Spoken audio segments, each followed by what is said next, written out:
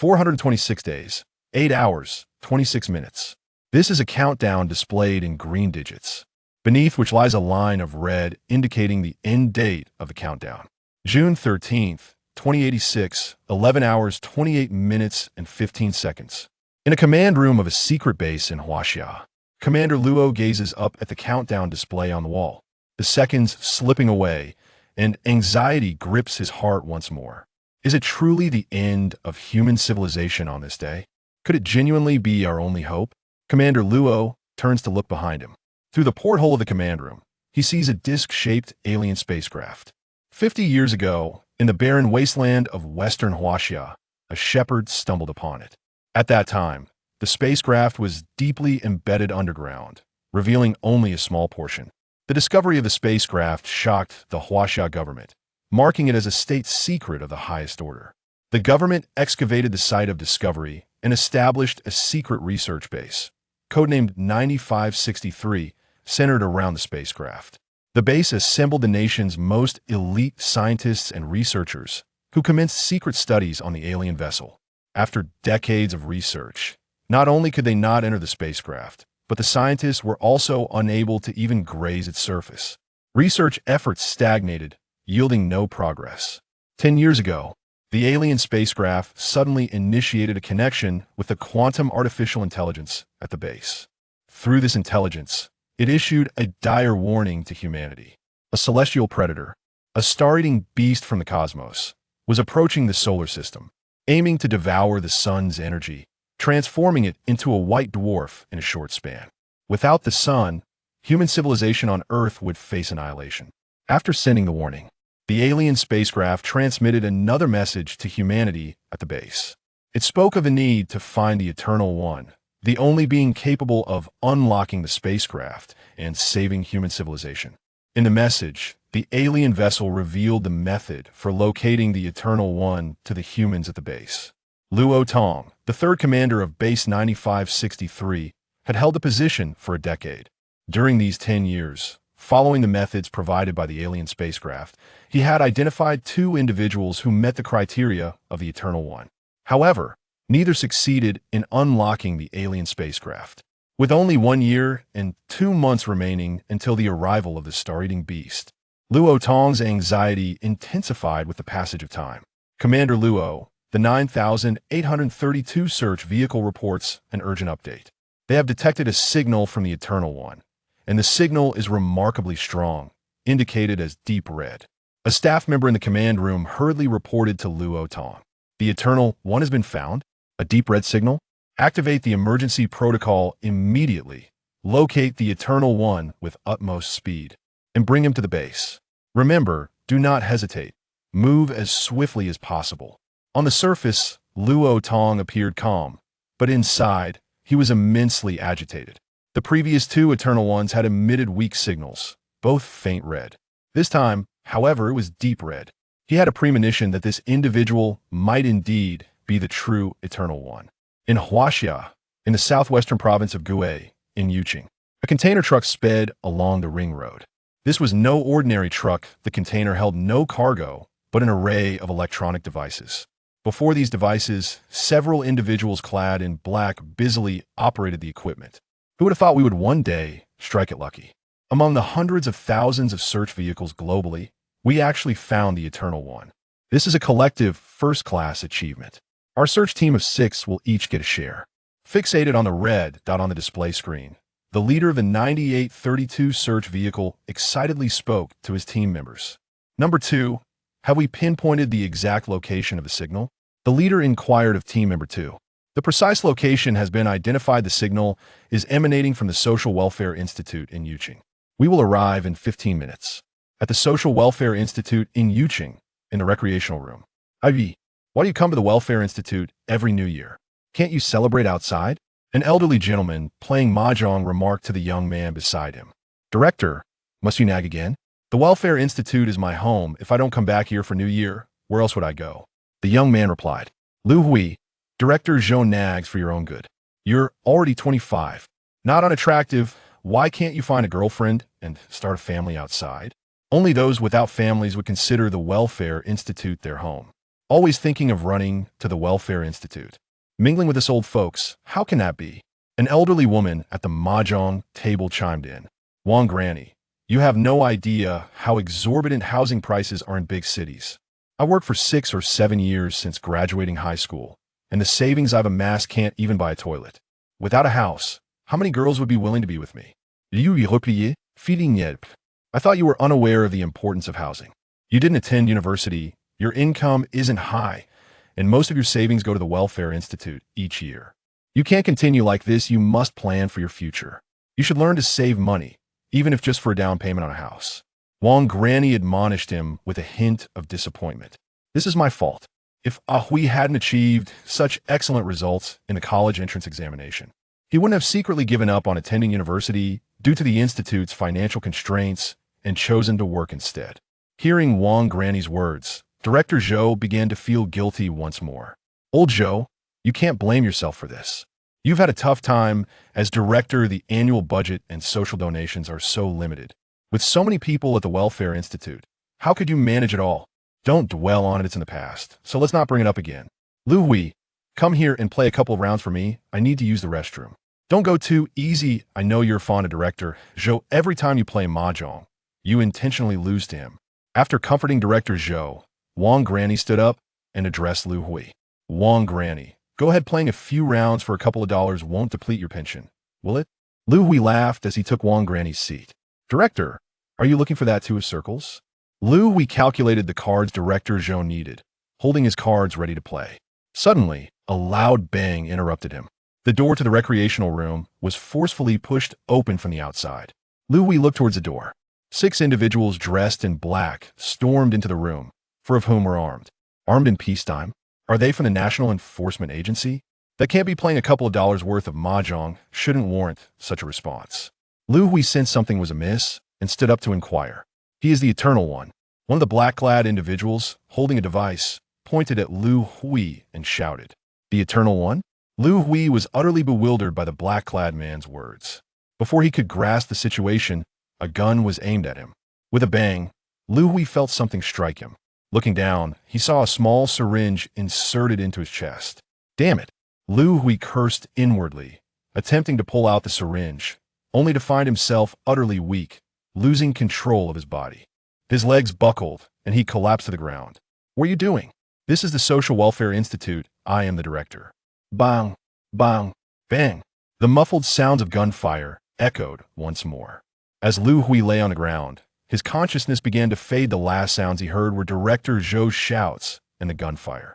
Chapter 1. Crisis Countdown, 426 days, 8 hours and 26 minutes. This is a countdown displayed in vibrant green digits, beneath which lies a line of red text indicating the termination date. June 13th. 2086, 11, 28, 15. In a command room of a secret base in the Huaxia Nation, Commander Luo raised his gaze to the countdown timer on the wall, the seconds slipping away with relentless precision. Stirring anxiety within his heart. Could it truly be that human civilization is destined to meet its end on this day? Is this indeed our only hope for survival?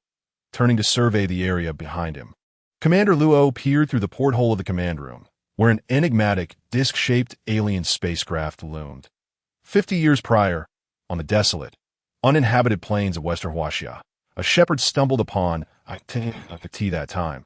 The spacecraft was ensconced deep underground. With only a corner protruding, the discovery sent shockwaves through the Huaxia government, marking it as a top national secret. Subsequently, excavations commenced at the discovery site, leading to the establishment of a clandestine research facility, codenamed 9563, centered around the spacecraft. This base attracted the nation's foremost scientists and researchers, who embarked on a secretive study of the extraterrestrial vessel. However, after decades of inquiry, they had made little progress. Not only had they failed to penetrate the interior of the spacecraft, but they could scarcely even scratch its surface. Research stagnated that a decade ago. The alien spacecraft inexplicably initiated a connection with the base's quantum artificial intelligence. Through this AI, it conveyed a dire warning to humanity.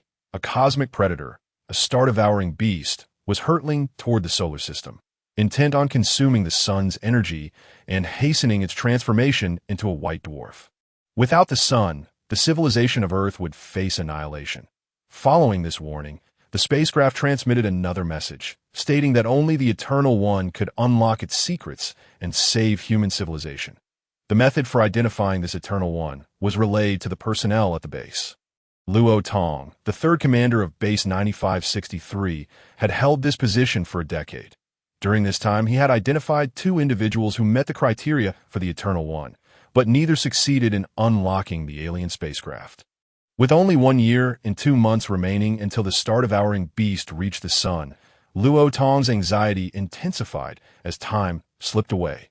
Commander Luo, the 9832 search vehicle reports an urgent update.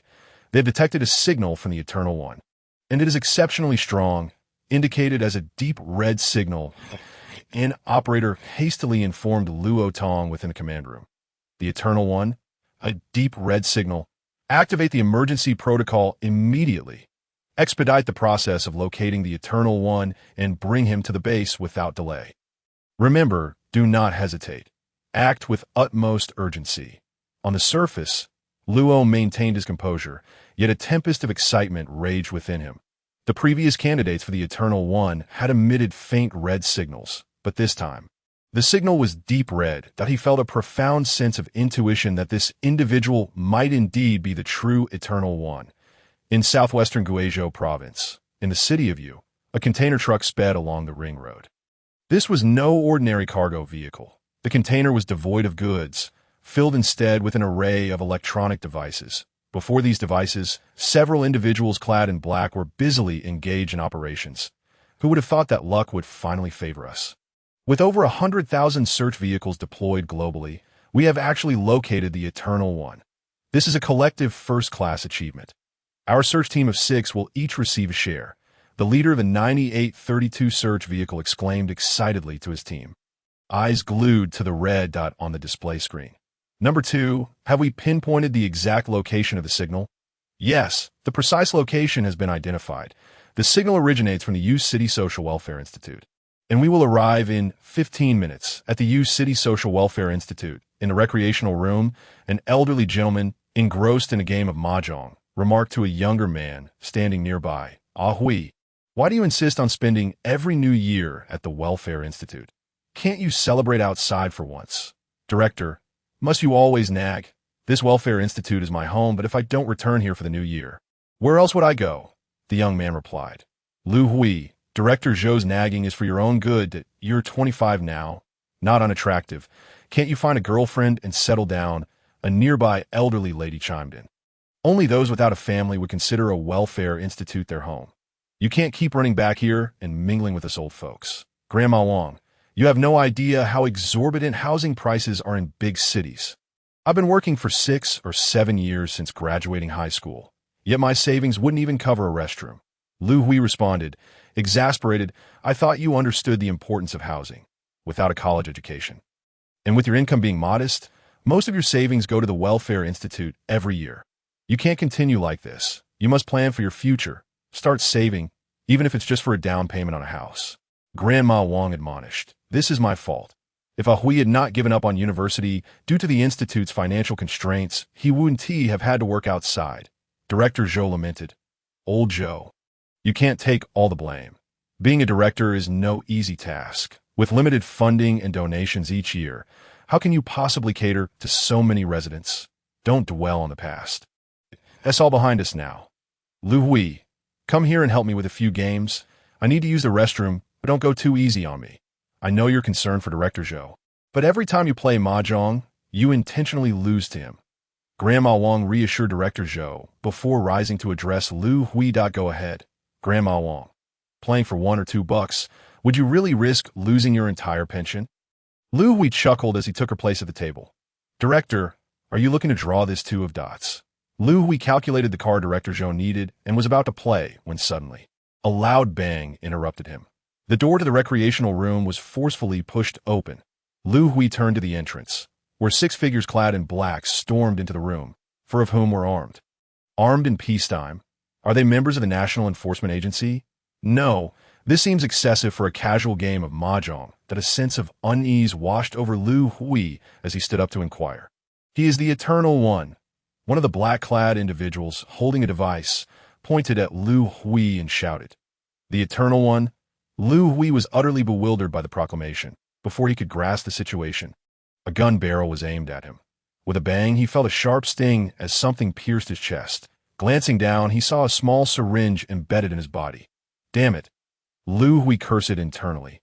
Attempting to remove the syringe, only to find himself succumbing to weakness, losing control of his limbs, his legs buckled, and he collapsed to the ground. What is the meaning of this? This is a welfare institute. "I'm the director." Bang, bang, bang. The muffled gunfire echoed once more. As Liu Hui lay on the floor, his consciousness began to fade. The last sounds that reached his ears were Director Zhou's frantic shouts and the gunfire. Chapter 2. The Eternal One. Number 5. Number 6. Hurry and grab a stretcher. Get him onto the vehicle. Number 3. Number 4. Maintain vigilance. Number 2. Stay behind and contact the local police to handle the aftermath. But remember to keep a low profile. The leader of the search vehicle issued rapid commands to his team. The black-clad operatives moved with alarming speed. Mere minutes later, the truck departed the Welfare Institute, heading towards the Sports Center Square. There, 2 armed helicopters awaited for extraction. At Base 9563, Luo Tong monitored the situation from the command room. "Commander Luo, the Eternal One has boarded the helicopter and is en route to the 386 military airport. Expected to arrive in 23 minutes. The Y-60 transport aircraft has already taken off, with 4 escorting J-80 fighter jets en route to the base, anticipated to arrive in 1 hour and 16 minutes. The staff in the command room continuously updated Luo Tong. "Have we retrieved the Eternal One's profile?" Luo Tong inquired of another staff member. "We have, and it has just been printed." A staff member handed the documents to Luo Tong. Liu Hui, born on March 8, 2060, currently 25 years old, an orphan raised at the U City Social Welfare Institute, achieved excellent results in the college entrance examination at 18, but abandoned his studies to work. Employed as a salesman at Deep Sea Cotton Import and Export Trading Company, upon reviewing Liu Hui's profile, Luo Tong furrowed his brow. Aside from his commendable examination results, everything else appeared rather unremarkable. Luo Tong found himself in an unexpected situation. "Commander Luo, I just heard that an Eternal has been located. What is the status?" A voice emerged from behind him. "Academician Wang, you have arrived." Luo Tong turned to see Academician Wang Kun, the head of the research team on Eternals at the base. The discovered Eternal is named Liu Hui, and the search instruments indicated a deep crimson signal. According to the data, there is nothing particularly special about him. After speaking, Luo Tong handed the documents in his hand to Academician Wang Kun. Upon receiving the materials, Academician Wang scrutinized them carefully. There is indeed something amiss. There is nothing particularly remarkable about him. After perusing the documents, Academician Wang voiced his confusion. For the past few years, he had been studying the first and second Eternals. The first, Zhang Jisin, was discovered by a search vehicle 8 years ago when he was already a researcher at a renowned university. Having published numerous influential scientific papers, he is now the youngest academician in Huaxia and is involved in spacecraft research. The second, Huang Zihu, was found 3 years ago and is a soldier who served 2 years of military service. However, he is not an ordinary soldier. He carries the prestigious title of King of Soldiers. During an exercise, he single-handedly annihilated a special forces company in the jungle. He is currently the captain of the base's Special Operations Team. Both the first and second Eternals exhibit extraordinary qualities that, in Academician Wang's eyes, an Eternal should not be an ordinary individual. Could it be that Liu Hui possesses some undiscovered extraordinary trait? Holding Liu Hui's documentation, Academician Wang began to feel a sense of anticipation. In a room within the base, Liu Hui lay unconscious on a bed, flanked by Luo Tong and Academician Wang Kun. "Commander, hasn't he been administered the antidote already?" "The anesthetic should wear off within 5 minutes. Yet it has been over 10 minutes, and he remains unresponsive," Academician Wang inquired anxiously. "Let us wait a moment longer. He should awaken soon," Luo Tong replied as they stood by, awaiting Liu Hui's revival. Meanwhile, Liu Hui was deeply ensnared in his dream. "I can't hold back any longer. What should I do? Am I truly going to touch this sphere again?" Liu Hui was astonished in his dream. He had not experienced this particular dream in nearly a decade. Since he could remember, he had been trapped in this recurring dream. Same scene, same sphere. Each time, he would uncontrollably reach out to touch the sphere. And each time, the outcome was the same. The moment he made contact, an unbearable piercing pain would jolt him awake. This time was no exception, as he could not resist touching the sphere in his dream. The familiar and terrifying pain brought him to consciousness. Liu Hui groaned as he awoke, confronted by two unfamiliar faces. After a brief moment of confusion, he recalled the events leading up to his unconsciousness. "Who are you? Where am I? What has happened?"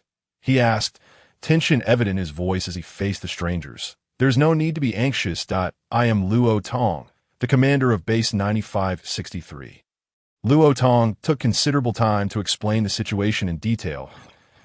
An alien spacecraft. The impending end of human civilization. I am to be the savior of humanity. I am an eternal." Upon hearing Luo Tong's words, Liu Hui found it utterly absurd and inconceivable that I am merely an ordinary person. How could I possibly discern the truth of your claims? Liu Hui felt the other party was speaking nonsense. The alien spacecraft is right here in the base. Once you see it, you will know whether I speak the truth. There is no reason for me to deceive you, Luo Tong clarified. Very well. Show me that moment. Liu Hui was skeptical, taking each step as it came. Following Luo Tong to the center of the base, Liu Hui was staggered by the sight before him that a disc-shaped spacecraft, approximately 150 meters in diameter and over 30 meters high, gleamed silver before his eyes. This is the alien spacecraft discovered 50 years ago, and we have studied it for decades without finding a way to enter. We are utterly at a loss, Luo Tong admitted with a hint of resignation. I can't believe what you said is true. There truly is an alien spacecraft. Observing the vessel, Liu Hui's disbelief began to waver into cautious acceptance. Liu Hui, whether we can access the alien spacecraft depends entirely on you, Luo Tong said gravely.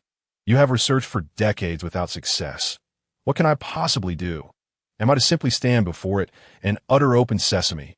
Liu Hui remained apprehensive, feeling that everything was too surreal. He was just an ordinary person. Suddenly, one day, someone tells you that you can save human civilization and that you are its savior. Surely this is nonsense. We do have a method to open the spacecraft. You merely need to touch this object. Luo Tong produced a square box before Liu Hui that a silver, football-sized metallic sphere floated in the air before him. Seeing the metallic sphere, Liu Hui recoiled in fear, stepping back 2 paces. Isn't this the sphere from my dream? Liu Hui's heart raced in astonishment. Liu Hui, there is no need to be frightened. This metallic sphere is an alien technological artifact. We are unsure why it floats in the air. Luo Tong assumed Liu Hui was startled for this reason. Is it dangerous to touch it? Liu Hui asked nervously. There is no danger at all. 2 Eternals before you have touched the sphere, and they are both alive and well, Luo Tong reassured him. Can I refuse? Liu Hui could not discern the truth of Luo Tong's words. The piercing pain from touching the sphere in his dream lingered in his mind. You must voluntarily touch the sphere for it to be effective. We will not force you. You may refuse. But you cannot leave the base. We will persuade you. Upon hearing Liu Hui's hesitation, Luo Tong's tone turned somewhat ominous. Liu Hui, being a clever individual, sensed the change in Luo Tong's demeanor and hesitated for a moment. After careful consideration, he made his decision that I will touch the sphere, but you must agree to one condition. What condition do you have? Feel free to state it as long as we can fulfill it. We will not refuse, Luo Tong responded without hesitation, relieved that Liu Hui did not outright reject the proposal. Time is of the essence for all of humanity, and he did not wish to waste it persuading Liu Hui. I am an orphan, having grown up in a social welfare institution, that if you can donate 1 million Huaxia coins to the Yuqing Social Welfare Institute, I will agree to cooperate with you in any scientific experiment, including touching the sphere. Liu Hui laid out his condition. Up until now, he still did not fully believe Luo Tong's claims. The concepts of an impending apocalypse and Eternals were beyond his comprehension, making it difficult for him to accept. However, one thing he was sure of was that the other party possessed significant power and could mobilize state resources. His presence here might merely serve as a test subject to touch the sphere. Liu Hui had considered refusing to cooperate with the experiment, but that thought was swiftly dismissed. Given the other party's capabilities, if they were to threaten the welfare institution, Liu Hui would undoubtedly yield. Rather than yielding under duress, he preferred to propose a condition, seizing this opportunity to secure some benefits for the institution. Regardless of whether an apocalypse was on the horizon, securing 1 million Huaxia coins for the Welfare Institute was a priority. 1 million was likely a trivial sum for them, and agreeing would not lead to regret. In a brief moment, Liu Hui contemplated numerous factors. Your condition poses no issue. 1 million is too little. We can donate 10 million. Luo Tong was taken aback by Liu Hui's seemingly simple request and agreed without a second thought. Please check the donation account for the Yuqing Social Welfare Institute and transfer 10 million Huaxia coins to the account.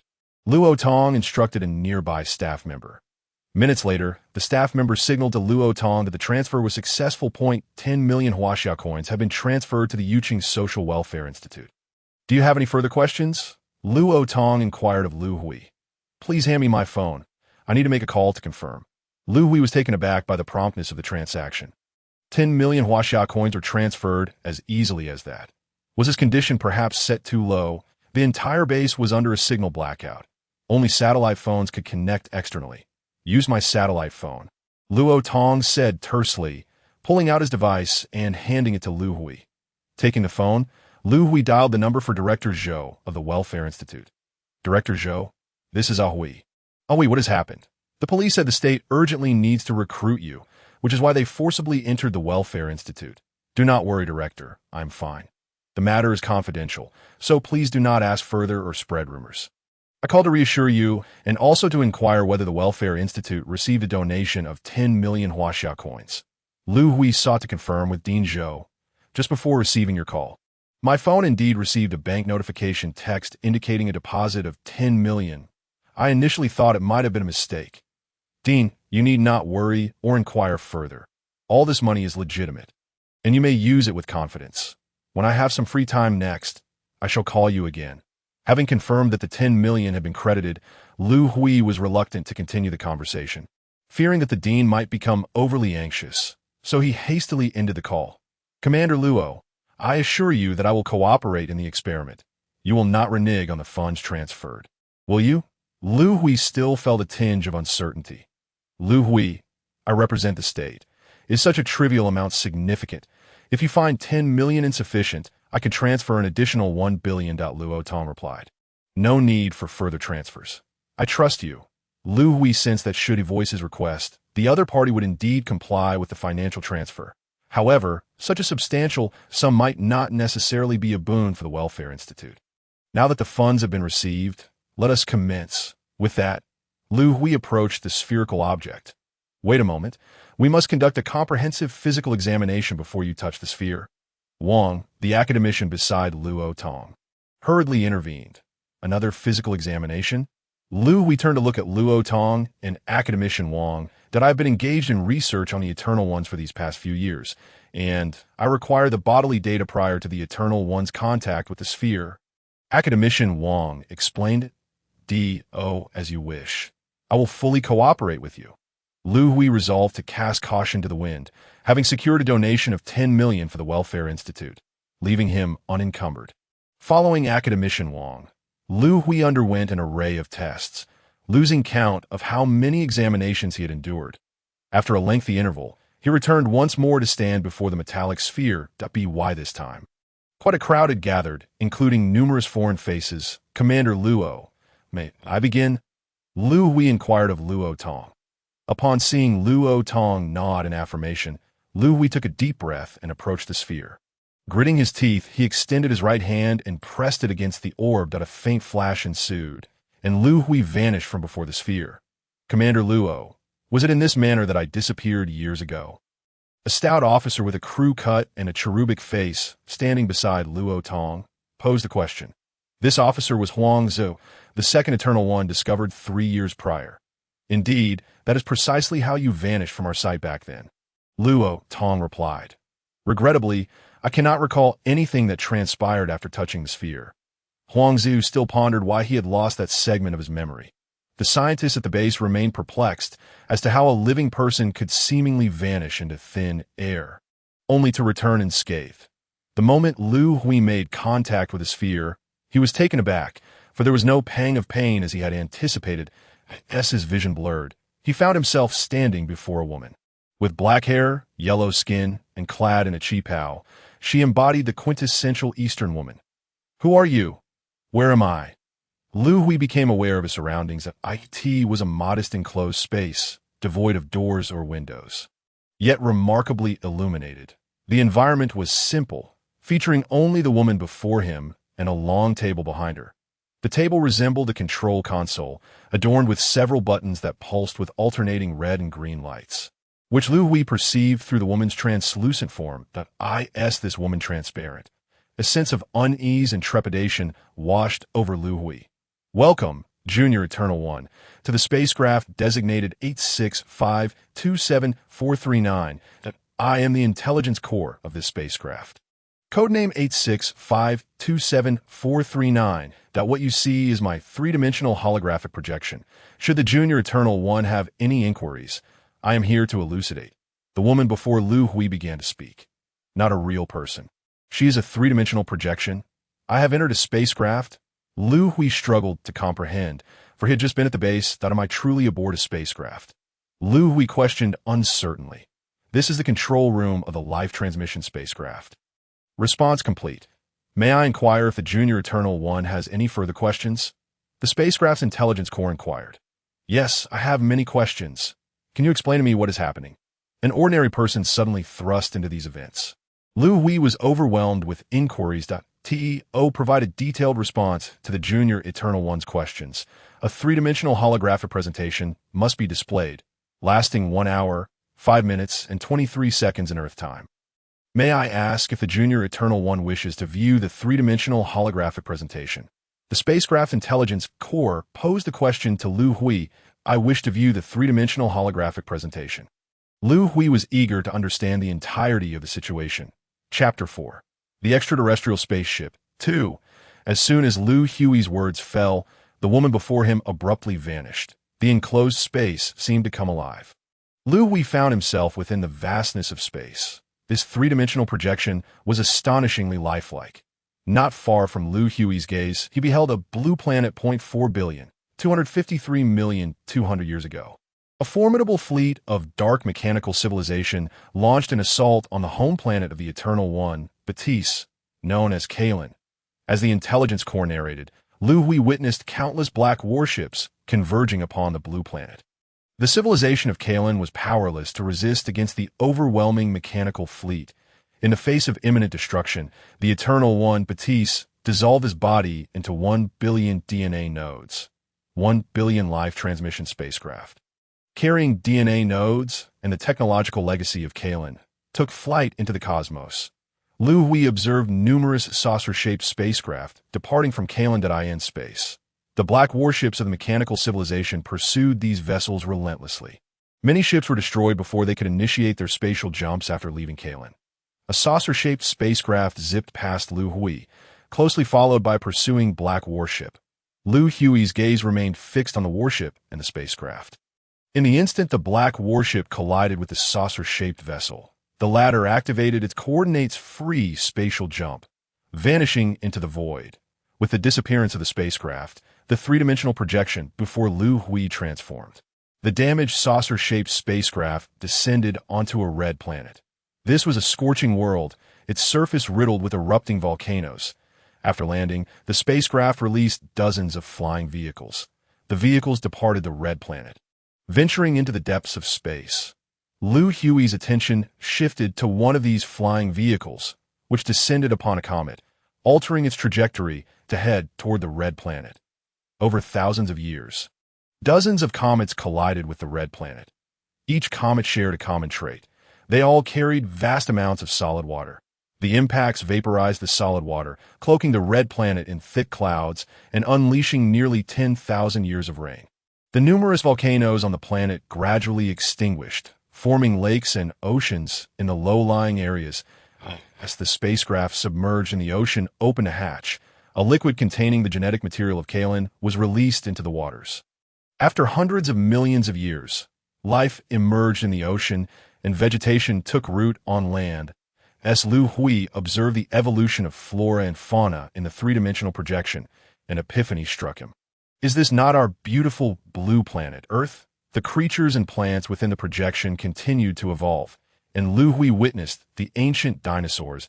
65 million years ago, a critical deviation in biological evolution emerged, steering life toward colossal forms. To rectify this deviation, the spacecraft launched an asteroid trajectory changer, redirecting a massive asteroid toward Earth. As the intelligence core narrated, a colossal asteroid hurtled toward Earth in the three-dimensional projection. The impact unleashed tremendous energy, casting a vast cloud of dust that enveloped the entire planet.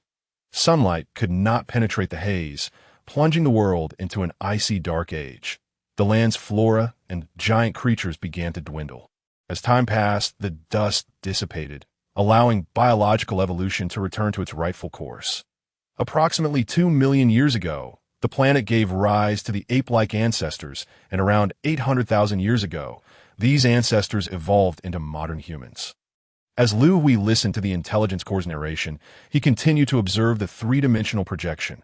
Within the imagery, he witnessed primitive human tribes and saw the spacecraft release dozens of metallic spheres. The spheres scattered across the continents of Earth. 6,036 years ago, humanity birthed its first junior eternal one. To date, the released transmission spheres have attracted a total of 26 junior eternal ones to the spacecraft for evolution. You are the 27th junior eternal one. The three-dimensional projection concluded. Do you have any further questions, junior eternal one? The intelligence core 865274439 stands ready to assist you. Liu Hui felt a sudden jolt, and he found himself back in the control room of the spaceship. The three-dimensional image of the ship's intelligent core materialized before him once more, gazing at the image of the woman representing the core. Liu Hui was struck by the sheer incredibility of it all. The life on Earth was astonishingly a creation of this very intelligence. You are the one who created life on Earth. What is your purpose? He inquired. And what, pray tell, is the nature of the junior eternal? Liu Hui was plagued by a multitude of questions. Esteemed junior eternal, the mission of the life transmission spacecraft is to perpetuate the civilization of the planet Kalen. You may also interpret this as the continuation of human civilization. My purpose in creating life is to await the evolution of beings into humanity and subsequently to discover the eternal among them. The junior eternal is not yet an eternal, but merely possesses the potential to evolve into one. That the eternal serves as the leader and soul of human civilization, and their brainwave emissions can facilitate the emergence of scholars and guardians among humanity. Scholars are the bedrock of technological advancement, while guardians are the protectors of civilization. Without an eternal, humanity cannot ascend to higher civilizations. Only an eternal can unlock the technological tree of Kalen civilization aboard this spacecraft. That concludes my explanation. Do you have any further inquiries, junior eternal? The core inquired. Why did the transmission sphere attract 26 junior eternals to the ship, yet I was not drawn here, but rather captured? Liu Hui questioned, still troubled by his abduction to the base. The transmission sphere has the capacity to influence the brainwave imaging of junior eternals, inducing dreams that guide them to seek out the sphere. A decade ago, the transmission sphere entered a low-energy phase, reducing its influence from 500 km to merely 10 kilometers. To continue the search for junior eternals, I enlisted the aid of the human government. Esteemed junior eternal, that concludes my response. Do you have any further questions? Though Liu Hui's cognitive abilities were limited, he had grasped the situation. This spacecraft was a creation of an extraterrestrial civilization known as Kalen, designed to generate life, allowing it to evolve into humans possessing the genetic traits of Kalen. IT sought to identify an eternal among humanity to unlock the technological tree aboard the ship and ensure the continuation of Kalen civilization. Liu Hui realized that he was a candidate for this eternal, this junior eternal. You mentioned that 26 junior eternals have previously visited the ship. Who were they? Did none succeed in their evolution? Liu Hui, as a junior eternal, was deeply invested in this inquiry. Chapter 5. The Extraterrestrial Spaceship 3, a total of 26 junior eternals had once entered the spaceship. They were Huang Di, Nicholas Copernicus, Hua Ta, Zhu Chongji, Isaac Newton, Michael Faraday, Nikola Tesla, Albert Einstein, Stephen William Hawking, All 26 junior Eternals failed in their evolution. Upon hearing these names, Liu Hui was astounded. While he was unfamiliar with some, he recognized most. Huangdi, the progenitor of Huaxia civilization. Huada, the revered master of traditional Chinese medicine. Copernicus, the astronomer who pioneered the heliocentric theory. Newton, the physicist, mathematician, and astronomer who established the fundamental principles of mechanics. Tesla, Einstein, Hawking. These were all illustrious figures in history. Could it be that I will one day stand among them? Liu Hui pondered. I it exceedingly difficult for a junior Eternal to evolve into an Eternal. Could you elaborate on the process of evolution? Liu Hui was intensely curious about the failures of the 26 individuals. To evolve into an Eternal, one must inject the DNA nodes of the Eternal from Kalen, known as Batiste, aboard the spaceship. That a fusion rate exceeding 80 signifies successful evolution. The evolution process requires the junior Eternal's voluntary participation. And throughout the injection process, there must be no resistance. That concludes my explanation. May I inquire if the junior Eternal wishes to undergo the injection evolution? The ship's intelligent core asked that is there a life-threatening risk associated with the injection evolution? Can I refuse? Liu Hui felt the need for clarity regarding his own life. The injection evolution is a voluntary act. Refusal or failure will not pose any life-threatening risks. Should one refuse or fail in their evolution, the junior Eternal will be teleported back to the location of the transmission sphere, and all memories of the ship will be erased. That concludes my explanation. Esteemed junior Eternal, do you consent to undergo the injection evolution? The intelligent core inquired once more. I consent. With no life-threatening risks and the prospect of unlocking the technological tree aboard the ship, Liu Hui felt it would be foolish to decline. Please proceed to the injector.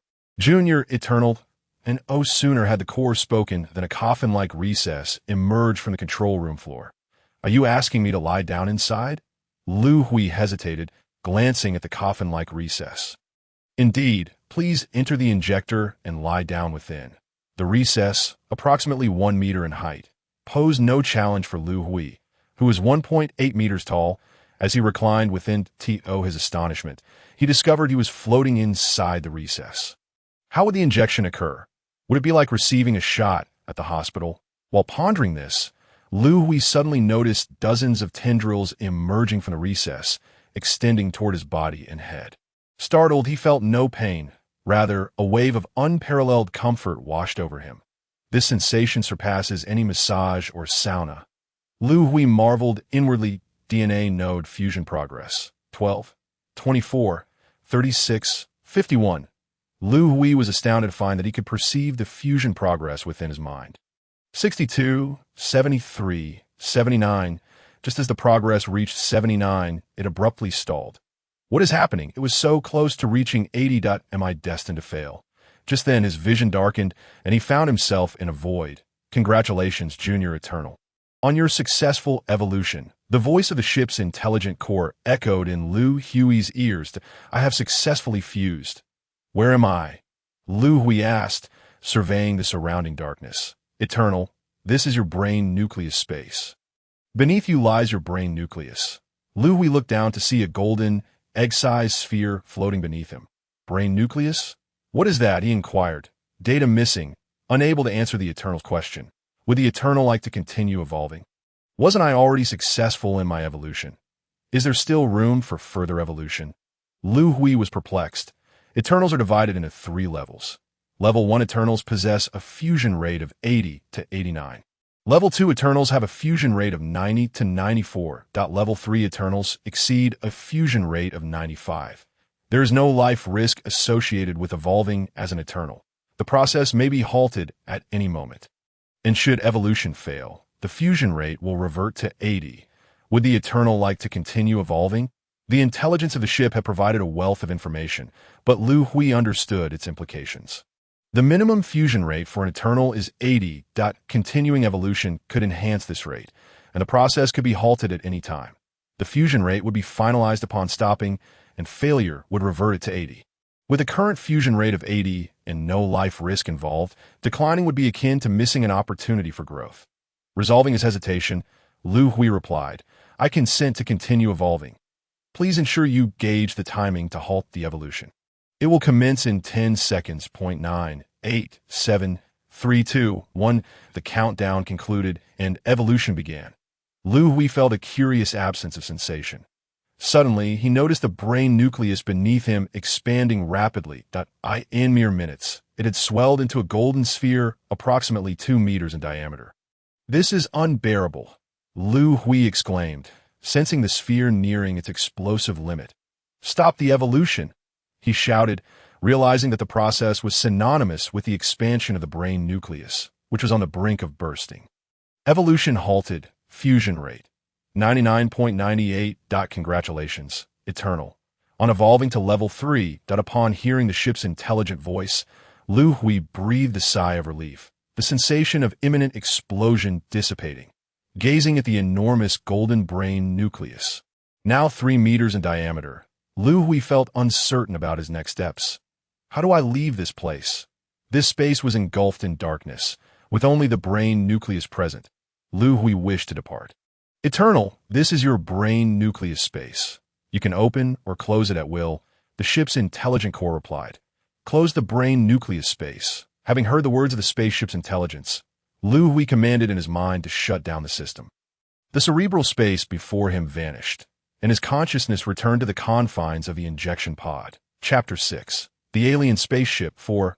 Lying in the pod, Liu Hui noticed that the tentacles that had been inserted into his body had disappeared.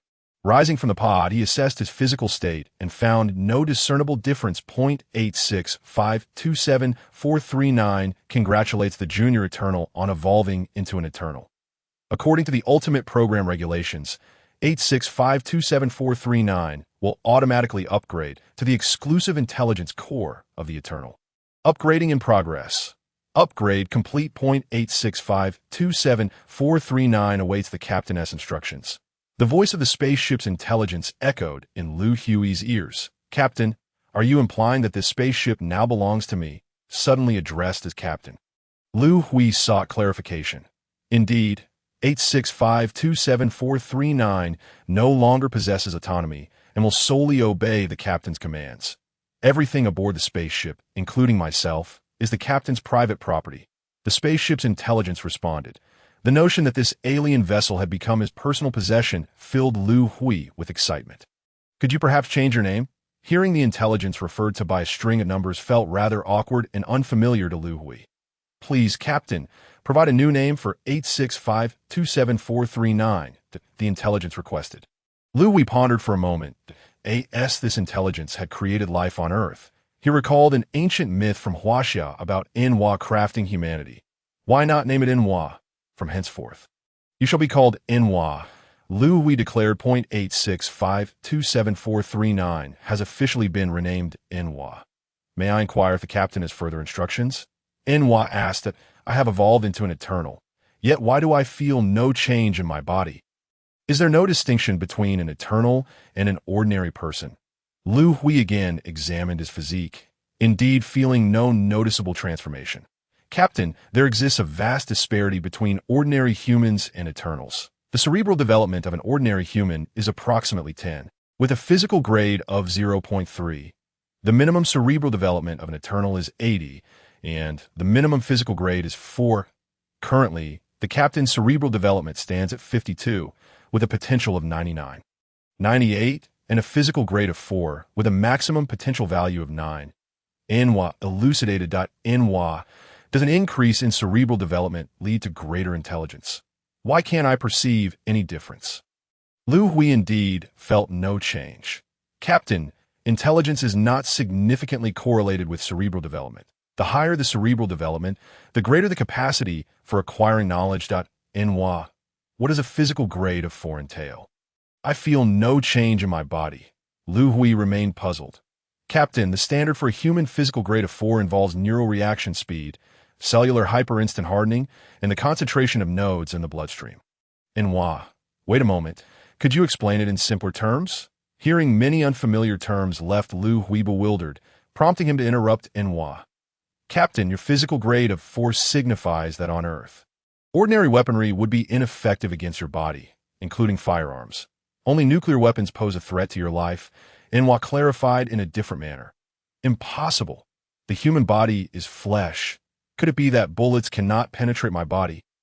Upon hearing Enwa's words, Liu Hui touched his own body, finding it hard to believe. Enwa is your exclusive intelligence and would not deceive you, Enwa replied. Forget it. I want to dwell on this matter. I shall understand in due time. With this thought, Liu Hui ceased to ponder further, but he surveyed the control room of the spaceship, which was modest in size, approximately 20 square meters, given that the spaceship measured over 150 meters in diameter. There must be other areas. Enwa, are there additional sections within the spaceship? I wish to explore. Asked the captain. Liu Hui was eager to learn more. Captain, the vessel life transmission possesses 14 compartments beyond the control room. Please follow me for a tour. As soon as Enwa finished speaking, a hatch suddenly opened in the wall of the control room.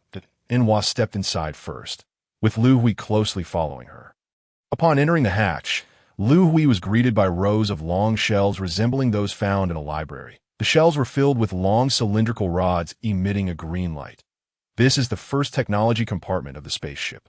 The rods glowing green are technology tree storage rods, which contain the technological knowledge of the Kalan civilization, Enwa explained. Let us proceed to the next compartment.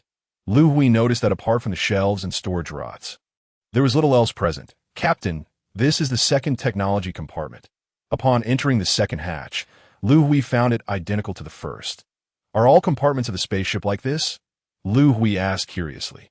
Captain, compartments 1 to 10 are all technology compartments. However, compartments 9 and 10 have sustained severe damage. With compartments damaged, Liu Hui grew anxious, for this was his private property, though uncertain of its future utility. He felt a pang of regret at the thought of damage. Upon entering the 9th technology compartment, Liu Hui observed that several shells holding storage rods had collapsed, leaving numerous dull rods scattered across the floor. The only remaining rods were a few upright shelves near the hatch, which still housed a small number of storage rods. Captain, the spaceship sustained physical impact damage prior to initiating space jump. Tore through the outer layer of the spaceship? Why can't I see where the breach is? Liu Hui interrupted Enwa, examining the walls of compartment 9, failing to find any breach. The outer layer of the spaceship is constructed from memory metal, which has self-repaired the damage caused by the impact. Enwa clarified. Memory metal? The technology of the Kalan civilization must far surpass that of Earth. With Liu Hui's current knowledge, this metallic material seemed exceptionally advanced. Enwa, let us proceed to compartment 10. Liu Hui wished to assess the extent of the damage in compartment 10, hoping it would not be as severe as that of compartment 9. After inspecting compartment 10, Liu Hui felt somewhat disheartened. The damage was comparable to that of compartment 9. Alas, I wonder how significant these losses are. Unable to assess, Liu Hui could only lament inwardly. Captain, the 11th robotic maintenance compartment has also suffered severe damage. Shall we continue our exploration? Let's take a look. Liu Hui felt a sense of disappointment. Having just acquired this alien spaceship, it was not in its entirety. Entering the robotic maintenance compartment, he found it significantly smaller than the technology compartments, with numerous machine parts scattered across the floor. Captain, the robotic maintenance compartment originally housed 6 maintenance robots, but due to severe damage, none are currently operational. Enwa reported the situation. ISNT, there's still one intact robot. Can it not be activated? Liu Hui pointed to a cabinet near the hatch, which housed a robot resembling an octopus with numerous tentacles. Enwa could not connect to the maintenance robot. Although its exterior is undamaged, the captain may attempt to activate it manually. Manually activate the robot? How does one do that? Hearing there was still hope for activation, Liu Hui inquired eagerly. Captain, there's a protruding button located on the back of the robot's torso. Press and hold it for 3 seconds. Following Enwa's instructions, Liu Hui located the button and pressed it. After 3 seconds, the robot twitched. The first maintenance robot is in the process of starting up. Startup successful. Enwa is now connecting to the first maintenance robot. Connection successful. Fault detection in progress. Fault detected. Initiating self-repair. Before Enwa had finished speaking, the robot within the cabinet suddenly sprang to life. Waving its tentacles, 3 tentacles supported its standing form, while others reached toward its own torso. In less than a minute, the robot had disassembled its outer casing, with several smaller tentacles reaching inside its torso. A few minutes later, the robot reassembled its outer shell. Captain, the first maintenance robot has completed its self-repair. Upon hearing Enwa's words, Liu Hui gazed at the towering robot before him. Then he looked at the scattered machine parts in the maintenance chamber. It appeared that these remnants belonged to other maintenance robots that had been damaged. One robot's torso appeared relatively intact. Seeing the debris, Liu Hui suddenly had an idea. Can the first maintenance robot utilize these remnants to assemble a complete maintenance robot? Liu Hui pointed at the machine remnants on the floor. An assessment cannot be made, but it can be attempted. Captain, shall I proceed with the assembly attempt using the first robot? Let us give a try. It may be possible to. As soon as Liu Hui's voice faded, robot number 1 sprang into action with remarkable swiftness. He maneuvered gracefully through the debris, gathering a significant assortment of robotic components in a short span of time. Once the collection was complete, robot number 1 commenced the intricate task of assembly and repair. Enwa, shall we proceed to Capsule 12? Observing that the repair robot would not yield immediate results, Liu Hui wished to avoid wasting precious time in that location. Captain, this is Capsule 12, the life propagation chamber. Following Enwa, Liu Hui arrived at Capsule 12. Why is it empty? Liu Hui noted the absence of any contents within. Captain, Capsule 12 was originally equipped with the life gene liquid from Kalen Planet. Those liquids have since been discharged into the ocean. Since it is devoid of contents, let us proceed to Capsule 13. Liu Hui followed Enwa to Capsule 13. Captain, Capsule 13 houses the spacecraft's flight apparatus. There are 10 early warning aircraft and 30 asteroid trajectory modifiers. 8 of the early warning aircraft have been launched, leaving 2 remaining. 25 asteroid trajectory modifiers have been utilized, with 5 still in reserve. Enwa elucidated the situation of Capsule 13. Early warning aircraft. Are they designed to guard against the dark mechanical civilization? Liu Hui recalled the mechanical civilization that pursued their spacecraft. Captain, the early warning aircraft are not equipped to defend against the dark mechanical civilization. Their primary function is to provide warnings of potential cosmic disasters that the solar system might encounter. I have deployed 8 early warning aircraft around the solar system. Should a controllable cosmic disaster be detected, I will be able to respond proactively. Enwa explained the purpose of the early warning aircraft to Liu Hui. They're a final Capsule 14, which serves as the weapon chamber, regardless of the asteroid trajectory modifiers or early warning aircraft. Liu Hui found these matters of little significance. His foremost concern was the spacecraft's weapon systems. Captain, this is the life propagation spacecraft, not a cosmic warship. It lacks offensive systems and possesses only a Level 3 energy shield. Upon hearing the absence of weaponry, Liu Hui felt a tinge of disappointment. Isn't there an energy shield on the spacecraft? How could 2 technology chambers be destroyed? Liu Hui inquired with curiosity. Captain, the energy shield can only defend against energy attacks. It is ineffective against physical collisions. Enwa clarified. Upon hearing Enwa's explanation, Liu Hui recalled her previous mention that the destruction of the technology chambers was caused by a collision with a warship from the dark mechanical civilization. No weapon chamber. Then what is Capsule 14? After exiting Capsule 13 and returning to the control room, Liu Hui curiously asked, Captain, Capsule 14 is the spacecraft's power chamber. Would you like to continue the tour? Power chamber? Let us take a look. Liu Hui's curiosity piqued. What could an alien spacecraft's engine possibly look like? Please follow me, Captain. As Enwa spoke, a staircase leading downward suddenly appeared on the control room floor. Descending the staircase alongside Enwa, Liu Hui entered a vast, disc-shaped space. The walls of the space were adorned with transparent cubes, each roughly the size of a basketball, while a black sphere, approximately 1 meter in diameter, floated in the center. What are these cubes? Is this black sphere the spacecraft's engine? Liu Hui inquired with intrigue. Captain, to explain in terms familiar to Earth, you are currently standing within the internal space of the engine.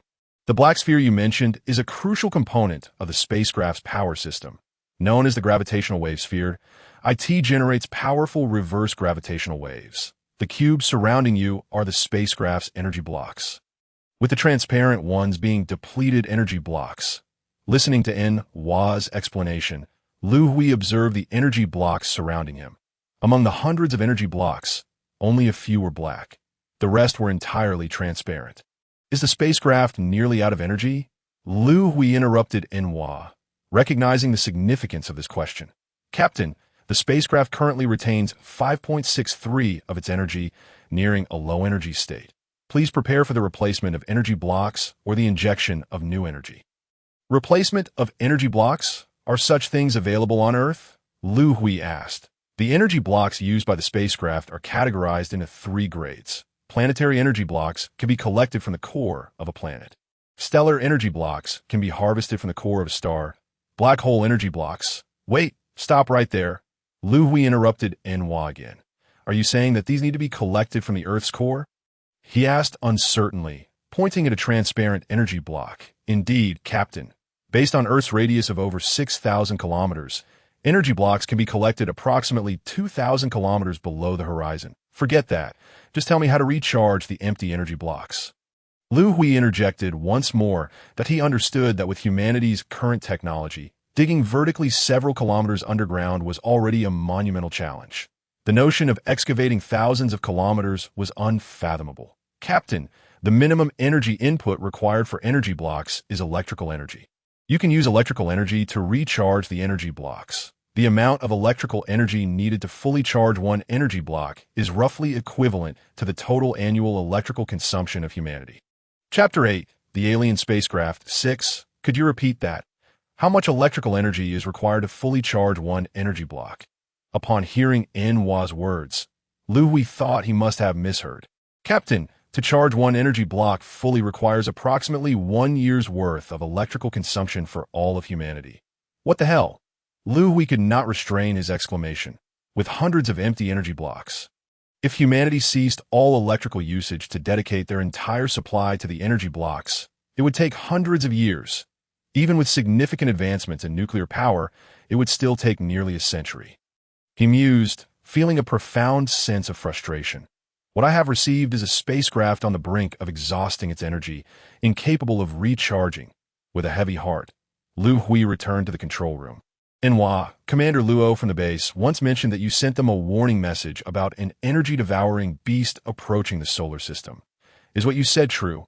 Back in the control room, Liu Hui recalled this critical matter. Captain, this is indeed true. 15 years ago, the early warning system transmitted this information, which I have confirmed multiple times. Enhua responded, can you not prevent this disaster from occurring? The advanced nature of alien technology was beyond Liu Hui's comprehension. Yet he sensed that the intelligent entity before him might be incapable of averting this impending catastrophe. If it could have been prevented, there would have been no need to send a warning to humanity. Liu Hui sought confirmation. Captain, the stellar-devouring beast is an energy organism composed of energy cells. After calculations, I have determined that the disaster cannot be prevented. The solar system will be destroyed in 1 year and 2 months, Enhua replied. Unpreventable. Receiving confirmation, Liu Hui found it difficult to accept. Did you not say that finding the Eternal One and activating the spacecraft could save human civilization? Liu Hui questioned vehemently. Captain, you can indeed save human civilization, but not the solar system. The disaster is unavoidable. You can lead a portion of humanity to escape the solar system and preserve the human legacy. Enhua explained. Escape the solar system? There are over 10 billion humans on Earth. How can we manage that? Humanity's crewed spacecraft has only reached Mars at most. Are we to escape using this life propagation spacecraft? At that moment, an idea flashed through Liu Hui's mind. If such a day were to come, should he secretly take his loved ones from the welfare center and flee the solar system? Captain, the life propagation spacecraft has limited space and can only accommodate a few hundred individuals. That if you wish to rescue more people, you could utilize the power system of the life propagation spacecraft to construct a massive spaceship to facilitate humanity's escape from the solar system. Enhua suggested. Utilize the spacecraft's power system? Construct a supermassive spaceship? Liu Hui asked with uncertainty. Captain, according to my calculations, the spacecraft, when fully energized, can propel a mass of XXX to perform a spatial leap. This means we can build a massive ship with a mass not exceeding XXX, connecting it to the power system of the spacecraft, thus enabling it to carry humanity away from the solar system. The estimated capacity of the ship would be around 50 million. Enhua, let us not dwell on the construction of the ship for now. Liu Hui interrupted her once more. With only 1 year and 2 months left, Do you have a solution for the spacecraft's energy collection and recharging? Liu Hui understood that this was the crux of the issue. Captain, the data on the spacecraft is incomplete, and I am unable to provide a solution. I recommend that you study the technological knowledge of Kalen Planet to find a resolution. Inwa advised. Study alien technology? Inwa, with only a year and 2 months remaining, is there still time? Liu Hui felt that the time frame was far too short. Captain, with you here, anything is possible. Your cerebral capacity has currently reached 52, and learning has become an effortless endeavor for you. Niwa replied. Very well. I shall endeavor to learn and see how it goes. Having not yet practiced, Liu Hui was uncertain of the potential outcomes. Niwa, I have completed my tour of the spacecraft, and I wish to return to the base. The situation involves the very survival of humanity on Earth, and Liu Hui intends to relay the circumstances. Captain, the first maintenance robot has successfully assembled and repaired a second maintenance robot, which is now on standby. It is advisable for the captain to command the robot to utilize the teleportation sphere aboard the spacecraft to create a teleportation wristband for you. In times of crisis, you can use the wristband to return to the spaceship. The teleportation wristband will also allow you to maintain constant communication with Niwa. Niwa offered a suggestion to Liu Hui that a wristband with teleportation and communication capabilities? That sounds promising. With this thought, Liu Hui did not hesitate any further. Niwa, I accept your suggestion. Please manufacture the teleportation wristband. A few minutes later, the maintenance robot approached Liu Hui, holding a silvery wristband. Upon receiving the wristband, Liu Hui found it remarkably light, almost imperceptible. Its diameter was slightly larger than his palm, and he easily slipped it on. The moment he donned the wristband, its diameter began to gradually shrink until it fused seamlessly with Liu Hui's wrist, becoming virtually indistinguishable on the surface. This extraterrestrial technology is truly remarkable, he mused as he touched his wrist. Niwa, please teleport me back to the base. With the wristband in hand, Liu Hui prepared to return. Given the short distance, initiating teleportation would be an energy-wasting endeavor. Niwa suggested that the captain walk back to the spaceship. I accept your advice, Liu Hui replied with a smile. The spaceship is situated within the base. Stepping out of the craft would bring him directly back. Indeed, using teleportation would be somewhat redundant. Just as Liu Hui's words faded, a staircase leading outside the spacecraft appeared along the wall of the control room. At the base before the teleportation sphere, Liu Hui had been absent for over 6 hours. Luo Tong, Huangzhou, academician Wang Kun, and other researchers had not left as they awaited results. Commander Luo, it has been over 6 hours. Could something have gone awry? Academician Wang Kun expressed his concerns. Zhang Jisen and Huangzhou had both returned after disappearing for over 2 hours. Yet this time, Liu Hui's absence was notably prolonged. I am uncertain, but I have a feeling that Liu Hui will undoubtedly succeed in activating the spacecraft, Luo Tong replied, unsure of why he felt this way. Everyone look! The spacecraft! Someone in the crowd suddenly exclaimed loudly. Luo Tong turned his gaze toward the spacecraft. At some point, a staircase had appeared on the lower side of the spacecraft, and descending it was none other than Liu Hui, who had been missing for over 6 hours. He had indeed entered the spacecraft. Realizing this, Luo Tong excitedly approached Liu Hui. Commander Luo, I have returned. As Liu Hui set foot on the base, the staircase swiftly retracted, restoring the spacecraft to its original state. Liu Hui, you have finally returned. What was the situation aboard the spacecraft? What did you experience? Wang Kun, who was following Luo Tong, inquired eagerly. Liu Hui, please hold for a moment. Luo Tong noticed that many individuals in the base were curiously gathering around. Elevate the security and confidentiality levels to the highest degree. Without my command, the base is now open only for entry, not exit. Summon the heads of all departments to the conference room for a meeting. Luo Tong decisively instructed his assistant. The matter is of utmost importance, and not everyone in the base is qualified to be informed. Chapter 9. An unexplainable familiarity in the base's conference room. Liu Hui, allow me to introduce you to this esteemed elder, Qian, the head of the Chinese Academy of Sciences, who oversees the research efforts here.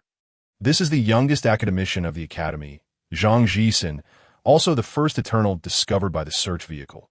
This is Huangzhou, the captain of the base's special guard team, who is the second Eternal found by the search vehicle. This is Jex, the representative of the Western camp, responsible for communications with the West. In the conference room, Luo Tong introduced Liu Hui to the principal leaders of the base. Commander Luo, since the alien spacecraft and the base are both located in our land, why allow a representative from the Western camp to intervene? After Luo Tong finished introducing everyone, Liu Hui quietly asked him. The countries on Earth are divided into Eastern and Western camps, and there has always been intense rivalry and conflict between them. Matters concerning extraterrestrial spacecraft should ideally not involve collaboration. This is unfortunately unavoidable. Locate the Eternals. The search vehicle must conduct a global search. Without support from the West, we cannot achieve this. Furthermore, the crisis involves the survival of all humanity. So cooperation was the only viable option to include them in the efforts. Luo Tong replied discreetly. So that is how it is. Liu Hui nodded internally. Please take your seat at the main table and share your experiences from today's entry into the spacecraft. Luo Tong instructed Liu Hui. Following Luo Tong's words, Liu Hui unreservedly took his place at the head of the conference table. The aforementioned experiences are what I encountered aboard the alien spacecraft. Liu Hui devoted nearly an hour to recounting his experiences within the craft. Naturally, he was not entirely forthright. He withheld certain information, he concealed details about the Eternals, the teleportation wristband he wore, and more. Keeping a backup plan in mind, that I never expected that the life on our Earth was created by this extraterrestrial spacecraft. The spacecraft possesses a technological tree from an alien civilization. The extraterrestrial intelligence only obeys Liu Hui's commands. The destruction of the solar system is now unavoidable. Our only option is to escape the solar system. Upon hearing Liu Hui's words, the people in the conference room began to discuss. Liu Hui. Regarding the crisis of the sun's annihilation, is it truly beyond the extraterrestrial intelligence's capacity to prevent? Luo Tong glanced at Liu Hui in the main seat, seeking confirmation once more. Commander Luo, I have confirmed with the extraterrestrial intelligence several times. It cannot avert the impending disaster. What we need to do now is to gather the world's leading scientists to study alien technology, seeking a solution to the crisis and finding a way to escape the solar system. Liu Hui's thoughts were still anchored in the idea that collective strength is paramount. He did not intend to face this alone. Perhaps humanity as scientists could expedite the resolution by collaboratively learning about alien technology. Time is of the essence, and the stakes are high. I must report to the higher-ups. Everyone present. The confidentiality level is at the highest tier. You should know what to do.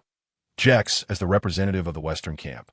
Remember to maintain confidentiality in your reports. The West should refrain from unnecessary actions.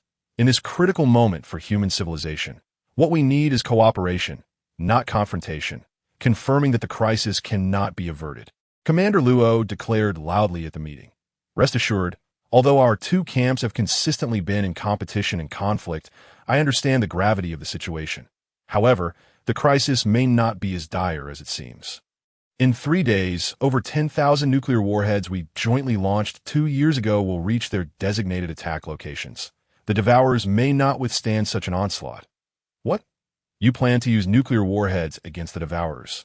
What is going on? Liu Hui interjected urgently upon hearing Jex's words. Liu Hui, ever since we received the crisis alert from the alien spacecraft, we fired a probe based on the coordinates provided in the message, followed by the launch of 3 nuclear warheads. After confirming the Devourer's existence, we attacked them with nuclear warheads. Perhaps the number of warheads was too few and their yield too low. The attack proved ineffective. After the Western camp joined the base, we deliberated and decided not to remain idle, thus jointly launching 10,000 nuclear warheads against the Devourers. Luo Tong explained the circumstances to Liu Hui. There is some information about the Devourers aboard the spacecraft, which I gleaned through the intelligence. The Devourers are energy beings composed of energy cells. Nuclear warhead attacks cannot inflict any damage upon them. In fact, it may have the opposite effect, increasing their flight speed. Liu Hui conveyed the intelligence he had acquired. What you describe is significant. I will report it truthfully. Should we consider an offensive action? We shall discuss it later. This meeting is adjourned, Commander Luo announced loudly. Huangzhou, Liu Hui, please remain behind. Once the excess individuals in the conference room had departed, Luo Tong turned to Huangzhou. Huangzi, I order you to reorganize the special guard team into 4 small units, providing round-the-clock protection for Liu Hui. The security level is to be the highest. You remember, even if everyone in the base perishes, not a single hair of Liu Hui shall be lost. Without needing others to remind him, Luo Tong is acutely aware of Liu Hui's significance to both the nation and humanity at this moment. Yes, I will ensure the mission is accomplished. Chief, this is your resting chamber. There will be personnel at the entrance 24 hours a day. Should you require anything, feel free to instruct them. After escorting Liu Hui to a room, Huangzi respectfully stated, "Change your address, do not call me Chief. It feels unfamiliar. You may simply address me by my name, or as Mr. Liu." Liu Hui, being an ordinary person, was indeed unaccustomed to such military titles. "Very well, then I shall refer to you as Mr. Liu from now on." Huangzi was not one to be inflexible. "Captain Huang, did you know me previously?" In the room, Liu Hui suddenly inquired of Huangzi. "Mr. Liu, prior to today, I had neither met you nor heard your name. Why do you ask? Do you perhaps know me from before?" Huangzi responded with a question of his it is nothing significant. "I simply find you to possess a rather unique aura. Interacting with you evokes an inexplicable sense of familiarity, akin to that of brothers or kin." Liu Hui voiced his feelings, uncertain of why he felt this way. Perhaps it was due to the other's youthful visage.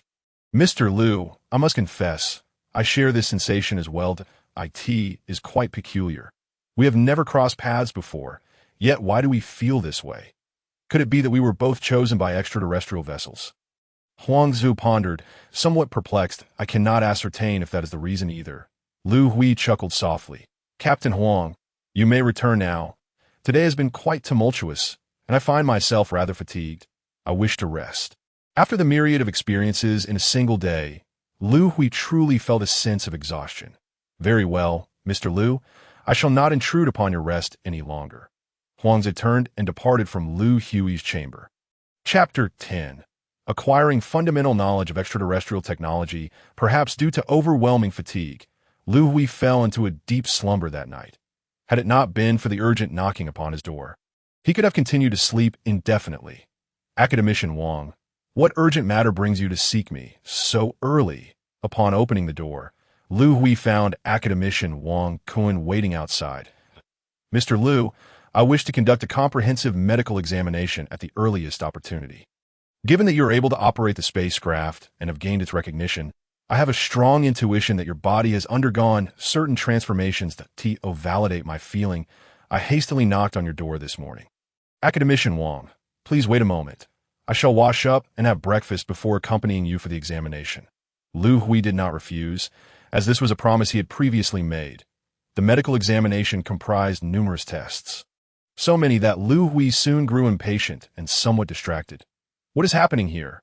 Liu Hui, in a distracted state, heard the nurse exclaim in surprise. "What is the matter, Miss Nurse?"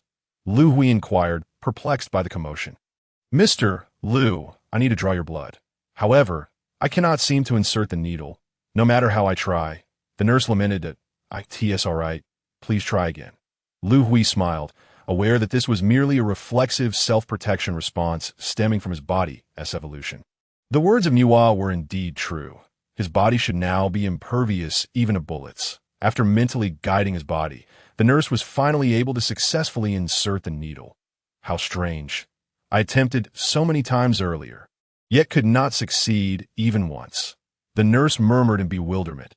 Upon hearing her words, Liu Hui merely smiled in silence. After half a day, Liu Hui finally completed all the medical examinations, with nothing to occupy his time. He returned to his room. Upon entering, he noticed a computer situated within. "Niwa, can you connect to this computer?" Through the wristband, Liu Hui could communicate with Niwa using his thoughts at any time. "Captain, I can connect to all computers on the internet. These computers serve as my data repository," Niwa replied. "Then please transfer the foundational knowledge of the Kalen planet's technology tree to this computer that I wish to study it." Liu Hui intended to test his ability to learn the fundamental technological concepts of Kalen planet. "Captain, please hold on a moment while I translate the foundational knowledge in a Huaxia script." Moments later, seated before the computer, Liu Hui beheld the extraterrestrial foundational knowledge that Niwa transmitted. Fundamental mathematics of the universe, fundamental material science, gravitational wave theory, fundamental chemistry of the universe, fundamental energy science of the universe, fundamental spatial science. With dozens of subjects presented, Liu Hui was uncertain which to choose. Let us start with mathematics. Liu Hui had excelled in mathematics during high school, achieving a score of 146 in his college entrance examination. Thus, he first selected fundamental mathematics of the universe. Upon opening the mathematical materials on the computer, Liu Hui began to study earnestly. This I cannot comprehend. Liu Hui was astonished to find that he could not understand the foundational mathematics of the Kalan planet's technology tree at all. Niwa, you mentioned that my brain domain development is currently at 52, and that learning should be a simple task for me. Yet why do I find these foundational mathematical concepts utterly incomprehensible? Liu Hui queried in confusion.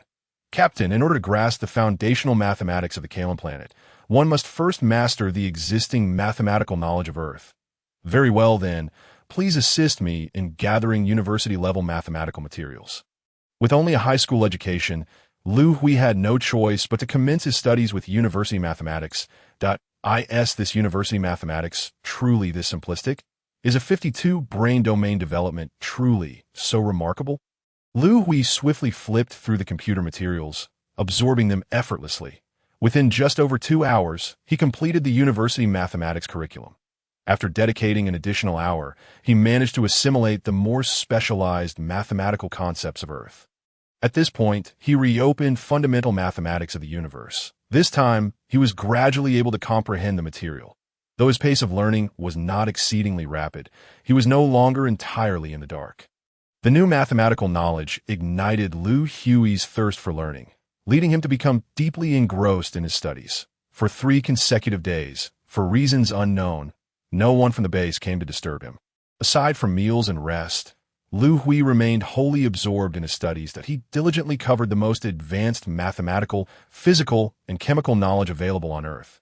However, he had yet to complete his studies of the extraterrestrial foundational knowledge. Though he was confident that in just a few days he would achieve mastery, Mr. Liu, Commander Luo requests your presence in the command room. Liu Hui's immersion in study was abruptly interrupted by the hurried arrival of Huangzi. What is the matter that requires me in the command room?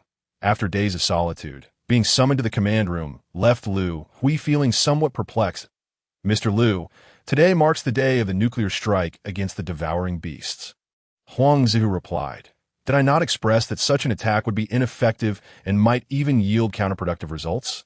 Are they truly willing to take such a gamble? Liu Hui responded, a hint of irritation in his tone. Mr. Liu, never mind, this is not a decision you can influence. Come, let us proceed to the command room. Liu Hui felt somewhat disheartened, realizing that his warnings had gone unheeded. In the base's command room, Luo, representatives from both our factions have been negotiating for 3 days. Do you not think you are being unreasonable? This extraterrestrial spacecraft is a treasure for all humanity. Decisions cannot solely be dictated by your Eastern faction. Jax, you claim we are being unreasonable. Are your demands from the Western faction any less so? You even insist on deploying a special armor division to protect the base. I suspect your true intention is to control the base rather than protect it. You must consider that this is Huaxia, not one of those small Middle Eastern nations. In the command room, Luo Tong and the Western faction representative, Jax, were engaged in a heated debate.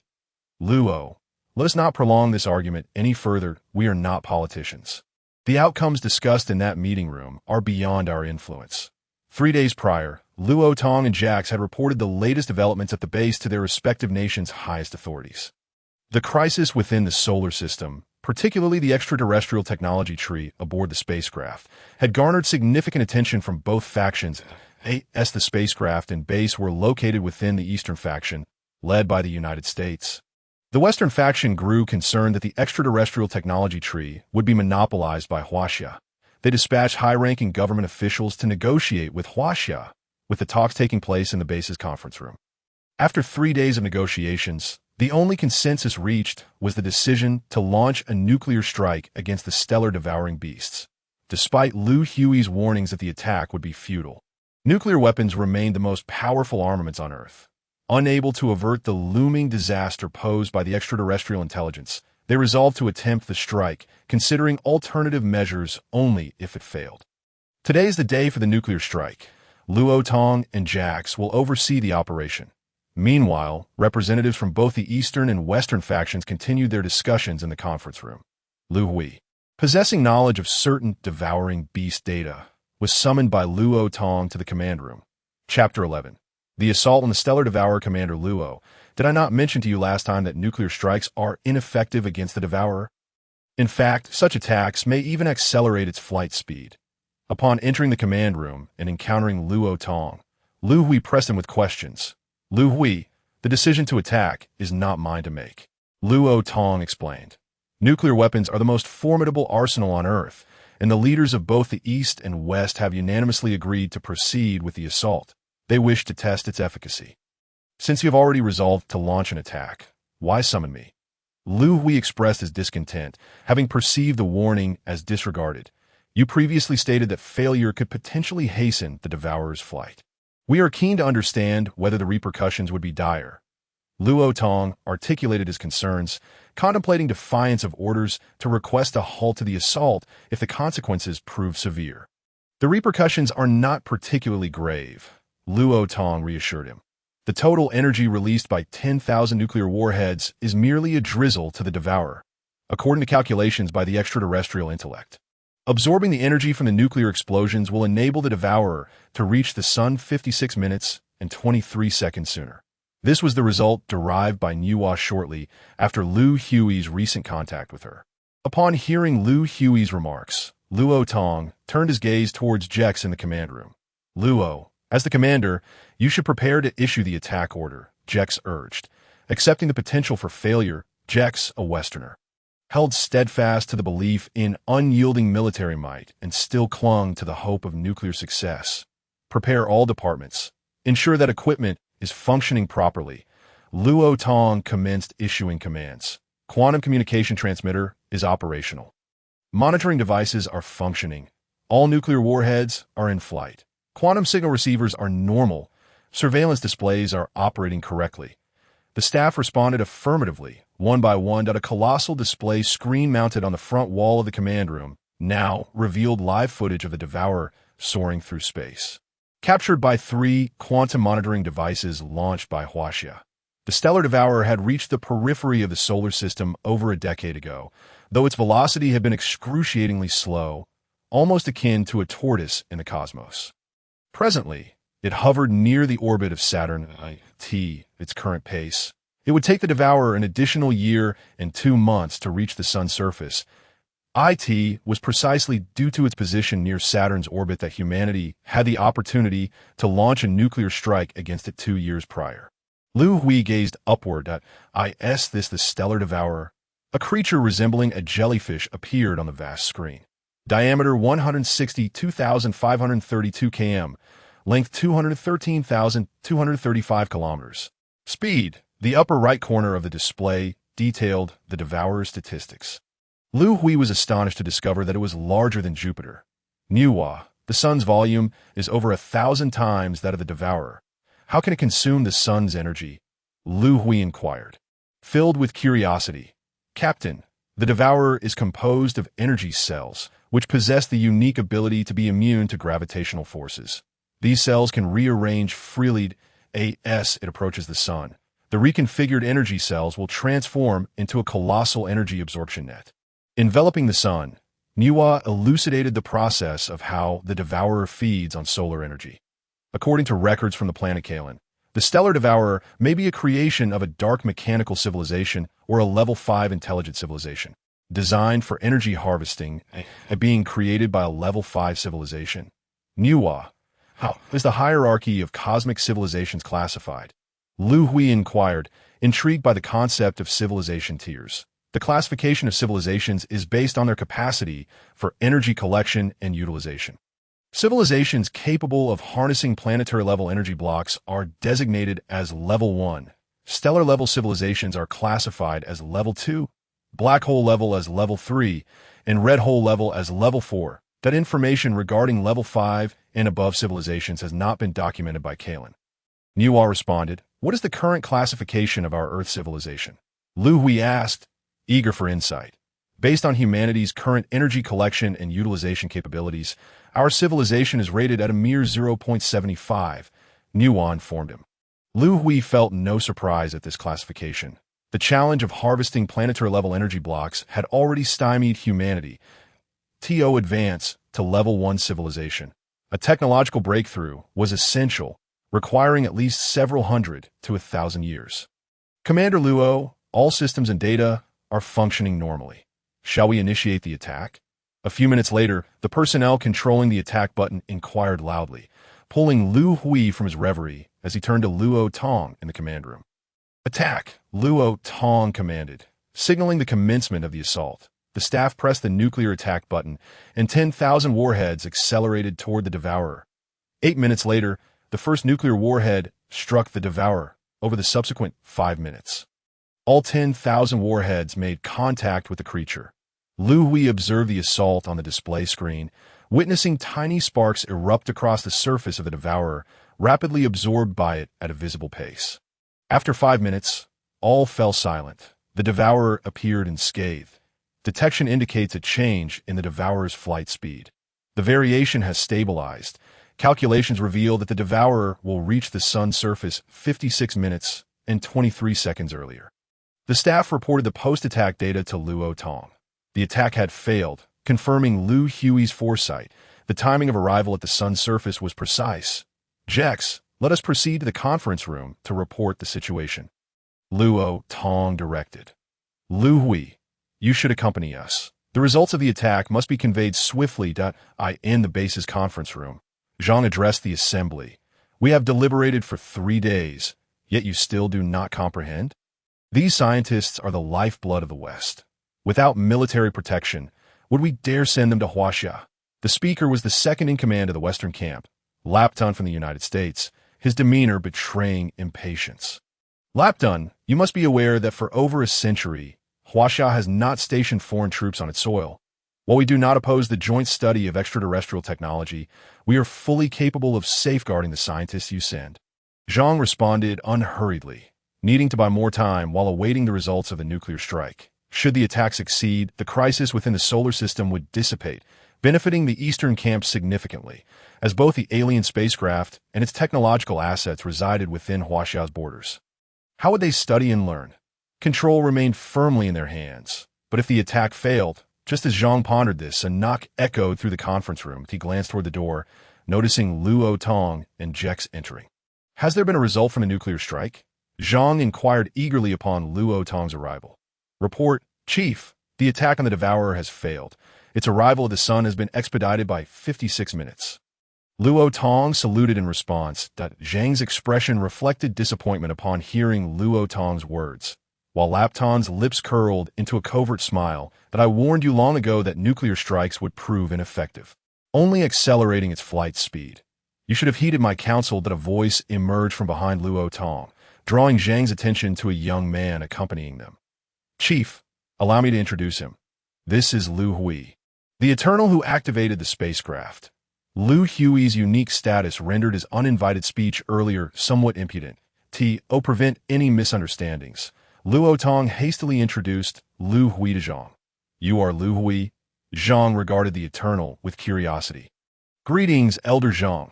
Liu Hui, being a Huaxia national, recognized the elder immediately. Despite his respect, he displayed no signs of trepidation. Hello, Liu Hui, Zhang replied with a warm smile. Liu Hui's demeanor upon entering had taken Zhang by surprise. Having reviewed Liu Hui's profile, he noted that an ordinary citizen could maintain such composure in the presence of authority without a hint of fear. Truly remarkable. In Huaxia, we have an old saying. One does not give up until reaching the Yellow River. Nuclear weapons represent humanity's most potent armament. If we do not attempt, Liu Hui's words bore a tone of inquiry as he entered, prompting Zhang to clarify. Commander Luo, Liu Hui, please take a seat. Should I introduce you to one another? Zhang queried. Glancing at Lapton in the conference room, no need. Elder Zhang, did I recognize Lapton, the second in command of the United States? I've seen him on television. Wherever there is conflict in the world, he is sure to be present. Liu Hui replied, his tone tinged with disdain. Having grown up in Huaxia, he held little fondness for the Western camp. Let us resume the meeting, Zhang directed, focusing his attention on Lapton, since the attack has failed. The crisis in the solar system is, in fact, a crisis for all of humanity, necessitating our collective response that I agree to the deployment of your Western forces around the base. Yet the military shall not enter the base without explicit orders. The forces may only be present under the auspices of United Nations peacekeeping troops, and their numbers must not exceed 1 division. You must expedite the organization of scientists to the base. With the assault thwarted, Elder Zhang has made a compromise, significantly influenced by Liu Hui. Upon leaving the alien spacecraft, Liu Hui refrained from disclosing information regarding the Eternal, the Scholar, and the Guardian. His abilities remain unknown to others. In the face of this crisis, we can only rely on the scientists on Earth, while the Western faction controls nearly half of the planet's top scientists in the short term. Gaining knowledge of alien technology and discovering a means to resolve the crisis is heavily dependent on the support from the Western camp. Upon hearing the agreement to station troops, a barely perceptible smile crept onto Rapton's lips. Zhang, we have concluded our discussion on the deployment of troops and the dispatch of scientists. Next, let us deliberate on the decision-making authority within the base. Since we have opted for cooperation, this spacecraft is a treasure belonging to all of humanity that I propose the establishment of a crisis management committee based on the United Nations to conduct votes on significant decisions within the base. Witnessing the compromise on troop deployment, Rapton began to probe further. This is absolutely unacceptable. Rapton, you must recognize the situation. The spacecraft and the base are situated within the realm of Huaxia. My agreement to your troop deployment already constitutes a considerable concession. The control over the alien spacecraft and the technological resources is a non-negotiable bottom line for the Eastern faction, which Elder Zhang unequivocally rejected. The two soon found themselves embroiled in a heated argument within the conference room, with neither willing to yield. Have you both argued enough? Have you forgotten about me? Liu Hui suddenly interjected, his voice cutting through their dispute. The sound of his voice halted their quarrel. Elder Zhang and Rapton suddenly realized they had overlooked the Eternal, who had the power to activate the spacecraft. You must understand that only I have the capability to unlock the spacecraft. The intelligent core aboard will heed only my commands. My words should merit your attention. Upon hearing their argument over the control of the spacecraft and the technological resources, Liu Hui's emotions erupted. What we must do now is swiftly acquire knowledge of alien technology to find a solution to this crisis. Yet here you are, bickering over power. The challenge of understanding alien technology is formidable and demands substantial time.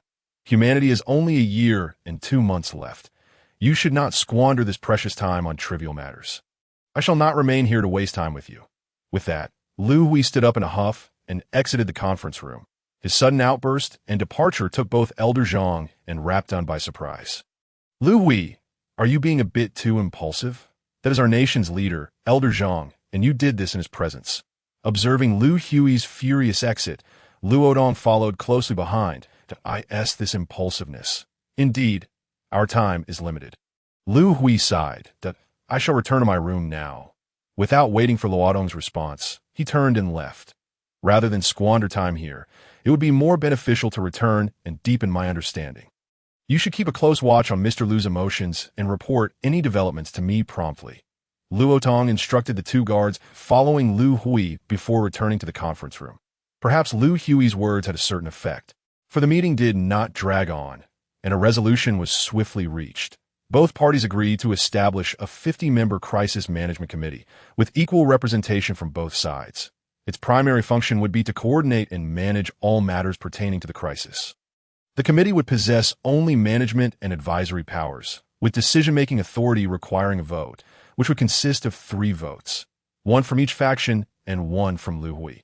This outcome was acceptable to both parties. Rapton understood that vying for control was futile. His bottom line was to secure a seat at the table, ensuring he would not be left in the dark by his adversaries, although Elder Zhang made some concessions. The result was still tolerable. Liu Hui, being a citizen of Huaxia, effectively granted the Eastern faction 2 votes in decision-making. Luo Tong, what is your assessment of Liu Hui? After the meeting, Elder Zhang retained Luo Tong for a private conversation. Based on the records, he has no criminal history. He is a model citizen of Huaxia. Politically, he should be entirely aligned with our interests. Furthermore, he seems to be a person of gratitude. Luo Tong recalled Liu Hui's intention to donate to the welfare institution. We must treat Liu Hui with utmost importance. Although he was once an ordinary individual, his current status is unique, and his safety is crucial to the survival of humanity. How is the security detail for him coming along? Elder Zhang inquired. Rest assured, leader, I have divided the base's most elite special guard unit into 4 teams, each consisting of 25 members. That a team of guards will always be by Liu Hui's side. Even within the base, he will never be without at least 2 guards, Luo Tong replied. The security detail is still insufficient. Luo Tong, I have a task for you. Personally arrange for personnel to go to Nanhai in the capital, and select 10 Nanhai guards to provide close protection for Liu Hu and additional 10 guards. Upon hearing Elder Zhang's directive, Luo Tong appeared puzzled. Adding 10 personnel seems neither excessive nor insufficient. Is it truly necessary? I require you to select female guards. The conditions are that they must be unmarried, younger than Liu Hui, and possess an appealing appearance. These are non-negotiable criteria, though others may be relaxed. Leader, I assure you I will fulfill this task. I will make arrangements immediately. Luo Tong, not one to be easily fooled, instantly grasped Elder Zhang's intentions. After saluting Elder Zhang, he was about to leave the conference room to make arrangements when a sudden, urgent knocking echoed from the door. Entering was Academician Wang Kun. Leader, Commander Liu. Here is Liu Hui's physical examination report following his return from the spacecraft. His bodily data is quite abnormal. Chapter 13. Liu Hui's physical examination report abnormal bodily data? Could this affect his health? Upon hearing Academician Wang Kun's words, Elder Zhang inquired anxiously. IT should not impact his health. His physique is extraordinarily robust. Academician Wang Kun handed the examination report to Elder Zhang. Wang, I shall refrain from reviewing such technical reports. Please summarize it for me directly. Elder Zhang did not take the report. Liu Hui's body exhibits several notably unusual characteristics. Academician Wang began to flip through the examination report as he spoke. His bone density and resilience are nearly 1,000 times greater than that of an average person. According to this data, his bones are likely to be the hardest known substances on Earth. Exceeding even the hardness of diamonds by over 200 times, Liu Hui's blood cells are exceptionally active, showing no signs of deterioration after being removed from cryogenic preservation. We have also discovered an unknown substance in his blood. The resilience of his muscle fiber tissue surpasses that of an ordinary person by over 200 times. The alteration in bodily density has resulted in a mere 86 kilograms increase in weight after listening to Academician Wang Kun's examination report. 2 words surfaced in Elder Zhang's mind: superhuman. Does Liu Hui know about the results of his physical examination? Elder Zhang questioned Academician Wang. The report has just been released. I have yet to inform him.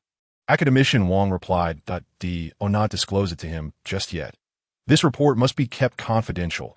It should not be shown to individuals from the Western faction." Understood, I will ensure that. Academician Wang then exited the conference room. Inside, Elder Zhang took a moment to ponder silently.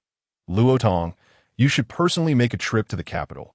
Depart immediately and promptly arrange for the female guards. Remember, the priority in selection must be given to their appearance. I will ensure this task is completed. After Luo Tong saluted, he too exited the conference room. As Luo Tong departed, Elder Zhang shook his head, a bittersweet smile gracing his face. I never anticipated I would resort to employing beauty as a tactic. The mindset of political figures diverges greatly from that of ordinary individuals. Elder Zhang's intention in assigning 10 female guards to Liu Hui was clear, but he hoped that among these female guards, one might fortuitously become Liu Hui's companion, thereby solidifying Liu Hui's political alignment. That a sense of foreboding crept over Elder Zhang. Liu Hui's emergence would undoubtedly herald a monumental transformation for human civilization. In a dormitory within the base, a group of 10 youthful and vibrant young women engaged in lively conversation. Jinjia, do you think we are protecting some important figure this time? The orders came in so urgently. And we haven't even graduated yet. These 10 individuals were the female guards meticulously chosen by Luo Tong from the Women's Guard Academy. After a night of travel, they had arrived at the dormitory of the base. Everyone, let us not pry too much. Have you forgotten the confidentiality regulations? In the dormitory, we merely await orders from our superiors.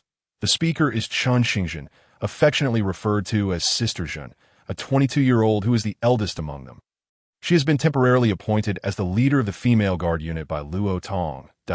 In truth, she is as bewildered as the rest by the sudden transfer orders. They scarcely had time to gather their belongings. Curiosity piqued, she wonders what kind of individual urgently requires female guards. Just then, the dormitory door swings open.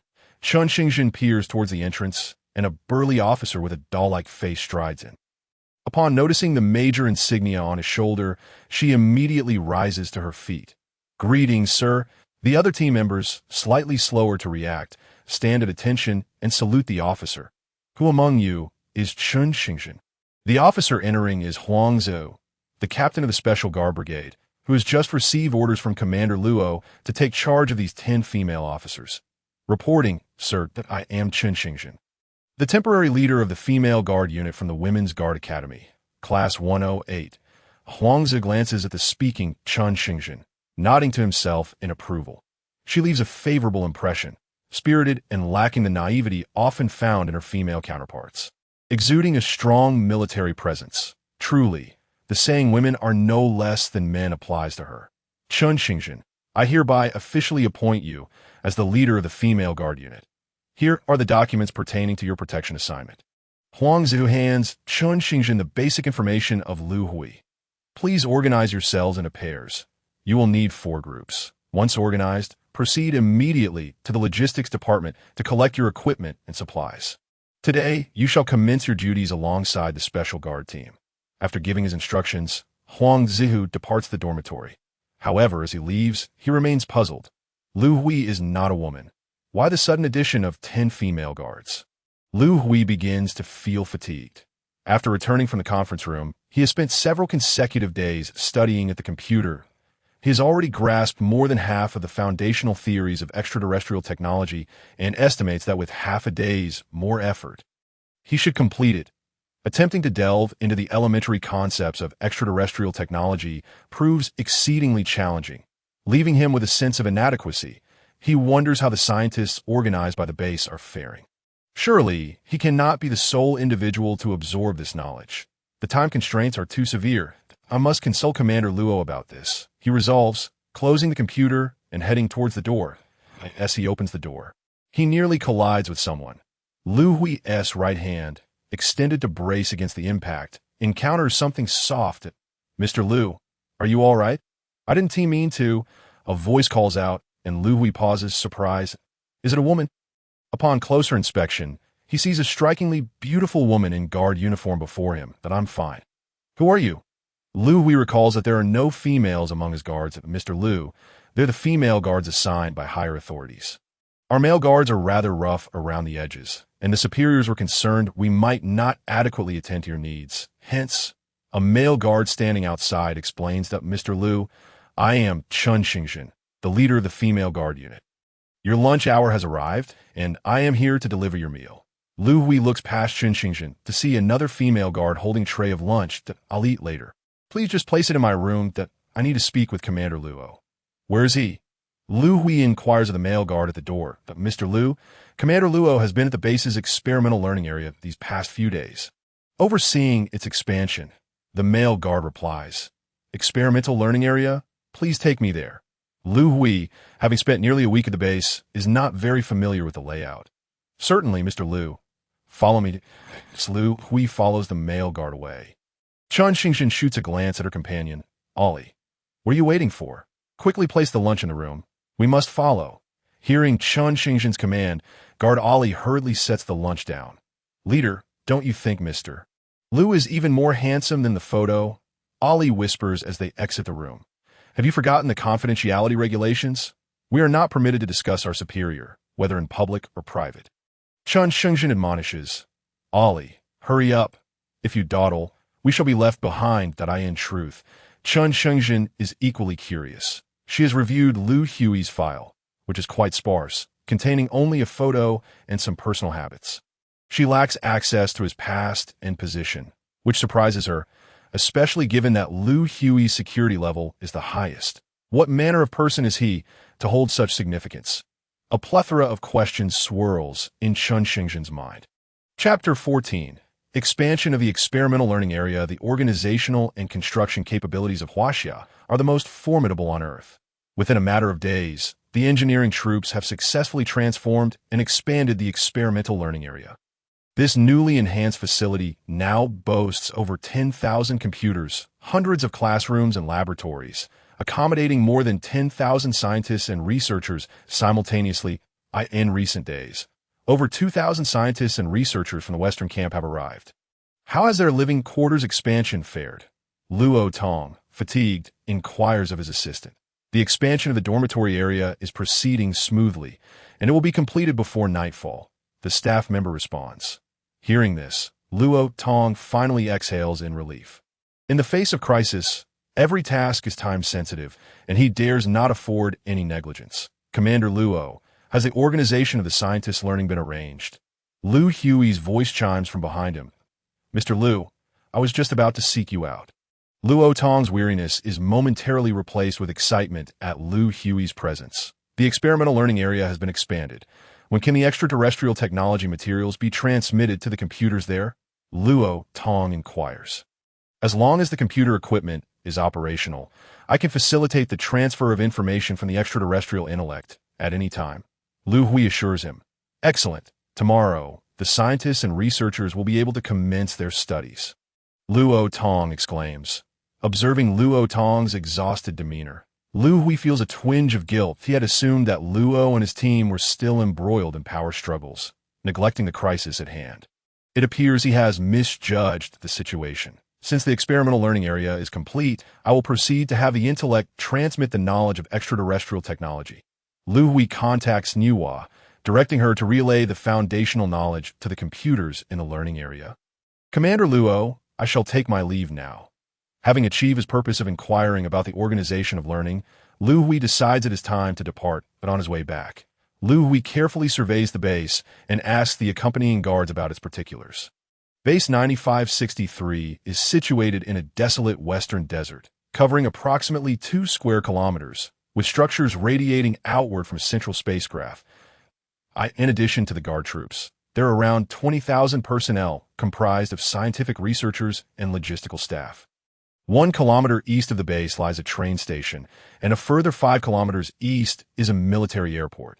The area within a 50-kilometer radius surrounding the base has been designated as a military zone, hosting 3 divisions of Huaxia's forces. In a few days, a special armor division from the Western camp will also be stationed here, bringing the total number of guard troops to over 50,000. The security detail at the base will rival that of Huaxia's capital. I would like to venture outside the base to see the scenery of the western desert, as I have yet to experience it. Liu Hui suddenly declares after hearing the guard description of the base. Mr. Liu, the guard hesitates, unsure how to respond. Liu Hui's desire to leave the base is indeed a significant matter for the guards. What? Am I not permitted the freedom to enter and exit the base? Liu Hui retorts, somewhat displeased. Not at all. Mr. Liu, your departure from the base is indeed a considerable matter for us. Please hold on for a moment.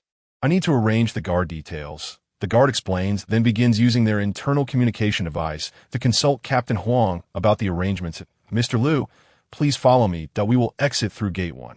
The guard details have been organized. Hearing the guard's words, Liu Hui feels a surge of joy. Realizing his freedom of movement is intact. 5 minutes later, they arrive at Gate 1, where 2 squads of 50 guards await them. 2 armored military jeeps, a reconnaissance drone vehicle, a communication truck, and 5 armored personnel carriers are stationed, creating an ostentatious display. Mr. Liu, which direction would you like to head? The guard driver inquires as Liu Hui settles into the jeep. Let us go to the small hill ahead. Liu Hui pointed toward the small hill not far ahead and remarked, testing the waters, he had no intention of venturing too far. The hill in front was a high point near the base, and Liu Hui planned merely to take in the scenery before returning. 15 minutes later, the convoy arrived at the hilltop. Standing at the summit, Liu Hui enjoyed a panoramic view. He turned back to glance at the base, which appeared quite majestic, surrounded by a formidable protective wall over 20 meters high, a testament to thorough security measures. Finding a stone, Liu Hui settled down and gazed at the stunning Gobi scenery. Feeling somewhat sentimental, in just over a year, such views would no longer be visible. Midday, the sun beat down fiercely on the Gobi. Liu Hui, possessing a unique constitution, felt no discomfort, though those around him did. Mr. Liu, the midday sun in the Gobi is rather scorching. Allow me to shield you, smiled Chun Xingzhen, offering an umbrella. Thank you. It seems the female guards are indeed far more attentive than their male counterparts. Liu Hui expressed his gratitude. Let us head back. It seems unwise to squander time sitting here, Liu Hui thought, realizing he ought to devote more hours to study if a solution for the spacecraft's energy deficiency was not found. Humanity on Earth would be unable to escape this impending disaster. With this thought, Liu Hui could no longer remain seated. Upon returning to the base, he resumed his study regimen.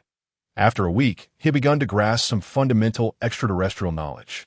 The more he learned, the more alarmed he became. Mastery required substantial time, and at the current pace, by the time the crisis in the solar system erupted, he might not have even acquired half the knowledge of alien technology. Blind learning could not continue. He needed to find a specific direction for focused study. Liu Hui realized that persisting in this aimless manner was not a viable approach. He wondered how the scientists and researchers at the base were faring in their studies this past week. Gathering diverse perspectives might lead to solutions. With this in mind, Liu Hui shut down his study computer and decided to visit the experimental learning area of the base. Liu Hui's thoughts remained rooted in the belief that many hands make light work. Chapter 15. Low Learning Efficiency. This is a series of formulas that you may easily overlook. By utilizing the interconnection of these 6 mathematical formulas, we can prove the correctness of a new formula. In a study room, Dmitri was explaining a fundamental extraterrestrial mathematical formula to his colleagues. He was the recipient of last year's Fields Medal, a prestigious figure in the realm of mathematics, over the past week. While delving into basic extraterrestrial mathematics, he was the only one to make significant breakthroughs, comprehending multiple mathematical formulas. Excuse me, standing there and eavesdropping is quite impolite. If you wish to hear my explanation, please enter the classroom. There are a few seats available, Dmitri noted, spotting a young man lingering at the door. He regarded the young man's behavior as rather rude. No need to bother. I already understand the mathematical formulas you just mentioned. The young man replied in fluent English. You comprehend these mathematical formulas? Dmitri questioned incredulously, as he could hardly believe anyone on Earth possessed greater mathematical talent than himself. The third mathematical formula of basic extraterrestrial mathematics was not particularly difficult. Your method of using interconnected formulas seems somewhat superfluous. You should be able to solve it with just these 2 formulas. The young man at the door was none other than Liu Hui, who had come to assess the learning situation. Liu Hui's simple statements left Dmitri astonished, as if a light bulb had suddenly illuminated his mind. However, this also stirred feelings of resentment within him. This is a mathematical formula I derived yesterday. Can you solve it? Dmitri wrote a formula on the board, the 6th mathematical formula of basic extraterrestrial science. To his surprise, Dmitri had already reached the 6th formula. Truly impressive for a Fields Medal recipient, Liu Hui thought, having only learned the 2nd formula. The mathematical formula on the board caused a stir among the students in the classroom. Observing their reaction, Dmitri wore a smug expression, casting a challenging glance at the young man at the door. Just as he expected the young man to back down, Liu Hui unexpectedly stepped onto the podium, picked up a black pen, and began to write swiftly on the whiteboard. In under a minute, he dropped the pen and exited the classroom, having said nothing throughout the process. Dmitri stared at the board in shock. It had taken him over 2 days to solve that formula, filling several large sheets of paper with his work. In contrast, Liu Hui's solution consisted of only a few simple formulas, yielding the exact same answer. When did such an extraordinary mathematical genius emerge in the field? Who was this young man? With this thought, Dmitri hurried after the young man, eager to make his acquaintance. Yet he was too late. The young man had already vanished outside. Does anyone recognize the young man who just left? Dmitri inquired of his colleagues upon returning to the study room. Mr. Dmitri, that was Liu Hui, the Eternal One recognized by the spacecraft. A researcher from Huaxia country identified Liu Hui. The Eternal One, Liu Hui? Liu Hui was somewhat taken aback. He had observed over a dozen study rooms, and the progress of the scientists and researchers was even slower than he had anticipated. In just a week, they had barely scratched the surface. At this pace, they might not complete the foundational knowledge in 6 months. Extraterrestrial technology encompassed basic, intermediate, and advanced levels, and humanity had just over a year left. Liu Hui felt that placing humanity's hopes on these scientists was becoming increasingly bleak. Considering the relationship between space and time, we can hypothesize a date.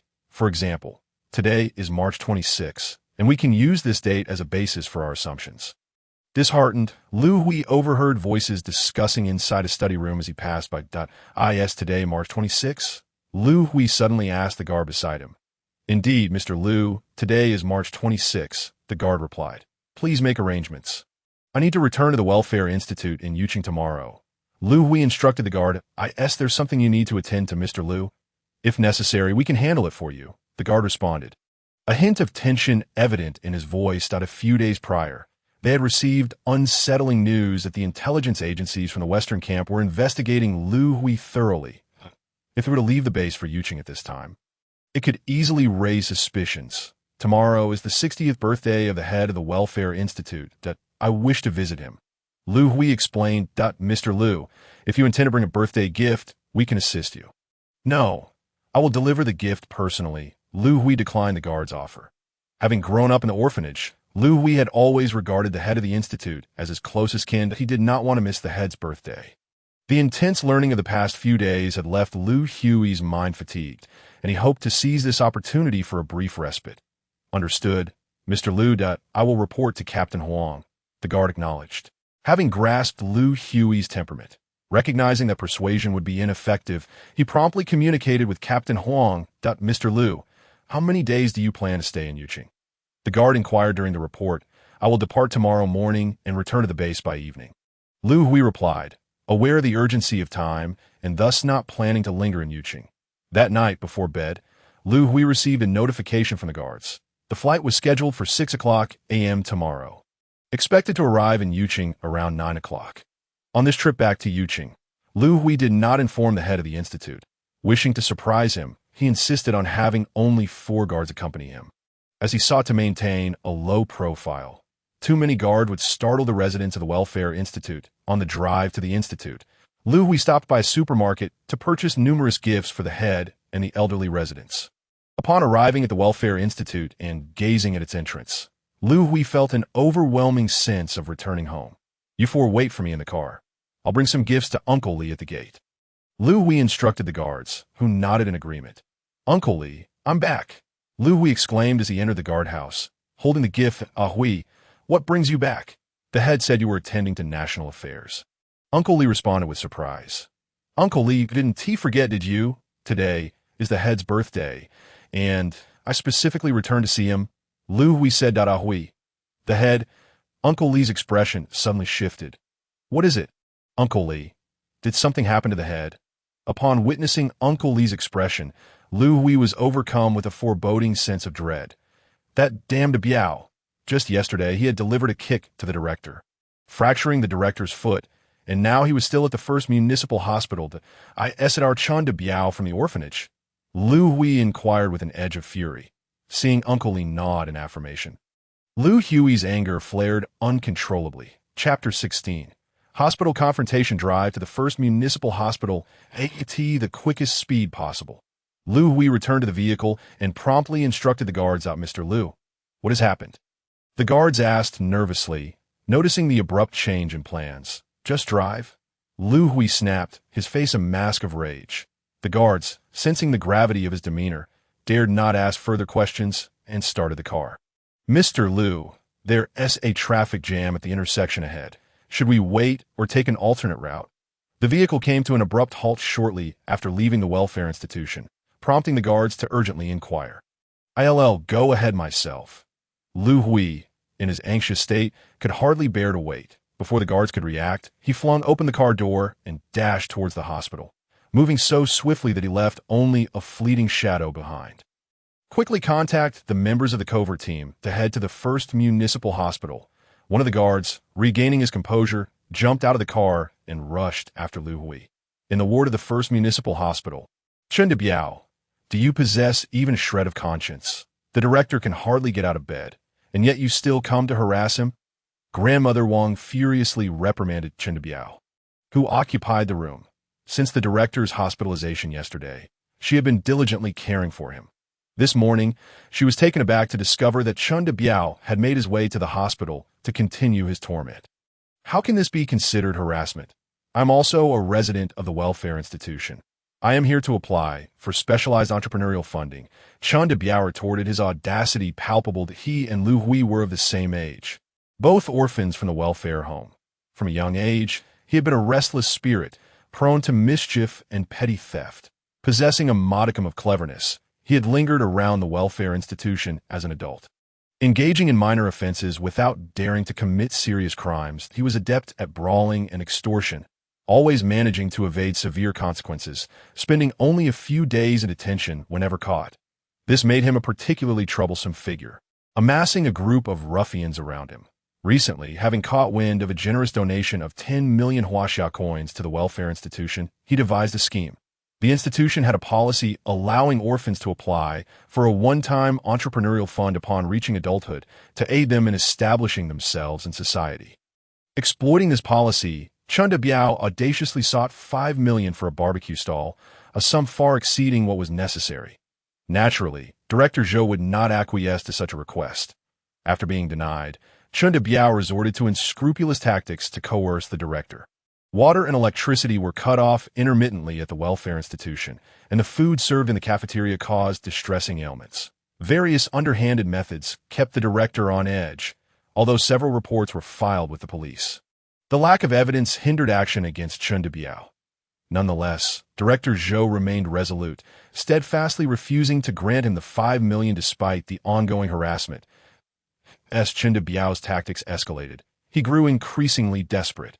Yesterday, fueled by alcohol, he sought out Director Zhou and engaged in a heated argument. In the heat of the moment, he kicked the director, whose frail bones yielded easily, resulting in a fracture, expecting the director to report him to the authorities. He braced for arrest, but to his surprise, the director showed leniency and refrained from calling the police. Sensing an opportunity, Chen Biao pursued the director to the hospital this morning, intent on continuing his coercion. Biao, if you genuinely wish to establish a business, I could approve a sum of 20 to 30,000 for your barbecue stall. However, 5 million is utterly out of the question. You should abandon this line of thinking. Lying on the hospital bed, Director Zhou stood firm. Director, I am also a resident of the welfare institution. That 10 million was donated by someone else. Why do you care so much? Besides, I only want half, not the entirety. Why must you be so obstinate? Chen Biao remained undeterred. Biao, leave now. Do not linger here any longer. Yesterday, out of compassion for your upbringing in the welfare institution, I chose not to report you. If you do not depart, I will have no choice but to call the police. Observing Chen Biao's refusal to relent, Director Zhou resolved not to indulge his whims any further. Call the police? Go ahead, I have visited the police station more times than I can count. It feels like home to me. Chen Biao, unfazed, resorted to intimidation. Old hag, don't meddle in affairs that don't concern you. You reside in the welfare institution. It is my territory. Should you happen to fall and break a leg, do not blame me. The teeth threatened. My age. I have seen far worse. I am not afraid. Grandmother Wang declared, her hands trembling as she dialed the police. The officers arrived within 5 minutes. Let us see if you leave or not. Chen Biao sneered, witnessing Grandmother Wang making the call. Director Zhou, since you refuse to show any gratitude, do not blame me for being ruthless. This time, I will ensure your left foot is broken, and next time, your right foot shall meet the same fate. A resounding crash interrupted Chen Biao's tirade as the door to the ward was forcefully swung open. Are you so certain that the one with the broken foot will not be you? Liu Hui stormed in. Having rushed to the hospital and inquiring about Director Zhou's ward, Liu Hui arrived just in time to overhear the last of Chen Biao's threats that I was wondering who had the audacity to speak so boldly. Turns out it is our little Hui from the welfare institution. You've grown quite the spine. Upon seeing Liu Hui enter, Chen Biao's disdain was evident that a person he had bullied throughout his childhood dared to crouch down. Do not exhibit any extreme behavior, and refrain from resistance that I possess the authority to fire my weapon. Another officer, with a gun pointed at Liu Hui, shouted loudly. Upon hearing the officer's command, Liu Hui's impulsive heart began to cool slightly. He relaxed his foot that was pressing down on Chun Debiao. The police have arrived. Let's see what you could do to me now. As he noticed the officers in the room, realizing that Liu Hui's foot had loosened its grip, Chun Debiao's defiance began to harden once more. Liu Hui, I must tell you, you may protect Director Zhou for a time, but you cannot shield him forever. Surely, you cannot remain in Yuqing for a lifetime? As long as you are outside of Yuqing, I can do whatever I wish to Director Zhou, that I refuse to believe you would dare to kill me in front of the police. Chun Debiao spat out harsh words, provoking Liu Hui. Killing you is not my intent. However, ensuring you spend your life confined to a wheelchair is certainly within my capabilities. Chun Debiao successfully roused Liu Hui's anger. With a sharp crack, Liu Hui stomped down hard on Chun Debiao's other knee joint in the hospital room. The anguished cries of Chun Debiao coincided with the sound of 3 gunshots. Liu Hui felt something strike his chest. He looked down to see a bullet hole in his shirt, emanating a faint scent of charred fabric. Meanwhile, the 2 officers in the room were gripping their wrists, their faces contorted in pain. They had been shot in the wrist by the security personnel. Mr. Liu, are you all right? For security personnel rushed toward him, weapons drawn, vigilant against the 2 officers in the room. Liu Hui lifted his shirt to inspect the wound. He saw a bullet lodged in his skin. As he picked at it, the bullet fell away. The slightly indented skin quickly returned to normal, leaving no trace of injury. Witnessing this scene, Liu Hui's security personnel exhibited expressions of astonishment. Outside the hospital room, hurried footsteps echoed, signaling the arrival of over 50 additional security personnel who had just rushed to the scene, managing the situation, tending to the injured, and relocating the patients. All was undertaken without Liu Hui's instruction. As the security personnel sprang into action, Hui, what exactly is going on? Who are these people? Under the arrangement of the security team, Director Zhou had already been moved to another room. Having witnessed the entire ordeal, he was filled with questions. Director, I currently serve the nation, and my status is somewhat unique. Those individuals you just saw were my security personnel. Due to confidentiality regulations, I cannot provide you with more details. Liu Hui's situation was too intricate to explain clearly to Director Zhou, so he resorted to the excuse of confidentiality. It's all right. Whether you disclose it or not matters as long as your actions are not illegal. That suffices. Director Zhou, having watched Liu Hui grow, trusted him implicitly. Director, please remember to call me next time there's an issue. Celebrating Director Zhou's birthday was supposed to be a joyful occasion, yet Liu Hui never anticipated things would unfold this way. In the hospital room, Liu Hui spent a considerable amount of time conversing with Director Zhou. As dusk approached, he began his return journey. The events of the day left a profound impression on Liu Hui. Inflicting injury, police wounded, matters of great significance in the eyes of ordinary people had become trivial for Liu Hui due to his unique status. He had tasted the flavor of privilege for the first time and started to grasp why so many individuals in the world resorted to unscrupulous means and treachery in pursuit of power. When Liu Hui arrived in Yuqing, he had traveled on a military transport plane. However, on his return to the base, it had transformed into a private jet, which, according to the guards, was exclusively reserved for national leaders. The seats on the private jet were exceedingly comfortable, and as Liu Hui sipped juice, he felt a touch of boredom that it would take over an hour to return to the base. Liu Hui noticed a stack of newspapers beside his seat. Picking one up, he glanced at the latest headlines. To pass the time, he began reading.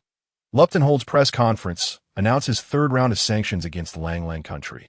Upon seeing this headline, Liu Hui shook his head. With the solar system on the brink of crisis, does the United States still have the inclination to play the role of world police? I truly cannot fathom what these politicians are thinking. Liu Hui switched to another newspaper. Volcano erupts in Africa's Kabalachi. Government organizes evacuation of citizens. This headline suddenly sparked Liu Hui's interest at a volcano. Lava. If a power collection machine could be devised and deployed into the volcano's mouth.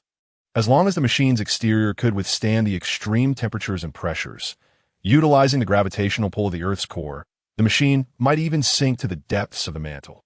At that depth, even if energy blocks could not be collected, it might still recharge the empty energy blocks. A plan for energy block collection began to form slowly in Liu Hui's mind.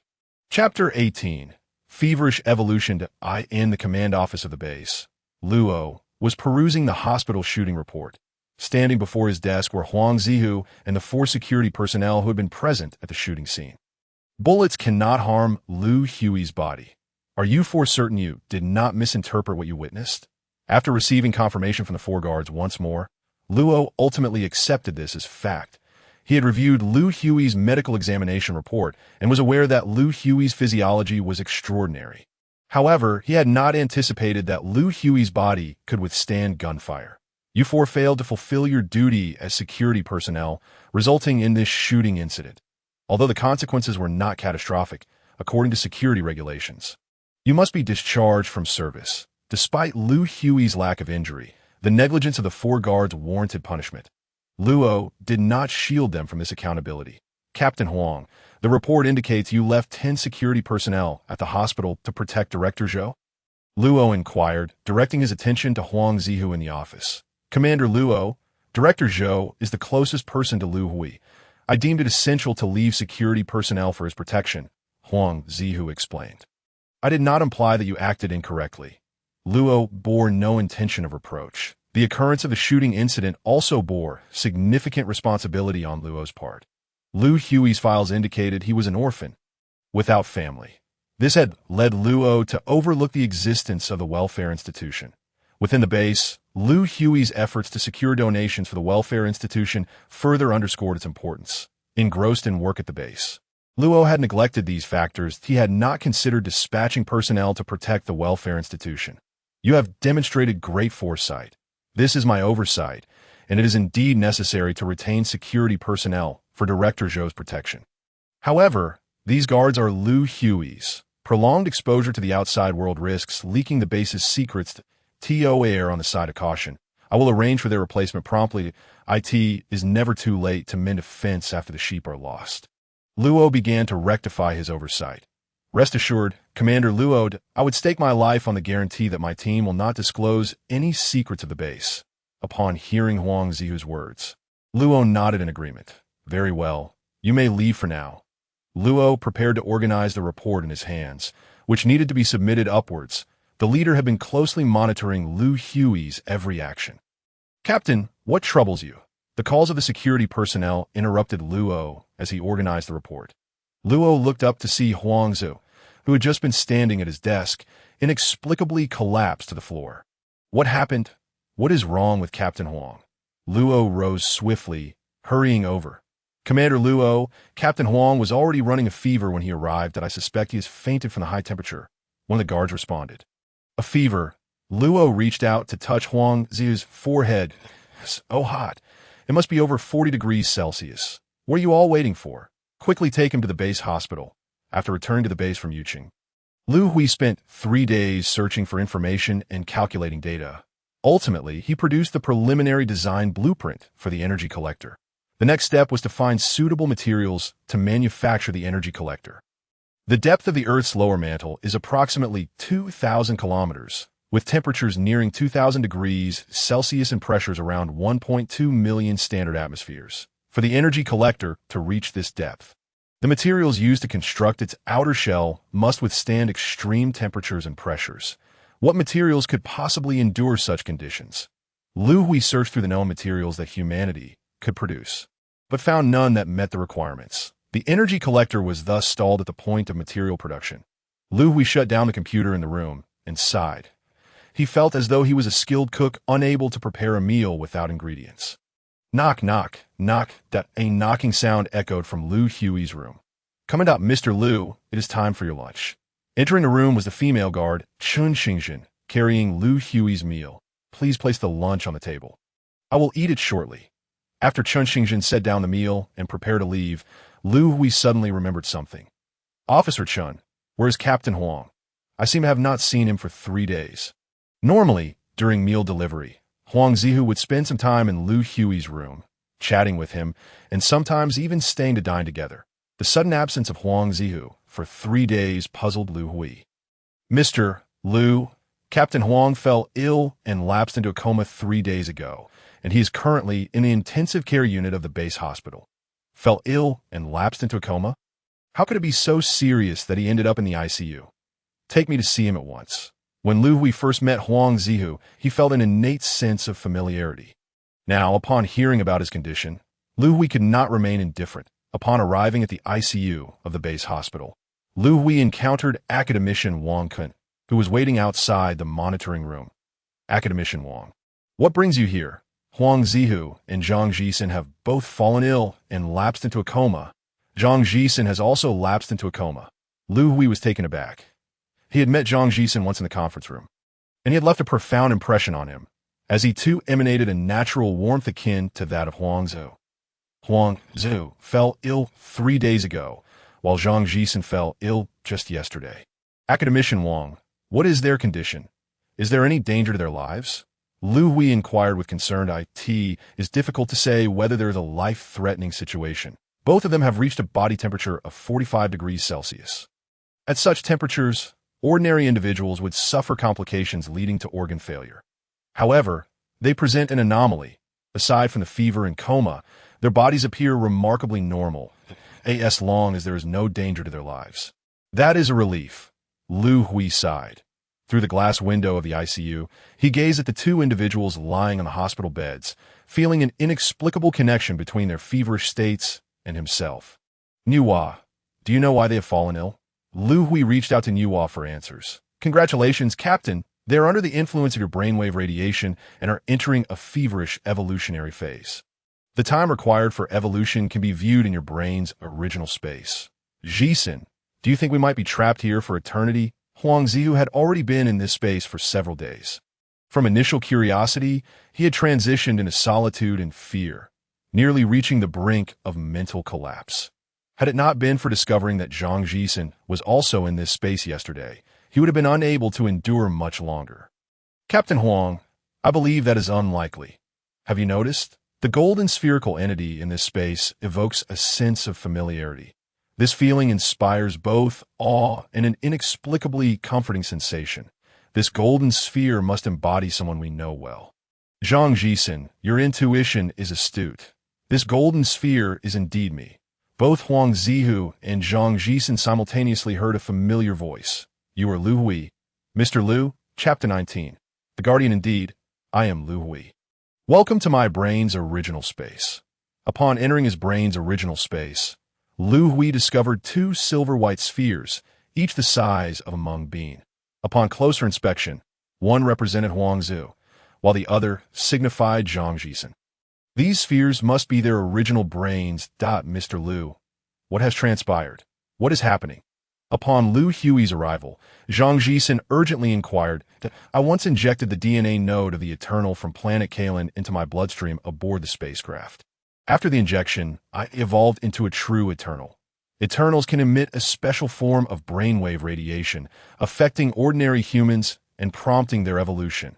Liu Hui elucidated the truth of the matter. Mr. Liu, what changes will we undergo post-evolution? Now aware of the circumstances, Zhang Jisen asked with concern. The information aboard the spacecraft is incomplete, so I'm not entirely certain. You may evolve into scholars or guardians, or perhaps something entirely different.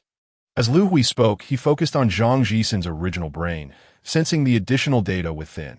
Zhang Jisen age, 32 evolution type. Scholar, evolution progress. In progress, 56. Remaining evolution time, 37 hours, 26 minutes, 18 seconds. He is indeed evolving into a scholar, Liu Hui realized. Shifting his gaze, he turned to Huang Zihu's original brain and began to sense it. Huang Zihu age, 23 evolution type. Guardian evolution progress. In progress. 97. Remaining evolution time, 2 hours, 5 minutes, 13 seconds. Zhang Jisen, Huang Zihu, I now understand what you will evolve into. I just sensed your original brains. Zhang Jisen, you will evolve into a scholar, while Huang Zihu, you will become a guardian. Liu Hui relayed his insights to them. Mr. Liu, what do scholars and guardians entail? Zhang Jisen inquired. Scholars are the cornerstone of human technological advancement, while guardians serve as the protectors of human civilization. The records aboard the spacecraft are scarce, and detailed information is lacking. However, I should be able to sense the changes in your bodies post-evolution. Once your physical transformations are complete, I will return to check on you. Mr. Liu, are you intending to leave? What will happen to us if you go? Upon hearing Liu Hui's intention to depart, Zhang Jisen urgently questioned. Rest assured, you will not be trapped here. Upon completing your evolution, you will be able to exit my brain's original space. Zhang Jisen, you have 37 hours remaining for your evolution, while Huang Zihu is nearing completion with only 2 hours left. After clarifying, Liu Hui exited the original brain space, and his consciousness returned to the area outside the ICU. Academician Wang, do not worry. He'll be fine. Huang Zihu will awaken in 2 hours, and Zhang Jisen will regain consciousness after 37 hours. Liu Hui reassured the anxious academician Wang beside him. Mr. Liu, how do you know when they will wake up? Liu Hui smiled but refrained from answering academician Wang's question. The secret of the Eternal's ability to induce evolution in ordinary humans was not something he intended to disclose just yet. Academician Wang. I shall take my leave now. Liu Hui was not keen on waiting idly for 2 hours. He preferred to utilize this time to acquire knowledge. Upon returning to his room to study, Liu Hui had calculated the time precisely as Huang Zihu's evolution was nearing completion. Liu Hui entered the brain's original space directly from his room. Upon entering the original brain space, he immediately noticed changes. Huang Zihu's original brain had increased in size, transforming from that of a mung bean to that of a ping-pong ball. He had evidently completed his evolution. Liu Hui sensed Huang Zihu's original brain. Huang Zihu age, 23, identity. Guardian brain development level, 21 body level, level 4 potential level, 8. Special trait. Eruption, upon activation, it can elevate body level by 2 levels for 120 minutes, with a cooldown period of 10 years.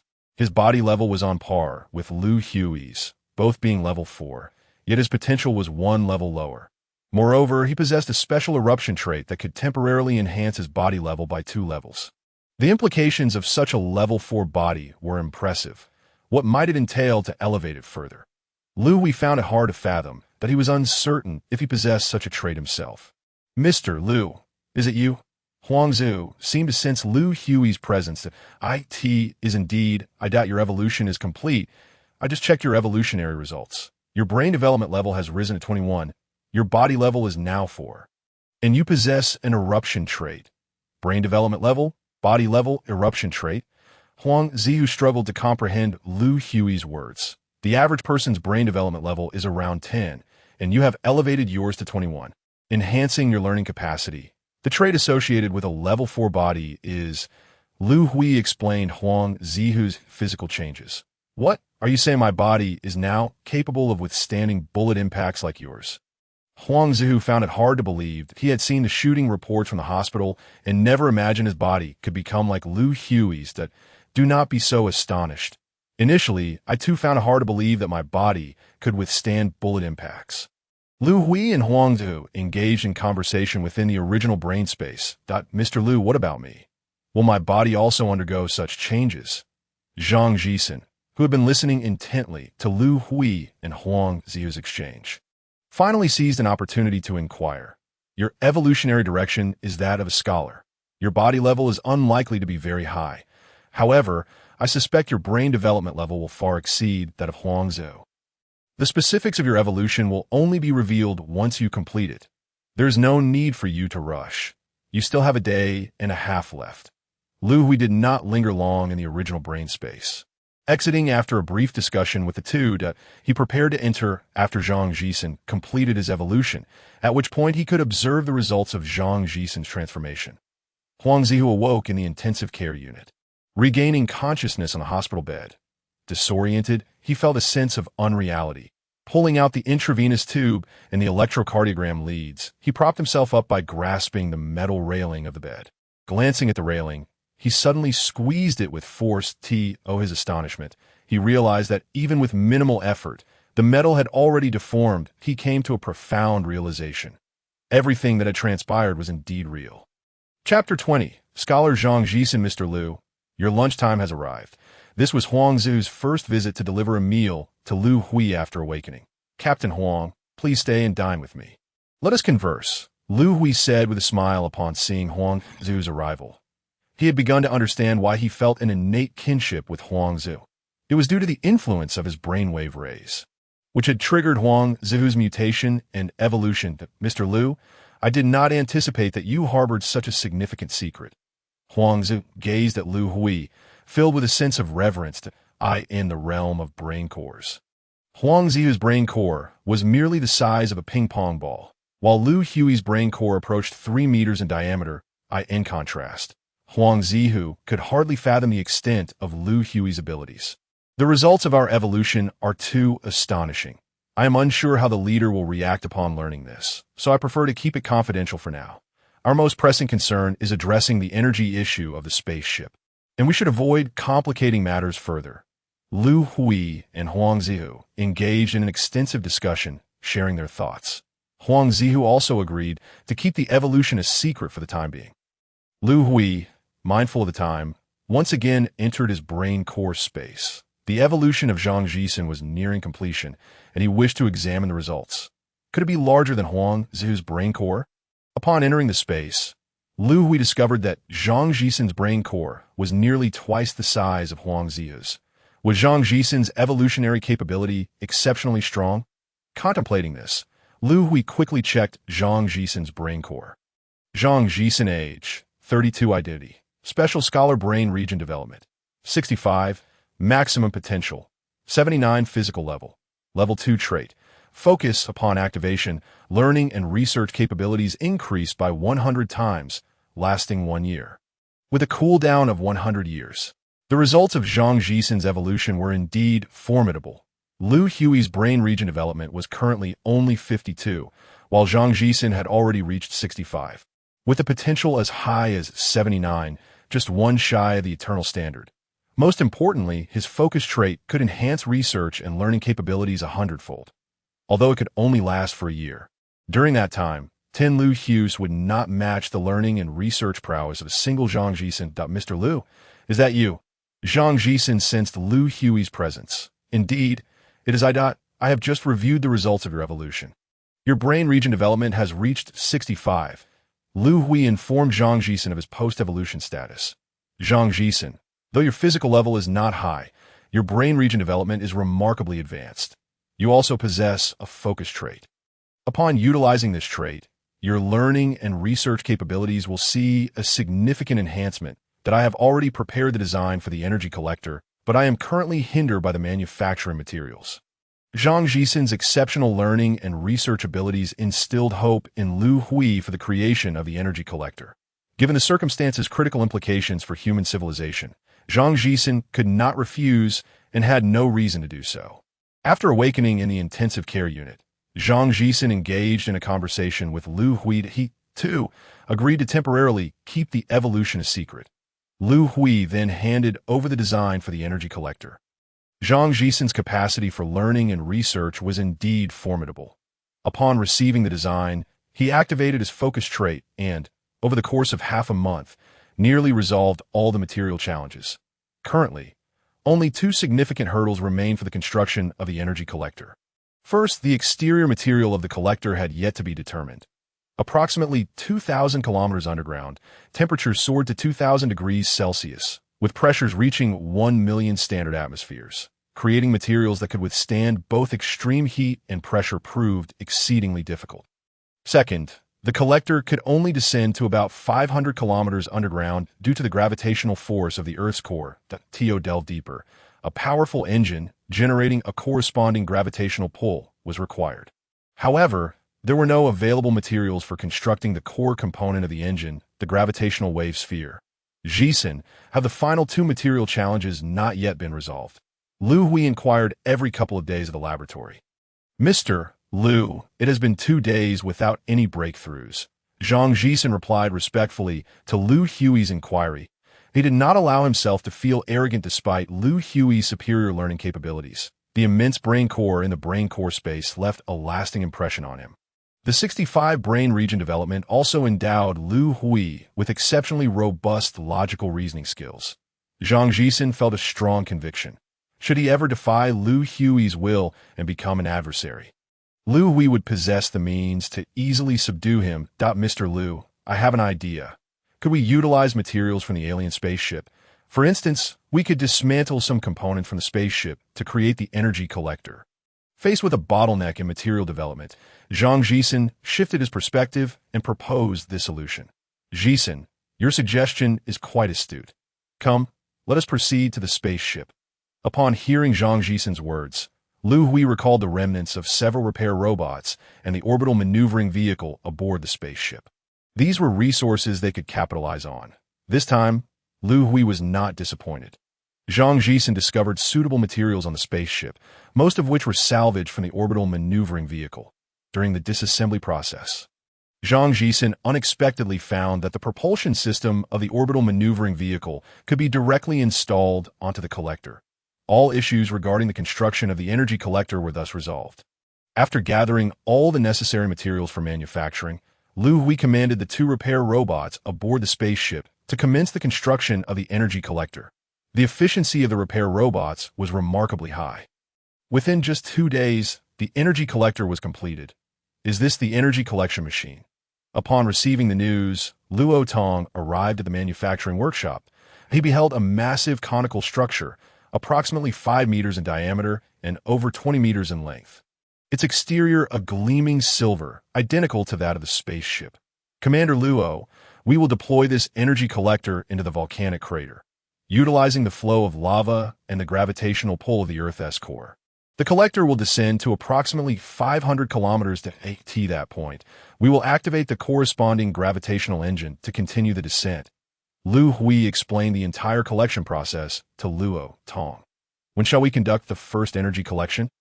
Commander Luo, we plan to initiate the first energy collection tomorrow, having selected the Kabialachi volcanic crater in Africa. Chapter 21. Harvesting geothermal energy in Wa. Do you think that as an Eternal, I should possess a formidable trait? Reclining on his bed, Liu Hui reflected on the traits that Zhang Jisen and Huang Ziu had acquired post-evolution. Just before sleep, he engaged in casual conversation with Inhua. Captain, Inhua is unable to answer your question. I can only detect changes in your physical attributes, not hidden traits. Inhua replied, Am I such a mediocre Eternal? Zhang Jisen's brain region development has reached 65, surpassing my own, and he even possesses a focus trait. As for Huang Ziu, although his brain region development is not high, his physical level is equivalent to mine, and his trait is equally impressive, capable of enhancing his physical level by 2 grades. In comparison to the 2 of them, I feel a profound sense of inadequacy. Since learning of Zhang Jisen and Huang Ziu's evolutionary results, Liu Hui had experienced a sense of disillusionment and began to lose some confidence, feeling that he as an Eternal was not particularly powerful. Please do not dwell on such thoughts. Captain, their abilities rely on your brain core space. They require your support to maintain their powers. The stronger they become, the more advantageous it is for you. Should they dare to defy you, you can easily obliterate their brain cores within your brain core space, reducing them back to ordinary individuals. Inhua reassured him that in my brain core space, I can effortlessly destroy their brain cores. Had Inhua not mentioned it, Liu Hui would not have considered he possessed such an ability. Captain, as an Eternal, you should harbor immense confidence. Eternals are the soul of human civilization. Without them, humanity cannot develop into a high-level civilization. A casual conversation with Inhua rekindled Liu Hui's self-assurance. The command center of the base. Luo Tong, Jakes, Liu Hui, Zhang Jisen, and other principal personnel of the base gathered together. Today, they were to witness the inaugural energy collection task of the energy collector within the command room. Activate the energy collector and commence the energy collection mission. Liu Hui instructed Inhua in the command center. This energy collection operation was to be remotely controlled by Inhua out a massive skylight opened in the roof of the manufacturing workshop.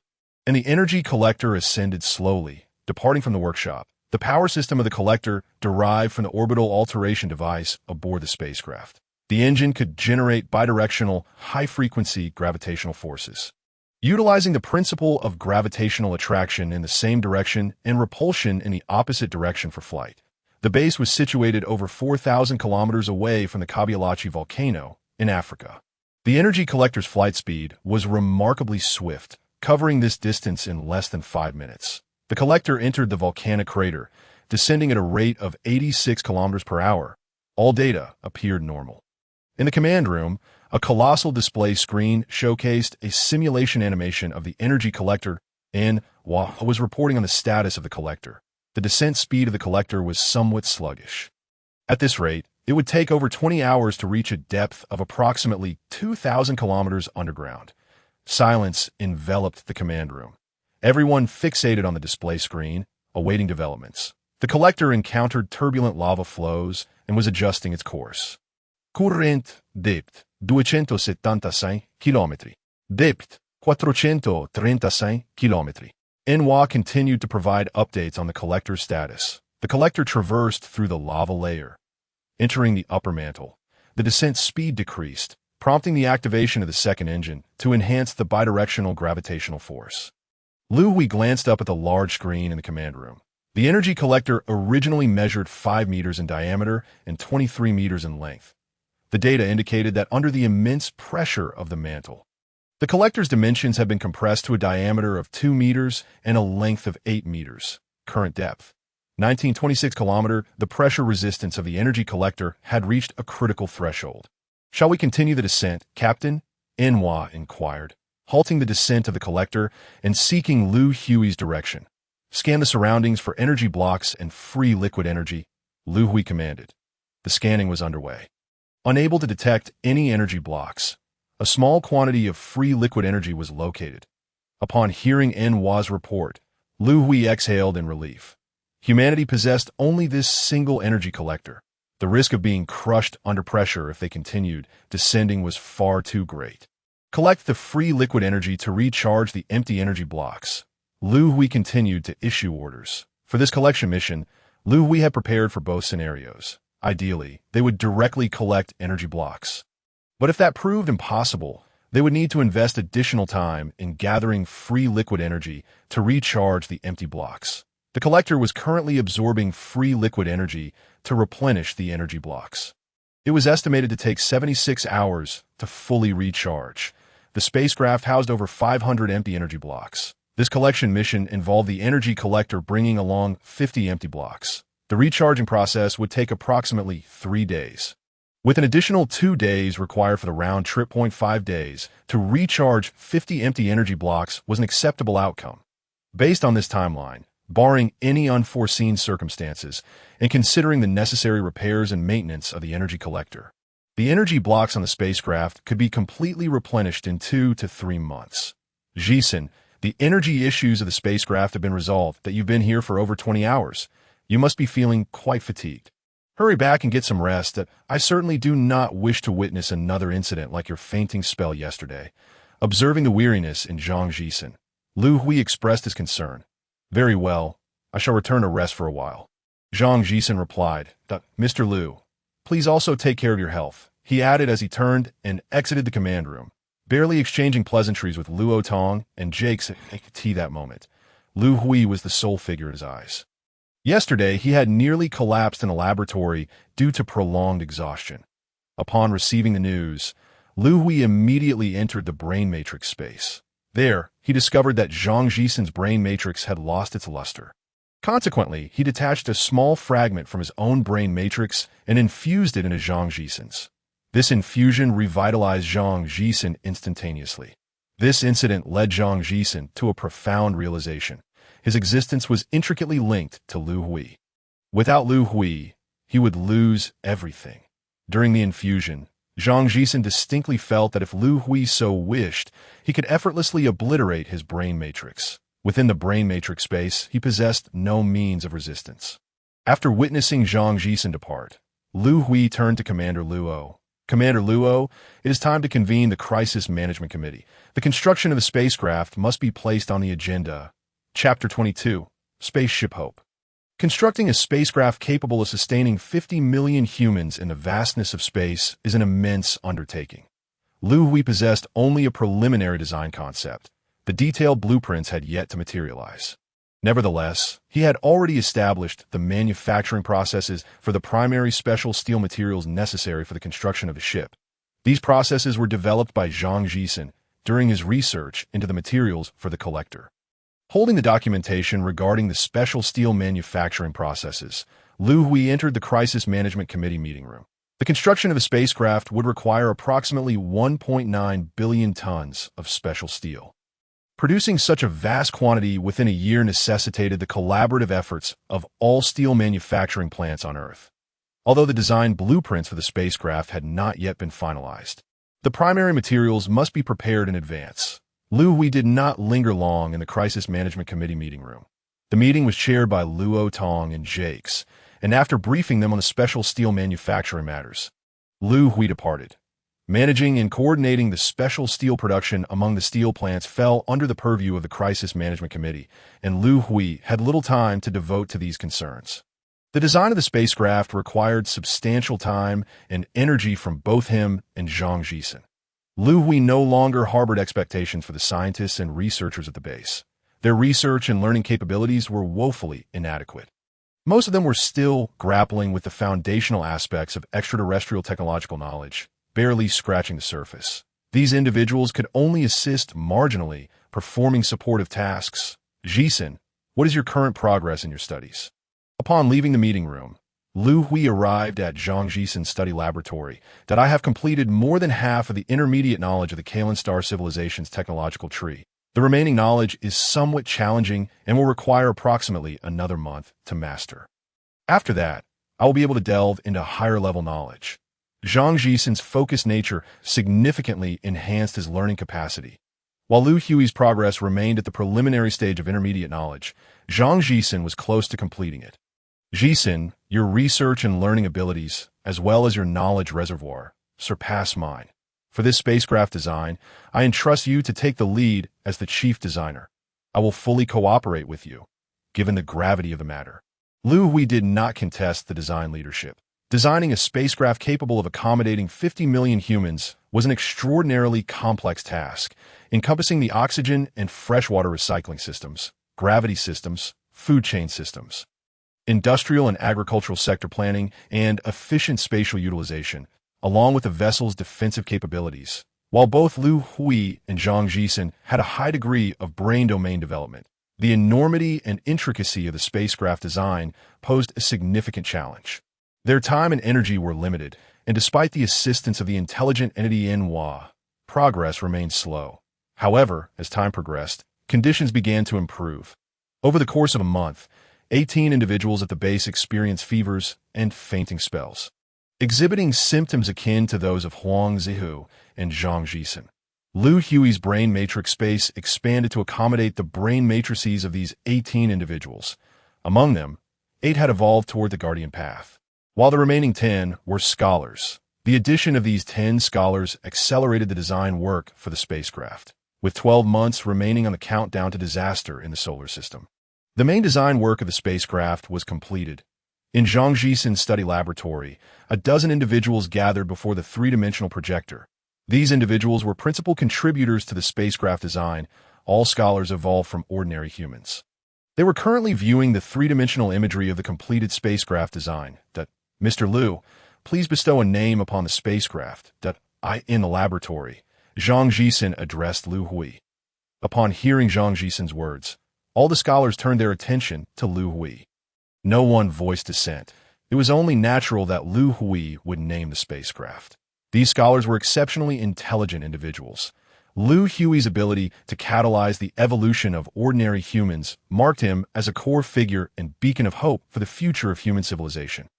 Unconsciously, these scholars have begun to regard Liu Hui as their leader. Let us call it the spaceship Hope, Liu Hui declared without much deliberation, the name coming to him readily. The spacecraft is set to carry 50 million humans away from the solar system, embodying the continuation and hope of Earth's civilization. This was the original intention behind Liu Hui's naming of the vessel. Upon hearing the name Hope, all scholars turned their gazes once again to the three-dimensional image of the spacecraft. Softly murmuring the name, the joy of completion was absent. Instead, an air of sorrow pervaded the expressions of all present. Currently, the human population on Earth stands at approximately 9.8 billion, yet this spacecraft can only rescue 50 million of them. The vast majority must face their demise amid the impending calamities of the solar system. a conclusion both unbearable and unavoidable. Jisun, you are the chief designer of the Hope spacecraft. Please introduce the vessel to everyone. To expedite the design process, newly joined scholars have been assigned regional design tasks and are not fully aware of the overall design of the spacecraft. Very well, I will provide a brief introduction to the Hope spacecraft. Zhang Jisun responded to Liu Hui's request. The Hope spacecraft boasts a diameter of 23.46 kilometers and a height of 7.62 kilometers, with an estimated total mass upon completion of. Its exterior design is inspired by the Life Transmission spacecraft, as the propulsion system of the Hope spacecraft derives from it. This similarity in design minimizes energy consumption in the propulsion system. The Hope spacecraft is divided into three primary zones: the living area, the production area, and the research and study area. Beneath each primary zone are countless smaller subdivisions. Zhang Jisun succinctly introduced the Hope spacecraft to the assembly. Liu Hui reported the completion of the main design of the Hope spacecraft to Commander Luo. Subsequently, the Crisis Management Committee convened an emergency meeting. Thus commenced the largest construction endeavor in the history of humanity. Chapter 23. Undercurrents 1. 9 months remain until the disaster in the solar system strikes. Situated 30 kilometers west of Base 9563 lies the construction site of the Hope spacecraft. Since the design was finalized, nearly 1 million construction workers and engineers have gathered here over the span of 3 months. Surrounding the base, 4 new airports and 2 high-speed railways have been constructed. Materials and machinery required for the spacecraft are being transported ceaselessly from around the globe. The alien spacecraft, which had been relocated here at the onset of the Hope S construction, serves as the focal point of the endeavor. This is because the alien vessel can generate a support field with a diameter of 15 kilometers, which is why the Hope can be constructed on the surface. Without this support field, the weight of the Hope would be untenable on the ground. In the face of shared crisis, the 2 major camps of the East and West have engaged in unprecedented cooperation in the construction of the spacecraft. Sparing no effort, within 3 months, the construction progress of the spacecraft has reached 31. The construction of the Hope is proceeding smoothly. Influenced by Liu Hui's brainwave rays, there have been 65 incidents of fever and fainting at the base over the past 3 months. Liu Hui has gathered 83 guardians and scholars around him, comprising 52 scholars and 31 guardians. The recurring incidents of fever and fainting have led Liu Hui to discern a pattern. All these evolved individuals reside and work within a radius of 25 kilometers from him. In other words, the influence of Liu Hui's brainwave rays extends only within this radius. As the number of evolved individuals increased, they began to congregate spontaneously in Zhang Jisun's research studio. As Liu Hui visits daily to study alien technology with him, Liu Hui seems to possess a certain allure, drawing them to his side. This unusual behavior of frequent gathering in Zhang Jisun's studio has begun to attract attention from various quarters. In Huaxia, in the capital, within the office of the Nanhai leader, sat the 2 foremost leaders of Huaxia, Elder Hu and Elder Zhang. Luo Tong personally reports to the leaders each month on the construction status of the base and spacecraft. Traditionally, he has come alone, but this time he is accompanied by Captain Huang Zihu of the Special Guard Unit. Captain Huang, I understand your reservations about revealing the truth to me. Now, in the presence of our nation's leaders, you surely cannot continue to conceal it. Luo Tong addressed Huang Zihu. As the commander of Base 9563, Luo Tong is highly attuned to the anomalies at the base. Over the past months, nearly 100 individuals have experienced fever and fainting, and those who have awakened have gradually gathered around Liu Hui. Their peculiar behavior has piqued Luo Tong's interest. He surmises that Liu Hui is clandestinely cultivating his own influence. However, he remains unaware of the means by which Liu Hui has drawn these individuals to him. This occurrence is not beneficial for the nation or the base. In an effort to uncover the truth, Luo Tong has consulted Huang Zihu multiple times, given that he was among the first to experience fever and fainting and is also a military officer of Huaxia. Luo Tong hopes to use him as a breakthrough to discern the facts. Yet in their discussions, Huang Zihu has remained tight-lipped, unwilling to disclose the truth. Left with no other option, Luo Tong brings Huang Zihu to the leader's office, hoping that under the auspices of national duty, he might reveal the truth in the leader's office. Upon hearing Luo Tong's words, Huang Zihu hesitated. He glanced at the two leaders, who represent the entirety of Huaxia. After a sigh of resignation, Huang Ziyu spoke, "Leaders, I am willing to disclose the truth, but you must agree to one condition. You cannot take any actions detrimental to Mr. Liu." After some deliberation, Huang Ziyu resolved to reveal the truth. "Rest assured, Liu Hui is a citizen of Huaxia and the eternal bearer of the alien spacecraft. We shall not act against him." Elder Hu stated, "I trust both leaders have reviewed Mr. Liu's medical examination report and the hospital shooting report. His physiology is exceptional. He possesses a unique ability to influence ordinary humans, inducing their physical mutation and evolution. After evolving, they become scholars or guardians. These evolved individuals subconsciously gather around Mr. Liu, harboring sentiments of reverence, protection, and loyalty.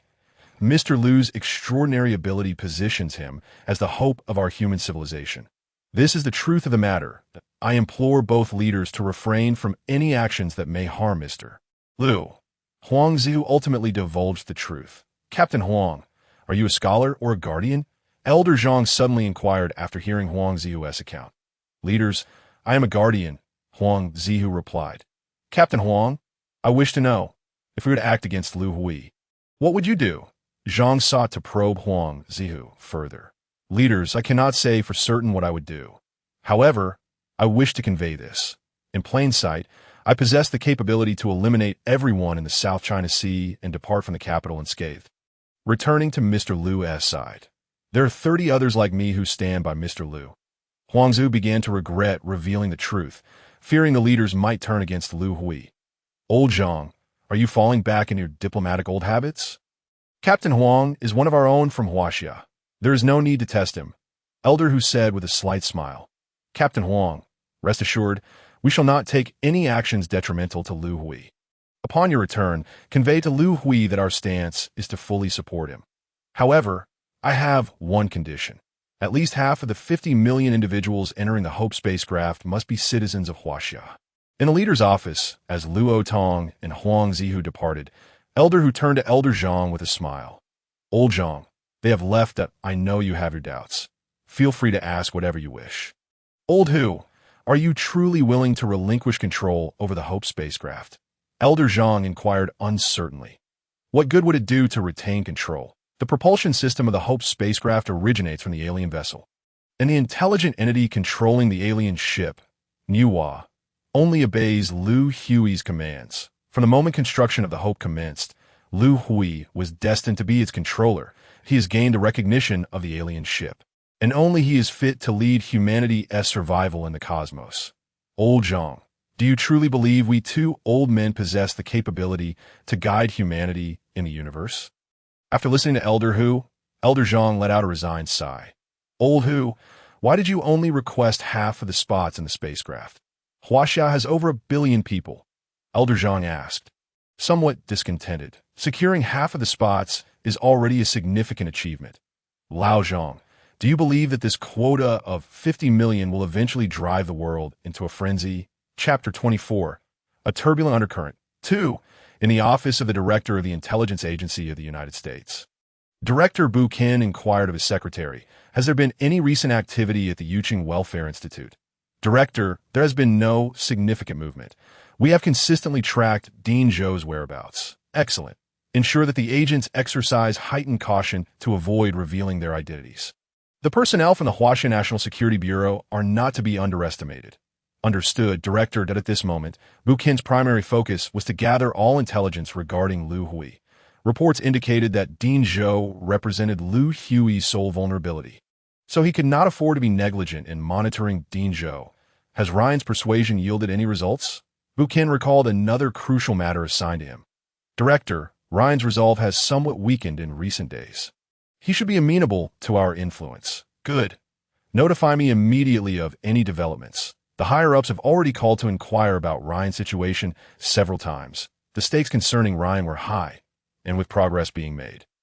Bu Qin felt a sense of relief that he reopened the dossier on Ryan resting on his desk. Ryan John C. Bang, age 28, gender male, Floridian, 2nd Lieutenant of Company B, 1st Armored Division of the United States Army. 2.5 months ago, he was deployed to the Huaxia Nation's Base 9563 for garrison duties. A month and a half ago, he suddenly fell ill with a fever and lost consciousness for reasons unknown.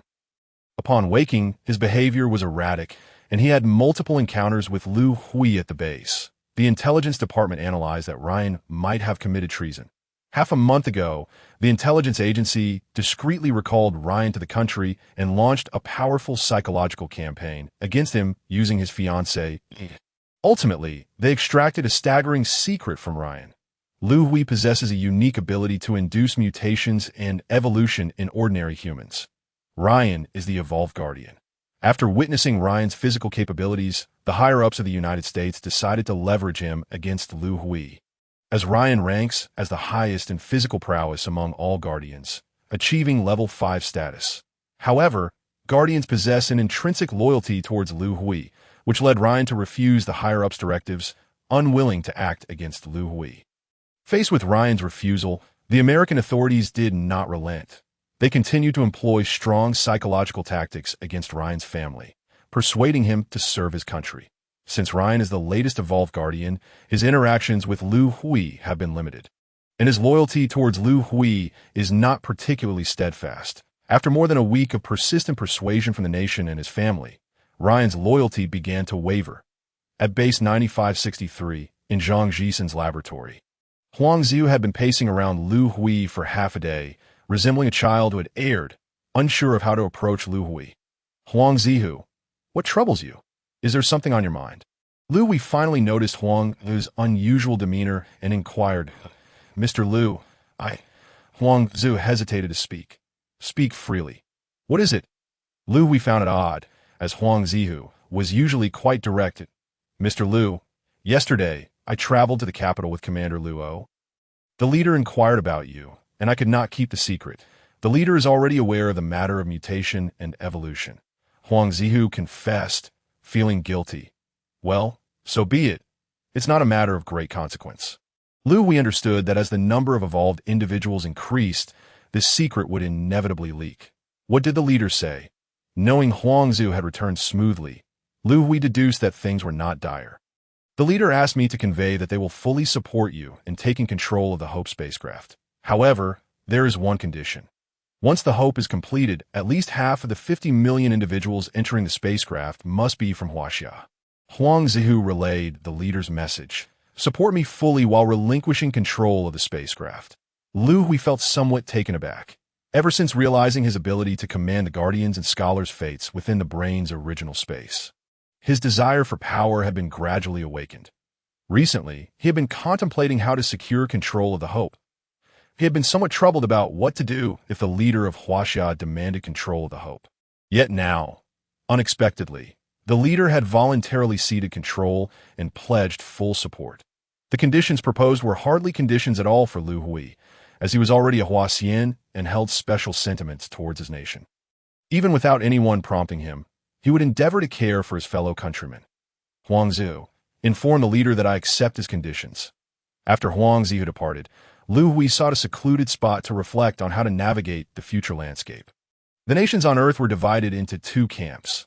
The eastern camp, represented by Huaxia, had relinquished control of the Hope. The remaining faction was represented by the western camp, the United States. The Western nations revered absolute military power and strength.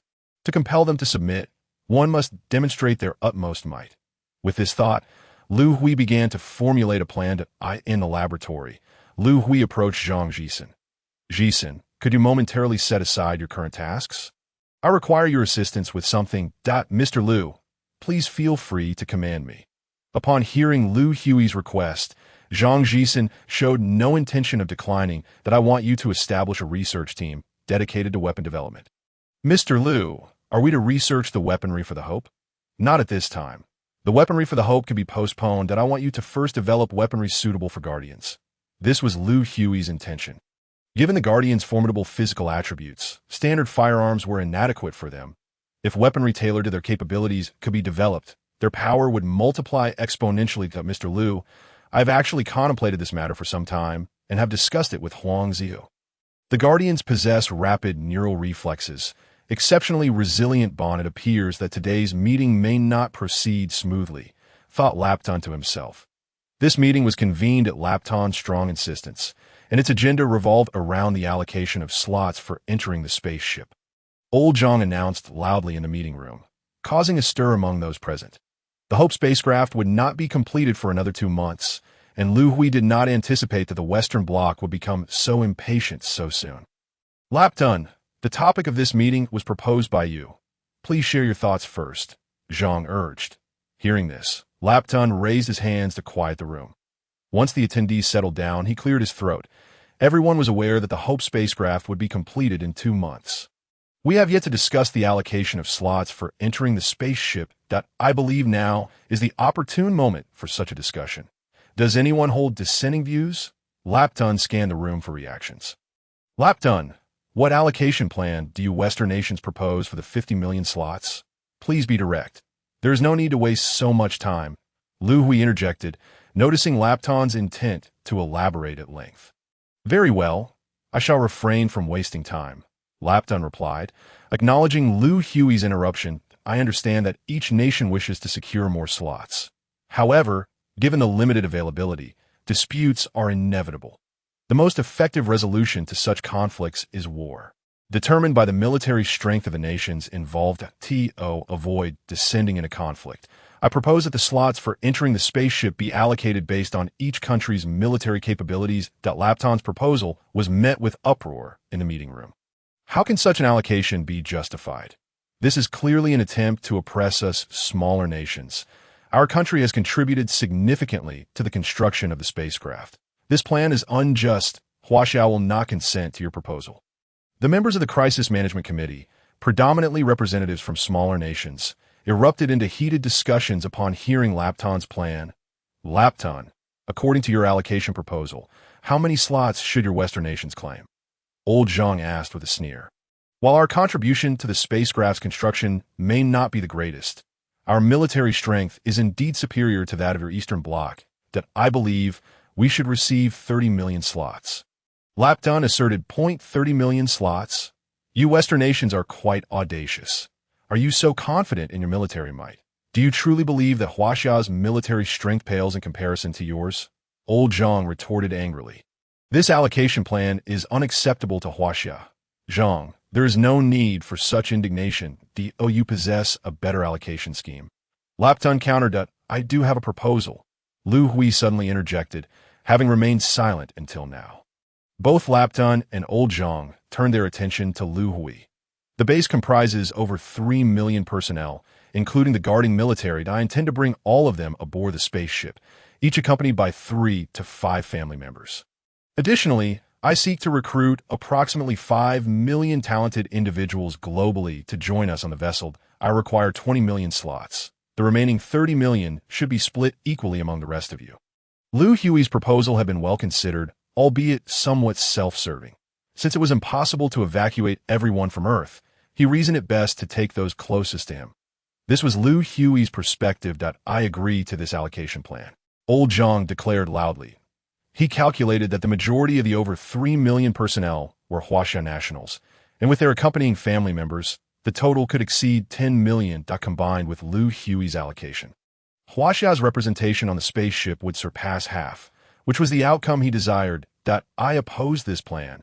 An exasperated Lapton stood up, with the allocation of 30 million slots now reduced to just 15 million.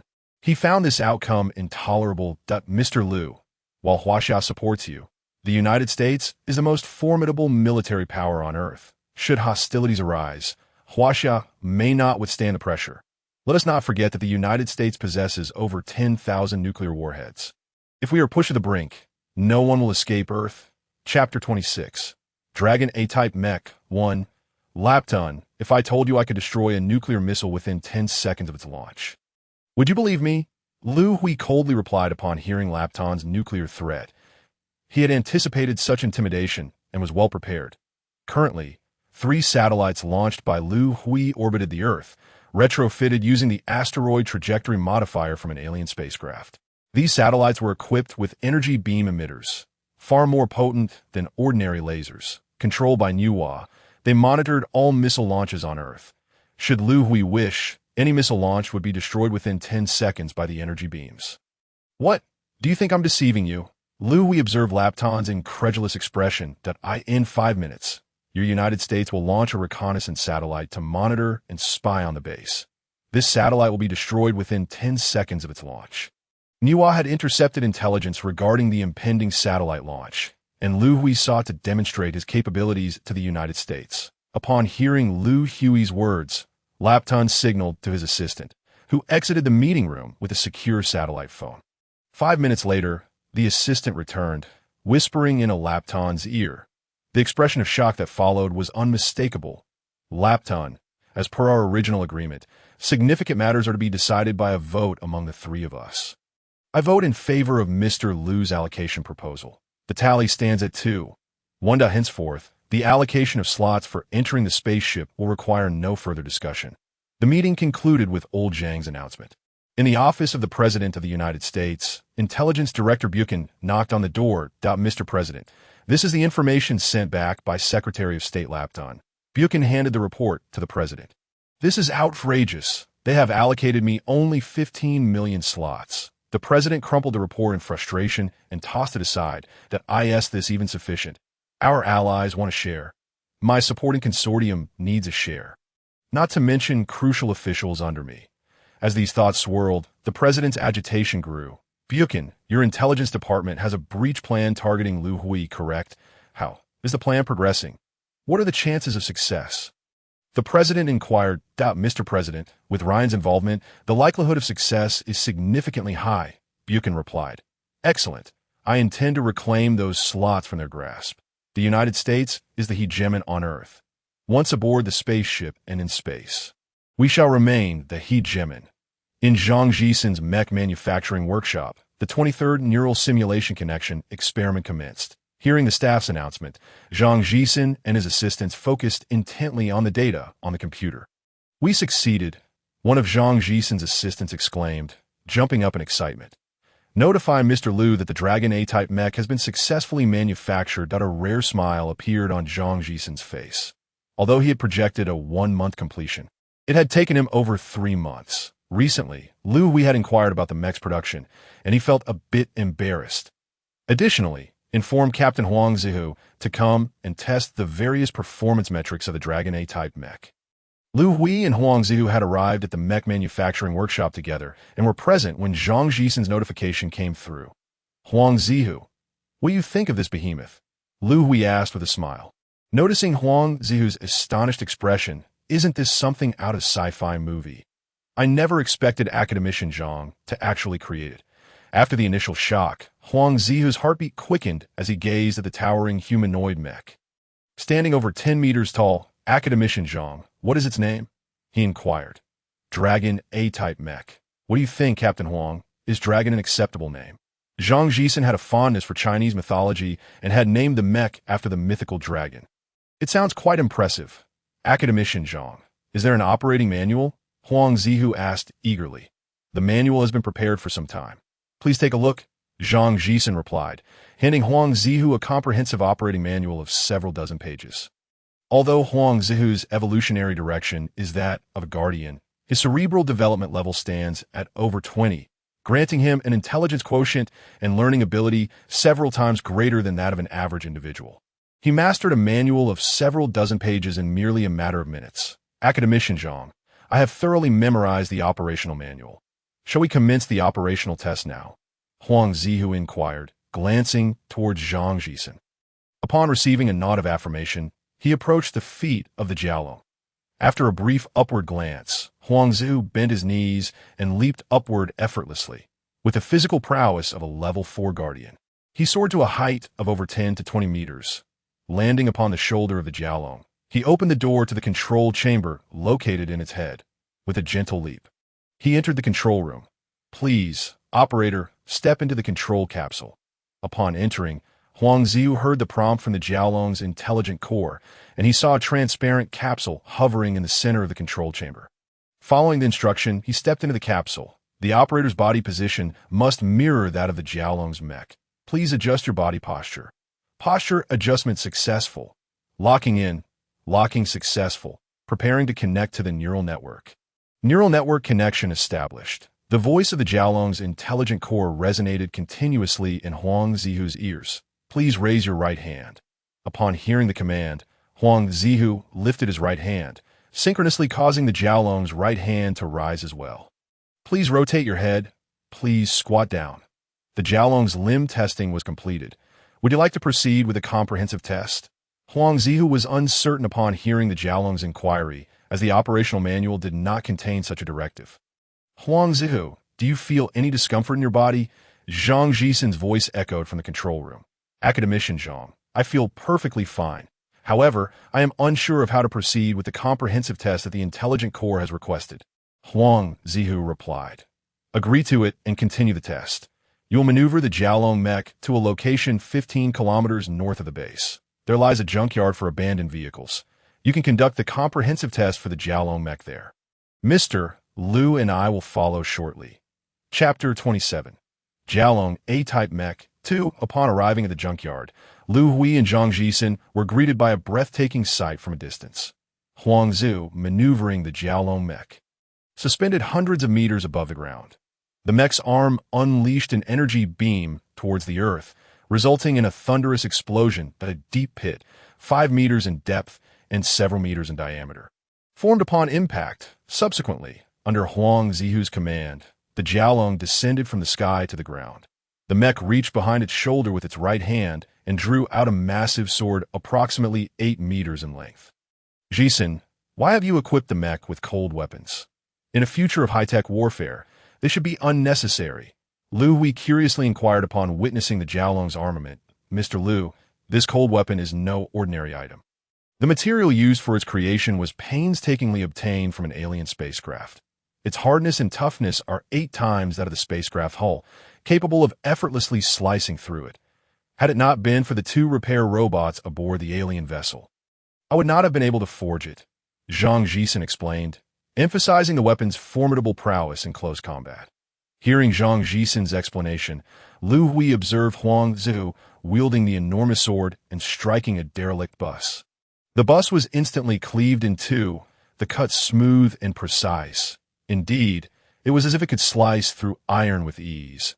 Liu Hui silently praised the Jiaolong mech as it darted through the junkyard, effortlessly sending numerous abandoned vehicles flying and severing them with remarkable speed. Liu Hui, whose physical level was at 4, possessed reflexes several dozen times faster than an average person.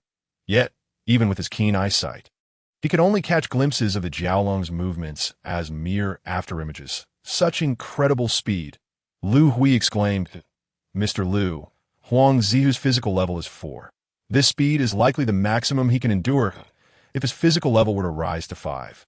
The Jiaolong's speed would increase several-fold. Isn't Ryan's physical level 5? Why not summon him for a test? Liu Hui suddenly recalled Ryan, the individual with the highest physical level. Mr. Liu, Ryan is an American citizen.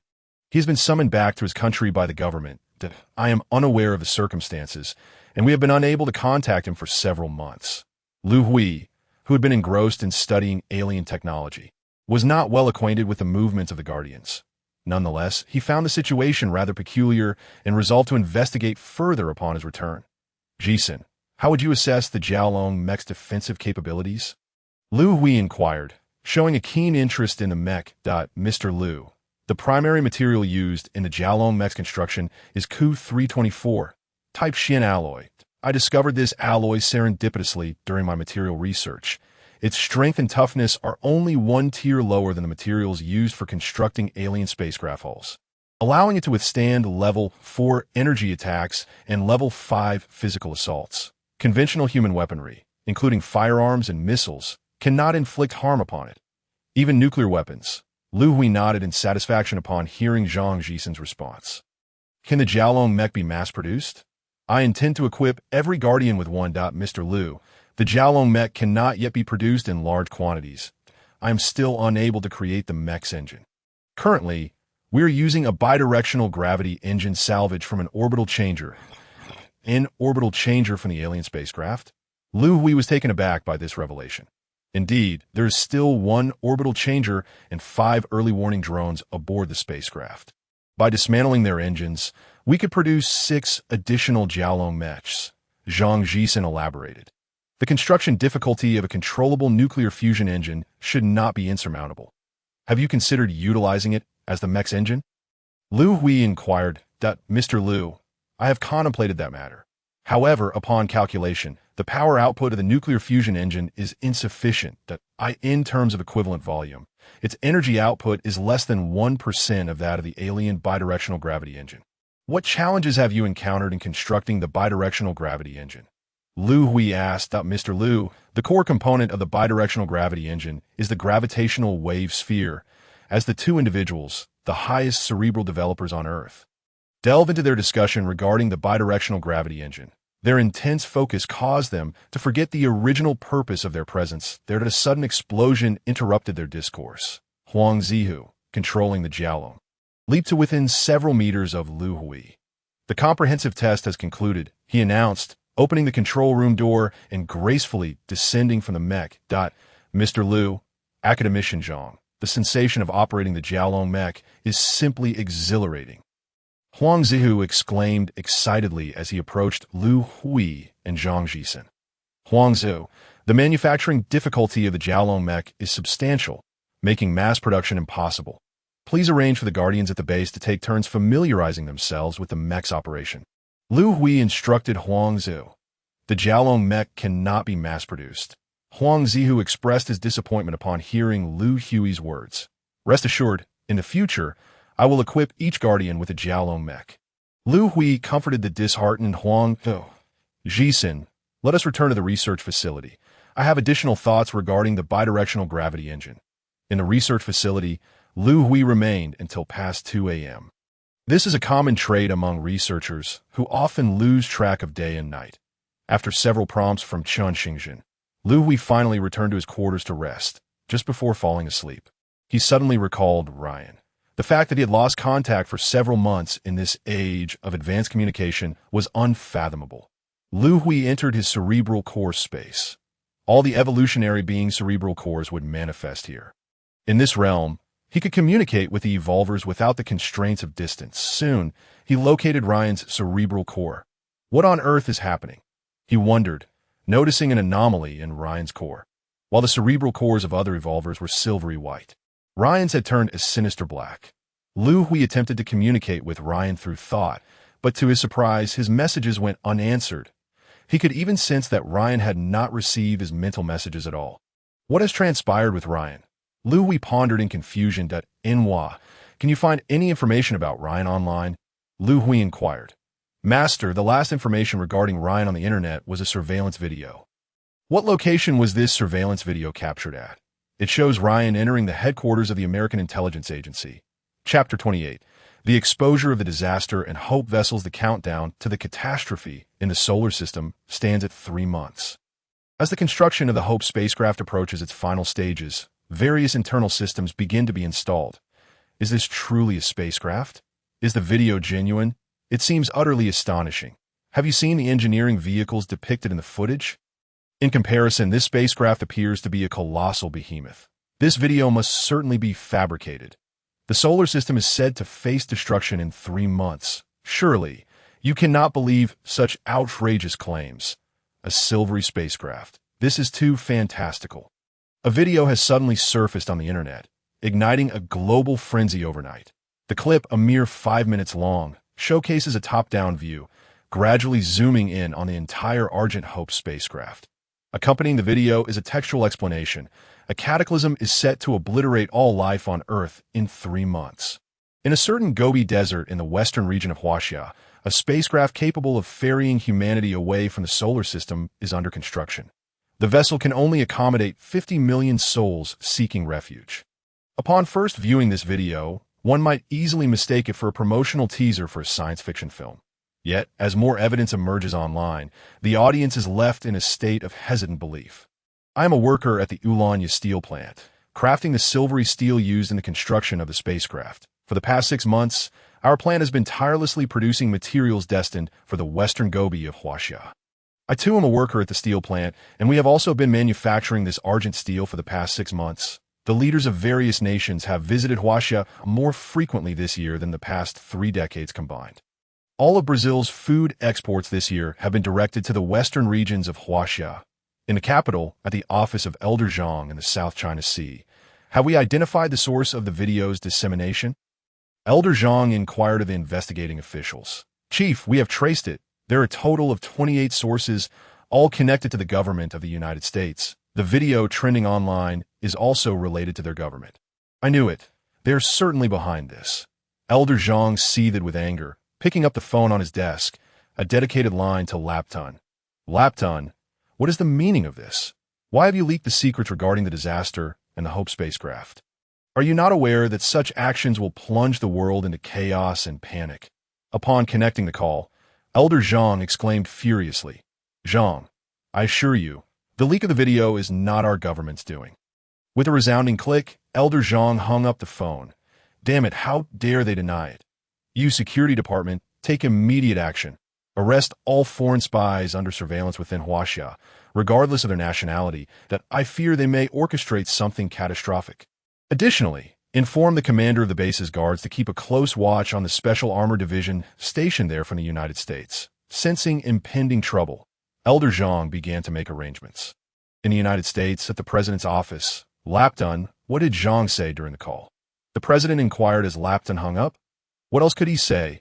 It was nothing but accusations and shouting, as long as we do not acknowledge it. We are fine, Lapton replied. Let us not concern ourselves with Huaxia's reaction. We must proceed with the breakthrough plan. First, we need to steer public opinion in our favor. Tomorrow, go meet Ryan, soothe his emotions, and ensure there are no missteps. He is the linchpin of the entire plan. Ryan's steadfast loyalty began to wane under the persuasion of his family. American scientists conducted a comprehensive study on Ryan's physique, analyzing the data provided by scholars and guardians. Intelligence officers and scientists reached a consensus. The disparities in physical levels among guardians would manifest in a stark difference in capabilities, that a level 5 physique would be nearly 100 times stronger than a level 4. Ryan is the highest among the guardians. He alone could defeat them all. At a military airport in the United States, on the runway, a military transport plane stands ready to depart for Huaxia's Base 9563. The aircraft is transporting daily supplies for the Special Armor Division. Ryan, the breakthrough plan has reached a critical juncture. Once you arrive at the military camp, remember to keep a low profile. When the time is right, we will issue commands by the transport plane, Lapton instructed Ryan. Rest assured, Mr. Lapton, the interests of the United States are paramount, that I will seize control of the spacecraft. Ryan's current loyalty lies solely with the leader of the United States. After saluting Lapton, Ryan boarded the aircraft. Ryan, you are the hope of our nation. You will succeed, and may God bless you. As Ryan departed aboard the transport, Lapton silently offered a prayer. On the internet, the incident involving the disaster and the Hope spacecraft escalated. Within a week, under the guidance of Western media, as more evidence surfaced, the majority of netizens began to accept the reality of the situation. Public sentiment shifted toward the West, with voices rising in condemnation of Huaxia. Huaxia is an authoritarian state. They will not allow Westerners to board the spacecraft. Our fates cannot rest in the hands of the Huaxia people. Control of the spacecraft should be entrusted to the United Nations. Are the aircraft carriers of the United States mere decorations? They should all be deployed to apply pressure. We, the Westerners, must fight for our freedom and right to board the spacecraft. The emotions of the Western populace were ignited, leading to a series of protests and demonstrations against Huaxia. The Huaxia's consulates in various Western nations faced siege from demonstrators. The public's feelings had reached a boiling point. In this critical moment, the United States government convened a press conference that sent shockwaves around the world. Chapter 29. The Struggle for Control. 1. Esteemed journalists present and viewers at home, I stand before you on behalf of the government to reveal a truth, Lapton proclaimed at the press conference. Publicly acknowledging the existence of the solar system catastrophe and the Hope spacecraft. Only 2.5 months remain until the disaster strikes. The spacecraft lies within Huaxia's borders, and they control access to it. Our Western nations have invested considerable manpower and resources in its construction. The arrogant people of Huaxia have only allocated a scant few spots for our Western nations to board. This is an affront and an insult to us. Therefore, I declare that the United States will use force to seize control of the spacecraft. Lapton's declaration stunned the journalists and viewers alike. Are the two superpowers on the brink of war? Surely not. as there have been no signs that shouldn't wars require preparation. These are two nuclear powers. Has Lapton lost his mind? The audience at home remained skeptical, just 2 minutes before the press conference commenced. The 1st Armored Division stationed around the base had initiated military operations, currently engaging in a firefight with Huaxiao's forces. Lapton's words once again astonished everyone. Has war already begun? At the Armored 1st Division's barracks. Hearing the cacophony of gunfire, Ryan opened his eyes from a meditative state. Excellent, the Armored Division has engaged with Huaxiao's troops. That it is our turn to act. Bring me my aircraft. Ryan instructed the special forces behind him. Standing behind him were 200 Special Forces operatives, each equipped with individual flight devices. Their mission was to capitalize on the chaos of the firefight to stealthily infiltrate Base 9563 under Ryan's lead. The ultimate objective was to capture Liu Hui. All team members, maintain a distance of 500 meters behind me while flying out. I will clear the rapid-fire cannons on the base walls, in the command center of Base 9563. Commander Luo, what is happening? Hearing the sounds of intense gunfire, Liu Hui rushed in from the research room. The American Armored Division stationed at the base has suddenly left their barracks and is advancing toward the base. They are currently being intercepted by our military, and a firefight is underway, Luo reported. The United States intends to use force to seize control of the base? Just one armored division. Are they out of their minds? This is a death wish. We have 3 armored divisions surrounding them. Liu Hui pondered whether the Americans had truly lost their sanity. Huang Ziu, take control of the Jiaolong mech and proceed to provide support. End the battle in the shortest possible time, ensuring that the conflict does not encroach upon the base, lest it hinder the progress of the spacecraft's construction upon the conclusion of the skirmish. Return immediately. Very well, I shall rush to provide assistance forthwith. Enhua, monitor all long-range missiles from the United States. If any are launched, obliterate them instantly. The dynamics on the battlefield have not tilted in favor of one side merely due to numerical superiority. Faced with the interception from 3 divisions of Huaxia, the 1st Armored Division of the United States remains undeterred. Their latest H-82 main battle tanks have proven their worth, exhibiting formidable defensive capabilities that allow them to maneuver with ease on the battlefield. In less than 10 minutes of combat, the H-82 tanks have annihilated dozens of enemy tanks and armored vehicles. The anti-tank Stinger missiles prove ineffective against them. Should we deploy the Sword missile to strike at them? The Chief of Staff anxiously inquired while observing the footage transmitted by the drones. The power of the missile is too great. It could inadvertently damage the base. Upon hearing the Chief's words, the commander hesitated to issue any commands. Suddenly, a thunderous roar erupted, shaking the ground beneath them and inducing a sense of instability. What has occurred? The commander inquired urgently. Look, come quickly, the Chief of Staff exclaimed, pointing at the video feed from the battlefield. A dragon mech.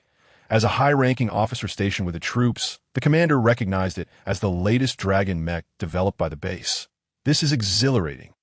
Huang Zhu, operating the mech, shouted in excitement. With a single energy beam, a massive crater several meters in diameter appeared on the ground. Drawing the long blade from the mech's back, Huang Zhu maneuvered the dragon mech back and forth across the enemy's position. Tanks, various armored vehicles, and heavy weapons became mere toys in the presence of the dragon. They were either split in two by the great blade or crushed underfoot. In an instant, both sides ceased their attacks, each person astonished by the sight of this colossal behemoth on the battlefield. Commander, what are our next steps? The aide to the 1st Division commander anxiously asked. Inform the Huaxia forces that we surrender. The commander of the 1st Division did not dare to hesitate. The situation on the battlefield had made it clear to him that this was not a war, but a one-sided massacre. The Special Armored 1st Division is the most well-equipped army of the United States. In just a few minutes, all tanks, armored vehicles, and heavy weaponry have been obliterated, if not for the enemy's restraint in sparing the regular soldiers. There would be scarcely any survivors among the 1st Division. How could Huaxia possess such weaponry? Gazing at the dragon mech on the battlefield, the 1st Division commander was engulfed in despair. Little did he know that the 1st Division was merely a pawn in the wall-breaking plan, intended solely to sow chaos. Commander, the 1st Division commander has sent word. They have surrendered. The Chief of Staff exclaimed with excitement. If I were in his position, I would also surrender. This thought remained unspoken by the commander. Yet he understood that with the presence of the dragon mech on the battlefield, the nature of warfare would likely undergo a transformation. Someone piloting an aircraft approached the base's walls. The fire control radar had already locked on. Open fire! The guards at the base walls had long since entered a state of heightened readiness. Noticing the approaching aircraft, the defenders immediately locked on and opened fire. The individual piloting the personal flying vehicle was none other than Ryan. In mere seconds, the 4 rapid-fire artillery pieces atop the wall unleashed nearly 10,000 rounds at him. Ryan's vehicle was destroyed, and he plummeted to the ground. At this moment, he appeared somewhat disheveled. His clothing tattered, yet the rapid-fire artillery's assault caused him no harm. Ryan rose from the ground and leapt effortlessly onto the wall, delivering a powerful punch to the rapid-fire artillery. The steel-constructed artillery crumbled under the force of his blow, as if it were made of paper.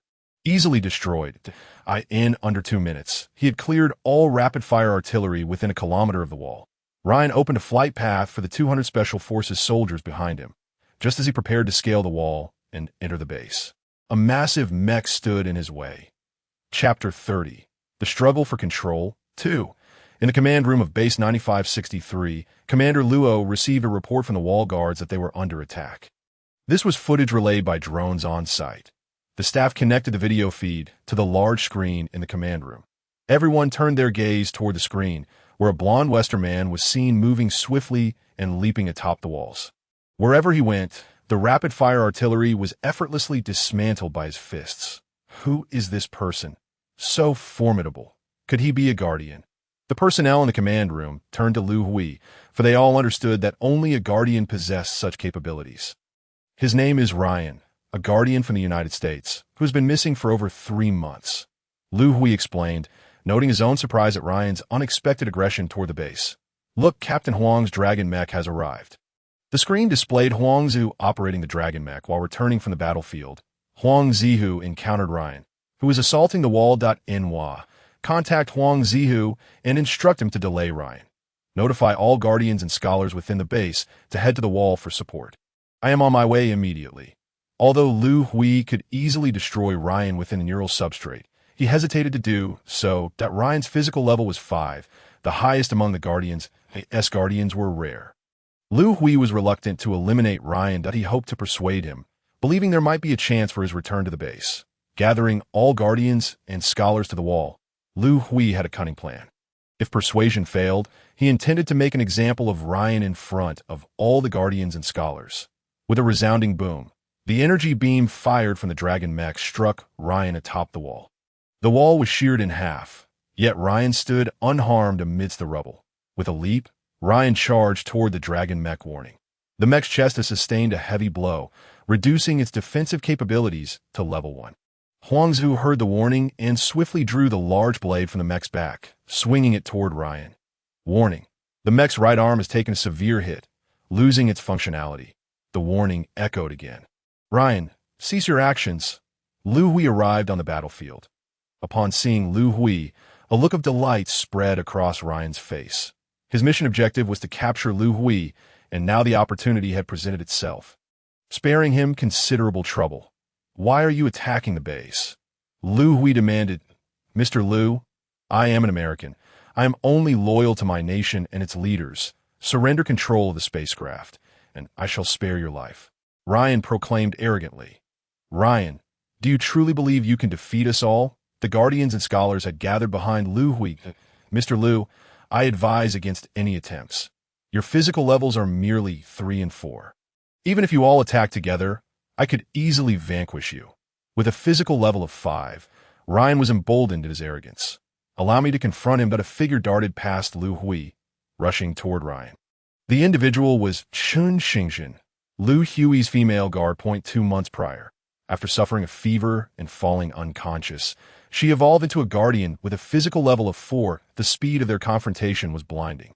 Liu Hui could only perceive fleeting shadows in less than 10 seconds. One figure was sent flying, landing at Liu Hui's feet. Chun Xingxin could not withstand even 10 seconds against Ryan. Liu Hui was astonished.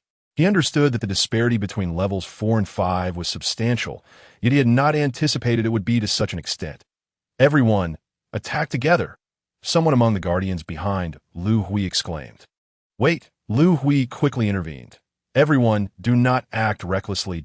If Chun Xingxin, with a physical level of 4, could not last 10 seconds, the majority of the guardians behind him were at level 3, even if they all attacked together.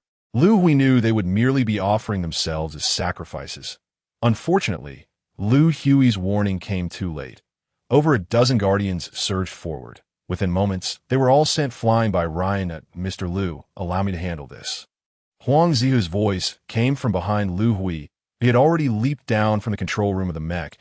I possess explosive traits that can elevate my physical level by 2. Huang Zihu reminded Liu Hui. Utilizing traits has a cooldown period. Now is not the time. Your trait should be reserved for crucial moments. Rest assured, I have a plan to deal with him. Liu Hui calmly urged Huang Zihu. Mr. Liu, have you made your decision?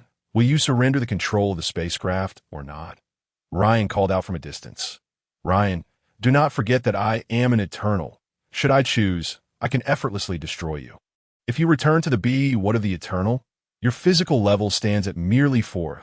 Since you do not concur, do not blame me for my lack of courtesy. As soon as the words left his mouth, Ryan charged towards Liu Hui.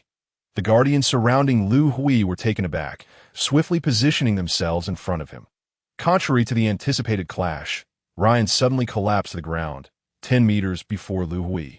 As Liu Hui obliterated Ryan's brain core within the neural core space, in an instant, Ryan was rendered an ordinary human. Dispersing the guardians blocking his path, Liu Hui approached Ryan. As I have stated, I am the Eternal. Destroying you is a trivial matter. This outcome is of your own choosing. Liu Hui then stepped onto Ryan's chest. With a sound reminiscent of bones fracturing, Ryan's chest caved in. Liu Hui's proclamation reverberated through the hearts of all guardians and scholars present, intensifying their reverence for him. From that moment forth, incidents of betrayal by guardians and scholars against Liu Hui ceased to exist. Entering the neural core space, Liu Hui assessed the condition of the guardians who had been flung away by Ryan. Their brain cores had dimmed, yet fortunately, signs of life remained. They were merely gravely injured. Liu Hui infused them with his own brain core energy, and the wounded guardians were instantly revitalized. The battle for control of the spacecraft instigated by the United States concluded hastily in less than half an hour. Half an hour after the skirmish, the government of Huaxia convened a press conference in the capital. The contents of the conference astonished the entire world. Chapter 31. Chaos before the apocalypse at the press conference venue of Huaxia. As Elder Zhang approached the podium, a stir erupted among the journalists below. In Huaxia, individuals of Elder Zhang's stature rarely convene press conferences personally, unless a matter of monumental significance arises. Dear journalists present and viewers at home, I shall refrain from unnecessary preamble today. Elder Zhang stood solemnly at the podium. Everyone was aware that just an hour prior, the United States had held a press conference wherein they discussed the calamity in the solar system and the Hope spacecraft. Many raised doubts regarding the veracity of these claims. On behalf of the Huaxia government, I hereby publicly acknowledge the calamity and the spacecraft incident as authentic events. I will elaborate on the truth shortly. Elder Zhang confirmed the authenticity of the disaster and spacecraft incidents on behalf of the Huaxia government. Now, I must inform you of a critical development. The military operation by the United States to seize control of the spacecraft has failed. Just half an hour before this press conference, their armored 1st Division surrendered. Upon hearing Elder Zhang's words, the journalists erupted in astonishment. The most elite division of the United States surrendered in less than half an hour? How had their military become so easily vanquished? Was the Huaxia military truly that formidable? The news left them utterly flabbergasted. Please quieten down. I am about to disclose the detailed truth regarding the calamity and the spacecraft incident. At Elder Zhang's statement, the commotion ceased. 50 years ago, we discovered an extraterrestrial spacecraft in the Gobi Desert of our western region. The spacecraft transmitted a disaster warning to humanity, indicating that a stellar devourer was approaching the solar system. Our citizen Liu Hui was chosen by the extraterrestrial spacecraft as its master, undergoing an evolution to become the Eternal. Liu Hui's exceptional abilities enabled us to construct the Hope spacecraft to escape the solar system. Elder Zhang recounted the entire truth of the matter in detail. A devourer capable of consuming solar energy, Was the solar system truly destined for destruction? Who was Liu Hui? What exactly was the Eternal? The journalists and viewers at home engaged in fervent discussions. Next, I shall address the question of utmost concern: the allocation of quotas for boarding the spacecraft to escape the solar system. At this, the journalists fell silent, and the viewers held their breath. The distribution of the 5 million quotas had long been deliberated and decided. Eastern and Western nations would each receive 1.5 million quotas. The Eternal Liu Hui was granted control over 2 million quotas. The number allocated to Liu Hui astonished everyone. Why did Liu Hui deserve 2 million quotas? A Western journalist suddenly raised his voice in protest. On what grounds?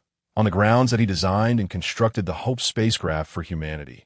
Without him, none of the U.S. would escape this calamity. Observing the dissent against Liu Hui, Elder Zhang ardently defended him. The high-ranking officials of Huaxia had reached a consensus.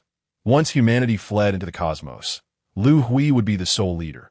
Throughout the press conference, Elder Zhang repeatedly mentioned Liu Hui, aiming to bring him into the public eye, establish his prestige, and mitigate future obstacles that at the conclusion of this press conference, I will announce a date. Elder Zhang's expression grew even graver. According to scientists' calculations, June 13, 2086 marks the end of the world in the office of the President of the United States. Lapton, the wall-breaking operation has failed. What shall we do? After receiving news of the 1st Division surrender and Ryan's demise, the President inquired darkly, "Mr. President, seizing control of the spacecraft by force is no longer a possibility." Lapton had viewed battle footage sent back from the 1st Division, and the performance of the Dragon mech on the battlefield had extinguished any thoughts of employing force. Since we cannot seize control of the spacecraft, we shall strive for more quotas. The wall-breaking operation has not entirely failed. Liu Hui still possesses a critical weakness. There remained a flicker of hope in Lapton's gaze. Do you think Huaxia will retaliate against us in the West? The President expressed his concerns following the military failure. "Mr. President, Huaxia has always valued benevolence and righteousness. If we provide them an out, they are unlikely to retaliate against us. We need to give Huaxia an explanation. I shall bear the blame." Subsequently, the government of the United States released a statement. Secretary of State Lapton has unilaterally mobilized the armored 1st Division to attack the base, severely damaging the friendship between Huaxia and the United States. The government of the United States clearly overestimated the impact of their statement that I end the world, including the government of Huaxia. No one paid heed to their announcement. The contents of the Huaxia press conference rapidly spread across the globe. The people of the world memorized one date, June 13, 2086, the end of the world. With only 2.5 months until the apocalypse, how can I still go to work? In factory in Huaxia. A worker forcefully hurled a component to the ground. I quit. I will spend all the money I have. Similar sentiments spread across numerous factories and enterprises. Within 3 days, society in Huaxia entered a state of paralysis. The use of currency lasted merely 3 days before it became worthless paper. Society reverted to a barter system. The madness preceding the apocalypse commenced. Vandalism and various violent incidents began to surge. Huaxia entered a phase of military takeover, imposing curfews. Anyone found on the streets after 6 p.m. would be shot. Citizens of Huaxia, please return to your hometowns, reunite with your families, and spend the final 2 months together. Please remain patient and do not discard your identification. Each of you may become a fortunate candidate for boarding the Hope spacecraft. The supreme leader of Huaxia delivered a public address. Thanks to the efforts of the Huaxia government, water, electricity, transportation, communication, and food supplies continued to function normally. Meanwhile, Western nations had descended into complete chaos. Water, electricity, and transportation systems were paralyzed, and violent killings proliferated. Society descended into disorder. Governments could only maintain control over a handful of major cities. Chapter 32. The Rescue of Director Zhou in the Command Room of Base 9563. Commander Luo, how is the situation regarding the elderly in the welfare home? Liu Hui inquired as he entered the command room to seek updates from Luo Tong. The welfare home was Liu Hui's Achilles heel. After the hospital shooting incident, Luo Tong had approached Liu Hui, asking if he needed to relocate the residents of the welfare home to the base for protection. After consideration, Liu Hui had declined Luo Tong's suggestion. Most of the residents in the welfare home were elderly, accustomed to their way of life. Relocating them suddenly to the base would undoubtedly entail numerous inconveniences. Luo Tong had arranged a security detail of hundreds for the welfare home, ensuring their safety. Liu Hui did not wish to disrupt the elders' lives prematurely. However, with the impending disaster drawing near and societal security beginning to waver, Liu Hui prepared to bring the elderly from the welfare home to the base. Rest assured, Mr. Liu, the arrangements have been made. They can be brought to the base today. Now, they should be on their way to the airport. Ever since the leader of Huaxiao expressed support for Liu Hui's control over the spacecraft, Luo Tong began gradually transferring his power into Liu Hui's hands. Within the base, Liu Hui's words are now beyond reproach. Commander Luo, there's been an incident, a staff member in the command room said in a panic upon receiving the news. What? Armed attack. What about the elderly? Is Dean Zhou all right? Liu Hui's face paled upon hearing this news. The guard team suffered heavy casualties, while the welfare home's elderly experienced a minor number of injuries. Dean Zhou has been kidnapped. Upon hearing that Dean Zhou had been taken, Liu Hui instantly understood. Their target is me. They intend to use Dean Zhou to coerce me that IT is either to seize control of the spacecraft or to secure a spot on it. Liu Hui quickly deduced. Nuwa, monitor all communications for the Myligian government and military, and search for clues on the internet. Liu Hui contacted Nuwa, but he was almost certain that the kidnapping of Dean Zhou was related to Myligian. Captain, we decrypted a document from the Myligian Intelligence Agency's computer. They have a breach plan that involves monitoring Dean Zhou. Nuwa uncovered some useful information. Nuwa continued searching for clues regarding Dean Zhou. Anxiously, Liu Hui waited in the command room for nearly 3 hours. But Nuwa had not found any more useful leads. Nuwa, check if there are any Myligian warships along the southwestern coast of Guizhou province. Liu Hui analyzed that Yuqing is less than 100 kilometers from the coast. The most optimal route for them to leave Huaxia would be by water. Captain, there is a carrier group of Myligian located 600 kilometers south of the southern coast of Guizhou. Upon hearing this news, Liu Hui suddenly stood up. Mr. Liu, what's wrong? Luo Tong asked, noticing Liu Hui's abrupt movement. I believe I know where Dean Zhou is. Mr. Liu, where is Dean Zhou? On the high seas off the southwestern coast of Guizhou province, with a Myligian carrier group. After saying this, Liu Hui turned and walked toward the command room's exit. Mr. Liu, where are you going? Luo Tong urgently inquired as he saw Liu Hui about to leave. I'm going to rescue him. It's thousands of kilometers away. How do you plan to save him? Jiaolong Mecha. Leaving behind these 4 words, Liu Hui exited the command room in the Jiaolong Mecha manufacturing workshop. A few days prior, Huang Zihu controlled the Jiaolong Mecha to fight against Ryan, resulting in damage to the mecha. IT had been under repair in the workshop for the past few days. Jisen, is the Jiaolong Mecha repaired? Liu Hui hurriedly asked upon seeing Zhang Jisen in the workshop. Mr. Liu, you need the mecha? Just in time. It has just been repaired, Zhang Jisen replied. How much energy is left in the mecha? Mr. Liu, the mecha operates on energy blocks. The last battle consumed almost no energy. Knowing the energy was sufficient, Liu Hui leaped up into the control room. As the Jiaolong mecha slowly ascended, it swiftly headed towards the southwestern coast of Guizhou province. Nuwa, do you have the gravitational wave data of Dean Zhou's body? Yes, very well. Transmit the data to the mecha's intelligence core. Having learned about extraterrestrial technological knowledge, Liu Hui knew that every individual emits unique gravitational waves. These waves possess distinct uniqueness that can be used for identification.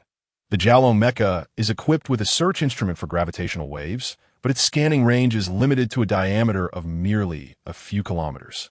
Liu Hui planned to approach the carrier group and utilize the search instrument to locate Dean Zhou's whereabouts. On board the Myligian carrier group, the commander ordered, notify all warships. The fleet must immediately set sail back to base. Upon receiving the task notification, the fleet commander promptly issued commands. Commander, radar has detected an aircraft approaching the carrier group at a speed of 95 Mach. Its flight path is fixed.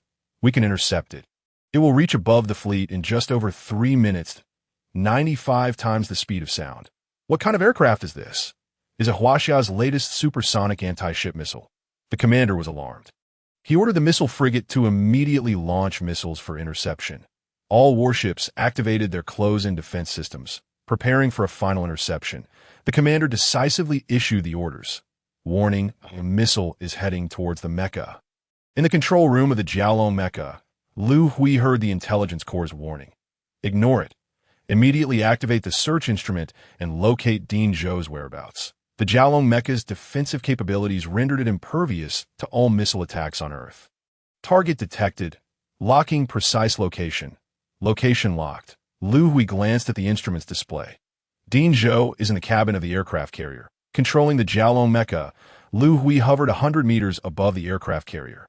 At that moment, the Jiaolong mecha came under fire from dozens of close-in defense cannons. Yet the attacks failed to inflict any damage. Cease all attacks. The commander had watched videos of the Armored 1st Division fighting against the Jiaolong mecha. He recognized the aircraft before him as Huaxia's Jiaolong mecha. Their attacks were utterly ineffective. Commander, the other side is sending a message. They request an immediate communication link. Connect the communication. The commander wished to ascertain the other party's intent. Who is the commander of your fleet? Liu Hui's voice came through the communication channel.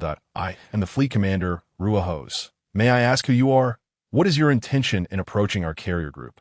Ruahose inquired. You need not concern yourself with my identity. The elderly man in cabin number 19 of the aircraft carrier, surrender him to me, that I will only give you 10 seconds to consider. For every 10 seconds that pass, I will sink one of your escort warships. Liu Hui, uninterested in further pleasantries, directly threatened. Ruahose did not anticipate that their target for this mission would be the very reason for the confrontation. This target had only boarded the ship less than 10 minutes. As he pondered, he suddenly heard a tremendous explosion. Chapter 33. Quota distribution plan. Liu Hui manipulated the Jiaolong mecha to fire an energy beam at a missile frigate within the carrier group. With a resounding boom, the warship was cleaved in two. Commander, what should we do? A staff officer in the command room asked urgently as they witnessed the missile frigate sinking nearby. Quickly rescue the personnel. Ruahose's lips twitched. He had not expected the other party to act so decisively. There were over 1,000 soldiers aboard that warship. While he pondered, another thunderous explosion echoed. This time, the Jiaolong mecha struck a missile destroyer. Stop! Cease your attacks! The tremendous sound of the explosion jolted Ruahose awake. He could no longer afford to hesitate. Quickly bring the elderly to the deck. Ruahose had no room for resistance. This was a one-sided massacre. Liu Hui halted his assault. Tell Lapton that your quota for boarding the Hope spacecraft has been reduced to 5 million. This is the price for kidnapping the elderly. I warn you once more. If any similar incidents occur, I will not leave you with even a single quota for boarding the spacecraft. Before departing with Dean Zhou, Liu Hui issued his final warning, a disaster countdown of 2 months. The Hope spacecraft is nearing completion. How to secure a spot on the spacecraft has become the primary concern for everyone in the world. Following the incident involving Dean Zhou, Liu Hui stripped the Western Alliance of 1 million quotas. He already possessed 2 million quotas, which were more than sufficient. The excess quotas were submitted to the state for management. Holding 25 million quotas, the entire world was fixated on Huaxia, awaiting its distribution plan. In an office in Kyoto, 2 elders faced a choice. They held 2 quota distribution plans, which, once made public, cannot be altered. Old Zhang, should we go with the lottery plan or the elite plan? Elder who inquired of his old partner. Elder Zhang stared at the 2 plans, unsure of which to choose. The lottery plan is straightforward. Out of the 25 million quotas, 3 million are allocated for the active military. This allocation cannot be changed. The military is the assurance that everyone can board the Hope spacecraft smoothly. If the quotas for the military are too few, once the plan is published, the country will immediately descend into chaos. And tens of millions of people will inevitably face obstacles in boarding. The remaining 22 million quotas will be determined by lottery. The lottery method will be based on the identification numbers of legal citizens of the nation. This plan is both selfish and fair for the country. It is selfish because these quotas remain within the nation. While all friendly countries are entirely disregarded, it is fair only in relation to Huaxia citizens. Citizens participating in the lottery are not discriminated by gender or profession. As long as they are under 50 years of age, have no criminal record, and are physically healthy without disabilities, they can participate in the lottery. This condition encompasses the vast majority of the general populace, giving them a chance to secure a quota. The elite plan, on the other hand, has little to do with ordinary citizens out of the 25 million quotas. 3 million are for the active military, while the remaining quotas will be selectively assigned. Only the elites from various fields are to be selected, while children and individuals aged 60 and above are to be entirely disregarded. The proposal also reserves 1 million slots for countries within the Eastern Camp, including smaller nations from Africa, Latin America, South Asia, and Central Asia. The distribution of these slots will be proportionate to the population. Likewise, it is imperative to select individuals of exceptional merit from all sectors that, in summary, this plan regards the Hope as an autonomous entity, prioritizing its interests above all, with those of Huaxia being secondary, and the interests of the smaller nations of the Eastern Camp relegated to the last. This scheme effectively eliminates any opportunity for the average citizen to secure a slot. My old partner. I still lean towards the selection of elite individuals. However, this proposal is excessively radical. The Hope's escape into the cosmos accommodates only a limited number of humans, although selecting elites to accompany is the most rational choice. We must consider a pressing reality. The majority of our populace comprises ordinary individuals. Once the elite selection plan is unveiled, it extinguishes the hopes of these individuals, plunging society into immediate chaos. Should such chaos ensue, the selection of elites for boarding will inevitably face obstruction, with unpredictable consequences. I have a notion to amalgamate the two proposals into one. After deliberation, the two elders unveiled a new allocation plan. Days later, it was made public. The distribution of the 25 million slots is as follows: 3 million reserved for active military personnel, 1 million allocated to the smaller nations of the Eastern Camp, including those from Africa, Latin America, South Asia, and Central Asia, with the condition of selecting elite individuals. The largest share of 11 million slots is designated for the elites of Huaxia. The remaining 1 million slots will be determined by lottery, reserved for eligible ordinary citizens of the nation. Upon the announcement of this allocation plan, although there were numerous dissenting voices, it garnered the support and endorsement of the majority of Huaxia citizens. As both the elite and ordinary classes were afforded opportunities, the smaller nations of the Eastern Camp, not abandoned, also expressed gratitude. While 1 million slots may seem scant, the government of Huaxia possesses the power to allocate none at all. These smaller nations have no room for resistance. After Huaxia revealed the allocation plan, the citizens of Western Camp nations became aware that they had been stripped of 10 million slots. Many demanded that their governments reclaim these slots from Huaxia. The higher echelons of the Western Camp engaged in incessant disputes. Some even proposed a reckless strategy to threaten Huaxia with nuclear force, coercing the return of the slots. However, the intercontinental missiles armed with nuclear warheads would be intercepted by Liu Hui. They contemplated using agents to secretly cross the border and smuggle the warheads into Huaxia, or employing ships and submarines to transport them to the coast for detonation, given the extensive borders and coastline of Huaxia. Achieving complete prevention was deemed impossible. The likelihood of success for such a plan was exceedingly high. Faced with this audacious scheme, the decision-makers of the Western Camp ultimately refrained from executing it, for they still held 5 million slots. Should the plan fail, they would be left with nothing. This was also the reason Liu Hui, in his fury, did not strip the Western Camp of all its slots. Although 5 million may seem limited, it still offered them a glimmer of hope. As long as despair was not absolute, the decision-makers of the Western Camp would refrain from engaging in reckless actions. With only 5 million slots at their disposal, they dared not publicly disclose the allocation plan. The distribution of slots could only be discussed among the highest echelons of power. Various factions began to engage in both overt and covert struggles. Numerous factions wielding military power initiated armed conflicts, all in pursuit of eradicating rivals to secure greater allocations. The society of the Western world began to descend into chaos. Liu Hui, possessing 20 million slots, announced the distribution plan for the bases the day following the state's announcement. Once revealed, this plan drew envy from all, igniting excitement within the base. Every individual within the base would automatically receive a slot to enter the spacecraft.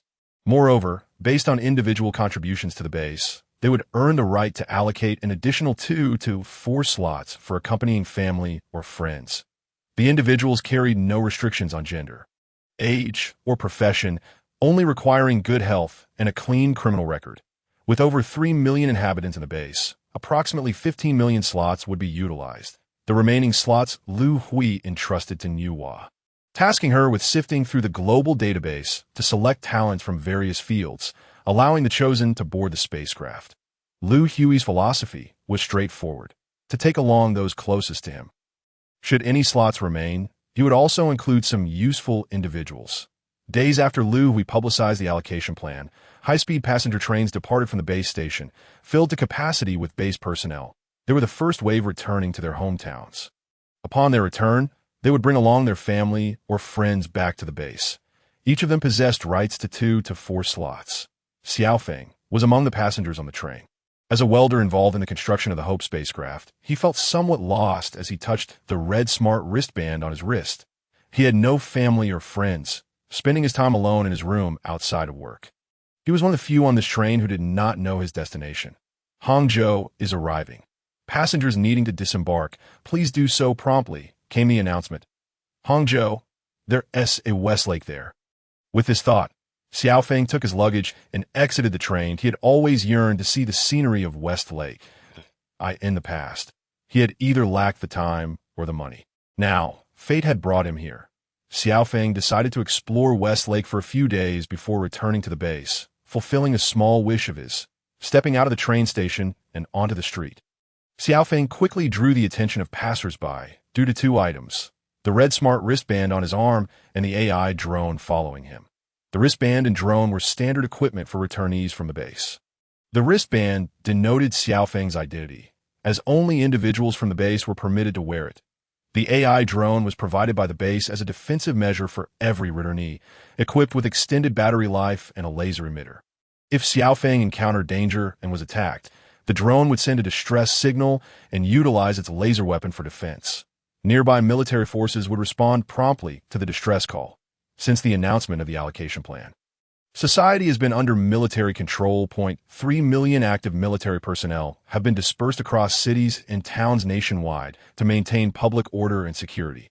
Under military governance, any unlawful behavior could result in immediate lethal force. This stringent management has ensured society retains its basic functioning. Xiaofeng paid no heed to the curious gazes of the crowd, secure in the knowledge of his safety. After locating a bus stop, he boarded the bus to Westlake, opting against the subway, as he preferred to enjoy the view outside the window. "Young man, you're from the spacecraft base, aren't you?" An elderly lady's voice interrupted Xiaofeng's reverie. "Ma am. Is there something you need?" he replied, turning to face her. The lady was elegantly dressed, sporting an affluent hairstyle, suggesting she had once been well-off at tea that moment. Her eyes sparkled as they fixated on the red wristband adorning Xiaofeng's arm. "Young man, I presume you are not married?" At the unexpected inquiry, Xiaofeng instinctively nodded. "Wonderful. Wonderful. Young man, take a look at my phone. Here are my 2 daughters. One is 20 and the other 18, both exceedingly beautiful." Before Xiaofeng could respond, the lady thrust her phone before him. "They're quite lovely," he remarked, glancing at the photos which, by his standards, could be deemed stunning. "But what exactly is your intention?" Xiaofeng was perplexed. "If you find them attractive, I can arrange for one of them to marry you." The lady's proposition shocked Xiaofeng. This isn't appropriate. We don't even know each other. Not knowing each other isn't an issue. Once married, you will look at the photos again. Pay close attention. Both daughters are beautiful. If one isn't enough, I can offer you both." Faced with such fervent enthusiasm from the lady, a flustered Xiaofeng was at a loss for how to respond. "My stop is coming up. I have to leave." As the bus approached Westlake Station, Xiaofeng hurriedly disembarked. "Driver, please stop. I need to get off." Upon seeing Xiaofeng exit, the bus resumed its journey, and only then did the lady realize. However, she was a moment too late. After disembarking, Xiaofeng was nowhere to be found. Chapter 34. The varied faces of humanity in contrast to the desolate streets outside. Westlake was evidently bustling with activity. As the apocalypse loomed, most people had ceased their work. With free time, many chose to bring their families to Westlake for leisure, seeking to savor the best moments before the end. From the moment Xiaofeng entered the Westlake scenic area, He became the center of attention, primarily due to his standard equipment, the wristband and drone. Particularly, the red smart wristband he wore was specially developed by the base for those boarding the spacecraft. As one dons the wristband for the first time, it pierces the wearer's skin, drawing blood to bind the individual's DNA information. The wristbands are available in 3 colors: red, yellow, and black. The red signifies the base. Yellow represents the Huaxia Nation, and black denotes the Western faction. Xiaofeng wears the red wristband issued by the base. Those who keep abreast of apocalyptic news are well aware that individuals adorned with red wristbands are personnel of the base. Each of them possesses 2 to 4 slots for boarding the spacecraft. Handsome, may I accompany you on a stroll around Westlake? A voluptuous woman, clad provocatively, flirtatiously approaches Xiaofeng. No, thank you. I prefer to wander alone. Xiaofeng declines her advances, since entering the scenic area. This marks the 6th woman who has approached him. Wait, handsome, I'm very obedient. I can do anything and am willing to do everything. I even have the ability to bear children. Noticing Xiaofeng's intent to leave, the woman appears somewhat anxious. However, seeing he is unresponsive, she shakes her head in disappointment and sighs. Numerous onlookers are paying attention to Xiaofeng, and none perceive anything inappropriate about the woman's words and actions. All are aware that should the man with a red wristband nod, the woman would secure an opportunity to escape Earth and survive. Having evaded the woman's pursuit, Xiaofeng finds refuge in a pavilion. Seeking a moment of respite, why are these 2 still following me? Not far from him stands a woman holding the hand of a little girl, suggesting a mother-daughter pair. They have trailed Xiaofeng for over half an hour. Piquing his curiosity, upon scrutinizing the duo, he finds the woman's beauty striking. She seems familiar, as if he has encountered her before. The little girl appears to be around 4 or 5 years old. Adorably enchanting. When the woman notices Xiaofeng observing her, she hesitates momentarily before approaching him with her daughter in tow. Hello. Liu Hui. The woman stands before Xiaofeng, struggling to articulate her thoughts. You are Yin Ryu. Xiaofeng recognizes the woman before him. An illustrious star in the Huaxia entertainment industry, adored by countless young men as their goddess. Yes, I am Yin Ryu. Relieved that he recognizes her, she inquires, what brings you to me? With excitement bubbling within him, Xiaofeng asks, can you take us mother and daughter aboard the spacecraft? Yin Ryu lowers her gaze, fixating on the red wristband encircling Xiaofeng's wrist, and softly poses her question. Upon hearing her words, Xiaofeng touches the wristband and glances up at Yin Ryu, uncertain of how to respond. Earlier, that woman, what she said, I can do all of it. Sensing Xiaofeng's hesitation, Yin Ryu finally relinquishes her pride. Xiaofeng is taken aback by her admission that is this your daughter? He queries, glancing at the little girl beside her. This is my daughter, Ying. She's 5 years old. Ying, have you forgotten what your mother taught you? You must be polite when meeting someone. Quickly greet the uncle. Hello, uncle. The little girl's voice is innocent and sweet. Where's your father?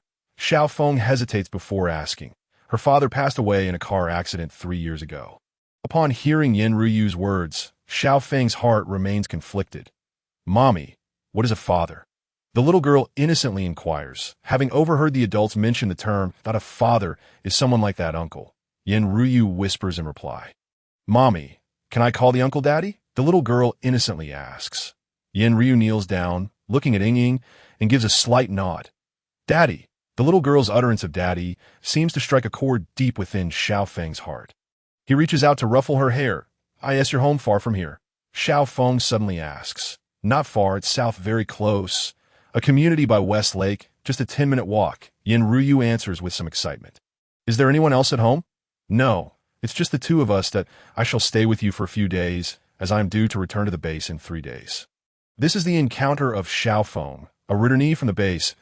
The apocalypse looms. He holds a ticket to board the spacecraft. Each individual has their own story. Some sever ties with their parents. Some turn against their brothers, while others abandon their families. Such is the tapestry of human existence. With only a month remaining in the countdown to disaster, those granted access to the spacecraft have begun arriving at the base. Capacity is limited, and Liu Hui has commenced arrangements for personnel to board the Hope spacecraft. Daddy, is this the Hope spacecraft? It's so big! A little girl exclaims in wonder. Ying is correct. This is the Hope spacecraft? our new home. Xiao Feng responds as they return to the base. Xiao Feng accompanies Yin Ruyu and Ying, and they become part of the first group arranged aboard the spacecraft. Ruyu, we are nearing the entrance of the spacecraft. It's bustling. Keep a close hold on Ying so she doesn't get lost. Xiao Feng advises Yin Ruyu. Rest assured, Fengge, I'm holding her hand, she reassures him.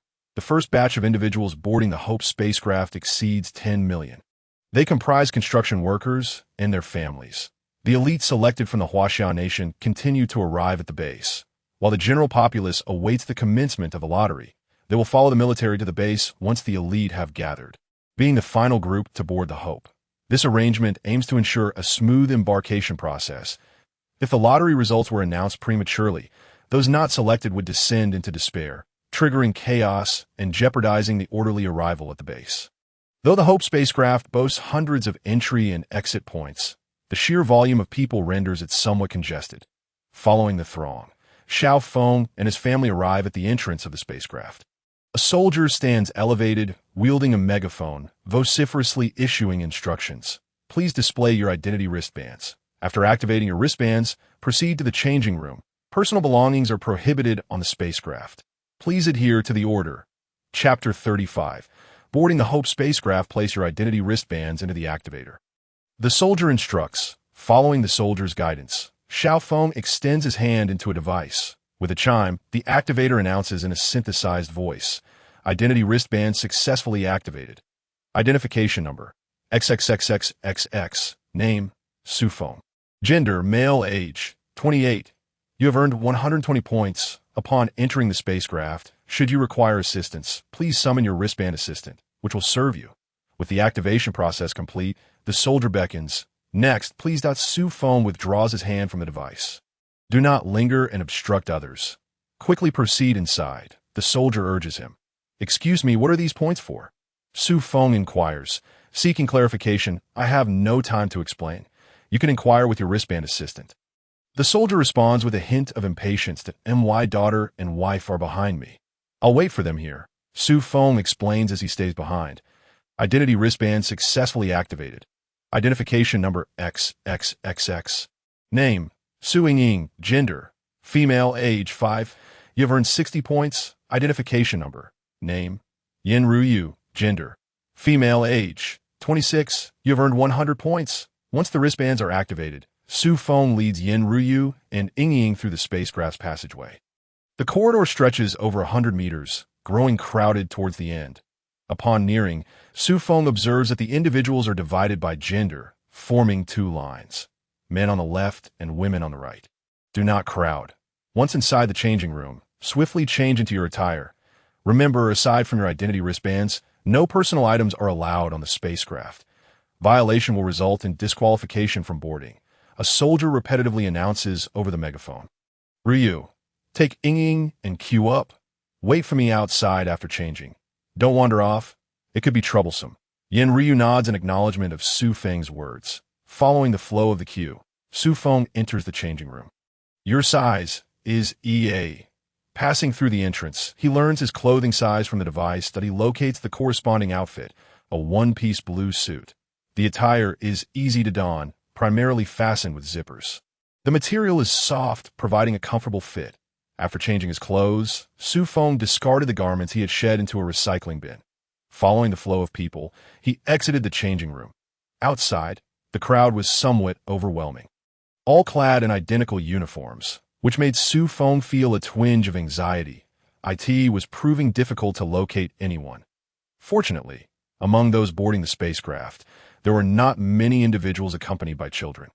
After several scans of his surroundings, Su Feng finally spotted Yin Ryu, who was holding the hand of Ying. Ryu, I'm over here, Su Feng called out to Yin Ryu from a short distance, upon seeing her approach with Ying in tow. His face flushed crimson. The attire aboard the spacecraft was form-fitting, and Yin Ryu's figure was alluringly curvaceous. Although they had been living together for some time, this sight still quickened Su Feng's heartbeat. Brother Feng, which way should we go? Yin Ryu inquired, as they stood before 5 different pathways outside the changing room, uncertain of their direction. That I'm not sure either. Please wait a moment while I consult the wristband assistant. Su Feng replied, taking a moment to steady his racing heart before lifting his left hand, adorned with the wristband. Wristband assistant. I require assistance, he murmured. How may I assist you, Mr. Su Feng? The wristband responded in a mechanical voice. I wish to reach my residence, but I am uncertain of its location and how to get there. Mr. Su Feng, your residence is located in zone A663Y. This is your current position. Please follow the arrow on the map to the transit station and board the transit vehicle. The wristband projected a three-dimensional map. Following the map's guidance, the three of them arrived at a transit vehicle station. Daddy, what is that? It's so beautiful. Ying exclaimed, gazing at a large capsule before her. Ying, that is called a transit vehicle. We are supposed to ride it shortly, Su Feng explained. Daddy is so amazing. I've never seen something like this, yet he recognizes it. Ying's words made Su Feng feel a bit bashful that in truth he was entirely sure what this large capsule was. But he could read. The words transit vehicle were inscribed upon it, leading him to surmise it was a mode of transport aboard the spacecraft. Daddy, look, the doors are opening. Ying cried out joyfully. Please enter the transit vehicle. Mr. Su Feng. After approximately 5 minutes, the transit vehicle came to a halt. Please follow the arrow on the map to proceed. Following the map's instructions, they arrived at zone A663Y. This should be the living area aboard the spacecraft. Along the way, Su Feng noted numerous numbered doors. Mr. Su Feng, you have arrived at your residence. Please face the camera on the door to verify your identity. The wristband assistant reminded him. Su Feng glanced up at the number on his door, A663Y2766. Taking 2 steps forward, he faced the door. With a soft chime, the door opened automatically, and Su Feng stepped inside. The room was quite small, approximately 10 square meters, featuring a large bed, a wardrobe, a set of table and chairs, and a bathroom. Sitting on the edge of the bed, Su Feng recalled the matter of points. Wristband assistant. What are the points within the wristband? He inquired. Mr. Su Feng, the wristband points are equivalent to currency. They can be exchanged for necessities aboard the spacecraft. Individuals aboard the spacecraft can receive a basic allocation of points unconditionally each month. To acquire more points, one may apply for a job aboard the spacecraft. The first batch of individuals boarding the Hope spacecraft began to familiarize themselves with life aboard through the wristband assistant. The countdown to disaster was 10 days out of the 50 million selected individuals. The majority had already entered the spacecraft. The final group to board consisted of ordinary citizens chosen through a lottery. This group encountered significant difficulties while returning to the base with the military. After the lottery concluded, those not selected fell into despair. Many drove to gather around the military, trailing behind the convoy as they returned to the base, yearning for a chance to board the spacecraft and escape. The military's attempts to disperse them were futile, as these ordinary citizens posed no threat. The soldiers within the convoy were reluctant to resort to lethal force against them, resulting in an ever-growing throng following the convoy back to the base. Mr. Liu, what should we do? The situation is deteriorating rapidly. The number of people outside the base walls is increasing, likely reaching tens of millions. I fear they may storm the walls, Luo Tong said to Liu Hui in the command center. After considering Luo Tong's words for a moment, Liu Hui ultimately made a decision. Notify Elder Hu and Elder Zhang to reach the base as swiftly as possible. The Hope spacecraft is preparing for an early launch into space. Chapter 36. The launch of the Hope spacecraft. What did you say? The leaders are unwilling to leave Earth. After contacting the capital, Liu Hui received this unexpected news, establishing a video link with the leaders. He declared, I wish to speak with them. Upon hearing Liu Hui's request, Luo Tong quickly established the video connection in the command center. The large screen in the command center displayed the figures of 2 elderly men. Leaders, the spacecraft is set to launch early. Why do you refuse to leave? Mr. Liu, we are both of advanced age, with limited capabilities and special status. Boarding the spacecraft would impede your control over power. In this critical moment for human civilization survival, what is required is a concentration of authority, the elder explained. Leaders, if you do not wish to maintain control, you could retire on the spacecraft. These 2 elderly men had made indelible contributions to the prosperity and stability of Huaxia. And Liu Hui held them in great respect, that he did not want to see them remain on Earth awaiting death. With a population of 1.8 billion in Huaxia, can you possibly evacuate them all? One elder suddenly inquired. Liu Hui fell into silence. As long as a single Huaxia citizen remains on Earth, we shall not depart. We two old men will hold our ground until the very last moment. Mr. Liu, we have made our resolve. You need not persuade us further. You are the hope of human civilization, as well as the hope of the Huaxia people. We entrust the Huaxia aboard the spacecraft to you. The elders severed the video link in the command center. Everyone bowed their heads in silence, the atmosphere heavy with concern. Inspect all critical equipment aboard the spacecraft. The Hope spacecraft will launch in 2 hours. Notify everyone at the base, including the guarding forces on the walls, to prepare for evacuation and boarding the spacecraft. Liu Hui issued his command at the number 1 gate on the base wall.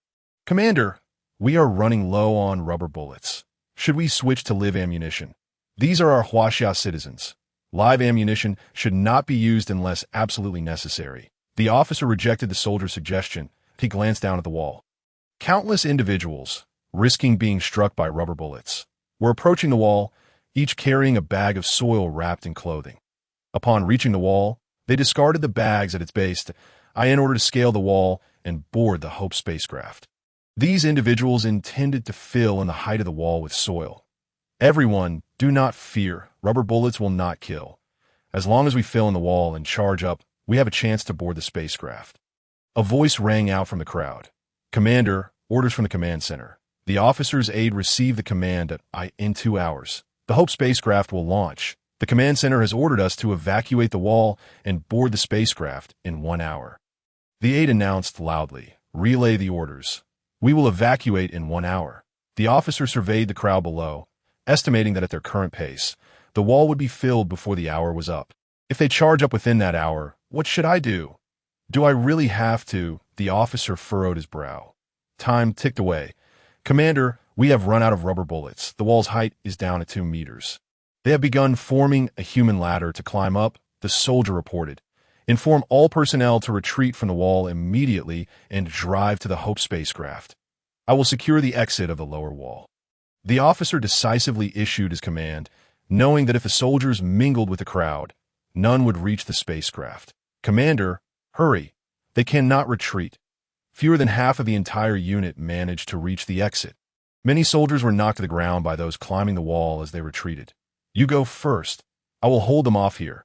Commander, we cannot leave you behind. You wish to die. If you mix with the crowd, none of you will board the spacecraft. This is an order. Disobeying orders in battle will result in execution on the spot. The officer drew his sidearm, tears in their eyes. The soldiers bolted towards the wall. The officer reached the exit, standing beside the high-rate cannon, unlocking its safety in the distance. Crowds were rushing towards the exit. Do not come any closer, the officer shouted, eyes closed in desperation. He pulled the trigger. The high-caliber bullets' bodies flung through the air, flesh scattered across the sky. 5 minutes later, the ammunition was depleted. The officer drew his sidearm, aiming at his own head, in the control room of the Hope spacecraft. Mr. Liu, the walls of the base have been breached by the throng of gathered people. The guard forces at walls 8, 19, 65, 78, and 85 failed to withdraw on time. The crowd is now less than 2 kilometers from the spaceship's entrance. The personnel in the command room reported to Liu Hui, close all entrances of the spacecraft. Niwa, initiate the launch sequence. Liu Hui commanded. The Hope spacecraft slowly lifted off the ground. Stop. Don't leave us behind. I want to board the ship. As the spacecraft descended, countless individuals rushing towards it fell to their knees, their voices ringing out in desperate cries. The spacecraft's propulsion system is functioning normally. Altitude 2,424 meters. Speed. The spacecraft entered the atmosphere, achieving a state of weightlessness. The artificial gravity system was activated. Gravity system activated successfully. In the control room of the Hope, Niwa was reporting the status of the spacecraft. We have reached an altitude of 450 kilometers above Earth, and the engines have entered a maintenance orbit. This mission has concluded. The Hope spacecraft came to a halt in a stable orbit 450 kilometers from Earth. Niwa, please check if all systems are operational.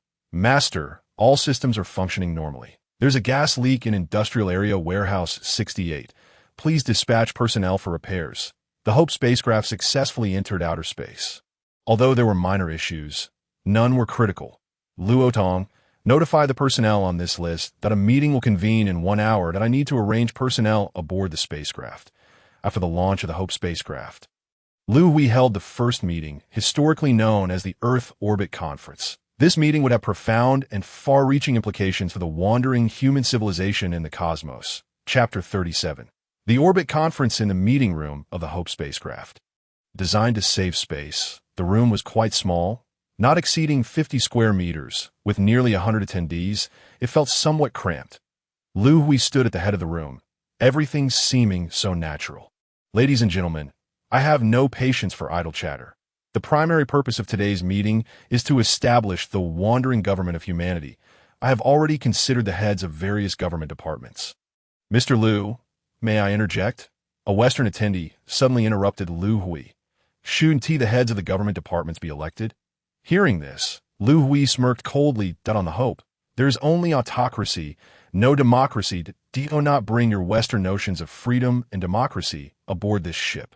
If it were not for the need for everyone to board smoothly, I would rather leave you Westerners behind. If there are any objections, feel free to raise your hand, and I will send you back to Earth. Liu Hui's tone was unyielding, laced with a palpable threat. Since becoming an Eternal, Liu Hui's demeanor had subtly transformed. Eternals are inherently the wielders of power. Any defiance would be swiftly eradicated. Is there anyone who dares to object? Liu Hui surveyed the room, and not a single hand was raised. The Western attendee who had spoken earlier had already lowered his head. Having managed to board the Hope, no one wished to return to Earth. Let us continue the meeting. Liu Hui announced the appointed heads of the various government departments. Supreme Commander of the Military, Huang Zhu, former captain of the 9563 Base Special Guard Brigade. President of the Scientific Research Institute, Zhang Jisen, former academician of the Huaxia National Academy of Sciences. Minister of Administration, Liu Otong, former commander of the 9563 Base. Minister of Food Production, Nong Qingyuan, former Deputy Minister of the Huaxia National Ministry of Agriculture. Minister of Industrial Production, Li Xinchang, former Secretary General of the Huaxia National Industrial Office. Minister of Education, Wang Quang, former Vice President of Qingbei University. Minister of Spaceship Maintenance. The Minister of Military Manufacturing. The Minister of Medical Health. To the heads of all departments present. In 10 days, the Hope will undertake a space jump that we have no interstellar coordinate charts. The destination post-jump is unpredictable, and danger may strike at any moment. You must use these 10 days to familiarize yourselves with your departments. Before the spacecraft conducts the space jump, I will convene another meeting. Liu Hui announced the date of the Hope space jump, bringing this meeting to a close. This assembly would be recorded in history as the Orbit Conference, marking the birth of the wandering government of humanity. 7 days after the Orbit Conference, I in the control room of the Hope. The star devourer had reached the surface of the sun, and its energy cells were rearranging. It was projected to complete the mesh arrangement in 23 hours, at which point the entire sun would be enveloped by its energy cells. In the command room, personnel were briefing Liu Hui on the latest developments regarding the devourer, how we calculated the timing of the radiance ray eruption. Liu Hui inquired. After computation, it was determined that the radiance ray would erupt in 68 hours, reaching Earth 8 minutes thereafter. Upon hearing this figure, Liu Hui's mood darkened. Humanity on Earth had less than 68 hours and 8 minutes left. The radiance ray is a special type of ray in the universe. When a star rapidly expels a vast amount of energy, it can abruptly transform into a white dwarf. This transformation triggers the eruption of the radiance ray. This ray travels at nearly the speed of light, capable of penetrating any substance and instantaneously destroying carbon-based life cells. With the eruption of the radiance ray in the solar system, all carbon-based life forms within the solar system, including all life on Earth, would have nowhere to escape. Send the calculated final time back to Earth, Liu Hui commanded reluctantly.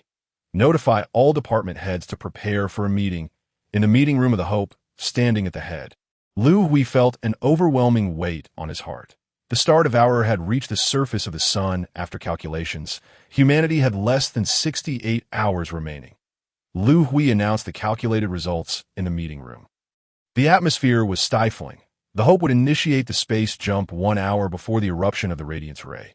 How are the preparations in your departments progressing? Huang Zhu, please update us on the military status.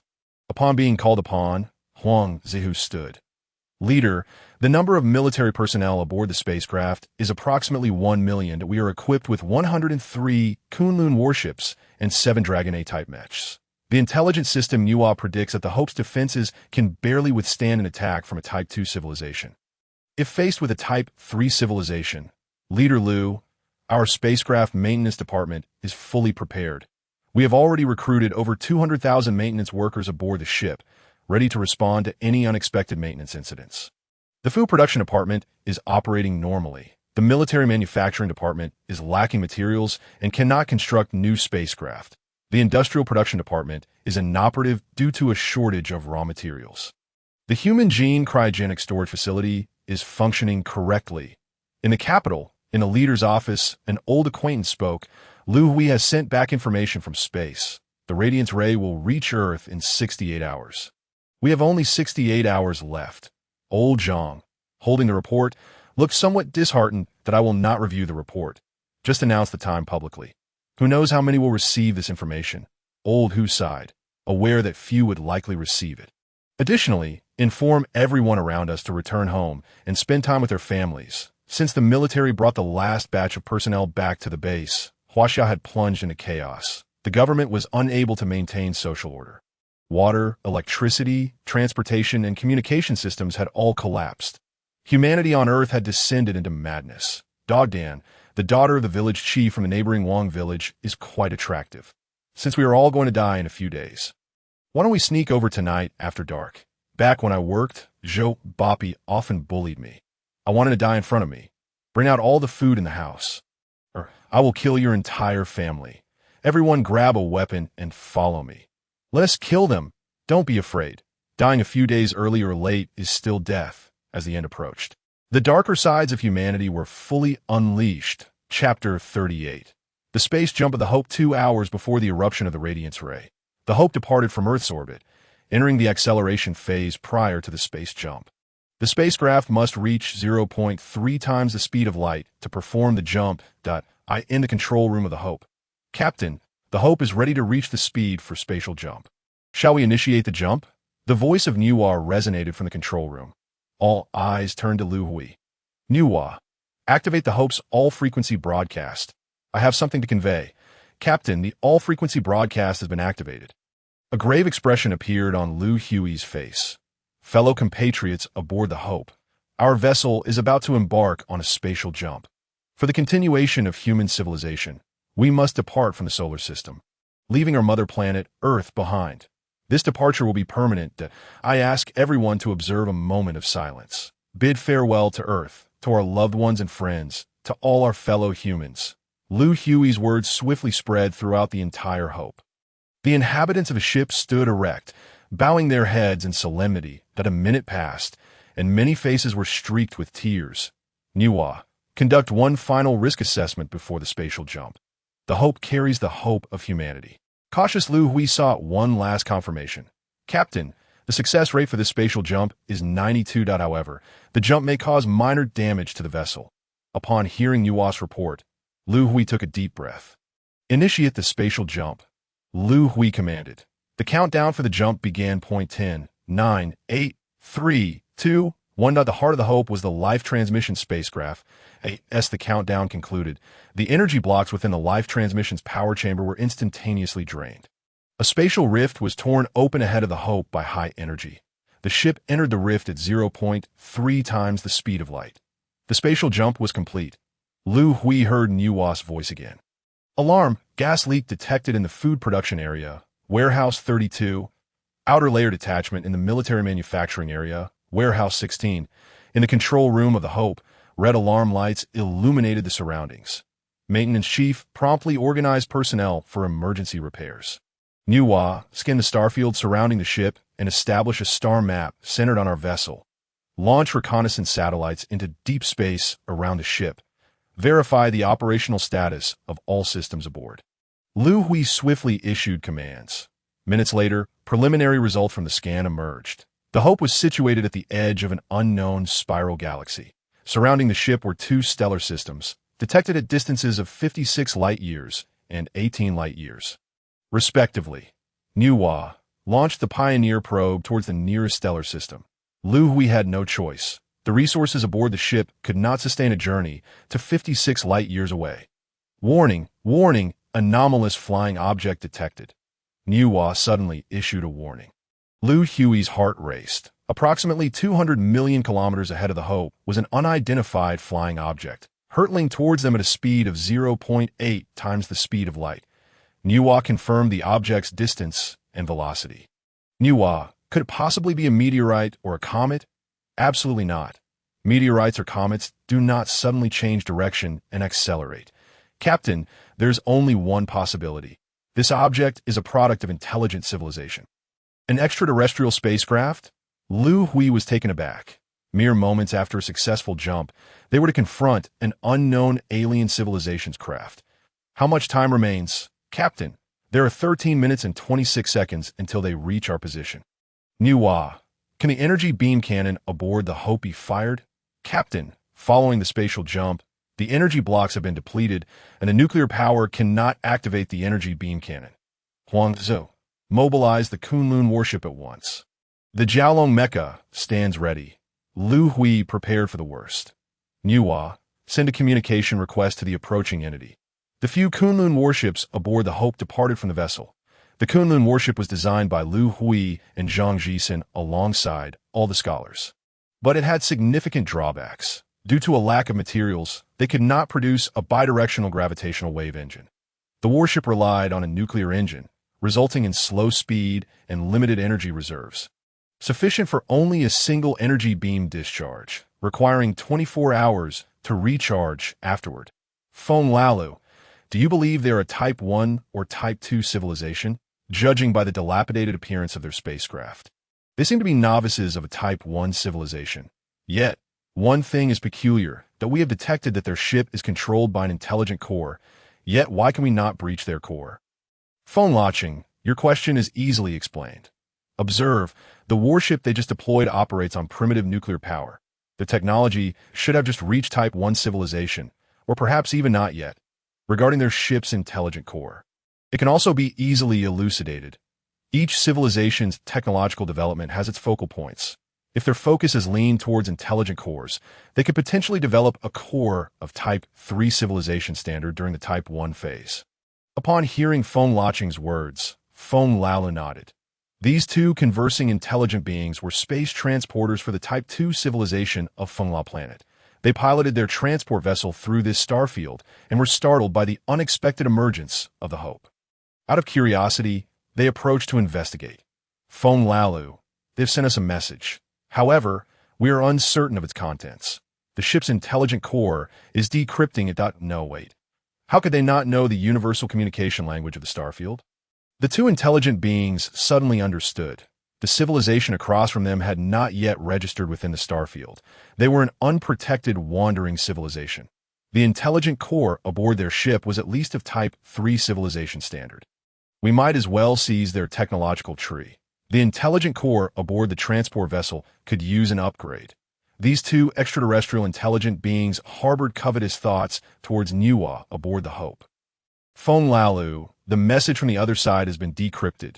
They wish to establish communication with us. Let us connect the dialogue then that we shall directly demand their technological tree.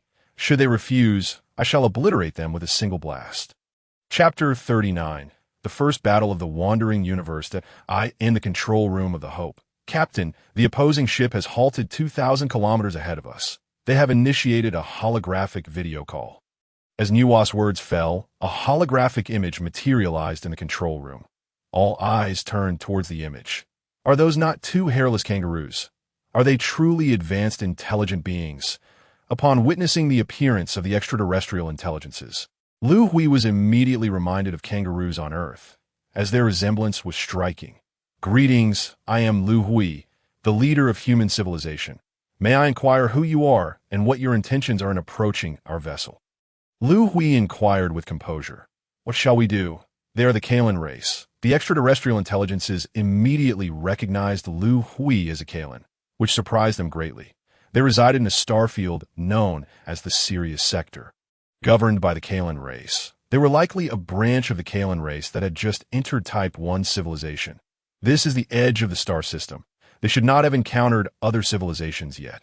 There is a legend within the starfield that every branch of the Kalan race possesses the technological tree of Kalan planetary civilization, that if we could obtain their technological tree, our planet would ascend to dominion. Is the risk too great? The Kalan planetary technological tree is worth the gamble. Let us proceed without hesitation. After acquiring the technological tree, we can eliminate them. After deliberation, the two extraterrestrial kangaroos resolve to take the risk. Who we are is of little consequence. What matters is that you must surrender your technological tree. The extraterrestrial kangaroos unabashedly revealed their intent. Have they discovered the life transmission spacecraft aboard the Hope? Liu Hui pondered upon hearing their words. What if I refuse? Liu Hui sought to gauge their reaction. Your civilization level is merely type I. Our ship is equipped with neutron cannons manufactured by Type 3 civilization. Annihilating you would be a trivial task. The extraterrestrial kangaroos directly threatened Liu Hui. Niwa, can the energy shield of the Hope withstand the neutron cannon? Captain, our shield is of Type 3 standard and can indeed withstand the neutron cannon. However, the energy aboard the ship is limited. The shield can only sustain for 10 minutes. Niwa, be prepared to activate the energy shield at any moment. Liu Hui communicated with Niwa telepathically. It seems you do not believe in our capabilities. Allow us to demonstrate what a neutron cannon truly is. Seeing Liu Hui's lack of immediate response, the extraterrestrial kangaroos grew impatient. They fired a neutron cannon towards the Hope, but the target was not the Hope itself. It was aimed at the Kunlun warship escorting the Hope. Leader Liu, we have lost 16 Kunlun warships. The display screen in the command room shows that the 16 Kunlun warships have vanished, vaporized directly by neutron cannons. Order all Kunlun warships to open fire. Huang Zihu, prepare the Jialong mechas for an offensive. The Hope's shield can withstand the neutron cannon for 10 minutes, and Liu Hui has decided to counterattack. Upon receiving the order to attack, the remaining Kunlun warships swiftly launched energy beam cannons.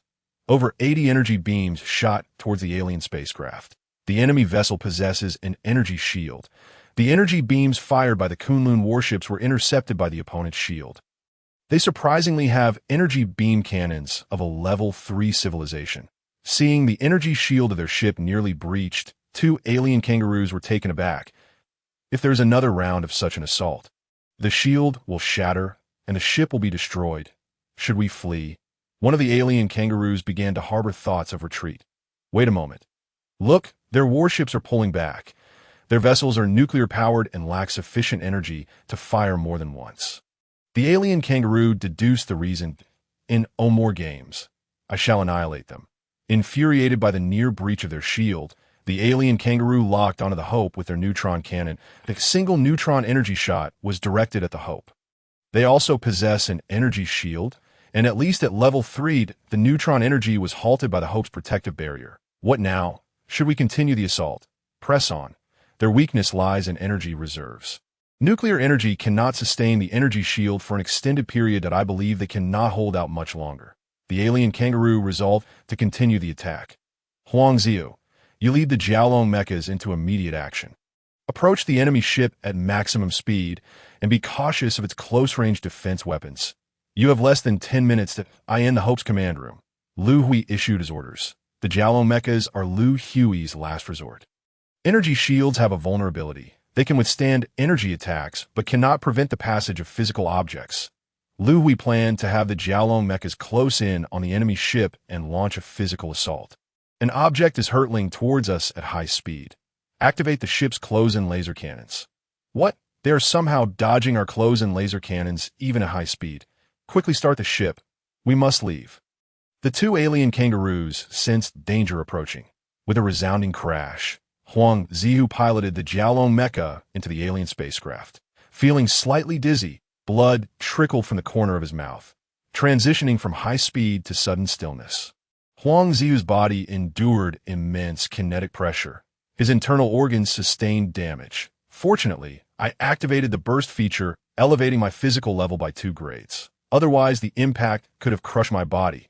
Huang Ziyu felt incredibly fortunate. This battle was crucial for the survival of the Hope.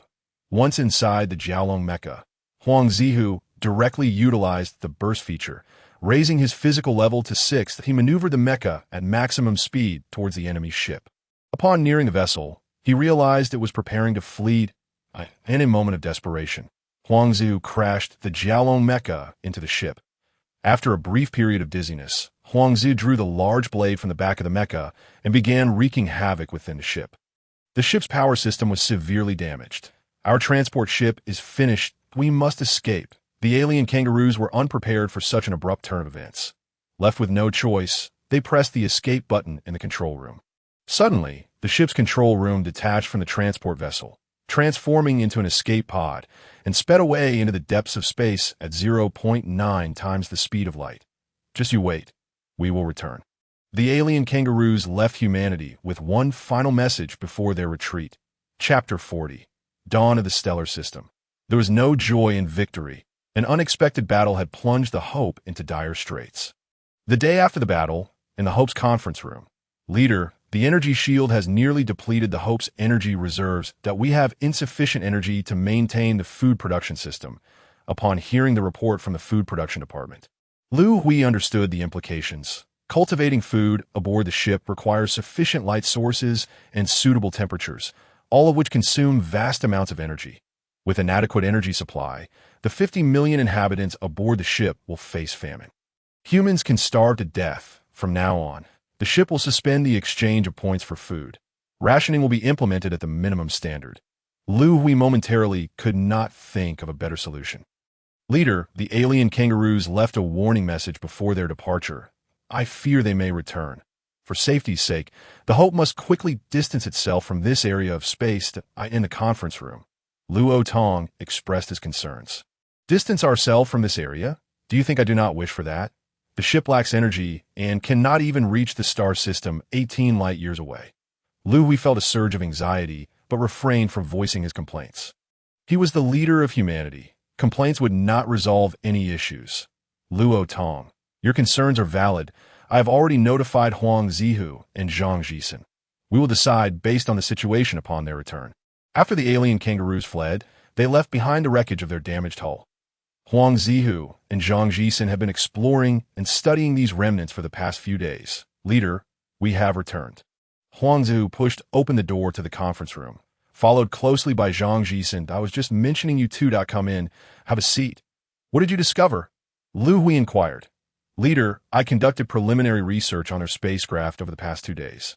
Their technological level appears to be at the intermediate stage of a level 2 civilization.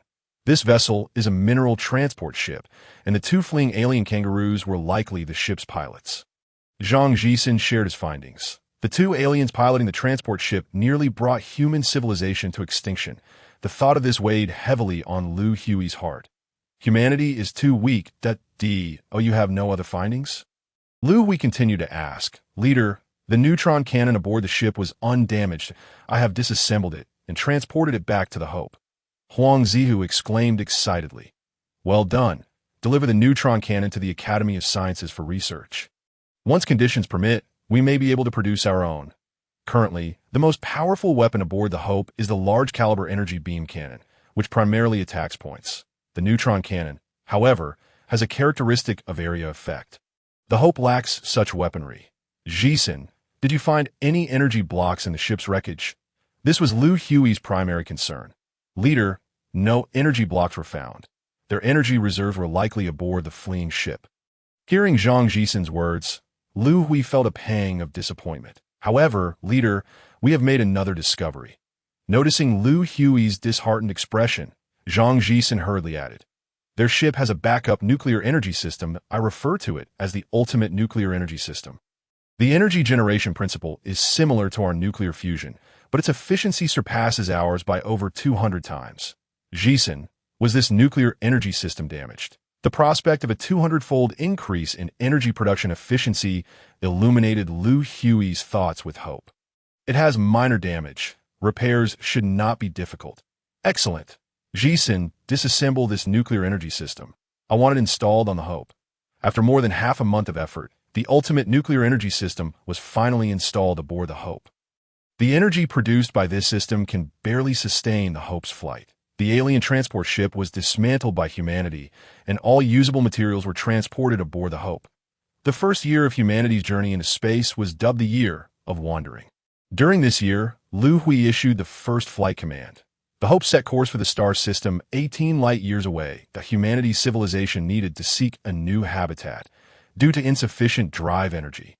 Calculations indicated that the Hope would require 5 years of acceleration to reach its maximum speed of 0.3 times the speed of light. This speed, it would take the Hope 58 years to arrive at the star system 18 light-years away. After 3 years of wandering, due to the disproportionate number of young men and women aboard the Hope and their excessive leisure time, a baby boom erupted on the ship. The vessel could not accommodate an excess population, forcing Liu Hui to implement a family planning policy. After 8 years of wandering, reverse engineering of the neutron cannon was completed, and humanity manufactured its first neutron cannon. After 13 years of wandering, the medical team at the Academy of Sciences achieved a significant breakthrough in human cloning technology. Humanity could replicate an identical version of oneself in a cultivation solution within a short time. Although this new body lacked consciousness, it was healthy. Faced with the inevitability of death due to aging, humans could transplant their heads onto these healthy bodies. Although the aging and eventual demise of the brain is an unavoidable fate, the combination of a healthy body and rapidly advancing medicine has extended the average lifespan of humanity from 95 years to an astonishing 250 years. After wandering for 21 years, the Hope spacecraft encountered a meteor shower. Scientists conducted a thorough analysis of the meteor's composition and uncovered the raw materials necessary for the creation of gravitational wave spheres, leading to the successful development of the first bidirectional gravitational wave engine. After 30 years of drifting, Hope received stellar system exploration data transmitted by the Pioneer probe. This stellar system, named the Dawn Star System by scientists, illuminated a glimmer of hope for the wayward human civilization. The star at its center boasts a diameter twice that of the Sun and is approximately 5 billion years old, placing it in its prime. The system is home to 6 planets. The closest, the first planet, is a rocky world. The Pioneer probe conducted preliminary investigations of this planet, revealing that its environment is exceedingly harsh. Daytime temperatures soar to 800 C, while nighttime temperatures plummet to over -200 C, rendering it inhospitable for human survival. The remaining 5 planets, aside from the 5th, are all gaseous. The Pioneer probe focused its investigations on the 5th planet, which has a diameter roughly twice that of Earth and requires 68 hours to complete one rotation. The temperature difference between day and night on this planet is minimal, with daytime temperatures around 35 C and nighttime temperatures approximately -12 C. That it possesses a dense atmosphere comprised of known gases, such as carbon dioxide and oxygen, albeit in very low proportions of less than 1%, with the remainder consisting of unknown gases. Data from the outer exploration suggests that this planet may be suitable for human habitation. The scientists aboard Hope decided to allow the Pioneer probe to land and gather further data. However, an unforeseen event transpired. During the landing process, communication with Hope was abruptly lost. Chapter 41. Detection of extraterrestrial civilization after 30 years of wandering. The Pioneer probe lost contact after landing on the 5th planet. Upon receiving this news, Liu Hui resolved to convene a high-level meeting. "Old Luo, your wrinkles have multiplied," he jested upon noticing Luo Tong's arrival in the conference room. "Leader, it has almost been a year, and you still make jokes at my expense." Luo Tong replied with a hint of exasperation. At the time of leaving Earth, he was 48 years old, and now, after 30 years, at 78, the signs of aging were unmistakable on his face. Last year, due to age-related health issues, he underwent a bodily replacement surgery aboard the spacecraft. The breakthrough in cloning technology alleviated his ailments and extended his life. Despite this advancement, it could not be widely implemented aboard Hope, as the cloning process demands vast resources and energy. Those wishing to undergo bodily replacement must contribute significantly to the ship to conserve resources and energy. The medical department had previously experimented with freezing dormant personnel aboard the ship. Experimental data indicated that maintaining frozen dormancy consumed more resources and energy than normal living. The scarcity of resources and energy has long posed a challenge aboard Hope. In the conference room, Luo Tong's youthful body contrasted starkly with the aging visage he bore. creating a dissonance that prompted Liu Hui to tease him each time they met.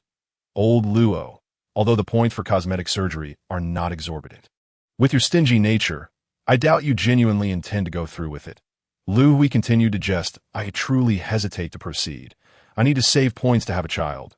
Luo Tong replied.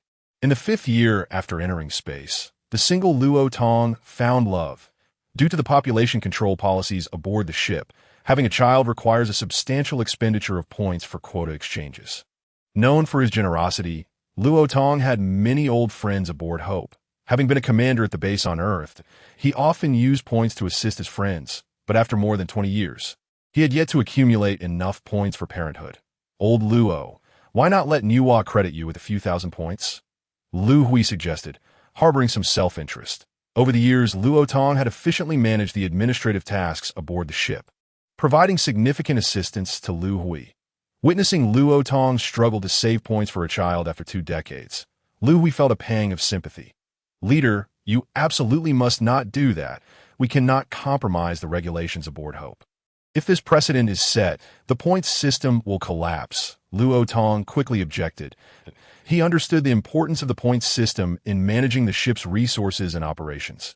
Everything aboard the ship, from sustenance and housing to daily activities and work, revolves around this system. Should it falter, the order and stability of the ship would descend into chaos. Leader, greetings. Huang Zhu greeted Liu Hui and Luo Tong as he entered the conference room. You evolved ones are fortunate. After 30 years, your appearances remain unchanged. Luo Tong remarked enviously at Huang Zhu's robust physique and youthful visage. Old Luo, it's not as if you lack points. Save a few months' worth, and you could rejuvenate that old face of yours, ensuring your wife clings to you all day long. All right, enough of this idle chatter. We can continue after the meeting. Liu Hui interrupted, noting that all participants had arrived. With everyone present, let us commence our meeting. Liu Hui surveyed the assembly in the conference room. Huang Zhu, Zhang Jisen, Luo Tong, Chun Xingzhen. These individuals were long-standing subordinates of Liu Hui, all well aware that the Pioneer probe had lost contact upon landing on the 5th planet. This is the video footage transmitted just before the probe's disappearance. Please examine it closely. Liu Hui pressed the play button. A brief video, lasting mere seconds, played on the large screen in the conference room. Liu Hui hit the replay button and approached the screen. Everyone, take a closer look at this frame, he urged, pausing the video on a specific section. Are there signs of constructed structures of civilization in this area? Zhang Jisen was the first to notice the anomaly. Let me enlarge the image for everyone to scrutinize, he suggested. While the enlarged image appeared slightly blurry, the outlines of structures were unmistakably artificial. Now observe the final frame of the video. Liu Hui adjusted the playback to the last second. Did you see that faint flash? After it flickered, the probe lost contact. There exists extraterrestrial civilization on the 5th planet. They must have downed the Pioneer probe, Liu Hui concluded upon returning to his chair at the head of the table. What do you all think? Should we continue our journey to the Dawn Star system? He queried, gazing at the attendees. Leader, it seems we have little choice, Zhang Jisen replied. The nearest stellar system, aside from the Dawn Star system, is 68 light-years away, and the remaining energy aboard Hope won't suffice to reach it. We have no alternative but to pursue the Dawn Star system. Zhang Jisen was acutely aware of the ship's energy reserves. Jisen is correct. We truly have no other options that if Hope does not receive an energy replenishment. We can only persist for another 40 years. After that, human civilization will fade into the void of the universe. Liu Hui's final statement weighed heavily in the air. Rising, he addressed the assembly. I have decided that Hope shall continue its course towards the Dawn Star system. Jisen, you are tasked with developing a probe specifically designed for the 5th planet. We must further investigate this world. We remain uncertain of the extraterrestrial civilization's level of advancement. We cannot ascertain whether they are foes or allies. Thus, we must prepare for conflict. Henceforth, all resources aboard the ship shall be redirected towards military production, that we require more Kunlun warships and Jiaolong mechs. Aware of the perilous nature of their journey to the Dawn Star system, Liu Hui felt compelled to make this decision. Humanity had no other recourse. 3 months later, the newly developed probe, designed by Zhang Jisen, embarked on its journey towards the Dawn Star system at 6 times the speed of light. Chapter 42. Energy block collection base leader, we have processed all images and data returned by the new probe using advanced technology, combining the photographs with the data from object reflection waves. Liu Hui has constructed a three-dimensional topographical map of the fifth planet for US in the command room of the spacecraft. A staff member reported to Liu Hui. Liu Hui, please display the planet's three-dimensional topographical map.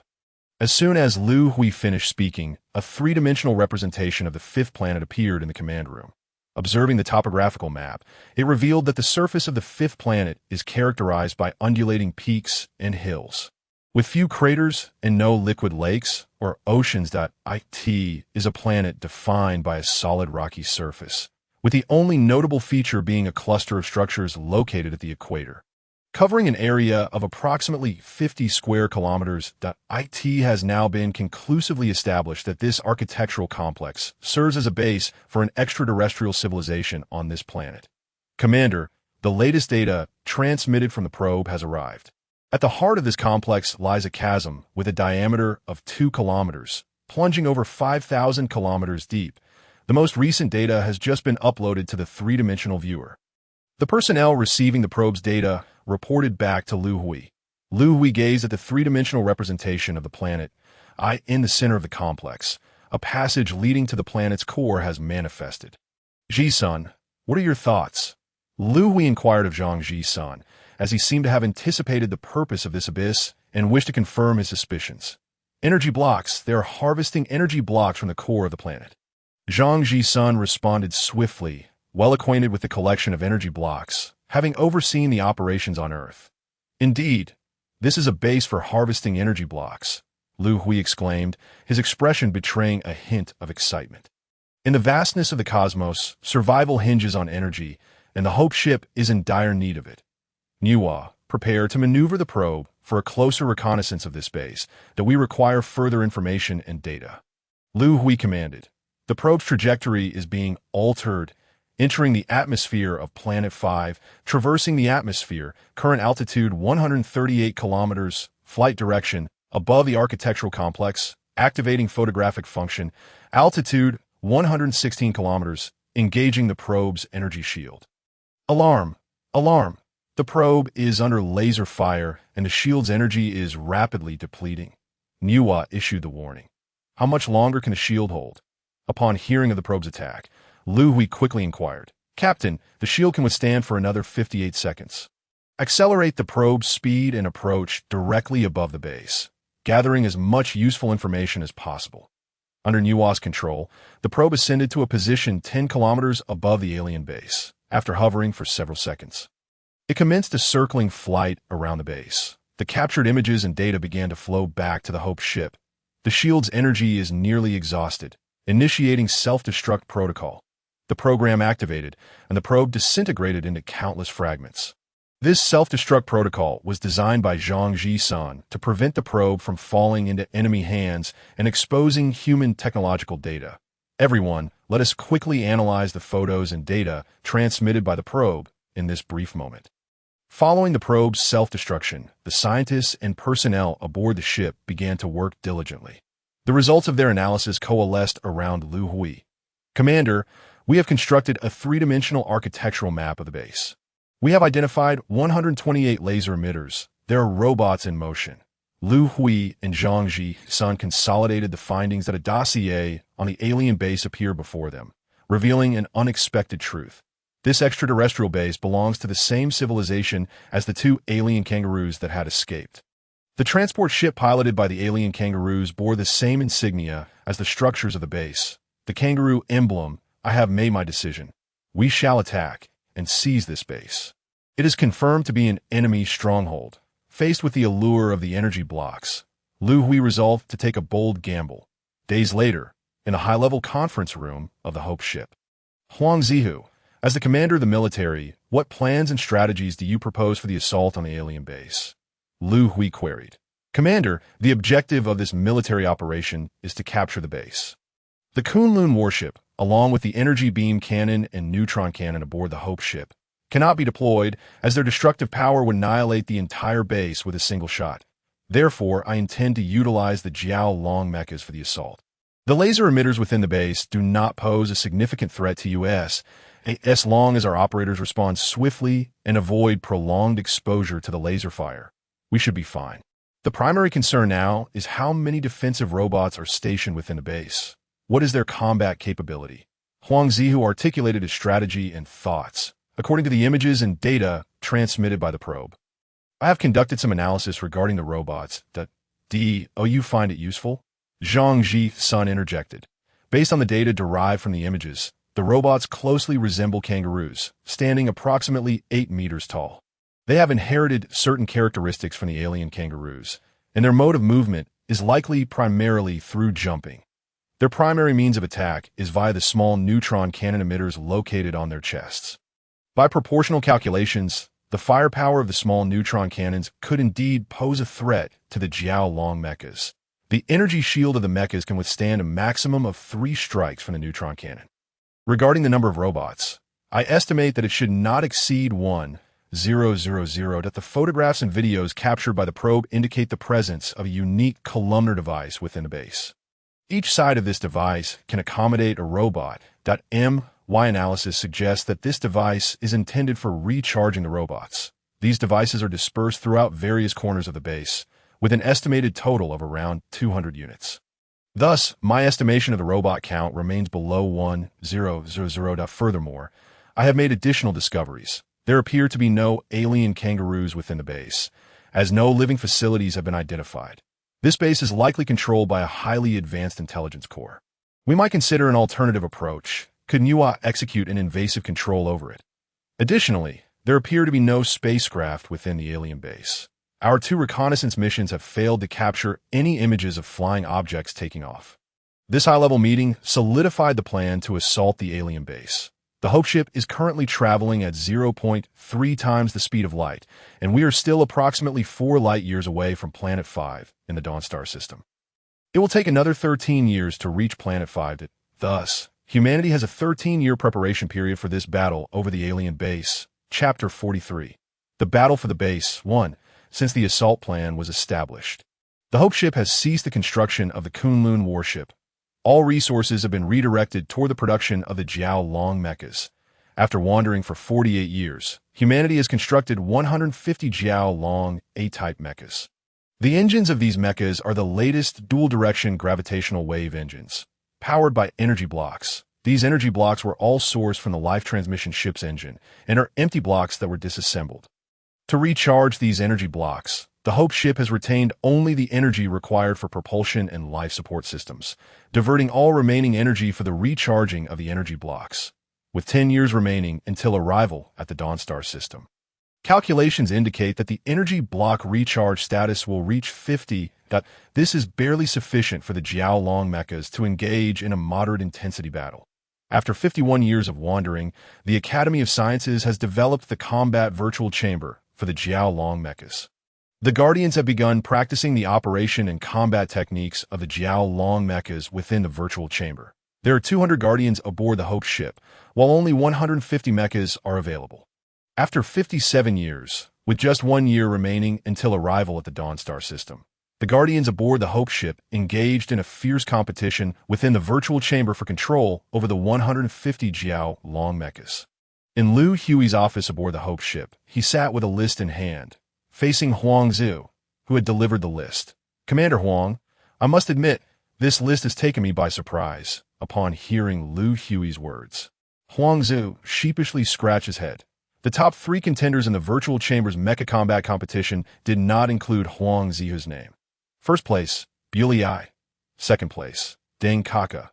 Third place, Wukas. Fourth place, Huang Zihu. Fifth place, Chen Xingzhen.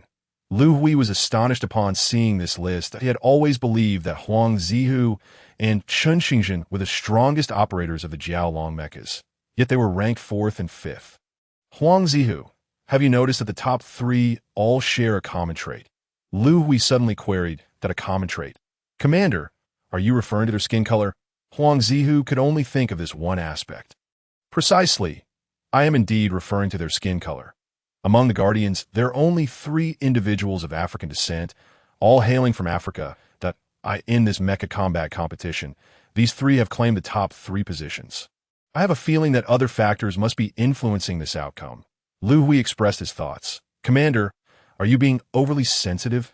Nevertheless, it must be acknowledged that the combat prowess of these individuals is truly remarkable.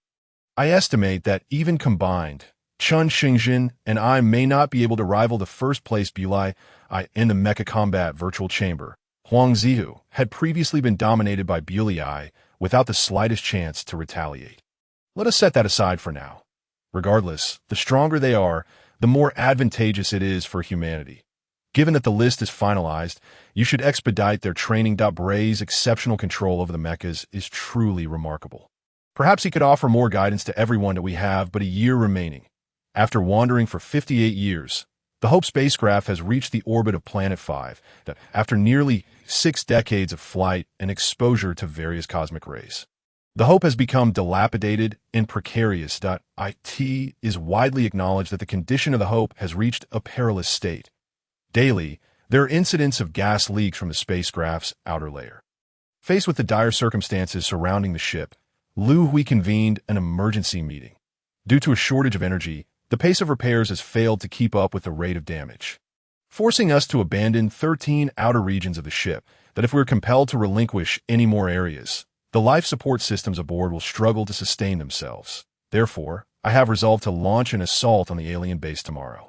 In the meeting room, Liu Hui found himself making this hasty decision. The original plan was for the Hope to remain in orbit for several months, conducting thorough reconnaissance of the alien base. However, time is no longer on humanity's side. Outside the Hope, 150 Dragon mechas stand ready for deployment. With 5 minutes until departure, have you all memorized your respective mission objectives? Huang Zhu, who is responsible for on-site command of this military operation, inquired through the public channel, his tone tinged with concern. Rest assured, Commander, we have rehearsed countless times in the virtual chamber. There will be no issues. Once we enter the base, I could navigate it with my eyes closed. Prepare to witness how I deal with those mechanical kangaroos. After the operation, we shall compare our kill counts, and the one with the lowest must treat the rest to drinks, seeing the team's spirits high. Huang Zihu felt a slight sense of relief. Time's up. Target. Alien base. Move out. Huang Zihu issued the command, and the 150 Dragon mechas surged toward Planet 5. Their flight speed was astonishing. Within 2 minutes, they had traversed the atmosphere of Planet 5, at an altitude of 65 kilometers. The target was now within attack range. Upon hearing the mecha's intelligent core, Huang Zihu aimed at a laser emitter within the alien base. A beam of energy shot forth toward the laser emitter, but missed, intercepted by an energy shield. Everyone, take heed. The alien base is equipped with an energy shield. The shield reaches a height of approximately 500 meters. Conserve energy and refrain from unnecessary energy beam fire. We will engage in ground combat once we breach the shield. Watch out for the laser cannon's fire. Huang Zihu quickly relayed the battle situation and began directing his team. In the command room of the Hope, Liu Hui and the senior officers aboard were closely monitoring the combat situation. The alien base possesses an energy shield, which means we must abandon our final plan. Liu Hui remarked to Zhang Jisen beside him. Commander, the final plan should only be implemented as a last resort. We may not reach that point. Whether or not there is an energy shield is of little consequence to us. I have faith that Commander Huang and his team will undoubtedly capture the base, Zhang Jisen reassured. Liu Hui's operational strategy included a worst-case scenario. If the Dragon mechas were unable to seize the alien base, he would resort to utilizing the large-caliber beam cannon and neutron cannon aboard the Hope to obliterate the base entirely. Only by doing so could the Hope ensure a safe landing on Planet 5 for repairs and resupply. Now, with the enemy's base shielded, the beam cannon and neutron cannon aboard the Hope had become ineffective. The capture or destruction of the alien base relied solely on the Dragon mecha warriors. Chapter 44. The battle for the base 2. I was struck by multiple lasers and the mecha's energy shield was on the verge of collapse.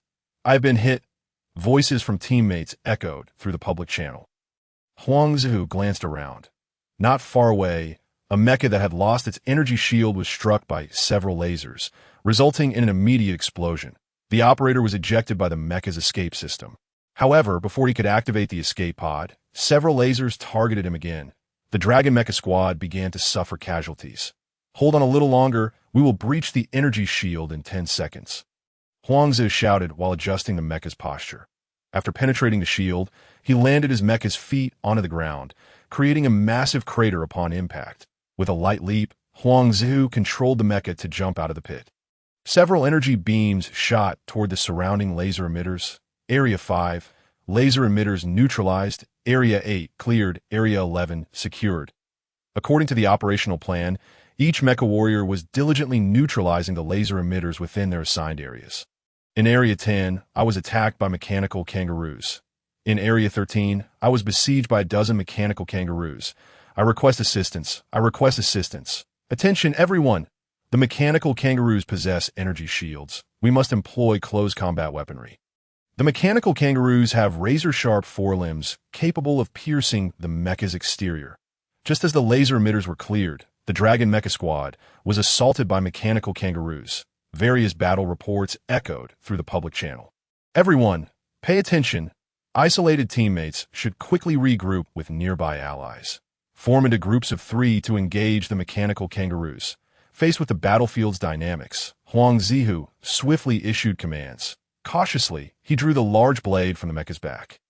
Preparing to guard against his surroundings, a shadow flickered nearby, and his mecha's energy shield flickered momentarily. He had been struck by an energy attack, but it was deflected by the shield. It's a mechanical kangaroo. Huang Zi discerned the shadow. With a leap, he raised the large blade in hand and struck down at the mechanical kangaroo's head. The sound of clashing metal rang out as the mechanical kangaroo blocked the descending blade with its forelimbs. Unable to cut through, Huang Zi was taken aback at that moment. The mechanical kangaroo retaliated with a flurry of strikes. With a sidestep, Huang Zi swiftly evaded. While dodging, he thrust the large blade behind him toward the mechanical kangaroo. The blade penetrated. The mechanical kangaroo collapsed to the ground. Everyone, take note. The mechanical kangaroo's forelimbs can withstand blade attacks. Their weakness lies in the area behind their bodies. Huang Zi quickly informed his teammates. Just after relaying this information, 2 more mechanical kangaroos lunged at him. Huang Zi swung his blade in defense, but he failed to notice a mechanical kangaroo stealthily approaching from behind as it closed in. The mechanical kangaroo extended its forelimbs, aiming for the back of the mecha. Huang Zi realized too late to evade. Turning his body, he extended his mecha's left hand to meet the sharp forelimbs. Huang Zi was prepared to sacrifice the left hand of the mecha to buy time for evasion. At the last moment, the mechanical kangaroo's forelimb was abruptly knocked away as 2 nearby teammates rushed to his aid. Commander, are you all right? The reinforcements were Bray and Chun Xingxin. Thankfully, you arrived in time. My mecha's left hand was nearly ruined. Huang Zi's mecha had narrowly escaped disaster. The 3 of them gathered, preparing for back-to-back combat. Commander, something feels amiss. The mechanical kangaroos are multiplying. Chun Xingxin observed as the number of mechanical kangaroos surrounding them escalated from 5 or 6 to a dozen. In the command room of the Hope, Liu Hui furrowed his brow. The battlefield situation was grim. Less than 5 minutes after the Dragon Mecha Squad entered combat at the base, over 30 mechas had been destroyed, and the fate of their operators remained uncertain. Jisun, your estimation of the robot numbers was inaccurate. According to the data relayed from the battlefield, the number of robots has exceeded 2,000. Liu Hui recognized the anomaly on the battlefield. Commander, it may be time to implement Plan B. Zhang Jisun suggested to Liu Hui. The plan to attack the alien base had been in the works for over 2 decades, culminating in 2 strategies. Plans A and B. Plan A entailed a successful assault by the Mecha Squad, destroying all laser emitters and robots within the base, thereby seizing control of the entire facility. Plan B was to be executed if the attack faced significant resistance. The Mecha Squad would concentrate their efforts on Area 10 to locate the base's central intelligence core and deploy an information connector. Niwa could infiltrate the base's intelligence core through the connector, gaining control over the entire facility if successful. Commander Huang, initiate Plan B immediately. Liu Hui issued the command. All personnel, please take note. We have just received the leader's orders. The assault plan has been altered to Plan B. All units, regroup and advance toward Area 10. Huang Zi commanded his team. Bray, your mecha carries the information connector. You are crucial to Plan B. so do not take unnecessary risks. Chun Xingzhen, ensure Bray's protection. Now, let us advance toward Area 10. 5 minutes later, Huang Zihu, along with Bray and Chun Xingzhen, fought their way to Area 10 with great difficulty. By this time, a considerable number of teammates had gathered in Area 10. Attention, everyone! Hold this building. Do not let the mechanical kangaroos approach. Huang Zihu raised his gaze to behold the colossal structure before him, towering over 300 meters in height and exceeding 200 meters in width.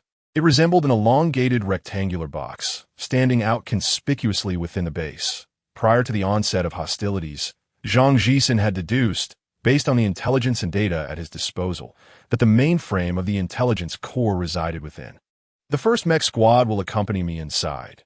Liu, you and Chun Xingzhen shall follow closely behind. Exercise caution and avoid recklessness. Leading 8 Jiao long mechs, Huang Zihu ventured into the edifice. The entrance corridor was brief, merely several dozen meters in length. Upon traversing the passage, they arrived at an expansive chamber. At the heart of this vast space stood a monumental machine, pulsating with a flickering red and green luminescence. It could not be mistaken. This was the intelligence core's mainframe within the base. Liu, prepare to deploy the information connector.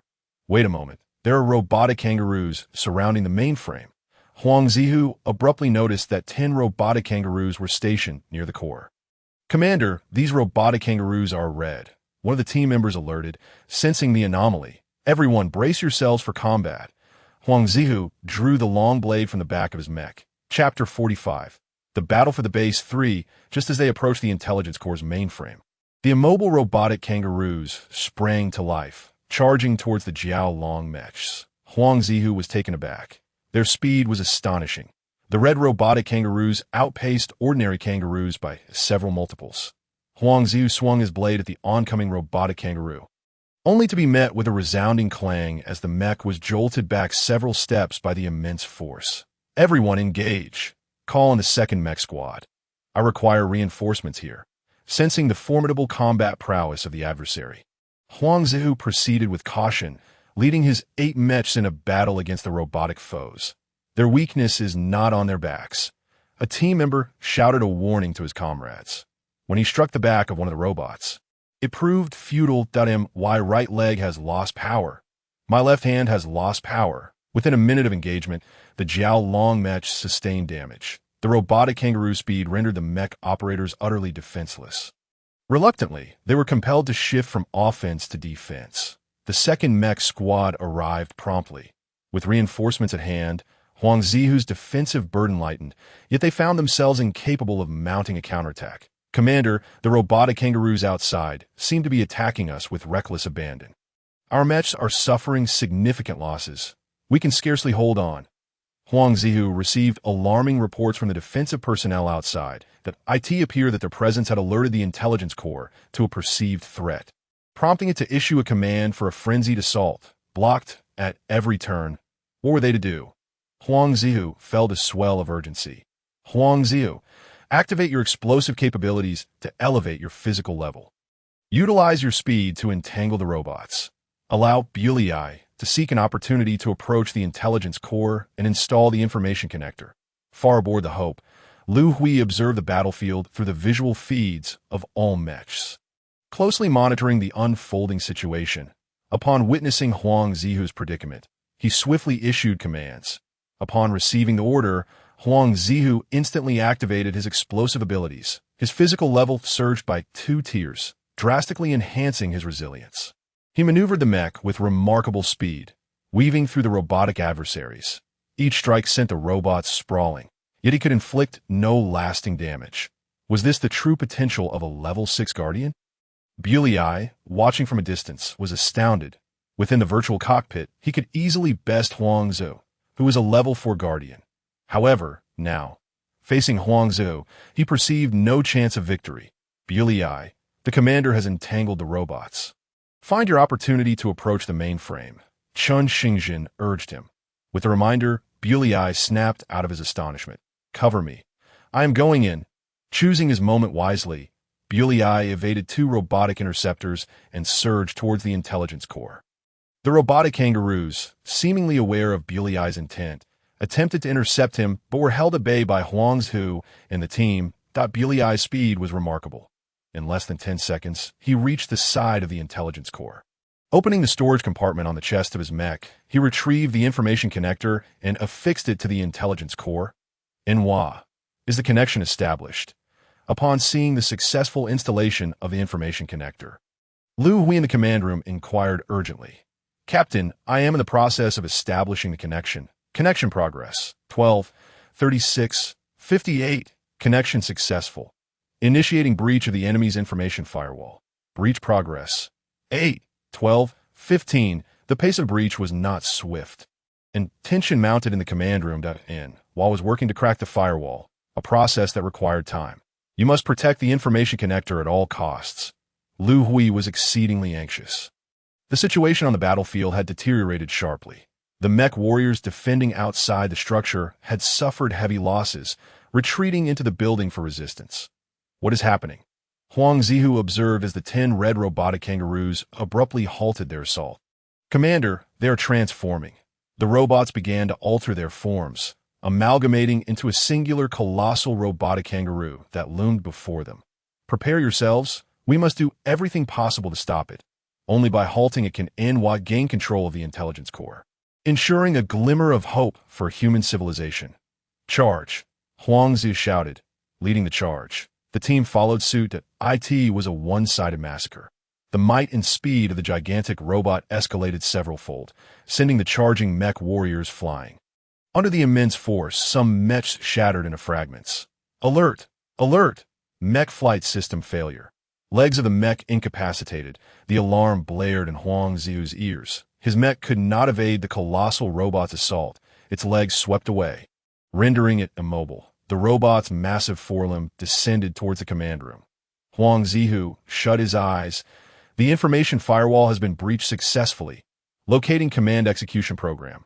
Program located. Modifying commands. Command modification successful. Enwa had successfully infiltrated the intelligence core. Altering the attack commands, the robots ceased their assault.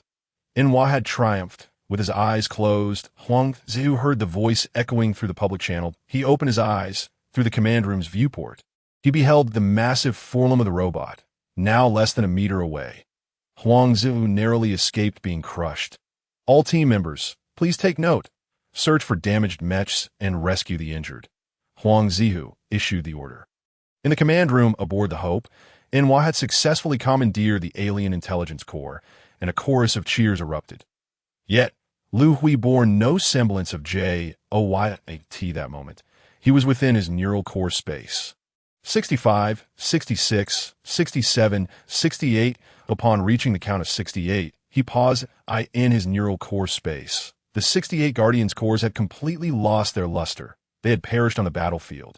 Liu Hui was filled with sorrow, for he could hardly attend to them. Since the battle commenced, he had been monitoring his neural core space. The instant anyone was injured, he would immediately inject his own neural core for assistance. Yet, some Guardians' cores lost their luster instantaneously, leaving Liu Hui with no time for rescue. This ultimately resulted in the sacrifice of 68 Guardians on the battlefield. The battle concluded with 43 injured Guardians remaining. Liu Hui began to infuse his neural core into them, witnessing the dimmed cores regain their radiance. Liu Hui managed a strained smile. In the neural core space, the 68 cores gradually diminished, vanishing. Dear heroes of humanity, may you journey well. Unable to bear the sight of the core's disappearance, Liu Hui shut his eyes. After 58 years of wandering, humanity had seized the energy block harvesting base of the Windra civilization. The Hope acquired the much-needed energy blocks. However, humanity remained oblivious to the fact that a far greater crisis loomed on the horizon. Chapter 46, A Bountiful Harvest. 3 days after the conquest of the alien base, the Hope landed on Planet 5, choosing a location adjacent to the base. Liu Hui dispatched a considerable number of personnel to explore and investigate the facility. In Liu Hui's office aboard the Hope, Enwa, have all the data from the intelligence core been decrypted? Captain, all data and programs from the enemy's intelligence core have been successfully decrypted. Over the course of 3 days, Enwa had cracked all programs and data from the intelligence core. The enemy base's intelligence core had become a puppet of Enwa. Please provide a detailed account of the base's situation. Liu Hui requested, seeking further information and intelligence to determine whether to remain on the planet or continue drifting through the cosmos. Captain, according to the data from the intelligence core, this energy block harvesting base belongs to a secondary civilization known as Windra. I deduced that this base is likely an abandoned energy block harvesting facility. Yet the base appears to be functioning normally. How can you assert that it is abandoned? Upon hearing Nuwa's assessment, Liu Hui felt a sense of bewilderment. Captain, this base was constructed 32,241 years ago, and the last external communication transpired 21,321 years prior. I have reviewed the documentation, and the reason for the lack of communication is due to the irreparable damage sustained by the base's communication equipment. For over 20,000 years, no personnel have come to mend the communication devices. Based on this, I deduce that the civilization of Fengla has long abandoned this base. The reason the base has been able to function normally all this time is that the intelligent core has not received a command to cease energy collection. Furthermore, as the base is not lacking in energy, it has continued to harvest energy blocks for over 20,000 years. Wait a moment, Nuwa. Liu Hui interrupted her. Are you implying that the base has been collecting energy blocks for over 20,000 years? And these blocks remain untransported? Liu Hui had identified the crux of the matter. Indeed, Captain. According to data from the base's intelligent core, over the past 20,000 years, approximately 1.05 billion energy blocks have been stored. Hearing this figure left Liu Hui in a state of disbelief. Back on Earth, he had struggled to acquire merely a few hundred energy blocks. Now, suddenly, he found himself in possession of over a billion. This revelation was utterly staggering. Can the base continue to collect energy blocks? Having suffered enough from energy shortages, Liu Hui's thirst for energy remained unabated, even with the knowledge of possessing 1 billion energy blocks. Captain, the base has sustained minimal damage and can continue to collect energy blocks. However, the yield is exceedingly low, with only about 140 blocks produced every 24 hours. Having 140 energy blocks daily is quite commendable. Liu Hui remarked. Nuwa, instruct the base to persist in energy collection. By the way, does the base's intelligent core contain any data about this star system? We have only been in this star system for a little over 50 years, and humanity knows almost nothing about it. Captain, the intelligent core possesses some information about this star system, though is not very detailed. This star system is named the Rock Star System, a spiral galaxy approximately 400,000 light-years in diameter, and we are located at the fringe of the galaxy. The Rock Star System is home to about 680,000 registered civilizations. Nuwa, what is the nature of these registered civilizations? Please elaborate. Captain, the governing body of the Rock Star System is a Level 3 civilization known as Rock. They have instituted a regulation that any civilization achieving Level 1 status within the galaxy must register at their administrative office. Registered civilizations are granted the freedom to navigate the galaxy and receive protection from the Rock civilization. Each registered civilization is required to pay a certain number of energy blocks annually. The Rock Star System is part of the Sirius sector. Information regarding the Sirius sector is scarce. The records indicate that the governing entity is the Kalan civilization. Kalan civilization? Could it be connected to the Kalan planetary civilization? Upon hearing Nuwa's words, a thought suddenly crossed Liu Hui's mind. Captain, the intelligent core also contains detailed coordinates of the planets within the Rock Star System. Engaging in conversation with Nuwa provided Liu Hui with a preliminary understanding of the Rock Star System and enabled him to devise a plan for humanity's future trajectory. Nuwa, notify the senior staff of the ship. I wish to convene a meeting. In the conference room of the Hope, Liu Hui shared the latest information acquired by Nuwa with those present. What are your thoughts? The environment on Planet 5 is not conducive to human habitation, that we lack the capability to improve the planet's environment. Should the Hope remain stationed at Planet 5 or transfer the energy blocks elsewhere? Liu Hui sought the counsel of the Assembly. Chief, if the risks are minimal, I suggest we remain on Planet 5 for the long term. The Hope requires substantial time for repairs. I concur with Jisen's recommendation. Following our 2 skirmishes in space, we have uncovered numerous issues that I have discussed this with Jisen in recent decades.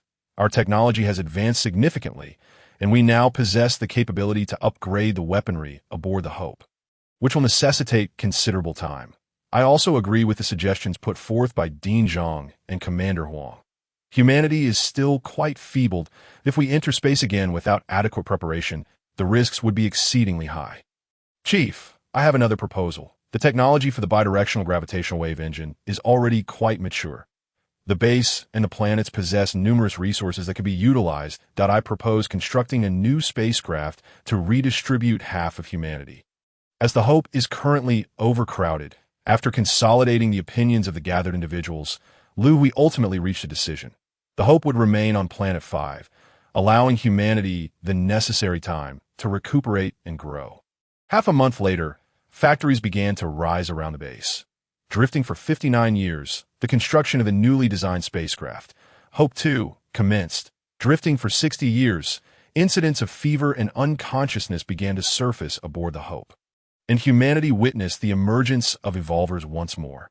The number of evolvers reached 68, all of whom were guardians. Thus, Liu Hui confirmed one pivotal fact. The sacrificed guardians could indeed be replenished among ordinary humans.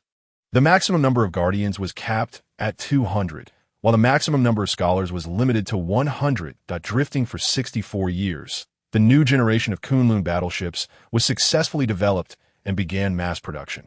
Drifting for 72 years, the new generation of Jiaolong mechas was completed. Drifting for 76 years, a breakthrough was achieved in the energy shield technology of the spacecraft, with the newly developed energy shield capable of absorbing incoming attack energy. Drifting for 82 years, after 23 years, the construction of the Hope 2 spacecraft was finally completed. Drifting for 83 years, the command room of the Hope erupted with the sound of a red alarm. Immediately notify the chief. A warning satellite located 2 light-years away in the NT-568 star system has relayed an alarm that a fleet is approaching our star system. Chapter 47. The alien fleet approaches. 1. The information transmitted by the warning satellite shattered the tranquility aboard the Hope. Liu Hui hurried to the command room. What is the situation? Chief, our warning aircraft has lost contact. This is the last data transmitted by the aircraft. Liu Hui scrutinized the data, feeling a sense of dread. Inform the heads of all departments to convene an emergency meeting. 2 light-years away, a massive fleet was hurtling toward the Dawn star system. Fenglar, we have thoroughly searched the nearby star systems within 100 light-years. Only the final one remains that, if you dare deceive me, I will ensure your utter destruction. The commander of the fleet from the Fengla civilization reprimanded the 2 aliens beside him, who were the extraterrestrial kangaroos that had escaped from a transport ship years prior. Chief, we are absolutely not lying that we have engaged in 3-dimensional communication with the other party and can confirm that they belong to a branch of the Kalan civilization, with a civilization level not exceeding 2. They do not even possess the universal language of the star region, indicating they are a civilization that has only just entered the cosmos, an emerging Kalan civilization, newly entered into the universe. Held considerable allure for the commander of Fengla. The civilizations within the Rockstar system were well aware that the Kalan planetary civilization was shrouded in mystery. They possessed numerous branches throughout the cosmos, each independently wielding a technology tree of level 4. But the allure of their technological advancements was immense for ordinary civilizations. The Fengla civilization had been stagnated at level 2 for tens of thousands of years, and their yearning for ascension was palpable. Upon receiving this news, the Fengla chief resolved to seize the technological advancements of this civilization at any cost. He deployed the most advanced 150,000 spacecraft from the planet. Based on intelligence, they scoured the nearby 100 light-years of star systems, but found nothing. Now, only the final star system remained. Chief, the fleet has captured a warning aircraft. After disassembly and analysis, this aircraft appears to belong to the Kalan civilization we are searching for. Hearing this report, the Fengla chief was overcome with excitement that IT must be them. They are certainly in the star system ahead. Dispatch a warship to scout the area and equip it with a space jump device for spatial travel. When it came to the space jump device, the Fengla chief felt a pang of regret. He had expended a significant amount of energy blocks to procure it from a level 4 civilization. The space jump device was a one-time use item. He was reluctant to utilize it unless absolutely necessary. At the forefront of the Fengla fleet, A spacecraft over 2,000 meters long and more than 500 meters wide launched the space jump device. This vessel was tasked with reconnaissance in the Dawnstar system, inputting coordinates for the space exit, coordinates entered, activating the space jump device. A spatial vortex materialized before the spacecraft, in the conference room of the Hope. All present had reviewed the video and data. From the insignia adorning the warships, it is evident that this is the fleet of the Windra civilization. The number exceeds 100,000 vessels. They are approaching at speeds nearly that of light. Expected to reach the Dawnstar system in 2 years. What course of action should we take? Liu Hui inquired within the conference room. Leader, this alien fleet from outer space must have been summoned by the 2 extraterrestrial kangaroos that fled. Their objective is likely to seize our technological advancements. Although they are a Type 2 civilization, their vast fleet far outnumbers ours. We currently lack the strength to resist them. Leader, our only option is to retreat. The last statement, uttered by Huangdo, was steeped in despondency. As the commander of the Hope's armed forces, the mere suggestion of retreat left him feeling utterly humiliated. Commander Huang, do not despair. The disparity in power is too great. We cannot risk the lives of 60 million humans. There is no shame in choosing to flee. Zhang Jisen offered words of consolation to Huangzhou. Leader Liu, in recent years, I have been meticulously studying the planetary coordinates of the Lockstar system. I have selected several star systems whose data closely resembles that of our solar system, that we possess detailed coordinate maps that enable us to perform space jumps to these star systems. If fortune favors us, we may discover a planet with an environment akin to Earth. Zhang Jisen proposed to Liu Hui that I concur with the suggestions of the Assembly. Our current human capabilities are indeed insufficient to confront them. With approximately 2 years remaining, let us expedite our preparations for evacuation. At that moment, a staff member rushed into the conference room, interrupting Liu Hui's address. What has occurred? Liu Hui turned to the staff member. An alien warship has unexpectedly appeared outside the star system and is rapidly approaching us. IT is projected to enter the star system in 25 minutes and reach our 5th planet in 30 minutes.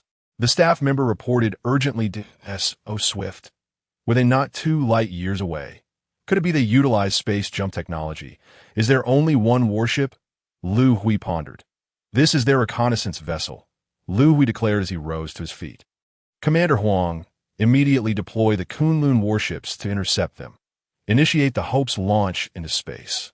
Luo Tong, you are to board Hope 2 at once and organize the personnel at the base to evacuate to Hope 2 with utmost speed. Once the evacuation is complete, immediately commence launch into space. The enemy possesses space jump technology, and more warships will inevitably follow. We must prepare for battle. Liu Hui swiftly issued the orders. These unscrupulous merchants sold us subpar space jump devices. The spatial exit deviates significantly from the coordinates. The commander of the Windra civilization's warship grumbled aboard the reconnaissance vessel. The exit for the space jump has experienced a deviation. They are now racing towards the star system at full speed, which has cost them considerable time. Commander, unidentified warships detected ahead. Numbering 160, the Windra civilization's warship identified the approaching human Kunlun fleet. The warships are entering combat readiness. Activate the energy shield. They have fired energy beams at us. Prepare the neutron cannon for retaliation, the reconnaissance vessel's commander commanded. Commander, the enemy's warships are equipped with energy shields that IT is an energy-absorbing type shield. What should we do? An energy-absorbing shield. Such technology is a product of a Type 4 civilization, which we Windra could not procure even if we wished. How could they possess it? The commander's heart sank as he received this report, a foreboding feeling creeping in.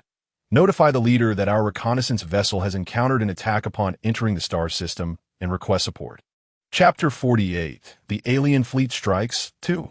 Leader, the reconnaissance warship dispatch has returned information. Upon entering the star system, they were attacked by enemy warships and are requesting assistance. The leader of the Windra civilization received the distress signal from the reconnaissance vessel and was filled with elation. At last, we have found you. Inform the reconnaissance vessel to hold the enemy at bay. Our main fleet is en route. How many space jump devices do we possess? The Windra leader inquired of his aides. Leader, we still have 10 space jump devices. Good. Immediately allocate 10 main warships. I will personally lead the charge.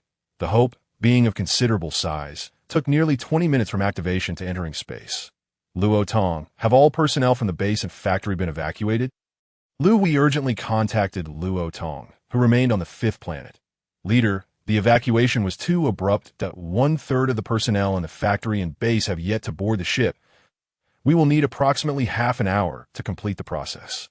Luo Tong, you must be swift that I cannot predict when the enemy's second wave of warships will make their space jump. The Kunlun vessels may not be able to intercept them. Liu Hui's anxiety was palpable.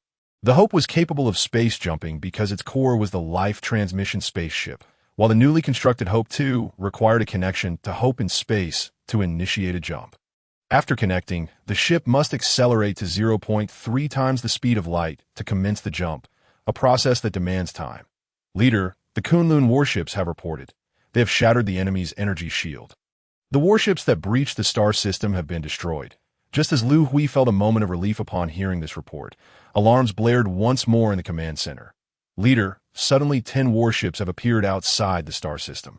The area surrounding the Dawn star system was laden with warning devices deployed by humanity. Should the Windra civilization's warships emerge, they would be detected. Are these 10 warships colossal? Liu Hui observed the data relayed by the warning devices. The enemy's vessels exceeded 50 kilometers in length and approximately 10 kilometers in width, far larger than the Hope. They would reach the Hope's position in 30 minutes. Calculating the time remaining for the Hope was urgent. Commander Huang, instruct the 160 Kunlun warships at the forefront to intercept and delay the enemy fleet. Inform them that the Hope must prepare for a space jump. They will not return. Liu Hui closed his eyes, a wave of anguish washing over him. Each Kunlun warship was manned by approximately 500 crew members, with 160 warships that amounted to around 80,000 lives. These individuals were being forsaken by Liu Hui. He relayed a message to Luo Tong aboard Hope 2, insisting that he must launch the ship within 20 minutes. Tell him that this time is bought with the lives of the warriors aboard the 160 Kunlun warships. Upon receiving the order, the 160 Kunlun warships resolutely surged towards the enemy fleet. The command ship of Kunlun Warship Number 01, Commander Tang Zhong, opened the public communication channel. Esteemed commanders and soldiers aboard the Kunlun warships. I am Commander Tang Zhong. Our mission as soldiers is to obey orders, protect our families, and safeguard humanity. Our compatriots on the fifth planet require time to evacuate. Only we can buy them more time. Let us not be disheartened. Let us display the spirit of our military. Our names will be etched in the annals of human history. Leader, 160 warships are advancing towards us and have entered our attack range. As the Windra civilization's fleet emerged from the space jump, they detected the 160 Kunlun warships, such small vessels. Our large-caliber neutron cannon could obliterate them with a single shot. The Windra leader dismissed the threat posed by the warships and commanded the fleet to lock onto the targets and fire freely. The 10 colossal warships commenced their assault on the Kunlun fleet. Commander, their energy shield is of the absorbing type. The neutron cannon has failed to destroy them outright. This outcome surprised the Windra leader. The energy-absorbing shield was technology exclusive to Type 4 civilizations. How could the enemy possess it? Continue firing, he ordered. Their vessels are too small. The energy they can absorb is limited, long as we strike them a few times with our large-caliber neutron cannons. We can shatter their energy shields. Indeed, the Kunlun warships were diminutive. Each warship measured less than 1 kilometer in length and 400 m in width. The enemy's neutron cannon needed only 3 hits to annihilate a Kunlun warship. Entering the attack range, all warships concentrated their fire on the foremost enemy vessel. Commander Tang Zhong of the Kunlun fleet issued the command to attack. Over 100 Kunlun warships unleashed their energy beam cannons at the extraterrestrial vessels. Commander, the enemy's energy shield is too formidable. Even with our combined firepower, we cannot shake it. Upon witnessing the aftermath of the assault, Tang Zhong furrowed his brow. He commanded all warships to abandon beam attacks and to accelerate towards the enemy fleet. While deftly avoiding neutron cannons, preparing to breach the energy shield and collide directly with the enemy vessels, thus commenced the tragic saga of the battlefield. Leader, the enemy fleet has ceased fire and is rapidly approaching us. Do they intend to ram our warships? Have these Kalan people gone mad? Quickly, reduce the fleet speed. Dispatch our smaller warships for interception. The self-destructive charge of the Kunlun warships left Chief Fenghua in a frenzy. Traveling at 0.6 times the speed of light, within mere minutes, the Kunlun warships reached the forefront of the Fenghua fleet. Nearly half of the 160 vessels were obliterated outside the energy shield. The remaining ships pierced through the shield, aiming straight for the colossal enemy hull. The foremost two warships of the Fenghua fleet were struck by dozens of Kunlun vessels. The collisions erupted into massive explosions. Each burst of fiery brilliance starkly visible in the pitch-black void of space. Each spark represented the souls of 500 human beings. Chapter 49. The Tragic Retreat Leader. The Kunlun fleet has initiated a suicide attack. Colliding with the enemy's ships, all 160 Kunlun warships have been annihilated. In the command room of the Hope, a profound silence enveloped everyone.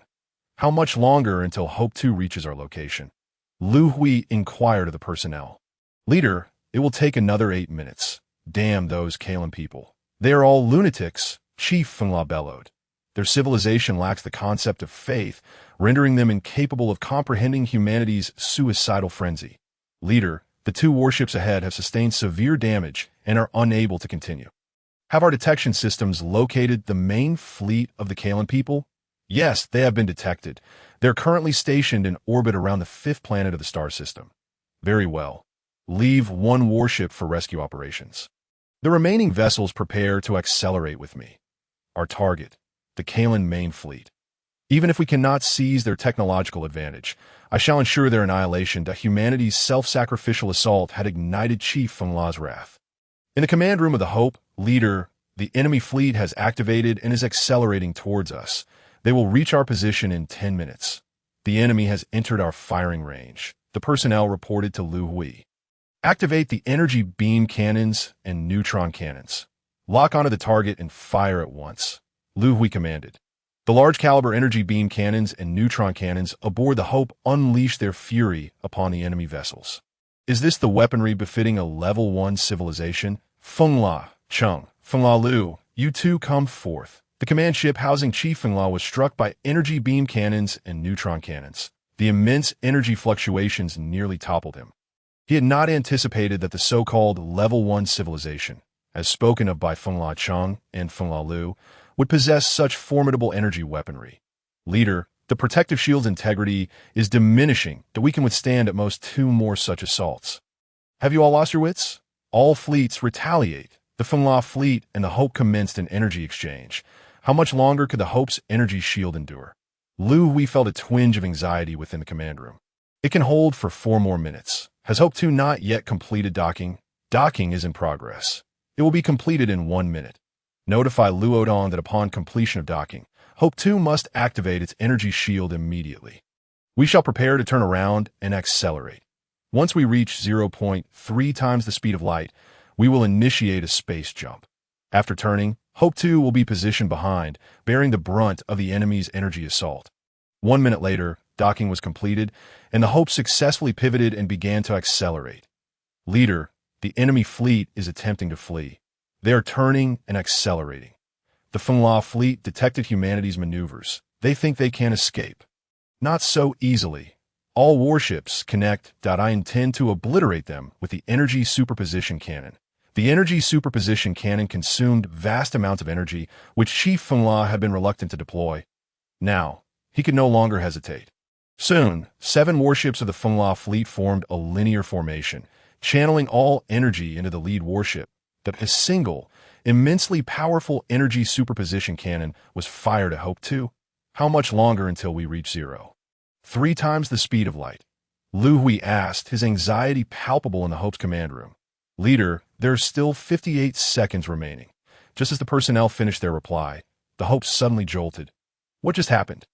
Leader, the rear vessel, Hope 2, has suffered a powerful energy attack. Due to the overwhelming energy, the protective shield failed to absorb it in time, leaving Hope 2 with only 60 shield capacity. What? Only 60 shield capacity? Upon hearing this, worry spread through the command room. With just over 50 seconds remaining to achieve the speed for a space jump, should they endure 2 more rounds of such attacks, Hope 2 would be destroyed. And the connected Hope would also be affected. The space jump would inevitably fail. The collective anxiety materialized into reality. 15 seconds later, a colossal energy cannon struck Hope 2 once more. The protective shield's capacity dwindled to a mere 20. All eyes turned to Liu Hui. Hope 2 carries half of our human population. I shall not abandon them. Liu Hui declared without hesitation. He understood the unspoken sentiment of the others, to sever connections, to forsake Hope 2, and to flee alone. This command Liu Hui could not bring himself to issue. There were 30 million living compatriots aboard the ship. Leader, Hope 2 still harbors half of our populace. You are the hope of all humanity. We cannot encumber you. A voice from the communication device rang out. Luotong, Leader. Hope 2 has voluntarily severed the connection. The ship's velocity reached 0.3 times the speed of light. Initiating a precise space jump, the Hope traversed the spatial black hole, emerging in a new star system in the command room. Liu Hui trudged heavily toward a nearby chair and collapsed into it. Just moments ago, under his leadership, Earth had lost half of its 60 million inhabitants. I am unworthy to be the leader of humanity. Regret, guilt, and trepidation filled Liu Hui's heart. Leader, this cannot be attributed to you. You must regain your resolve. We still have half of our population. Once we rebuild, you must lead us to avenge the 30 million lost Earth compatriots. Avenge. Did you hear that? Avenge. We shall seek vengeance. Huangzu shouted passionately beside Liu Hu. As Liu Hui sat slumped in his chair, a realization dawned upon him. He slowly rose, gazing at the assembly in the command room. I, Liu Hui, hereby vow that in my lifetime, I shall eradicate the Fengla civilization and avenge the 30 million Earth compatriots. Should I fail in this oath, let me not be counted among humanity. Thus a seed of hatred was sown. Chapter 50. Exploring New Planets Leader. After thorough searching, we have uncovered nothing. The technological advantage of the Kalan people must reside aboard the fleeing ships. In the wreckage of Hope 2, after meticulous searching, the Fengla civilization had yielded no results. The intelligence discrepancies were far too significant, and the course of events had exceeded Chief Fengla's expectations. The Kalan spacecraft could directly engage in spatial jumps. It was known that only Level 4 civilizations possessed the capability to install spatial jump systems on their vessels. Chief Fengla had a nagging feeling that they had committed a grave error in provoking an unnecessary conflict. Notify all personnel involved in the operation. The attack on the Kalan people will be classified as the highest planetary secret. Having lost half of their population, the humans aboard the Hope gradually began to recover from their grief after several days. Leader, this is the star system where our Hope is located. The age of this stellar system is approximately 5 billion years, with a diameter 1.3 times that of the Sun. The system comprises 7 planets, 3 of which are gas giants and 4 terrestrial. The third planet is a rocky world, roughly twice the diameter of Earth, possessing an atmosphere with a composition akin to that of Earth, primarily consisting of nitrogen and oxygen. The gravitational force on this planet is about 1.5 times that of Earth, while the atmosphere pressure is approximately 1.2 times greater than that of our planet, suggesting the potential presence of liquid water on its surface. Precise measurements will await the verification of the survey spacecraft. Currently, we hope that the ship Hope will remain in orbit around this planet. In the office, Zhang Jisen was explaining the details to Liu Hui, gesturing towards a three-dimensional representation of the stellar system. This stellar system is referred to by Zhang as the Oasis star system. During their time on the 5th planet, Zhang and numerous scholars meticulously studied the Lock star system. Among billions of stellar systems, they identified one that bears close numerical similarities to our solar system. Given that the age of this star is comparable to that of the Sun, its third planet lies within the habitable zone. Zhang and his fellow scholars deduced that this planet could potentially harbor liquid water in an environment conducive to human habitation. Thus, during their spatial jump, they selected the coordinates of this stellar system. Jisen, has the survey spacecraft been dispatched? Liu Hui inquired. Chief, the number 01 survey vessel has already set off and should return with specific data shortly. Zhang responded. Meanwhile, the survey spacecraft launched from Hope was hovering above the planet's surface, gathering detailed data. The atmospheric composition has been analyzed. Nitrogen constitutes about 72, oxygen 25, with no harmful gases present. The atmosphere pressure measures at 256 standard atmospheres, and the gravity is 1.53 times that of Earth. With a temperature of 28 C, the data from the survey vessel began transmitting back to Hope. Everyone, prepare for landing. The survey vessel is about to descend. Yang Ichi called out loudly. He is the leader of this expedition and also a scholar and member of the Academy of Sciences aboard the ship. The survey vessel, not particularly large, measures approximately 200 meters in diameter and, upon locating a flat area, began its gentle descent to the ground. IT deployed drones to survey the surrounding environment. Yang Ichi proceeded with caution, wanting to ensure the safety of the area. These are plants. There's life on this planet. Look, there are animals crawling on the ground. Yang Ichi exclaimed excitedly upon viewing the video feed from the drone. This is indeed a vibrant planet. Captain Bulei, take the Dragomech squad and disembark to establish a perimeter for protection. He ordered. The survey personnel donned protective suits in preparation for their field investigation. This operation would be led by Bulei, who would oversee the security detail with a mech squad, forming a protective circle with a radius of 100 meters centered around the ship's exit. Attention, there are animals on this planet that if you sense danger, you may fire to deter them. After disembarking, Bulei began directing the mech to maintain vigilance. He was taken aback by the discovery of such a planet in the cosmos. Upon being the first to exit the vessel, Bulei marveled at the surrounding environment. If it weren't for the bizarre growth of the plants, I would think we were on Earth. Captain, no anomalies detected. I'm safe over here, reported a mech operator stationed at the perimeter. Academician Huang, the area around the ship's exit is secure. The survey personnel may now disembark, Bulei informed Academician Huang Ichi. Subsequently, the ship's exit opened. And over 100 scientists clad in protective suits stepped onto the surface. The soil is purple. Quick, gather samples. This plant needs to be collected. What is this insect? Can it fly? The team quickly busied themselves. Everyone, come see. Is this water? One researcher discovered some liquid in a low-lying area. It can't be water. It's green. Quick, find a container to bring it back. Each novel discovery thrilled the researchers, while Bulei was also intrigued. He remained focused on his mission, staying alert to the surroundings. That a nearby thicket caught his attention, where flying creatures appeared startled. He activated the thermal imaging device on his mech. There is something. Everyone, activate your thermal imaging. A large number of animals are approaching rapidly. Bulei warned his teammates. He saw numerous animals quickly converging towards them. Academician Huang, we are in danger. Survey personnel, retreat to the ship immediately. Just as Bulei's warning was issued, a scream echoed nearby. A scientist at the edge of the protective circle was suddenly tackled to the ground by a lurking animal. Bulei aimed swiftly, firing an energy beam at the creature. It was knocked away but quickly dashed back into the thicket. The energy beam didn't kill it? Bulei thought in disbelief. As he pondered, several dark shapes lunged at his mech. Reacting swiftly, he unleashed energy beams at the shadows. After being struck, the figures swiftly retaliated. This time, Bulei refrained from using energy beams and swung his mech's fist at the shadows. The creatures were sent crashing to the ground, immobilized. Energy beam attacks are ineffective. Switch to melee weapons. Bulei urged his teammates, drawing a large blade from the back of his mech. That moment, countless shadows surged forth from the thicket. Bulei wielded his blade. Any approaching shadow was either sent flying or cleaved in two. Within a minute, a pile of animal carcasses accumulated before the mech. Captain, these creatures can damage the mech's exterior. My mech's right leg has lost power. Everyone, hang on for just 10 more seconds. The survey personnel have all retreated to the ship. Once it ascends, we will immediately leave the surface.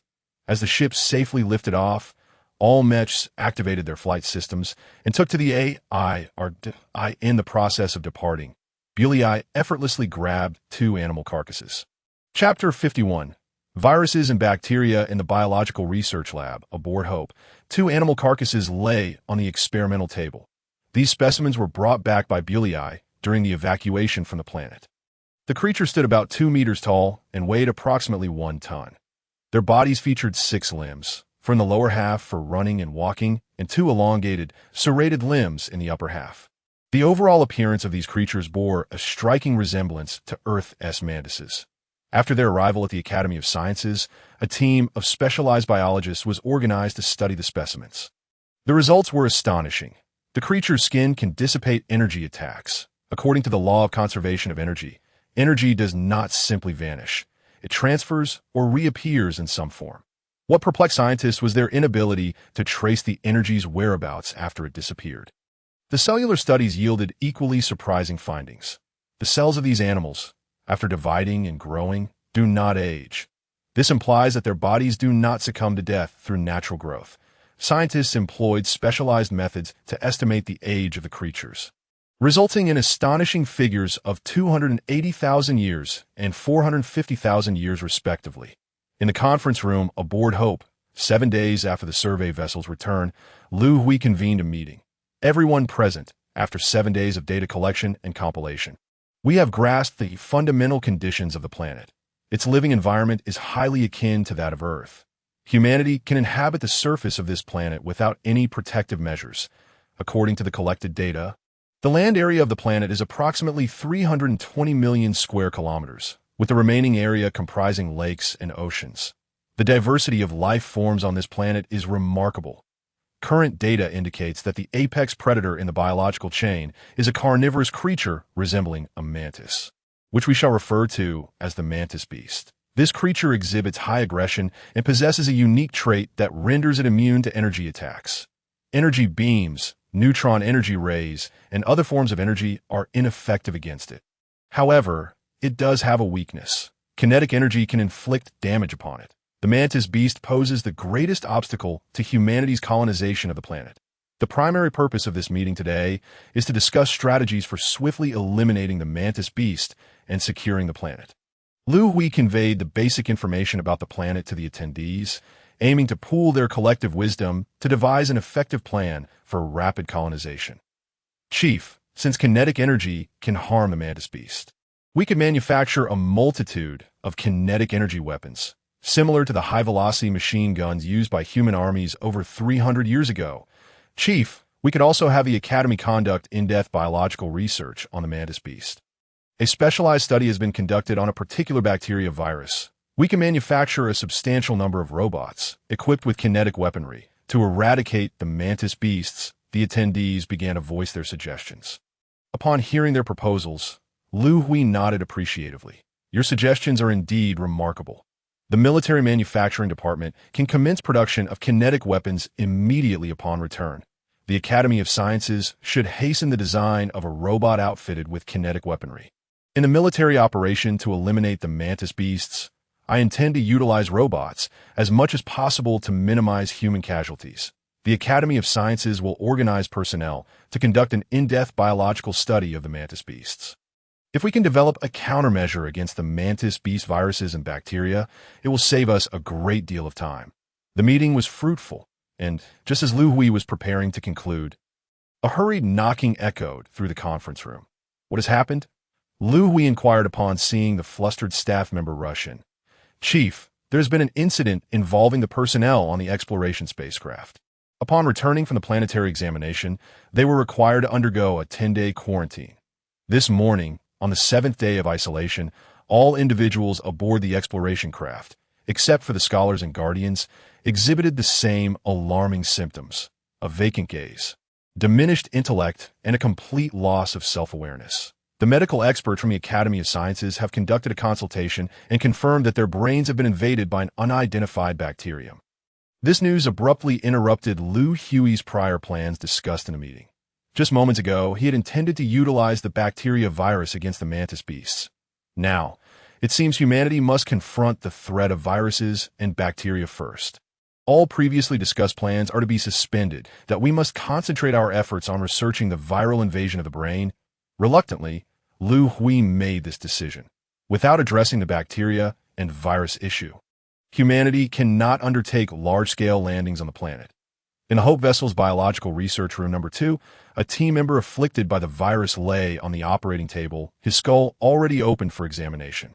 Researchers were observing his brain through a microscope. How peculiar! Do these bacteria and viruses possess awareness of our intention to scrutinize them under a microscope? Upon observation, they retreat beneath the cerebral cortex. Could they possess intelligence? Quickly relay this information to Research Room Number 1. In Biological Research Room Number 1, Academician Tang furrowed his brow. He's the head of Research Room Number 1. Progress in researching the bacteria and viruses has been sluggish over the past few days. Although a method to eliminate the bacteria has been discovered, it is rather impractical, requiring temperatures exceeding 1,000 degrees. Academician Tang has yet to identify a more straightforward method to eradicate the viruses and bacteria. Academician Tang, Research Room Number 2 has sent a research report. The bacteria and viruses evade microscopic observation, suggesting possible intelligence, an assistant reported to Academician Tang. They evade microscopic observation? Why was this not observed here? Allow me to examine again under the microscope. Academician Tang approached the microscope, which was focused on the brain region of the mantis beast. After a brief observation, he shook his head, noting that the bacteria did not exhibit any signs of evasion. Academician Tang, could it be that the mantis beast's brain is too small and the bacteria are too numerous, leaving them no place to hide? An assistant reminded him. That is a possibility. The brain of this mantis beast is hardly the size of a peanut. Significantly smaller compared to that of a human. I shall observe again. Academician Tang returned to the microscope. Just as he was scrutinizing carefully, a piercing screech resonated in his ear. Furrowing his brow, Academician Tang suddenly wore an expression of astonishment. The jarring sound caused a commotion among the bacteria under the microscope. What was that noise? Academician Tang inquired loudly. Chapter 52, Bacterial Civilization 1. I apologize, Academician Tang, that I accidentally made a noise while walking. My shoe scraped against the floor. That a researcher offered an apology. There is no need for apologies. Academician Tang understood the researcher misinterpreted his concern. Everyone, please estimate the high-frequency decibel range of that sound. I observed the bacteria reacting strongly to it. Synthesize that sound for me on the computer, using the previous sound as a base, and create variations within a range of 100 values. I intend to conduct high-frequency sound wave experiments on the bacteria. Academician Tang was exhilarated. He had a strong intuition that high-frequency sound waves could be effective against the bacteria and viruses. The researchers worked efficiently, quickly synthesizing the sound requested by Academician Tang on the computer. After downloading the sound data and procuring a music player, Academician Tang commenced his high-frequency sound wave experiment. Success! Academician Tang leaped up, pumping his fist in triumph. All the viruses and bacteria under the microscope had perished. Inform the chief, I have discovered a straightforward method to eliminate. Has anyone administered ultrasonic therapy to the individual named Su Haiming ahead of schedule? Inquired Academician Tang, glancing at the nameplate on the bed beside him. No, we have not, came the response from those nearby. Upon hearing this, Academician Tang turned his gaze towards Su Haiming. Su Haiming, have you not been infected by any viruses or bacteria? He asked. I am not Su Haiming. My name is Xiao Lu. I am what you humans refer to as a virus or bacterium. I wish to meet your leader. The leader of our micro-civilization desires a dialogue with him. Su Haiming's words left the onlookers in stunned silence. You have taken control of Su Haiming's mind and body. Academician Tang realized the gravity of the situation. Indeed, I have merged with his brain.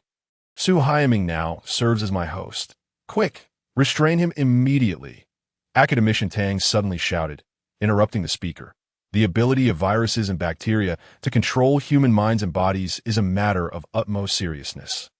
Release me. I demand to see your leader. Su Haiming protested, struggling momentarily before conceding to the futility of resistance. Nevertheless, he continued to cry out for an audience with the human leader.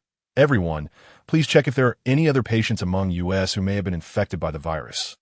Notify the leader and report the situation immediately. Chapter 53. Bacterial Civilization 2. Academician Tang escorted the subdued Su Haiming to the interrogation room, where his hands and feet were secured to the chair. At that moment, Liu Hui, who had just received the news, arrived on the scene. I am Liu Hui, the leader of humanity. What is it that you wish to convey? Liu Hui inquired, gazing at Su Haiming seated in the chair. Respected human leader, greetings. I am Xiao Lu of the micro-civilization. Our leader wishes to communicate with you through me. Through you, but we are in the vastness of outer space. How will you connect with your leader? Liu Hui asked, intrigued. Respected human leader, our micro-civilization possesses a unique ability for long-distance consciousness communication. Su Haiming explained. Very well. What does your leader wish to discuss with me? Liu Hui continued to probe. Respected human leader, our species is parasitic, reliant on residing within the strong. Only in this manner can our civilization endure through the ages. On our microplanet, the mantis beast reigns as the most powerful species, which is why we have chosen to inhabit it. Everything I have witnessed aboard the ship has been relayed to our leader, that he believes that you humans are the true embodiment of strength. Thus, he earnestly requests that our micro-species be allowed to coexist within your ranks. Su Haiming conveyed their leader's appeal. Coexist within us, just as you are doing now, controlling our minds and bodies. Liu Hui found the request rather amusing. Human leader, you misunderstand that we seek not control, but coexistence. In truth, my invasion of Su Haiming's brain has already sealed my fate. Your human brains are far too formidable, and I cannot survive within for more than 3 months. Su Haiming clarified. Why should I acquiesce to your request? Our human bodies are perfectly fine as they are. Why should we permit your kind to invade? Liu Hui regarded the request as somewhat unreasonable. Respected human leader, should we micro-species inhabit your bodies? You shall reap monumental benefits. What benefits? Pray, elaborate. Liu Hui's curiosity was piqued once more. Once we inhabit your forms, you will gain the ability for long-distance consciousness communication. Most importantly, you humans will attain immortality, Su Haiming declared. Immortality?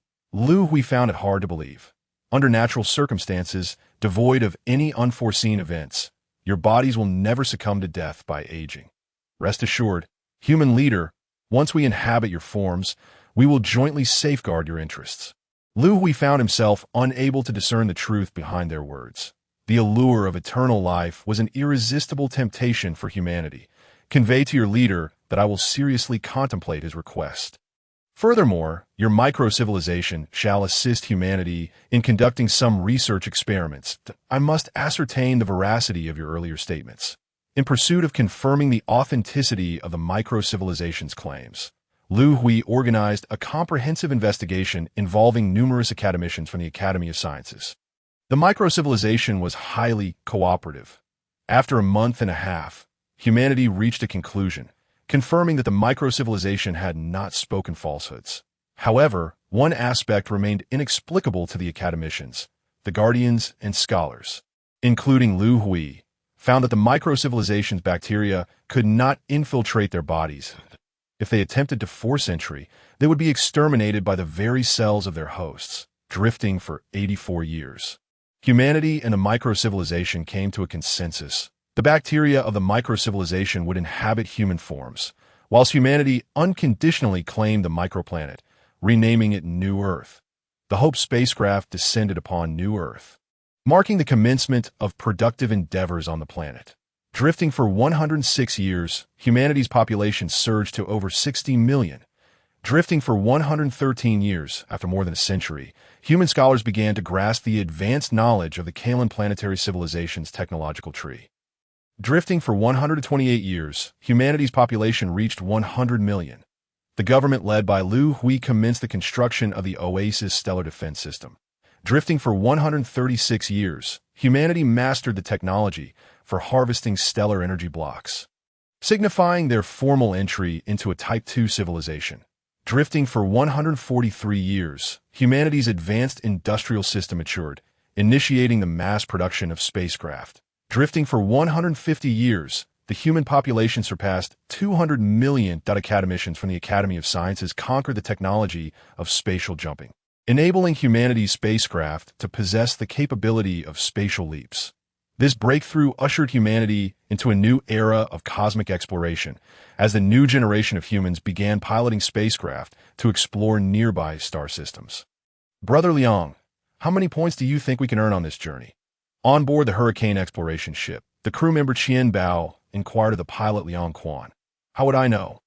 The spatial jump coordinates have deviated. We are still 0.5 light years away from our target star system that we need to fly for another 6 months before we reach it.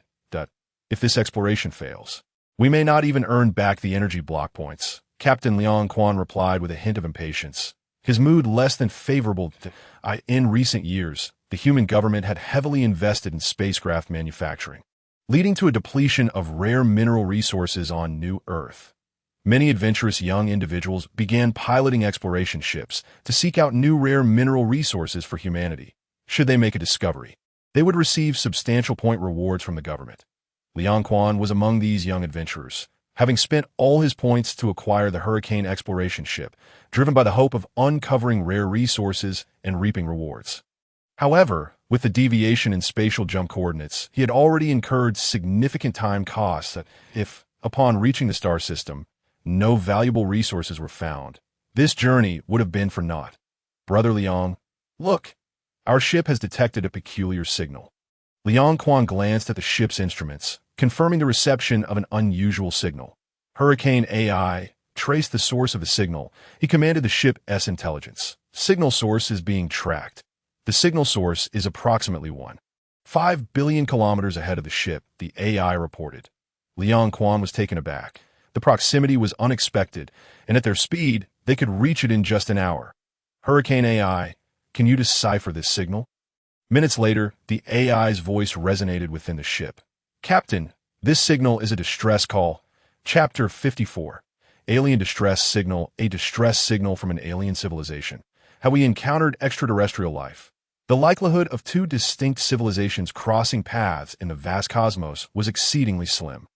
Humanity had settled on New Earth for nearly a century, and this was the first instance of encountering another civilization beyond the Oasis star system. Hurricane AI, activate the quantum communicator on board. I need to contact headquarters on New Earth.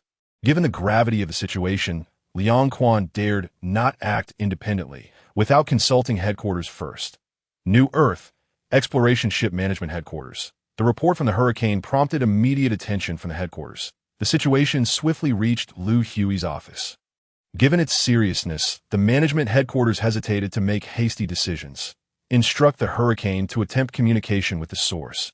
We shall gather preliminary information before proceeding with further actions. Liu Hui commanded the Hurricane. For over a century, Liu Hui has remained steadfast in his vow to seek out the illustrious civilization and avenge his fallen brethren.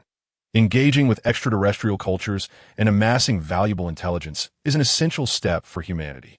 Although human technology has ascended to the ranks of a Type 2 civilization, Liu Hui remains cautious in his dealings with alien entities that a single erroneous decision could spell disaster for mankind. Brother Liang, headquarters has instructed us to attempt to establish a communication link with them, that if we sense any danger, we are to initiate a spatial jump immediately.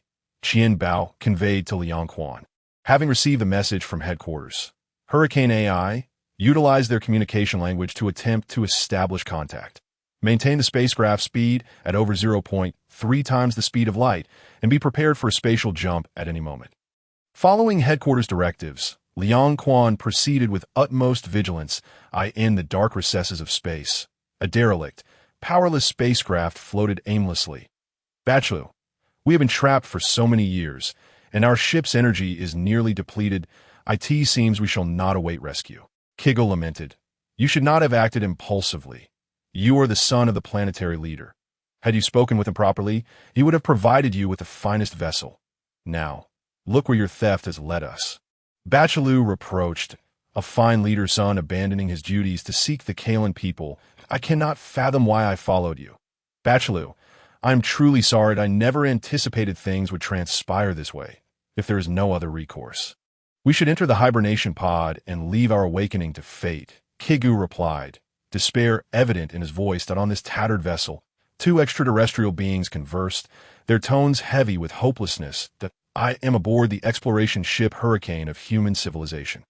We have received your distress signal and request to establish a communication link. The voice from the ship's communicator startled Bachelou and Kigu. Kigu, quickly, connect the communication. Bachelou urged that we are saved. Kigu hastily activated the connection. Hurricane of human civilization. This is the exploration ship Bloodscatter of the Tonga civilization. Our propulsion system has suffered a grave malfunction and is beyond repair. We request assistance. Kigu responded. What is happening? Why are they not replying?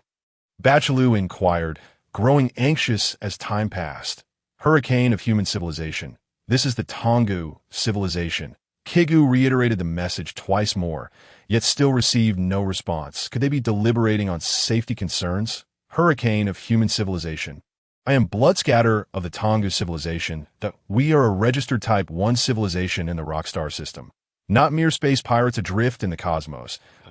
If you assist us and return us to Tongu, you will be rewarded with a vast supply of energy blocks. You must trust my words. I am the son of the Tongu civilization's leader. Kigu's concern deepened, fearing they might abandon them in their time of peril. What news? Have we received any replies from headquarters? Liang Quan inquired of Qian Bao. Yes, indeed. They have responded. Headquarters has instructed us to provide assistance. Excellent. Relay the message that our ship will arrive at their location in half an hour and instruct them to prepare. Half an hour later, the Hurricane approached the alien vessel. It appears they have spoken the truth. Their civilization level is genuinely only Type I, Liang Quan observed, scrutinizing the data gathered by the ship's scanners. To his astonishment, the alien ship utilized a nuclear propulsion system, a common technology among Type 1 civilizations. Brother Liang, they are approaching in a rescue craft, Qian Bao noted, pointing to the small vessel that could dock with their ship. Hurricane AI, guide them into the docking bay. Qian Bao, let's go greet our extraterrestrial guests, Liang Quan declared with a smile. Brother Liang, are you not concerned about potential danger in meeting them directly? What is there to fear? They are merely a Type 1 civilization. Even if they were to attack us, they lack the capability to commandeer our ship. There is no need for concern. Upon reaching the docking bay, Liang Quan beheld the recently docked rescue craft. As the docking completed, the hatch opened, and two aliens descended. Why do they resemble humans so closely? Are they robots or biological beings? Liang Quan pondered, bewildered. The aliens possessed limbs and torsos of mechanical structure. Their heads a blend of mechanical and biological features. They bore eyes, noses, mouths, and ears akin to humans. Were it not for their extraterrestrial origins, Liang Quan might have mistaken them for humanoid robots crafted by humanity. Suddenly, the two aliens knelt before them, speaking in an incomprehensible language, their expressions brimming with excitement. Hurricane AI, can you connect to their language system for real-time translation? Liang Quan implored, seeking to bridge the barrier of communication. Connecting to their language system, connection established. Captain, direct language communication is now possible. Elated by the AI's response, Liang Quan nodded. Greetings, esteemed extraterrestrial friends. We can now engage in meaningful dialogue. Chapter 55, The Tongu Civilization, Wonderful. We can communicate now. Your Kalan civilization possesses remarkable technology, Kigu and Bachilu exclaimed with enthusiasm. Honorable Kalan people, greetings. I am Kigu of the Tonga civilization, and this is my companion, Bachilu. Your Kalan civilization shares a profound connection with our planet. Mr. Liang, the leader has asked me to inform you to escort our esteemed guests to the ship's control room. The leader wishes to conduct a three-dimensional communication with them. The Hurricane AI interjected, interrupting Kigu's speech. Very well, I understand, Liang Quan replied. Esteemed extraterrestrial guests, please accompany me to the control room of our ship. Our leader of human civilization wishes to converse with you in 3 dimensions. Meanwhile, Liu Hui sat in his office, engaging in a conversation that lasted over 2 hours with the 2 extraterrestrial friends aboard the Hurricane, utilizing quantum 3-dimensional communication technology. Upon concluding their dialogue, Liu Hui invited them to visit New Earth. Through this exchange, Liu Hui gleaned much information. The Tonga civilization indeed had historical ties with humanity. The Tonga planet lay approximately 232 light-years from New Earth. Over 12,000 years ago, the Tonga civilization faced a catastrophic meteor threat when a meteor over 100 kilometers in diameter hurtled toward their world. At that time, their civilization was only rated at 0.86, but despite detecting the impending disaster, their technological capabilities were insufficient to alter the meteor's trajectory, leaving them to wait helplessly for their civilization's demise. In a last-minute reprieve, an alien spacecraft passing by the Tonga planet destroyed the meteor, saving the civilization. The occupants of that vessel identified themselves as a branch of the Kalan civilization. Like humanity, their civilization originated from the Life Dissemination Ship, sharing a common ancestral home, Kalan planet. After averting the crisis, the Kalan vessel landed on the planet and remained for several years. they forged a friendship with the Tongu civilization, leaving behind technological knowledge as they departed. Utilizing this knowledge, the Tonga civilization spent centuries elevating their status to a Type 1 civilization. For nearly 10 millennia, they have cherished their gratitude towards the Kalan people, venerating them as deities. Consequently, their civilization's development took a distorted path, leaning toward a semi-mechanical civilization. They gradually replaced their biological forms with mechanical counterparts, mirroring the appearance of the Kalan people.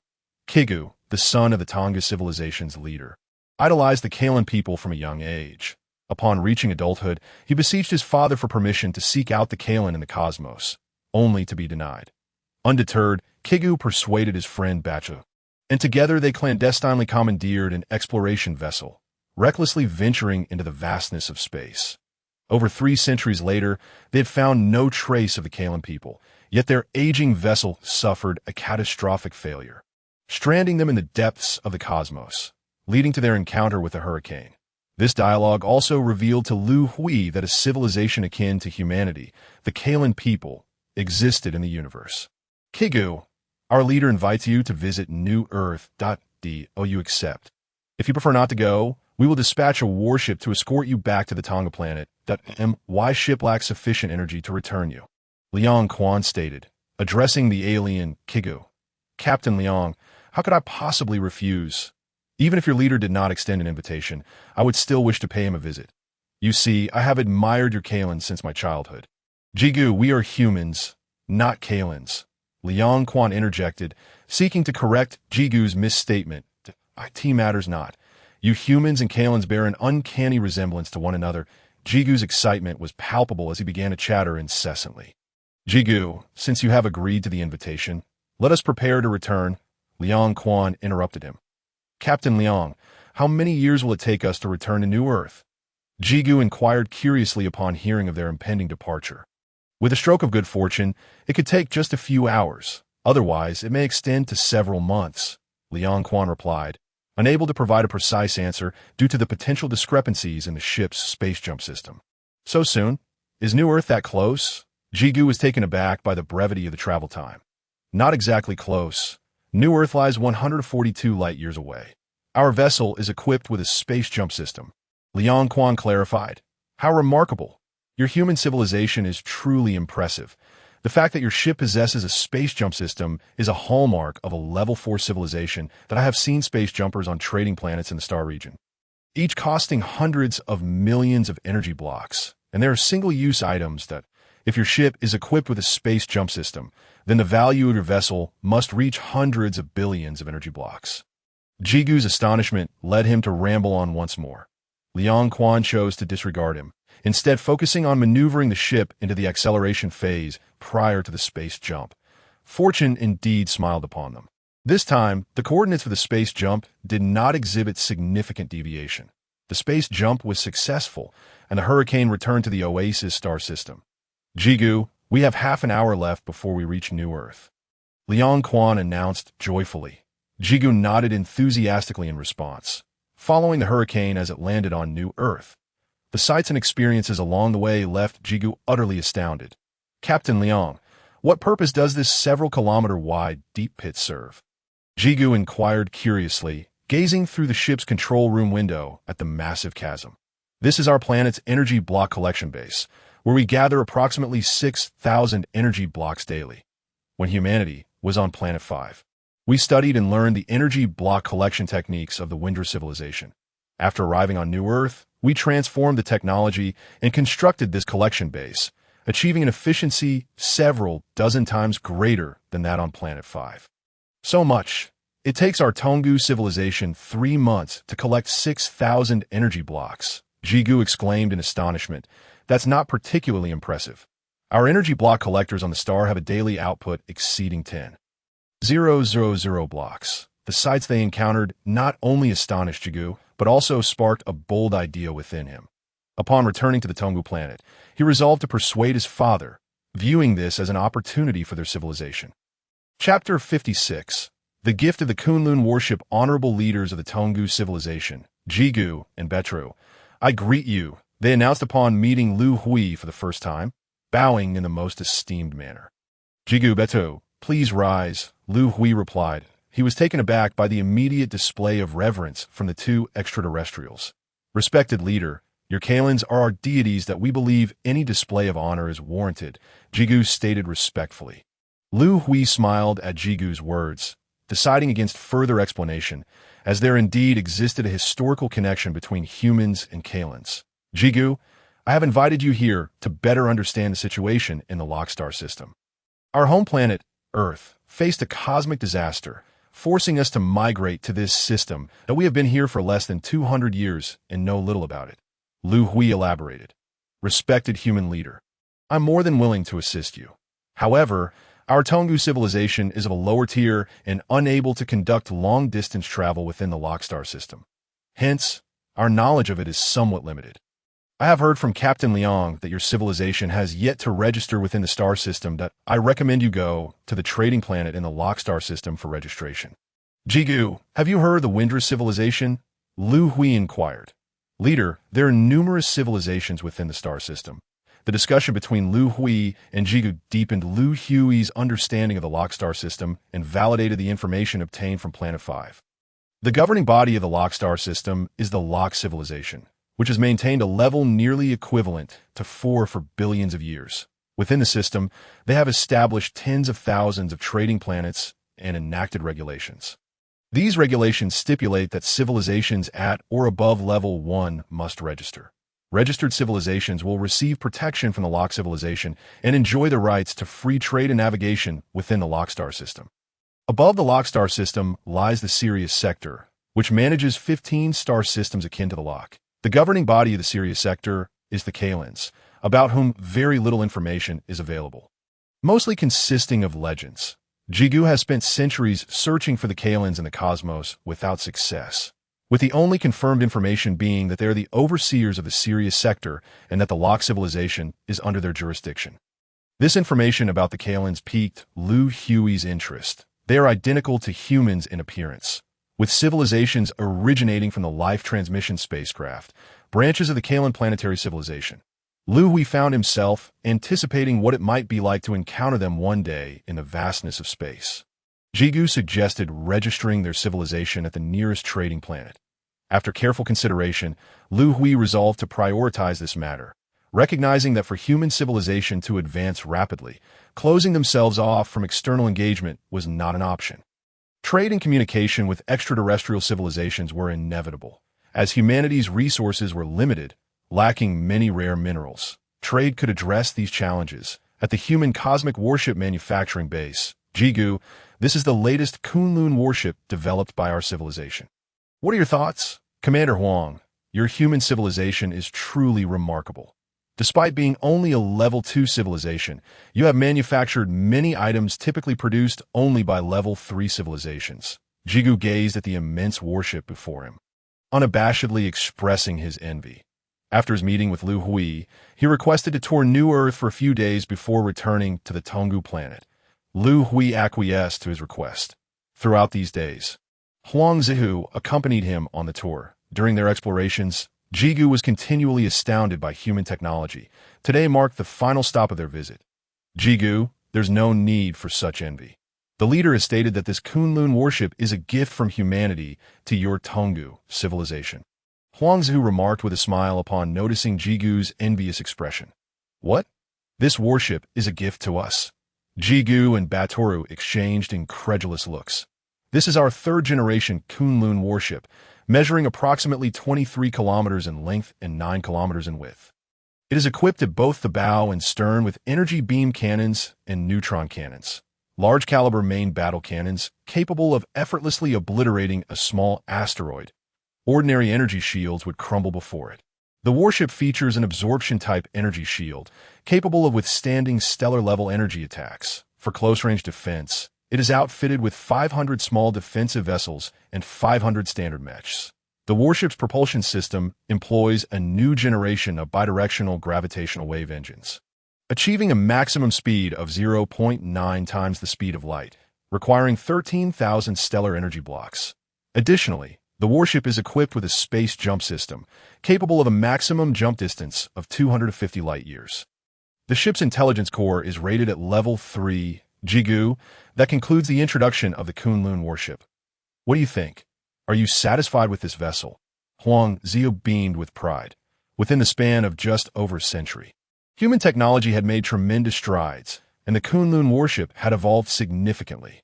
Commander Huang, your generous gift is truly invaluable. Such a warship may not even be obtainable on trading planets. Please take us immediately to the leader's office. I must personally express my gratitude, Jigu insisted.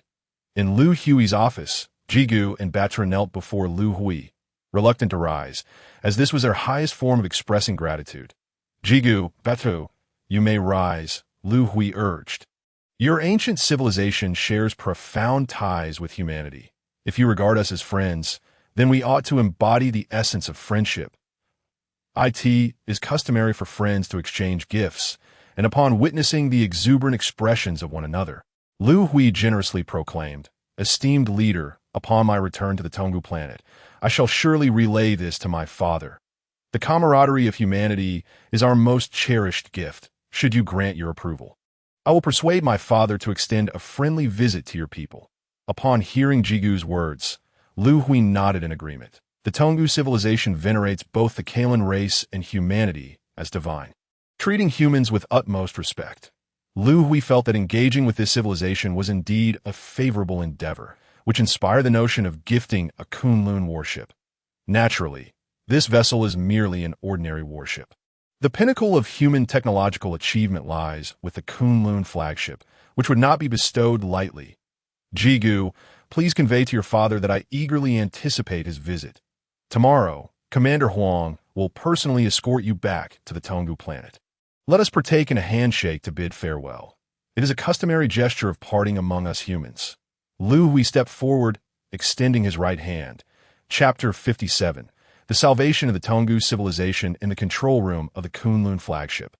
Jigu noted, the Tonggu planet is located 452 light-years away from us. If the coordinates you provided are accurate, we must execute 2 spatial jumps to reach it. Continuous spatial jumps can be perilous. After the first spatial jump, we will require 2 days to conduct repairs on the spatial jump system. Huang Ziyu informed Jigu. Commander Huang, safety must come first. Please ensure that you complete the repairs before initiating the spatial jump. Waiting an additional 2 days to return to the Tonggu planet is remarkably swift for us. Over the course of just a few days, Jigu and Baturu felt immense excitement at the prospect of returning to their long-lost homeland. Jigu, if you were piloting your exploratory vessel, would it take you many years to reach the Tonggu planet? Huang Ziyu inquired with curiosity. Commander Huang, if we were to navigate in our exploratory vessel, it would likely take over 100 years, Jigu replied. Over 400 light-years, and you can return in just over 100 years. Is it possible that your ship can achieve 4 times the speed of light? Huang Ziyu expressed his astonishment. Commander Huang, that is implausible. Vessels capable of surpassing the speed of light are said to only be constructed in the advanced stages of a Type 4 civilization. Our Tonggu civilization's exploratory vessels can only reach 0.3 times the speed of light to return to the Tonggu planet. We must traverse 2 spatial tunnels, which are managed by the Lok civilization. Each passage incurs a significant energy block fee. Jigu elaborated on the transportation system within the Lok star system. Within this system, the Lok civilization has constructed billions of spatial tunnels. Each pair of tunnels is separated by varying distances, typically ranging from 50 to 100 light-years. Traversing these tunnels equates to covering distances of 50 to 100 light-years, with the journey taking only a few minutes. This extensive network of spatial tunnels facilitates interstellar travel for civilizations, with every passage requiring a fee paid in energy blocks, the universal currency of the cosmos, such as the transportation and navigation system of the Lok star system. Jigu, the ship's speed has accelerated to 0. 3 times the speed of light. We are ready to initiate the spatial jump. After the first spatial jump, the warship spent 2 days completing its repairs and is now prepared for the second spatial jump. Commander Huang, please initiate the spatial jump. Batoru and I are ready. Jigu grasped Batoru's hand tightly, feeling a mix of nerves and anticipation as they were about to return to their homeland after more than 8 centuries. With a slight flash, the Kunlun warship, docking with the Kunlun flagship, traversed the spatial rift. The two vessels simultaneously emerged in the outer space of the Tonggu planet. Alert! Alert! Significant energy fluctuations detected. The ship automatically entered defensive protocols. Preparing to activate the energy shield at any moment, the Kunlun flagship materialized in the outer reaches of the Tonggu planet. Alarms blared in the control room. Upon hearing the alerts, Huang Zihu quickly assessed the situation. A large fleet of warships was attacking the Tonggu planet. Alert! Alert! The ship is under energy attack. Activate the energy shield. At the military command center of the Tonggu planet, the leader declared, "Commander, the lock warships have just reported they will require another day to arrive. I fear we may not endure for that long." The staff at the command center appeared despondent. The reinforcement from the lock warships were still a day away, and the greedy civilization was nothing short of a madman. Our planet has fewer than 10 billion energy blocks. Is it worth the risk for them? Leader Jishur expressed his anger. The Tonggu planet is impoverished, with a total energy block reserve of under 10 billion. Such a destitute world has caught the eye of the greedy civilization, which has amassed nearly 100,000 warships to plunder the Tonggu planet. The conflict had now reached its third day. With 600,000 of the Tonggu civilization's 800,000 warships destroyed, the outer space of the planet was on the brink of collapse. Notify all citizens on the planet. Those without weapons must take refuge in the underground city. The rest should arm themselves and prepare for ground combat. Any attempt to plunder our energy blocks will only succeed if all our armed warriors perish. Leader Jishur issued the command. The Tonggu civilization remains at a primitive level. For millennia, in their quest for energy blocks, their people have engaged in the most menial mineral transport work in the cosmos. Every energy block on the planet has been earned through the sweat and blood of its citizens. Leader Jishur would not allow such hard-earned resources to be easily taken. Leader, must we truly engage in ground combat? Our casualties will be catastrophic. A staff member attempted to persuade him, "We shall fight until the very last moment. We will never yield to a bandit civilization." The leader of the Tonggu civilization had made his resolution clear. "Commander, our warships in outer space report that the enemy's vessels are undergoing massive destruction. Someone is assisting us in attacking the enemy." After completing the spatial jump, the Kunlun warship disengaged from the Kunlun flagship. Both vessels unleashed their 8 main energy cannons with full force, due to the dense formation of enemy warships. The large-caliber energy cannons could obliterate dozens of enemy vessels with a single shot. Jigu, immediately contact your planet's leader and instruct him to withdraw all warships from outer space. The power of the main energy cannons is too great and may inadvertently harm them.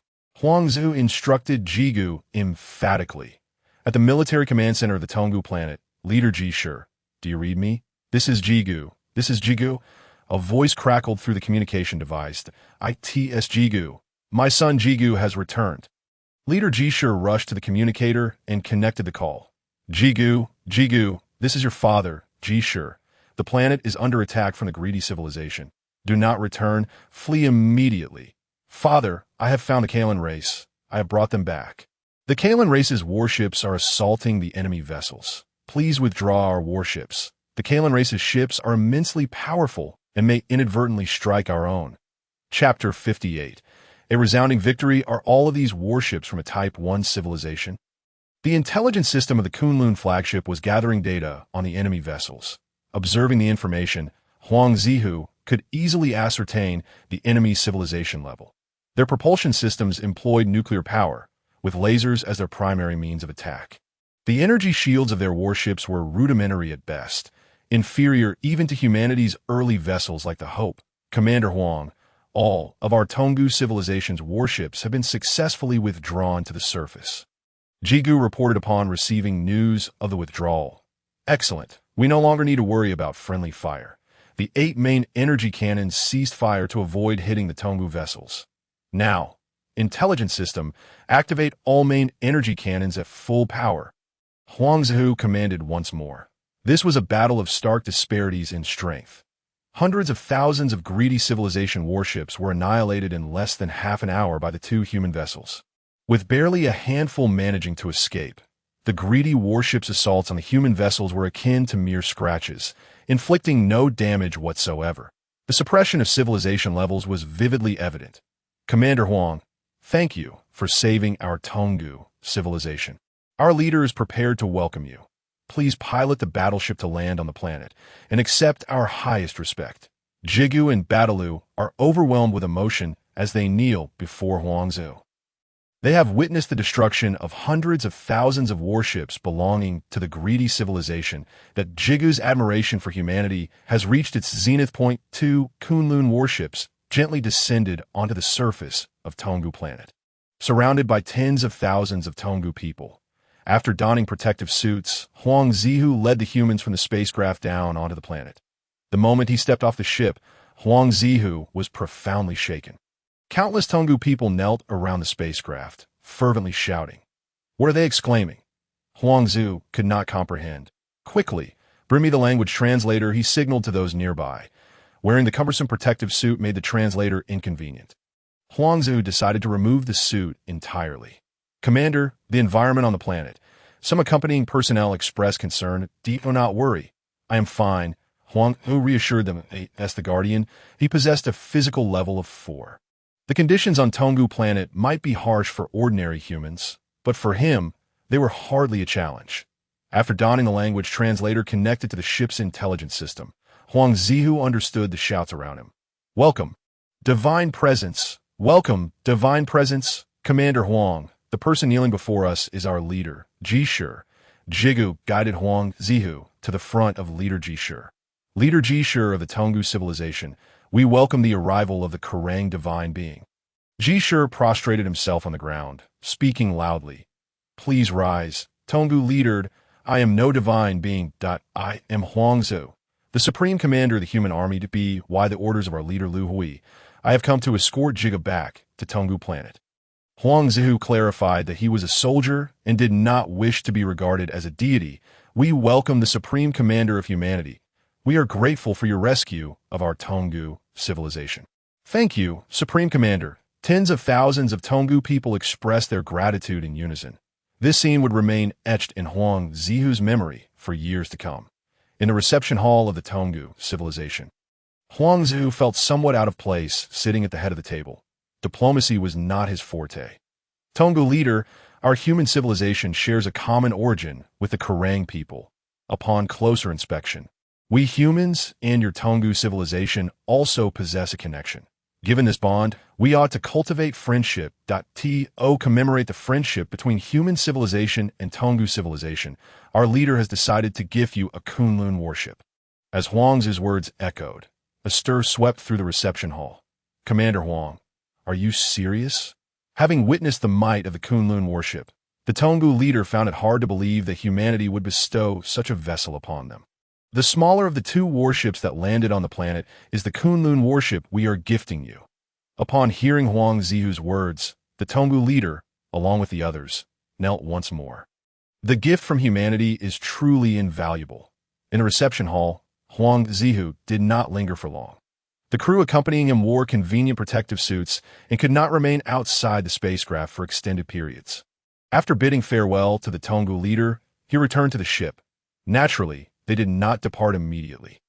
Huang Zihu and his crew needed to stay for several days to assist the Tonggu civilization in familiarizing themselves with the operation of the Kunlun warship. After Huang Zihu left, Jigu was called into a private room by the Tonggu leader. Jigu, my dear son, your timely return has averted the crisis facing our civilization. Jishu embraced his son. Father, you are mistaken. It is our human friends who have resolved the crisis. Upon hearing Jigu's words, the leader nodded. Father, what is your opinion of human civilization? Jigu inquired. Humanity has shown us immense kindness. They rescued our civilization without imposing any conditions, and instead gifted us a warship. Such a noble civilization is indeed rare in the universe, remarked the Tonggu leader in admiration. Father, I spent several days on the human civilization's planet, visiting many places. Jigu recounted his experiences on New Earth to his father. Father, human civilization is a branch of the Kerrang civilization. There is a legend in the universe.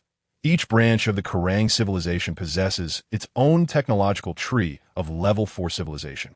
Currently, human civilization is only at level 2, yet many of their technologies have reached the level 3 standard. Therefore, this legend must hold some truth.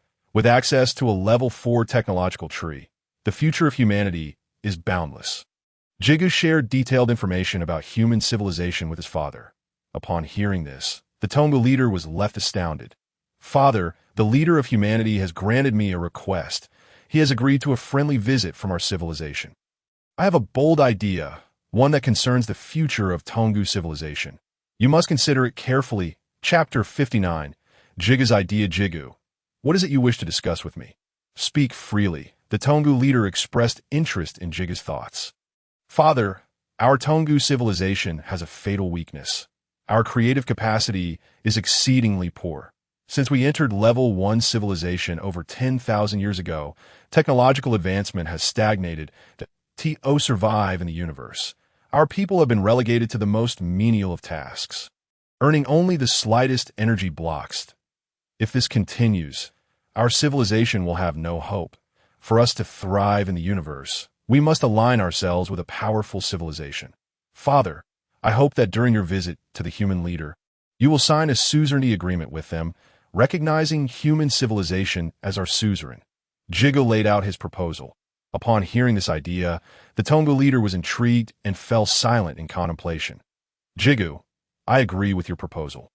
However, human civilization may not accept us." The Tongu leader expressed his concerns. "Father, human civilization possesses a technological tree of level 4. Their future is limitless. Currently, their civilization is only at level 2, with a population of less than 300 million.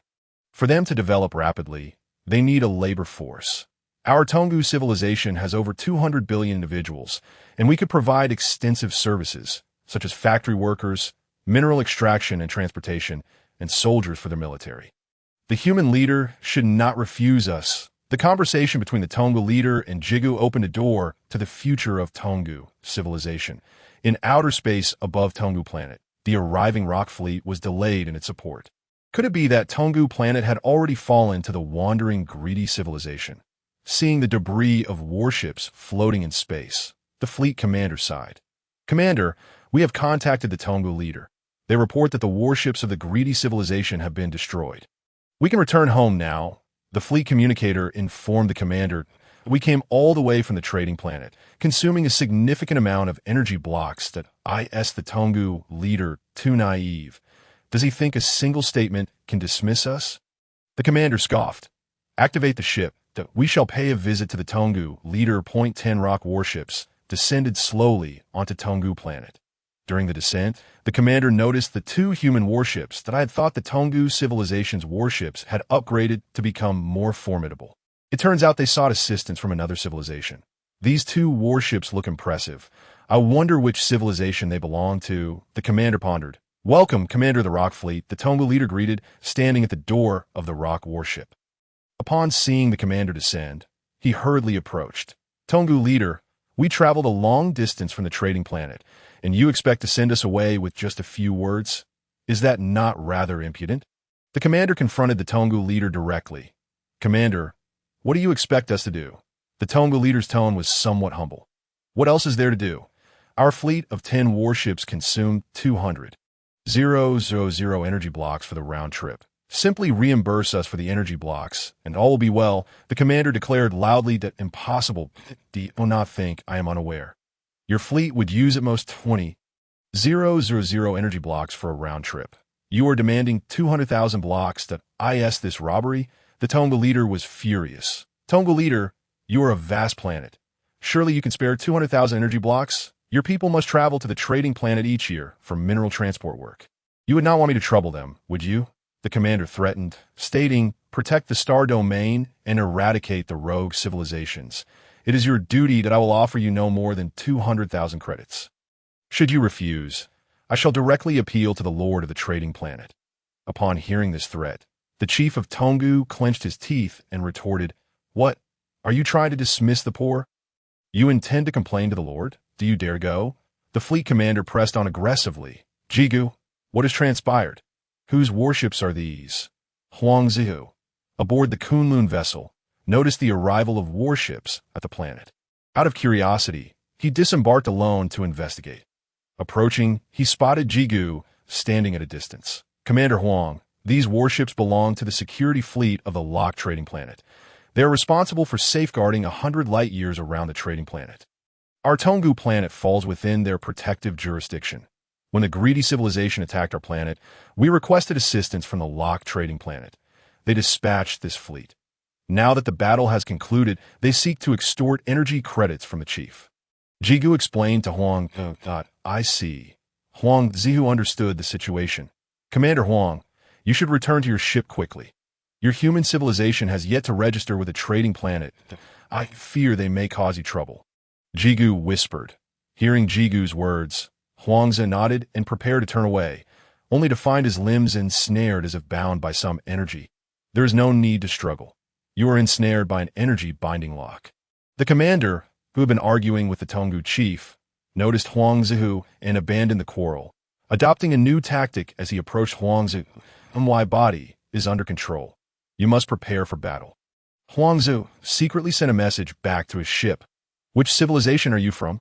The commander inquired as he stood before Huang Zihu. I am of the Earth human civilization, Huang Zihu replied, glancing at the alien before him, resembling a lump of flesh. Earth human civilization. I have never heard of it. Your civilization has not registered. The commander felt he had found a weakness. Detain their warship and take this human away. Commander, you have no authority to detain the warship or take him away. The human civilization has migrated to the Lockstar system for less than 200 years and has not exceeded the registration deadline. The Tongu chief asserted loudly.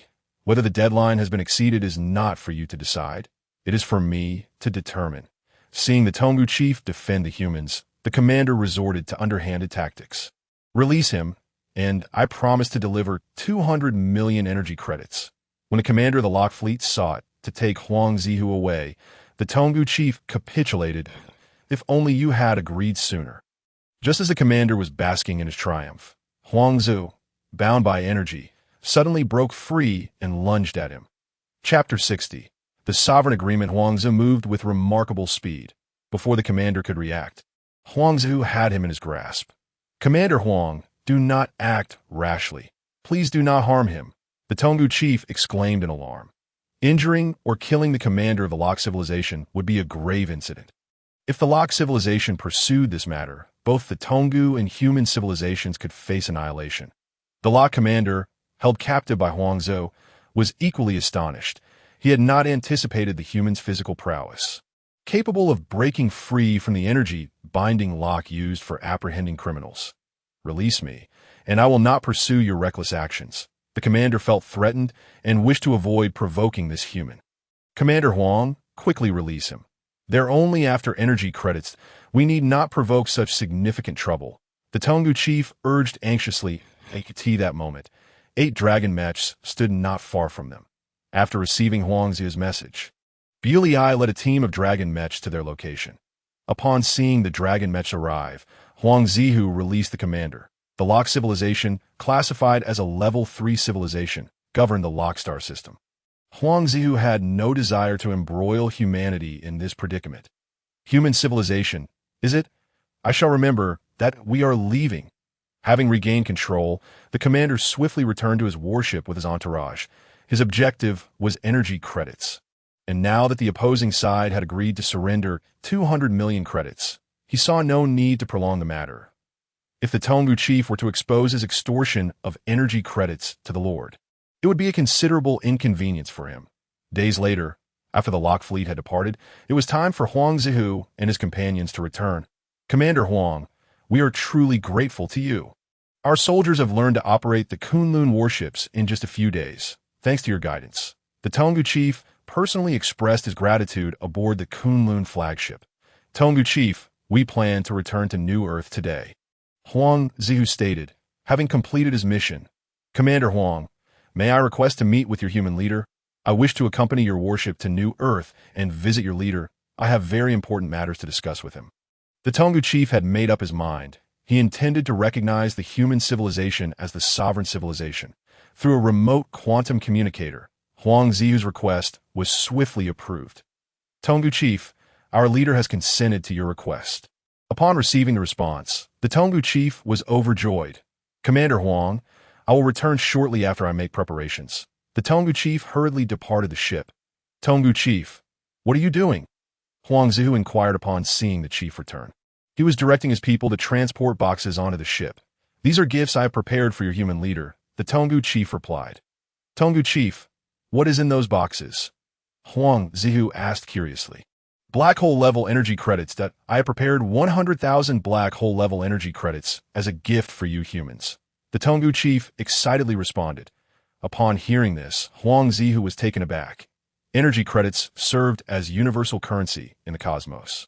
One black hole level energy credit equated to 100 stellar level energy credits, which in turn equated to 10,000 planetary level energy credits. 100,000 black hole energy credits amounted to 1 billion planetary level energy credits. This was indeed a considerable present. It was worth noting that the energy credit reserves on Tonggu planet were less than 10 billion planetary level energy credits. Huangzi now regarded the Tonggu chief with newfound respect. He was indeed a generous benefactor. The Kunlun flagship gradually docked at New Earth. The Tonggu chief was astonished to receive a personal welcome from the human leader, an honor bestowed upon the leader of a level 1 civilization. This deeply moved him. "Tonggu chief Jishur, I pay my respects to the human leader." Upon meeting Liu Hui, the Tonggu chief performed their most revered kneeling ceremony. "Tonggu chief, please rise. I did not expect your arrival to be so swift." "It has been less than half a month since Jigu departed," Liu Hui said with a smile. "Thank you for the assistance that humanity has provided to our Tonggu civilization, which has resolved the crisis on our planet." The Tonggu chief performed another bow. "Respected human leader, in gratitude, I bring you 100,000 black hole level energy credits." The Tonggu chief gestured to his accompanying aides, who brought forth boxes of energy credits before Liu Hui. Liu Hui was astonished. This equated to 1 billion planetary level energy credits, far more than humanity's energy credit reserves accumulated over a century. He had not anticipated such generosity from the other side.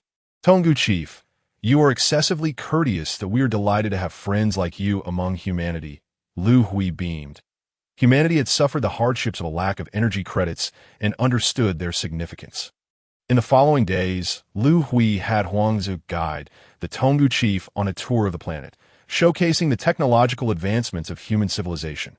Naturally, the most crucial technologies remained concealed. 3 days later. After the tour, the Tonggu chief arrived at Liu Hui's office. "Respected human leader, I have a matter of great importance to discuss with you." The experiences of the past 3 days had solidified the Tonggu chief's resolve. "Tonggu chief, you are a friend of humanity. Should you require our assistance, do not hesitate to voice your needs." Having received so many energy credits from the Tonggu civilization, Liu Hui was inclined to accommodate their requests as long as they were reasonable. "Respected human leader, our Tonggu civilization wishes to sign a sovereign agreement with your human civilization. The Tonggu civilization recognizes the human civilization as its sovereign," the Tonggu chief stated solemnly. "Recognize our human civilization as your sovereign? What does this agreement entail?" Liu Hui asked, somewhat perplexed. "The sovereign agreement is a pact wherein a lower-level civilization submits to a higher-level civilization. Should the agreement be signed, our Tonggu civilization would become a subordinate of human civilization. One must heed the dictates of human civilization. The interests of human civilization supersede all else." Upon hearing the explanation from Chief Tonggu, Liu Hui was quite taken aback. Is this not akin to offering oneself as a slave to others? The more Liu Hui pondered, the less he understood. "Chief Tonggu, do you have any conditions regarding the signing of this suzerain agreement?" "Yes. As citizens of Tonggu civilization, we require the rights of second-class citizens within human civilization." Second-class citizens? Chapter 61. The Trading Planet. "Chief Tonggu, you must think carefully about this and not regret it." After learning of the suzerain agreement, Liu Hui still found it hard to believe that such a pact could exist within the cosmos. "Rest assured, Chief, this suzerain agreement is protected under the regulations of the Lockstar system. Should we violate the agreement, humanity has the right to attack and annihilate our Tonggu civilization." After wandering for 150 years, human civilization and Tonggu civilization signed the suzerain agreement. The Tonggu people began to flood into New Earth for work. After 155 years, due to the influx of Tonggu people, the human workforce became abundant, leading to an explosive growth in New Earth's manufacturing industry. In just 5 years, humanity produced 100,000 Kunlun battleships, 50 000 Kunlun flagships, and 2 Longting motherships. The mass production of warships consumed a vast quantity of rare mineral resources. With resources limited, humanity's manufacturing industry fell into a bottleneck. Chief, our people's rate of mineral extraction can no longer keep pace with the factory's consumption. How have you considered the suggestion I made a while ago? In Liu Hui's office, Chief Jishir of Tonggu was reporting on his work. Faced with the shortage of rare mineral resources, Jishir suggested to Liu Hui to purchase scarce mineral resources from the nearest trading planet. Jishir, I was planning to visit the trading planet myself soon, even if you hadn't mentioned it. Our human civilization has yet to undergo registration in the Lockstar system, but I had intended to go a few years ago. But due to safety concerns, I held off. Now that we have manufactured the Longting mothership, the safety issues should pose little problem. Once I arrange my work in a few days, I will set off for the trading planet. Jishir, having been to the trading planet before, is familiar with its conditions. You shall accompany me. Liu Hui had long been planning his journey to the trading planet. Besides seeking to integrate into the Lockstar system, Liu Hui had another purpose: to gather intelligence on the Fengla civilization. For over a century, Liu Hui had not forgotten the deep-seated enmity that humanity harbored. Days later, a Longting mothership ascended into space from New Earth. The Longting mothership represents the pinnacle of human technology, with only 2 units constructed. Its form resembles that of the Hope ship, both having a butterfly shape, with a diameter of over 150 kilometers and a height of over 40 kilometers. It requires a capacity of 5 million soldiers in combat readiness in transport mode. It can accommodate 50 million humans for extended habitation. IT employs the latest dual-direction gravitational wave engine, achieving a maximum speed of 0.95 times the speed of light. The vessel is armed with a colossal energy beam cannon capable of obliterating a medium-sized planet. Additionally, it is equipped with over 5,000 large-caliber energy beam cannons and neutron cannons. The ship features 4 docking ports for warships, each capable of accommodating 2 Kunlun battleships and 2 Kunlun flagships, with small warships able to dock over 1,000 units. The Longting mothership is outfitted with the latest spatial jump system, allowing for a maximum jump distance of approximately 500 light-years. Chief, the nearest trading planet to us is Lock 37958. The planet is located 468 light-years away. Here are the interstellar coordinates. Jishir handed the coordinates to the control personnel aboard the ship. As the spatial jump system activated, the Longting mothership vanished into the spatial black hole. The spatial jump was successful. The voice of the ship's AI resonated in the control room. Chief, there's a communication request for connection. Shall we proceed? Just after the spatial jump, the ship received a communication request. Connect the communication. Liu Hui issued the command. This is the service headquarters of the trading planet. Please state your civilization and level, as well as the purpose of your visit, and I will arrange a course for you. We are human civilization, with a civilization level of 2, and our purpose for entering the planet is for civilization registration. After reporting, the Longting mothership received a navigational chart. Having adjusted its course, the Longting mothership set forth towards the trading planet. Jishir, is the trading planet always this bustling?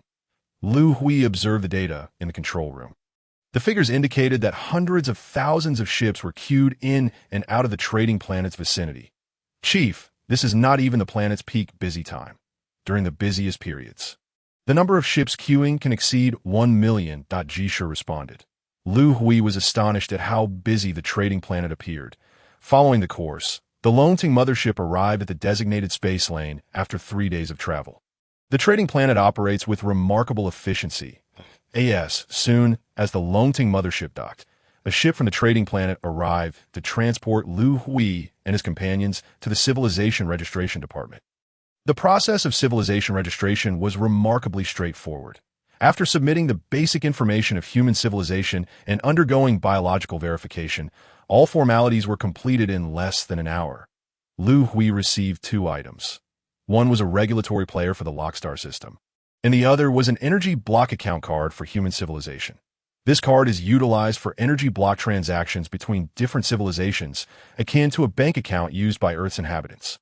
Activating the account on the card necessitates depositing energy blocks at the energy bank on the planet. Jishir, I did not expect civilization registration to be so simple. Are they not concerned that the information I submitted might be false? Upon exiting the registration department, Liu Hui inquired curiously. Chief, the Lock civilization is not foolish. They will dispatch personnel to verify the information on New Earth. If the submitted information proves untrue, human civilization will face severe penalties. Jisher explained that's how it is. Liu Hui nodded. Jisher, where is the trading market on the planet? I wish to take a look. Chief, there are thousands of different trading markets on the planet. Most are categorized by the type and variety of goods traded. However, there are also a few comprehensive markets where virtually anything can be traded. What type of market do you wish to visit? Jisher asked. Which market is closest to us? Chief, it is a large comprehensive market. Very well, let us go and take a look. Upon arriving at the trading planet, Liu Hui was filled with curiosity. The comprehensive trading market was not far, merely a 5-minute walk away. Along the way, Liu Hui observed a plethora of various civilized races. Most of these civilizations were enveloped in a softly glowing, transparent energy field. Jisher, what is that energy field surrounding them? Liu Hui asked with curiosity. Chief, that is an energy field produced by an environmental controller. Each civilization has distinct survival conditions. The environmental controller can lock in a necessary living environment within the energy field, protecting their physical forms. So, it is a spacesuit. This device is quite useful for human application. I wonder how many energy blocks it costs. Liu Hui mused. Chief, we have arrived at the comprehensive trading market. Chapter 62. The Trading Market. Liu Hui gazed upwards. Before him stood a colossal structure, towering several kilometers high. He could not discern its true size, even from the entrance. The entrance, various civilized races were bustling in and out. Chief, please follow me. Jisher led Liu Hui to a reception platform. Esteemed guests, what services may I assist you with? A member of the Lock race inquired that we require a trading booth. Purchasing a booth necessitates 100,000 planetary-grade energy blocks, while renting a booth for 1 trading day costs 100 energy blocks. May I inquire whether you wish to purchase or rent? The attendant asked that we would like to rent a booth for 1 trading day. Jisher presented their Tongu Civilization energy block account card. After card verification, Jisher successfully rented a booth. Subsequently, a flying vehicle arrived beside Jisher and Liu Hui, serving as their transport to the booth. While en route to the booth aboard the flying vehicle, Liu Hui felt somewhat bewildered. They passed numerous booths, each varying in size at the entrance, likely designed to accommodate the diverse physical forms of various civilizations. Liu Hui's understanding of trading markets remained rooted in Earth's model. He had not anticipated that here, the trading market consisted of individual booths. The flying vehicle came to a halt, and they arrived at their designated booth. Chief, our booth is here. Please step inside. Jisher entered the booth first. Inside, there were only 2 recliners, and Liu Hui saw nothing else. Chief, please lie down. We are about to enter the market. Although Liu Hui did not entirely comprehend Jisher's words, he obediently reclined in the chair. No sooner had he laid down than Liu Hui suddenly felt a flash before his eyes, as he was transported into a virtual space. Looking around, Liu Hui gradually came to a realization. This comprehensive trading market was a virtual one-leader. There are numerous shops in the market. Let us casually browse a bit, the cornerstone said to Liu Hui. Upon hearing these words, Liu Hui nodded in agreement. Mineral detection robots, secondary civilization industrial products, capable of distinguishing 680,000 types of minerals. These robots have low energy consumption and a long lifespan, with each unit requiring only 8,000 energy blocks. A shout from a nearby shop left Liu Hui momentarily bewildered. To his astonishment, he heard human Mandarin being spoken. Glancing at the shop's sign, which read Specialty Store for Mineral Detection Robots, he noted that the characters were in Chinese, the language of humanity. Cornerstone, why is the language and script used here the same as ours?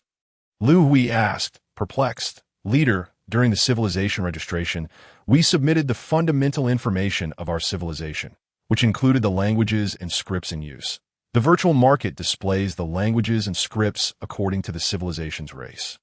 Since I belong to a different civilization, I perceive and see the language and script of our ancient civilization, the cornerstone explained. After hearing this, Liu Hui felt akin to a country bumpkin entering the city. Astonished by the advanced technology of a third-tier civilization, such a virtual trading market was unimaginable for human civilization. Spacesuits available for wholesale, secondary civilization products. Liu Hui was drawn in by the announcement.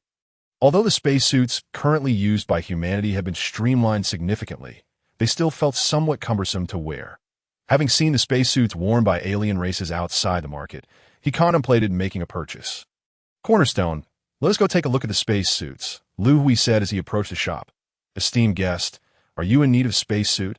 Our spacesuits are of superior quality, classified as secondary civilization products, with an extended usage duration, low energy consumption, and a high safety coefficient, capable of accommodating 130,000 different life-supporting environmental needs. Upon entering the shop, the attendant warmly began to introduce the spacesuits. Liu Hui picked up a spacesuit for inspection. Although it was referred to as a spacesuit, it was essentially a small square box. By inputting the necessary survival data, the box would generate a closed energy isolation field that would create the desired living environment for the wearer. How much is this spacesuit? Liu Hui inquired. Dear customer, the unit price of the spacesuit is 1 energy block. How many spacesuits would you like? I would like 100 spacesuits. Liu Hui did not intend to buy too many. His plan was to acquire a few for the scholars at the Academy of Sciences for research purposes, so that humanity could eventually produce them independently. Esteemed customer, this may be your first visit to the trading market. The minimum order quantity for small commodities here is 10,000 units. That a request for 100 spacesuits is too small for us to fulfill. If you cannot afford it, you may leave. The attendant's words dripped with disdain. Liu Hui felt a wave of embarrassment wash over him. Who says we cannot afford it? Swipe the card. We want 1 million units. Faced with the attendant's scorn and noticing Liu Hui's discomfort, the cornerstone spoke with indignation. Very well. I will process your order immediately. The attendant's demeanor changed dramatically upon hearing the order for 1 million units. Esteemed customer, please provide the delivery address for your order on the trading planet, and we will ensure the goods arrive within half a trading day, after providing the coordinates for the Longting motherships docking at the spaceport. The Cornerstone and Liu Hui exited the shop. Cornerstone, 1 million energy blocks is not a small sum. I will reimburse you when we return, Liu Hui remarked, not wishing to take advantage of the Cornerstone.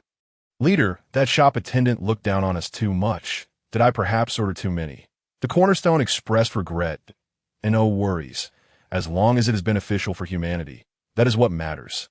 Come, let us continue browsing. With no particular destination in mind, Liu Hui drifted along with the crowd. After walking for a short while, a shop ahead caught his attention, crowded with various civilized races. Cornerstone, let's go take a look. Liu Hui succumbed to the common tendency of Huaxia people to gather in crowds to third-tier civilization products. Space jumpers. Only 10 in stock. Only 10. Starting bid at 1 billion. Highest bidder wins. Customers in need, prepare your bids. Upon entering the shop, Liu Hui was greeted by the attendant as shouts. Cornerstone, is this item in high demand? People are clamoring for it at a starting price of 1 billion. Liu Hui asked with curiosity. Leader, this is a product manufactured by a third-tier civilization. Although it is a one-time use item, for civilizations below the third tier, is an essential tool for escape in dire situations that in the vast universe. One may encounter predatory civilizations, and in a crisis, the space jumper can facilitate a hasty retreat. However, Leader, the space jumpers are prohibitively expensive. Point 10. I cannot afford that. The Cornerstone's half-mechanical face displayed a tense and troubled expression. I never said I wanted to buy this item. Cornerstone, why are you so anxious? Liu Hui chuckled that humanity's spacecraft were already equipped with reusable space jump systems, far superior to these one-time use jumpers. Such space jumpers were of little use to humanity. Cornerstone, can we sell products manufactured by humans here? Liu Hui keenly sensed a business opportunity. Leader, registered civilizations can trade freely on the planet. If we wish to sell goods, we can rent or purchase a virtual shop. The commercial tax rate on the trading planet is 10. The Cornerstone provided Liu Hui with a brief overview of the trading planet's commercial system. Ladies and gentlemen, please disperse. The 10 space jumpers have sold out, and the next shipment will be announced later. Due to the high demand, no reservations are accepted. In less than 5 minutes of conversation, the 10 space jumpers have been sold out, priced at 1 billion energy blocks. The highest bid reached 1.5 billion, totaling over 13 billion energy blocks in sales. Liu Hui felt a pang of regret. Humanity's energy block reserves had only recently surpassed 10 billion, He lamented not having come to the trading planet sooner. As he wandered through the market, Liu Hui felt somewhat distracted, sensing that he had missed out on countless energy blocks. "Leader, ahead is a warship auction," the cornerstone suddenly exclaimed with enthusiasm. Liu Hui looked ahead to see a small auction venue. With an auction platform at its center surrounded by various extraterrestrial intelligent races, a prominent sign read, "Auction for the main battleships of the Sand Dune civilization." Are they auctioning off warships from outer space? Liu Hui asked, intrigued. "Cornerstone, let us go take a look." The prospect of alien warships piqued Liu Hui's interest. "Dear customers, if you wish to learn more about the ships, please come to the front to obtain the information." The auctioneer announced loudly, "The spaceship auction will commence in 10 minutes. Leader, I will go get the information." Before Liu Hui could respond, the cornerstone squeezed toward the auction platform, clearly captivated by the prospect of the cosmic warships. "Leader, here is one for you." The cornerstone returned with 2 copies of the warship information, handing one to Liu Hui. Receiving the materials, Liu Hui began to read intently. Main battleship of the Sand Dune civilization. Length 6. 8 km, width 2.2 km, height 1.8 km. Propulsion system.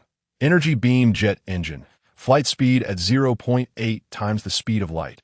Armament. 10 large-caliber energy beam cannons capable of obliterating asteroids with a diameter of less than 1.000 kilometer, equipped with 200 small warships of 100 meters. Level 3 energy shield. Utilizing an energy conversion absorption system capable of absorbing half of energy attacks. Lacking a space jump system, it is equipped with 5 space jumpers. The intelligence level of the warship's brain is level 3, starting bid at 200 billion energy blocks. Upon seeing the starting price, Liu Hui's heart skipped a beat. The Kunlun warship manufactured by humanity surpassed this ship in terms of attack, defense, and overall performance. If it were to be sold, Liu Hui felt that the space jumpers paled in comparison. This Sand Dune civilization had only just entered the 3rd tier, but he had expected their warships to be formidable, but was surprised to find that even their capabilities fell short of the Kunlun warship. After reviewing the information, the cornerstone expressed disappointment. "Cornerstone, let us leave it. I am no longer interested in this auction. We need to find a shop selling minerals. After placing an order, we will return to New Earth immediately." Liu Hui was eager to arrange for the sale of products. Every minute wasted felt like countless energy blocks slipping through his fingers. "Esteemed customer, there are no issues with your mineral order. According to the planetary coordinates you provided, the first mineral transport ship will arrive at New Earth in 40 years. Wait a moment, I am the mineral sales shop." Liu Hui interrupted the attendant. 40 years for the minerals to be transported to New Earth? Isn't that a bit too long? Liu Hui inquired.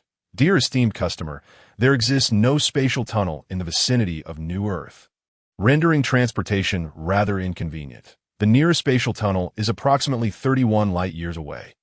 Once the mineral transport vessel exits the spatial tunnel, it requires an additional 39 years of flight to reach New Earth." The staff member elucidated this to Liu Hui. "The duration is excessively long. Is there an alternative? Over the course of 40 years, how many energy blocks would we squander?" Liu Hui grew somewhat anxious. "Esteemed customer, should you desire to facilitate transportation to New Earth, you could petition the trading planet for the construction of a spatial tunnel. The application fee is approximately 5 trillion energy blocks.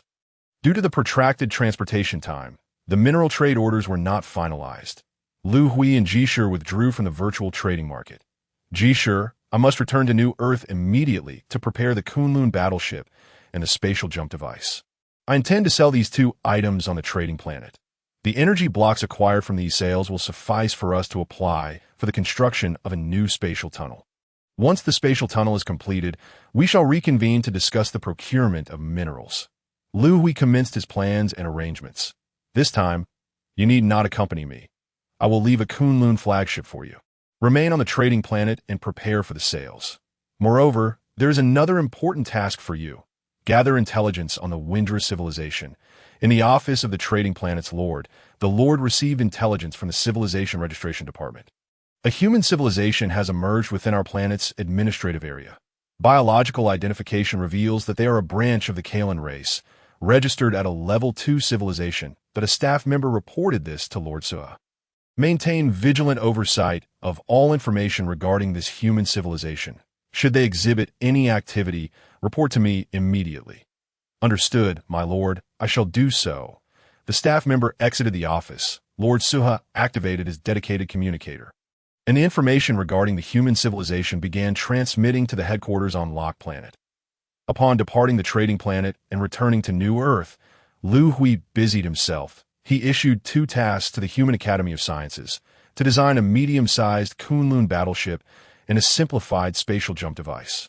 Given humanity's mastery of the spatial jump system, the design and manufacture of the jump device posed no significant challenge. 2 weeks later, the spatial jump device entered the production phase, although the design of the medium-sized Kunlun battleship was somewhat complex.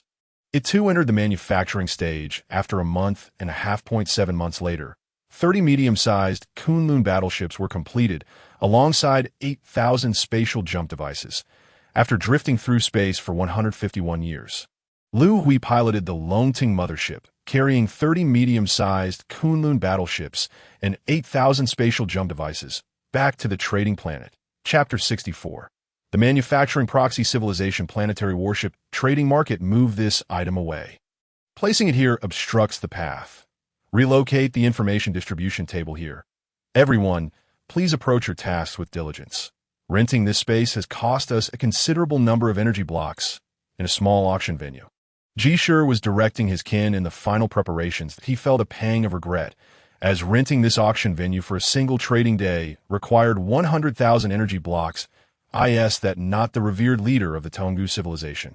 Jishur, long time no see, a robot covered in tentacles, greeted Jishur in the auction hall. Leader Daka of the Yuju civilization. What a coincidence. Jishur recognized the individual greeting him as his dear friend, Daka. Both the Yuju and Tonggu civilizations, akin to one another, were semi-mechanical level 1 civilizations. Both civilizations engaged in the most fundamental of tasks throughout the cosmos. Their shared plight fostered a friendship between Jishur and Daka. Jishur, what brings you and your Tonggu civilization here? Renting an auction venue is quite costly. Have you perhaps developed a high-level mineral transport vessel that you intend to auction? Daka inquired with curiosity. Daka, you are mistaken that we are here to auction cosmic warships and spatial jump devices. Jishur replied, his tone filled with pride. That cannot be. Does anyone truly desire the cosmic warships produced by your Tonggu civilization? Can you even manufacture spatial jump devices? Daka expressed disbelief. While we may not produce such items ourselves, our human civilization's sovereign can indeed create them. Jishur declared proudly. You have recognized a level 3 civilization as your sovereign? In Daka's understanding, only level 3 civilizations possess the capability to manufacture spatial jump devices. Our human civilization sovereign is merely a level 2 civilization. Jishur clarified. That is commendable. Be able to manufacture spatial jump devices suggests that your civilization's level is nearing level 3. Jishur, congratulations on your Tonggu civilization finding a worthy affiliation. Daka replied, filled with envy. For civilizations at the lowest tier of the universe, finding a promising ally is no small feat. Thank you.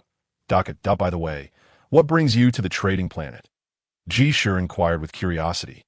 I have come to see if I can secure some new manufacturing orders. Our Yuju planet has recently seen a significant decline in orders, adversely affecting the quality of life for our citizens. Additionally, I hope to see if I can purchase 1 or 2 high-level warships.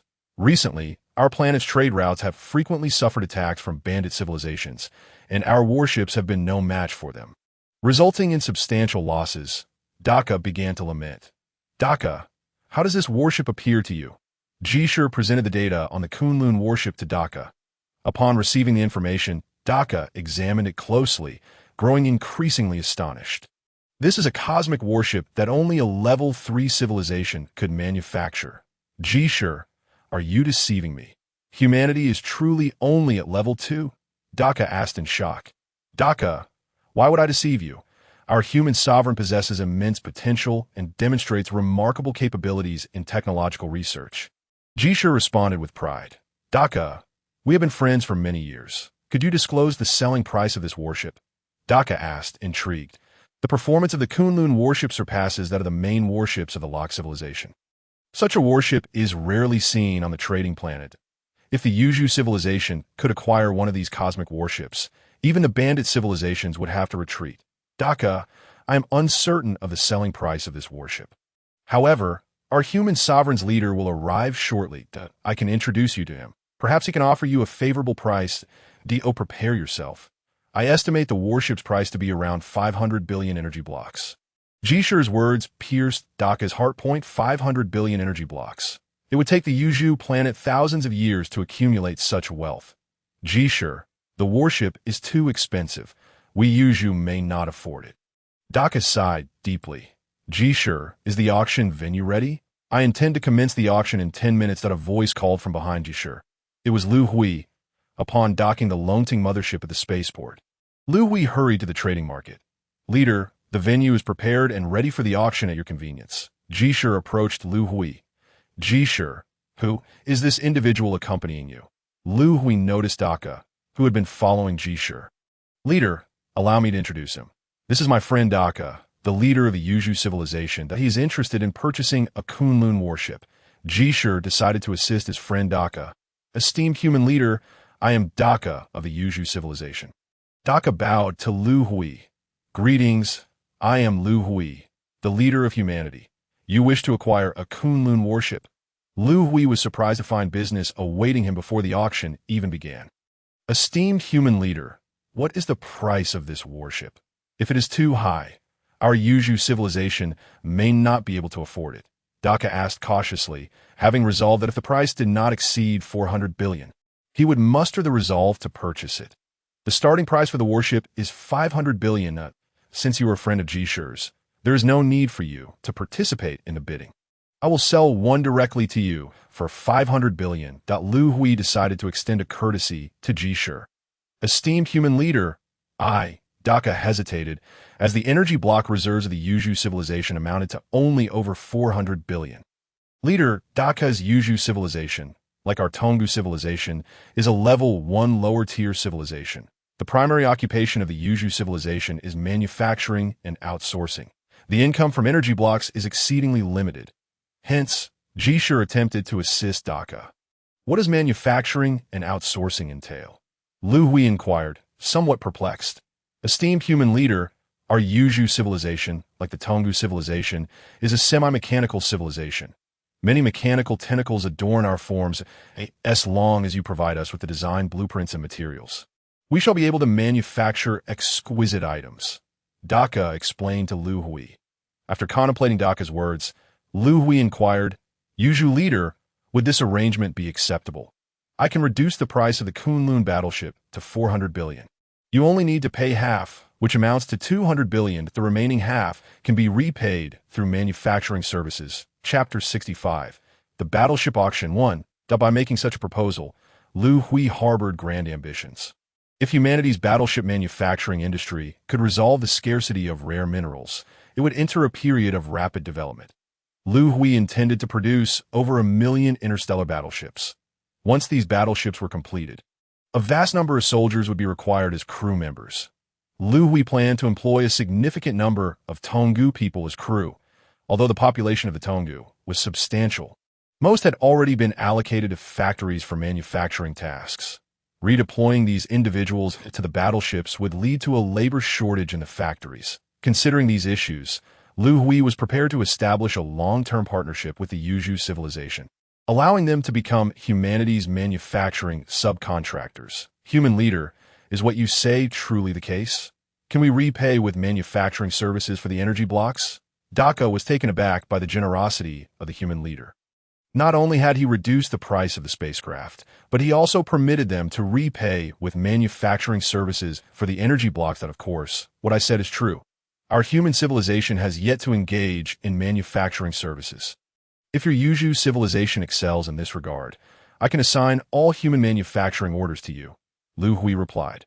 Rest assured, human leader, our Yuju civilization has been engaged in manufacturing services for over 100,000 years. With fair and reasonable wage demands, and our efficiency and quality are well known, we will not disappoint you humans. Daka was elated not only to acquire the interstellar battleship at a low price, but also to receive manufacturing orders from human civilization. Usual leader, let us discuss the details of our cooperation after the auction. Very well, human leader. Liu Hui concluded the conversation with Daka and turned to his companion. Sure. Sure. I recall that the trading market offers a full-spectrum advertising feature.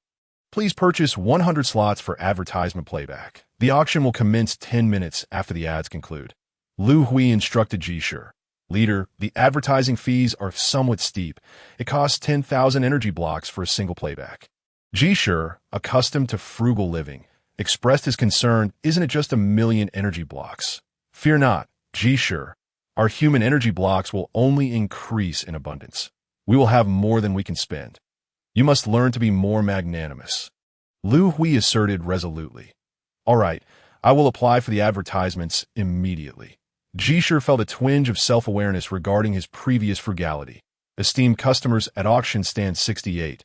A battleship auction will commence in 10 minutes. Featuring a battleship equipped with large-caliber energy beam cannons and a space jump system. The information regarding the battleship auction spread rapidly throughout the trading market, but a battleship with a space jump system? Which Tier 3 civilization is selling it? I wonder how many energy blocks it will cost. If it's not too expensive, I must buy one. Even if I can't afford it, I should at least take a look. Customers intrigued by the battleship began to flock towards auction stand 68. Please provide me with the battleship's information that I need 2 copies. Don't crowd me. Those arriving at the auction venue began to scramble for the spacecraft's details. The performance and configuration of this battleship are truly impressive. It's even superior to the main battleships of the locked civilization. Only 29 battleships are up for auction. Quickly notify our leader. It will be too late if we delay. The detailed specifications of the Kunlun battleship left those present at the auction in awe. Sure, the time is drawing near. You will preside over this auction. Prepare to take the stage. First, sell the space jump devices. Then auction the Kunlun battleships. Noticing the significant buzz surrounding the Kunlun battleships, Liu Hui decided to save their auction for last, opting to sell the 8,000 space jump devices first. Ladies and gentlemen, this auction is hosted by human civilization, that we are the newest registered civilization. Although our civilization level is only Tier 2, our research and technological prowess are formidable. Sure took a moment to promote human civilization prior to commencing the auction. Now, let the auction begin.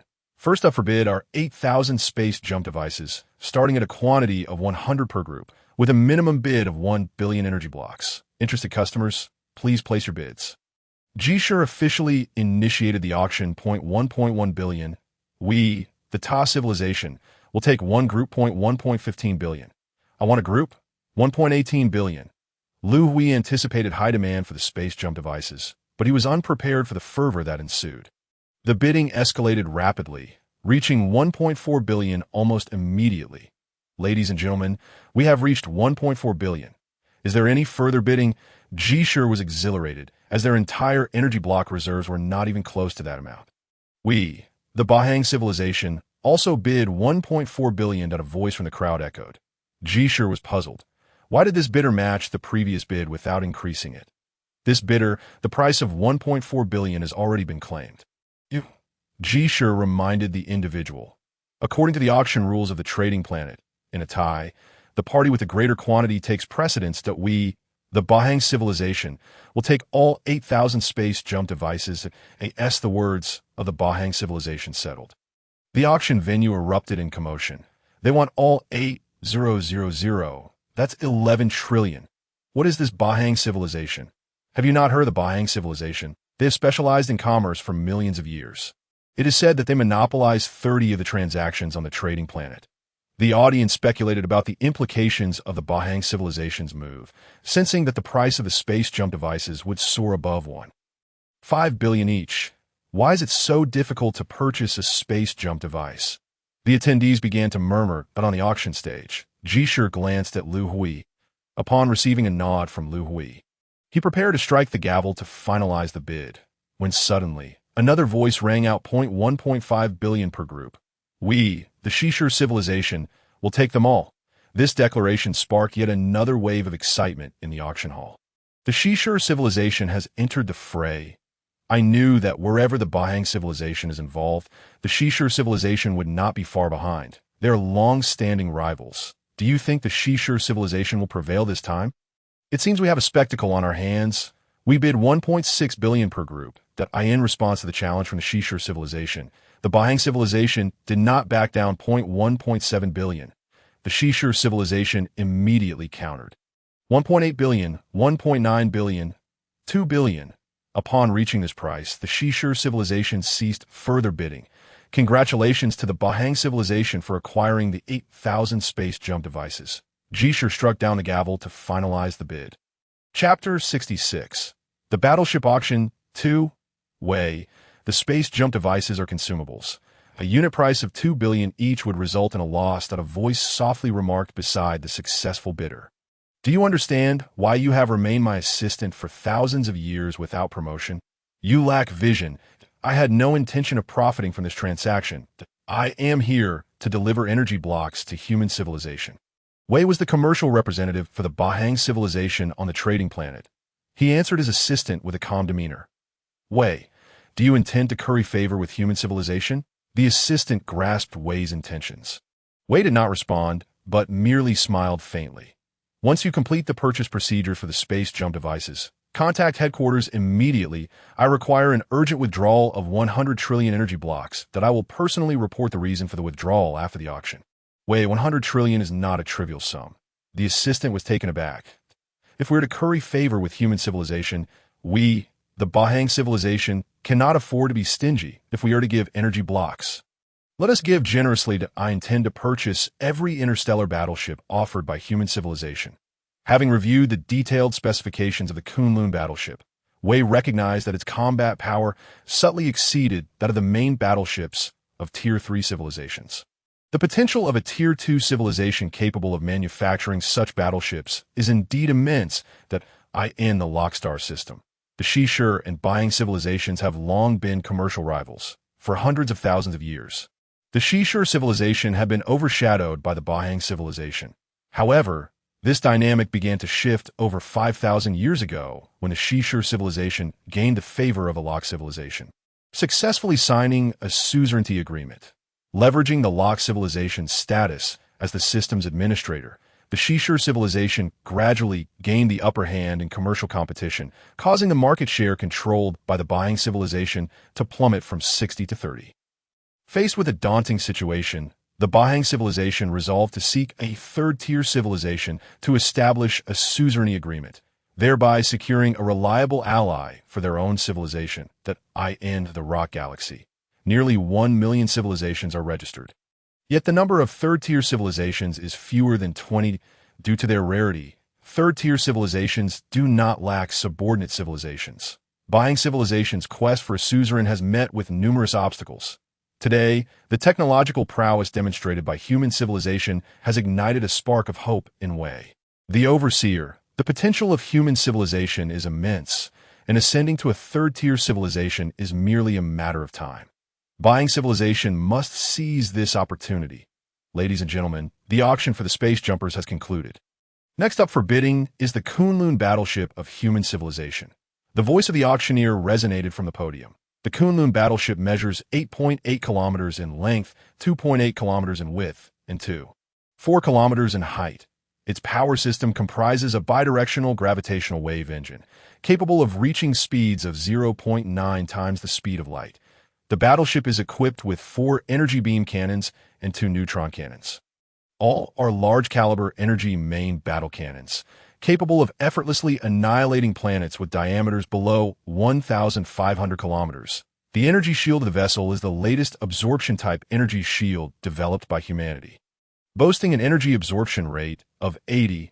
Most importantly, our battleship is equipped with a space jump system, allowing for repeated space leap travel. This auction will feature a total of 29 Kunlun battleships. The bidding for the battleships is officially open, starting at a price of 500 billion. The opening bid announced by the auctioneer stunned the attendees. Surely this cannot be. Such a battleship starting at only 500 billion. How exceedingly affordable. I had anticipated a minimum of 800 billion. Within the auction hall, Liu Hui overheard the murmurs around him. It appears that humanity possesses insufficient knowledge regarding commercial transactions among planets. Fortunately, this is an auction. If it were a fixed-price sale, the losses would be substantial. Reflecting on this, Liu Hui felt a twinge of luck. The auction price for the Kunlun battleship was set by him. Previously, at the comprehensive trading market, he encountered the Shahu civilization selling a battleship for 200 billion energy units. Compared to the opponent's battleship, the Kunlun battleship outperformed it in every aspect, plus it has a space jump system. Thus, Liu Hui set the auction price at 500 billion. Now, it seems this price was set too low. 800 billion. The first bidding price resonated from the audience. This figure surged by 300 billion. 900 billion. 1,100 billion. 1110 billion. After the bidding price reached 1,100 billion, the increment slowed. Civilizations lacking strength withdrew from the bidding. Such a pity. Our civilization lacks sufficient energy units. If only we could secure it for 1 trillion. A battleship of this caliber could ensure our civilization's safety for tens of thousands of years. The withdrawing civilizations lamented among themselves. 1,300 billion. Is there anyone else willing to increase their bid? Noticing the price stagnate at 1,300 billion, the auctioneer inquired loudly, a unit price of 1,400 billion. We, the Bahang civilization, will take all 29 Kunlun battleships. Wei, the overseer, could no longer contain himself. After waiting for an extended period without seeing the Shishur civilization bid, he had to make a move. The Bahang civilization truly possesses a wealth of energy units. It seems no one dares to compete with them. It's hard to say. The Shishur civilization may yet respond. The smaller civilizations, merely spectators, began to murmur once more upon hearing Bahang civilization's bid. 1,500 billion. The representative of a Shishur civilization, Chisha, finally made his move. 1,600 billion. 1,700 billion. As the two civilizations engaged in a bidding war. Liu Hui found himself elated. Raise the stakes. Why stop now? Liu Hui watched as the bidding price climbed to 2,500 billion, bringing him a sense of frustration. This moment, confronted with the Shishur civilization's offer of 2,500 billion. Wei fell into contemplation. 3,000 billion. We, the Bahang civilization, bid 3,000 billion. Chisha, if you dare to raise your bid, I shall concede to you. After some reflection, Wei addressed Chisha, the representative of the Shishur civilization, from a distance. Who says I am afraid to raise my bid? I will offer 3,100 billion, Chisha declared loudly. Very well, you Shishur civilization have WONT, a unit price of 3,100 billion. The total for the 29 battleships amounts to 899,000 billion. Please proceed with payment on site. Wei determined that the opponent was deliberately inflating the price, and that they could not possibly produce such a sum of energy units on the spot. How could it possibly be me who won? I bid only for the price of a single battleship. I never claimed to buy all 29 together. According to the auction rules, your bid of 3,000 billion secured the 29 battleships. Your quantity grants you priority in bidding. If you insist that I buy, I can procure a single battleship for 3,100 billion. As Chisha's words fell, a wave of discussion erupted in the hall. The Shishur civilization is truly brazen. They bid for the total price of all the battleships.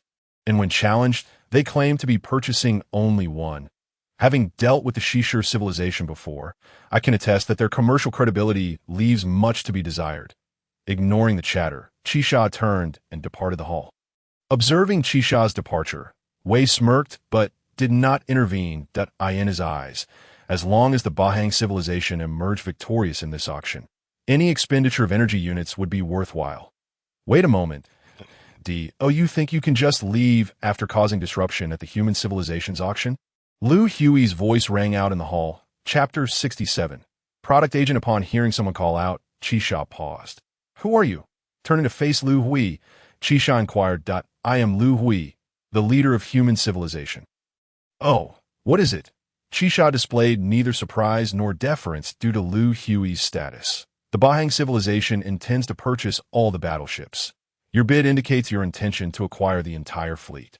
Now that you have raised the unit price to 3,100 billion, is it appropriate to leave without making a purchase? Liu Hui demanded an explanation. If the Bahang civilization were to abandon the acquisition of the Kunlun battleships due to the Shishur civilization's meddling, it would be a significant loss for humanity. Human leader, the trading market has a replay function. You can review the playback. Our Shishur civilization has never stated an intention to purchase all the battleships. If you believe I have violated trading regulations, you may file a complaint with the Markets Oversight Committee. Additionally, you may not be aware, but our suzerain civilization is the rock civilization. With that remark, Chisha showed no interest in Liu Hui's reaction and turned to leave that Chisha. Humanity was merely a second-tier civilization, even if they caused a ruckus in the hall. So what?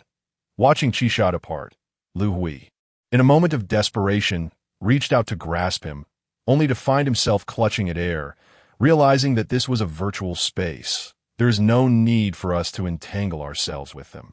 The price of 3,100 billion per battleship is within our means. We shall acquire all 29. Approaching the unfolding situation, Wei, the overseer, stepped forward. This price is deliberately inflated by the Shishir civilization. Are you willing to accept it? Liu Hui asked, somewhat surprised. Though the price is a bit high, we, the Bahang civilization, wish to forge a friendship with human civilization. Greetings, human leader. Allow me to introduce myself. I am Wei from the Bahang civilization, responsible for commercial affairs on this planet. Wei offered a bow and introduced himself. Greetings, I am Liu Hui, the leader of human civilization. Liu Hui replied politely. Esteemed human leader, there are numerous avenues for cooperation between our Bahang civilization and your esteemed human civilization. Once the auction concludes, may I have a private discussion with you? Wei sought to delve deeper into understanding human civilization. Certainly, that would be agreeable. The 29 Kunlun battleships you are purchasing are currently docked at the Longting mothership. When the battleships are transferred, you are welcome to visit the Longting mothership. This is a significant opportunity, and Liu Hui had no reason to decline. Excellent, human leader, I eagerly anticipate our next meeting in the office of the Lord of the Trading Planet. The Lord, Suha, received a detailed report that M.Y. Lord, human civilization has conducted an auction in the battleship trading market. Here are the details of the auction battleships. Suha's aide handed him a document. He perused the information. Suha was taken aback. The Kunlun battleship offered by human civilization appeared to surpass even the principal battleships of the rock civilization in terms of combat capability, that a second-tier civilization capable of manufacturing the main battleships of a third-tier civilization.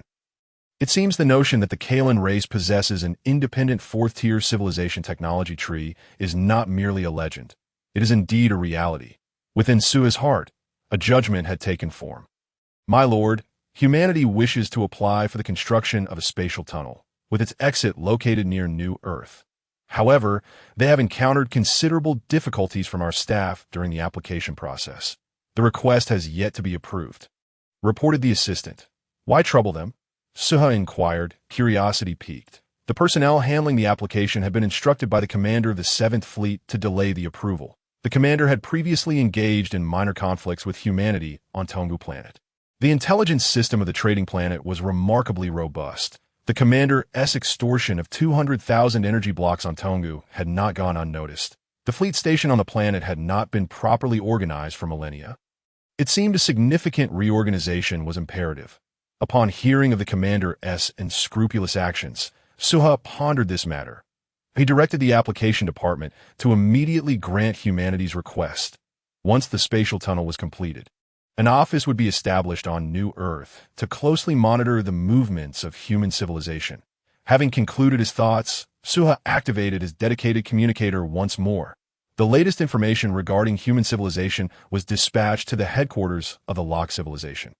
Aboard the transport spacecraft, Wei Zhuxi gazed in awe at the colossal Longting mothership. The sheer magnitude of this space vessel was astonishing. A typical Level 2 civilization would never possess the capability to construct such a grand spacecraft. Upon entering the Longting mothership, he proceeded to handle the transfer procedures for the Kunlun battleship. That I shall visit the leader of humanity. Remember to speak and act with a degree of courtesy. As you represent our Bahang civilization, Wei instructed his assistant. Understood. Wei Zhuxi, the assistant, nodded in agreement. In Liu Hui's office aboard the Longting mothership, Wei engaged in a profound discussion with Liu Hui. He introduced the characteristics of the Bahang civilization and their extensive commercial experience spanning several 100,000 years. After establishing their credentials, Wei articulated the purpose of his visit. The Bahang civilization sought to act as humanity's product agent. Wei Zhuxi, Given your civilization's evident sincerity, I am willing to enter into a commercial partnership with you. Liu Hui replied, sensing the earnestness of the other party. Having a civilization familiar with the commercial regulations of the lock system as a product agent would alleviate many concerns for humanity. Your buying civilization's commercial reach nearly encompasses the entirety of the lock system. You must possess your own intelligence network. That I have a request that requires your assistance. During my last departure from the trading planet, I tasked Jishur with gathering intelligence on the Fengla civilization. However, Jishur, being merely a level 1 civilization leader, has limited social skills and has failed to acquire any information. Now that humanity and the buying civilization are commercial partners, I feel comfortable making this request. Honorable leader of humanity, please feel free to express any assistance you require from the Bahang civilization, and we shall do our utmost to comply, Wei Zhuxi responded, determined to fulfill the first request made by the human leader. Assist me in gathering intelligence on a civilization known as Fengla, Liu Hui stated. Fengla civilization? I have yet to hear of it. Could you elucidate why you wish to investigate this civilization? Wei inquired, intrigued. The Fengla civilization bears a deep-seated grudge against humanity. Chapter 68. Emergency meeting. Did the Fengla civilization annihilate half of your population? Liu Hui's words left Wei astounded. The Fengla civilization was a level 2 civilization and should have been a registered entity. In the lock system, registered civilizations were prohibited from attacking one another without consequence. A grave offense. We could demand that the lock civilization punish Fengla, Wei proclaimed loudly. When we were attacked, humanity had not yet registered as a civilization. Liu Hui clarified. Not yet registered. The Fengla civilization has exploited a loophole in the regulations of the lock system. This complicates matters, Wei remarked, taken aback by the situation. There is nothing overly complicated. We shall locate the Fengla civilization and expunge them from the universe, Liu Hui declared, his hatred unmasked. Leader of humanity, you are now a registered civilization. If you were to attack the Fengla civilization, you would be subject to the laws of the lock system, potentially inciting a counterattack from the lock civilization, Wei cautioned Liu Hui. Regardless of the consequences, no one can prevent humanity from seeking vengeance, not even the lock civilization, Liu Hui resolved firmly. Wei Zhuxi, please state plainly whether you will assist in this matter, Liu Hui pressed, noticing the hesitance of the other party. Rest assured, leader of humanity, I will do my utmost to gather intelligence on the Fengla civilization, Wei replied, sensing Liu Hui's dissatisfaction and hurrying to assure him. The Bahang civilization possessed its own intelligence network within the lock system, making the task of investigating the Fengla civilization quite feasible. Should he decline humanity's request, the newly forged partnership would be jeopardized, and future opportunities to recognize humanity as a suzerain would dwindle. Considering these factors, Wei resolved to comply with humanity's request and gather intelligence on the Fengla civilization. However, regarding the recognition of humanity as a suzerain, Wei decided to swiftly report humanity's information to their leader, allowing the future trajectory of civilization to be determined by the leader's discretion.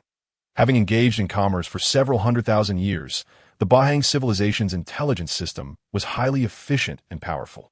Before Liu Hui departed the trading planet, a detailed dossier on the Fengla civilization was placed into his hands. Upon returning from the trading planet, Liu Hui convened an urgent meeting. Jisen, long time no see. Huang Hu greeted Zhang Jisen, who had arrived early at the meeting room. In recent years, we've been preoccupied with our own affairs.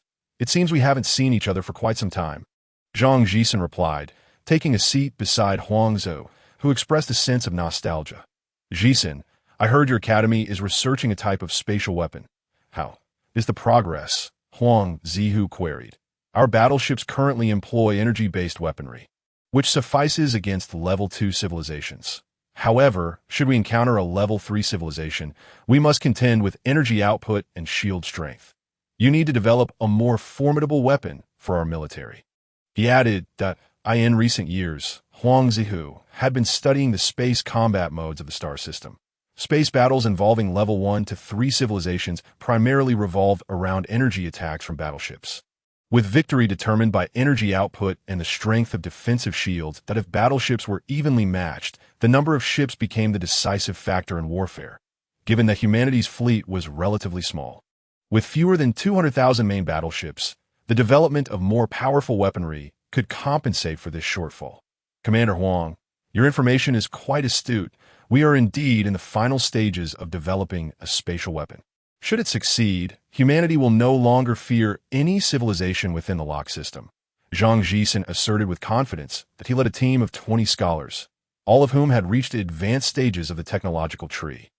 Despite the complexity of advanced technological knowledge, they had grasped the foundational concepts of spatial research, giving rise to the concept of spatial weaponry. Such a powerful weapon? Jisen, can you disclose its features and parameters? Huangzu inquired, intrigued. Commander Huang, let me explain this weapon. Just as Zhang Jisen was about to elaborate on the spatial weapon, the meeting room door swung open, and Liu Hui entered, carrying a stack of documents. The leader has arrived. If you're interested, we can discuss this further after the meeting. Huang Zihu suggested that, of course. I'm interested. Jisen, after the meeting, I shall treat you to drinks, and we can have a thorough discussion. Huang Zihu replied, halting his conversation with Zhang Jisen. Taking a seat at the head of the table, Liu Hui surveyed the attendees. Key figures from various branches of the human government. Commander Huang Zihu, Academy President Zhang Jisen, Captain Buliai of the Jiaolong Mecha Special Forces, Leader Jishur of Tonggu Planet, Minister Luo Fei of Military Manufacturing, Minister of Mineral Resources. Esteemed colleagues, it has been quite some time since I last convened an urgent meeting. The purpose of this gathering is to address intelligence I have received regarding our adversary, the Fengla civilization. Liu Hui's words echoed in the meeting room. A wave of excitement surged among the attendees. Leader, is this true? Tell me where that despicable Fengla civilization is. I shall lead the fleet to annihilate them. Huang Zihu exclaimed, standing in fervor. Commander Huang is absolutely correct. We must annihilate them. It has been nearly a century, and we have finally located them. We can avenge our fallen compatriots. The individuals gathered in the conference room were all visibly agitated, as nearly a century of buried animosity erupted forth. Let us first review the intelligence on the Fengla civilization. After that, we shall engage in a discussion. Liu Hui distributed the documents he held to all present in the meeting room. Huangzu, seated closest to Liu Hui, was the first to receive the materials and began to scrutinize them intently. Fengla civilization home planet. Fengla, situated in the midsection of the outer spiral arm of the Lock star system, within a binary star system. The interstellar coordinates of the planet are XXXX. Approximately 2,682 light-years from New Earth, the civilization species is categorized as carbon-based life forms. With a population of approximately 46 billion, the civilization is classified as level 2.1. Predominantly, they engage in mining, transportation, and energy block collection industries within the Lock star system. The Fengla civilization possesses around 1.2 million spacecraft, with the main battleship being the Zhengfeng, primarily employing energy-based attacks and equipped with 2 large-caliber neutron cannons. The battleship's defensive capabilities are noteworthy. The binary star system has been fortified with a comprehensive defense network. Chapter 69. Pre-war preparations. You have all reviewed the information on Fengla. Is there anything you wish to discuss? Seeing that everyone had set aside their documents, Liu Hui inquired. Commander, if you provide me with 100,000 Kunlun battleships, I will eradicate their planet, Huang Zihu declared with fierce intensity. Commander Huang, do you perhaps harbor an overly optimistic view? According to the data, the Fengla civilization has deployed spatial jump interference devices around their binary star system. Our battleships cannot directly spatial jump into their star system, but can only launch attacks from the outskirts. This would mean confronting their defensive installations head-on. After clearing these defenses, it would be remarkable if half of the 100,000 Kunlun battleships remained operational. Not forget, they possess 1.2 million main battleships. While their defensive capabilities may be lacking, their energy attacks are not significantly inferior to those of the Kunlun battleships. Should our remaining ships succumb to their energy assaults, we risk total annihilation, Zhang Jisen rationally assessed. What shall we do then? Our human fleet comprises only 150,000 ships. Are we to deploy all of them? Huangzu recognized the validity of Zhang Jisen's argument, yet found himself bereft of alternative strategies. Everyone, please remain calm. Liu Hui interjected, halting the spirited discussion. I do not intend to launch an attack on the Fengla civilization at this moment. Our human fleet is limited, and it is imperative that we manufacture more ships. However, our production is hindered by a shortage of rare minerals. This issue can be resolved within a year that I have applied for the construction of a spatial tunnel at the trading planet. The tunnel's exit will be in proximity to New Earth. In a year. The construction of the spatial tunnel will be completed at that time. The scarce minerals required by humanity will be transported in abundance through the tunnel. Provided that mineral resources are sufficient, we can construct over 1 million Kunlun battleships within a decade. That I propose to prepare for war against the Fengla civilization over the course of 10 years. Liu Hui addressed the assembly.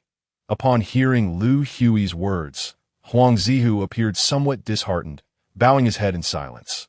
There's no need for despair. We have waited many years. An additional 10 years is inconsequential. Liu Hui paused for a moment, contemplating. Furthermore, there's another matter I must share with you. Should this issue not be resolved adequately, the time allocated for our war preparations may extend even longer. Humanity has registered as a civilization at the trading planet. The regulations of the Lockstar system stipulate that all registered civilizations cannot engage in warfare against one another at will. Should we attack the Fengla civilization, we risk provoking the Lock civilization into action, as the overseers of the Lockstar system. Their fleet is conservatively estimated to comprise tens of billions of ships. Liu Hui's remarks plunged the meeting room into a profound silence. Chief Jishur of the Tonggu civilization felt a surge of unease. The prospect of contravening the regulations of the Lockstar system to attack the Fengla civilization carried significant weight. If the Lock civilization were to turn a blind eye, humanity might emerge unscathed. However, should they pursue the matter earnestly, the very existence of human civilization could be jeopardized. Jishur, this war is one that humanity must engage in. Whether or not the Lock civilization intervenes remains uncertain. The risks are considerable. If your Tonggu civilization wishes to abstain from involvement, you may do so. Liu Hui discerned Jishur's trepidation and did not wish to coerce the Tonggu civilization into a perilous venture alongside humanity. Leader, our two civilizations have already signed a suzerainty agreement. The Tonggu civilization cannot remain uninvolved. If one day the extinction of humanity is inevitable, then let the Tonggu civilization perish alongside us. Jishur resolved after a brief moment of hesitation. Having been bound by the suzerainty agreement for nearly a decade, the Tonggu people had thrived under humanity's aegis. Energy scarcity was no longer an issue, and they were no longer subjected to the oppression of extraterrestrial civilizations. The rights enjoyed by the Tonggu people on New Earth were nearly equivalent to those of human citizens. Humanity had not exploited them as subordinates. Rather, the Tonggu people found a sense of belonging among humans. Jishur had made his determination. He would follow humanity to the death. Upon hearing Jishur's declaration, Liu Hui nodded in appreciation. The forthcoming decade will be our preparation period for war. Jishur, as our fleet expands, we will require a substantial number of soldiers. You must mobilize the Tonggu people for military enlistment. Their conditions will be equivalent to those of human soldiers. Luo Fei, the military manufacturing department, needs to expedite the expansion of battleship production facilities. Do not worry about a shortage of labor. I have secured an agreement with a civilization known as Yuzhu. They will send a considerable number of workers to assist us in battleship construction. Huangzhou, with the anticipated surge in battleships and new recruits, you must ensure proper training. Zhang Jisen, concentrate the resources of the Academy of Sciences to see if we can develop advanced weaponry to enhance our leverage. Liu Hui directed, Leader, our Academy of Sciences is currently researching a spatial weapon, and we are nearing completion. Zhang Jisen quickly responded upon being mentioned. Then let us expedite its development. It must be completed within this decade. Zhang Jisen nodded in agreement with Liu Hui's directive. Additionally, I propose the establishment of a commercial department tasked with managing our human affairs on the trading planet. We also need to establish a foreign affairs department. Once the spatial tunnel is completed, our interactions with extraterrestrial civilizations will increase, necessitating a dedicated body to handle these matters. If anyone has suitable candidates, please make recommendations. Following this urgent meeting, humanity embarked on a decade-long preparation for war. Year 157 of the Wandering Era. The construction of the spatial tunnel was completed, and New Earth's external connections became increasingly vibrant. Hundreds of offices for alien civilizations were established across the planet. Year 158 of the Wandering Era. Mineral resources began to flow continuously to New Earth, and the production of Kunlun battleships entered a bustling phase. This year, the leader of the Bahang civilization visited Liu Hui to sign a commercial agency agreement. The products manufactured by humanity would be sold through the Bahang civilization. The demand for spatial jump devices and the foreign trade version of the Kunlun battleships surged. The energy block reserves on New Earth continued to grow. Year 160 of the Wandering Era. The Academy of Sciences successfully completed its research on spatial weapons, leading to the experimental manufacturing phase. Year 165 of the Wandering Era. Humanity produced its first spatial weapon. Due to the complexity of the technology, mass production of the weapon proved challenging. Year 167 of the Wandering Era. After a decade of preparation for war, Liu Hui convened a pre-war meeting. Chapter 70. The War of Vengeance. 1. Year 167 of the Wandering Era. Pre-war conference room. Liu Hui sat at the head of the conference room, meticulously reviewing a report detailing the results of humanity's decade-long preparations for war. After 10 years of effort, humanity had constructed 800,000 Kunlun battleships, 600,000 Kunlun flagships, and 10 Longting motherships. The total number of battleships manufactured exceeded the anticipated 1 million. Most gratifyingly, under Zhang Jisen's leadership, the Academy of Sciences had developed a spatial weapon. This weapon bore a striking resemblance to missiles from over 200 years ago on Earth. Once launched, it could autonomously tear open a small jump space. Within 10 seconds, it could accelerate to 0. 3 times the speed of light for spatial jumping. As long as it could detect the precise coordinates of an enemy ship within a light-year radius. The spatial weapon could directly jump inside the enemy battleship, detonating its energy bomb to obliterate the vessel from within. The larger the enemy ship, the higher the success rate. However, this spatial weapon has a critical vulnerability. If the enemy ship is equipped with a spatial interference device that locks down the surrounding space, the spatial weapon will be unable to jump inside the enemy battleship. Thus, the spatial weapon can only be employed as a surprise tactic. Due to the intricate design of weaponry, manufacturing has proven to be exceedingly challenging, resulting in humanity producing only over 5,000 units, thus FAR.I in the past decade. Everyone has toiled diligently. Liu Hui set aside the documents in his hands and earnestly addressed the assembly in the conference room. Leader, our struggles and fatigue are but a small price to pay in comparison to our fallen compatriots. The hardships we endure pale in significance. Leader, please make a decision swiftly. When shall our fleet set sail? The individuals in the conference room had long awaited this day. Over the years, intelligence regarding the Windra civilization's attacks and defenses had been continuously updated. Our offensive simulations had kept pace with these developments. Let us adhere to the plan from the latest offensive simulation, that we shall commence the gathering of warships tomorrow and depart in 3 days, Liu Hui commanded. Following the strategic plan, humanity's military began to mobilize. 3 days later, 1 million warships and 8 Longting motherships had assembled in the orbit of New Earth. Leader, the extraterrestrial offices on the planet are inquiring about what is transpiring. Are humans preparing for war? A staff member aboard the first Longting mothership reported to Liu Hui. Send a communique to all extraterrestrial offices, informing them that we are conducting a routine drill and that there is no cause for alarm. The massive gathering of humanity's warships had stirred unease among the extraterrestrial offices on New Earth. Understood, Leader, the staff member replied. Subsequently, the extraterrestrial offices on New Earth received the government's notification regarding the drill. Does a military exercise truly necessitate the mobilization of nearly all human warships? This pretext seems rather feeble. Humanity must be orchestrating some grand scheme.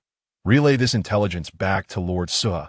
The office of the trading planet on New Earth transmitted the information regarding the large-scale assembly of human warships. Order all warships to accelerate, and upon reaching 0.3 times the speed of light, initiate the first space jump, Liu Hui commanded. The Windra planet lies approximately 2,682 light-years from New Earth, requiring humanity's fleet to undertake 5 space jumps to arrive. Liu Hui opted against traversing the spatial tunnel within the rock system, as it is controlled by the rock civilization, which could easily monitor humanity's fleet movements. Liu Hui wished to avoid prematurely revealing their intentions. He aimed to annihilate the Windra civilization before the rock civilization could react. Leader, the energy blocks consumed for this space jump are excessively high. Huang Zihu lamented beside Liu Hu I.as long as we can obliterate the Windra civilization and avenge our deceased Earth compatriots. The expenditure of energy blocks is worth it. Liu Hui felt a pang of regret as well. For this assault on the Windra civilization, humanity's fleet carried nearly all of their energy block reserves. With 1 million warships undertaking 5 space jumps, nearly 30 of the energy blocks would be depleted. Without the substantial profits from trade over the past decade, humanity would have been incapable of sustaining a war involving 1 million warships. Upon completion of the first space jump, Liu Hui received reports from his subordinates. All warships are undergoing inspections and repairs, preparing for the second space jump in 2 days. Liu Hui refrained from risking consecutive space jumps for the fleet due to the instability of the phenomenon, which could easily damage the warship's hulls. Report leader, the Kunlun warship number 8752 has sustained damage. Number 17526 has also been damaged. The flagship number 38742 encountered a severe space jump anomaly, resulting in disintegration, but we are currently rescuing the crew. After the first space jump, over 100 of humanity's warships sustained damage, and one was lost entirely. Initiate the 5th space jump point 10 days later. Liu Hui issued the order for the 5th jump. The million warships materialized outside the binary star system. All vessels reported their statuses. Damaged warships remained behind for repairs. Commander Huang, order the first echelon of 100,000 Kunlun warships to detach from the fleet and eliminate the spatial disruptors surrounding the star system, clearing the way for the use of spatial weaponry. Liu Hui followed the offensive simulation plan and issued the command. Leader, we have a grave situation that a multitude of unidentified warships has appeared outside the star system. A Windra individual burst into the Windra leader's quarters. What is all the fuss about? Our star system is fortified with robust defenses, and no matter how many marauding civilization warships arrive, we have nothing to fear. The Windra leader, somewhat irritated by the disturbance, leisurely made his way to the command center. What is the situation? Have they engaged our defenses? The Windra leader inquired. Leader, this fleet, upon its appearance outside the star system, has detached 100,000 warships and is currently spreading out to attack our spatial disruptors, replied the Windra individual point 100,000 warships attacking our disruptors. What are their intentions? Are they preparing to use a spatial jump device to infiltrate our star system? Acquiring such a device costs billions in energy blocks. When did the pirate civilization amass such wealth? The Windra leader was perplexed. How many warships does their fleet comprise? He asked, now uneasy. Leader, their fleet consists of approximately 1 million warships. What? They possess 1 million warships. Chapter 71. The War of Revenge 2. The Windra leader was taken aback by the sheer number of warships. Intelligence held by the Windra civilization indicated that within a 1,000 light-year radius of the Windra planet, no such formidable marauding civilization existed. Could these vessels possibly belong to a different civilization? Were they not here to plunder Windra? The Windra leader grew increasingly anxious. Order the 7th Fleet, stationed near the outer perimeter of the star system, to engage. Let us test the strength of this fleet, the Windra leader commanded. The 7th Fleet of 100,000 warships quickly assembled and surged toward the outer star system. Leader, the Windra civilization's 100,000 warships are approaching us in a dense formation. They have entered the main cannon attack range of the Longting mothership. A crew member monitoring the situation reported to Liu Hui in the command room. Order all Longting motherships to charge their main cannons and fire immediately upon completion. Target the 100,000 enemy vessels ahead. Liu Hui commanded. The main cannon of the Longting mothership is an immense energy beam weapon. Its single shot possesses enough power to obliterate a small asteroid 1 minute later. The main cannons of the 8 Longting motherships had fully charged 8 colossal energy beams surged forth toward the enemy vessels. Due to the dense formation of the Windra warships, the beams pierced through their ranks, vaporizing the vessels struck. The Windra civilization suffered losses of nearly half of its fleet. After firing, The main cannons of the Longting motherships entered a 1-hour cool-down period. The second echelon of Kunlun flagships surged forth, targeting the remaining enemy vessels and defensive structures. Upon entering the star system, be mindful of the Windra civilization's defenses and avoid tight formations. Liu Hui issued his orders as the second echelon of 100. 000 Kunlun flagships detached from the fleet and accelerated ahead.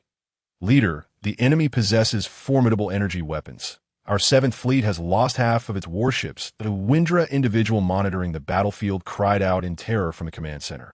Retreat the remaining warships behind the defensive structures. Disperse the formation, and let them defend in the cover of our fortifications. Sound the planetary alarms.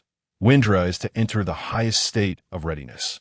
All combat personnel, immediately board their vessels and prepare for space. The Windra leader reacted swiftly. Such powerful energy weapons could not possibly belong to a marauding civilization. Who are they? Why are they assaulting our Windra civilization? The Windra leader pondered in confusion.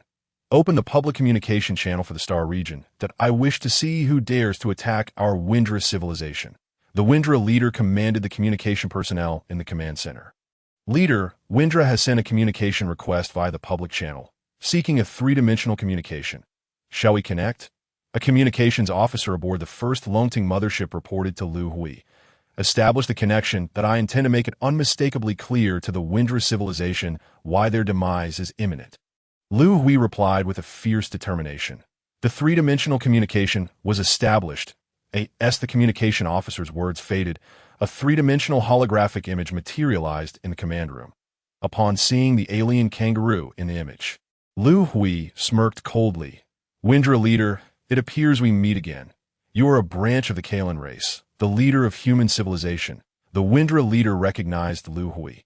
Your memory serves you well. You still remember me. A century ago, you led the fleet of the Windra planet to attack our humanity, resulting in the loss of half our population. Today marks the day of our vengeance. It is with solemnity that I announce our intent to expunge the Windra civilization from the cosmos. Liu Hui gestured to the communicator to sever the transmission. The words had been spoken. There was no need for further elaboration. The human civilization we encountered over a century ago. How have they developed so swiftly? They aspire to annihilate our Windra civilization. It shall not be an easy feat, the Windra leader pondered briefly. The stellar system's defensive installations were immediately activated. The bastions unleashed a barrage of neutron turrets. Seeking assistance from the Lord of the Trading Planet, the Windra leader reacted with alacrity. Commander, their stellar system defenses are operational. The bastions are deploying neutron turrets, reported an officer monitoring the battlefield to Liu Hui. Can we ascertain the number of neutron turrets? Commander, the quantity is overwhelming. Precise calculation is impossible. The number of neutron turrets lies between 15 billion and 16 billion, but upon hearing this, Liu Hui furrowed his brow.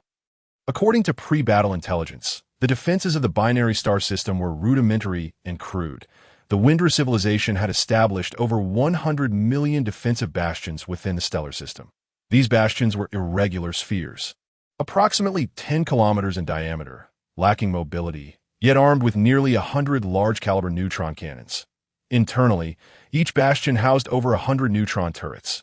During combat, these turrets would be deployed around the bastion, forming independent attacking units. The firepower of a single defensive bastion was equivalent to that of a flagship of the Windra civilization. Intruding warships must neutralize these bastions in the process of clearing them. The warship's energy shields must withstand the bastion's energetic assaults. Should the energy shields falter, the warships shall face destruction. Notify the forward fleet. The intelligence was erroneous. The number of neutron turrets exceeds expectations by approximately 5 billion, when clearing the defensive bastions and neutron turrets. If the warship's shield capacity drops to 20, immediately retreat to the Longting mothership for repairs. Warships without energy shields are mere targets. Do not incur needless sacrifices. Liu Hui commanded the Kunlun flagship of the second echelon. Everyone, stay vigilant. We are about to enter the stellar system, we have conducted countless attack drills. Do not lose your composure. This is our first battle for humanity. Show your courage, the honors that human soldiers can achieve. We too can attain. Rest assured, I shall ensure everyone returns alive, and on the 97th Kunlun flagship, Jigu rallied the Tonggu people aboard with fervor. Since the Tonggu civilization had joined humanity, Jigu, the son of the Tonggu leader, had secretly enlisted in the human military, concealing this from his father. In a mere few years, his exceptional abilities had elevated him to captain of the Kunlun flagship. Now, his vessel was integrated into the second echelon, serving as the vanguard of the assault. Captain, our ship is under energy attack. Enemy targets have entered our firing range. Lock onto the target. First, we shall eliminate the defensive bastions. Chapter 72. The Vengeful War 3. Be cautious of the large-caliber neutron cannons from the defensive bastions. Ignore the attacks from neutron turrets. Jigu commanded the warship to clear the defensive bastions and neutron turrets. Not far ahead, a defensive bastion succumbed to the Kunlun flagship's assault, its energy shield shattered, followed by a devastating energy beam that obliterated it. What is the remaining capacity of our shields? Jigu inquired of the helmsman. In less than 5 minutes of engagement, despite the 97th Kunlun flagship's efforts to evade, it had sustained numerous hits from large-caliber neutron cannons. The energy shield integrity was rapidly diminishing. Captain, the energy shield's defense capacity is at 42. Continue the assault. Clear the surrounding neutron turrets before reaching the alert threshold of the shield. Jigu ordered the attack to persist. Just as the command was given, the warship suddenly jolted. Captain, it's a large-caliber neutron cannon. The Windra civilization battleship has been detected to our port front. It was its fire that struck us. An officer reported urgently. Ignore the neutron turret attacks. Focus on that battleship. Do not let it escape. Engage in an energy duel. 0.5 energy beam blast should suffice to shatter its shield. Jigu maneuvered the warship, enduring countless strikes from neutron turrets, firmly targeting the enemy vessel. The 6th energy beam struck the enemy ship, and without its energy shield, the foe was annihilated. What is the remaining capacity of our shields? Jigu urgently questioned after the enemy's destruction. Captain, only 8 remains. The warship immediately turned to disengage from the battlefield. Jigu swiftly approached the communicator, opening the fleet's public channel. This is the 97th Kunlun flagship. Our shield capacity is nearing depletion. We are preparing to withdraw. Requesting cover. Requesting cover. After sending the message, Jigu surveyed the situation around the warship. Helm, be wary of the defensive bastion to the right. Its large-caliber neutron cannon can target our vessel. Exercise caution. Jigu began to feel a twinge of anxiety. The sheer number of neutron turrets surrounding the warship rendered it impossible to evade all incoming attacks, while the turret's firepower was relatively weak. It gradually eroded the warship's shield capacity. Presently, the shield capacity stood at a mere 4. That should the defensive bastion unleash a large-caliber neutron cannon strike, the warship would be destroyed. Captain, 3 neutron cannons from the defensive bastion are locking onto our ship. Maintain control of the vessel and prepare to evade. Jigu ordered, then closed his eyes. If it were merely 1 neutron cannon's assault, the ship might still maneuver to evade. But now, it was 3. Jigu was engulfed in despair. 97th ship. This is the 8,365th vessel. I will buy you 30 seconds for your retreat. Accelerate your withdrawal. Just as despair threatened to overwhelm him, a friendly vessel's voice resonated through the communicator. The nearby 8,365th Kunlun flagship had received Jigu's distress signal. They maneuvered their ship between the defensive bastion and Jigu's vessel, shielding it from further assaults. 8365th ship. You are Chung Joge, Captain Chung. Your generosity is commendable. Upon our return to New Earth after the war, I shall treat you to a drink, Jigu exclaimed with excitement. He recognized Captain Chung, a human leader, albeit not well acquainted, knowing only his moniker, Chung Jae, for his fondness for drink. Treat you to a drink? Do you even know how to hold your liquor? With your half-mechanical body, be wary of short-circuiting after imbibing. Enough chit-chat. Accelerate your retreat. Upon hearing Captain Cheng's words, Jigu dared not linger. He commanded the warship to hasten its withdrawal from the battlefield. After more than 30 seconds, the 97th Kunlun flagship successfully retreated. 8365th ship. We have exited the battlefield, Jigu reported to Captain Cheng's vessel, but received no response. Captain, The 8,365th ship has been destroyed, a battlefield observer in the control room murmured. What? The 8,365th ship has been annihilated. Jigu approached the sensor, gazing at the three-dimensional display. The indicator for the 8,365th ship had turned red. The warship is accelerating back to the Longting mothership to replace its shield system and return to avenge Captain Chung and his crew. Jigu declared, filled with sorrow yet tinged with gratitude, for humanity had not treated the Tonggu people as outsiders on the battlefield. The warships manned by human soldiers had sacrificed themselves to save the vessels controlled by the Tonggu people. In the command room of the first Longting mothership, Liu Hui inquired of the battlefield observer, "What is the current status of the engagement? After 10 minutes of combat, we have advanced 800,000 kilometers. But we have lost over 3,000 warships. More than 20,000 vessels have seen their energy shields drop to the alert threshold. These ships have retreated from the battlefield and are heading towards the Longting mothership." Liu Hui's brow furrowed further upon hearing this. He had not anticipated that within just 10 minutes of combat, over 20,000 ships would have withdrawn from the fray. These vessels would need to dock at the Longting mothership to replace their shield systems, a process requiring over 3 hours. Furthermore, the 8 Longting motherships could only accommodate 10,000 warships at a time. The rate of replacing shield systems was unable to keep pace with the withdrawal of ships from the battlefield. This situation would result in a dwindling number of frontline vessels. "Commander, should we fire the main cannon of the Longting mothership once more?" Huang Zihu suggested, observing the battlefield's dynamics. "No, the energy expenditure of the main cannon is too great. We must reserve it for a critical moment." Liu Hui declined Huang Zihu's proposal. The enormous main cannon aboard the Longting mothership possessed tremendous power, but its consumption was equally substantial. The activation of a single energy block requires the expenditure of over 10 billion units of energy. The reserves aboard the Longting mothership are insufficient for him to unleash even 10 shots. The third echelon, comprising 100,000 Kunlun warships, stands ready to replace the second echelon. Liu Hui has issued new orders. He intends to observe the attrition warfare on the battlefield for a while longer. 3 hours later, Liu Hui found himself increasingly restless. The front line had only advanced halfway to reach a position from which to assault the Winla planet. An additional 3 hours of attrition warfare were necessary. At this juncture, humanity had already lost 60,000 warships, with nearly 400,000 returning to base. These 400,000 vessels encircled the Longting mothership, awaiting the replacement of their shielding systems.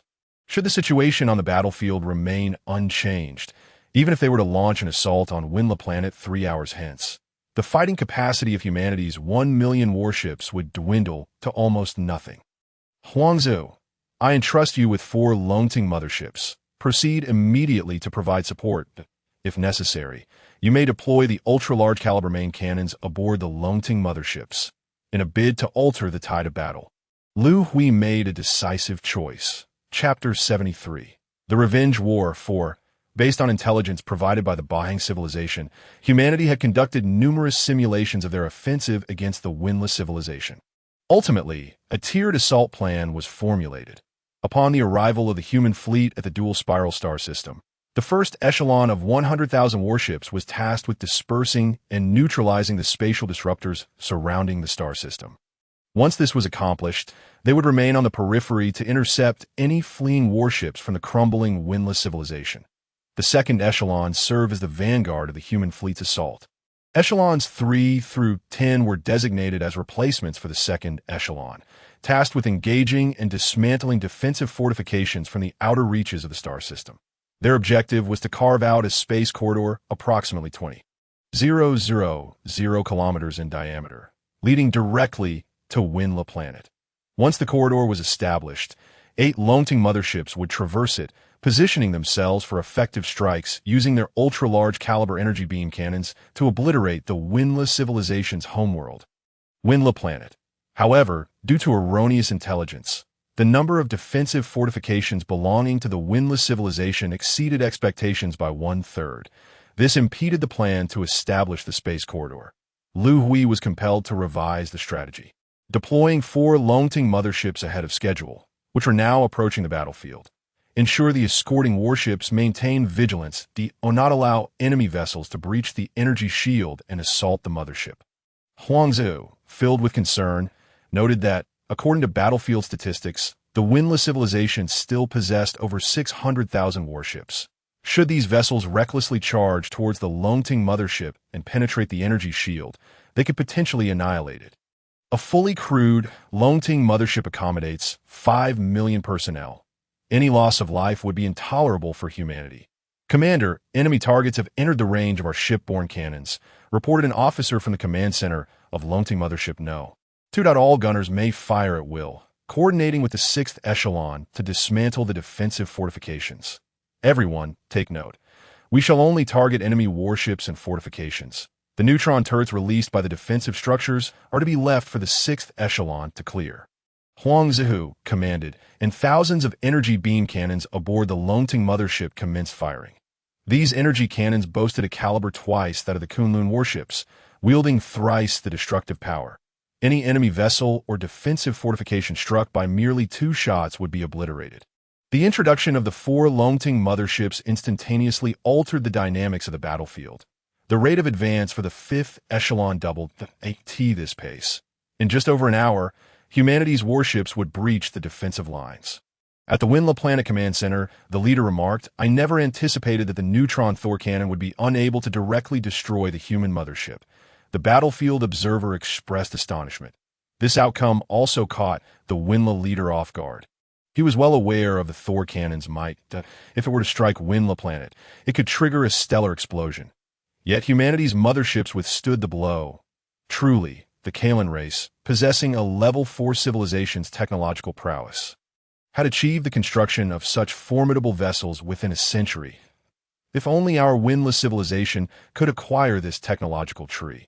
The Winla leader remained preoccupied with thoughts of the technological tree. Commander of the Thor cannon, is the energy accumulation for the next strike underway? Inquired the communication officer at the command center. Continue with the energy accumulation for an attack, that I refuse to believe that their mothership can withstand a second barrage. Declared the leader. Commander, the enemy mothership is targeting the Thor cannon base on Planet 9, reported a battlefield observer. Do not be alarmed. Humanity cannot destroy the Thor cannon base. The base's energy shielding system was procured from a level 4 civilization, and its energy absorption capacity has reached its zenith. Humanity lacks the capability to shatter it. The Winla leader proclaimed with confidence, having invested considerable effort into the Thor cannon base. Commander, the post-attack metrics have arrived from the forward commander. The shielding capacity of the Thor cannon base has only diminished by 1. Upon hearing his subordinate's report, the Winla leader's face broke into a satisfied smile. I in the command and control room of the No. 2 Longting mothership. The commander, upon receiving the report regarding energy fluctuations, was astounded to learn that the enemy's protective shield had only diminished by a mere 1, that the inability to breach the adversary's defenses was disheartening enough. But to realize that a coordinated strike from 3 Longting motherships had yielded such a negligible result was utterly disconcerting. How could they possibly continue this battle? Should they unleash another 100 volleys from the main cannons of the 3 motherships? Even if that were feasible, the energy reserves aboard the Longting vessels could not sustain such an onslaught. Huangzhou pondered his next course of action. He inquired about the progress of the First Fleet in neutralizing the spatial interference devices. Suddenly, an idea struck him. Commander, came the response from the fleet's leader, the spatial interference devices have been successfully cleared. Excellent. Immediately assess the spatial parameters that I intend to deploy spatial weaponry. Huangzhou had just conceived of a plan to leap into the enemy base and wreak havoc. Commander, the assessment is complete. The spatial realm remains chaotic, rendering the utilization of spatial weapons impossible. The IT will take between 1 to 3 hours for stability to be restored. Upon hearing this, Huangzhou furrowed his brow. Time was of the essence. By the time the spatial environment settled, the enemy's second strike would have already been launched.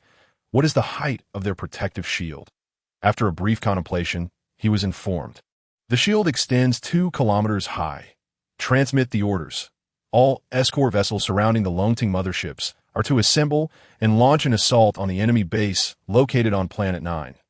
The 6th Fleet shall dispatch 10,000 Kunlun warships to provide cover, clearing a path for the escort vessels towards Planet 9. The escort vessels, with their relatively small hulls measuring just over 100 meters, would engage in low-altitude destructive strikes after penetrating the enemy's energy shield.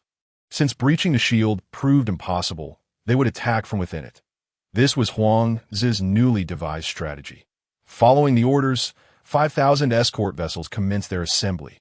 Once gathered, they surged forward under the protection of the Kunlun warships, which systematically dismantled defensive fortifications to pave the way to Planet 9. 10 minutes later, the 5,000 escort vessels reached the orbit of Planet 9 and began their descent towards the enemy base. However, at a distance of 300 kilometers from the base, they were met with a barrage of neutron cannon fire. Commander, all 5,000 escort vessels have been annihilated. The last vessel was destroyed just 98 kilometers from the base. A profound silence enveloped the command and control room of the Longting mothership. Huang Zi's plan had faltered. He had not anticipated the formidable close-in firepower of the enemy base. The escort vessels had scarcely been afforded an opportunity to approach, let alone penetrate the energy shield. Was a suicidal charge by the Kunlun warships the only recourse? The escort vessels, being diminutive and lacking in defensive capabilities, could not draw near the enemy base. The Kunlun warships, extending over 20 kilometers in length, were substantial cosmic vessels, their energy shields capable of withstanding impacts until the last moment. Huang Zi found himself in a dilemma. A fully crewed Kunlun warship housed over 5,000 personnel. The enemy base spanned more than 500 square kilometers. To obliterate this stronghold entirely would necessitate the sacrifice of thousands of Kunlun warships, resulting in the loss of 5 million crew members. Huang Commander, immediately cease hostilities against the base on Planet 9. The Kunlun warships in orbit shall remain on standby. I have a strategy to counter this. As Huang Zi hesitated, Liu Hui's voice resonated within the control room. With the leader's directive, Huang Zi exhaled in relief. On the number 1 Longting mothership, Liu Hui had been closely monitoring the battlefield's dynamics. Together with Zhang Jixin, they had devised a solution to Huang Zi's predicament. Jixin, has the calculation been concluded? Commander, the results are in. This structure is the source of the energy shield that if we can destroy it, the shield will dissipate. Zhang Jixin had been delving into the intricacies of energy shields, acquiring knowledge that encompassed the technologies of a level 4 civilization. After receiving the fluctuation data from the battlefield regarding the energy shield, he had pinpointed its source. Liu, lead 100 Jiaolong mechas aboard and head to the enemy base on Planet 9. Your mission is to dismantle the source of the energy shield. Liu Hui commanded Liu, who was exhilarated by the gravity of the task at hand. Rest assured, Commander, that I will fulfill this mission. Liu was keenly aware of the limited utility of the Jiaolong mechas in space combat. But now he found himself entrusted with a pivotal responsibility. Liu, after destroying the source of the shield, remember to evacuate swiftly. You will have but 1 minute before the Kunlun warships commence their assault on the base. Liu Hui reiterated his instructions. Not worry. Commander, we will manipulate the warship to evade a portion of the energy attacks upon our departure, as the Kunlun flagship braved a relentless barrage of energy projectiles. It advanced toward the base. Liu, you must disengage immediately. Best of luck. The flagship's shield capacity dwindled to 30, executing a sharp maneuver to escape. Liu led his contingent of 100 Jiaolong mechas away from the flagship. All units, be vigilant and avoid energy attacks. Adjust your flight path, that we shall directly descend upon the target structure. We only need to endure for another 20 seconds. Liu communicated to his team. As they disengaged from the warship, they were still over 50 kilometers above ground.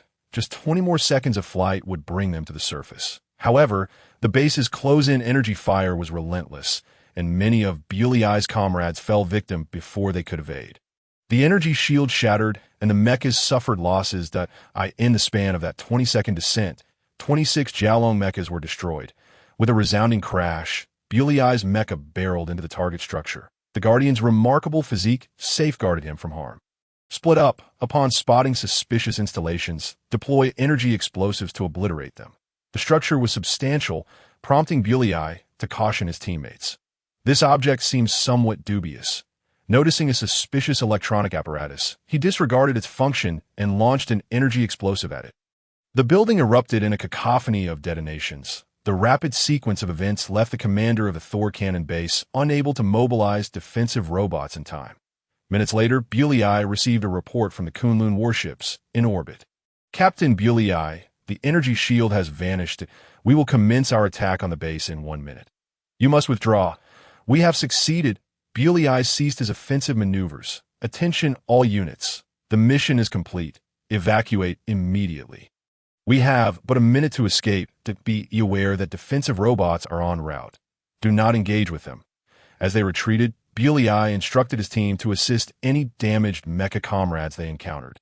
After a minute had passed, the air was filled with the sound of explosions as nearly 10,000 Kunlun warships in orbit initiated their assault on the enemy base. Bulei halted his flight. Cease movement, account for personnel, and tend to the wounded. The mission to dismantle the source of the energy shield had cost the Jiaolong Mecha Squadron 42 mechas, with 31 Guardians permanently lost within the enemy stronghold. In the command center of Planet Fonlai, the leader was taken aback by the sudden turn of events. Commander, the energy shield system of the Thor cannon base has been compromised. The base has been destroyed. The shift in the situation was too abrupt for the Fonlai leader to process. The Thor cannon base had already been obliterated. How much longer until the rescue fleet arrives at the Windra planet? The leader of the Windra civilization inquired of his subordinates, a hint of trepidation evident in his voice. Given the current trajectory of events, human fleets would reach the orbit of Windra planet in just over an hour. The only force capable of halting the humans was the fleet of the Locke civilization stationed on the trading planet. Chief, the Locke fleet on the trading planet requires 2 more days to arrive.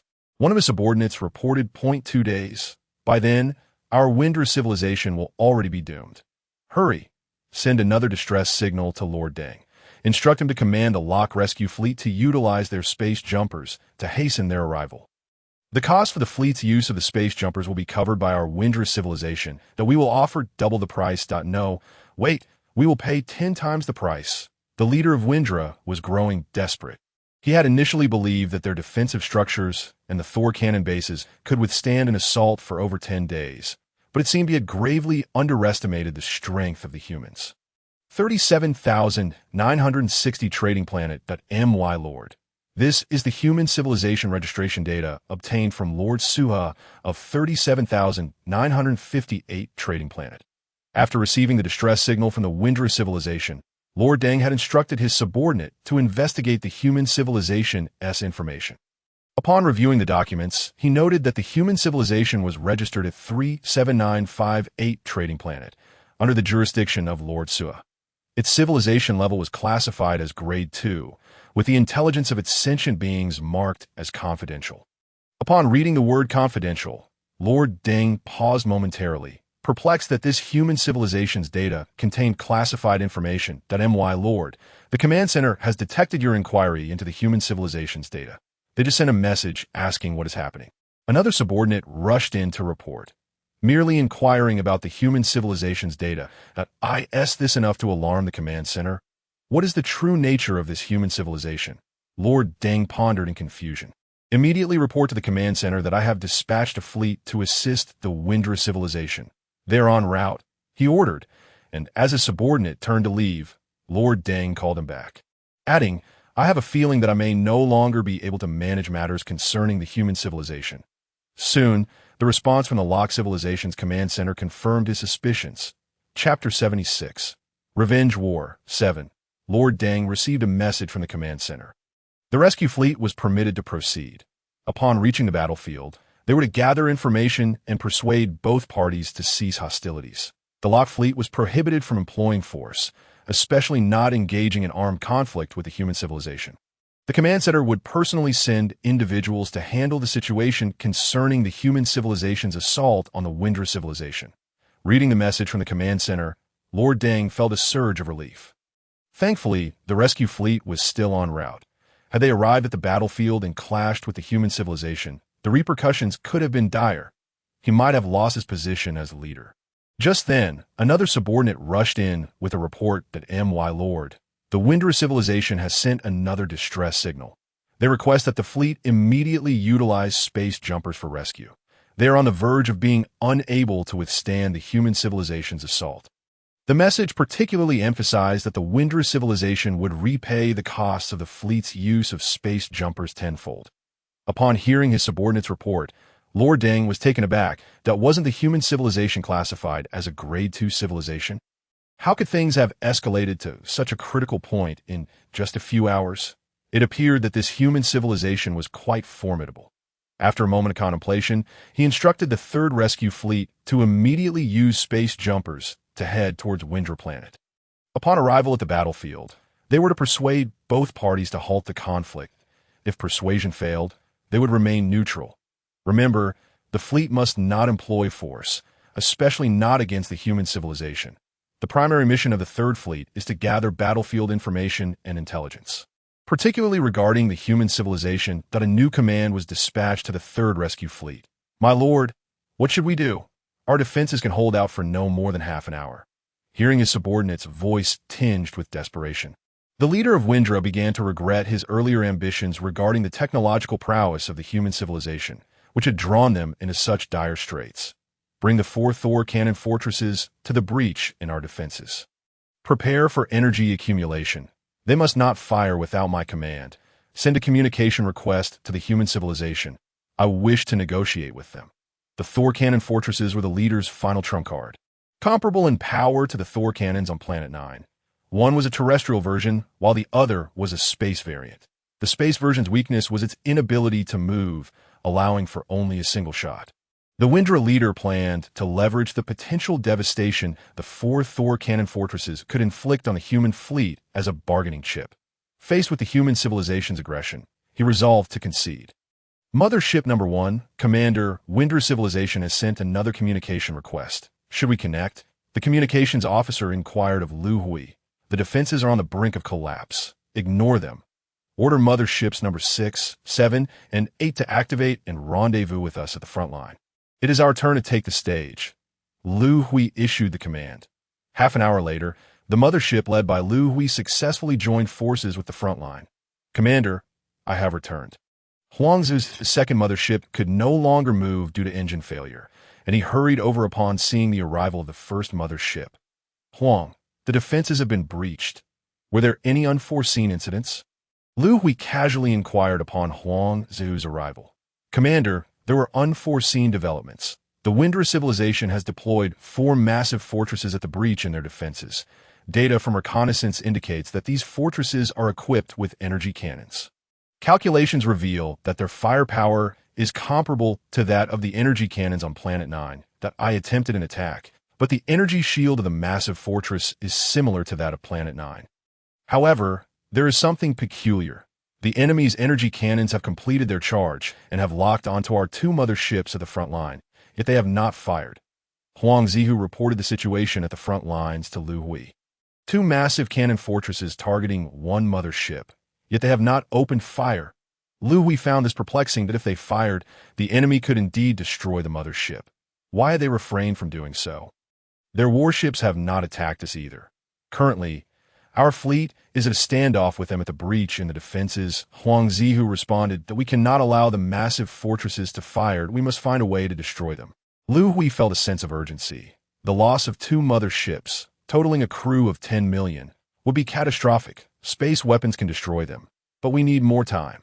The space jammers surrounding the star system have been cleared. The fluctuations in space are gradually stabilizing. Once stabilized, we can launch the space weapons, Huang Zihu explained. "How much time will it take?" Liu Hui inquired. "Approximately half an hour," Huang Zihu calculated, after considering Huang Zihu's words. Liu Hui turned to the communications officer beside him. "Connect the communication with the Windra civilization. I want to have a thorough discussion with them." An idea struck Liu Hui. He planned to utilize the dialogue to buy time. "Commander, the 3-dimensional communication is connected." A holographic image of the Windra leader appeared before Liu Hui. "Esteemed human leader, I hope your fleet can cease its attacks. Let us agree to a truce. I am willing to apologize for the past assaults on your civilization and to offer substantial reparations." After half an hour of waiting for the communication to connect, the Windra leader, believing the negotiations hopeless, quickly stated his position. "Apology? Reparations? Windra leader, I am curious about what you intend to offer as compensation." Liu Hui responded with a cold smirk.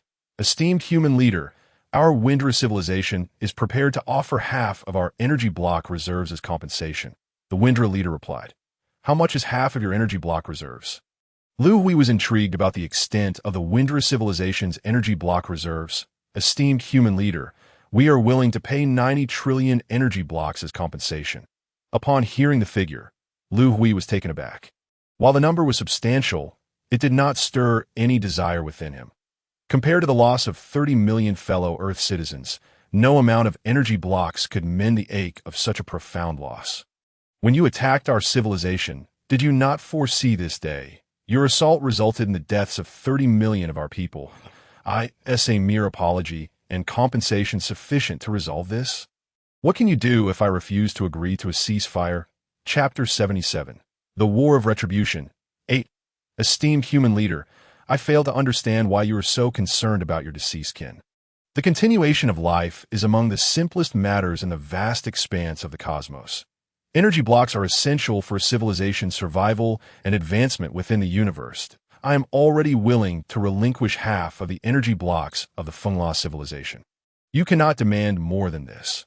Liu Hui's refusal led the Fengla leader to mistakenly assume that the offered energy blocks were deemed insufficient. It appears, Fengla leader, that your understanding of life remains rather naive. We humans have a saying, even the smallest of creatures will fight for survival, let alone beings of flesh and blood. Life encompasses little beyond the dichotomy of existence and non-existence. To buy some time, Liu Hui engaged in meaningless banter. The Fengla leader did not interrupt him, silently listening. Both were stalling, awaiting the arrival of the Lock fleet. Not far away, Huangzu discreetly signaled Liu Hui.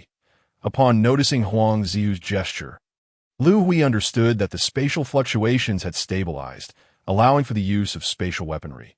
Fengla leader, I shall not waste further words that we humans are beings of emotional intelligence.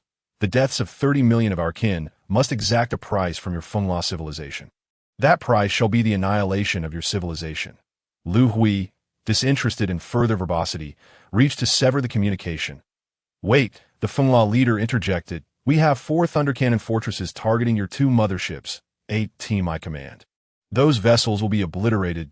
Do you not care for the lives of your kin? Surely, many of them are aboard those ships. You ought to consider their fate. If you agree to a ceasefire and lead your fleet away from Fengla, we shall allocate half of our remaining energy block reserves to you. The Fengla leader gritted his teeth as he spoke. Hearing this, Liu Hui hesitated to immediately cut off the communication. The transition from launch to detonation of spatial weapons required several seconds. Should he sever the communication and the Fengla leader, in a fit of madness, order an attack on the Longting mothership? Fengla leader, can you truly part with such a vast quantity of energy blocks? Liu Hui intended to delay for another 10 to 20 seconds. He subtly signaled Huangzu to prepare for an attack. Human leader, if you but spare our Fengla civilization, we shall deliver the energy blocks at once. The Fengla leader seemed to see a glimmer of hope. Liu Hui regarded the Fengla leader's three-dimensional image, offering no reply, merely coldly gazing at him. Liu Hui was waiting. To ensure prudence, Huangzu launched 10 spatial weapons at each of the colossal cannon fortresses. 10 seconds later, the spatial weapons successfully tore through the fabric of space, all teleporting inside the fortresses. The energy-compressed bombs aboard detonated instantaneously. Leader, all 4 colossal cannon fortresses have been destroyed, reported the battlefield observer. Your negotiating leverage has dissipated. Liu Hui cast a derisive smile at the Fengla leader before severing the communication. He commanded all Longting motherships to align and prepare for an assault on Fengla. All Kunlun warships were to remain on high alert, guarding against any enemy incursions towards the Longting motherships. I shall reduce Fengla to cosmic debris, Liu Hui decreed. Human civilization, cease your hostilities at once. I am the commander of the 3rd Fleet from Trading Planet 37960. Please connect us immediately. A voice resonated over the public channel from the communication device in the mothership's control room. Leader, it is the fleet of Lock civilization. Huangzu fixed his gaze on Liu Hui, his eyes silently questioning what course of action to take. How could they have arrived so swiftly prior to the conflict? Simulations indicated that the Lock fleet would require at least 2 days to reach Fengla. It seemed there had been an oversight in the simulations. failing to account for the locked fleet's capacity for spatial jumps. Liu Hui recognized the issue, but it was too late. What to do?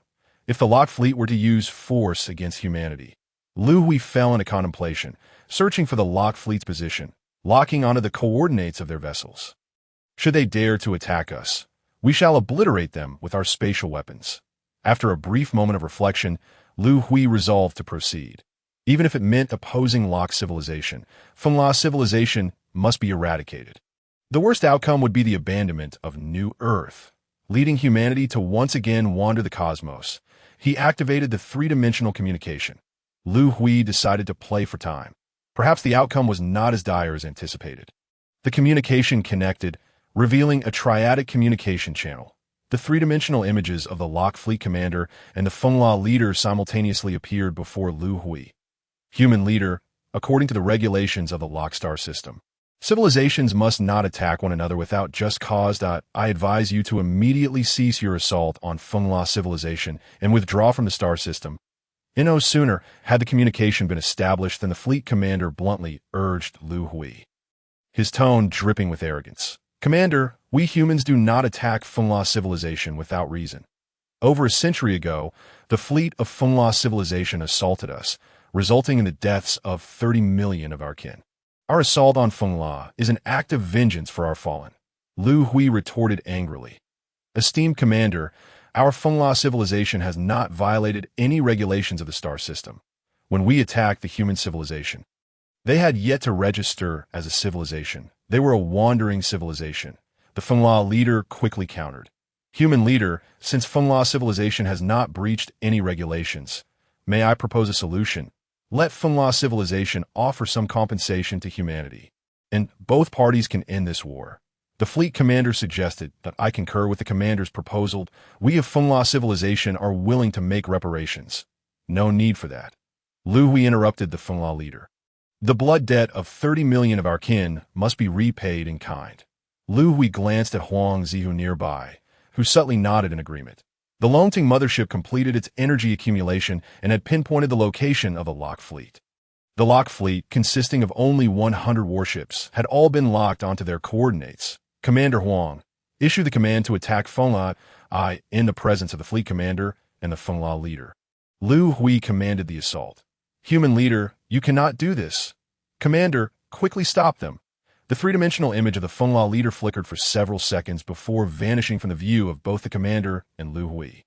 Chapter 78. Luoshi, the fleet commander's expression shifted to one of astonishment as he appeared in the three-dimensional image. Suddenly, he erupted into laughter.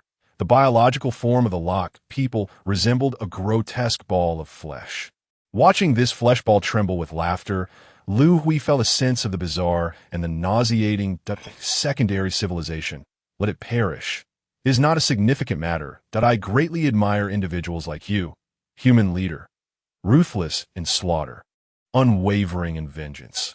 Allow me to reintroduce myself, that I am Wei, the commander of the Third Fleet from Trading Planet 37960. Should you ever find yourself on the Trading Planet, do seek me out. I shall personally host you.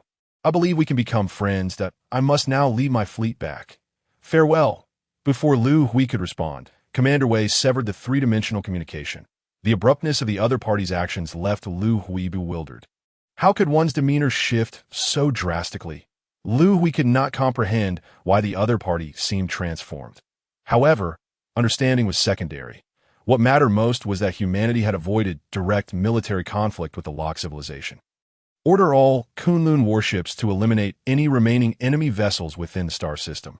Notify the commander of the First Fleet stationed at the outer rim of the star system. Familiar warships are in disarray.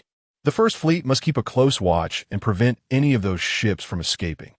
Liu Hui was determined to eradicate the threat, even if the likelihood of total annihilation was slim.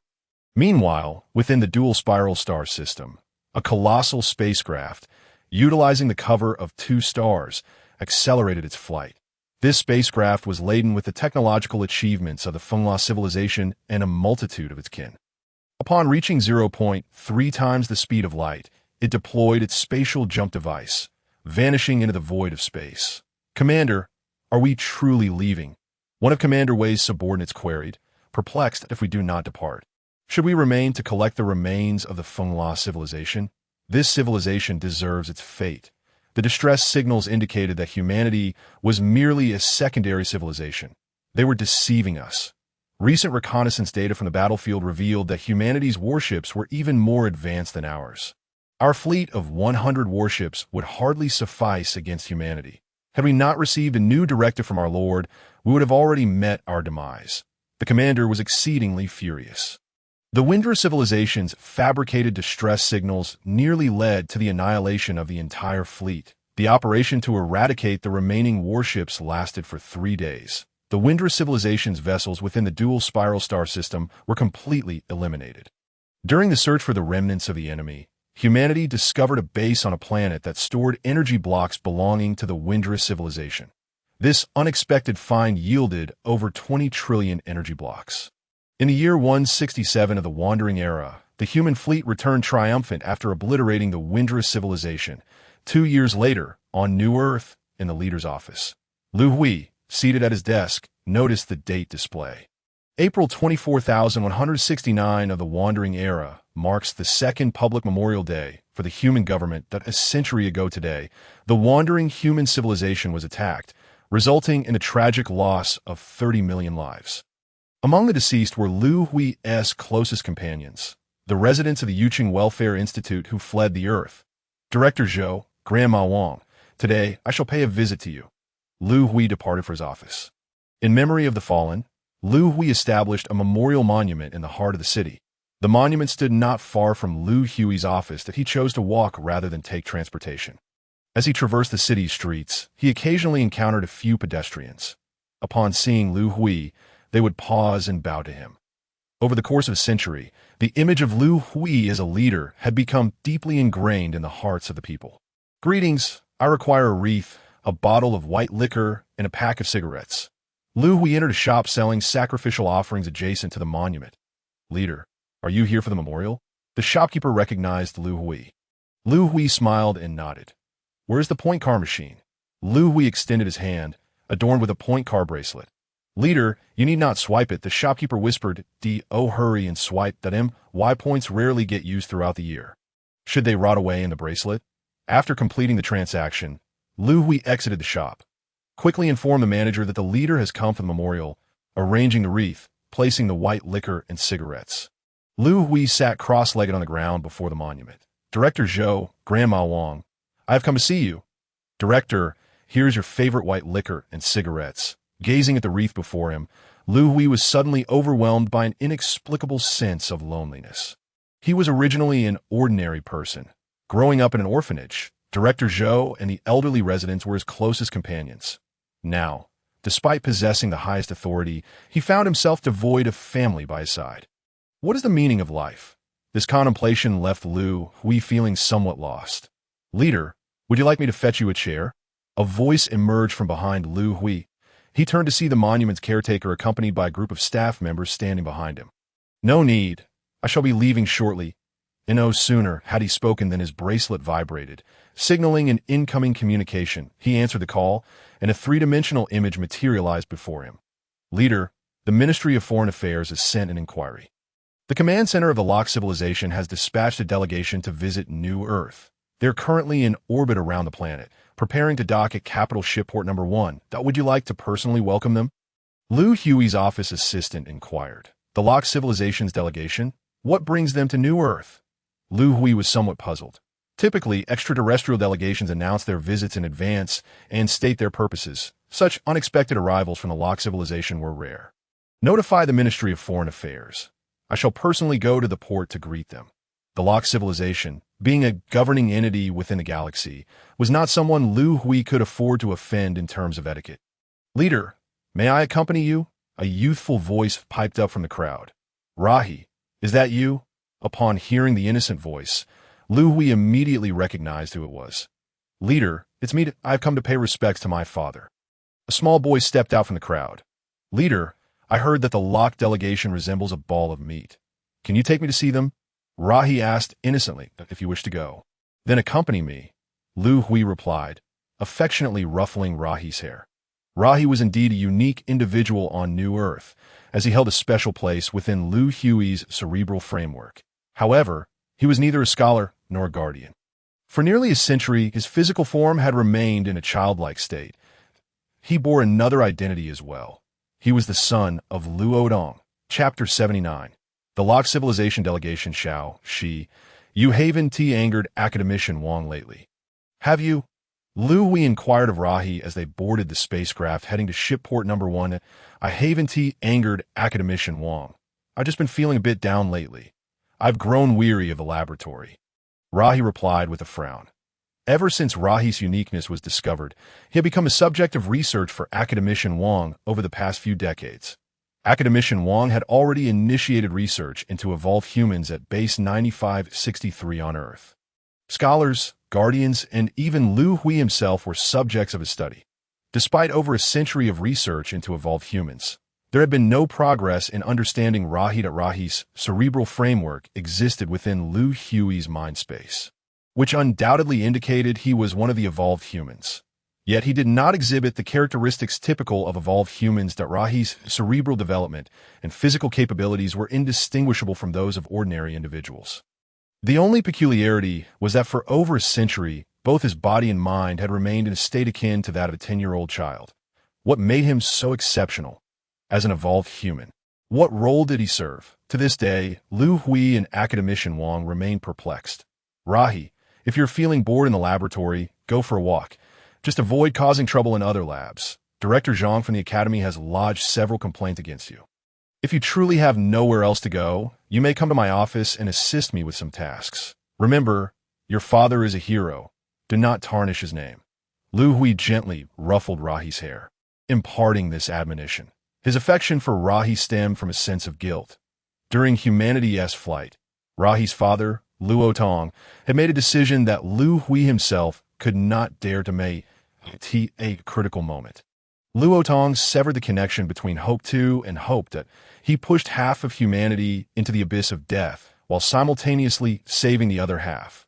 Leader, I understand. I will strive to be a hero like my father. Upon hearing this innocent and naive voice, Liu Hui smiled and nodded. Yet, Liu Hui's smile was tinged with a bittersweet melancholy. He did not wish for Rahi to become like his father. Some decisions were not ones that everyone could bear to make. On the Lock Civilization's delegation ship, Leader, the human civilization is merely a Type 2 civilization they truly possess the capability to resolve the entanglement of the dual black holes? Director Dong Zhu queried that you've asked that multiple times along the way. Why do you doubt me? The delegation leader explained with exasperation that if you don't believe me, surely you must trust the command center. This is a technology exchange visit organized directly by them. I am still somewhat skeptical. However, it matters not. Once we meet the human technological scholars and engage in dialogue, we shall ascertain their technological level. Director Dong Zhu conceded, ceasing further inquiries. Director Dong Zhu, the majority of the members of this visiting delegation are scholars from your technology institute. You are accustomed to pride. This time, while engaging in technological exchange with human civilization, remember to be humble and modest. The resolution of the dual black hole entanglement is of paramount importance to our civilization that do not mishandle this matter. Also, remember, we are merely passing through to visit human civilization, not making a special trip. Is that understood? On the ship, the delegation leader cautioned Director Dong Zhu. This visit to New Earth had been long in the planning by the Lock Civilization, as the governing body of the Lock Star system. The Lock Civilization was the first in the galaxy to advance to Type 3 civilization. The hallmark of ascending to a Type 3 civilization lies in the ability to harvest energy blocks from black holes. The Lock Star system is unique, with its center housing two intertwined black holes, significantly increasing the difficulty of extracting energy blocks, while the Lock Civilization could harvest energy blocks from black holes. Their efficiency was exceedingly low, and accidents frequently occurred during extraction. Many Type 3 civilizations from other star systems often mocked the Lock Civilization, branding them a pseudo-Type 3 civilization. To counter this, the Lock Civilization organized numerous technological scholars to conduct in-depth research on the collection of energy blocks from black holes. Millions of years passed, yet their research yielded little progress. The emergence of human civilization offered them a glimmer of hope. Within the command center of the Locke civilization lay a top-secret document detailing the characteristics and origins of the Kalan people.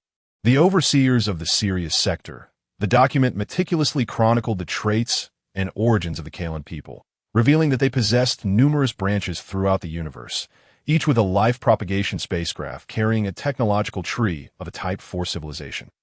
When the Locke civilization first ventured into the cosmos by fortunate coincidence, they stumbled upon the remnants of a spacecraft named the Lifespan Voyager. Among the debris, they discovered a small quantity of undamaged technological storage devices. Through diligent study of the knowledge contained within these devices, the Locke civilization, newly initiated into the universe, ascended from a Type 1 civilization to a Type 3 civilization in merely a few million years. However, in the subsequent billions of years, their technological advancement stagnated.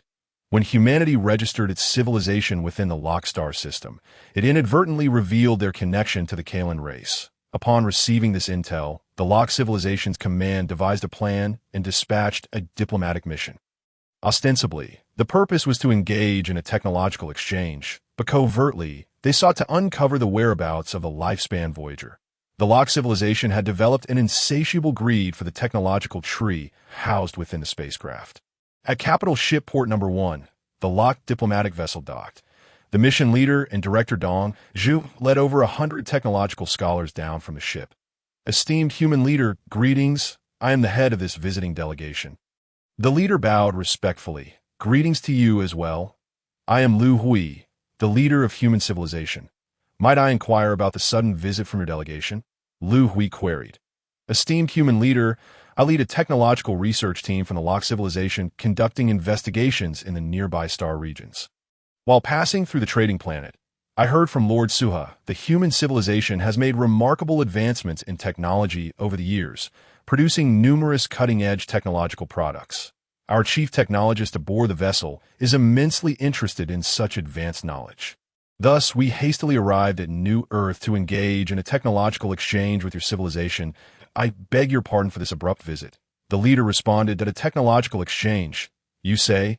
What is the true purpose of a Locke civilization? Liu Hui's instincts suggested that the mission was not as straightforward as it appeared. Technological exchanges are beneficial, fostering advancement between civilizations that I shall arrange for the president of our Academy of Sciences to host your delegation. Liu Hui nonchalantly deflected them, temporarily entrusting the task of receiving the Locke visitors to personnel from the Ministry of Foreign Affairs as he watched the delegation depart with the diplomats. Liu Hui pondered how best to handle the situation. Leader, this hefty entity harbors ill intentions. Luo Shi's words interrupted Liu Hui's contemplation. Luo Shi, we humans have an old adage. One should not judge by appearances, nor should one measure the sea by the cup. You must not make hasty judgments based solely on looks, Liu Hui admonished. Believing Luo, she was being superficial. Leader, I understand the folly of judging by appearances. However, I can genuinely sense the malice emanating from the aliens. Chapter 80. The True Technological Strength of Humanity. You can truly sense whether others harbor ill will. Liu Hui found it hard to believe, yet he was aware that Luo, she had no habit of lying. Not all of them, just the aliens that I cannot sense anything from our own kind. Luo, she corrected. Do you sense anything else? Leader, nothing more. I merely feel that this hefty entity bears ill will towards humanity. Luo Shi, you must return immediately to find Academician Wang Kuan. What's wrong, leader? Have I said something wrong again? Please don't send me back to the research lab. Luo, she protested, feeling somewhat wronged. You have not erred. You are an evolved being, and I am sending you back because I have discovered. Never mind, you wouldn't comprehended anyway. Just return at once. Luo, she departed. Liu Hui contacted Academician Wang Kuan. Academician Wang, this is Liu Hui. I need to discuss Luo Shi's situation with you. There are numerous alien offices in the capital. Find an opportunity to verify this. After briefing Wang Kuan, Liu Hui called Zhang Jisen. Jisen, in the coming days, you will host a scientific delegation from the Locke civilization. Show them around a standard laboratory, but keep our advanced research hidden from their view. I suspect their intentions are not pure. In a standard laboratory of the Academy of Human Sciences, Academician Yichun, when did you return? A researcher named Hai inquired upon seeing his mentor enter. I just returned from extraterrestrial scientific investigations and thought to check if you had been slacking off. How have you fared with the assignments I left you? Academician Yi Chun, a scholar specializing in energy block collection, queried. Teacher, I still have some uncertainties regarding the assignment you gave me. Do I have some time now? What would you like to discuss? Teacher, it pertains to the key numerical calculations for black hole energy block collection. The two began their discussion. Director Dong Zhu of the Lock Civilization felt exceedingly frustrated. After 2 days of following Zhang Jisen around the Human Academy of Sciences, he had gleaned nothing of value that he sensed the human civilization was not inclined to engage in a genuine technological exchange. Having visited numerous scientific laboratories, he found the research being conducted to be exceedingly mundane. Interactions with the Academy scholars were characterized by evasion. Discussions on high-end technological topics were avoided, leading him to conclude that human technological knowledge was not impressive and that they hesitated to engage in advanced discussions for fear of humiliation in the presence of an alien civilization. Director Dong Zhu, there's a laboratory where you may take a look, Zhang Jisen said, dismissively as he received a communication request. Noticing an ordinary laboratory he had shown them the day prior, he continued, you may go in for another look. Director Zhang, we already visited this laboratory yesterday. Dong Zhu replied, recalling the previous visit. And no matter, visiting again is perfectly fine, but I must take this call. Feel free to explore. Zhang Jisen said, disregarding them as he sought a private spot for his conversation. Seeing Zhang Jisen's dismissive attitude, Dong Zhu shook his head in resignation. He could not fathom why the command held this civilization in such high regard, claiming it might resolve the issue of dual black hole entanglement. Even if they could, they were not offered the opportunity for dialogue. What significance did such a technological exchange hold? Noticing the door to a laboratory ajar, Dong Zhu grew impatient waiting. He pushed the door open and entered. Upon entering, he overheard 2 individuals discussing the collection of energy blocks from black holes. Dong Zhu halted, attentively listening. Hi, the theoretical knowledge regarding black hole energy block collection is already mature. If you apply the calculation formula you are using, the value will be erroneous. For instance, with the dual entangled black holes of our lock star system, your formula is not applicable. However, it will be correct for a single black hole. In the laboratory, academician Yi Chun patiently elucidated to Hai. The more Dong Zhu listened, the more astonished he became. The human understanding of black hole energy block collection theory was already complete. They could even calculate the balance point for dual black hole entanglement. Excited, Dong Zhu approached the 2. Greetings. I overheard your discussion regarding the balance point of dual black hole entanglement. How did you calculate that? Upon hearing a voice behind him, academician Yi Chun turned to see an alien. How did one appear in the Academy's laboratory? He wondered, perplexed. And you are? Hello.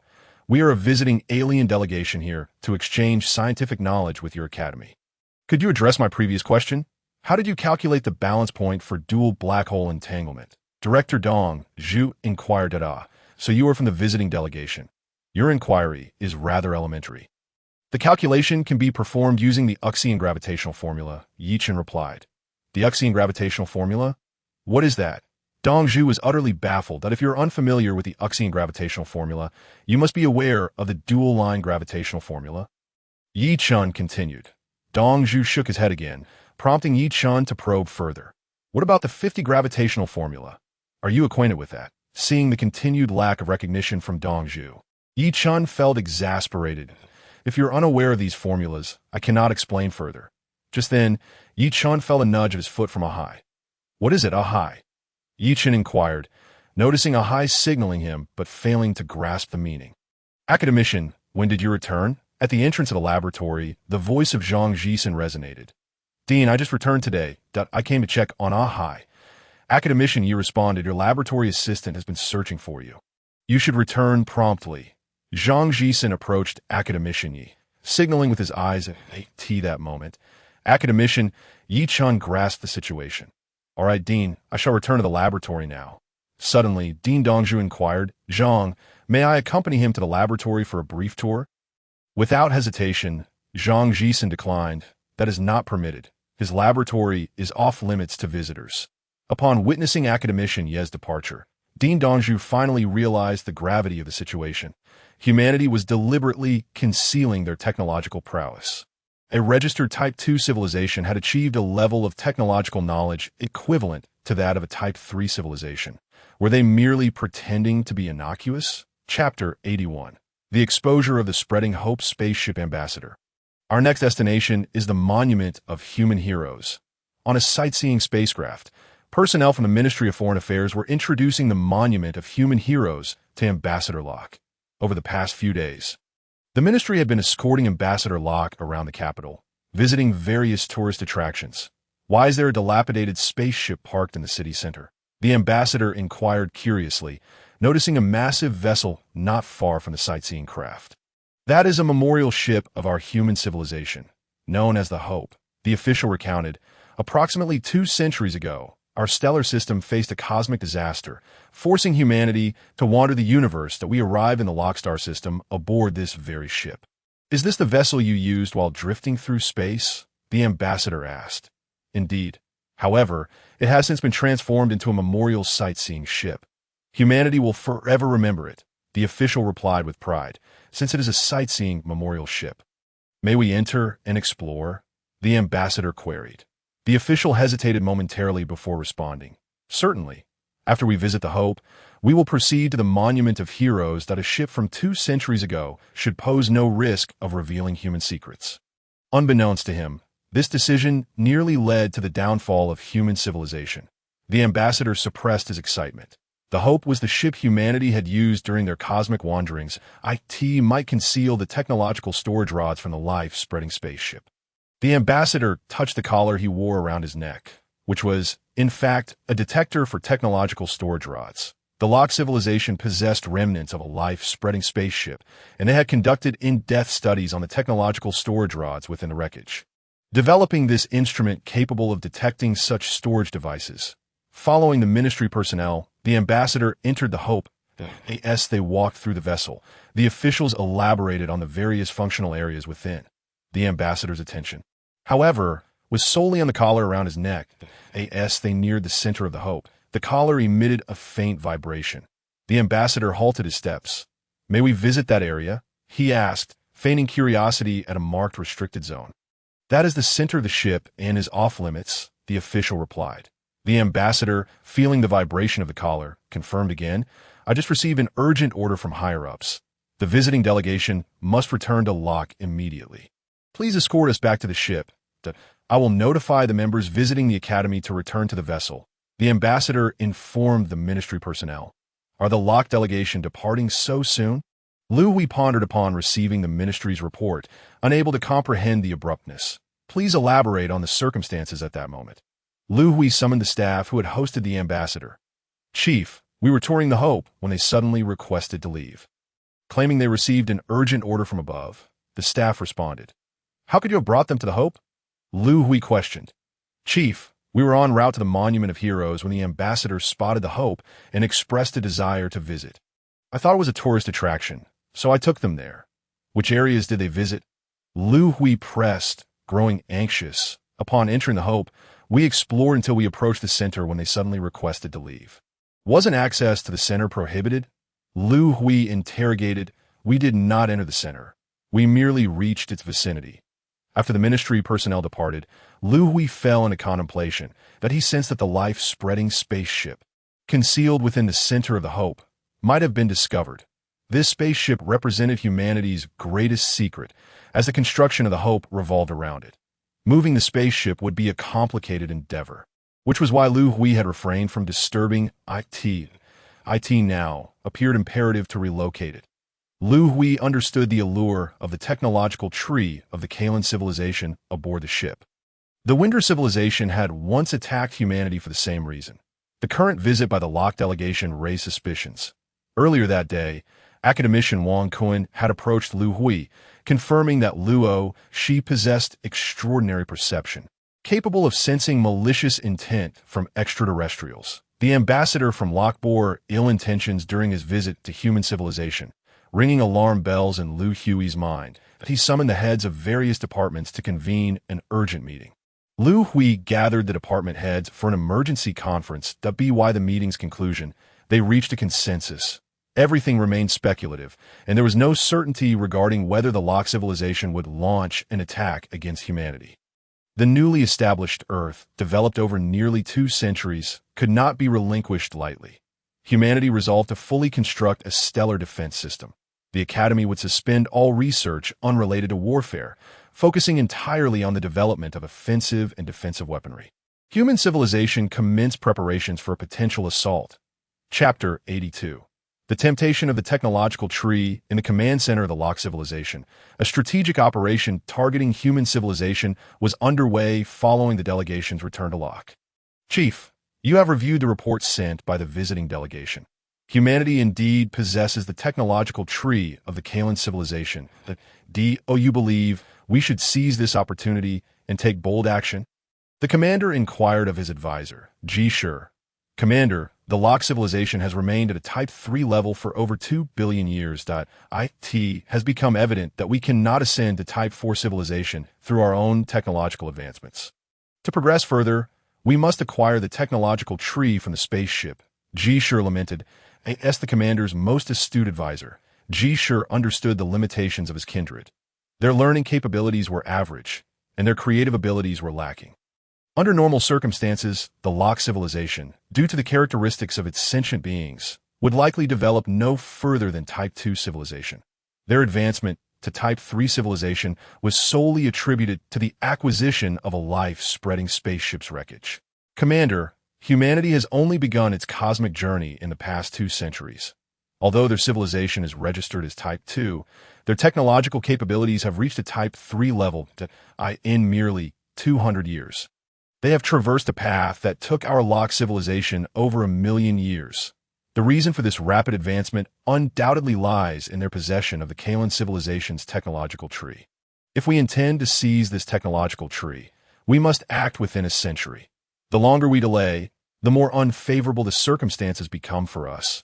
Ji Sure advised the commander, Ji Sure, attacking human civilization should not prove too difficult. While their main battleships are somewhat superior, they do not possess overwhelming strength. Our Locke civilization has managed the Locke star system for billions of years, and we command over 100 billion main battleships. Our numerical advantage can compensate for the disparity in strength why sole concern is what will happen if the Kalan race, the overseers of this star region, becomes aware of our actions that we risk annihilation. The commander expressed his deep apprehension. The might of the Kalan race instilled considerable trepidation in him. Over 2 billion years ago, the Locke civilization had once hosted an exploratory ship from the Kalan race, which sought to locate branches of their kind in the cosmos. At that time, Commander Locke sought to cultivate a favorable relationship with the Karens piloting the spacecraft. Upon discovering the connection between the life spread and the Karen people, he entrusted the wreckage of the ship to them. Naturally, they discreetly retained the technological storage devices on board. This act of returning the wreckage garnered the friendship of the Karen civilization for Locke. At that juncture, the Locke star system was a fragmented realm, teeming with rival factions. 8 third-tier civilizations each claimed dominion over their respective territories, in a bid to secure the rights to harvest the black hole within the Locke star system. These civilizations engaged in relentless conflict against one another. Years later, the Locke civilization emerged as the unequivocal victor, in an effort to suppress this ascendant power. The remaining 7 civilizations united to orchestrate a genocidal assault against the Locke civilization. A staggering fleet of over 100 billion warships launched an assault on Locke planet. Faced with such overwhelming numbers, the Locke civilization found itself powerless to resist, plunging Locke planet into the throes of invasion. In this critical moment, Karen visitors on Locke planet took to the battlefield in an exploratory vessel. One individual, one exploratory ship, a divine presence. The once formidable fleet of over 100 billion warships from the 7 civilizations dwindled to a mere remnant. Following this confrontation, the Locke civilization ascended to become the overseer of the Locke star system. Subsequently, the Locke star system was assimilated into the Sirius sector, becoming a subordinate system of the Karen people. Every millennium, they were required to offer tributes of black hole energy blocks to the Sirius sector. Commander, what significant upheaval could have transpired among the Karen people of this sector? Previously, every 10,000 years or so, Karen inspectors would arrive in the star system. Now, it has been over 200,000 years since their last visit to our locked star system.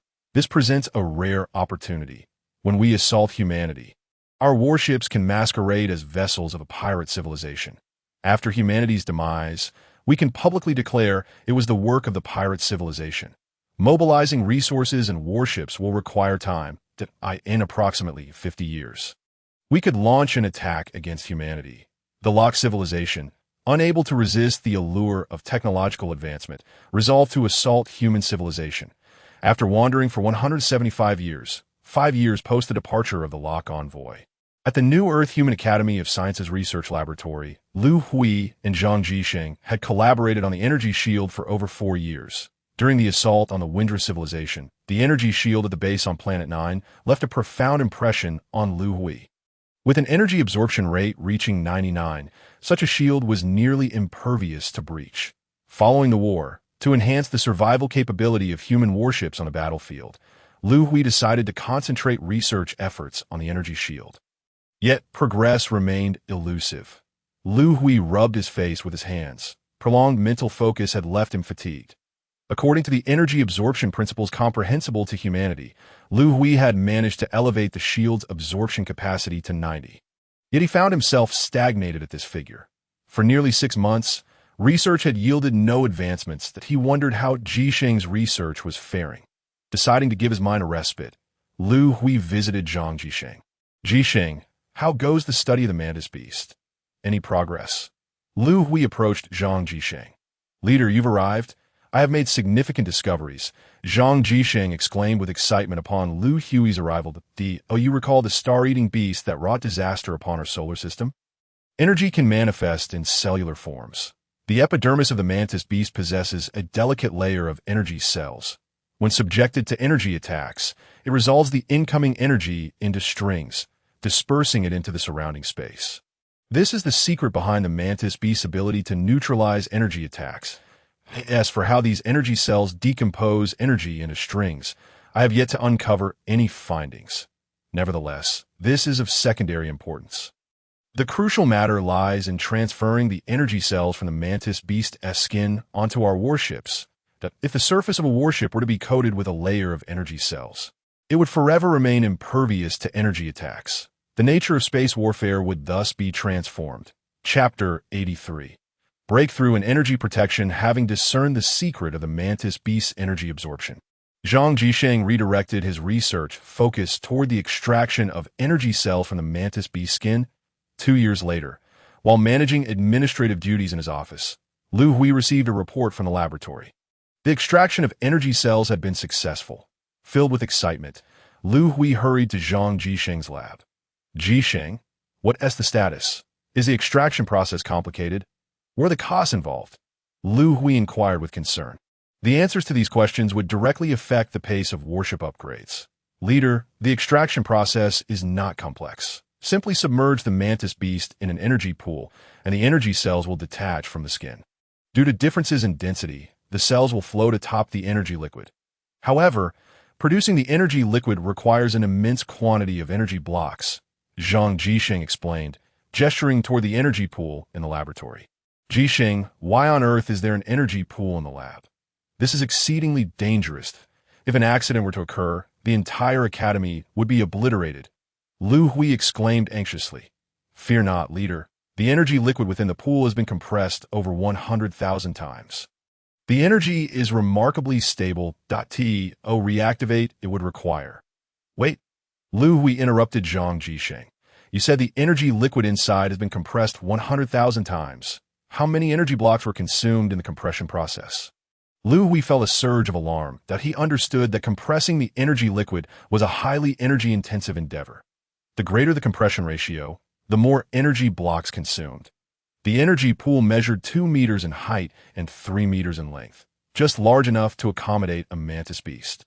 If filled with energy liquid compressed 100,000 times, the energy blocks required for its production would be astronomical.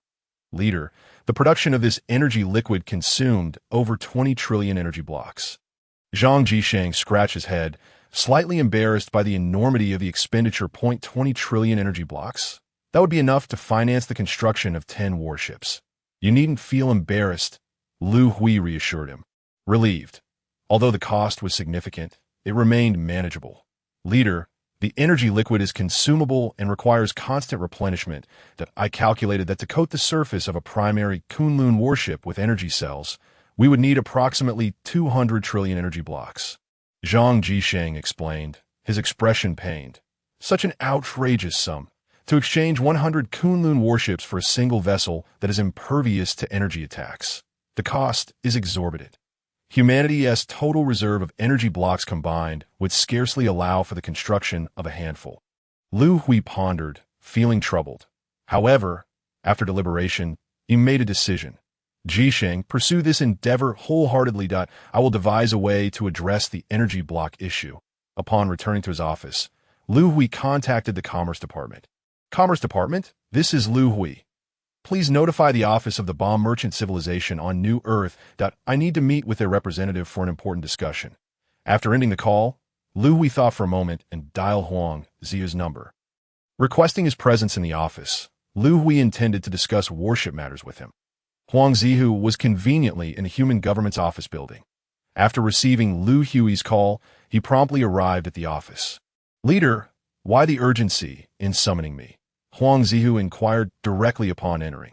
Commander Huang, there has been a significant breakthrough in Zhang Jisheng's research on energy protection. Liu Hui shared Zhang Jisheng's research findings with Huang Zihu. Leader, if what you say is true, won't our warships become invincible on the battlefield? Huang Zihu exclaimed with excitement upon hearing Liu Hui's words. What are you thinking? No warship is truly invincible. You think our enemies are fools. While energy attacks may not harm our vessels, they can still resort to physical ramming. Liu Hui cautioned Huang Zi, 100% energy protection will indeed transform the nature of space warfare. The currently deployed Kunlun warships can no longer adapt to this new warfare paradigm that I intend to redesign our primary warships and phase out the Kunlun vessels, Liu Hui stated. Leader, most of our Kunlun warships are relatively new. Having been in service for merely a decade or two, abandoning them would be a waste, Huang Zihu expressed, a hint of regret in his voice. Commander Huang, has your mind been muddled recently? I said we would phase them out, not discard them. The decommissioned Kunlun warships can be sold on trading planets, Liu Hui clarified. Huang Zihu chuckled sheepishly, scratching his head in embarrassment. Commander Huang, prepare to establish a warship design team. Proceed to Director Zhang's office to recruit several scholars. And also involve the Minister of Military Manufacturing. The design of the new warship must take into account the emerging forms of future battlefields. For instance, in our offensive strategy, besides employing long-range energy cannons, we can disregard enemy energy attacks to approach their vessels, dispatching the Jiaolong mechas to swiftly breach the opposing energy shields and strike at the enemy hull. The Jiaolong mechas could also be reconsidered for redesign. In terms of defense, we must contemplate effective close-range defensive measures. Furthermore, it is crucial to note that the cost of energy cell coatings is exceedingly high. Thus, the design of the new warship must carefully manage its dimensions. After Liu Hui completed his directives, Huang Zihu took his leave. Chief, the representative from the Buying Civilization office has arrived. Just as Huang Zihu departed, Liu Hui received a report from his office assistant. Let him in. The Buying Civilization acts as a commercial agent for humanity's goods. Liu Hui summoned their representative to discuss the sale of warships. He aimed to secure a favorable price for the decommissioned Kunlun warships and Longting motherships. As humanity is in urgent need of a substantial quantity of energy blocks. Esteemed human leader, greetings, the Buying representative Wei offered a respectful bow to Liu Hui. Wei, it has been quite some time that I assumed you were still on the trading planet. Please take a seat. Recognizing an old acquaintance, Liu Hui greeted him with a smile. Wei was the first individual from Buying Civilization to engage with Liu Hui, esteemed human leader, ever since the establishment of the New Earth office. I have been reassigned here. The affairs on the trading planet have been entrusted to other members of my race. Should your people require assistance on the trading planet, do not hesitate to inform me, and I will convey your message. The newly seated Wei evidently misinterpreted Liu Hui's intentions. That won't be necessary. I have summoned you to discuss a matter of great importance. Esteemed human leader, please feel free to express your concerns. We humans intend to sell all active Kunlun warships and Longting motherships. Liu Hui's statement caused Wei, who had just taken a seat, to stand in astonishment. Chapter 84. Bahang Civilization recognizes authority human leader. You cannot be jesting, Wei exclaimed in disbelief. Humanity possesses over 1 million active Kunlun warships and 10 Longting motherships. Any civilization that acquires such vessels would dominate the Lock Star system. Even if the Lock civilization were to attack, they would be unable to contend unless they fielded more than 10 million warships. Wei, I assure you, I am not joking that we humans are preparing to upgrade our main warships and are in urgent need of energy blocks. You are aware that these decommissioned vessels surpass the main warships of a Lock civilization in capability, and I hope to secure a favorable price. Liu Hui spoke earnestly. Esteemed human leader, you are in urgent need of energy blocks? Wei slowly resumed his seat, his mind racing with another thought. Humanity has developed even more advanced warships. Their technological advancement is truly astonishing. If Bahang civilization does not promptly request recognition of human civilization as its sovereign, there may not be another opportunity. Wei began to formulate his plan. Indeed, we humans are in dire need of a substantial quantity of energy blocks. How many do you require? The more, the better. There is no upper limit. After hearing Liu Hui's words, Wei briefly contemplated. Esteemed human leader, we from Bahang Civilization can acquire all the decommissioned warships your military has that I ask for the price. I must confer with our civilization's leader before making a determination. Wei stated with caution that of course, that is agreeable, but I hope the process can be expedited. One thing I must remind you. The replacement of our new warships will take time, and the retired vessels will need to be delivered in batches. Liu Hui advised Wei. Understood, esteemed human leader. I shall return to our planetary office immediately to contact our leader. I will be back shortly. Wei exited Liu Hui's office, hastily making his way to the planetary office. Is this the leader? I am Wei from the Human Civilization office. I have significant matters to report. Upon rushing back to the office, Wei contacted their leader. Very well, leader, I understand that I shall do my utmost to persuade the human leader. After concluding communications with the leader, Wei hurried back to Liu Hui's office. Wei, you have returned remarkably quickly. Liu Hui was surprised by the rapidity of the other party's return. Esteemed human leader, I have already contacted our leader. The leader has instructed me to inquire whether the warships you humans are decommissioning could be gifted to Bahang Civilization, that we wish to establish a sovereign agreement with human civilization, recognizing it as our sovereign. Upon signing the agreement, Bahang Civilization will dedicate half of our energy block reserves as tribute to humanity. Wei spoke earnestly at a request to establish a sovereign agreement. Liu Hui was taken aback by this unexpected proposal. Over the years, numerous civilizations have sought to recognize humanity as their sovereign. Most were first-tier civilizations, with some second-tier civilizations as well. Liu Hui was not naive. After careful consideration, he found that these civilizations offered no substantial benefit to humanity's progress. Humanity had no need for burdens, and Liu Hui had rejected all such requests. Upon the signing of the agreement, what will be your tribute? Liu Hui was keenly aware of Bahang Civilization's commercial acumen. Even without tribute, he would consider cautiously. However, at this moment, humanity was in dire need of energy blocks. Liu Hui was curious about how many energy blocks Bahang Civilization had amassed throughout millions of years of commerce in the Lock Star system. Esteemed human leader, our tribute will amount to 1,000 trillion energy blocks. 1,000 trillion. Upon hearing Wei's words, Liu Hui swiftly began to calculate. 1,000 trillion equals 1,000 billion billion. The sale price of a Kunlun warship is approximately 30 trillion. Selling 100,000 warships would net around 300 trillion. This means that Bahang Civilization is offering 3 times the price for all the warships, contingent upon recognizing human civilization as sovereign. Bahang Civilization indeed possesses a significant reserve of energy blocks. However, for humanity, this quantity still seems somewhat inadequate. 1,000 trillion energy blocks would only suffice to produce approximately 30,000 new warships. Nonetheless, Bahang Civilization's sincerity is commendable. This civilization could provide substantial assistance to humanity's commerce. With this in mind, Liu Hui made a decision that I agree to the request put forth by Bahang Civilization. Convey to your leader that our human civilization will not treat you unfairly. The terms of the sovereign agreement will be akin to those with the Tonggu civilization. Humanity's subservient civilization will solely be the Tonggu civilization. Liu Hui intends to treat Buying civilization with equal respect. Esteemed human leader, I am overjoyed. Wei offered Liu Hui a deep bow that I will return immediately to contact our civilization's leader and expedite their arrival on New Earth. As Wei departed, Liu Hui began to ponder the issue of energy blocks. The supply is still insufficient. Liu Hui shook his head in resignation. New Earth hosts 2 energy block extraction bases, producing approximately 20,000 planetary energy blocks daily, which is already at capacity. This is the maximum output possible, as New Earth can only generate this many energy blocks each day in the orbit of the Oasis star system. There are 8 human star energy block extraction vessels, collectively yielding over 2 million star energy blocks daily, matching the daily formation of energy blocks by the star. Additionally, there are 6 other planets in the star system, each equipped with energy block extraction bases, all operating at peak output. The total daily energy block production of human civilization amounts to approximately 20 million planetary energy blocks, or about 7 billion annually. 1 black hole energy block, 100 star energy blocks, 10,000 planetary energy blocks. The annual production of energy blocks by humanity is trivial compared to consumption, that a solution to the energy block scarcity must be devised.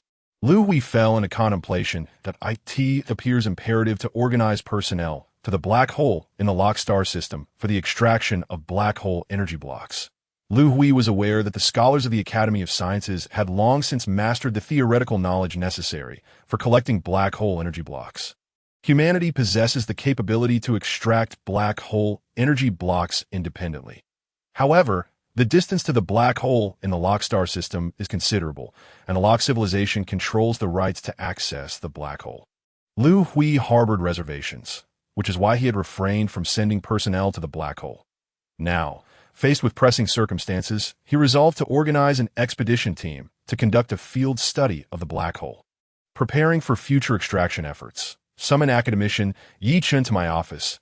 Liu Hui instructed his office assistant. Yi Chun is an expert in the study of black hole energy block extraction and a scholar at the Academy of Sciences. Chief, academician Yi Chun is currently out on an expedition and has not yet returned, the assistant replied. Where has he gone, and when is he expected back? Liu Hui inquired. I am uncertain. From what I hear, he has been unaccounted for 7 years, the assistant responded. What? For 7 long years, there has been no word from you. Why have you not reported in? Chief, I only recently became aware of this situation. Director Zhang of the Academy of Sciences is wholly engrossed in research and pays little attention to administrative matters. It is quite normal for the academicians to be away for investigations, sometimes for a year or 2 without any communication. Hence, everyone had largely overlooked the disappearance of academician Yi Chun. It was only in the past few days that someone discovered that academician Yi had not been in contact with the Academy for 7 years, which raised suspicions that in these past days, the Academy has been making attempts to reach out to academician Yi, but to no avail. Upon hearing this from his assistant, Liu Hui felt a surge of anger. How could a scholar from the Academy of Sciences go missing for 7 years without anyone noticing? Clearly, someone needs to be appointed to handle the administrative affairs of the Academy on behalf of Zhang Jisen. 7 years lost. One must wonder if something has happened. With this thought, Liu Hui immediately entered his brain pattern space and located Yi Chen's brain pattern. Fortunately, Yi Chen's brain pattern still radiated light, indicating he was not in any immediate danger.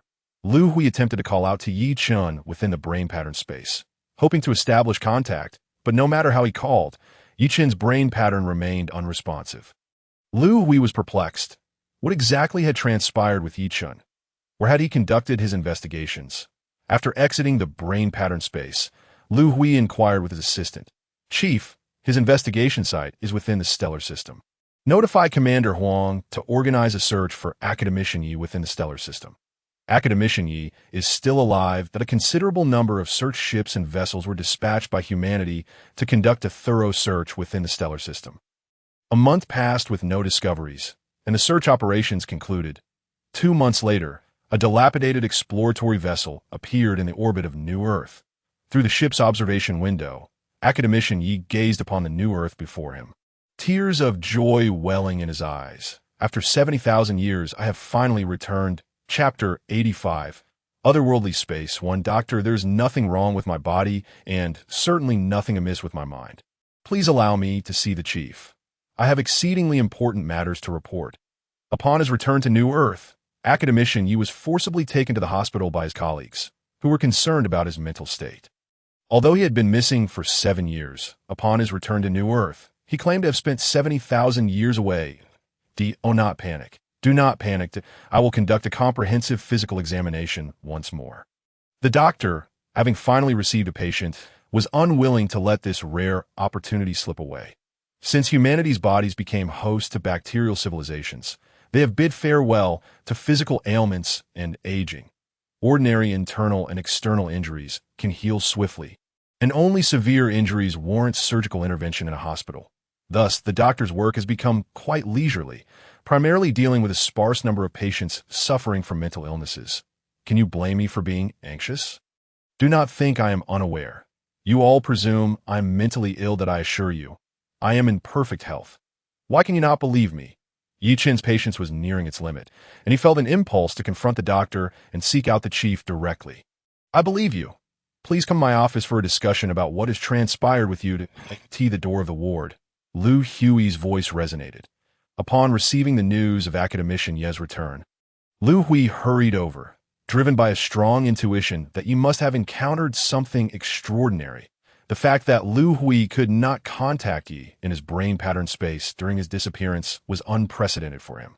In Liu Hui's office, Academician Yi, where have you been? You had us all worried sick that I dispatched people to search the entire Oasis stellar system, yet you were nowhere to be found. Upon seeing Yi Chen following Liu Hui, Huang Zihu expressed his concern with a hint of exasperation that it is a relief that you have returned safely. Let us refrain from complaints. After Zhang Jis interjected, he glanced at Yi Chen, feeling a twinge of guilt. Academician Yi, I owe you an apology. As the head of the Academy of Sciences, it is my dereliction of duty that I was unaware of your 7-year absence. Enough, enough. Liu Hui interrupted Zhang Jisen. You two need not exchange pleasantries here. I convened you to listen to Academician Yi's experiences, not to offer apologies. Please, take your seats. Once everyone was seated, Liu Hui turned to Yi Chen. Academician Yi, please share what has transpired. Yi Chen took a deep breath, gathering his thoughts. Chief, I must clarify beforehand. There is indeed no issue with my mental state. What I am about to recount is my genuine experience. Seeing Liu Hui nod, Yi Chen began to delve into the deepest recesses of his memory 70,000 years ago. No, let me rephrase that for your ease of understanding 7 years ago, in order to validate an optimized collection plan of mine. I piloted an exploratory vessel alone to the Stellar Energy Block collection ship. The travel time from New Earth to the collection ship was 21 minutes, 9 minutes after departing from New Earth. The vessel's stellar navigation instruments suddenly lost all planetary coordinates. Initially, I assumed there was a malfunction with the instruments. However, upon inspection, they were found to be functioning normally.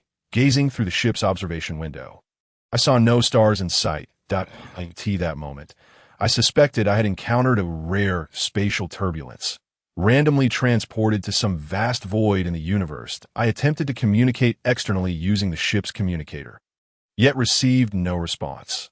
After checking the communication equipment, I found no issues. Subsequently, I employed the ship's gravitational wave detector to scan the surroundings. The results astonished me. The gravitational wave imaging displayed an image of our Oasis stellar system. My exploratory vessel was still within the Oasis stellar system. Utilizing the gravitational wave imaging as navigation, I steered the vessel towards the nearest second planet. After some time of travel, the instruments indicated a straight path. Yet the direction gradually shifted. The space ahead of the vessel warped. For thousands of years thereafter, I tried countless directions, yet the outcome remained the same. When the vessel's energy dwindled to half, I ceased this endeavor. Based on the navigational trajectory over the millennia, I calculated that I was trapped within a circular space with a diameter of approximately 200 million kilometers. This space was impenetrable from any direction. Faced with this predicament, I was at a loss, feeling utterly despondent, allowing the vessel to drift aimlessly through the void, until one day, Over 20,000 years later, the vessel drifted near the center point of this space. I unexpectedly discovered that, apart from the vessel, there is only one other object in this realm. A black, irregular object approximately 1 meter in diameter. Chapter 86. Otherworldly space 2. In the office, no one interjected. After speaking for an extended period, Yi Chan felt a dryness in his mouth. Noticing this, Liu Hui poured him a glass of water.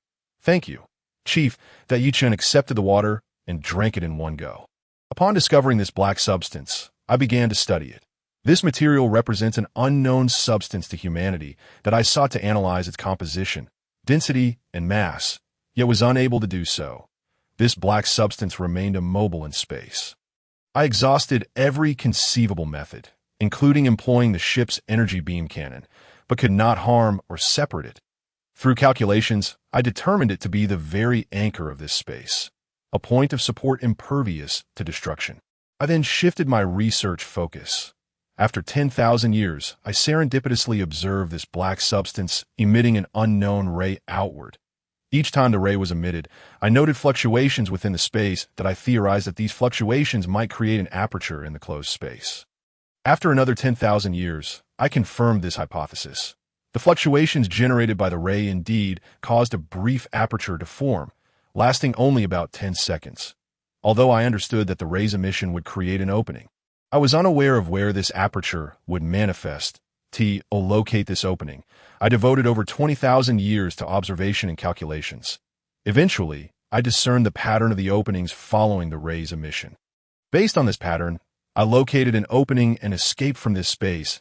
I had been trapped in this otherworldly space for approximately 70,000 years. Upon returning to New Earth, I was astonished to discover that only 7 years had elapsed here.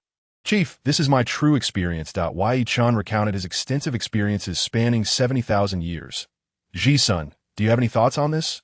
Liu Hui inquired, observing Zhang Ji-sun lost in contemplation. "Chief, I cannot ascertain the situation definitively, but I have gathered some insights. Our universe exists within a three-dimensional space, which operates within a four-dimensional space-time framework. This three-dimensional space comprises 3 fundamental dimensions: length, width, and height, serving as the basic dimensions of our universe. In contrast, the four-dimensional space-time adds a temporal dimension to the three-dimensional foundation. The entirety of the universe functions within this four-dimensional continuum, where the temporal dimension progresses forward at a remarkably stable rate. The anomalous space where academician Yi is trapped maintains normality in all 3 fundamental spatial dimensions. According to his account, Yi Chen spent 70,000 years in that anomalous realm, yet upon his exit, he discovered that only 7 years had elapsed in normal time. This indicates a discrepancy in the temporal dimension of the anomalous space compared to our own, with the time dimension therein operating 1,000 times faster than that of our universe. According to the foundational theories of spatial dynamics, 2 spaces with differing temporal dimensions cannot be directly connected, resulting in the formation of spatial barriers. This elucidates why academician Yi remains ensnared in the anomalous space. As for the dark matter within that realm, there is no need for conjecture. Its presence has undoubtedly altered the surrounding space-time's temporal dimension, thereby giving rise to this anomalous space. However, due to limited data, I am unable to provide further analysis. Chief, I must promptly organize a team of scholars to conduct field research. The discovery of this anomalous space is of paramount importance to humanity, its significance rivaling that of the technological advancements from Kalen Planet. Zhang Ji-sun reminded Liu Hui. "Ji-sun, I am not foolish. I fully comprehend the importance of this anomalous space," Liu Hui replied, already envisioning the immense benefits humanity could reap from mastering it. "If we were to relocate our scientific research and manufacturing operations into the anomalous space, 1 year of research would yield results equivalent to 10,000 years. 1 year of production would result in a 10,000-fold increase in output. The research expedition team shall be formed by you and academician Yi, and once established, depart immediately to I await your promising news." A month later, a fleet comprising over 100 exploratory vessels arrived in the star region, where academician Yi inadvertently entered the anomalous space. "Academician Yi, is this the star region where you entered the anomalous space?" Zhang Ji-sun asked the nearby Yi Chun. "Indeed, it is within this star region." "Quite extraordinary, isn't it?" Our detection equipment has not registered any anomalies here. Who could have imagined that an anomalous space lay concealed in this vicinity? Yi Chen replied, glancing at Director Zhang. Rest assured, Director, I have meticulously calculated the exact location and timing of the opening. In 5 minutes, a 16-second gap will appear ahead of our fleet. Noticing Zhang Zhisen's silence, Yi Chen mistakenly assumed he doubted his words. Academician Yi, please do not misinterpret my silence. I have no skepticism regarding your account. I was merely contemplating other matters. Zhang Zhisan indeed had other thoughts occupying his mind. What concerns are you pondering, Director? Yi Chen inquired curiously that I am considering how we will establish communication with the outside world once we enter the anomalous space. Zhang Zhisan replied.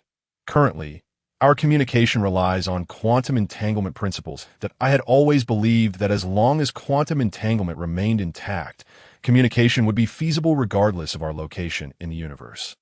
However, it appears that quantum entanglement cannot traverse two distinct space-time realms. Therefore, to communicate with the outside world after entering the anomalous space, we will have to dispatch a ship through the gap. Academician Yi lamented. You recall detecting the Oasis star system using gravitational wave detectors while in the anomalous space? Zhang Zhisan prompted Yi Chen. Indeed, your quick thinking is commendable, Director. Yi Chen suddenly grasped the concept. Gravitational waves can cross between different space-time dimensions. By establishing gravitational wave transmitters and receivers in both spaces, we can establish communication through varying transmission frequencies. Although the communication range may not be extensive, it is a viable solution that we can conduct thorough research on gravitational wave communicators once we enter the anomalous space, as they can be constructed with relative ease. Let us not linger on this. The time for the gap to open is imminent. Zhang Zhisun glanced at the time display on the ship. The fleet's direction and speed had been meticulously calculated as the gap opened. The fleet would precisely reach it, allowing for a 16-second window to traverse. We are entering the anomalous space. Yi Chen exclaimed loudly, observing the star system navigation chart on the ship become ineffective. Everyone, commence your tasks. With a command from Zhang Zhisun, the entire exploratory fleet sprang into action. Time in the anomalous space, 100 years later. Zhang Zhisun confirmed the stability of the anomalous space. He assessed that establishing a scientific research base and manufacturing production lines within this realm posed no issues. He dispatched a ship to return with gravitational wave communicators to inform Liu Hui. However, an unforeseen incident occurred. They had arrived smoothly, yet could not return. Chapter 87. Anomalous Space 3. Director Zhang. The ship dispatched back has sent a message inquiring if the time and spatial coordinates provided were erroneous. Upon reaching the designated location, they found no spatial gap and remained stranded in the anomalous space. The communicator reported to Zhang Zhisan, an spatial gap detected. Have you verified the time and coordinates? Zhang Zhisan queried that we have verified them. Both the time and coordinates are accurate. Following Academician Ye's method, we recalculated the time and coordinates. The new information has been sent to the ship ahead. The communicator responded, a sense of foreboding enveloping Zhang Zhi Senator Director. A new gap will appear in 21 minutes, and the updated time and coordinates have been forwarded. Zhang Zhi nodded, in a state of anxiety. 21 minutes elapsed. Director, the ship ahead has reported no gap found. Where is Academician Yi currently? Zhang Zhi inquired. Academician Yi is aboard the number 24 exploratory vessel. Inform him to come see me immediately. We must recalculate and send new information to the ship ahead. Zhang Zhi wished to attempt once more, hoping for a miracle. Disappointment settled in as he received no favorable outcome. Academician Yi. What urgent matter necessitates my presence? Yi Chen arrived promptly upon notification. Your calculation method appears flawed. We cannot locate the spatial gap. We have already tried 3 times, Zhang Zhi stated upon seeing Yi Chen. Let me check if there is an error in the calculation program. After over an hour, Yi Chen confirmed that the calculation program was functioning correctly. Following the calculated results, he attempted 2 more times. The ship ahead sent back the message that they still failed to locate the spatial gap. Logically, the pattern of gap openings had remained consistent for tens of thousands of years and should not change without reason. unless influenced by some external factor. Why Yichen glanced at Zhang Ji-san as he spoke. Academician Yi, are you suggesting that our exploratory fleet's entry into the anomalous space disrupted the pattern of gap openings? It is highly probable, Yichen replied. But why did you not disrupt the pattern upon exiting the anomalous space? Director, do you believe there's a possibility that entering disrupts the pattern while exiting does not? Zhang Jisan nodded, recognizing the high likelihood of this scenario. Academician Yi, what is the approximate cycle for the spatial gap to open? Around 10,000 years. Yichen responded, frowning, that if we cannot find an alternative method, we may need to spend 10,000 years to rediscover the pattern for the gap openings. Inform all scholars from the Academy aboard the exploratory fleet to cease their current research and assemble for a meeting. We need to concentrate our scientific efforts on studying the anomalous space. Additionally, prepare to draft an energy consumption management policy. Any research experiments with excessive energy consumption must be reported to me. To be prudent, Zhang Ji-sun aimed to ensure the entire fleet's energy reserves could sustain them for at least 15,000 years. Given the current situation, he prepared for the worst-case scenario. The fleet might be stranded in the anomalous space for approximately 10,000 years. New Earth. Ever since Zhang Ji-sun led the exploratory fleet into the anomalous space, Liu Hui began making preparations in advance that if they could successfully master the anomalous space, he planned to relocate manufacturing operations within it. Leveraging the differences in temporal dimensions to produce warships and goods. The sale of large quantities of warships and goods could yield much-needed energy blocks, as long as sufficient energy blocks were available. The production of new warships would face no obstacles. The disparity in temporal dimensions between the two spaces is a staggering 10,000-fold. After the migration of the manufacturing industry, the consumption of raw materials in production is projected to increase by a staggering 10,000 times. Liu Hui must proactively prepare for the storage of these essential materials. The Bashang civilization has received Liu Hui's latest directive and has commenced the extensive procurement of various mineral products and manufacturing raw materials within the Rockstar system. A month later, the first fleet of raw material transport ships arrives at New Earth, with subsequent fleets continually making their way to the new planet. 3 months later, the reserves of raw materials in space begin to dwindle, prompting Liu Hui to issue orders for the construction of additional storage facilities. However, 6 months into the operation, the pace of constructing these storage units cannot keep up with the influx of incoming materials, forcing Liu Hui to slow down the acquisition of raw materials. In the 7th month, he halts the procurement altogether, sensing something amiss. Why the calculations of the alternate space-time continuum. Zhang Jisan and his scientific expedition team have been trapped in that realm for over 5,000 years. Such an extended duration without any communication with Liu Hui strikes him as highly abnormal. Liu Hui dispatches a communication vessel, employing the computational methods left behind by academician Yi Chun, in preparation to enter the alternate space. However, the attempt fails as they are unable to locate a breach in the fabric of space. In light of this unexpected turn of events, Liu Hui assembles the remaining scholars and academicians from the Academy of Sciences to analyze and study the situation. Ultimately, they conclude that Zhang Jisan's scientific exploration fleet is ensnared in the alternate space, with their fate likely paralleling that of academician Yi Chun, who was also trapped for 7 years before escape. Faced with this critical situation, Liu Hui refuses to remain idle.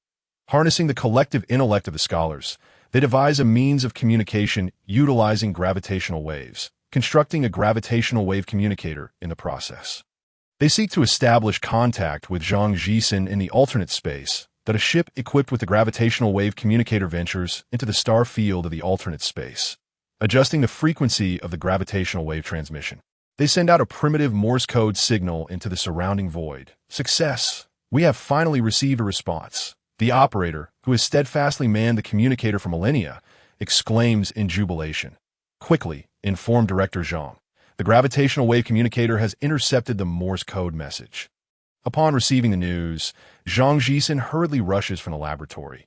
What is the situation? Is it a message from the leader? He inquires that I have translated the Morse code message. It is indeed a call from the leader. I have already sent back an acknowledgement of receipt. The operator excitedly replies that I knew the leader would think of using gravitational waves to establish communication. Immediately send a message to the leader, informing him of all our circumstances. Additionally, advise the leader to prepare ample supplies. It will take approximately 6 more months in New Earth time before we can locate a breach in the alternate space. At that time, a significant influx of supplies will be required. Thus, a communication link is successfully established between two disparate timelines. Zhang Jisen, utilizing the valuable time at his disposal, meticulously plans a base within the alternate space. Supply lists begin to be dispatched back to New Earth. Chapter 88. Preparatory Planning. In the 183rd year of wandering, the Ministry of Education of New Earth announces an enrollment initiative. The Academy of Sciences has established a research scholar training base outside New Earth, aiming to enroll 1 million students within a span of 5 months. The mentors at the training base will be scholars from the Academy, with the program lasting approximately 1 year, after which graduates will directly enter the Academy to engage in research work. There are no age restrictions or gender limitations, though a minimum educational requirement of a university degree is mandated. The announcement of enrollment generates widespread societal interest. Within humanity, 2 professions hold particularly high social status, one being the crew members aboard warships, and the other, researchers within the Academy of Sciences. These professions represent attainable thresholds for ordinary individuals through diligent effort. Have you heard? The Academy is expanding its student intake this year. Such a significant event. Of course, I have heard. They're recruiting 100,000 individuals. Previously, only 50,000 were admitted annually, with graduates emerging after a decade. IT is puzzling why they would suddenly recruit so many this year and only require 1 year of study. What does it matter? This time, the enrollment criteria are so lenient and the numbers so vast I must register. I will too. Even if I end up as a janitor at the Academy after a year, I would be willing. It is merely a year's time. It will pass swiftly. Hurry to register. I heard the neighbor, Old Wong, is already gone. As soon as the enrollment information is made public, the ministry's registration office becomes inundated with eager citizens desiring to sign up. The researcher training base for alternate space is one of the strategic plans for that realm. Humanity possesses a limited number of scholars. Totaling only a few hundred, numerous scientific research experiments necessitate extensive assistance from research personnel. The scarcity of researchers has remained a persistent issue. Now, Liu Hui intends to cultivate tens of millions of scientific researchers over the coming decades, maximizing the potential of the Academy's scholars. The alternate space is humanity's greatest secret, known only to a select few high-ranking government officials and scholars from the Academy. The enrolling students remain blissfully unaware that they will be required to study in the alternate space for 10,000 years. In Liu Hui's office, leader, the cornerstone has returned that he is currently outside the office.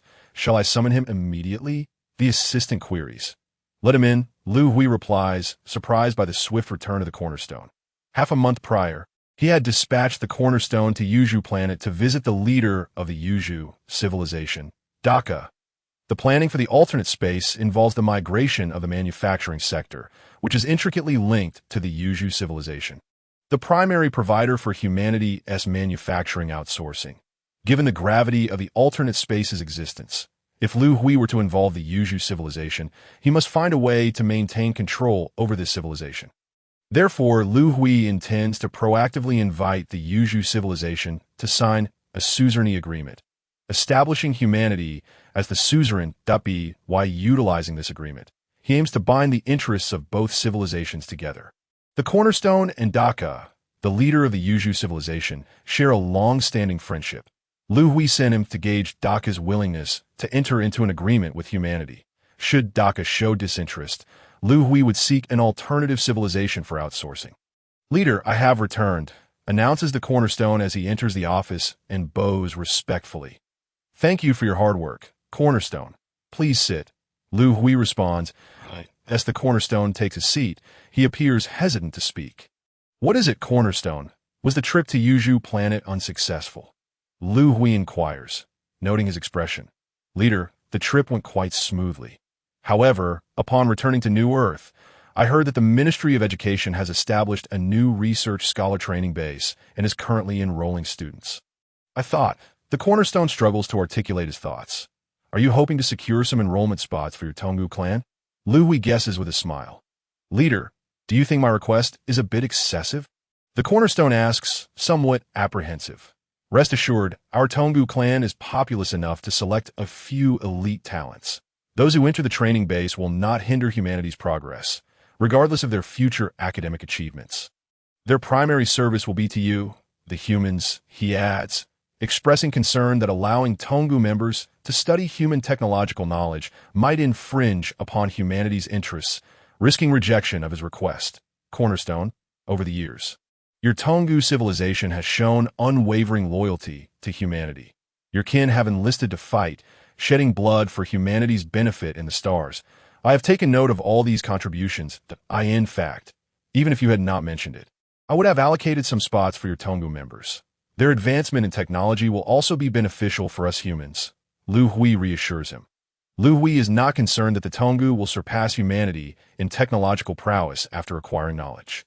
Humanity's rapid advancement hinges upon the technological tree of the Kalan civilization and the scholars of humanity, particularly the scholars themselves. The superior research and learning capabilities of humanity are unmatched by the Tongu. Due to the inherent limitations of their biological intelligence, even with human technological knowledge, the Tongu can only achieve a level 2 or 3 civilization at best.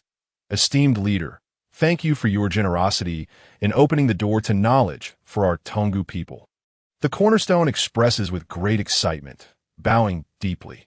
For matters regarding enrollment in the research scholar training base, you may discuss that with the Minister of Education. Did you gain any insights during your visit to Yuju planet? Liu Hui reminds the cornerstone that it is time to discuss pressing matters. Leader, signing a suzerainty agreement would be a tremendous boon for the Yuju civilization. How could they possibly refuse? The cornerstone boasts. The leader of the Yuju civilization, Daka, is currently outside awaiting your summons. Cornerstone, please bring him in that if negotiations proceed smoothly, I intend to sign the suzerainty agreement with the Yuju civilization today, Liu Hui declares.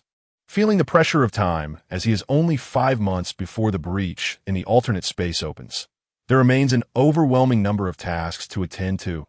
Greetings, esteemed leader of humanity. Daka, adorned with countless tentacles, bows deeply before Liu Hui. I just heard from the cornerstone that you intend to sign the agreement today. Daka asks with palpable excitement. Indeed, I have been rather busy lately. If there are no issues with the negotiations, I intend to sign the agreement today, Liu Hui replied. Esteemed leader, here is the draft of the agreement I have prepared for your review. Daka presented the pre-drafted agreement to Liu Hui. Upon reviewing its contents, Liu Hui was somewhat taken aback. Typically, in such agreements, both parties draft terms that favor their own interests. However, this leader of the Yuju, Daka, was different. The conditions of the agreement were nearly unconditional. His stipulations were merely to safeguard the safety of the Yuju civilization and to ensure fair treatment for the Yuju people in their labor. This seemed to stem from a fear that human civilization might reject them, prompting him to lower his demands to the bare minimum. Contemplating this, Liu Hui shook his head and sighed. The struggle for survival of a lower-tier civilization in the cosmos is indeed arduous. Esteemed human leader, are our conditions too excessive? Daka asked nervously, having observed Liu Hui's expression. Not at all. Your conditions are already sufficiently lenient. Let us proceed with the signing of the agreement. I shall add one more clause. The Yuju people shall enjoy the rights of second-class citizens within human civilization. Liu Hui's words filled Daka with overwhelming joy. 5 months later, Liu Hui had completed all necessary preparations. The rift to the alternate dimension opened. Chapter 89. Re-entering the alternate space. Jisen, it has been a long time. Your efforts are greatly appreciated. Leader, it has been too long. That sentiment should be mine to express. You have only been absent for a year, whereas I have been away for 10,000. Zhang Jisen opened his arms and embraced Liu Hui. On the day the rift to the alternate dimension opened, Liu Hui was reunited with Zhang Jisen. How have you fared this past year? No, rather, what have you achieved in these 10,000 years? Liu Hui asked with a smile. There have not been many breakthroughs in research. However, my learning has progressed tremendously. I have mastered all the knowledge related to the technological tree of the Kalan planet. Regrettably, much of the missing knowledge pertains to fourth-tier civilizations. Zhang Jisen sighed, aware that the future technological advancement of human civilization would rely heavily on humanity itself. Jisen, have there been any breakthroughs in the study of the alternate space? Liu Hui inquired with concern. The breakthroughs have not been substantial. The dark matter at the center of the alternate space emits a special type of ray. This ray can tear through spatial barriers, creating rifts that I have dubbed it the time dimension ray. Although we have yet to master it, we have discovered a method to amplify its effects. When amplified, the time dimension ray can expand the rift in the alternate space to approximately 100 kilometers and sustain it for over 6 hours. Previously, I was worried about how to transport a large quantity of supplies into the alternate space. Now, with this rift and over 6 hours of time, we have ample opportunity to transport all necessary materials. However, there is a drawback. Each time supplies enter the alternate space through the rift, the emission pattern of the time dimension ray is disrupted. If our research does not yield further breakthroughs, we will need to remain in the alternate space for 10,000 years to rediscover its patterns before we can exit. Zhang Jisen felt a sense of helplessness. After a millennium of studying the dark matter, only minimal progress had been made. Jisen, while 10,000 years is a lengthy span, only a year has passed in reality. This outcome is still acceptable, Liu Hui said with a smile. Leader, you have not experienced it yourself, so you may not fully comprehend. 10,000 years of separation from loved ones and friends on New Earth can lead to psychological issues for ordinary individuals. This time, several members of the exploration fleet have already developed mental health issues. I suggest that for the next entry into the alternate space, we should equip more psychologists. Upon hearing Zhang Jisen's words, Liu Hui nodded. Jisen, would you consider staying on New Earth for a year or two to recuperate? Liu Hui suggested with concern. Leader, rest assured I have no psychological issues for the next entry into the alternate space. I intend to bring the entire Academy of Sciences with me. My absence would be unacceptable. Zhang Jisen replied that in that case, I shall not dissuade you further. For the next entry into the alternate space, I need you to pay close attention to one matter. Due to limitations with energy blocks, we have not harvested many energy cells from the mantis beasts over the past year, and we have only enough for approximately 200,000 warships. You will have ample time in the alternate space that I hope you utilize this time to research and design new types of warships and avoid wasting the energy cells we have harvested. The rock civilization harbors ill intentions towards us. Only by enhancing our military capabilities can we safeguard the security of human civilization. After emerging from the alternate space, Zhang Jisen remained on New Earth for a month to allow the exploration fleet personnel ample time to adjust psychologically. A month later, he returned to the alternate space, bringing with him the supplies Liu Hui had prepared for a year. The population entering the alternate space numbered approximately 100 million, primarily comprising the Tonggu civilization and the Yuzhu civilization. They served as the backbone for establishing the alternate space base and were also pivotal in manufacturing. Both civilizations were semi-mechanical, with lifespans extending to over 100,000 years, easily allowing them to endure the 10,000 years in the alternate space. The Ba civilization, primarily engaged in commerce, played a minimal role in the alternate space, and their shorter lifespan of about 50,000 years excluded them from participation. Additionally, they had only accompanied human civilization for a mere year, and Liu Hui did not trust them sufficiently. He needed to observe them further. With Zhang Jisen re-entering the alternate space, the 10,000-year plan for the alternate space commenced. Rock Civilization Command Center. Commander, here is the latest intelligence regarding human civilization. The Rock Commander took the intelligence report handed to him by Jisher and began to read. Preparations for a planned offensive against human civilization were ongoing, and the Rock Commander was keenly interested in the intelligence regarding human civilization. Jisher, why has human civilization procured such an abundance of mineral resources lately? The commander noticed an anomaly in the report. The data indicated that human purchases of mineral resources far exceeded their usual consumption, reaching thousands of times the norm. Commander, I too find this perplexing. These mineral resources encompass both common and rare materials. If they are for manufacturing warships, the scale of human manufacturing could not possibly consume such quantities.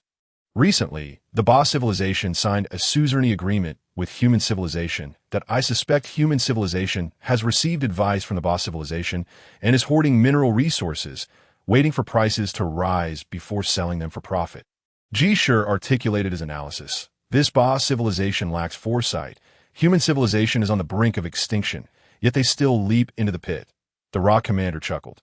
Commander, should we instruct the Shishir civilization to intensify their efforts against the boss civilization on the trading planets? The Shishir civilization, a subordinate of the rock civilization, shares significant commercial competition with the boss civilization on trading planets. Let it be for now.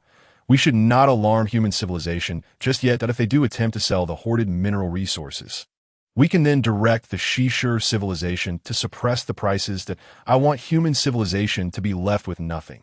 Perhaps we will not even need to wait for that day. Human civilization may already face annihilation in our hands. The rock commander smugly declared, the commander's assessment is correct. It is best not to provoke human civilization for the time being. Our fleet and resource mobilization will require considerable time. The rock civilization governs the Rockstar system, and their fleet is dispersed throughout the entire system, necessitating years to assemble a large-scale fleet and war materials. The erroneous judgment of the Rock Command allowed human civilization to successfully acquire vast quantities of mineral resources. Over a year later, the boss civilization's decision to sell warships on various trading planets in the Rockstar system astonished the entire star system. Chapter 90. Taishan warship that a year of waiting is not particularly long for Liu Hui.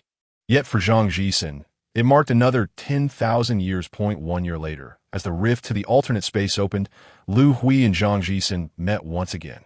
Leader, we have made considerable progress over this 10,000 years. Zhang Jisen released Liu Hui from their embrace, speaking with excitement. Jisen, please elaborate in detail. Liu Hui was filled with anticipation.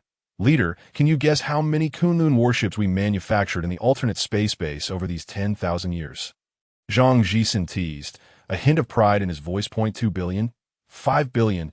Surely it cannot be 10 billion. Liu Hui exclaimed in disbelief. Jisen, stop teasing and tell me already. Leader, the guesses were a bit shy of the mark. We manufactured 12 billion Kunlun warships. If it were not for the scarcity of manufacturing materials, in the span of 10 millennia, we could have produced 2 billion of them, Zhang Jisen proclaimed proudly. If all 12 billion Kunlun battleships were sold, Liu Hui was already calculating the potential energy blocks that could be earned. Leader, hold on a moment. Take a look at this, our new battleship, the Taishan battleship. And this, the redesigned Longting mothership. Zhang Jisen handed Liu Hui the battleship data. Upon opening the documents, Liu Hui began to scrutinize them meticulously. The Taishan battleship measures 13 kilometers in length, 4 kilometers in width, and 2 kilometers in height. It is significantly smaller than the 23-kilometer-long Kunlun battleship, which likely reflects considerations regarding the high cost of energy cells, prompting a more cautious approach to size. Liu Hui mused. In terms of defensive capabilities, the surface of the hull is entirely enveloped in energy cells, rendering it immune to all energy-based attacks. The primary materials used in its construction are the latest innovations, providing an impact resistance 6 times greater than that of the Kunlun battleship. The close-range weaponry is equipped with 6,000 high-velocity kinetic projectile cannons, boasting an effective range of 800,000 kilometers. Jisen, why has the close defense weapon been modified to use kinetic cannons? Wouldn't energy weapons be more effective? Liu Hui inquired, momentarily perplexed. Leader, the Taishan battleship is immune to energy attacks. Its principal threat comes from kinetic assaults or collisions with enemy vessels to deter enemy ships from approaching for a collision. High-velocity kinetic weaponry is far more effective. Most modern battleships are equipped with energy shields. If we were to use energy weapons as close defense, we would first have to breach the energy shields to destroy the enemy vessels. Kinetic weapons, in contrast, can penetrate the shields directly, inflicting damage on the ships, Zhang Jisen elucidated. Liu Hui nodded, continuing to peruse the data in his hands. The Taishan battleship can carry 200 small escort vessels, each approximately 100 meters long, outfitted with 2 energy beam cannons and 4 high-speed kinetic cannons. It places great emphasis on close defense capabilities. Not only does it possess 6,000 high-velocity kinetic cannons, but it also includes 200 escort ships, which can swiftly respond to sudden threats during close defense scenarios. With this in mind, Liu Hui nodded again. The battleship is equipped with a spatial jump system, a standard feature for modern capital ships.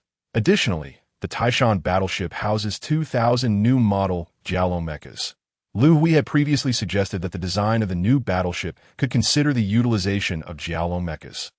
But he had not anticipated such a significant emphasis on them in the design that a summary at the bottom of the data outlined the purpose of equipping Jiaolong mechas in terms of offense. On the battlefield, if enemy vessels are not positioned too far away, Jiaolong mechas can swiftly breach the enemy's energy shields and launch attacks on the hulls of enemy ships, effectively destroying them. Regarding defense, when necessary, Jiaolong mechas can form a defensive line around the Taishan battleship, eliminating any approaching enemy vessels. The design of the battleship demonstrates commendable consideration for the use of Jiaolong mechas. Liu Hui nodded once more. The long-range offensive capabilities of the Taishan battleship do not match the might of the Kunlun battleship. Due to the size limitations of the hull, the Taishan battleship is equipped with only 2 large-caliber energy beam cannons, which Liu Hui found somewhat disappointing. In terms of propulsion, the Taishan battleship utilizes the latest 4-directional gravitational wave engine, significantly enhancing its acceleration and agility. Most importantly, the Taishan battleship's speed surpasses the speed of light, reaching 2 times light speed. Jisen, even with the latest 4-directional gravitational wave engine, it seems implausible for a battleship to achieve speeds of twice the speed of light. How did you manage that? Liu Hui inquired. Filled with curiosity, he understood that in normal cosmic space, it is exceedingly difficult for a massive object to exceed the speed of light, requiring prolonged acceleration and a robust propulsion system. As an object's speed approaches light speed, its mass increases, leading to greater energy consumption by the propulsion system, potentially approaching infinite values. For this reason, regardless of the propulsion system employed, every civilization confines the speed of their battleships to below light speed during design, as ships cannot carry infinite energy for prolonged high-speed travel. Currently, within the rock galaxy, vessels reaching 0.9 to 0.95 times light speed are already classified as high-speed battleships. Leader, do you recall the black matter from the alternate dimension? We have discovered a method to extract it in small quantities. Energy cells can decompose black matter.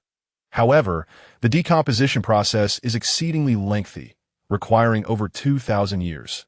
Energy cells will continuously perish, necessitating substantial energy cell consumption. In this span of 10 millennia, we have only managed to extract 1 gram of black matter. We refer to this substance as spatial black matter. Research indicates that each microgram of black matter can produce a small-scale interdimensional generator.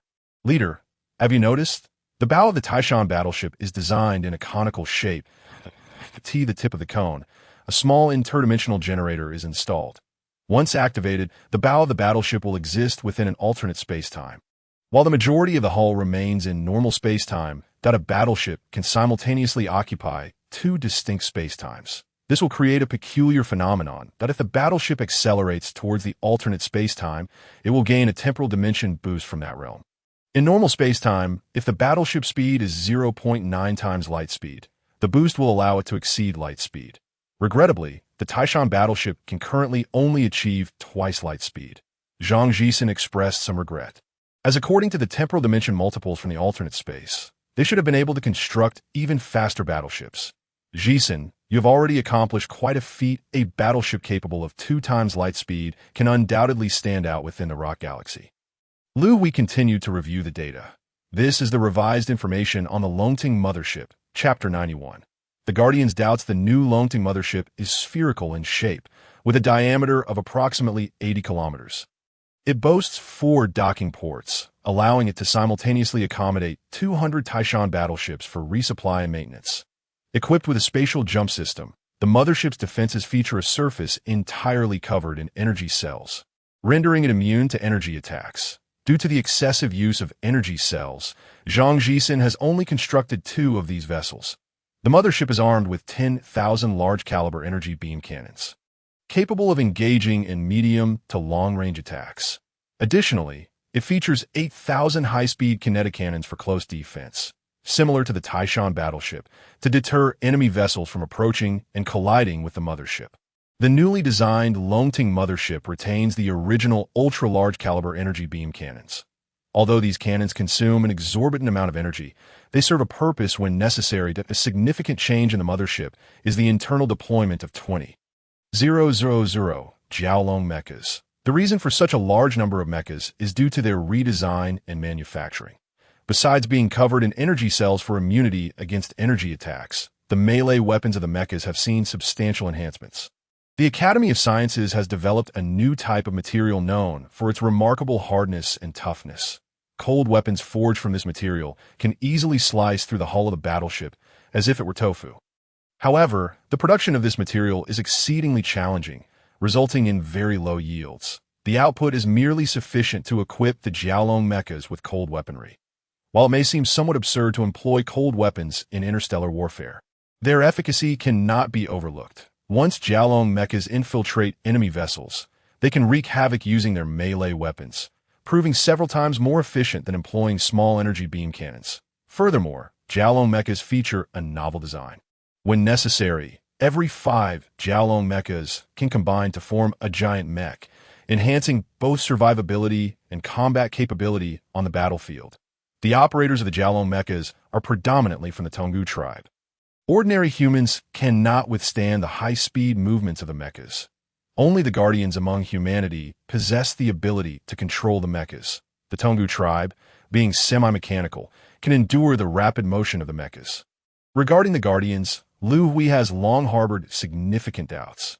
Logically, the guardians are the defenders of human civilization, and their role should be immensely substantial. Yet at present, Liu Hui finds himself unable to uncover alternative methods to leverage their potential. On the battlefield of the cosmos, the Guardians can merely operate mechas in combat. Although their proficiency in controlling mechas surpasses that of the Tonggu tribe by several multiples, this evidently does not align with their status and capabilities.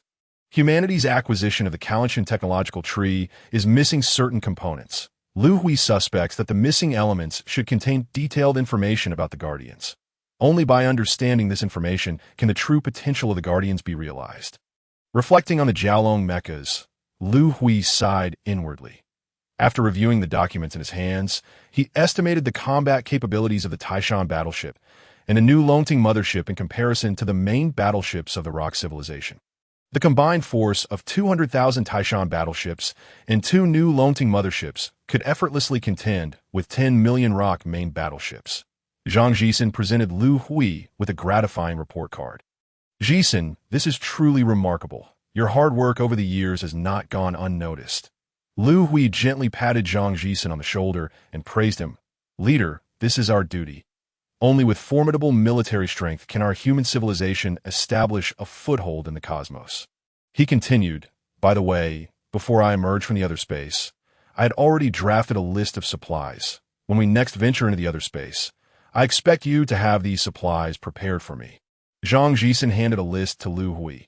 Rest assured, Jisen, that I will ensure that the items on your list are gathered promptly. He replied, that in the past year, we have been short on energy blocks. So the supplies we prepared were rather limited. But now, the situation has changed that we have 1.2 billion Kunlun battleships available for sale. This time, the buying civilization can truly showcase its capabilities upon returning to New Earth. Liu Hui summoned the leader of the Bahang civilization. Since the signing of the suzerainty agreement between the Bahang civilization and human civilization, the Bahang leader, Guanshan, had shown his loyalty by relocating his residence to New Earth. Over the past year, Guanshan had felt somewhat disheartened as human commercial activities had dwindled, with only a little over 100 Kunlun battleships produced each month in an effort to boost the battleship output. He had approached Liu Hui several times, but was met with indifference, given that the Bahang civilization had only recently joined human civilization and the significance of the matters concerning the other space. Liu Hui had kept this information hidden from him. Respected leader, is there something you wish to discuss with me?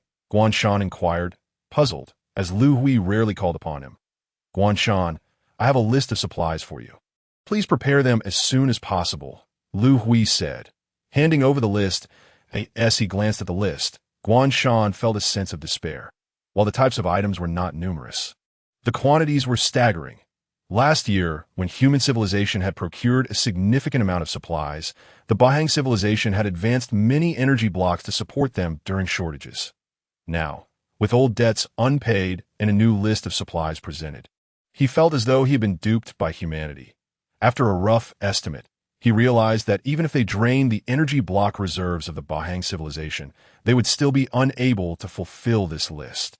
"Leader, we lack sufficient energy blocks to fulfill this list," Guan Shan said with a pained expression, "but it's all right. Selling the Kunlun battleships will provide us with the necessary energy blocks." Liu Hui reassured him. "But leader, with only over 100 battleships sold each month, the income is far too meager." Guan Shan explained that, "I am not referring to just 100 battleships. This time, we're selling 1.2 billion Kunlun battleships." Liu Hui replied with a smile. Having summoned Guan Shan, Liu Hui had resolved to disclose the matters concerning the other space to him. Over the past 2 years, the Bahang civilization had performed admirably. Although the time was short, it was evident that Guan Shan was willing to invest energy blocks for the benefit of human civilization. 1.2 billion Kunlun battleships. "Leader, surely you have not misreported the number?" Guan Shan asked, astonished. "The number is correct, Guan Shan. There is something I must inform you of. This is the highest secret of our human civilization. We control another space." Exiting Liu Hui's office, Guan Shan's mood oscillated dramatically. He had initially thought he had chosen the wrong civilization and had stepped into a trap. Now, it appeared that fortune favored the Bahang civilization. Their suzerain civilization, humanity, possessed an other space, a veritable treasure trove of energy blocks. Guan Shan envisioned countless energy blocks swirling before his eyes, and with 1.2 billion Kunlun battleships available for sale, he understood that the Bahang civilization was poised to make a significant impact on various trading planets. Chapter 92. The announcement of the locked civilization. Please do not crowd. Form an orderly queue to receive your numbers. This sale of Kunlun battleships only accepts on-site reservations. Energy card reservations will not be accepted. Each number is limited to the purchase of 10 battleships. Do not rush. Even if today's battleships sell out, there will still be stock available tomorrow. The Lockstar system boasted tens of thousands of trading planets. In the past, due to low production of Kunlun battleships, human civilization would opt to sell their battleships at nearby trading planets.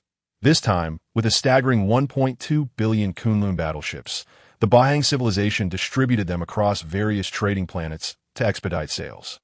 Many trading planets were witnessing the sale of Kunlun battleships for the first time. As the battleships hit the market, a frenzied rush ensued. The space tunnel near New Earth became extraordinarily busy, with millions of Kunlun battleships queued up, ready to head to various trading planets. At the locked civilization's headquarters, Ji-Shur burst through the doors, clutching a report. "Commander, there is a significant development regarding human civilization," he exclaimed, hurriedly handing the report to the locked commander. "Human civilization is selling Kunlun battleships in large quantities. In just 3 days, they have sold 100 million. Where did they acquire such a vast number of battleships?" The locked commander was taken aback after perusing the report. Ji-Shur, "Have you determined the cause?" he inquired. "Commander, the specifics are still unclear. The number of battleships being sold by humanity is extraordinarily large. The commander of the space tunnel near New Earth has reported that millions of battleships are gathering daily, preparing to head to various trading planets." Ji-Shur replied, "It is improbable that human civilization could suddenly produce such a significant number of battleships." "Ji-Shur, what are your thoughts on this matter?" the locked commander asked. "Commander, last year, human civilization procured a vast amount of mineral resources. We had assumed they were stockpiling them. However, it now seems our judgment was erroneous. Humanity intends to refine these minerals into battleships. What puzzles me is how they managed to manufacture such a colossal number of battleships in a mere year.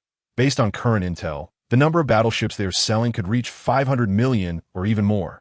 Ji-Shur confessed, bewildered. "Ji-Shur, you need not ponder further.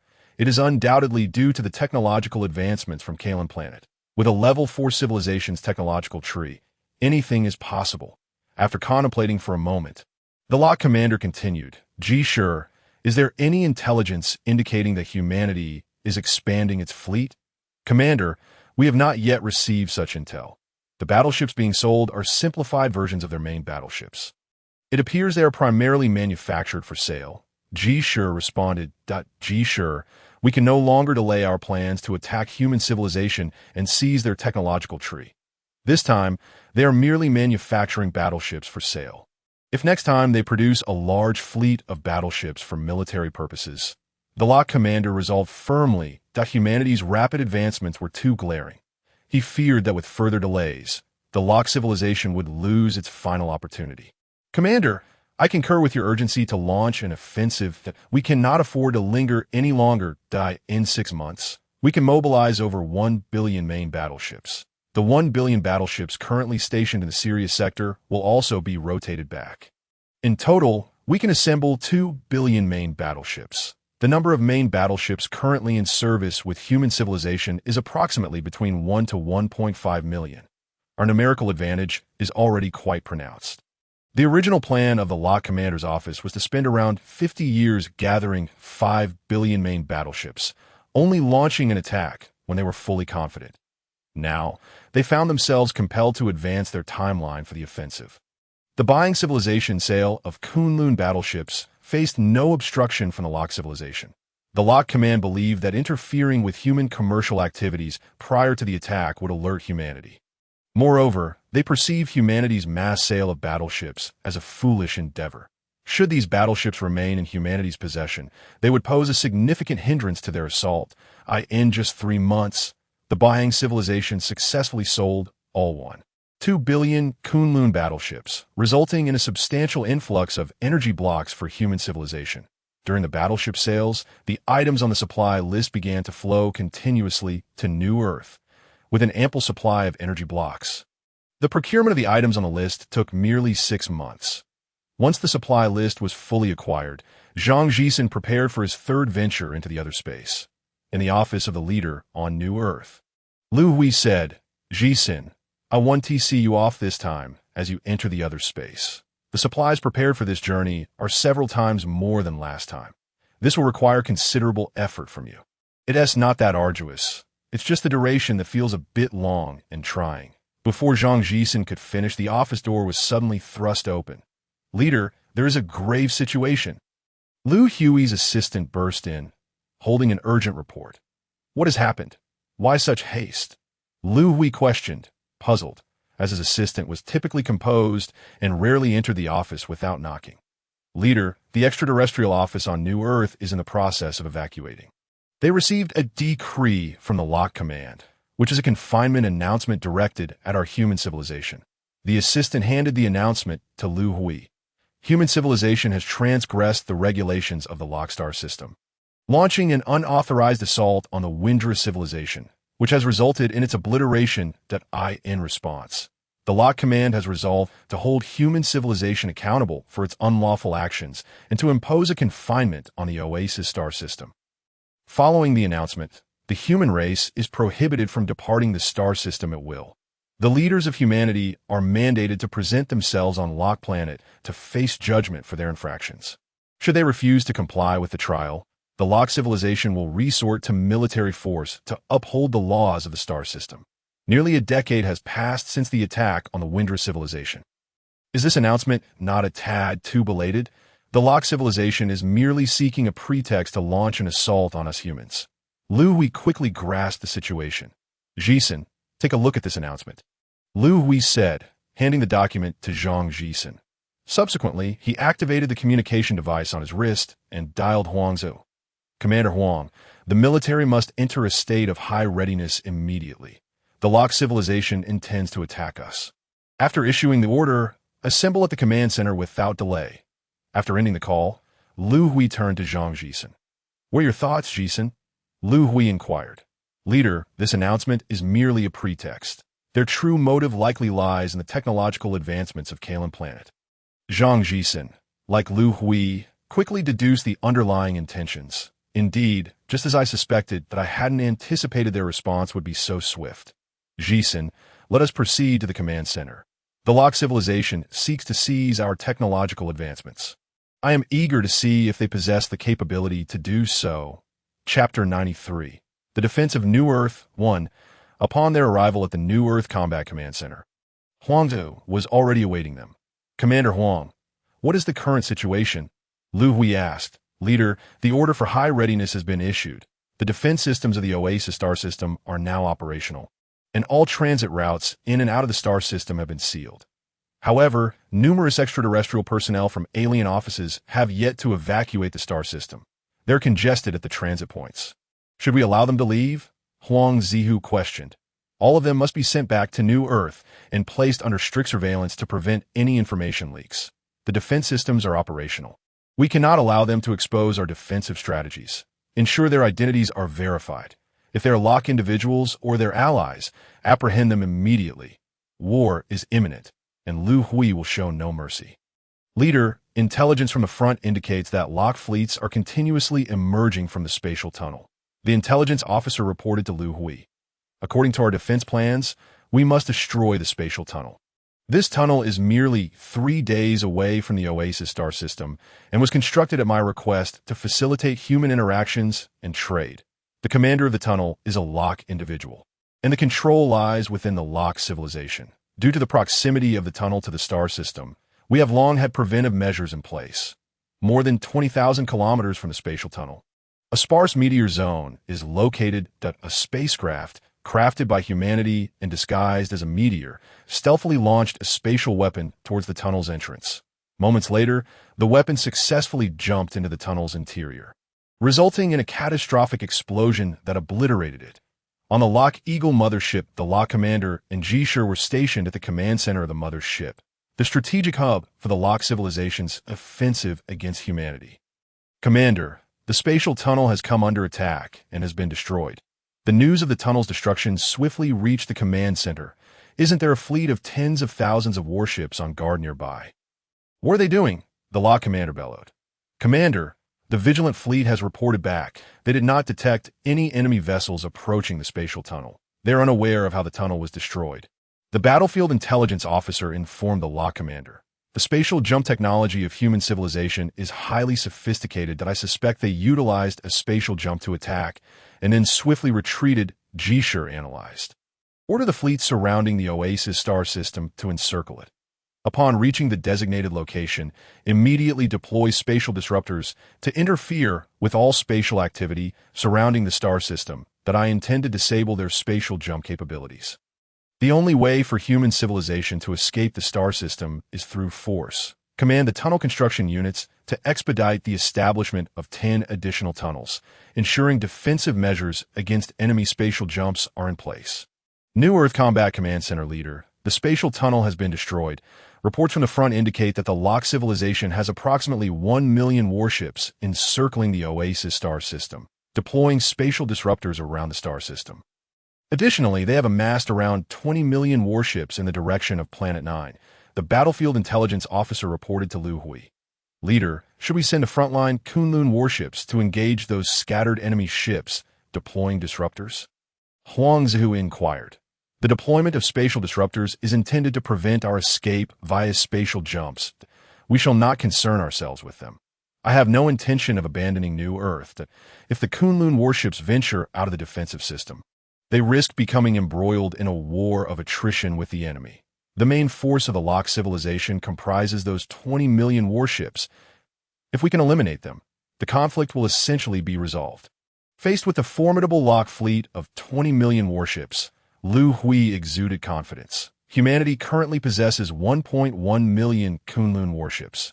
Even without deploying the latest Taishan-class warships, Liu Hui was confident in his ability to defeat the enemy's 20 million ships, albeit at a significant cost. Order the Taishan First Fleet to take the lead, with the Kunlun First to Fifth Fleets following closely. Target the enemy's assembled 20 million warships. Liu Hui issued the command. With the spatial tunnel destroyed, the Locke fleet would not receive reinforcements in the near term. Liu Hui aimed to exploit this window to annihilate the 20 million enemy warships that humanity's total fleet numbered 3 million, divided into 13 fleets, with each fleet comprising 100,000 warships and one Lonting mothership. The Taishan First and Second Fleets were equipped with the latest Taishan-class warships and Lonting motherships. Following the orders, the Taishan First Fleet and Kunlun First to Fifth Fleets, assembled near Planet 9, began their advance towards the enemy vessels outside the star system. Attention all fleet commanders. I am MOG. The commander of this offensive. I command all Lonting motherships to initiate the super-large caliber energy beam cannons and begin charging. Once we reach the attack range, we shall unleash a barrage upon the enemy. Commanders, I must remind you that once we enter the battlefield, your primary task is to protect our Taishan warships. Remember, you are 5 Kunlun warships tasked with safeguarding 1 Taishan warship. Do not disperse during the attack. MOG felt a sense of pride, serving as the commander of the Taishan First Fleet. The human fleet's first reconfiguration had landed squarely in his lap, that he was enamored with the newly outfitted Taishan warships. If proper collision prevention measures are taken, these warships are virtually invincible on the cosmic battlefield. Lonting Mothership Number 1 charging complete. Lonting Mothership Number 2 charging complete. Upon reaching the attack range, 6 powerful energy beams were unleashed towards the enemy warship's assembly area. Lock Eagle Mothership Command Center Commander. A human fleet is approaching our warship's assembly area. The battlefield observer reported to the Lock Commander. What is the size of this fleet? Commander, the fleet comprises approximately 500. 000 warships. 500 000 warships dare to challenge our 20 million main fleet. This human civilization truly underestimates the Lock civilization, the Lock Commander scoffed. Before he could finish his sentence, the human fleet unleashed 6 powerful energy beams towards them. Commander, the enemy has initiated a long-range attack. Our warships are incurring significant losses. We are currently assessing the damage. We have lost nearly 20,000 warships. The battlefield observer conveyed the loss statistics to the commander. This is the Lontung Mothership of human civilization conducting a long-range strike. Do not think that just because you possess a mothership, we Lock civilization lacks one. The Lock commander was infuriated. Order all our Eagle motherships to commence charging and prepare to counterattack. At the command of the Lock commander, over 100 Eagle motherships aimed their massive energy cannons at the human fleet. Chapter 94. The Defense of New Earth 2.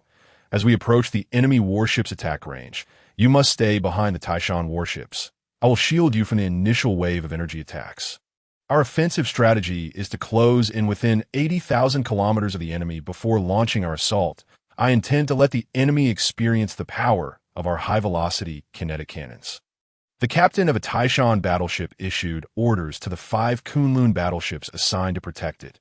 This offensive involved a total of 600,000 human warships, organized into approximately 100,000 combat units, each consisting of 1 Taishan battleship and 5 Kunlun battleships. The primary assault force was the Taishan battleship, while the remaining Kunlun battleships provided auxiliary support, tasked with safeguarding the Taishan battleship and preventing enemy vessels from approaching and colliding with it. The combat strategy employed by these units was to close in on enemy ships and utilize the high-velocity kinetic cannons aboard the Taishan battleship to strike them. This method proved to be remarkably efficient, as the enemy's energy shields were only capable of defending against energy attacks and could not withstand kinetic projectiles. Attention! The enemy's long-range energy attack is incoming, with an extensive coverage area.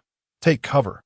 The captain of the Taishan battleship observed the battlefield situation and sent a warning to the Kunlun battleships following behind.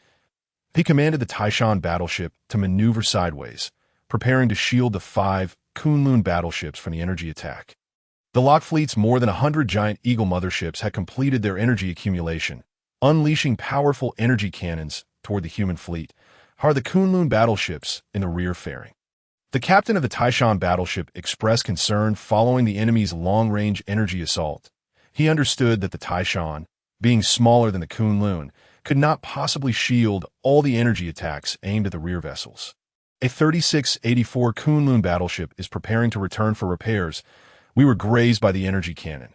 The ship's energy shield is shattered, and the right wing is damaged. A 3682 Kunlun battleship reports that half of its energy shield remains, and it can continue to fight. 3681. We are fine. Thankfully, the Taishan battleship blocked most of the energy attacks. The giant Eagle motherships of the Lock fleet, much like the human Lontung motherships, possessed formidable energy artillery. Without cover, a hit on a Kunlun battleship would vaporize it instantly. All remaining warships, stay closely aligned that we are under attack by the Lock mothership's long-range energy cannons, and we have just received orders from the commander to prioritize attacking the enemy mothership. The leading Taishan battleship adjusted its flight path toward the nearest enemy mothership, followed closely by the remaining 4 Kunlun battleships. Lock Fleet Operations Center. Commander, the attack effectiveness of our motherships is minimal. Only a little over 10,000 human vessels have exited the battle, and very few have been directly destroyed, reported a battlefield observer to the Lock commander. How can this be? The giant Eagle mothership colossal cannons can obliterate a small planet. The enemy's energy shields should be utterly incapable of withstanding them. The Lock commander expressed astonishment at the lack of effectiveness of their attacks. Commander, human warships are approaching the giant Eagle mothership. They intend to attack, the battlefield observer relayed urgently. Oh, not worry. The giant Eagle mothership boasts over 10,000 large-caliber energy cannons. The human fleet proximity to the mothership is tantamount to seeking their own demise. The Lock commander exuded confidence in the firepower of the giant Eagle mothership. Commander, a new type of human warship has been detected on the battlefield. This vessel lacks an energy shield, but can withstand all energy attacks. How can such a warship exist? Even ships of a level 4 civilization require energy shields. The Lock commander was taken aback. Verify the intelligence from the front lines. There must be an error. This assault is absolutely exhilarating. The captain of the Taishan battleship was filled with excitement. Upon reaching an attack distance of 800,000 km, all 6,000 high-velocity kinetic cannons aboard the Taishan battleship opened fire, unleashing a barrage of projectiles at 0.9 times the speed of light toward the enemy vessels. Approximately 10,000 rounds were sufficient to destroy an enemy ship. The Lock vessels surrounding the giant Eagle mothership were swiftly annihilated. Captain, the enemy mothership has entered the firing range of our kinetic cannons, reported a crew member with enthusiasm. Concentrate all kinetic cannons on the enemy mothership, ordered the Taishan captain. Within a minute, hundreds of thousands of projectiles were unleashed upon the enemy mothership. Cease fire! Stop the bombardment! The captain of the Taishan battleship called for an end to the assault, having realized that the kinetic cannon fire inflicted only minimal damage on the enemy mothership. The enemy mothership, measuring over 100 kilometers in diameter, was far too massive. Even expending all the ammunition aboard his ship might not guarantee its destruction.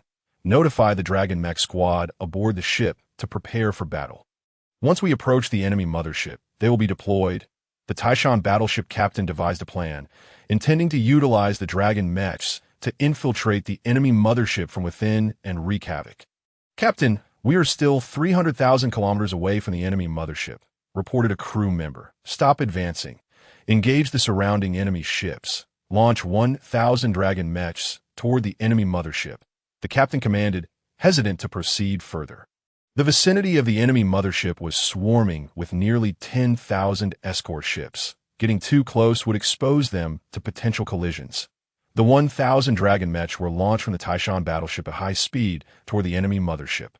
The Lock vessels guarding the giant Eagle mothership opened fire on the Dragon mechs, but the mechs were impervious to energy attacks and sustained no damage.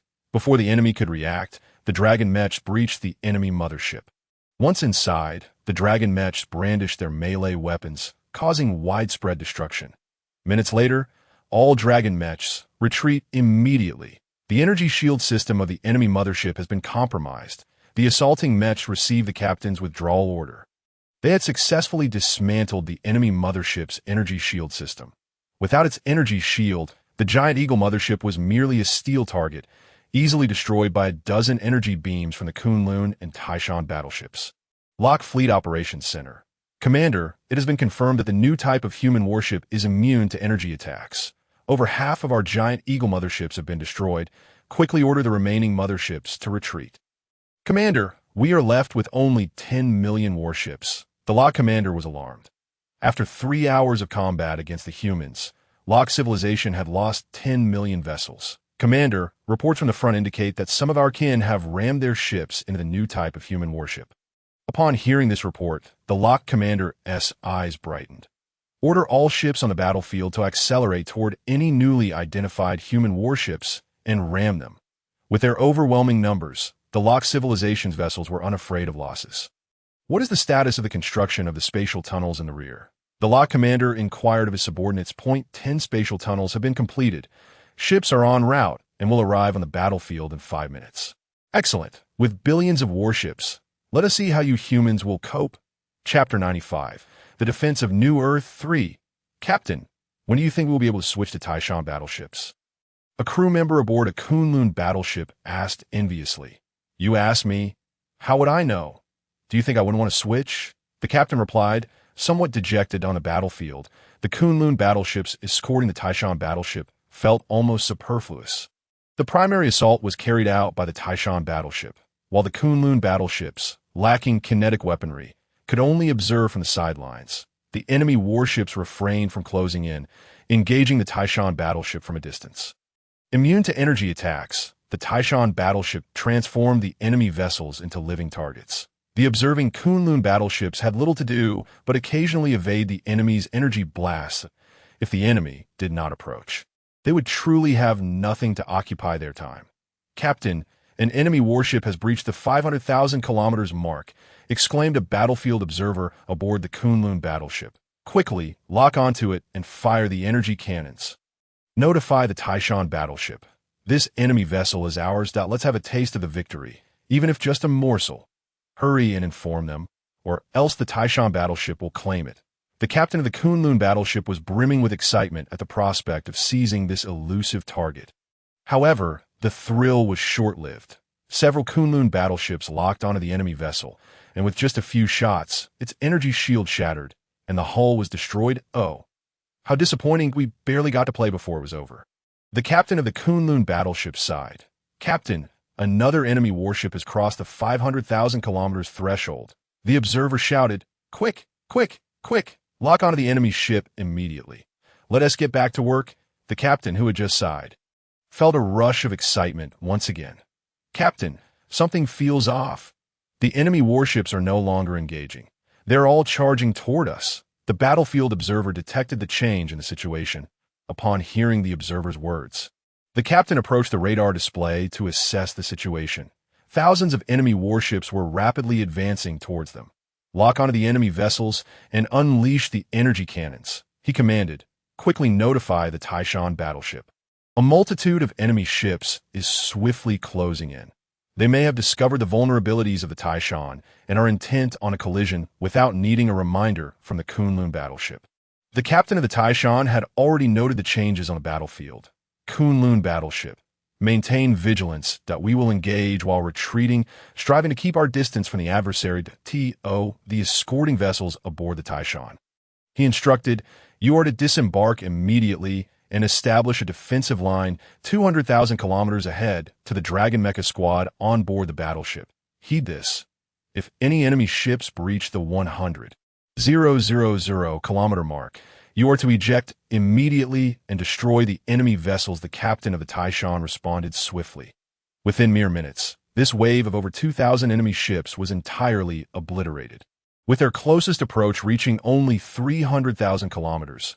What a thrilling engagement. This is the essence of warfare, the captain of the Kunlun battleship exclaimed excitedly.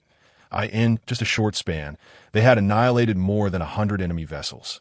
Captain, another wave of enemy warships is charging towards us. Their numbers are staggering. Warships from the Lock civilization, having traversed through a spatial tunnel for reinforcements, had arrived at the battlefield, receiving orders to collide at high speed with the human fleet. Why are there more enemy ships than ever? The captain of the Taishan discerned something amiss. In half an hour, they had destroyed nearly 10,000 enemy vessels, yet the onslaught persisted, with many ships breaching the perimeter established by the escort vessels and nearing the Taishan at 100,000 kilometers. Fortunately, the Dragon Mecha squad swiftly mobilized, annihilating the enemy ships that breached the defenses. Captain, we are running low on kinetic cannon ammunition, reported a crew member urgently. This was the inherent weakness of the kinetic cannons. Regardless of how many rounds they carried, they would eventually run dry.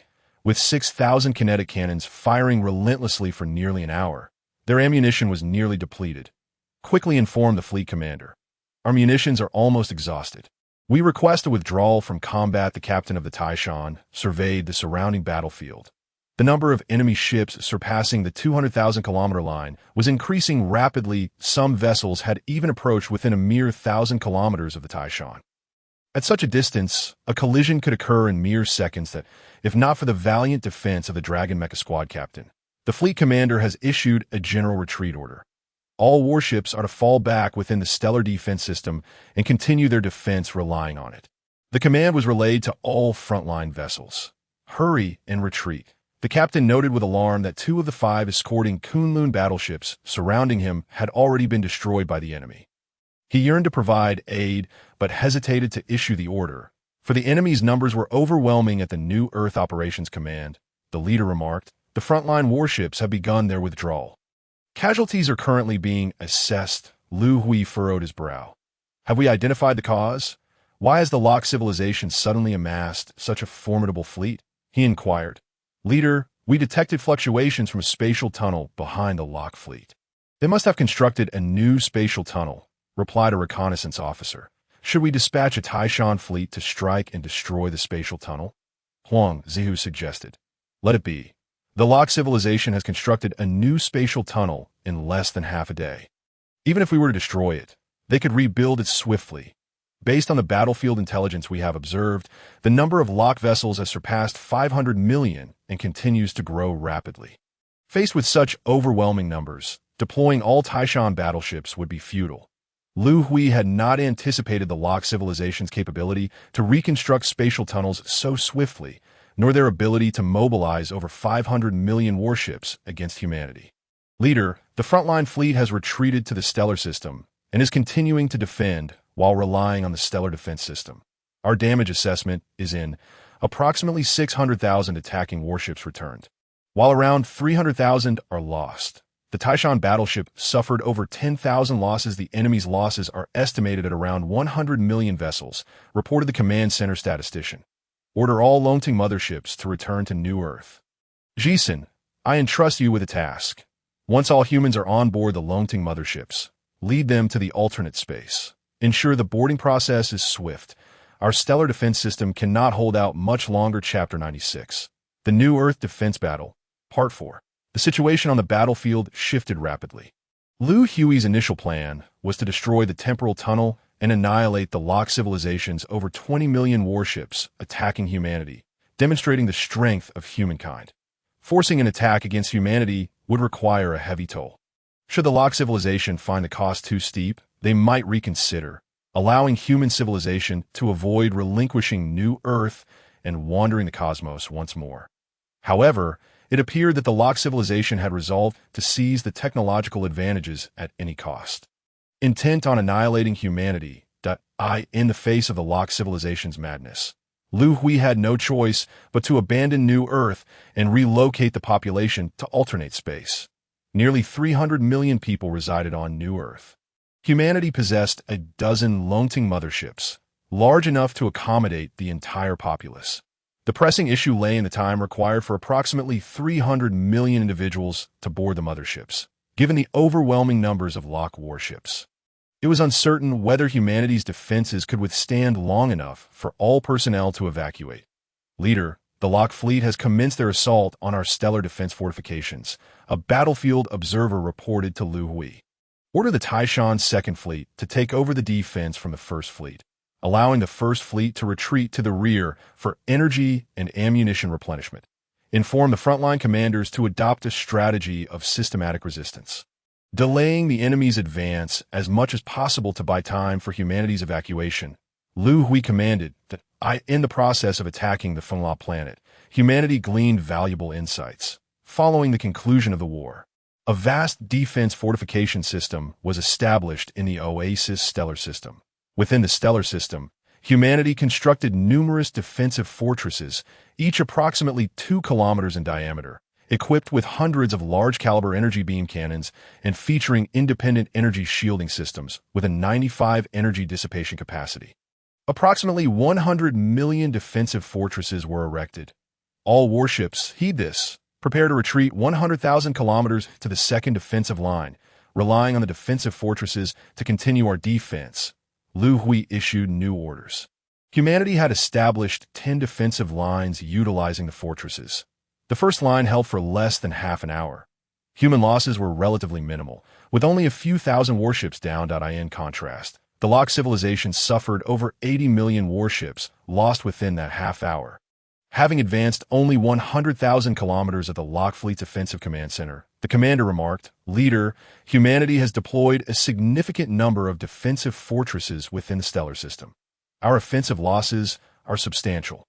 With nearly 100 million warships lost hearing the report from his subordinate, the Lock Commander's expression soured. He had not anticipated that humanity would prove such a difficult adversary to overcome. In just a few hours of engagement, they had lost over 200 million vessels, convened all frontline giant Eagle motherships, utilized the massive cannons aboard to clear humanity's defensive fortresses and mitigate our fleet's losses, commanded the Lock leader. Although the energy consumed by the giant Eagle mothership's cannons was immense, the Lock civilization was not lacking in energy reserves. Once over 1,000 giant Eagle motherships congregated and charged their energies. They unleashed a barrage of powerful energy projectiles towards humanity's second defensive line. It's the enemy mothership's colossal cannon. Nearby Kunlun battleships, take cover behind me. The Taishan battleship urgently called out to the nearby Kunlun vessels as it recognized the dire battlefield conditions. The force of the enemy's colossal cannon was too formidable. The energy shields of the Kunlun battleships could not withstand such an assault. The initial barrage from the giant Eagle motherships inflicted severe losses on humanity. Half of the defensive fortresses on the second line were decimated, and over 50,000 Kunlun battleships were lost. Taishan's second fleet immediately dispatched 10,000 warships to engage the enemy motherships at all costs. They must not fire another shot. Recognizing the changes on the battlefield, Liu Hui issued his command. The dispatched 10,000 Taishan warships surged forward toward the enemy motherships. Upon nearing the enemy vessels, the mecha squads aboard the Taishan battleships launched themselves into action, the enemy escort motherships. Upon seeing the approaching Taishan ships, recklessly charged towards them, over 1,000 giant Eagle motherships were destroyed, and the Taishan warships that successfully retreated to the defensive line, numbered only half the offensive momentum of the Lock civilization, was forcibly impeded at the New Earth Operations Command. The leader reported, "The enemy has breached the 5th defensive line." The words of the battlefield observer instilled a sense of concern in Liu Hui. The assault by the Lock civilization was utterly reckless. By the time they reached the 5th line of defense, they had already lost over 800 million warships. In contrast, humanity's fleet had dwindled to half its original strength. Inquire about Zhang Jisen. How is the evacuation of personnel from New Earth progressing? Liu Hui instructed the communications officer. Chief, Director Zhang has responded that only half of the personnel have been evacuated. Upon hearing this, Liu Hui calculated the situation. Given the enemy's pace of advancement, humanity was running out of time. How many warships remain on New Earth that have yet to engage in battle? Liu Hui inquired. Chief, there are still over 10,000 Kunlun warships and 1 Longting mothership. Immediately relocate the command center to the Longting mothership. All combat-ready warships from New Earth, follow me into space that I intend to establish the final line of defense. Liu Hui issued his orders. He resolved to utilize the limited forces at his disposal to create a last bastion. Buying humanity more time. 2.5 hours later, Liu Hui's defense amassed over 100,000 warships, all withdrawn from the previous line of defense. The Kunlun warships were nearly depleted, with the majority of the remaining vessels being Taishan warships. All 10 lines of defense in the human stellar system had been breached. Liu Hui's position had become the final line of defense, with the rift to the alternate dimension looming behind him. Inform Zhang Jisen that I will hold this position until the rift closes. If possible, I will enter the alternate dimension at the last moment. If I cannot endure until then, humanity's fate is in his hands. Liu Hui had made up his mind to resist the enemy until the very end. The Lock Military Command Center. The commander reported, Supreme Leader, all of the defensive lines established by humanity have been breached. They are left with merely these remaining 100,000 warships. As the war progressed, the Lock civilization had lost 18 billion warships. Though such losses pained a Lock commander, they were deemed worthwhile. Humanity was on the brink of annihilation, and the technological secrets of Carillon would soon fall into the hands of the Lock civilization, that we still possess 200 million warships. Launch an immediate offensive. Annihilate humanity and seize the Carillon technology tree. The Lock commander commanded resolutely. 200 million warships surged forth to assault humanity's last remaining fleet. Half an hour later, Liu Hui found his remaining warships reduced to less than 50,000. Chief, you should retreat into the alternate dimension, that I will remain outside to hold the line. Huangzu, urged anxiously, wishing to forcibly pull Liu Hui into safety. Not yet. We must endure a little longer. The rift will close in half an hour. I am not comfortable entrusting this to anyone else. Liu Hui resolved to stand firm until the last moment. That instant, a massive crimson warship, approximately 100 meters long, materialized on the battlefield. Did the Locke civilization seek its own destruction by daring to attack our Carolon kin? The crimson warship opened a hatch, and a red figure shot forth, accelerating to dozens of times the speed of light. This figure darted among the Locke fleet, leaving devastation in its wake. Chapter 97. The Guardian Meng at the Locke Offensive Command Center. Chaos ensued. What on earth is happening? The Locke commander exclaimed in shock. In less than a minute, every single Locke warship on the battlefield had been obliterated, leaving only the massive Eagle mothership intact. At that moment, a figure clad in red armor floated before the Eagle mothership. The command center's three-dimensional communication was forcibly activated. The virtual figure in red armor appeared before the Locke commander. Locke civilization, how audacious you are! Knowing full well that they are a branch of our Carolon kin, you still dare to attack them. The armored figure demanded. "It is the inspector from the Sirius sector of the Carolon kin." The Locke commander felt a chill run down his spine, his mind blank. Who gave you the audacity to assault the Carolon branch? The armored figure thundered. The corpulent Locke commander fell to his knees. Honorable Inspector, the Locke civilization has harbored covetous desires for the Carolon technology tree and committed an unforgivable crime. I implore you, in light of the long-standing service of the Locke civilization to the Star Sector, to spare us. As the leader of the Locke civilization, I am willing to accept any punishment, provided you will let us go to as compensation. We are willing to enter into a master-servant agreement with humanity, serving them for eternity. The Locke commander was nearly in despair. The inspector, who had not appeared for over 20,000 years, had now manifested on the battlefield. Had he known this would be the outcome, even 100,000 lives would not have compelled him to strike against humanity. In light of our long service to the Star Sector? Do you believe our Carolon kin lack civilizations to offer tribute? A level 3 civilization is but a speck of dust in our eyes. Since you now recognize the unforgivable crime committed by the Locke civilization, I shall refrain from wasting further words with you. The red-armored figure raised his right hand, directing a beam of red energy towards the side of the Eagle mothership. That a dark point materialized at the side of the mothership, rapidly expanding and engulfing it before vanishing. A level 3 civilization dares to negotiate with me. You wish to become servants of humanity. Have you looked in the mirror? The inspector noted the low-energy warning lights flashing on his armor. Utilizing a black hole attack was exhilarating, yet it consumed excessive energy. He had not anticipated encountering a branch of the Carolon kin in such a remote star system. I must hasten to pay respects to the Eternal One.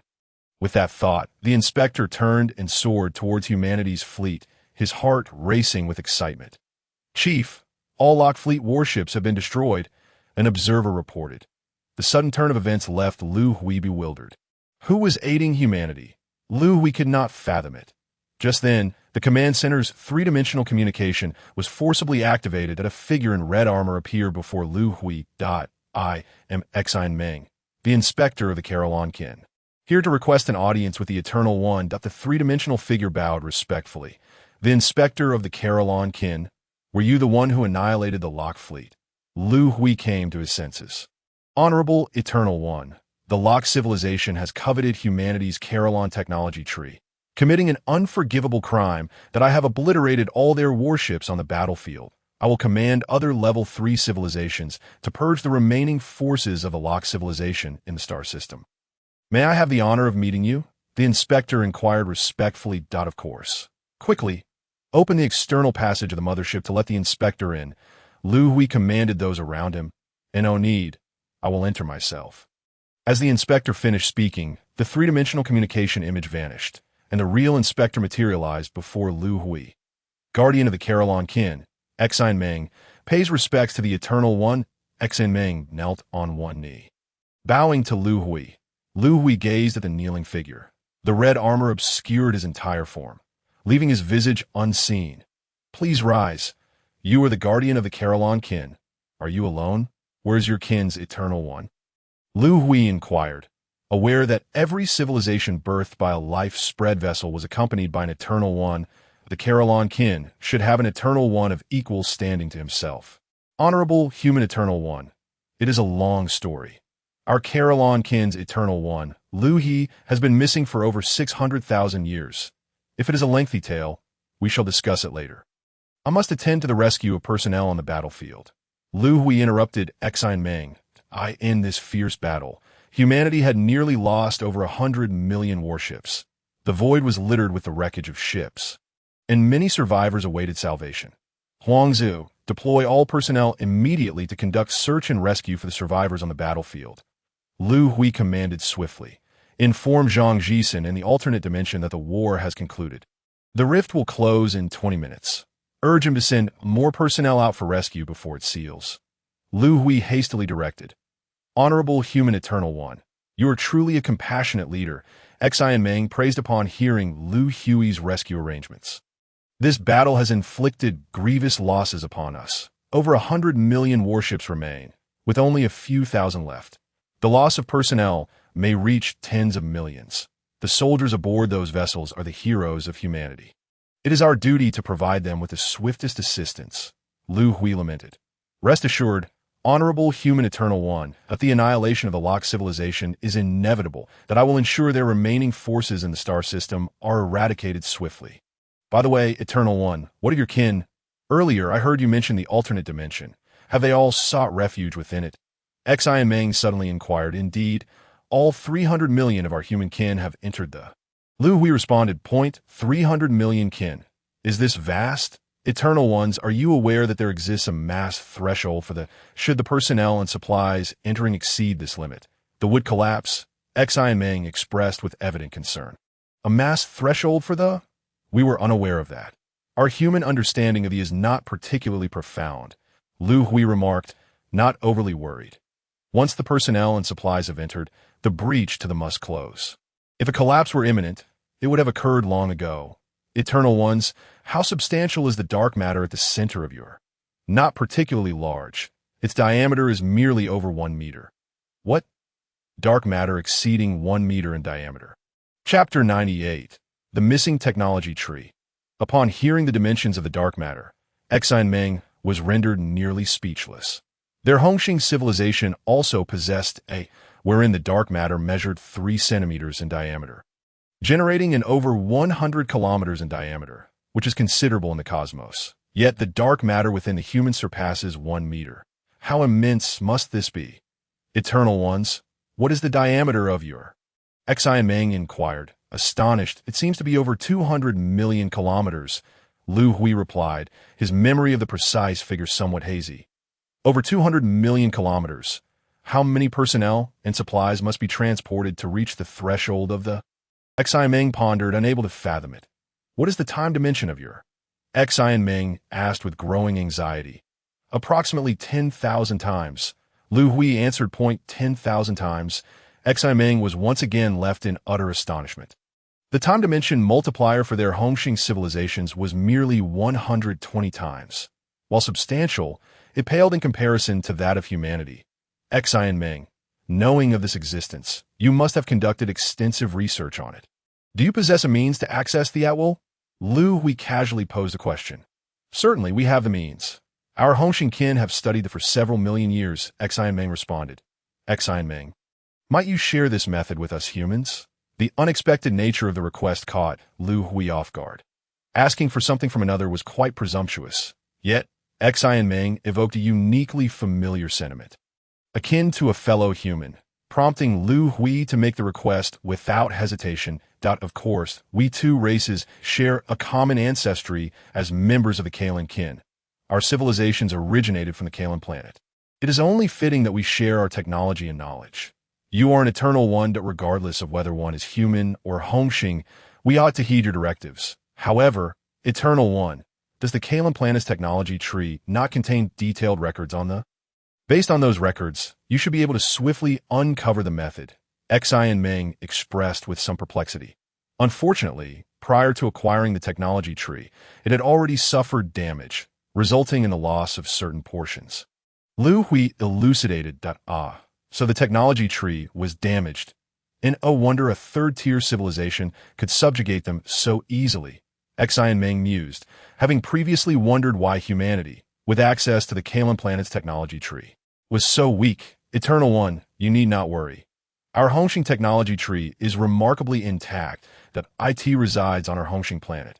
Should you humans require it, we Hongxing kin are more than willing to share our technology tree with you. Xian Meng said, a hint of excitement in his voice.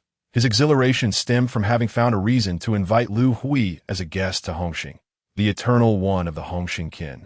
Liu Hui had been missing for over 600,000 years. During this prolonged absence, the technological advancement of the Hongxing civilization had stagnated, showing signs of decline, that if Liu Hui were to visit Hongxing to receive the technology tree, the scholars on the planet could persuade him to accept the Hongxing kin, thus potentially alleviating the civilization's plight. I am immensely grateful for your willingness to share the technology tree with humanity. We have just emerged from a great conflict, and many matters are beyond my purview.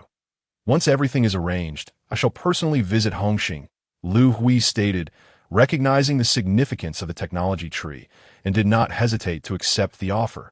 No rush, no rush. It is perfectly acceptable to visit once the Eternal One has made the necessary arrangements. I will remain here for a time to address matters concerning the Lockstar system. When the time comes, I shall accompany the Eternal One to Hongxing. Xian Meng felt a surge of joy upon hearing that the Eternal One Liu Hui was willing to visit Hongxing. No problem. You may accompany me to Hongxing when the time comes. By the way, Xian Meng, we have been conversing for quite some time. Would you not reveal your true form? Liu Hui inquired with a smile.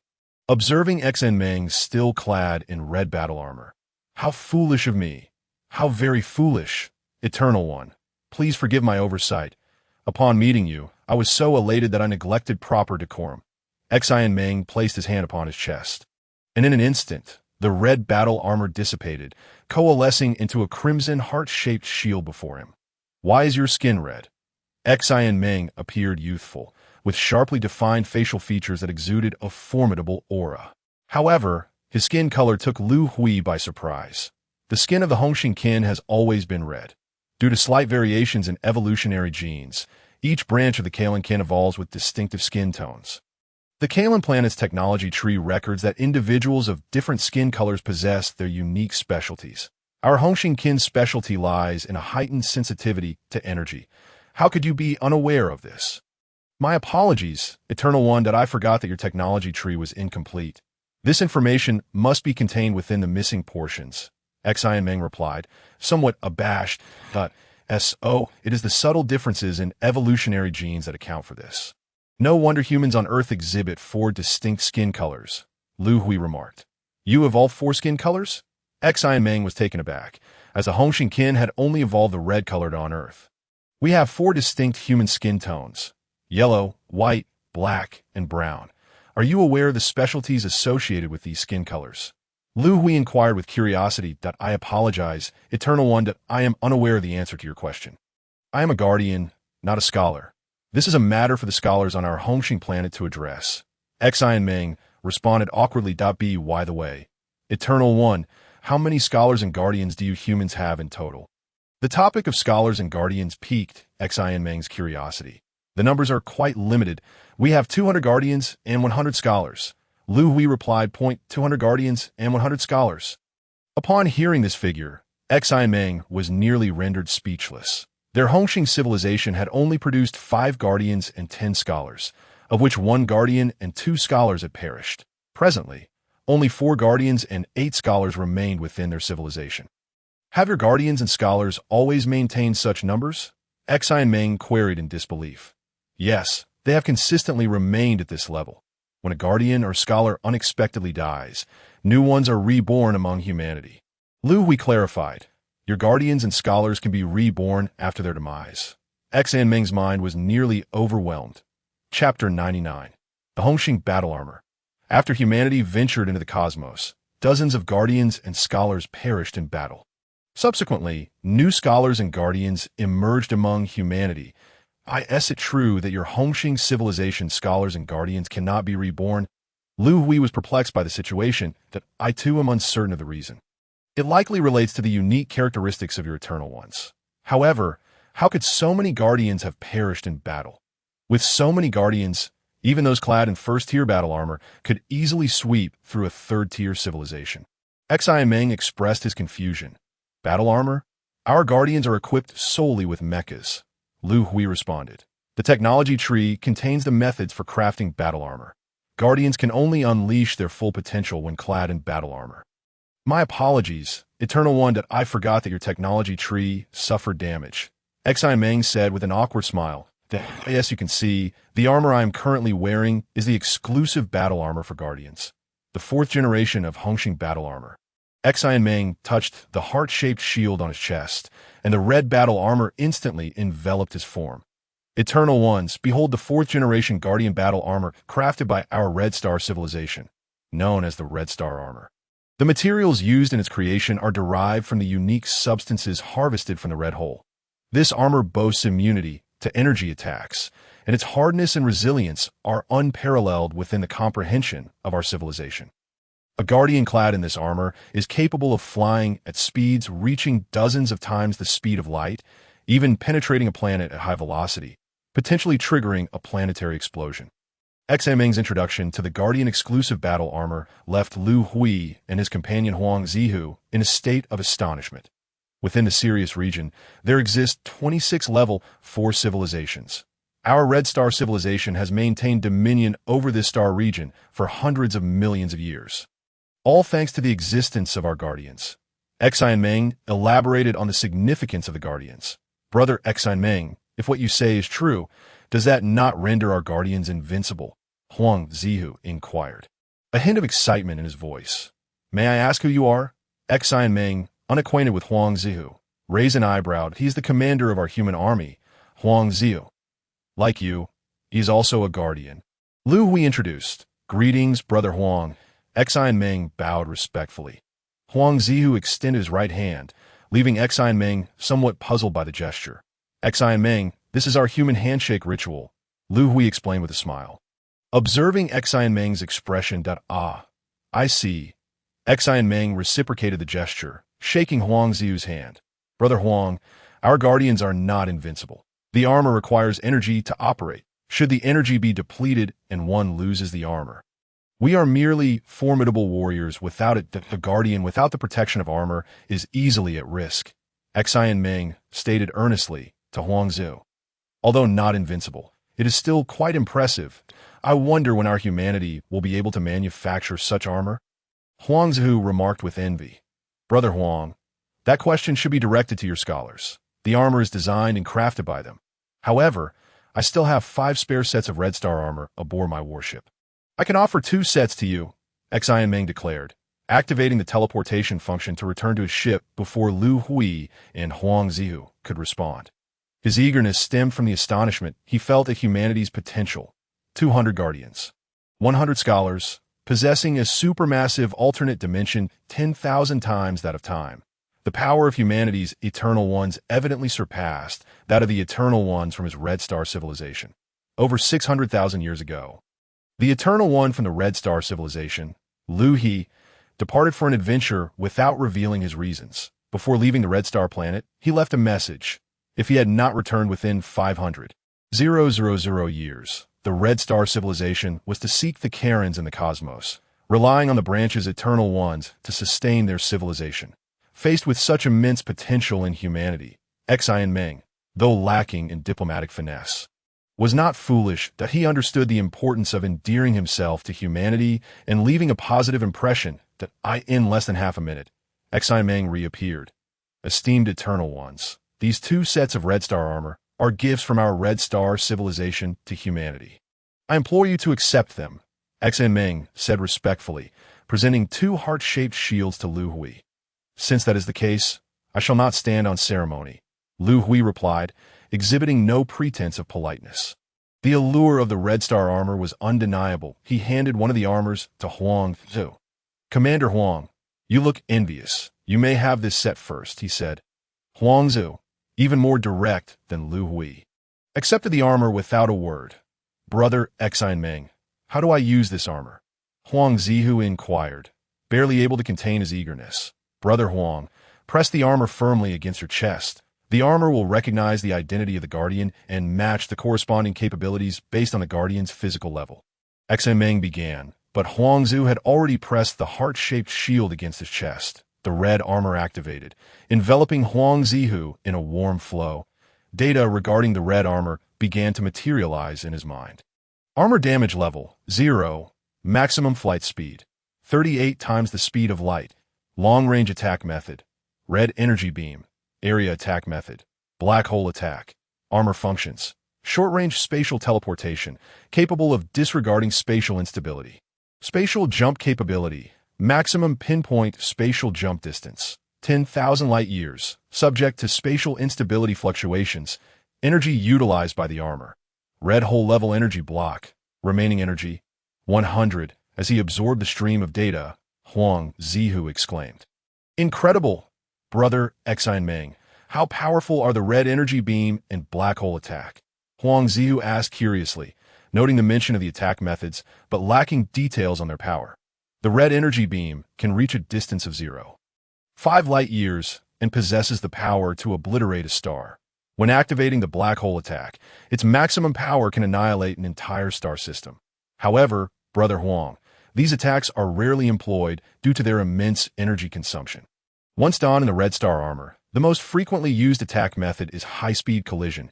Xi Meng elucidated regarding the conventional offensive capabilities of the red star armor. This armor is astounding. I cannot wait to test it out, Huang Zihu exclaimed excitedly. If you wish to experiment, you may do so on Lockstar. I intend to visit Lockstar soon, as the Lock civilization no longer has a reason to exist. Brother Huang, if you have the time, you are welcome to accompany me. Chapter 100. Preparing to establish authority in the aftermath of the Great Battle. With the assistance of Guardian Xi Meng, humanity has mastered the ability to traverse the alternate space at will. Those who had sought refuge in the alternate space began to return to New Earth. The work within the alternate space requires reorganization. The Oasis star system is littered with the wreckage of warships. Clearing debris and addressing the affairs of fallen soldiers.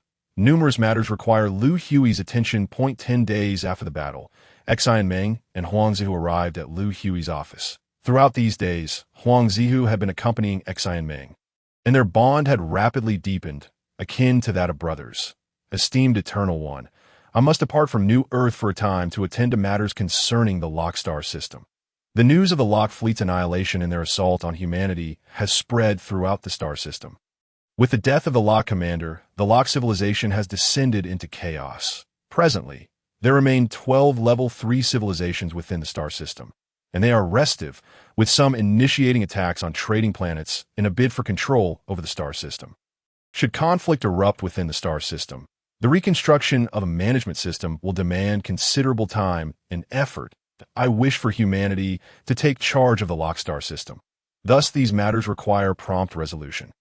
Xi Meng elucidated his intentions to Liu Hui. You wish for humanity to take control of the Lock star system? Liu Hui inquired, not surprised by Xi Meng's nod. The innate nature of an Eternal One is a desire for dominion. You mentioned that there remain 12 level 3 civilizations within the Lock star system. What if they object?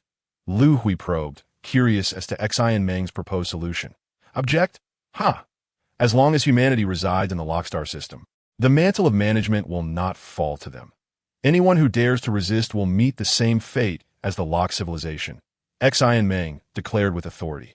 The Lock star system is vast, and our human population is too small. Managing the entire star system may prove challenging. Liu Hui expressed his concerns. Esteemed Eternal One, the control of the Lock star system relies on the deterrent power of the Guardians. The management of the star system can be delegated to subordinate civilizations. Have you not already established several subordinate civilizations? If that is insufficient, you may establish more, Xi Meng suggested. Upon hearing Xi Meng's words, Liu Hui nodded in agreement. Eternal One, I am now preparing to head to Lockstar. I have already notified the 12 level 3 civilizations within the Lockstar system to await outside the Lockstar system. On this journey to Lockstar, I wish to take Brother Huang Zihu with me. I intend for Brother Huangzu to independently demonstrate the annihilation of Lockstar before the 12 level 3 civilizations. I want them to witness the power of Guardian, to understand that a single Guardian can effortlessly obliterate their civilization. Xi and Meng exuded unwavering confidence. Huangziu, you shall accompany Xi and Meng to Lockstar. In this recent conflict, we have lost many soldiers. This debt shall be repaid by you. Do not bring shame upon humanity. Liu Hui stated. His resolve firm. It was inconceivable for Liu Hui to oppose the notion. Huangziu, representing humanity, would single-handedly obliterate Lockstar. Such an act would establish monumental prestige for humanity within the Lockstar system. Rest assured, Commander I, Huangziu, shall avenge our fallen soldiers. Outside the Lockstar system, over 2 billion warships from the 12 Level 3 civilizations encircled the stellar system. The leaders of civilization convened aboard the mothership of the Ram civilization. You claim that this time the Star Sector Inspector summoned us to besiege the Rockstar system, yet forbids us from initiating an attack. What could be the reason for this? What purpose does such questioning serve? Once the Inspector arrives, will the answers not become evident? It is perplexing that the commander of the Rock civilization, in a moment of folly, dared to assault the Carillon branch.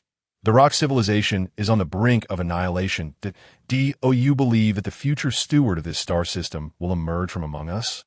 You should abandon such delusions. Presently, a branch of the Carillon people has been discovered within the Rock star system, rumored to be known as human civilization.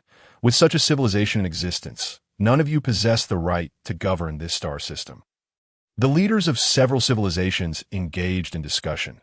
The last to speak was the venerable leader of the Ram civilization, a civilization that reached the third tier alongside the Rock civilization. If we, as third-tier civilizations, are deemed unworthy to govern the star system, what makes you think human civilization qualifies?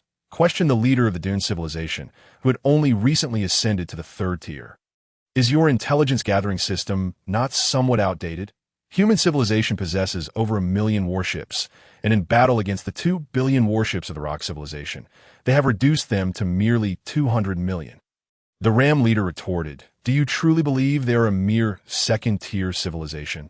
Even if human civilization is indeed a third-tier civilization, what justifies their claim to the role of star system steward while we are denied such a position?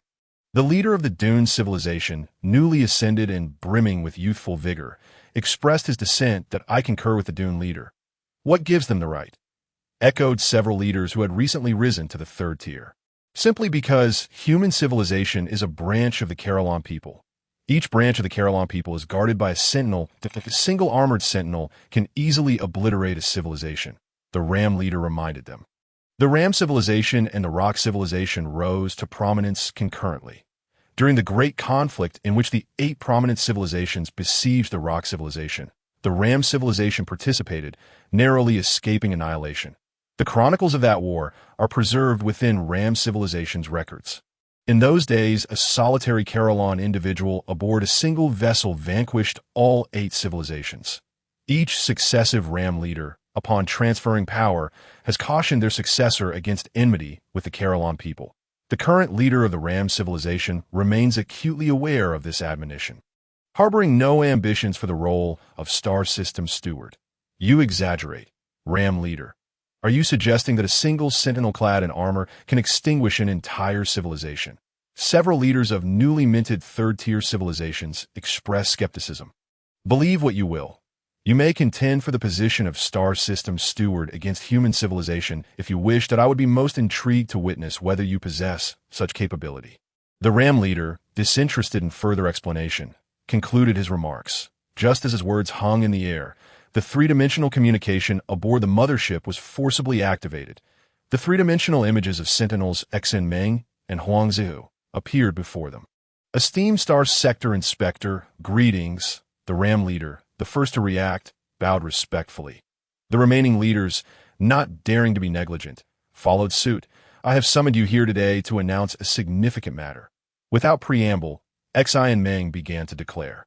Following the demise of the Rock civilization, the stewardship of the Rockstar system will be assumed by human civilization. I am aware that many among you will find this unacceptable to prevent future discord within the Rockstar system. You shall witness a demonstration today. The Sentinel of human civilization will personally obliterate the Rock planet. After this exhibition, should you still harbor doubts regarding human civilization, you may challenge them if you believe yourselves capable. Chapter 101. The Sentinels' deterrence. The rock civilization had governed the rock star system for countless millennia, their kin and warships predominantly scattered across various trading planets within the system. The sudden death of the rock commander plunged the civilization into chaos and fragmentation. Many of the rock denizens and warships, perceiving the unfolding calamity, began to flee to nearby star systems. However, the majority returned to their home planet, the rock planet, determined to defend their civilization to the death. More than half a month after the commander's demise, the number of warships returning to the rock planet had reached over 10 billion, though the rock civilization established a provisional government. It faltered due to a lack of strong leadership.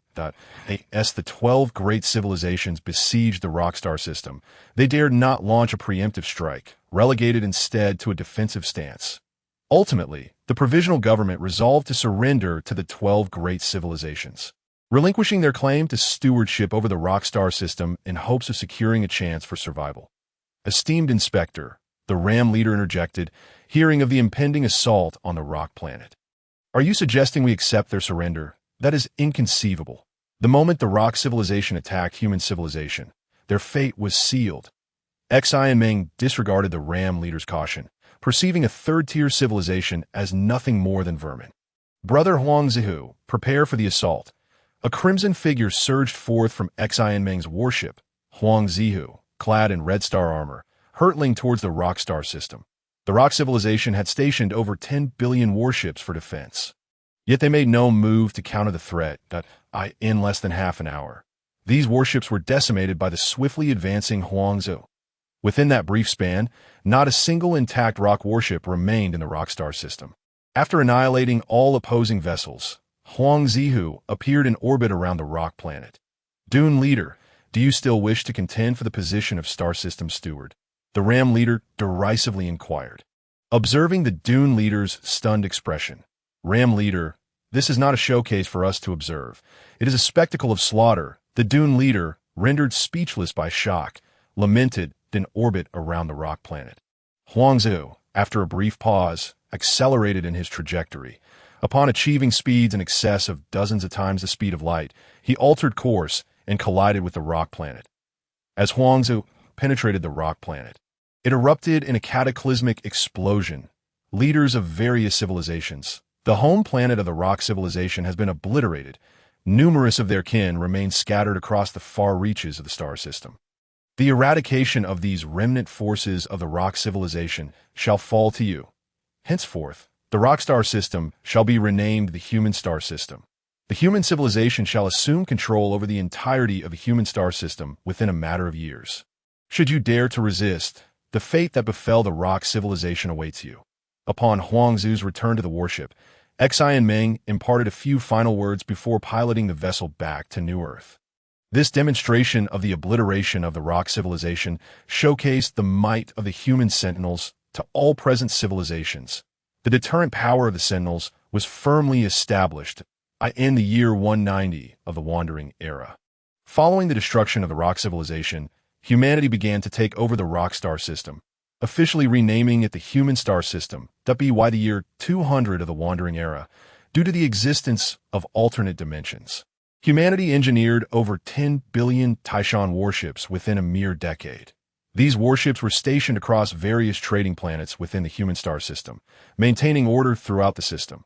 Thus, humanity began to firmly establish its dominion over the star system, ushering in a new epoch for human civilization in the year 205 of the Wandering Era, witnessing humanity's steadfast control over the human star system. Xi and Ming, who had been a guest on New Earth, could no longer contain himself that he approached Liu Hui in his office. Esteemed Eternal One, human civilization is now stable and prosperous, with formidable military prowess. Many years ago, you promised to visit the Red Star planet. The time has now come. Might you arrange for this visit? Xi and Ming had long held this matter close to his heart, recognizing its significance for the Red Star civilization. The journey to the Red Star planet is arduous, requiring passage through numerous star systems. The round trip would consume no less than 1,000 years. I require time to ensure all matters concerning humanity are in order before I can depart with peace of mind. Liu Hui had likewise been anticipating this opportunity. The complete technological framework of the Carolon civilization was of paramount importance to humanity. He had already resolved to accompany Xian Meng to the Red Star planet immediately after arranging humanity's affairs. Excellent, Eternal One. As long as you remember this matter, I shall await patiently, Xian Meng replied, elated with the assurance he sought. In the year 206 of the Wandering Era, Liu Hui completed the arrangements for all affairs. Zhang Jixin and Huang Dehu remained on New Earth. The two individuals were tasked with forming a temporary management committee. Following Liu Hui's departure, all significant matters concerning humanity would be decided by this committee through voting. On this occasion, Liu Hui was aboard the human-made Longting mothership, accompanied by 20 guardians and 40 scholars. The first stop for the Longting mothership was the black hole located within the human galaxy. In the vastness of the universe, the distances between galaxies are immense, typically ranging from 2 to 3 million light-years apart, should one rely on the propulsion systems of warships for direct travel. Even the swiftest Taishan warship would require over 1 million years to arrive. Intergalactic communication and connections largely depend on the space tunnels formed by black holes. The overseers of the Sirius sector are the Kalan people of the Red Star civilization, which manages a total of 18 galaxies. Near the black hole of each galaxy, the Red Star civilization has constructed a black hole space tunnel. These tunnels must be situated close to the black holes, utilizing their formidable gravitational pull to warp space, thus enabling intergalactic transport. However, a significant drawback exists. The tunnels can only facilitate travel to the vicinity of adjacent galaxy black holes, precluding any form of intergalactic transit. Consequently, Liu Hui's journey to the Red Star planet necessitates traversing through each intervening galaxy. In the command room of the Longting mothership, Xian Meng pointed to a three-dimensional image depicting a space tunnel and remarked, "Eternal One, this is the black hole space tunnel of our human galaxy. Entering this tunnel will allow us to reach the neighboring Yushuan galaxy." Chapter 102. The Crisis of Yushuan Galaxy. The nature of space within the universe is truly wondrous. Logically, having mastered the technology of spatial jumps, humanity should be able to traverse the cosmos freely and effortlessly. Yet the technology of spatial jumps is not without its limitations. Humanity has developed two primary methods of spatial jumps. The first is the coordinate-based spatial jump, which involves jumping according to specified coordinates. This method exhibits minimal error, but is susceptible to the fluctuations of space that, in theory, coordinate-based spatial jumps could reach infinitely distant locations. Yet practical application restricts this to approximately 500 light-years with current technology. The pinnacle of Red Star civilization, the Red Star armor, similarly achieves a maximum jump distance of around 10,000 light-years. The limitations of energy consumption confine the efficacy of this method. The second method, the uncoordinated spatial jump, is considerably simpler, expending less energy, but posing far greater risks. The vastness of the universe means that such jumps can result in random appearances in any location, potentially landing in a void devoid of planets or galaxies for billions of light-years. In such desolate expanses, if a spacecraft were to exhaust its energy, it would be left to its fate. No one is inclined to attempt uncoordinated spatial jumps, as they hinge on luck and chance. When humanity initially fled the solar system, it employed uncoordinated spatial jumps. Fortunately, human civilization's fortune held, and they did not find themselves randomly transported into the abyss, but rather arrived in the locked galaxy. Eternal One, we are about to enter the black hole space tunnel, Xian Meng announced. Given the massive size of the Longting mothership, any encounter with spatial fluctuations could potentially cause minor damage. As preparations were underway to enter the tunnel, this marked humanity's inaugural use of a black hole space tunnel for intergalactic travel. Xian Meng gently reminded Liu Hui, pulling him from his contemplations on spatial jumps. Xian Meng, there is no need for excessive concern. This Longting mothership is the latest model, constructed from advanced materials that significantly enhance its resistance to spatial strain. Liu Hui was aware of certain principles governing black hole space tunnels. Between the black holes of two adjacent galaxies, gravitational pulls create distortions in spatial dimensions, akin to the principles of humanity's alternate space. Alternate space involves changes in the multiplicity of time dimensions. While black hole space tunnels alter the multiplicity of distance dimensions, the distance between the human galaxy and the Yuchuan galaxy is approximately 2.56 million light-years. The Longting mothership had been traversing the black hole space tunnel for 9 days. In half a day, it would reach the tunnel's exit. This journey of 9.5 days would span a remarkable distance of 2.56 million light-years. Eternal One, something seems amiss, Exine Meng said, his tone betraying a hint of anxiety. Throughout the 9-day journey, the space tunnel had remained remarkably stable. Now, as they approached the exit, it began to fluctuate. The intensity of these fluctuations was causing the Longting mothership to tremble. There is no immediate cause for alarm. The integrity of the mothership's structure remains intact. Are we not nearly at the exit? We should hold on a little longer, Liu Hui reassured, glancing at the data in the control room, confirming that the mothership was unharmed. Eternal One, I suspect that a significant incident has occurred near the black hole of the Yuchuan galaxy, triggering the fluctuations in the space tunnel. Our mothership may be ejected. Near the black hole of the Yuchuan galaxy, a fierce space battle raged on. This conflict had persisted for nearly a decade. With the number of warships involved exceeding 50 billion, the battlefield was littered with the wreckage of destroyed vessels. A colossal mothership served as the command center, where leaders from numerous civilizations had gathered. Have the supporting warships from the Qing San civilization not yet arrived? Inquired an alien elder, resembling a massive gorilla, his stature imposing. Commander, they will require an additional 3 days to reach the battlefield, replied one of his subordinates. Upon hearing this, the elder's expression turned anxious as the overseer of the Yuchuan galaxy and the leader of the Yuchuan civilization. He recalled how 10 years prior, a warship from the dark mechanical civilization had stealthily infiltrated the vicinity of the galaxy's black hole after a journey spanning millions of years. This vessel established a black hole space tunnel connected to the 83rd galaxy, controlled by the dark mechanical civilization. By the time the Yuchuan civilization realized what had transpired, it was already too late that a torrent of warships from the dark mechanical civilization surged forth from the tunnel.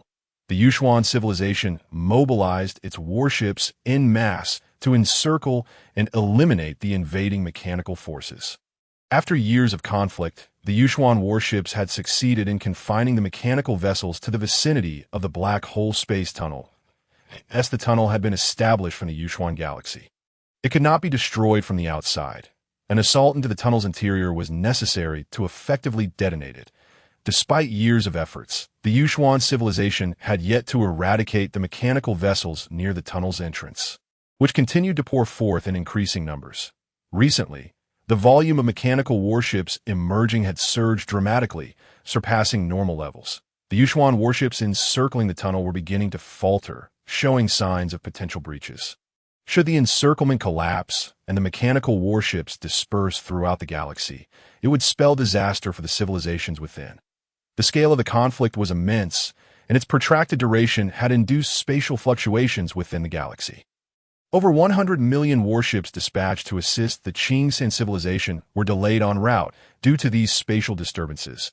The encirclement was in peril of being breached. The Yuchuan commander pondered whether the inspector from the Sirius sector would arrive in time to provide support. With this thought, the Yuchuan commander felt a wave of despondency. The news of the dark mechanical civilization's clandestine establishment of a black hole space tunnel for the purpose of invading the Yuchuan galaxy had been dispatched to the sector headquarters, requesting assistance. The response from the headquarters indicated that the inspector was preoccupied with other matters and might not arrive promptly. Commander, the officer from Zone 56 has sent a message indicating that they can barely hold on without support, reported the battlefield information receiver. Deploy all 10 million warships from the Escort Command Center to Zone 56 that inform the commander there that this 10 million strong fleet represents our final assistance, even if it comes down to the last ship. They must hold for 3 more days. In a moment of urgency, the Yuchuan commander dispatched the last 10 million warships under his command. Meanwhile, a colossal mothership suddenly appeared on the battlefield. It was none other than the Longting mothership of human civilization. Chapter 103. The dark mechanical civilization. As the Longting mothership neared the tunnel's exit, it was violently ejected from the tunnel due to intense spatial fluctuations. Liu Hui quickly assessed the various data on the mothership. Fortunately, the Longting remained undamaged. "Commander, we have come under energy attack," one of the crew members in the control room reported urgently. "Enter combat status immediately. Activate all detection equipment and ascertain what has transpired." The sudden assault caught Liu Hui off guard. Examining the data returned from the detection equipment, he found himself momentarily bewildered. The Longting mothership was situated in the midst of a battlefield, directly between the two warring factions. All Taishan warships disengage from the mothership and form a defensive perimeter. Do not initiate any offensive actions for the time being. If any warships attempt to approach the Longting mothership, destroy them immediately. The 200 Taishan warships aboard the mothership swiftly detached and formed a protective circle around it. Although Liu Hui found himself in a state of confusion, he understood that essential defense measures were still necessary. "Xian Meng, the Yushuan star system is under your jurisdiction. What has transpired here? Are you aware?" Liu Hui inquired of Xian Meng. "Eternal One, please hold on a moment, that I shall contact the administrator of the Yushuan star system to ascertain the situation." Xian Meng replied, activating his Red Star battle armor and linking to his Crimson warship. He intended to utilize the communication devices aboard the warship to inquire with the Yushuan administrator at the command center of the Yushuan mothership. Xian Meng forcefully established a three-dimensional communication connection. "I am Xian Meng, the Star District Inspector. Who among you is the administrator of the Yushuan star system?" The sudden connection startled everyone present. "Greetings, esteemed Inspector. I am Hu, the leader of the Yushuan civilization. Hu, the commander of Yushuan, was the first to regain composure and promptly bowed to Xian Meng's three-dimensional image. "What events have transpired here?" Xian Meng pressed. "Respected Inspector, are you not the reinforcements dispatched by the Star District? Who assumed the Inspector was sent to assist? That I merely passed through and noticed the situation. Now please, tell me what has happened." "Esteemed Inspector, the Dark Mechanical Civilization has stealthily established a spatial tunnel near the black hole. Who recounted the general sequence of events." "Understood," Xian Meng acknowledged. "The circular mothership on the battlefield belongs to our Kalan race. Do not approach or attack it indiscriminately. I shall handle the mechanical civilization's warships shortly." Having grasped the situation, Xian Meng did not wait for a response and promptly severed the three-dimensional communication. He immediately notified all commanders on the battlefield. "There's a circular mothership in the vicinity. Do not approach or attack it. Report to me immediately upon discovery." Hu felt a surge of anxiety, knowing that mistakenly striking the Kalan warship would be a grave disrespect. Not long after the orders were issued, news returned from the battlefield. "Commander, the Kalan mothership is located in Area 83, right in the midst of our conflict." An aide reported to Hu, "Reinforce Area 83 with additional warships to protect the mothership." Although Hu was aware that with an inspector present, his actions might seem redundant, he felt compelled to make a statement. "Commander, this mothership is rather peculiar. The data we have observed suggests it lacks an energy shield, yet is immune to energy attacks.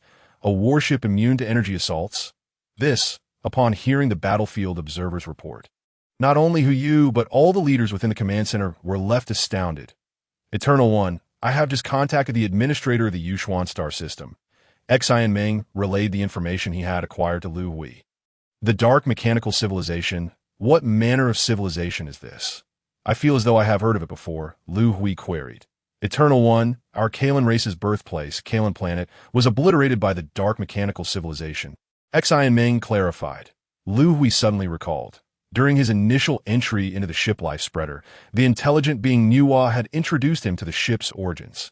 Long ago, Kalan planet had been besieged by numerous warships of the Dark Mechanical Civilization. And as the planet faced annihilation, the life spreader had fled. Xian Meng, should the Dark Mechanical Civilization acquire the Red Star battle armor you possess and replicate it extensively, what then? Liu Hui suddenly posed a question. "Rest assured, Eternal One, even if they were to obtain the armor and replicate it in large quantities, they lack a guardian. Thus, the manufactured armors would merely be ornamental." After saying this, Xian Meng departed the Longting mothership and entered the battlefield. The situation on the battlefield shifted instantaneously. It was direct, unequivocal, devoid of suspense, and rather mundane. In less than half an hour, The warships of the dark mechanical civilization and the spatial tunnel were obliterated. A war that had persisted for a decade was concluded by Xian Meng in merely half an hour. Chapter 104. Eternal One Liu Hui, is this the power of the Star District Inspector? The leaders of various civilizations in the command center were left dumbfounded as they witnessed the swift resolution of a 10-year conflict. These leaders had never before encountered the prowess of an inspector. What a pity that the inspector cannot remain long in our Yuxuan star system. If only he could, our safety would be assured. Commander Hu, you lamented. Commander, why is that? Many of the civilization leaders were unaware of the reason. There are only 4 inspectors in the Star District. Our Sirius sector contains 18 star systems, 8 of which are currently engaged in battle with the dark mechanical civilization, leaving the inspectors overwhelmed with duties. Who you elucidated, I must personally visit the inspector aboard the mothership now. If you wish to accompany me, feel free to follow. Due to the impacts of war, the spatial tunnel established by the Red Star civilization exhibited considerable fluctuations and instability.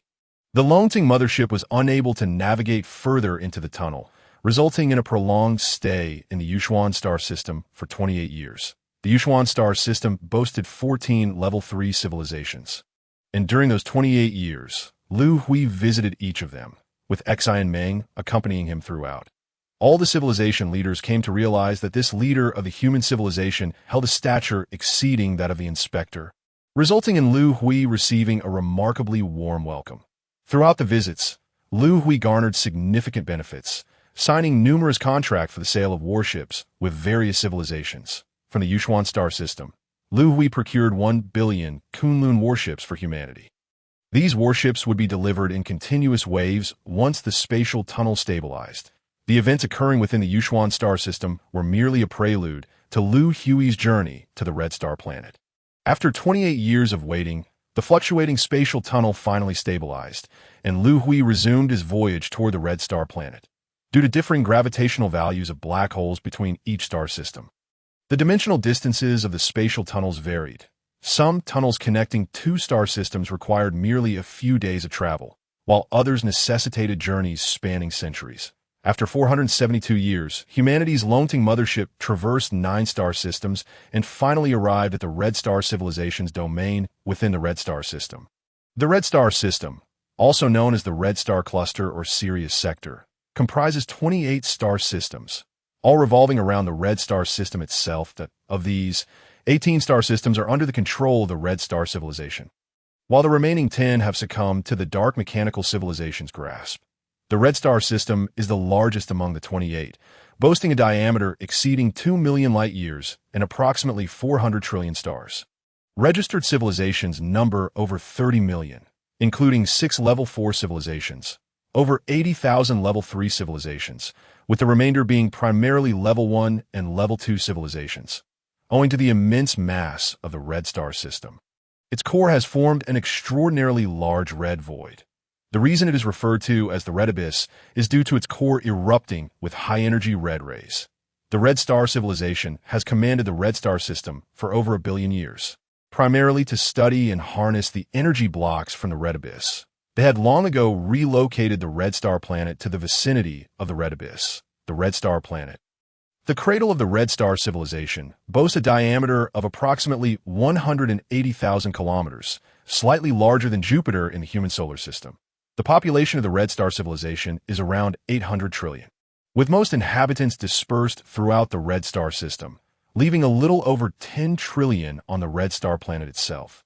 The Management Council of the Red Star civilization, following the solitary expedition of the Eternal Liu Hui, has become the supreme authority of the civilization. The council comprises 12 members, consisting of 8 scholars and 4 guardians. Today, a meeting is convened with the attendance of the 8 scholars and 1 guardian stationed on the Red Star planet. Xian Meng has transmitted a message indicating that the human Eternal will arrive at the Red Star planet in 3 days. I believe we must reconsider our original plan, stated Liu Hui, a scholar of the Red Star civilization and the president of the Management Council, whose qualifications and prestige are exceedingly high. Are you suggesting that we refrain from aligning ourselves with the human Eternal for now? We should first devise a means to rescue Eternal Liu Hui, inquired a council member. The attendees appear to grasp Liu Hui's intention. Indeed, Since we have ascertained the whereabouts of Leader Liu, we should prioritize his rescue. Not long ago, the Red Star civilization unexpectedly received a distress signal, emanating from the spacecraft piloted by Eternal Liu Hui, who has been missing for over 600,000 years. The signal's location was pinpointed to the 8-star system, controlled by the Dark Mechanical Civilization. This system is adjacent to the Qin Wu system in the Canis Major region, where conflict is currently taking place, reminiscent of the situation in the Yuxian system.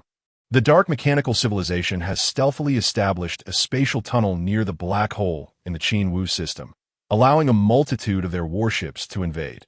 However, the battlefield has been firmly controlled by the Red Star Civilization, guarded by 2 protectors.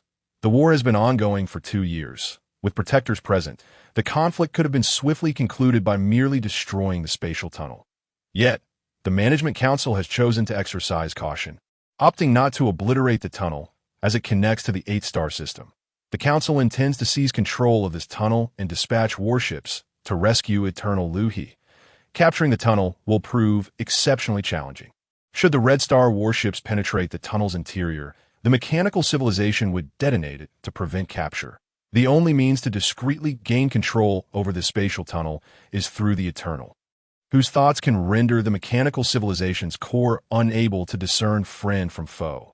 The purpose of our gathering today is to devise strategies to persuade the human Eternal.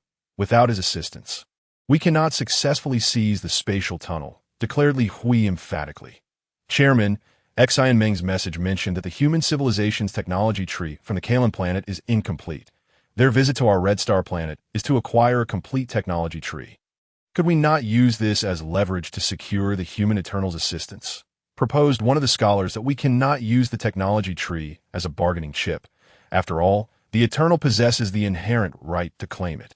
According to the information received from Xian Meng regarding human civilization, they are a sentiment-driven society. If they become aware of our Eternal's predicament, they will surely extend their aid that we may not even need to persuade him. As long as we treat the human Eternal with utmost respect, regarding him as one of our own, he will act in our favor, asserted another scholar. Chapter 105. The missing Eternal data, the Longting mothership descended gracefully upon the Red Star planet. The moment Liu Hui disembarked from the spacecraft, he was taken aback by the sight of countless individuals kneeling around the vessel, numbering in the tens of thousands. Xian Meng, this is quite an extravagant reception. Liu Hui remarked to Xian Meng beside him. You are an Eternal. You deserve such honors in the eyes of the Red Star people. You are akin to a deity, Xian Meng replied with reverence. Allow me to introduce them. Xian Meng approached Liu Hui. This esteemed individual is our chief scholar. Liu Hui.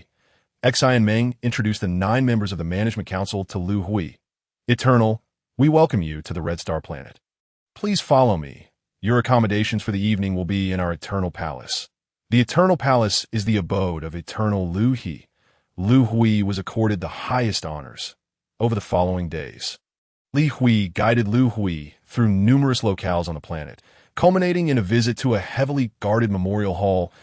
At the center of the hall rested a spacecraft. Eternal, this is the cradle of life for our Red Star civilization, the life transmission vessel. Without needing further introduction, Liu Hui recognized it as identical to the life transmission vessel discovered on Earth. Liu Hui's presence activated the intellect aboard the vessel, which detected the approach of an Eternal. The hatch opened. May I board the spacecraft? Liu Hui inquired of Liu Hui, aware that the vessel contained the technology tree of the Kalan planet and wishing to test his hypothesis. Most certainly. Esteemed Eternal, only you, as an Eternal, possess the ability to open the hatch, replied Liu Hui. I have heard from Xian Meng that your civilization's technology tree from Kalan is incomplete. This vessel holds the complete technology tree. Eternal, you may enter the spacecraft and restore what your civilization lacks. Liu Hui's words surprised Liu Hui. He had not anticipated such generosity from the Red Star civilization without any stipulations. Liu Hui, feeling no need for formality, promptly boarded the spacecraft. Welcome, Eternal, to the life transmission vessel. I am the vessel's intellect, Hong. Upon entering the spacecraft, Liu Hui immediately heard the voice of the intellect, Hong. Hong, I have a question to pose. Esteemed Eternal, please proceed that I am the Eternal of human civilization. and our technology tree is incomplete. I would like to ascertain whether I have the authority to manage the technology tree aboard your vessel. Liu Hui knew that with the intellect there was no need for superfluous dialogue. He went straight to the point. Esteemed Eternal, as a level 3 Eternal, you surpass Liu Hui, a level 1 Eternal. Your authority takes precedence over his. Liu Hui was taken aback by this revelation that if he and Liu Hui were both aboard the vessel, his commands would supersede those of Liu Hui. Liu Hui recalled that his own evolution level as an Eternal was 99. 98, the highest rank of level 3, while Liu Hui, being level 1, must have an evolution level exceeding 80. Hong, please connect to the intellect aboard the Longting mothership and duplicate the technology tree from this vessel for transmission. I require additional information regarding the Eternal data. Liu Hui spent over 8 hours aboard the spacecraft, acquiring a wealth of previously unknown information, particularly regarding the Eternals, AS and Eternal. He had always known he possessed unique traits, yet he had been unaware of their nature or how to investigate them. Here, he learned the method and discovered his attributes: healing trait and regeneration trait. The healing trait enables the Eternal to heal injured scholars and guardians, while the regeneration trait allows for the rebirth of new scholars and guardians from their kin following untimely demise. What astonished Liu Hui further was the revelation of a hidden trait, which could not be uncovered by the methods he had just learned. What could it be? Liu Hui remained in the dark. The records pertaining to Eternals also conveyed an intriguing piece of information. Eternals of different levels cannot coexist. The missions of level 1 and 2 Eternals are to seek out level 3 Eternals, contributing their brain matter to enhance the brain matter space of the level 3 Eternal. The level 1 Eternal Liu, he embarked on his expedition to locate a level 3 Eternal. While the mission of level 3 Eternals is to discover the Sanctuary of Eternals, situated approximately 96 billion light-years from the Red Star system. Why seek this sanctuary? What is its significance? The records did not elaborate. The more Liu Hui learned, the more perplexed he became as he stepped off the spacecraft. He felt as though he were under the influence of some inscrutable force. Am I truly destined to seek the Sanctuary of Eternals? Liu Hui's heart began to feel the weight of uncertainty. Eternal, you have finally emerged. Outside the spacecraft, the 8 scholars and 2 guardians of the Red Star civilization knelt in reverence. What is the matter with you all? Liu Hui inquired, observing Liu Hui leading the group in their kneeling position. Esteemed human Eternal, our Eternal Liu Hui is in dire need of your assistance. Liu Hui implored earnestly. Has Liu Hui not been missing for over 600,000 years? Do you possess news of him? Liu Hui asked, puzzled. Several years ago, we received a distress signal from the spacecraft piloted by Liu Hui. The signal originated from the 8-star system. Liu Hui recounted the events to Liu Hui. You mean to suggest that I should take action to seize the black hole space tunnel, thereby allowing your warships to pass through the tunnel to effect a rescue? Liu Hui comprehended Liu Hui's intentions. Esteemed Eternal One, this is a request from our Red Star civilization. Should humanity have any demands of us, please articulate them, that we shall make every effort to fulfill them, that we hope that the Eternal Ones of humanity can extend their assistance to us. Liu Hui bowed deeply, speaking earnestly once more. There is no need for conditions. Your Red Star civilization has shown me great respect, and I can truly feel it. Both our civilizations are branches of the Kalan race. Mutual assistance is only natural that I shall grant your request and aid you in seizing the black hole space tunnel established by the mechanical civilization. Liu Hui acquiesced to the request put forth by Liu Hui and the others. This decision was not solely influenced by their words. Primarily, a powerful desire had begun to burgeon within Liu Hui, a desire that was beyond his control, to find the Eternal One Liu Hui and absorb him.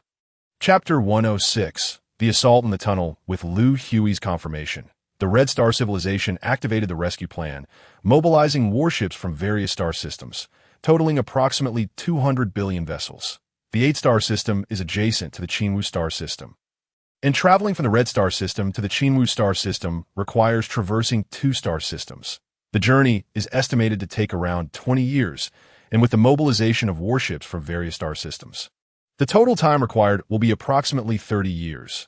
Liu Hui must remain on the Red Star for about 10 years before embarking on the journey to the Qinwu star system. During this decade, Liu Hui did not remain idle. Accompanying him to the Red Star were 20 Guardians and 40 scholars. Over the course of 10 years, the Guardians and scholars from both sides engaged in profound exchanges, particularly in the realm of scholarship, where the Red Star civilization faced numerous technological challenges. With the involvement of human scholars, many of these issues were swiftly resolved.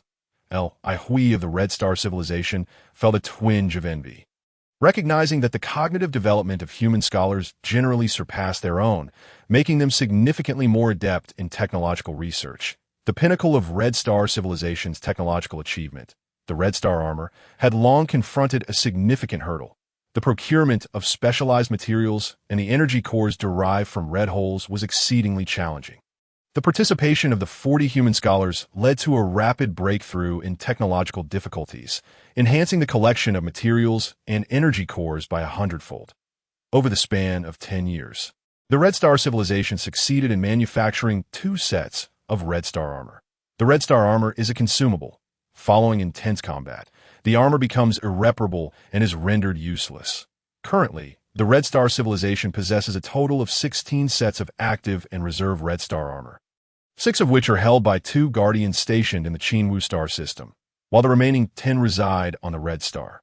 After a decade, as they set forth towards the Qin Star system, the Red Star civilization brought along all of their armor. 20 years later, Liu Hui and Li Hui arrived at the battlefield of the Qin Star system.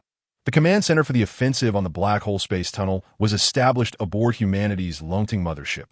Changji and Wu Wang came to pay their respects to the human Eternal One upon learning of Liu Hui's arrival. Please rise. Share the current situation on the battlefield. Over the course of 10 years, the Red Star civilization had come to regard Liu Hui as their new leader, a sentiment Liu Hui accepted without any sense of impropriety. It felt entirely natural. Esteemed Eternal One, over the past 30 years, we have maintained a remarkably balanced control over the battlefield. The number of warships of the Dark Mechanical Civilization emerging from the tunnel each year is approximately 40 million, though we have over 200 million warships surrounding the tunnel's exit. The attrition rate of our warships and the rate of reinforcements have reached a state of equilibrium, and it is seldom necessary for either of our 2 Guardians to intervene. Guardian Chengyi elucidated the battlefield situation. Since we have arrived at the battlefield, let us commence our operations according to plan. Liu Hui turned to Li Hui and spoke that we are grateful for the assistance of the human Eternal One. Li Hui led the Guardians and scholars of the Red Star civilization in expressing their gratitude to Liu Hui. Please rise. Liu Hui piloted a small Red Star warship, detaching from the Longting mothership and flying toward the entrance of the Black Hole Space Tunnel. The brainwave ray emitted by the Eternal One is a unique form of radiation.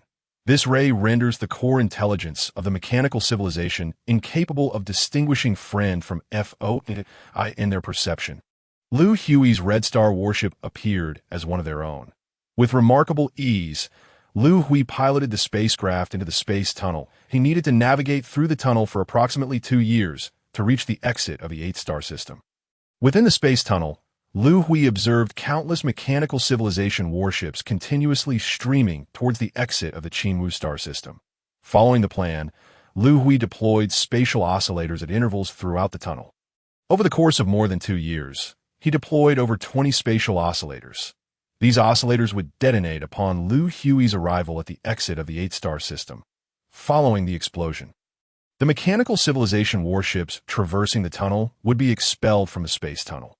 This was a crucial component of the plan that if Liu Hui were to seize control of the tunnel entrance at the 8-star system, while mechanical civilization warships remained within, those warships would self-destruct, obliterating the space tunnel.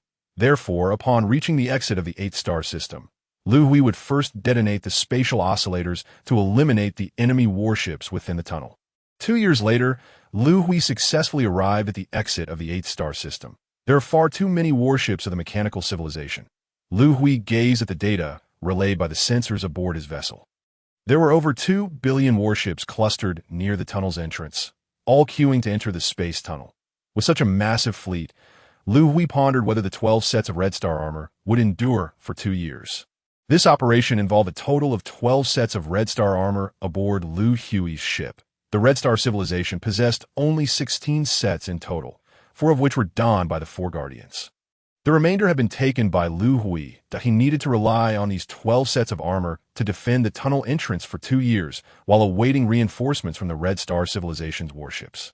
According to the plan, Liu Hui detonated the spatial oscillators that had been deployed within the tunnel.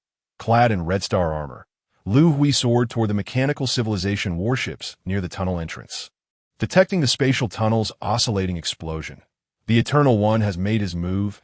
Meng, you Guardians must immediately clear the mechanical civilization warships near the tunnel entrance. Once cleared, we shall enter the space tunnel to repair the oscillations and proceed to the 8-star system to provide support. After waiting for 2 years, Liu Hui received the signal indicating Liu Hui had taken action. The Red Star civilization commenced its operations as well. Clad in Red Star armor, Liu Hui darted through the mechanical civilization's fleet at high speed. Employing no discernible tactics or strategy, he pierced through enemy warships, annihilating them. The intensity of the combat caused rapid wear on the Red Star armor. Within a span of just over 3 hours, Liu Hui destroyed 2 billion mechanical civilization warships, necessitating the replacement of 5 sets of armor. The warships within 0.2 light-years of the tunnel entrance were completely cleared by Liu Hui. What awaited him next was a 2-year period of steadfast defense. In this battle, Liu Hui's Red Star armor functioned like a blade, while the mechanical civilization's warships resembled lambs awaiting slaughter. However, as the blade dulled from excessive use, the lambs continued to flow toward the blade's edge. After clearing the warships near the tunnel entrance, the mechanical civilization's vessels continued to surge forth.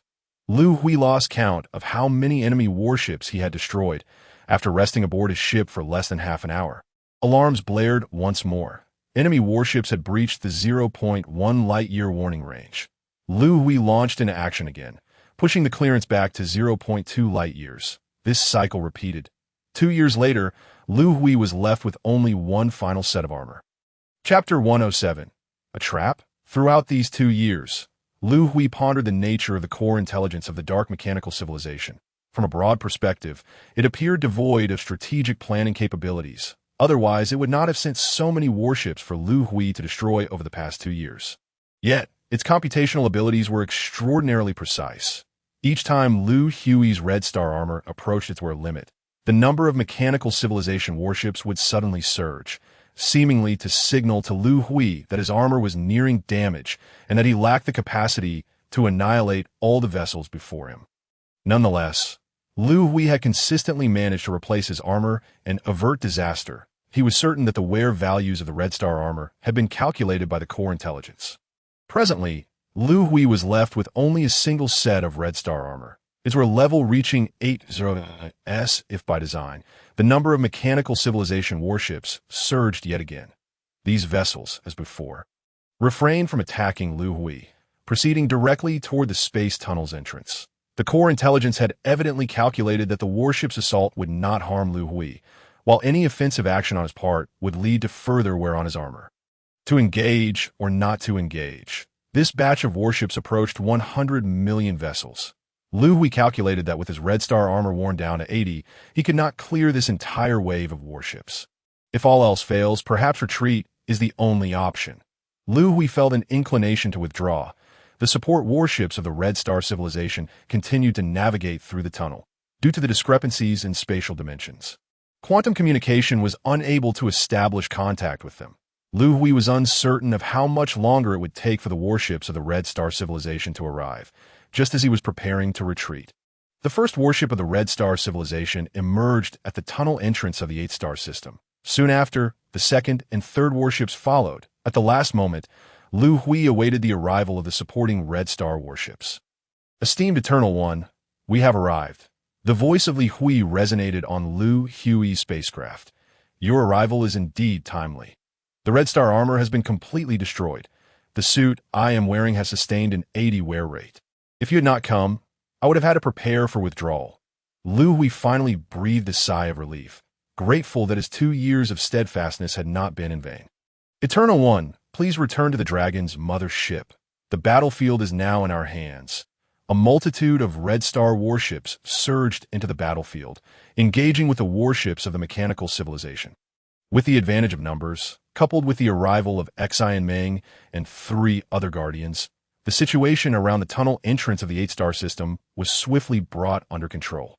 In the command room of the Dragon's mother ship, Liu Hui sincerely addressed Liu Hui, "Esteemed Eternal One, your efforts are greatly appreciated.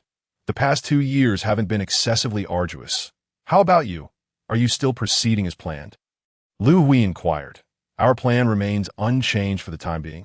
Eternal One, as you can see, this is the location from which the distress signal was emitted. The Rookstar system, located 9,862 light-years away.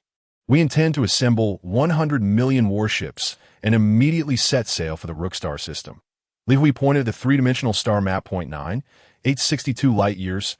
"Is it not possible to utilize the spatial jump system on the warships?" Liu Hui questioned, perplexed by Liu Hui's intention to navigate to the Rookstar system. "Eternal One, we have already conducted reconnaissance. The spatial fluctuations within a 10-light-year radius of the tunnel entrance are highly unstable. The warships cannot utilize spatial jumps that we need to travel beyond 10 light-years before we can engage the spatial jump." 10 days later, 100 million warships of the Red Star civilization were assembled and began their journey toward the Rookstar system. The significant movement of warships drew the attention of the Dark Mechanical Civilization's Intelligence Corps. The Intelligence Corps ceased sending warships to the spatial tunnel entrance and issued new orders.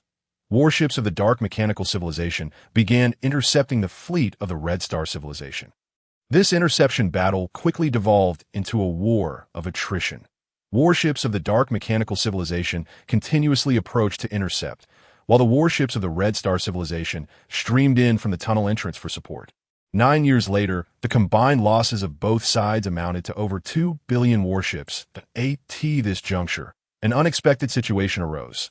The Red Star Civilization detected a sudden expansion of spatial fluctuations, now extending to 10,000 light-years. This spatial fluctuation had been deliberately triggered by the Dark Mechanical Civilization at Liu Hui.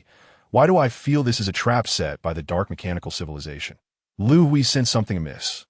Initially, he believed the Intelligence Corps lacked strategic acumen, but now he felt that the opponent was orchestrating a grand scheme. What this grand scheme entailed remained beyond his immediate analysis. "Eternal One, I too sense the scent of conspiracy." Liu Hui was no fool.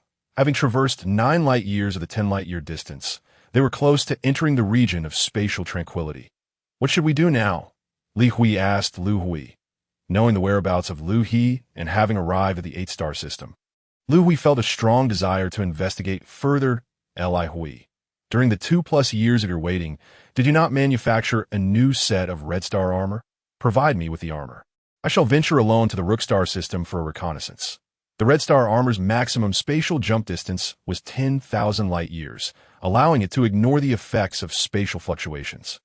Liu Hui intended to equip the new Red Star armor and set out alone to investigate. "Eternal One, it is too perilous for you to go alone to the Rookstar system. I suggest we mobilize more warships. Even if we do not utilize spatial jumps, we can gradually navigate and engage to reach the Rookstar system." At Liu Hui believed it was far too risky for Liu Hui to proceed solo. "What of the 9,000+ light-year distance? Your warships are not equipped with Red Star armor. Their speed barely reaches the speed of light. Engaging in combat while navigating would take millennia to reach the Rookstar system. Have you calculated how many warships would be lost over such an extended period?" Liu Hui's suggestion was impractical. They were unaware of the manufacturing capacity and potential of the mechanical civilization's warships. If the Red Star civilization's warship production could not keep pace after thousands of years of sustained conflict, they would ultimately lose the war. That I have already made my decision. I will venture alone to the Rookstar system for a closer look. Rest assured, I shall not take unnecessary risks that MY brainwave rays can confuse the Intelligence Corps in a misidentifying friend from FO. As long as I do not initiate an attack, my identity will remain concealed. Liu Hui had no intention of persuading others. His resolve was unyielding. He resolved to journey alone to the Rookstar system, while Liu Hui led the fleet back to the tunnel entrance to maintain their position and await news from Liu Hui. Chapter 108, Planetary Core, Eternal One. These are the last 3 red whole-grade energy blocks of our Red Star civilization. The Rookstar system is nearly 10,000 light-years away, but a round trip will consume 2 energy blocks. You must exercise caution in utilizing the energy of the Red Star armor. Liu Hui handed Liu Hui the final 3 energy blocks. Rest assured, my journey to the Rook Star system should pose little danger. Liu Hui accepted the energy blocks. The red whole-grade energy blocks were remarkably small, merely the size of a fingernail, yet they contained immense energy. 0.1 red whole-grade energy block equated to the energy of 100 million planetary-grade energy blocks. After installing these 3 energy blocks, Liu Hui donned the Red Star armor and departed from the Dragon's mother ship. Achieving the speed necessary for spatial jumps, he activated the spatial jump. Data from the armor flashed in Liu Hui's mind. Following the coordinates of the Rook Star system, the armor initiated a spatial jump. Liu Hui vanished from the vastness of space. Shortly thereafter, clad in the armor, he reappeared at the edge of a stellar system. This is not right. This isn't the Rook Star system. Liu Hui quickly recognized the discrepancy. The Rook Star system was a binary star system, characterized by 2 stars entwined at its center. In contrast, the stellar system before him was a single star system. Intelligence Corps conducted reconnaissance of the current stellar system. Each set of Red Star armor was equipped with a Level 4 Intelligence Core. Liu Hui issued a command to the Intelligence Corps. Before long, data on the stellar system appeared in Liu Hui's mind. Shook Star System, comprising 13 planets, stellar system coordinates. This was the Shook Star System. Adjacent to the Rook Star System, the spatial jump had deviated significantly. Liu Hui was astonished that a spatial jump over 9,000 light-years could yield such a substantial error. The Intelligence Corps continued to utilize the micro-detection equipment equipped on the armor to probe the Shook Star System. Subsequently, more data regarding the star system emerged in Liu Hui's mind. The Shook Star System was brimming with warships from the mechanical civilization. The entire stellar system resembled a manufacturing base for warships of the mechanical civilization. Having come this far, I might as well take a closer look. Driven by curiosity, Liu Hui navigated into the star system. Planet 13, the outermost planet of the system. Upon reaching the orbit of this planet, Liu Hui observed the surface bustling with mechanical activity. These machines resembled large worms burrowing into the ground. Akin to earthworms on Earth, they possessed a mouth approximately 2 kilometers in diameter and stretched over 20 kilometers in length.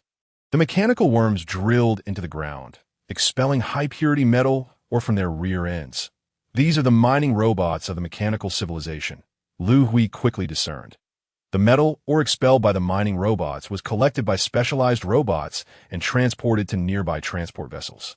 The destination of these vessels was the adjacent Planet 12. Following the transport vessels, Liu Hui arrived at the orbit of Planet 12. Observing Planet 12 from orbit was somewhat astonishing, as the entire planet had been transformed into a colossal warship manufacturing facility.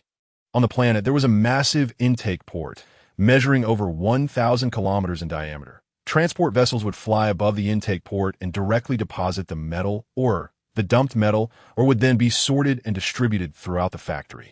Liu Hui noted that the planet also featured an outlet where completed warships would exit directly into space. Upon calculating, he realized that this mechanical civilization's warship manufacturing plant could produce 216 warships per second. It was uncertain how many such factories the mechanical civilization possessed. The efficiency of warship production here is truly remarkable. Liu Hui mused that I should investigate the next planet first, and then return to destroy this factory. Since they have crossed paths, Liu Hui had no intention of turning a blind eye. However, he planned to take action only after surveying all the planets. Upon arriving at planet number 11, Liu Hui was astonished by a colossal machine before him, one capable of enveloping an entire planet. What could their purpose be? It did not appear to be for mineral extraction. Liu Hui could not be certain, as the materials from the planet's surface were being transported away by spacecraft without any processing. This enormous machine seemed to be disassembling the planet at a rapid pace. Liu Hui calculated that, in a month, this planet would be completely dismantled. What benefits could be derived from disassembling a planet? Why would a mechanical civilization undertake such an endeavor? There must be a significant objective behind it. Liu Hui was deeply intrigued and decided to remain here for a month to uncover the purpose of the mechanical civilization's actions. A month later, planet number 11 was fully disassembled, leaving behind only a silvery core approximately 1 meter in diameter. What was this object? It was not recorded in the database of the Kalan civilization's technology tree. Was it the planet's core?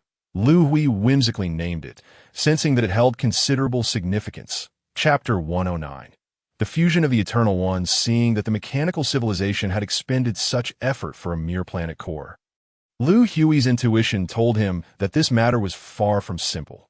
The planet core was transported to a mothership. Liu Hui recognized this type of mothership. It was a Red Star mothership, albeit in a different color. The Red Star civilization's ships were red, while the mechanical civilization's imitation was black. In pursuit of the secret behind the planet core, Liu Hui stealthily boarded this mothership. Intellect, can you infiltrate and take control of the mothership's intellect?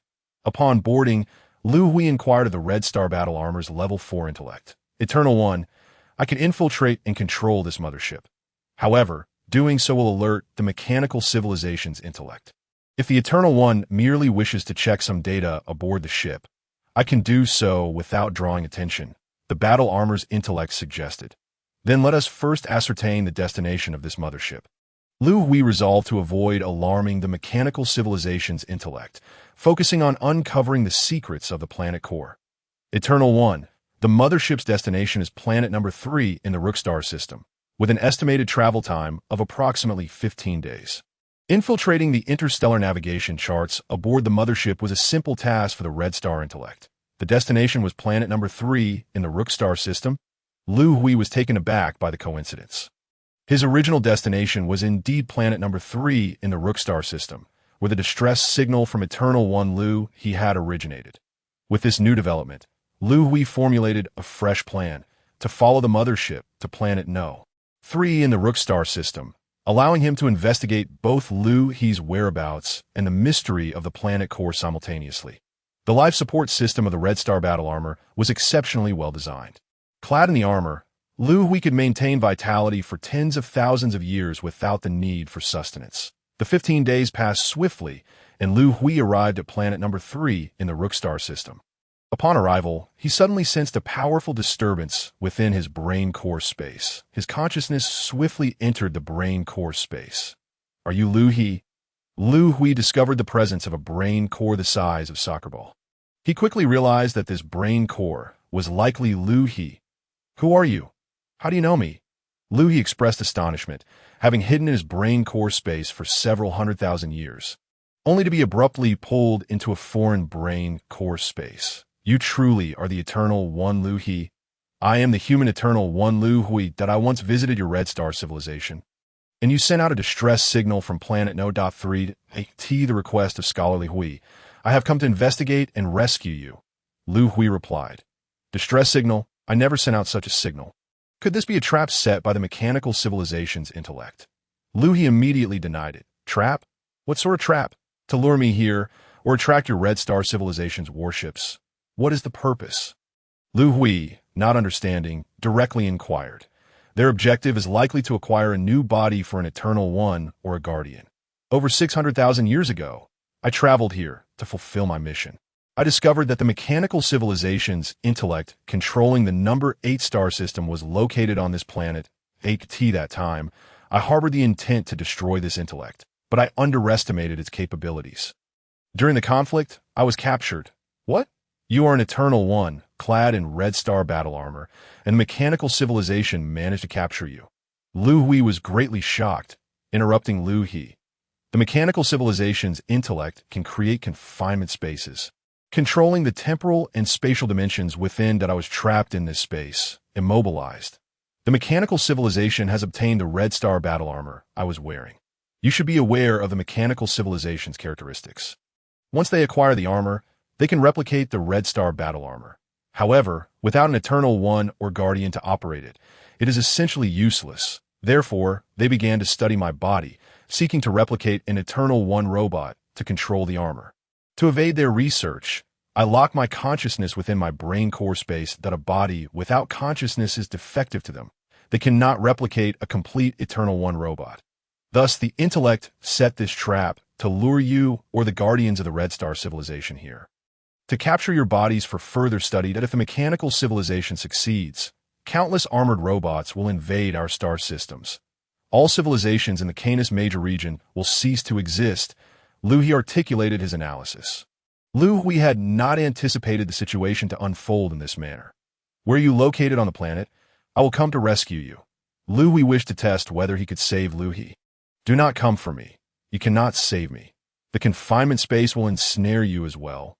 Liu Hui dissuaded him. By the way, there is something I find perplexing. My body is confined and unable to communicate externally. Why did I appear in your brain core space? When did you perceive my existence? Liu Hui was puzzled. He had attempted to contact Liu Hui, Xian Meng, and others from his own brain core space, but could not establish a connection. Why did you appear in my brain core space? I do not know either. I only sense your presence after arriving at planet number 3. Liu Hui responded, It seems the confinement space limited our perceptual range. We could only connect because we are on the same planet.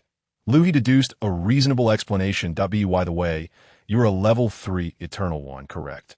Liu Hui noted the enormous size of Liu Hui's brain core in the space. Indeed, my evolution level is 99.98, making me a level 3 Eternal One. Liu Hui confirmed. It seems I can fulfill my mission now. As a human Eternal One, you should know what my mission entails. Hearing Liu Hui's words, Liu Hui nodded. Human Eternal One, once my brain core merges with yours, my consciousness will sleep. If you require my assistance, you can awaken my consciousness. After the brain core fusion, please leave this place immediately.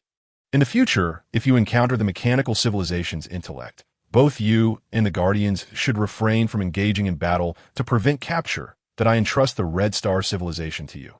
After speaking, Liu Hui's brain core swiftly merged with Liu Hui's.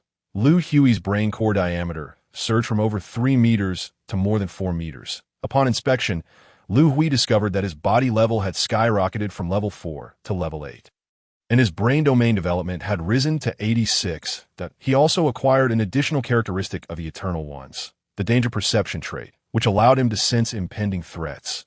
Liu Hui had not expected to gain so many advantages from the fusion. He now hesitated to delve into the secrets of the planet core, feeling a faint sense of danger. Although it was not overwhelmingly strong, it left Liu Hui feeling quite uneasy. After leaving the mothership, Liu Hui immediately accelerated and initiated a spatial jump, setting the coordinates for the entrance to the black hole space tunnel in the number 8 star system. He prepared to reunite with Liu Hui and the others. Upon completing the spatial jump, this time, the coordinates did not deviate significantly. Liu Hui returned to the vicinity of the space tunnel entrance. Just as he materialized, he sensed a powerful aura of danger. Chapter 110. The Guardians captured utilizing the search equipment on the Red Star battle armor. Liu Hui quickly pinpointed the location of the Longting mothership. He swiftly made his way toward the mothership. Liu Hui, this is Liu Hui. I have returned. Liu Hui sent a message to the Longting mothership. Esteemed human Eternal One, it is splendid to see you return. Liu Hui, allow us to discuss this matter further once we're back aboard the mothership. Liu Hui interjected, aware of the inquiry that lingered in her mind. Upon entering the command chamber of the Longting mothership, the crew of the Red Star civilization, including Liu Hui, knelt in reverence to welcome Liu Hui's return. Please rise, Liu Hui commanded. As Liu Hui stood, her surprise grew upon realizing that Liu Hui had returned alone. Esteemed Eternal One of humanity, did you not find our commander, Liu Hui? Liu Hui asked anxiously. Liu Hui has been located. His neural core has already merged with my neural core space. The neural cores of you scholars and guardians from the Red Star should also have been transferred to my neural core space. If you wish to converse with Liu Hui, you may do so there. However, let us set that aside for the moment. Upon my return, I sensed an overwhelming aura of danger. Has something extraordinary transpired on the battlefield? Liu Hui inquired. Eternal One, indeed, there have been anomalies on the battlefield. Today, the number of warships from the mechanical civilization attacking the tunnel entrance suddenly surged by several multiples. However, there is no need for concern. I have dispatched Guardians Cheng Ji and Wu Wang to reinforce the front lines. With their presence, the mechanical civilization's warships will not pose a significant threat, Liu Hui confidently asserted. Contact these 2 Guardians immediately. Liu Hui felt an unsettling apprehension. Eternal One, we are unable to establish contact with them. The communications officer reported urgently. Inquire with the frontline fleet commander regarding the situation, Liu Hui instructed. Eternal One, we have received a message from the frontline fleet commander. The two Guardians have become immobilized on the battlefield and have been captured by the mechanical civilization's warships. Just as Liu Hui's question left his lips, the frontline commander relayed the message. It is spatial confinement, a result of the mechanical civilization's intelligence core. Was it not located on the third planet of the Rook star system? How could it have arrived here? Realizing this, Liu Hui finally comprehended the source of his intense sense of danger. It was the intelligence core. Eternal One, I shall go to rescue them, Xian Meng, clad in Red Star battle armor, declared with determination. Xian Meng, do not proceed, it is futile. The intelligence core of the mechanical civilization is present on the battlefield, capable of creating localized confinement spaces. Neither the Eternal Ones nor the Guardians can move within such spaces. He is trapped in a similar confinement. Liu Hui prevented Xian Meng from advancing. Eternal One, what then shall we do? Xian Meng inquired anxiously. The only course of action is to annihilate both of them. We cannot allow them to fall into the hands of the intelligence core. Otherwise, the entire Sirius sector will be doomed. Liu Hui resolved, no longer hesitating, as he promptly entered his neural core space. It was imperative to destroy the neural cores of the two Guardians without delay. Unable to destroy? Upon entering the neural core space, Liu Hui exhausted every method, yet found no means to annihilate the neural cores of the two Guardians. The confinement space was isolated from the normal cosmic realm, rendering communication impossible due to the vast distance. Liu Hui immediately deduced the reason. Seeking informati, Zhang Jisen never anticipated that Liu Hui would return with such dire news that we have an alternate space and approximately 10 millennia at our disposal. There is a possibility that we might discover a solution to avert the impending crisis. However, we must also prepare for a potential escape. Liu Hui articulated the plan for the spatial jump formation. To ensure safety, we must be prepared for both contingencies. This plan has been entrusted to Zhang Jisen for execution. The spatial jump formation project has officially commenced 30 years later, in the office of Liu Hui on the New Earth. He entered his neural substrate space that he intended to contact Liu Hui, a scholar from the Red Star civilization, to inquire about the progress of their migration. His keen interest in the migration of the Red Star civilization stems from the proximity of the mechanized civilization-controlled 8-star system to the Qinwu star system. Right next to the Red Star system, the mechanized civilization's assault would initiate from the Qinwu star system. Once it falls, the Red Star system will inevitably follow. Once the war begins, the Red Star system would soon become the front line. In a war devoid of hope, the sooner the migration occurs, the better. Upon entering the neural substrate space, Liu Hui found Li Hui's neural substrate. Surrounding him were the neural substrates of Sun Ming, Cheng Ji, and Wu Wang, among others. The two Guardians, Cheng Ji and Wu Wang, captured by the mechanized civilization, still resided in Liu Hui's space, unreachable and indestructible. Chief, did you summon me? Li Hui, awakened by Liu Hui, entered the neural substrate space. How is your migration progressing? The Red Star civilization has a vast number of personnel and resources to relocate to the New Earth, marking a colossal migration endeavor. Liu Hui was deeply concerned and made inquiries every few years. Chief, the first batch of personnel will arrive at the New Earth in 86 years, with subsequent individuals and resources continuously migrating. The migration efforts of the Red Star civilization were proceeding smoothly. 86 years later, the first batch of over 50 billion individuals from the Red Star civilization reached the New Earth, and resources began to flow in steadily. Humanity had wandered for 1,468 years. Zhang Jisen led numerous scholars in the alternate space to complete the design of the spatial jump formation. Humanity began constructing the formation in the vastness of space. 10 light-years away from the stellar system, the formation's dimensions were comparable to that of a stellar system, resembling an immense spider web, with the spatial jump generator at its center. The generator's diameter was akin to that of a medium-sized star. Due to its considerable size, the generator was designed as a hollow mesh sphere to prevent collapse from excessive mass. The spatial jump generator was connected to numerous docking points, each with a diameter comparable to that of a medium-sized planet. Also designed to be hollow. In the future, personnel and resources would enter these docking points. When a spatial jump generator activated, it would leap along with the connected docking points, a total of over 20. 000 docking points were designed, sufficient to accommodate the entire population and necessary resources of civilization. Humanity had wandered for 2,839 years. Zhang Jisen hurriedly arrived at Liu Hui's office, although pressed for time. His face radiated joy. "Chief, we have made a breakthrough in our spatial research that we can create a confinement space now." Chapter 112. The Fall of the Qinwu Star System Confinement Space. "How did you achieve that?" Liu Hui inquired, both curious and elated. "Chief, do you remember the black substance at the center of the alternate space? We have made significant progress in our research on it, that if we stimulate the black substance with high energy, it alters its distance dimension. The multiplicative factor of the distance dimension is substantial.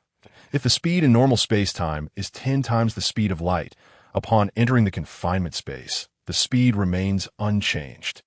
Yet its movement distance registers at less than 1 millimeter. Jisen, how large of a confinement space can you create? What is the energy consumption?" These practical questions were of great concern to Liu Hui. "Chief, we can only control the diameter of the confinement space to about 800 m. The energy consumption is exceedingly high. Maintaining the space for 1 second requires over 68 trillion stellar-grade energy blocks. These energy blocks are equivalent to those produced by a medium-sized star in its lifetime." Upon hearing Zhang Jisen's words, Liu Hui's expression, while still filled with excitement, revealed a hint of disappointment. "Chief, do not worry. We still have time. Once we resolve the energy block issue, its practicality will be addressed. That we have already begun experimenting with red hole energy blocks. The results are exceedingly promising that if we can conquer the collection technology for red hole-grade energy blocks, all our problems will be swiftly resolved." Understanding Liu Hui's disappointment, Zhang Jisen affirmed, "Indeed, we still have time. The collection of red hole-grade energy blocks is of paramount importance. It surpasses even the confinement space in significance. Your research focus during this period must be directed towards it." Liu Hui recognized the critical importance of red hole energy blocks. They were the highest grade of energy blocks within the Sirius sector, essential for powering the Red Star battle armor, a standard Taishan-class battleship. If equipped with a red hole-grade energy block, could sustain its combat operations for thousands of years. However, the New Earth was exceedingly distant from the red hole. Traveling from the New Earth to the red hole necessitated traversing 11 star systems. While each adjacent star system was interconnected by black hole spatial tunnels, the journey through these tunnels would still require nearly 1,000 years for a round trip. The time consumed en route was considerable. Liu Hui was already contemplating reallocating some scholars to research spatial tunnels, aspiring to establish a direct tunnel to the red hole. Currently, the collection technology for red hole-grade energy blocks was based on the technology of the Red Star civilization. After enhancements by human scholars, the annual production had increased from a few to over 100. Liu Hui sought to further advance the collection technology, hoping that when humanity once again wandered the cosmos, they could carry a greater number of red hole-grade energy blocks. Humanity had wandered for 524 years. After centuries of endeavor, breakthroughs in spatial tunnel technology were achieved, allowing humanity to establish a direct tunnel to the red hole. The round-trip time was reduced to a year. The collection technology for red hole-grade energy blocks had also advanced, with annual production rising to over 1,200. The main framework of the spatial jump formation was completed, entering the equipment installation phase. Completion was projected to take approximately 3,000 years. Humanity had wandered for 368 years. A grim report arrived from the Qinwu star system. The dark mechanized civilization, employing unknown methods, had directly constructed a black hole spatial tunnel from the 8-star system to the Qinwu star system. The commander of the Qinwu star system, caught off guard, failed to destroy the spatial tunnel in time. A multitude of mechanized civilization warships surged into the star system, accompanied by several robotic guardians clad in black armor. Upon receiving the report of the invasion of the Qinwu star system, Liu Hui convened an emergency meeting. The robotic guardians of the mechanized civilization had already appeared on the battlefield of the Qinwu star system. To prevent the mechanized civilization from infiltrating our other star systems via the black hole spatial tunnel, we have destroyed all external spatial tunnels of the Qinwu star system. The fall of the Qinwu star system is now inevitable. You have all seen the battle report. Do any of you have anything to say? Liu Hui inquired, surveying the numerous scholars and guardians in the conference room. Chief, based on the battle report, the reason the mechanized civilization was able to successfully invade the Qinwu star system this time was due to the black hole spatial tunnel. Previously, constructing a black hole spatial tunnel required cooperation between two star systems. The IT now appears that the mechanized civilization has made breakthroughs in their tunnel construction technology, allowing them to build spatial tunnels unilaterally. To defend against these spatial tunnels, it would be prudent to establish a defensive perimeter surrounding the black hole and enhance patrols in the vicinity, that if we detect any spatial tunnels constructed by the mechanized civilization, we must destroy them immediately, as long as we can timely dismantle the spatial tunnels. The mechanized civilization will have to traverse millions of light-years of void to invade our star systems. Zhang Jixin analyzed. Jixin's analysis was quite sound. Liu Hui, notify all the commanders of the star systems in the Sirius sector. Instruct them to mobilize all warships to the vicinity of the black hole, establishing a defensive line and intensifying patrols. Should any spatial tunnels constructed by the mechanized civilization be discovered, they must be destroyed immediately to prevent their warships from invading through the tunnels. Huangzhou, immediately commence arrangements for the black hole defense operations in our human star systems. Although our neighboring star systems have yet to be invaded, we must prepare our defenses in advance. The construction of the spatial jump formation will still require approximately 1,000 years. Until it is completed, your sector will serve as the final line of defense, though we must strive for more time. Liu Hui never anticipated that the mechanized civilization's invasion would occur much sooner than expected. Originally estimated to be about 5,000 years away, it now seemed that less than 1,000 years remained. Presently, the robotic guardians of the mechanized civilization had not yet appeared in significant numbers. As time progresses, the numbers are bound to increase exponentially. A millennium is merely Liu Hui's optimistic estimate. In 3 centuries, the Qinwu star system will be utterly lost. Following the fall of the Qinwu star system, the adjacent Hongxing star system will begin to suffer attacks from the mechanical civilization. By this time, the Hongxing civilization has long since relocated to New Earth. The newly appointed system administrator has prepared defenses near the black hole in advance. The spatial tunnels constructed by the mechanical civilization were discovered and destroyed before they could be utilized. However, this state of affairs lasted for less than 200 years. The mechanical civilization suddenly altered the quantity of spatial tunnels near the black hole. They constructed hundreds, even thousands, of spatial tunnels in one fell swoop. The defensive warships of the star system were caught off guard, and 2 spatial tunnels could not be destroyed in time. Hundreds of robotic guardians surged through the tunnels into the Hongxing star system. Faced with the assault of the robotic guardians, the defenses of the Hongxing star system crumbled rapidly. Chapter 113. The Battle for Black Hole Defense. 1.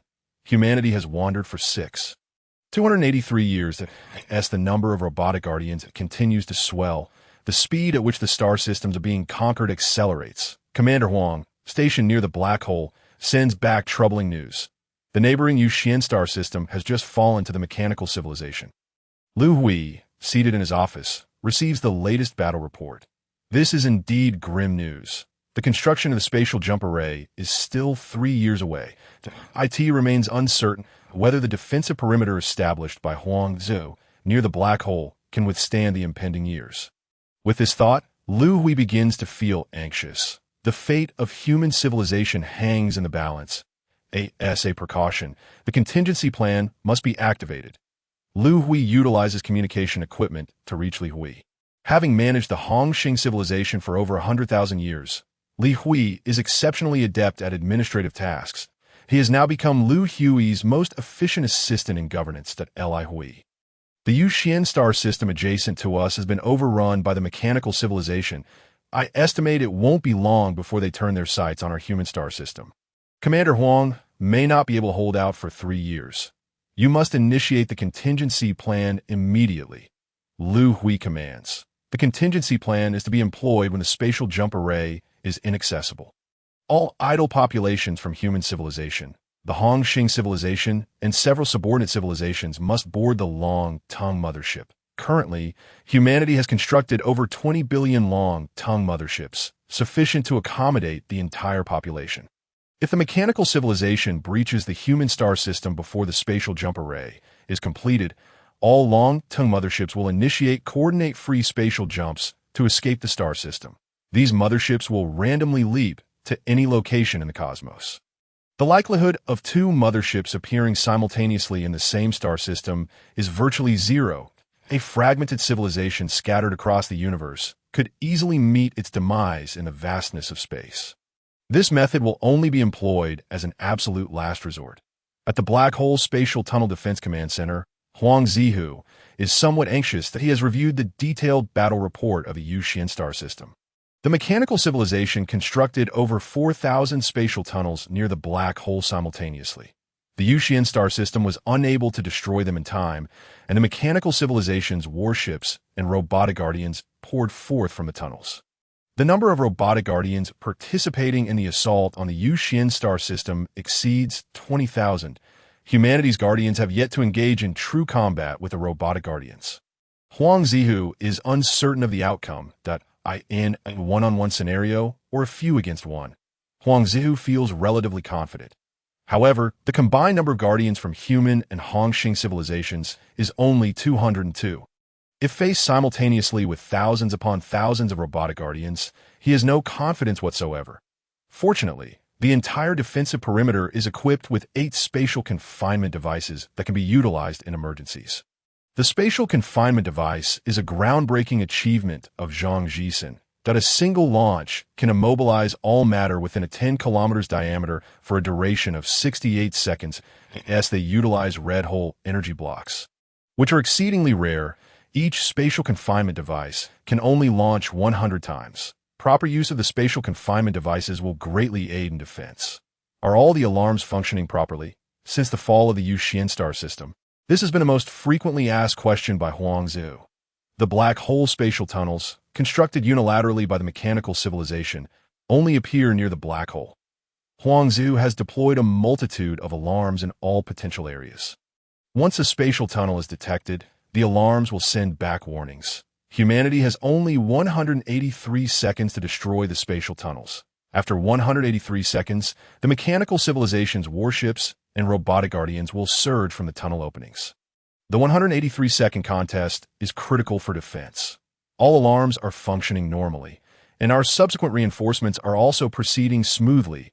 The monitoring personnel at the command center report, due to the proximity of the alarm's operational trajectory to the black hole, they can only remain for about 2 days before being drawn into the black hole by its immense gravitational pull. Continuous replenishment of alarms is necessary. This presents a vulnerability in defense. If the replenishment of alarms cannot keep pace, failing to promptly detect the spatial tunnel openings, allowing mechanical civilizations' warships and robotic guardians to emerge, the situation could become unmanageable. 3 months after the fall of the Yuxian star system, Huang Zihu has not left the command center for a moment. The battlefield remains eerily silent, and Huang Zihu even hopes this tranquility persists until the spatial jump array is completed. Yet hope and reality are often at odds. 368, C526, D113. The command center's three-dimensional display alerts to dozens of locations. The openings of the spatial tunnels constructed by the mechanical civilization have appeared. All guardians take their designated positions. Time is of the essence, and they must independently assess whether to provide support. The Taishan warships near the alarm zone immediately spring into action. Huang Zihu's commands feel somewhat redundant, as the defensive drills have been conducted numerous times. Before his orders can be issued, the Taishan warships in the alarm zone have already activated to assault the spatial tunnel. Every second gained in defense increases the probability of success. Huang Zihu has evenly distributed 150 guardians across various areas of the defensive perimeter. Each is responsible for a designated region. If a spatial tunnel opening emerges excessively within their area, and the Taishan warships cannot destroy it in time, the Guardians will provide support. The remaining Guardians serve as Huang Zihu's mobile force, ready to respond to unpredictable situations. Upon reaching attack range, the spatial shockwave shells are launched. A Taishan warship that first arrived at the spatial tunnel opening fired spatial shockwave shells. The shells raced into the tunnel opening. And moments later, with the explosion of the shockwave shells, the spatial tunnel rapidly collapsed. As the tunnel collapsed, the energy release destroyed all alarms within a diameter of approximately 10,000 kilometers. Hurry, quickly replenish the alarms. The alarm deployment spacecraft following the Taishan warship immediately commenced operations. Each alarm has a diameter of less than 1 meter, and the deployment distance for each cannot exceed 100 km if timely replenishment is not achieved. Should the spatial tunnel opening reappear in this area, delayed detection could lead to immeasurable consequences. The first spatial tunnel opening was destroyed in 63 seconds. That a total of 69 spatial tunnel openings appeared in this batch. The last spatial tunnel opening was destroyed at 82 seconds. Observing the defensive situation on the battlefield, Huang Zia dares not let his guard down. The mechanical civilization's next batch of spatial tunnels may soon emerge. With no discernible pattern, at 26, 8894, B6785, B7552, alarms for the emergence of spatial tunnel openings sound once again. This time, there are 252 spatial tunnel openings. Chapter 114. The Battle for Black Hole Defense 2. Due to the familiarity gained from defensive drills, the second batch of spatial tunnels constructed by the Dark Mechanical Civilization was swiftly destroyed by the defending warships that in the subsequent months. The number of spatial tunnels constructed by the Mechanical Civilization gradually increased. The number of openings appearing in the same batch rose to over 2,000. The defending Taishan warships began to feel the strain. Half a year later, the number of simultaneously appearing spatial tunnels increased to over 5,000. Quickly replenish the alarms. After the destruction of over 5,000 spatial tunnel openings, a significant issue arose with the speed of alarm replenishment. Huang Zihu's worst fears came to pass. Before the alarm replenishment could be completed, the mechanical civilization's spatial tunnel openings re-emerged. Due to the failure to promptly replenish the alarms, one of the tunnel openings was detected with a delay of over 170 seconds by the time the tunnel opening was discovered. The nearby Taishan warships had no time to destroy it. The mechanical civilization's warships and robotic guardians surged forth from the opening. Forget about the enemy's warships. Focus on destroying the tunnel opening. The first arriving Taishan warship launched dozens of spatial shockwave shells into the tunnel opening. Unfortunately, the shockwave shells were intercepted by enemy warships, and the Taishan warship was quickly penetrated and destroyed by the robotic guardians. More Taishan warships arrived at the tunnel opening, risking destruction by the robotic guardians as they launched spatial shockwave shells towards the tunnel opening. Thousands of Taishan warship wrecks floated near the tunnel opening. Already, more than a dozen robotic guardians had emerged from the tunnel, rendering the Taishan warships utterly defenseless against them. One of the robotic guardians unleashed a black hole projectile in the distance. Over 10,000 approaching Taishan battleships were drawn into its gravitational pull. The Taishan battleships were rendered incapable of launching an assault on the tunnel entrance. The initiative outside the tunnel was seized by the mechanical civilization.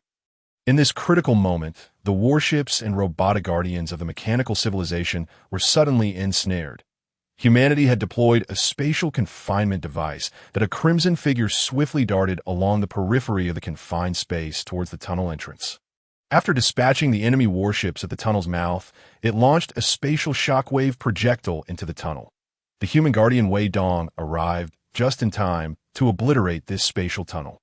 At this juncture, the mechanical civilization's warships pouring forth from the tunnel had already surpassed 100,000, while there were only a few dozen robotic guardians, although they were trapped within the confinement. The duration of the confinement could only be maintained for just over 60 seconds. After this brief interval, Wei Dong would have to face the dozen or so robotic guardians alone. This marked the inaugural clash between human guardians and robotic guardians.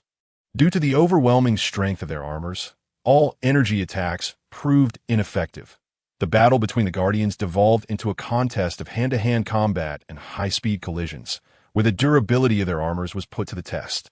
Every punch and kick, every rapid collision, eroded the armor's resilience. Whichever side's armor succumbed first would face annihilation by the other. Undeterred, Wei Dong confronted the dozen robotic guardians head-on, after more than a minute of fierce engagement.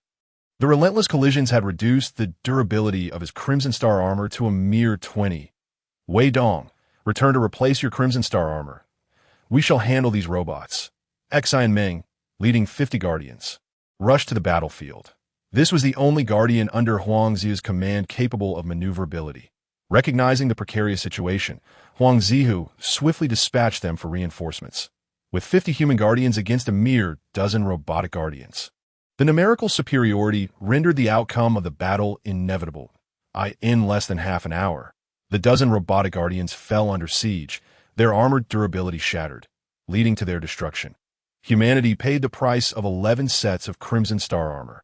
Furthermore, approximately 100,000 warships of the mechanical civilization that had emerged from the tunnel were obliterated by the Taishan battleships that arrived subsequently.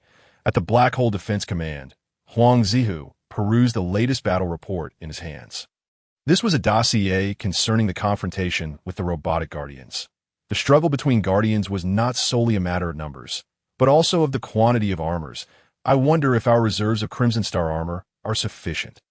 Huang Zihu pondered with concern. He still had to defend for another 2.5 years, and humanity's stockpile of Crimson Star armor amounted to just over 30,000 sets. Should they be exhausted, human guardians would be incapable of contending with the robotic guardians.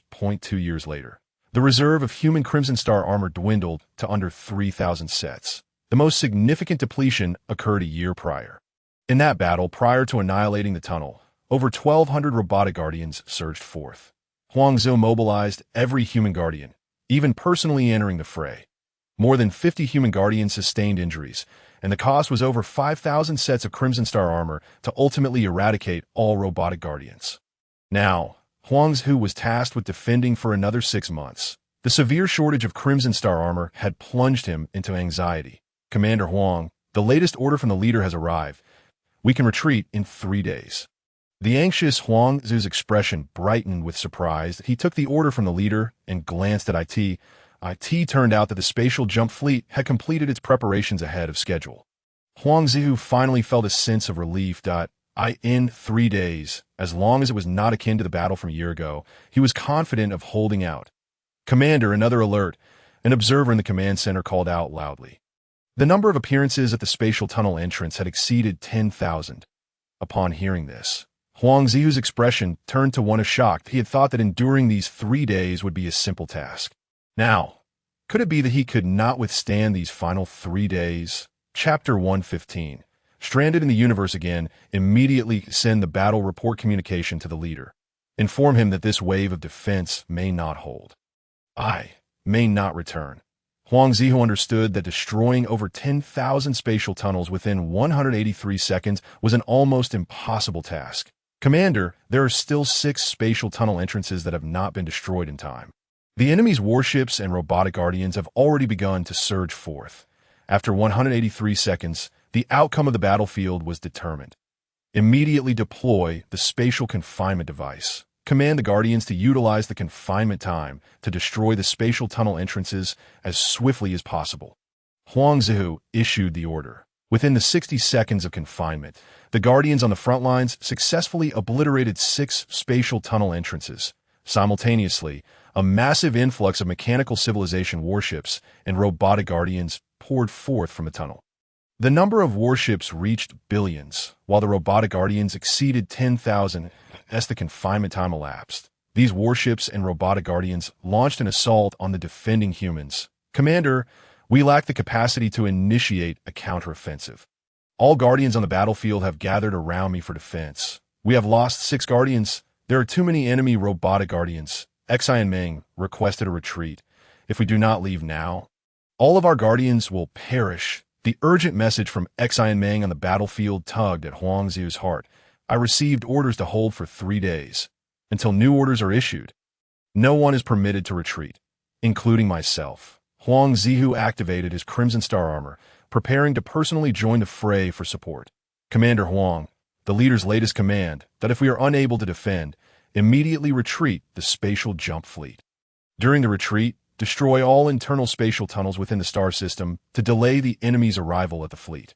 Far away in the spatial jump fleet, Liu Hui, witnessing several guardians fall in the brain original space, promptly dispatched the latest command to Huang Zihu. Notify all personnel on the battlefield. The leader's latest order is to immediately disengage from combat and execute pinpoint spatial jumps for retreat. The retreat target is the spatial jump fleet, and all internal spatial tunnels within the star system must be destroyed en route. Huang Zihu relayed the latest order on the battlefield. The distance between the black hole and the spatial jump fleet was over 80,000 light-years. The fastest mode of travel was through the internal spatial tunnels of the star system. After traversing several spatial tunnels, they could return to New Earth in a little over 2 days. On the battlefield, upon receiving the withdrawal command, the warships began initiating pinpoint spatial jumps. The maximum distance for the Taishan battleship's pinpoint spatial jumps was over 1,000 light-years. All warships' jump points were located near the spatial tunnel entrances within a 1,000 light-year radius. Within this range, there were thousands of internal spatial tunnel entrances. Within 10 minutes of the withdrawal order being issued, these spatial tunnel entrances became congested with warships retreating from the battlefield. Due to the overwhelming number of warships, they lined up to enter the spatial tunnels. Once inside, they could successfully return to the spatial jump fleet. Enemy warships detected. Their numbers are not substantial. The peripheral warships will assist me in eliminating them. After the human fleet's withdrawal from the black hole battlefield, the mechanical civilization dispatched a plethora of warships for reconnaissance in the vicinity that a squad of reconnaissance warships discovered the human evacuation point. Although the reconnaissance squad was swiftly annihilated, the information regarding the evacuation point had already been transmitted. Minutes later, the robotic guardians of the mechanical civilization appeared at the evacuation point. The Taishan battleships yet to enter the spatial tunnel were swiftly destroyed. As humanity's fleet retreated, hundreds of evacuation points were compromised, resulting in the loss of trillions of warships. Humanity's star system at the black hole fell, and the dark mechanical civilization's newly constructed spatial tunnels continued to manifest. A deluge of mechanical civilization warships and robotic guardians surged into humanity's star system. The fall of the star system was merely a matter of time. Leader, I have returned. Having successfully retreated, Huang met Liu Hui aboard the No. 1 Longting mothership. Zerhua, thank you for your efforts. You have held the line for over 2 years. Liu Hui spoke earnestly. Leader, our losses are staggering.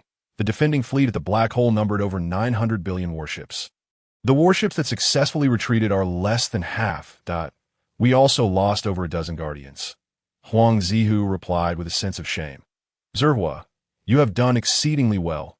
You have bought us so much time. Please, take some time to rest. After Huang Zihu departed, Liu Hui turned to Li Hui beside him. Li Hui, how many personnel and supplies remain that have not yet entered the fleet's docking point? Leader, there is still 1/10 of the supplies that have not yet reached the docking point. Most of the personnel have already entered. These supplies are primarily for daily living. If necessary, we can abandon these supplies and activate the spatial jump fleet immediately. Li Hui responded. Remain ever vigilant to the information relayed by the alarm systems. Upon the detection of a warship belonging to the mechanical civilization, immediately halt the transport of resources. All personnel must return to the docking station within 1 hour. Within a radius of 1,000 light-years, humanity has deployed a multitude of alarms.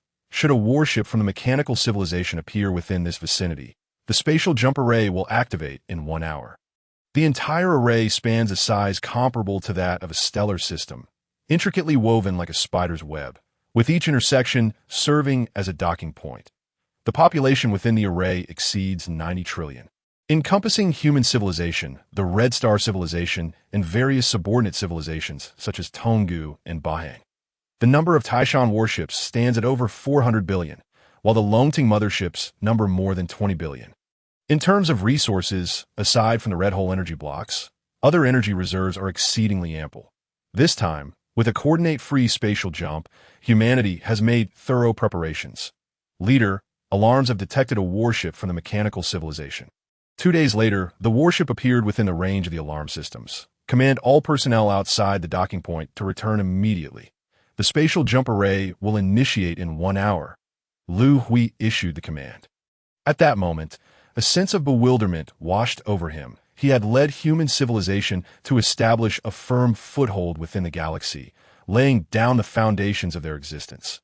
Now, faced with the assault of the mechanical civilization, humanity was once again forced to wander the cosmos. A coordinate-free spatial jump left Liu Hui uncertain of their destination in the vast universe. Everything lay shrouded in mystery. Chapter 116. Unknown Galaxy. The spatial jump array has commenced. All connected docking points began to rotate rapidly around the center of the array. The countdown commenced. 10 seconds remaining. 10, 9, 8, 3, 2, 1, 0. With the countdown reaching 0, the entire spatial jump array plunged into spatial turbulence. 5 minutes elapsed. Typically, a coordinate-free spatial jump is completed in around 10 seconds. Now, having entered the turbulence for over 5 minutes, the jump remains unfulfilled, a most unusual occurrence. Such an extended duration does not bode well. Could the array be flung into a void? Concerned, Liu Hui began to fret. Fortunately, the structural integrity of the array remained intact, and all data indicated normality. The spatial jump was completed. Liu Hui distinctly felt the trembling of the vessel as it finalized the jump. Notifications were dispatched to all docking points to assess the extent of their losses. All detection devices were activated to survey the surroundings of the array. A stellar coordinate map was drawn with the array at its center. After emerging from a spatial turbulence, the spatial jump array returned to the normal expanse of the universe. The Lonting No. 1 mothership, serving as the command center for all of humanity, received a steady influx of reports following the issuance of commands. Several docking points had succumbed to the fluctuations of space, resulting in notable losses of personnel and resources. However, the majority of docking points navigated the tremors induced by the spatial jump unscathed. Leader, we have just detected new data that we find ourselves within a colossal galaxy. It is an irregularly spherical galaxy with a diameter of approximately 6 million light-years. Nearby, there exists a stellar system situated about 26 light-years away. The universe is vast and boundless. The coordinate-free spatial jump has brought Liu Hui and his companions to an alien galaxy. Among all the cosmic data accessible to humanity, no information exists regarding this galaxy. Dispatch reconnaissance warships to conduct a thorough investigation of the stellar system 26 light-years away. Huangzhou, assign watchful warships to safeguard the area within a 10 light-year radius around us. Upon entering this unfamiliar galaxy, Liu Hui dared not let his guard down. Leader, we have detected persistent energy fluctuations emanating from the direction of the galaxy's center, approximately 823 light-years away. Analyzing the pattern of these fluctuations, it is evident they do not constitute a natural phenomenon, that it appears as though a space battle, predominantly characterized by energy attacks, is occurring there. Within the command center, a data analyst reported to Liu Hui. Is it possible that a cosmic civilization within this galaxy is embroiled in conflict? It seems this galaxy is not at all tranquil. Yet, the level of civilization present here remains uncertain, that we must investigate further. With this thought, Liu Hui turned to Huangzhou. Huangzhou, arrange for a Taishan fleet to scout the area. Limit the number of warships to 1,000 for safety. For added security, have Xi and Meng select 2 guardians to accompany them. This reconnaissance operation will be overseen by Xi and Meng. Liu Hui gave the order. Soon, 1,000 Taishan warships departed from the docking point, heading toward the galaxy's center. The target lies 823 light-years away. Within the spatial jump range of our Taishan warships, according to the coordinates I provided, prepare all warships for the spatial jump. The commander of the reconnaissance mission, Xi and Meng, relayed the orders to the fleet. The 1,000 Taishan warships vanished beyond the array. As the spatial jump concluded, the Taishan fleet emerged 0.5 light-years from the battlefield. This distance allowed for a clearer observation of the combat situation. Everyone must hold steady. Behind our defenses lies our home, our stellar system. We cannot permit the warships of the mechanical civilization to breach our stellar system. The fleet of the Wuching civilization is en route to provide support. Within a command ship on the space battlefield, an extraterrestrial intelligence resembling a rabbit was issuing commands. He is Yada, the leader of the Green Plus civilization. Leader, we have suddenly detected a fleet approximately 0.5 light-years from the battlefield, comprising around 1,000 vessels, reported a battlefield scout. They do not belong to the Wuching civilization, nor do they appear to be mechanical warships, but we have sent a communication request to them. Reported the crew aboard the command ship.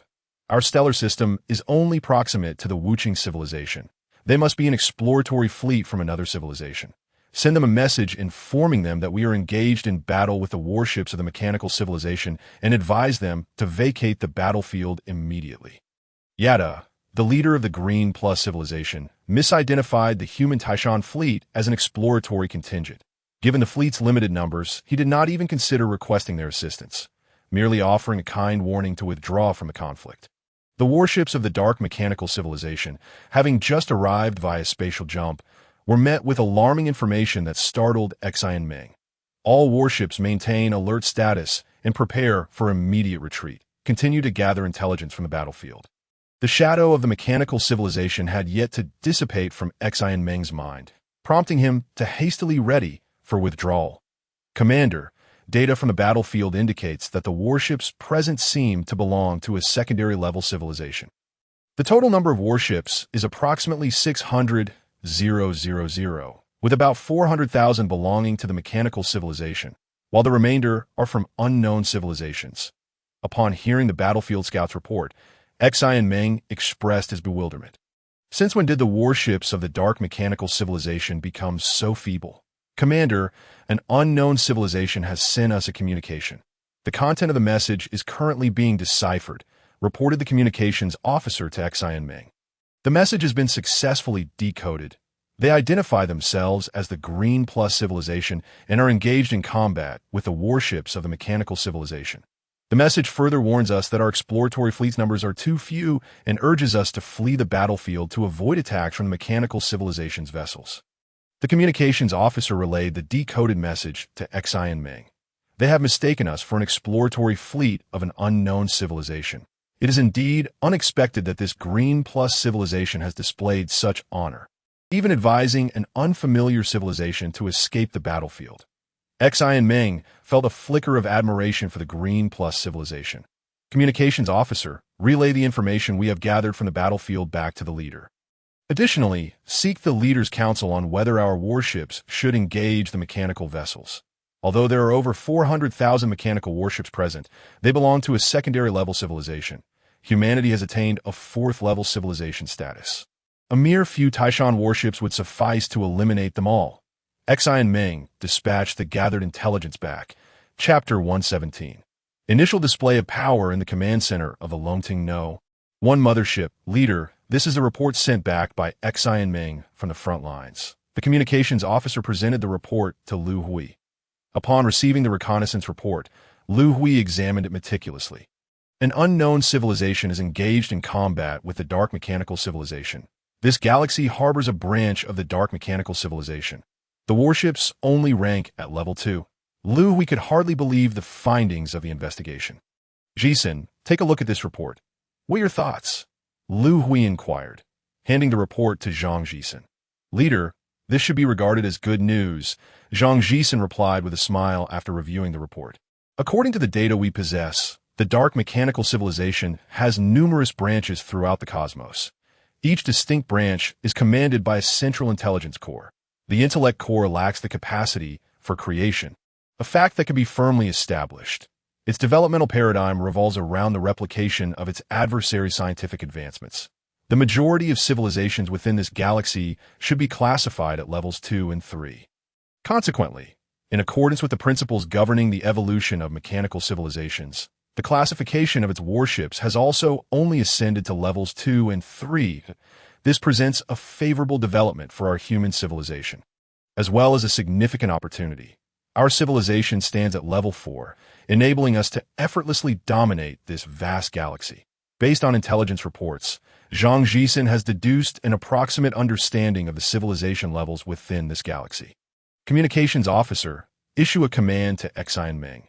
Instruct him to annihilate all mechanical civilization warships on the battlefield and initiate contact with the Lujia civilization to gather further information about our galaxy. Liu Hui issued the command, Commander, the latest directive from the leader. Eradicate all warships of the Dark Mechanical Civilization on the battlefield and engage with the Lujia civilization to collect additional intelligence about our galaxy. Xian Meng received Liu Hui's orders, commanding the 1st Squadron of the 1st Fleet to immediately detach and engage in the battlefield, eliminating all mechanical civilization warships, a reminder to the 1st Squad. Endeavor to avoid collateral damage to Lujia civilization's warships. Communications officer, send a message to the Lujia civilization, requesting their withdrawal from the battlefield. The mechanical civilization's warships are now under our human civilization's purview. Following Xian Meng's orders, 10 warships from the first squadron departed the fleet. Heading towards the battlefield, Lujia Civilization Command Ship, Leader, an exploratory fleet 0.5 light years away, has transmitted a message to us.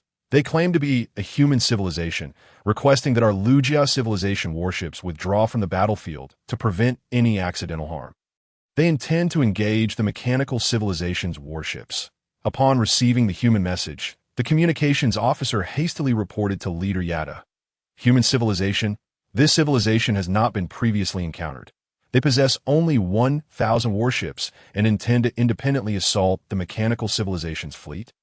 Yada was astonished by the communications officer's report. Such audacity! I suspect they have never engaged in battle with mechanical civilization before, underestimating their warships so severely. Let us disregard them for the time being.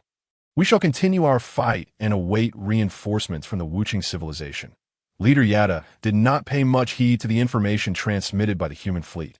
Leader, 10 warships from the human civilization are racing towards the battlefield at speeds exceeding light. The report from a sensor left everyone aboard the command ship in astonishment. According to their scientific understanding, no material possessing mass can surpass the speed of light. Leader, these 10 warships have already reached the battlefield and are attacking the mechanical civilization's warships. The sensor's report once again shocked those aboard the command ship. How little time has elapsed. They traversed a distance of 0.5 light years in merely a matter of minutes. What multiple of light speed must that be? The speed of Lujia Civilization's warships is only 0.3 times the speed of light. It would take them a year and a half to cover that distance. Engaging in such space battles is truly uninteresting. The enemy's warships are exceedingly weak, offering no challenge whatsoever. An officer aboard the Taishan warship complained to the captain. Why all this chatter? Can't you treat it as a routine drill? The commander, too, seems rather inept. Why not simply use black hole munitions?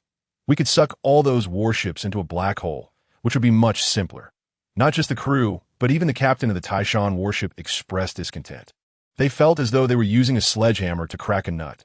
Captain, there are still Lujia Civilization warships present on the battlefield. If we deploy black hole munitions, their warships will also be drawn into the black hole. Moreover, utilizing black hole munitions consumes too much energy and is inefficient. An officer provided a timely reminder to the captain. All right, enough of the complaints. Feel free to express your grievances aboard the warship. But do not let them reach the commander's ears, or we shall all suffer the consequences. Now, let us get to work and swiftly annihilate the mechanical civilization's warships. Fire the energy beam cannons with all your might. Our energy reserves are more than sufficient. The Taishan warship employs black hole energy cells, equipped with 4 large-caliber energy beam cannons. Each shot can obliterate dozens of enemy warships, coupled with the warship's high-velocity kinetic cannons. Hundreds, even thousands, of mechanical civilization warships are destroyed every second. Warships of a second-tier civilization possess exceedingly weak energy shields, incapable of withstanding the high-energy assaults from the Taishan warship. Order our warships to withdraw from the battlefield. In a state of shock, Leader Yada of the Lujia civilization finally grasped the reality. Their warships had suffered collateral damage amounting to hundreds. This is not warfare. It resembles a one-sided massacre. Witnessing the performance of the human warships on the battlefield left the Lujia civilization's personnel nearly dumbfounded. What manner of civilization is this human civilization? Their power is astonishingly formidable. Their warships lack energy shields, yet show no fear of energy assaults. Their speed is also extraordinarily rapid if the human civilization were to become our enemy. Such a hypothesis is one that none dared to entertain, not even Leader Yada of the Lujia civilization. Quickly, send a message to this human fleet that I wish to personally express my gratitude to their leader for their assistance. Chapter 118. Guangzhou Galaxy. In less than half an hour. Not a single intact mechanical civilization warship remained on the battlefield. All of them had been utterly destroyed. Commander, the Lujia civilization has sent a message. Their leader wishes to personally visit and express gratitude. The command ship where Xian Meng is stationed received the message from the Lujia civilization. Send a response to the Lujia civilization that I accept their visit. Let them come, but on second thought, we should go to them instead. Given the speed of their second-tier Civilization-S warships, it would take them over a year to arrive here. Xi and Meng instructed the communications officer. Leader, the human civilization has agreed to your visit. Their fleet will be arriving shortly. The communications officer aboard the Lujia command ship exclaimed with excitement. Excellent. Hurry and fetch my spacesuit. The second-tier Lujia civilization has outdated spacesuit technology. Once clad in the cumbersome suit, the true appearance of Leader Yada became nearly unrecognizable. Several minutes later, Xi and Meng's Taishan fleet approached the Lujia civilization's fleet, closing in within 100 kilometers a small spacecraft detached from the Lujia command ship. Under the guidance of a human navigator, it boarded the Taishan warship where Xi and Meng was stationed. Lujia civilization leader Yada expressed gratitude to the human commander for their assistance, wearing the cumbersome spacesuit. Yada could only slightly bend at the waist that I am not the leader of humanity. I am Xi and Meng, the commander of this fleet and the guardian of humanity. Our civilization's leader is someone else entirely. Xi and Meng recognized the misunderstanding and hastily clarified. You are wearing a spacesuit? Xi and Meng observed that Yada and several accompanying individuals donned identical attire, resembling spacesuits. However, they appeared overly cumbersome and outdated, obscuring the wearer's true identity. Esteemed human guardian Xi and Meng, we Lujia people cannot endure the harsh conditions of space. Thus, we must don spacesuits to meet you. I hope for your understanding. Yada, concerned about the potential displeasure of the other party, spoke with great sincerity. We should have plenty of spare spacesuits aboard our warship. Let us send them 100 sets. Xi and Meng instructed one of his crew members. Before long, several crew members delivered 100 sets of spacesuits to Xi and Meng. Ship's intelligence, please analyze the parameters of the Lujia civilization spacesuits. Modify these 100 sets according to the required environmental specifications. Xi and Meng commanded the ship's intelligence system. Analysis complete. Parameters being modified. Modification complete. The ship's intelligence processed the task at remarkable speed. Human spacesuits are compact, resembling a matchbox in size. Xi and Meng retrieved one of the spacesuits. Upon activation, the square box floated above Yada's head, enveloping him in environmental isolation dome. Within the dome was the necessary environment for the Lujia people's survival. Lujia leader, you may now remove your spacesuit, Xi and Meng informed Yada. This resembles the rabbits noted in historical records of Earth. Upon witnessing Yada shed the spacesuit, Xi and Meng felt a sense of surprise. He had perused historical materials regarding humanity and had some recollection of the rabbit species. Esteemed human guardian Xi and Meng, thank you for the spacesuits you have provided. Yada was utterly astonished, though he was aware of the remarkable advancements in human technology. Experiencing it firsthand evoked an entirely different sentiment. These were merely trivial matters, not worthy of excessive concern. Xi and Meng graciously bestowed a spacesuit upon the Lujia civilization, primarily due to his favorable disposition towards this civilization, which could also serve to bridge their connection. He needed to gather insights about the entire star system from the Lujia civilization. Yada, we, the human civilization, originate from an extraterrestrial system, though we had just traversed through a spatial jump to arrive in your star system. The Lujia civilization is the first civilization we have encountered. Could you provide me with an overview of your civilization and the star system? Xi and Meng inquired of Yada, honorable guardian of humanity. Xi and Meng, it is a tremendous honor to introduce you to our star system. We inhabit the Guangzhou star system, which serves as the central hub of the surrounding star clusters. Upon concluding Yada's introduction, Xi and Meng felt a tinge of disappointment. The Lujia civilization was merely a secondary civilization, possessing a limited understanding of the Guangzhou star system. The information they could provide was confined to a mere 10,000 light-years surrounding their stellar system. The civilizations within the star system lacked spatial jump technology, relying solely on exploratory vessels for distant exploration, which traveled at speeds of less than 0.5 times the speed of light. The Lujia civilization governed 3 adjacent stellar systems, with a tertiary civilization named Wuqing located over 1,200 light-years away. This civilization had 6 subordinate civilizations, including the Lujia civilization. Further afield, over 8,000 light-years distant, another tertiary civilization existed, due to the vast distance. Interactions between this civilization and the Lujia civilization had been minimal. Yada was unaware of specific details, only knowing that relations between this civilization and the Wuching civilization were strained, having even engaged in minor skirmishes in space. The presence of a dark mechanical civilization in the star system necessitated restraint from these two tertiary civilizations to avoid escalating conflicts. Based on the information provided by Yada, the Wangzhou star system lacked a unified governance structure, with the highest level civilization being tertiary. Each of these tertiary civilizations had its own territory and frequently clashed over resource extraction. Xi and Ming transmitted the gathered information back, awaiting further instructions from Liu Hui.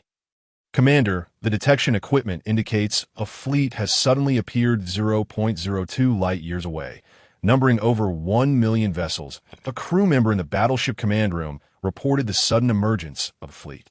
Honorable Guardian of Humanity, this fleet is likely a support fleet dispatched by the Wuching civilization. They're concerned about a potential attack from humanity, Yada hastily explained to Xi and Ming. Did you not claim to lack spatial jump technology? How could this fleet appear there so suddenly? Xi and Ming queried, his vigilance peaked. Guardian, we do not possess spatial jump technology. The vessels of the Wuching civilization arrived through a naturally occurring spatial rift within the star system. Utilizing this rift, their ships can reach us within a month. Yada promptly elucidated but they traversed through a spatial rift. Xi and Ming was well aware of what a spatial rift entailed. IT was through the study of spatial rifts that their own Red Star civilization had learned to construct spatial tunnels. Commander, this fleet is approaching us and has initiated an energy attack. Chapter 119. Preliminary plans without so much as a question. They launch an attack against US.D. They presume our battleships are weak and easily bullied. Order all Taishan battleships to retaliate freely. In Xi Ming's eyes, a tertiary civilization was hardly a formidable foe. Honorable Guardian of Humanity, please hold on a moment. The Wuching civilization's fleet must have misunderstood. I will contact them immediately to halt their attack. Yada pleaded anxiously upon hearing of humanity's impending retaliation. The 10 battleships of human civilization could easily annihilate over 400,000 vessels of the mechanical civilization. The 1 million ships of the Wuching civilization were insufficient even to pose a threat to a mere 1,000 of humanity's ships. Communications officer, forcibly connect me to the communication device aboard the Wuching civilization's ships. Yada, you handle the conversation. Xi and Ming decided to give Yada a chance, given his favorable view of the Lujia civilization. With the communications officer's efforts, contact with the Wuching civilization was swiftly established. Commander Phyla. This is Yada, leader of the Lujia civilization. Upon receiving this communication, I implore you to cease your attacks immediately. The vessels you are targeting are allies of ours, from human civilization. Please halt your assault at once. What is happening? How did this communication signal get through? Commander Phyla of the Wuching fleet questioned, perplexed. Commander, our communication system has been breached. The opposing party forcibly connected the line. The individual speaking appears to be Yada, the leader of the Lujia civilization. A communications officer informed Phyla. Order our ships to halt their attack. Yada, what is the situation on your end? The distress signal indicated you were under attack by the mechanical civilization. Where are the ships of the mechanical civilization? Commander Phyla inquired with a hint of displeasure. Commander, the ships of the mechanical civilization have been eliminated by the human vessels. The human civilization is our ally. I urge you not to attack them. Yada quickly clarified in response to Phyla's inquiries. Human civilization? Is there another human civilization in this star region? What nonsense is this? With their limited ships, they managed to eliminate the fleet of the mechanical civilization. You Lujia civilization are our subordinates. It is not for them to come to your aid. Order these human vessels to vacate this star region. Phyla declared, unable to tolerate the notion of another civilization usurping Wuching's role in assisting the Lujia civilization. Commander Phyla, how can you treat our human friends in such a manner? Yada was taken aback at Phyla's words. Communications officer, sever the connection. Xi and Ming suddenly commanded. Yada watched in dismay as the communication was cut off. Anxiety creeping in regarding the fate of the Wuching civilization. Order our fleet to vacate this star region. The audacity of the Wuching civilization was astounding. Did their commander lack common sense? Could they not see the wreckage of countless mechanical vessels littering the battlefield? Xi and Ming felt a sense of pity for the commander of the Wuching civilization. Order all ships to engage in unrestricted attacks. I will ensure not a single vessel from this 1 million-strong fleet escapes. Having held a high-ranking position in the Red Star civilization for years, Xian Meng was unaccustomed to such indignities, save for those from the mechanical civilization. Without hesitation, he issued a directive for annihilation in response to the provocation from a tertiary civilization. 1,000 Taishan battleships plunged into the fray, while nearly 200,000 vessels from the Lujia civilization bore witness to a new slaughter unfold. Standing alongside Xian Meng, Yada dared not utter another word. On board the number 1 Longting mothership, "Chief, here is information recently sent back by Xian Meng," Liu Hui remarked, receiving the documentation. This file contained the intelligence Xian Meng had just gathered about the star system. "Jisen, take a look as well," Liu Hui added, passing the file to Zhang Jisen. "Chief, although the information we gleaned about the star system is limited, it is evident that no 4th-level civilization exists within the Guangzhou star system. If a 4th-level civilization were present, they would not permit these tertiary civilizations to fragment and engage in conflict. They would unify and consolidate the civilizations and resources of the entire star system." Zhang Jisen analyzed after perusing the documentation. Li Hui, your Red Star civilization has long managed the Sirius sector. Based on your experience, what should our human civilization do now? Liu Hui inquired of Li Hui, who stood nearby. "Chief, our paramount task is to identify a stellar system suitable for establishing a foothold for our civilization. Ideally, this stellar system should be located near the center of the Guangzhou star system. Observational data indicates that the Guangzhou star system has a diameter of 6 million light-years, 3 times that of the Red Star system. Its center likely houses a purple hole, which possesses a higher energy level than a red hole. Establishing our civilization's stronghold near the purple hole would facilitate research into its properties. Once we have a foothold, we can begin to integrate the civilizations within the star system and unify the Guangzhou star system. This will enable us to fully exploit the resources of the entire star system. The civilizations within the Guangzhou star system are not highly developed, and the dark mechanical civilization is similarly underwhelming. Therefore, the challenge of unifying the entire star system is not particularly daunting. Additionally, Chief, I have another thought. Given the low level of the mechanical civilization, this presents us with an opportunity to swiftly eradicate the dark mechanical civilization and make every effort to capture their intelligence core within the Guangzhou galaxy. Should we succeed in securing the intelligence core, we could embark on research to better prepare ourselves for confronting higher-tier mechanical civilizations in the future. We have not forgotten about Li Hui, who was driven into the depths of the cosmos by the mechanical civilization's intelligence core. Currently, the intelligence cores of the mechanical civilization in the Guangzhou galaxy are at most level 3. Presenting a rare chance for humanity that if we allow these intelligence cores to persist unchecked, they will undoubtedly catch up to humanity's level one day, potentially forcing human civilization to wander through the universe once more. Li Hui, your thoughts are quite astute. The dark mechanical civilization is indeed the adversary of our human civilization. The timeline for unifying the entire galaxy can be adjusted if necessary. Our priority should be to eliminate the dark mechanical civilization first. Jisen Li Hui, you two are tasked with ensuring the establishment of our civilization's foothold. This outlines our preliminary plan. Once our civilization stabilizes and we gather sufficient intelligence on the mechanical civilization within the galaxy, we shall promptly initiate our offensive. Chapter 120. The mysterious warship humanity has been adrift for 6,286 years. The absence of coordinate space jumps has led human civilization to the Guangzhou galaxy. After acquiring a preliminary understanding of the galaxy, humanity began devising plans to root itself firmly within the Guangzhou galaxy. The first Longting mothership. Leader, this is the report returned by the reconnaissance ship. Liu Hui took the report handed to him by a subordinate. This report originated from a reconnaissance vessel located 26 light-years away. Upon our arrival in the Guangzhou galaxy, the nearest system for space jumps was a stellar system 26 light-years distant.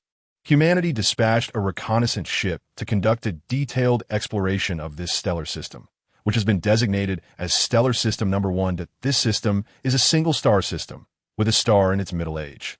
Boasting a diameter of approximately 5.8 million kilometers, 3 times that of the Sun, the system contains 22 planets, 16 of which are terrestrial, while the remaining are gaseous, all showing no signs of life. Activate all propulsion systems of the fleet and proceed towards Stellar System Number 1. Jason, you need to formulate a plan. Organize a fleet to advance to Stellar System Number 1, establish a logistics base, and prepare for the extraction of minerals and energy. The daily consumption of the space jump fleet is exceedingly high. Until we find a new foothold, we require the sustenance provided by Stellar System Number 1. Liu Hui instructed Zhang Zhizhen Li Hui, I am entrusting you with the task of searching for a new foothold near the center of the Guangzhou galaxy. Do you have any preliminary plans? Liu Hui inquired of Li Hui, who stood nearby. Leader, based on the data from our reconnaissance, we are approximately 4 million light-years from the center of the galaxy. A considerable distance. Our Taishan warship can achieve a maximum speed of 4 times the speed of light. If we were to travel normally, it would take us 1 million years to reach the center, and a round trip would require 2 million years, clearly an untenable duration. Therefore, I intend to utilize targeted space jumps for the reconnaissance warship. The Taishan warship's jump range is about 1,000 light-years. After 2 jumps, the energy blocks on the ship will be depleted. I plan to construct an energy supply base every 1,000 light-years along the route to the galactic center to address the energy consumption issue for the warship. We will need to build approximately 4,000 energy supply bases, each taking about 5 days to construct. In about 50 years, we can complete all 4,000 bases. With these bases supplying energy, the warship can continuously use targeted space jumps to reach the galactic center, reducing the travel time to around 10 days. If we discover a suitable stellar system near the center to establish our civilization, we can then construct a spatial tunnel leading back to the fleet to relocate all personnel and materials. Li Hui appeared to be quite adept at this matter. As soon as Liu Hui posed the question, he already had a preliminary plan in mind. Jixin, Li Hui, the matters are entrusted to you. Proceed according to your respective plans. Due to the immense size of the space jump fleet, its speed through the cosmos is limited to 0.95 times the speed of light, rendering it incapable of surpassing light speed. After 27 years propelled by the thrusters, the fleet finally approached Stellar System No. 1.by. This time, Stellar System Number 1 had been transformed into a logistics supply system for human civilization, sustaining the daily consumption of the jump fleet. The energy supply bases leading from Stellar System Number 1 to the center of the Guangzhou galaxy had been constructed at over 2,000 after 27 years in Stellar System Number 1 on the 6th planet. Humanity established a vast research base for the Academy of Sciences. Liu Hui frequently visited the research base during his leisure time, as human technological advancement had reached a bottleneck. Humanity had possessed the complete technology tree of the Kara planet for thousands of years. Due to the existence of alternate dimensions, humanity had mastered all technological knowledge from the tree over millennia. The era of technological explosion had come to an end, without the reference of the technology tree. Progress in technology could only advance slowly through the scholar's gradual exploration. Human technological development had entered a sluggish trough. The 1856 energy supply base was constructed on the 9th planet of Stellar System No. 2758.10 Taishan warships were stationed at the base. For each energy supply base completed, humanity would leave 10 warships behind as a protective force. The total number of personnel at the base was approximately 5,000. In the command room, Commander Wang Feng had been stationed there for a full 24 hours. Since a few days prior, the gravitational wave radar at the base had detected several suspicious objects. After data analysis, these suspicious objects bore a striking resemblance to spacecraft. The location of their appearance was alarmingly close to the base, less than 200 million kilometers away. Upon discovery of the suspicious objects, the commander dispatched a Taishan warship to investigate. However, each time the warship arrived at the designated location, the suspicious objects vanished without a trace. This occurrence repeated several times. Commander Wang Feng devised a plan, discreetly deploying miniature monitoring devices in the area where the suspicious objects frequently appeared, hoping to uncover the truth. Commander, the suspicious objects have appeared again, a monitor operator suddenly exclaimed from the command room. Can the deployed monitoring devices capture their optical images? Wang Feng inquired urgently. Commander, we captured them this time, but we indeed have visuals. The operator responded. On the control room's three-dimensional display, several alien warships came into view. To their astonishment, they were genuine spacecraft. However, how do they arrive here? And how do they vanish? The commander pondered in confusion. Activate the energy beam cannons at the base, using the coordinates transmitted by the monitoring devices. Destroy them, the commander ordered, no longer hesitating. Given the proximity of the enemy vessels to the base, their intentions were highly suspect. The commander regarded them as adversaries. The base was equipped with hundreds of energy beam cannons for defense. Upon receiving the command, these cannons immediately opened fire on the suspicious warships. The alien vessels appeared to sense the impending danger, as they suddenly vanished at the moment the beams were fired. However, among the dozen or so warships, one exhibited a delayed reaction of a few seconds. This delay proved costly, as the alien warship was struck by an energy beam. Excellent. We have hit one of their vessels. Warships number 1 and number 2 ascend immediately to the location of the incident. If you encounter any attacks or resistance, retaliate immediately.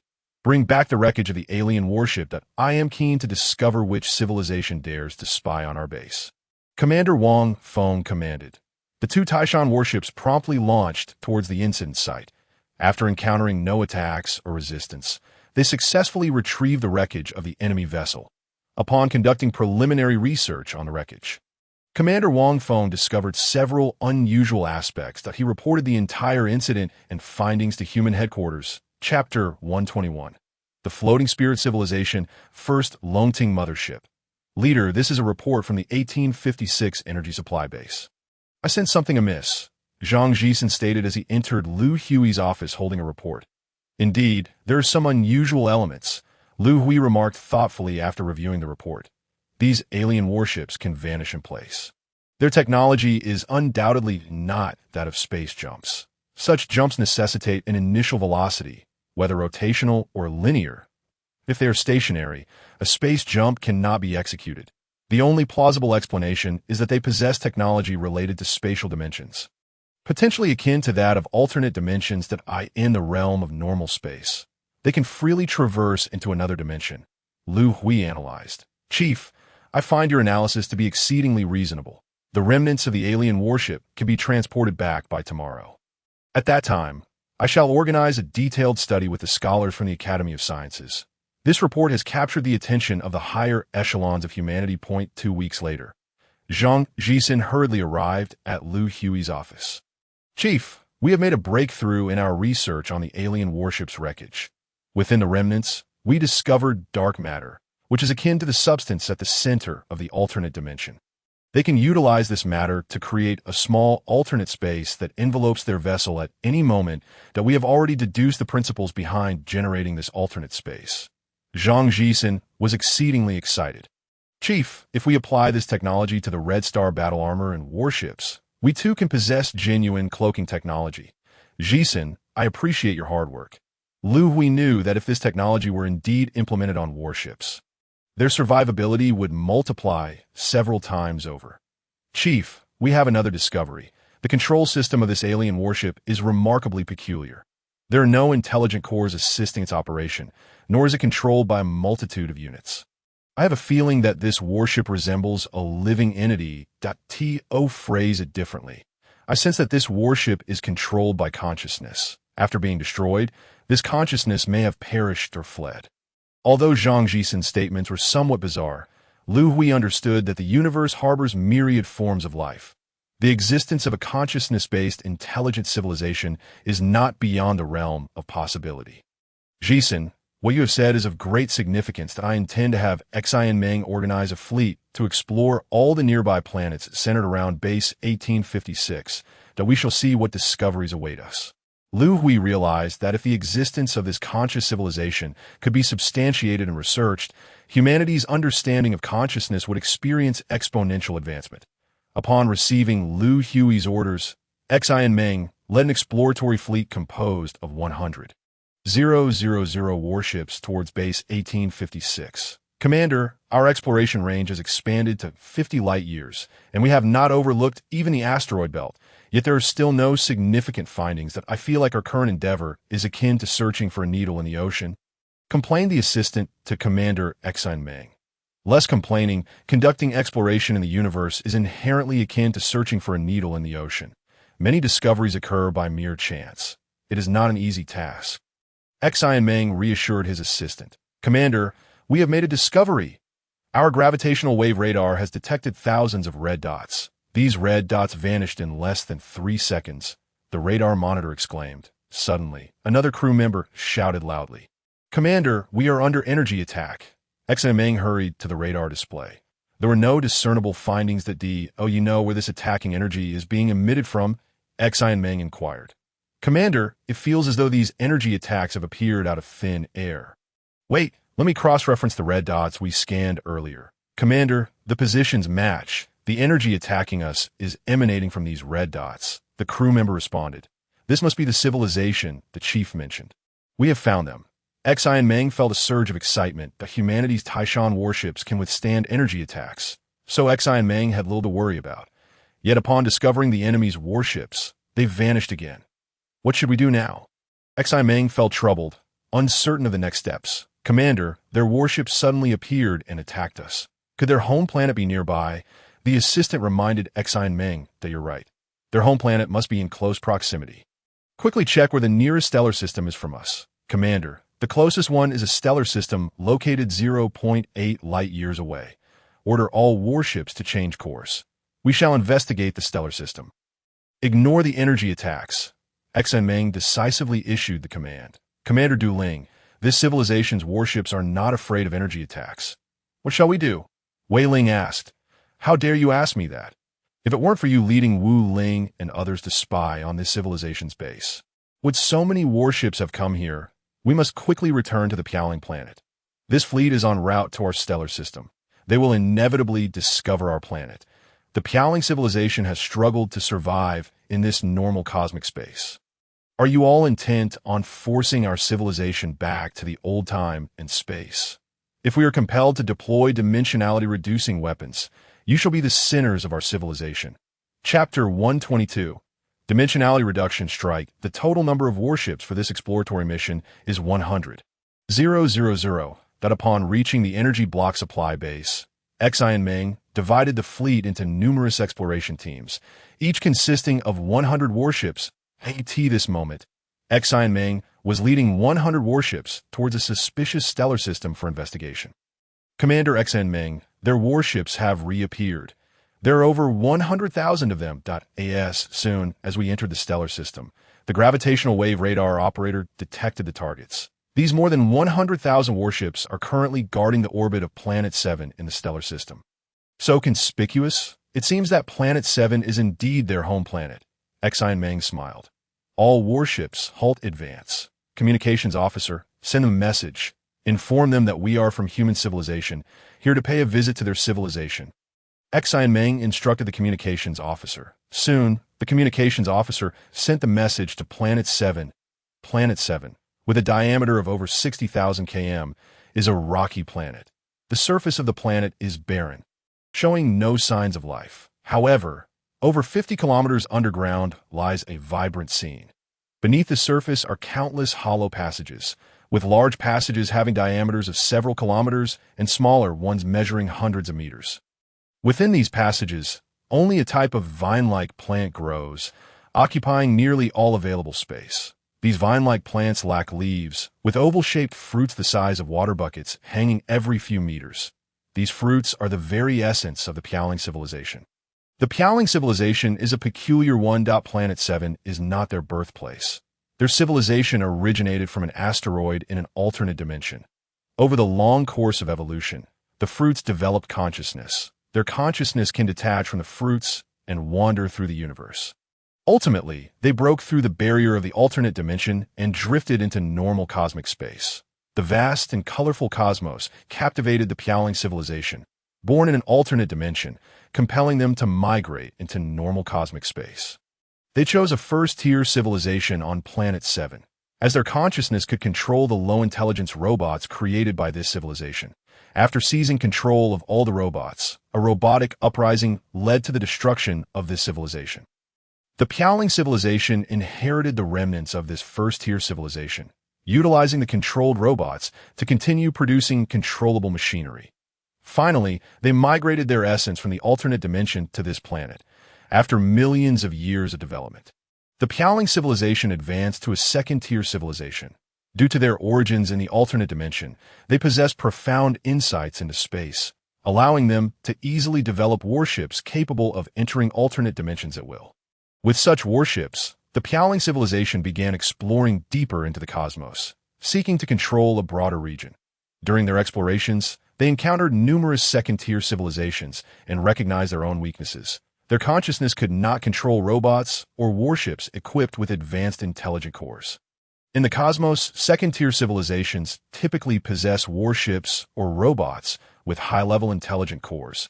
The consciousness of the Piaoling civilization, whenever daring to invade these advanced intelligent cores, would be annihilated by the protective protocols of those cores. Aware of their vulnerabilities, the Piaoling civilization ceased exploration and began to retreat and quietly develop on Planet 7. In a vast underground chamber on Planet 7, the high-level consciousness of the Piaoling civilization gathered. Ling Zhu, the other party has sent us a message. The information has just been decrypted. They are from human civilization and wish to visit our civilization. Should we respond to them? Upon hearing his subordinate's inquiry, the Piaoling Ling Zhu hesitated that he was an exceedingly cautious individual, aware that the normal universe is fraught with dangers. Thus, their civilization had chosen to retreat and develop in seclusion. Now, another civilization had come knocking at their door. Moreover, it is a formidable civilization. The Spirit Master harbors concerns that his civilization may be consumed by the adversary. He sends them a message. We decline their visit and demand they vacate our stellar system. Should they fail to comply, they will face our devastating retaliation. The Spirit Master has resolved firmly.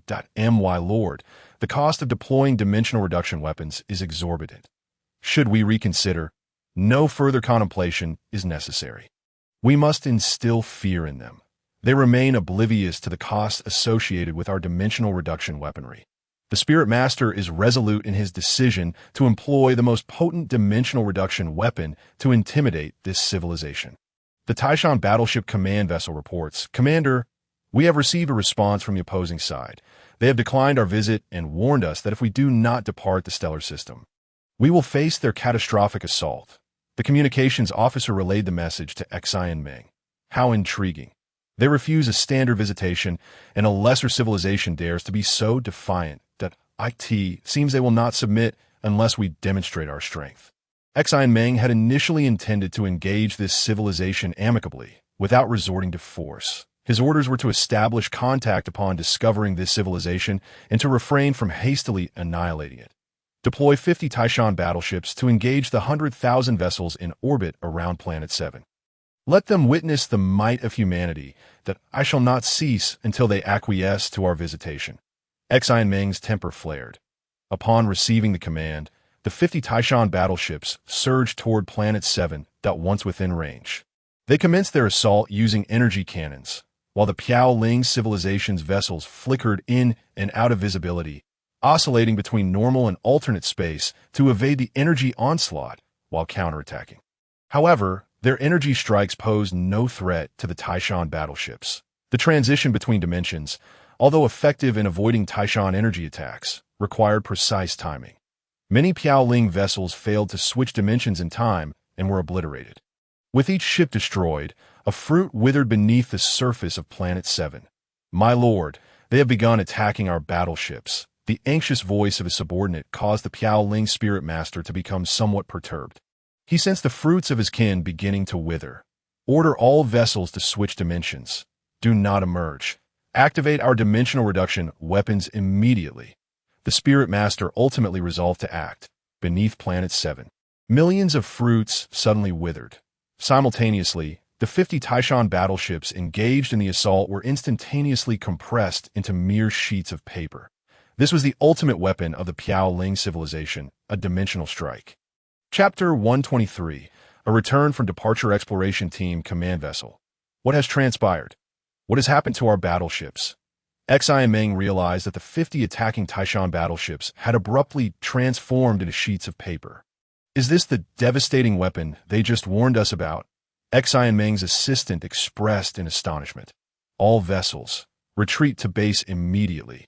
Confused and confronted by an irresistible threat, Xi and Meng issued the order to withdraw. Transmit the recent battle report back to headquarters and await the leader's instructions. Upon returning to the energy supply base, Xi and Ming still felt shaken. What kind of force could instantaneously compress 50 Taishan battleships into mere sheets of paper? In the conference room of the Longting Mothership No. 1, numerous scholars gathered to observe a three-dimensional video transmitted from the battlefield by Xi and Ming. You have all seen the three-dimensional footage. Do any of you have comments? Liu Hui inquired. Gazing at the assembly, in response to his question, none of the scholars in the conference room offered a reply. Zhang Jisun, perhaps you should speak, Liu Hui suggested upon noticing Zhang Jisun's hesitance. Leader, although this is merely speculation, its likelihood is exceedingly high. The vessels of this civilization can transition instantaneously between normal cosmic space and alternate dimensions. This indicates their profound understanding of spatial mechanics. Perhaps even beyond our comprehension. The ability to compress a battleship into a sheet of paper suggests they employ a form of spatial weaponry. Understanding it through the lens of spatial dimensions elucidates this phenomenon. Objects in our normal cosmic space present as three-dimensional entities, defined by length, width, and height. Should any of these three dimensions be absent, the object reduces to a mere sheet of paper. The weapon utilized by this civilization is a dimensional reduction weapon. They can diminish three-dimensional entities to two-dimensional forms. Zhang Jisun articulated his hypothesis. The gathered scholars nodded in agreement, astonished that the plan to dominate the Guangzhou star system encountered such a civilization before it had even commenced. Humanity must master dimensional reduction weaponry. If we cannot control this civilization or compel their submission, they must be annihilated, Liu Hui declared emphatically. Leader, extinguishing this civilization should not prove difficult. Liu Hui interjected. From the battle reports received, it appears their use of dimensional reduction weaponry is constrained. Their vessels are not equipped with such weapons. Deployment relies on their home planet, and the attack range is limited. Xi and Ming's exploration team comprises only 100 vessels, 50 engaged in attack and 50 stationed behind. Not far apart. Only the attacking vessels faced assault, confirming that the range of dimensional reduction attacks is not extensive. This is their vulnerability that we can dispatch hundreds or even thousands of Longting motherships to engage. To minimize our losses, we need merely to surround their home planet. The super-large caliber energy on the Longting motherships can annihilate their home planet directly, and we can leverage this to threaten them. If they do not submit, we can obliterate their world. Li Hui proposed his plan. Li Hui, your analysis and proposal are exceedingly sound, but we must act without delay. Implement this strategy immediately. Humanity requires control over the entire Guangzhou star system. This threatening civilization, if they refuse to yield, must be eradicated.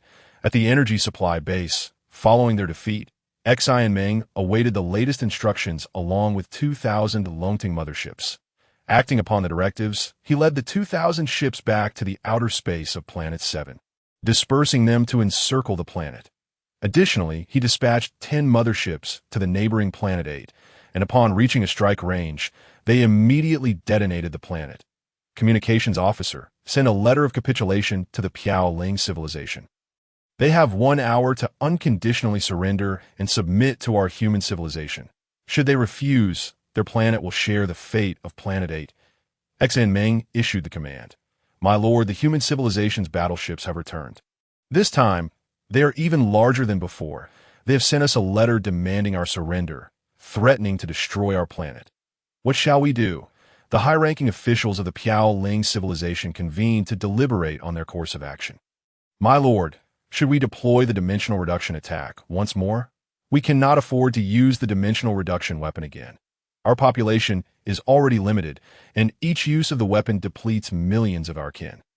We cannot sustain such losses without dimensional reduction weaponry. How can we defeat the enemy? Shall we simply capitulate? Perhaps we should relocate to the old space. The human civilization has granted us only 1 hour. Is it feasible to evacuate all our kin from the planet within this time frame? Enough of this noise. Allow me to ponder further. The Piao Ling Spirit Master had not anticipated that human civilization would not be deterred by their dimensional strike. Mere days after their departure, they returned with even more colossal battleships. My lord, we have just observed intelligence indicating that our neighboring Planet 8 has been annihilated in a stellar explosion due to the assault of the human behemoths. The report from his subordinate seemed to awaken the spirit master, who realized that this was a warning from human civilization. Send a message to human civilization that we are willing to surrender, but not unconditionally. The Piaoling spirit master was compelled to make the decision to capitulate. The human civilization's vessels had already surrounded their planet. Continuing the use of dimensional attacks would deplete their population. Yet they could not eliminate the encircling human ships. The Dragonting mothership serves as the command vessel. Commander, the Piaoling civilization has consented to surrender. However, they wish to discuss the terms of their capitulation. The communications officer, upon receiving this information, promptly reported to Xian Meng. Surrendering is quite manageable. As for the conditions, they need not elaborate. Extend to the Piaoling civilization a suzerainty agreement. We, the human civilization, shall recognize the Piaoling civilization as a subordinate entity. Due to our desire for the Piaoling civilization's technology of dimensionality reduction strikes, Liu Hui and his associates have preemptively drafted a generous suzerainty agreement, intending to intertwine the interests of the Piaoling civilization with those of humanity. Through the application of force and incentives, we aim to maintain control over the Piaoling civilization. Chapter 124. The Revival of the Twin Star Spirit Lord. The human civilization has presented a suzerainty agreement. The content of the agreement is as follows. The Piaoling civilization communicates through consciousness. Upon perceiving the contents of the suzerainty agreement, the Spirit Lord was taken aback. Let us all experience the essence of this agreement. He disseminated the agreement's contents to the higher echelon surrounding him. Spirit Lord, could there be a hidden agenda? The terms of this agreement seem exceedingly favorable to us. The human civilization is willing to share their technological knowledge. They also have a duty to safeguard our civilization's security. While the conditions are indeed generous, we too must pay a certain price. Our civilization's technological knowledge must also be shared with the human civilization. When human interests are threatened, we are obliged to heed their directives to uphold human interests. Although we must incur certain costs, overall, this arrangement seems more advantageous to us. I do not perceive this agreement as a scheme. The human civilization is of a higher order. They possess the capability to annihilate our civilization directly. There is no necessity for them to resort to subterfuge. The discussions among the Piaoling civilization's leadership largely leaned towards signing this suzerainty agreement. Given the current circumstances, since the terms offered by the human civilization are more beneficial to us, we shall proceed to endorse this agreement. Send a message to the human civilization. We agree to sign the suzerainty agreement and recognize the human civilization as our suzerain. Whether coerced or enticed by vested interests, the Piaoling civilization ultimately accepted the suzerainty agreement proposed by humanity. Days later, the Piaoling Spirit Lord accompanied Xian Meng aboard the command ship to the first stellar system. There at the Dragonting mothership, he conferred with Liu Hui and signed the suzerainty agreement. The human civilization now boasts another subordinate entity, the Piaoling civilization, bringing the total count of subordinate civilizations to 4. The Tonggu civilization and the semi-mechanical civilization primarily provide human resources for the military, that a significant portion of the soldiers aboard human warships hail from the Tonggu civilization. The Yuzhu civilization, also semi-mechanical, primarily engages in manufacturing within human civilization. The Bashang civilization, a carbon-based civilization, is characterized by commerce and provides commercial services within human society. The Piaoling civilization, an ideological civilization, currently holds an uncertain role within human civilization. The Hongxing civilization cannot be classified as a subordinate of humanity.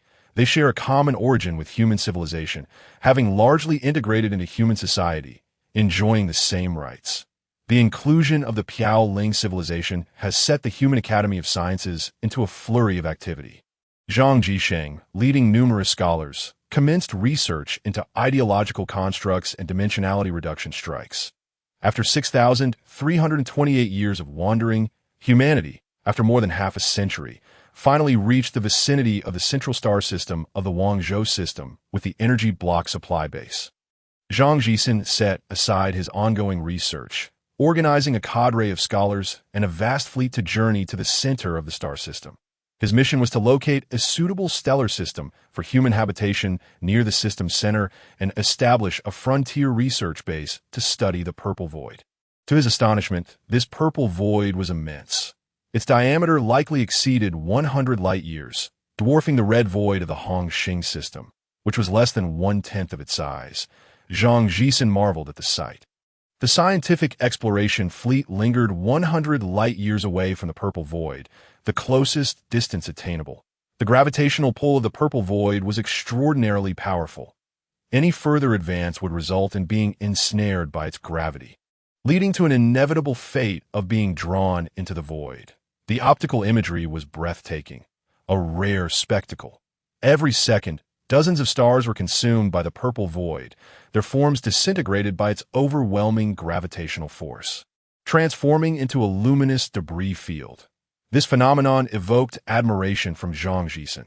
The exploration fleet prepared to rendezvous and establish our space research base. Xian Meng, you need not remain here with me. The task of locating a habitable stellar system for humanity is now entrusted to you. Zhang Jisen assigned roles within the fleet. The research team was to stay, while the remainder, under Xian Meng's command, would disperse to explore the surrounding star systems. 25 years later, Xian Meng's exploratory fleet finally discovered a suitable stellar system for human habitation. The system proved remarkably stable, maintaining an orbital speed around the purple void that ensured it would never be drawn into it. Given its proximity to the void, humanity designated this stellar system as the Purple Void Stellar System. The stars within this system were in their late middle age, yet still classified as yellow dwarf stars. The system comprised 18 planets, including 11 rocky planets and 7 gas giants. After modification, the 5th and 6th rocky planets could support human life. The news of finding the stellar system was relayed back to human headquarters. Humanity commenced construction of a spatial tunnel leading directly to the spatial jump network in proximity to the Purple Void Stellar System. After 6,537 years of wandering, humanity expended nearly 2 centuries to complete the transformation and relocation of the planets. Human civilization officially established its foothold on the 5th and 6th planets of the Purple Void Stellar System, which were named Revival 1 and 2, collectively referred to as the Revival Twin Stars. Here, humanity firmly established its presence and initiated plans for the unification of the Guangzhou Stellar System. The Guangzhou Stellar System was divided into numerous star regions, with each region undergoing the construction of a spatial tunnel. Upon traversing these tunnels, warships would occupy and control the respective regions. In Star Region 782, humanity had just completed the construction of a spatial tunnel leading to this area at a fleet of 100. 000 Tai Shan warships passed through the tunnel and entered Star Region 782. Attention all team leaders of the search squads. Please refrain from utilizing force to avoid damaging the environment of the star system. Upon discovering intelligent civilizations, do not engage blindly. Establish contact first, then report back to me that we are not here to disrupt the star system. The fleet commander instructed the leaders of the search fleets. The fleet of 100,000 warships was divided into countless search squads, each consisting of around 100 vessels, tasked with exploring the star region and collecting data to bring the area under human control. Commander, this is the 127th Exploration Squad, that we have detected warships belonging to the Dark Mechanical Civilization. Chapter 125, Investigating the Mechanical Civilization. 1. Relay this report back to human headquarters. Notify all search squads that warships of the Dark Mechanical Civilization have been discovered in the star region. Avoid engaging them. Immediately retreat to the spatial tunnel entrance and establish a defensive line while awaiting directives from headquarters. The fleet commander, upon receiving the report, swiftly issued orders. This was a contingency plan established prior to the departure of the search fleet. Upon detecting mechanical civilization warships, engaging them in battle was strictly forbidden, leaving no opportunity for the mechanical civilization. The Dark Mechanical Civilization of the Guangzhou system was still in the advanced stage of Level 2. Engaging them recklessly could lead to unforeseen circumstances, allowing the mechanical civilization to acquire wreckage of the Taishan warships. Given their superior replicative capabilities, they would quickly manufacture a large quantity of Taishan warships. If we fail to eradicate the Dark Mechanical Civilization branch in the Guangzhou system, humanity could face a repeat of past calamities reminiscent of the events in the Sirius sector at the Revival Twin Stars. Human headquarters received an urgent report from the exploration fleet in Star Region 782. Leader. The exploration fleet has discovered warships belonging to the dark mechanical civilization in the star region. No combat occurred. As per our plan, they have retreated to the spatial tunnel entrance and established a defensive line, awaiting our latest instructions. The headquarters communications officer hurriedly reported to Liu Hui. Notify Huang Zihu and Liu Hui to come to my office. Zhang Jisen had been overseeing research at the space research base near the Purple Void and was not present beside Liu Hui. Thus, Liu Hui intended to discuss with Huang Zihu and Liu Hui how to proceed with the assault to capture the core of the mechanical civilization. Leader, I have heard that warships of the mechanical civilization have been discovered. Shall I lead a team to engage them? As Huang Zihu stepped through the office door, he exclaimed with palpable excitement. It had been quite some time since he had commanded a fleet in battle. Please come in and take a seat, Liu Hui replied. We must wait for Liu Hui. This matter is of great significance, and we need to deliberate on a comprehensive strategy. Not long after Huang Zihu settled into his chair, Liu Hui, having received the notification, arrived at the office. Chief, I am currently engaged in consciousness research at the Academy of Sciences. When I received the notification, Piao Lingling was beside me. Hearing that something significant had occurred, he volunteered to accompany me to see if he could be of assistance. Liu explained to Liu Hui. As Liu Hui had not summoned Piao Lingling. Upon hearing Liu Hui's words, Liu Hui glanced behind him. Despite being acutely aware of a consciousness present, there were no visible signs of its existence. Liu Hui shook his head in resignation, a gesture that felt quite unfamiliar to him. Chief, does this pertain to confidential matters? I may not be suited to participate, Piao Lingling said, disappointment evident in his tone upon seeing Liu Hui's expression of resignation. This matter is indeed critical. Although it is confidential, you are among those qualified to be informed. Liu Hui clarified, acknowledging the misunderstanding that I am simply unaccustomed to knowing of your presence without being able to perceive it. Chief, it's quite simple. The next time I visit you, I can control a robot with my consciousness, Piao Lingling hastily suggested upon realizing that Liu Hui did not reject him. The Piao Ling civilization had been integrated with humanity for over 2 centuries, enjoying the benefits bestowed by humans.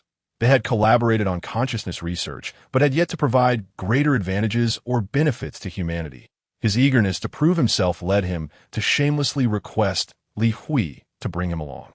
Controlling a robot is unnecessary. Our life forms differ, and in time, we shall grow accustomed to this, Liu Hui replied with a smile.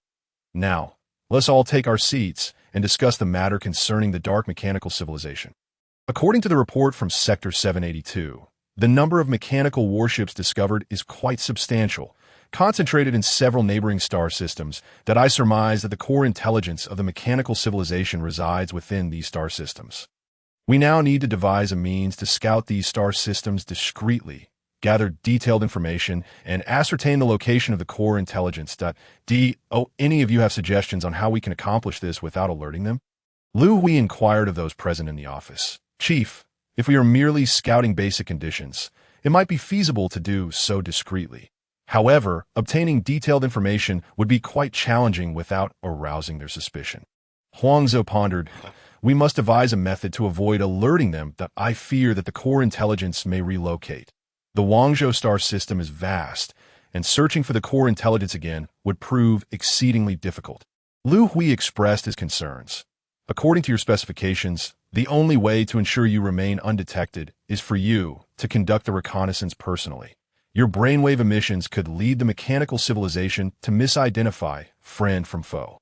Yet, as the leader of our civilization, it would be perilous for you to undertake this task yourself, that we do not fully comprehend the capabilities of the mechanical civilization's core intelligence. But we can ascertain one thing. The core possesses spatial confinement abilities, which could pose a threat to you. Although Liu Hui had considered a solution, he was reluctant to place his leader in jeopardy, that if we are only required to scout for detailed information without the need to invade their intelligent programs.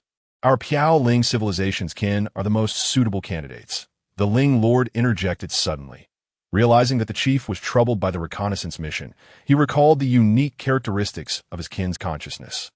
Their consciousness could drift freely through the cosmos, and to date, they had not discovered any instruments capable of detecting their presence, making them the ideal candidates for reconnaissance. How far can your kin's consciousness drift from the physical body? Liu Hui inquired, zeroing in on the crux of the matter. The Piaoling planet is nearly 20,000 light-years away from Sector 782. Chief, our kin's consciousness has previously reached distances exceeding 30,000 light-years from the physical body. The Ling Lord responded, "A distance of over 30,000 light-years is sufficient. Sector 782 is only about 20,000 light-years from you. I shall entrust the task of scouting the dark mechanical civilization to your Piaoling civilization. Upon your return, promptly organize your kin to head to Sector 782. The areas you need to scout encompass 3 neighboring star systems that I will provide you with the basic information about these systems shortly. You may determine how many of your kin to dispatch as long as we can ascertain the precise location of the mechanical civilization's core intelligence. We stand a significant chance of capturing it." Liu Hui had not anticipated that the consciousness of the Piaoling civilization would prove crucial at this critical juncture. Chapter 126. Reconnaissance of Mechanical Civilization 2. At the entrance to the space tunnel in Sector 782. A human Longting mothership emerged. On board the mothership were the consciousnesses of over 100,000 Piaoling kin.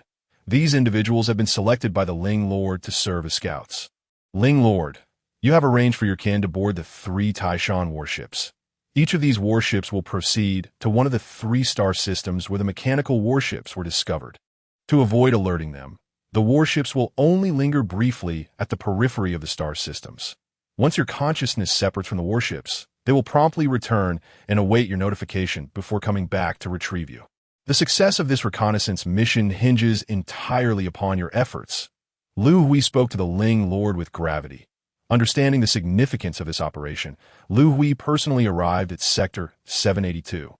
"Chief, rest assured, such reconnaissance operations are exceedingly simple for our kin. Await the good news from us," the Ling Lord declared, brimming with confidence. The 3 Taishan warships quietly exited the controlled space tunnel of humanity, accelerating as they engaged their space jump capabilities. You are to separate from the warships immediately. The star system ahead is your target for reconnaissance. The captain of the Taishan warship issued orders urgently as the space jump was completed. They needed to initiate another space jump within seconds to distance themselves from the star system, thereby avoiding detection by the mechanical civilization. All kin detached from the vessel. The Ling Lord's consciousness spread out, delivering commands to his kin that he placed great importance on this mission, dividing the reconnaissance efforts into 3 teams, each responsible for 1 star system. The Ling Lord personally led the first team. Upon receiving the order, the consciousness of tens of thousands of Piaoling kin detached from the ship, drifting through the vastness of space. According to the plan, 10 individuals remained behind to maintain communication with the command center, while the rest hastened to the star system. The Piaoling civilization communicated through consciousness, which had its limitations in terms of distance. Communication between 2 consciousnesses would become impossible beyond a range of 10 billion kilometers. The Taishan warship, upon departing, left behind a communicator to maintain contact with the command center. Information gathered during the reconnaissance would be relayed back through this device, with several Piaoling kin stationed every 10 billion kilometers to ensure the seamless transmission of information. The movement speed of the Piaoling kin's consciousness through space was not particularly swift. It was a month after detaching from the Taishan warship that their consciousness finally reached the star system. Upon entering the star system, the Ling Lord dispersed his kin, directing them to various planets within the system. What are the mechanical civilizations up to? The Ling Lord pondered as he and thousands of kin arrived in orbit around a planet. They discovered a colossal and peculiar mechanical structure, an immense mechanism enveloping the entire planet. You are to spread out across the planet and relay your observations and data back to me. The Ling Lord commanded his kin. Thousands of consciousnesses began to fan out across the planet, at the entrance of the tunnel in Sector 782, within the command center of the Longting mothership. The personnel reported to Liu Hui, "Chief, data from our reconnaissance has begun transmitting back. The intelligence core is currently establishing a model of the star system. As the influx of data increased, the details regarding the star system housing the mechanical civilization became progressively clearer." "Chief, what purpose could the mechanical civilization have in constructing such a massive machine on this planet?" Huang Zihu inquired, noting the enormous device that enveloped the planet, perplexed by its intent, The mechanical civilization is in the process of harvesting the planet's core. I have witnessed a similar colossal machine while searching for the everlasting of the Red Star civilization in the Sirius sector. This machine is capable of stripping away the surface material of the planet layer by layer, ultimately leaving behind only the necessary planetary core, the silvery white planetary core, approximately 1 meter in diameter. Liu Hui responded that a planetary core, what is that? What purpose does it serve? Huang Zihu, hearing of this for the first time, inquired with curiosity. To be honest, I am uncertain why the mechanical civilization seeks to collect such an object. It simply seems to hold immense significance for them. Following this reconnaissance mission, I intend to have scholars from the Academy of Sciences gather a planetary core for research. If not for the intelligence gathered during this mission, Liu Hui might have forgotten all about studying planetary cores.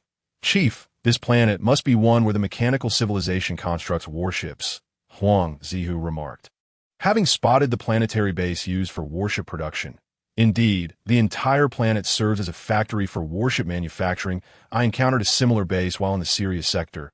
Liu Hui replied, I never anticipated that an entire planet could function as a warship production facility with such remarkable efficiency. However, when compared to humanity, it pales in comparison.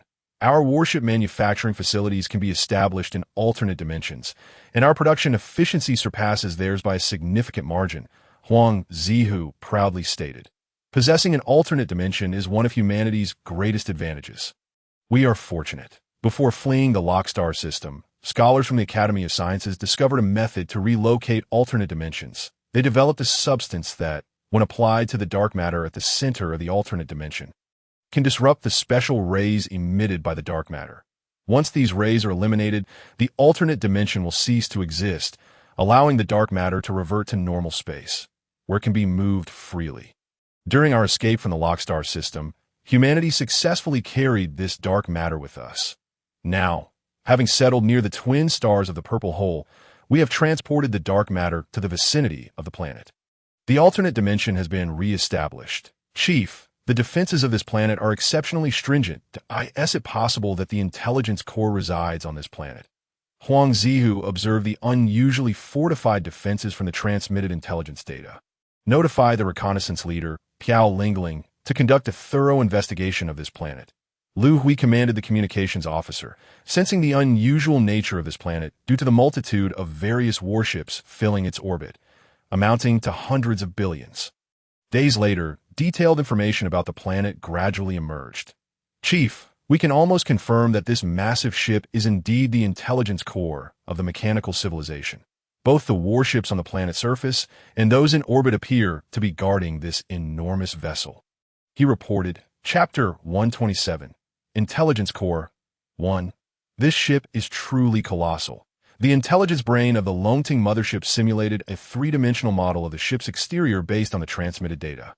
Upon viewing the ship's model data, Liu Hui marveled. This butterfly-shaped behemoth exceeds a diameter of 1,000 kilometers and has a thickness of over 200 kilometers. 10 Longting motherships would not even compare to this enormous vessel. Sent a message to Piao Lingling, asking him to attempt entering this ship for reconnaissance. Liu Hui instructed the communications officer.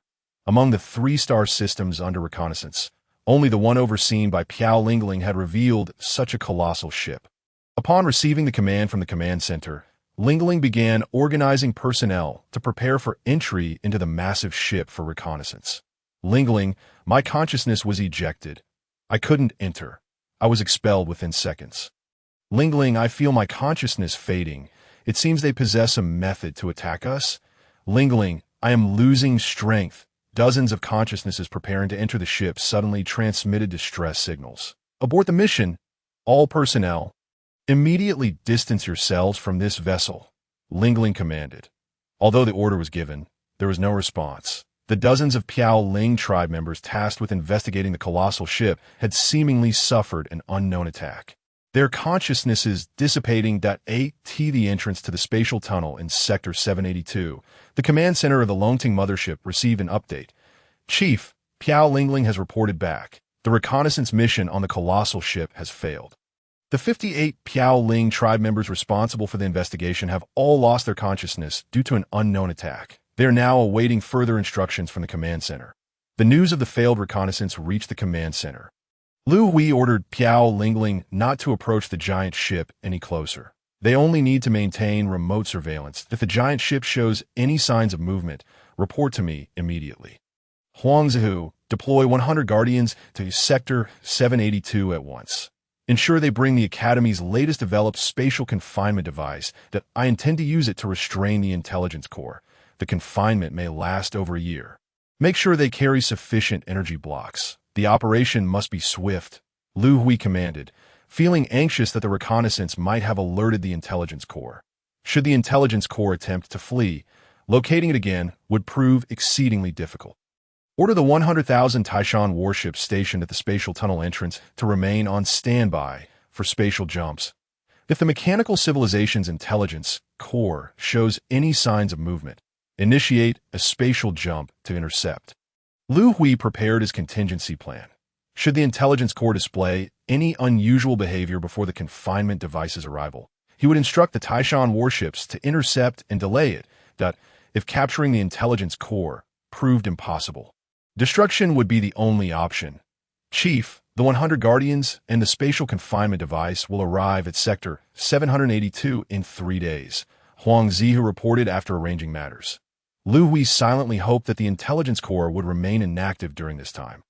However, fate had other plans. 2.5 days later, the Piao Lingling leader station for observation transmitted a message. The colossal ship on the planet is preparing for launch. Liu Hui felt a pang of regret, realizing they had only half a day left. Order all Taishan warships at the spatial tunnel entrance to initiate spatial jumps for interception immediately. Huang Zhu, you and Bulei must be ready for battle at any moment. We only have 5 Guardians aboard the Longting mothership, including you. The 100,000 Taishan warships will face the daunting task of intercepting the intelligence core ship amidst the protection of hundreds of billions of enemy vessels. It is practically impossible to in that case. We must rely on the 5 of you, Liu Hui decided, unwilling to remain on the sidelines. The Longting mothership would join the fray. If the 5 Guardians could not delay the situation, they would have to abandon the plan to capture the intelligence core and resort to destruction.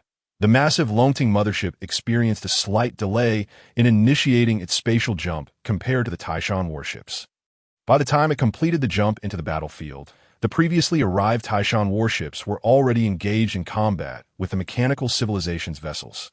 Liu Hui assessed the battlefield situation. The 4th-level civilization's warships posed no tactical challenge to a 2nd-level civilization. The mechanical civilization's long-range attacks inflicted no damage upon the Taishan warships, resulting in a one-sided slaughter, the casualty count staggering. How could the intelligence core react so swiftly? Liu Hui observed as the battlefield dynamics shifted within mere minutes. The mechanical civilization's warships abandoned their long-range tactics, opting to accelerate and collide with the Taishan vessels. Due to their overwhelming numbers, many Taishan warships were caught off guard. Within a few minutes, over 2,000 Taishan warships had been destroyed. Chief, should we not allow our Guardians to engage? Huang Zihu urged, witnessing the losses among the Taishan warships. Hold off for now. I fear that if you engage, the intelligence core may flee in fright. Let the Taishan warships buy us a bit more time, Liu Hui replied. That he commanded the Taishan warships on the battlefield to create distance from the enemy vessels and to disperse as much as possible. Inform them that their objective is to delay. However long they can hold out is sufficient. Liu Hui issued the order. He noted that the intelligence core ship had not exhibited any unusual activity since ascending into space. Liu Hui hoped to prolong the engagement until the spatial confinement device arrived. Time passed second by second. Over 6 hours later, fewer than 10,000 Taishan warships remained engaged with the mechanical civilization.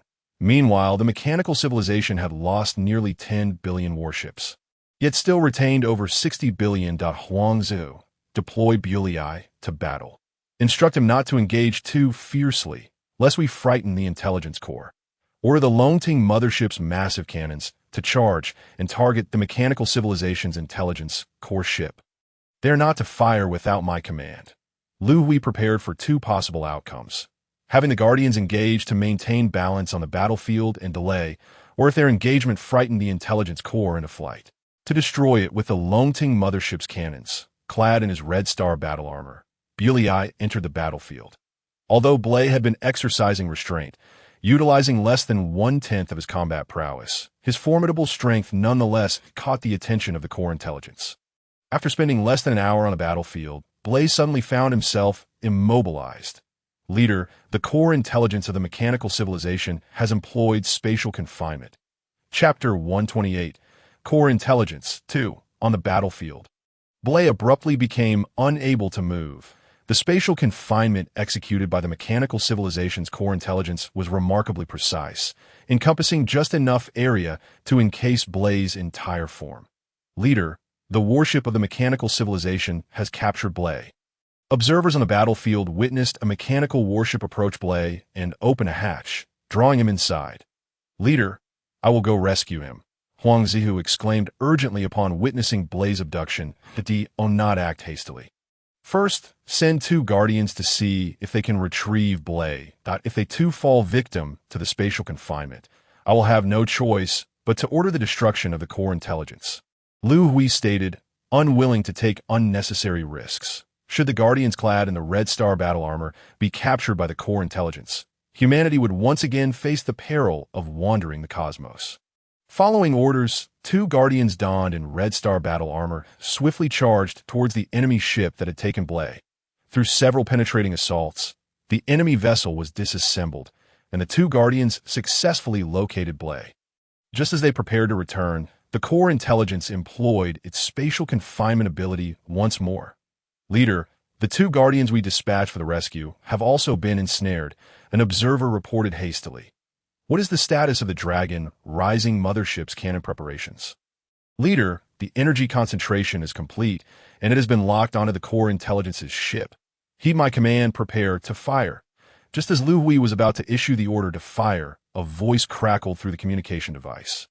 XMing reported, I have been ordered to lead 100 guardians, equipped with spatial confinement devices. In the final moments, XMing arrived with the spatial confinement apparatus. Their Dragon Rising mothership had just spatially jumped to a position not far behind Liu Hui. Your timing is impeccable, Liu Hui responded with a smile. Send XMing the data and coordinates of the core intelligence's ship. Instruct them to activate the spatial confinement devices immediately and secure the core intelligence's vessel.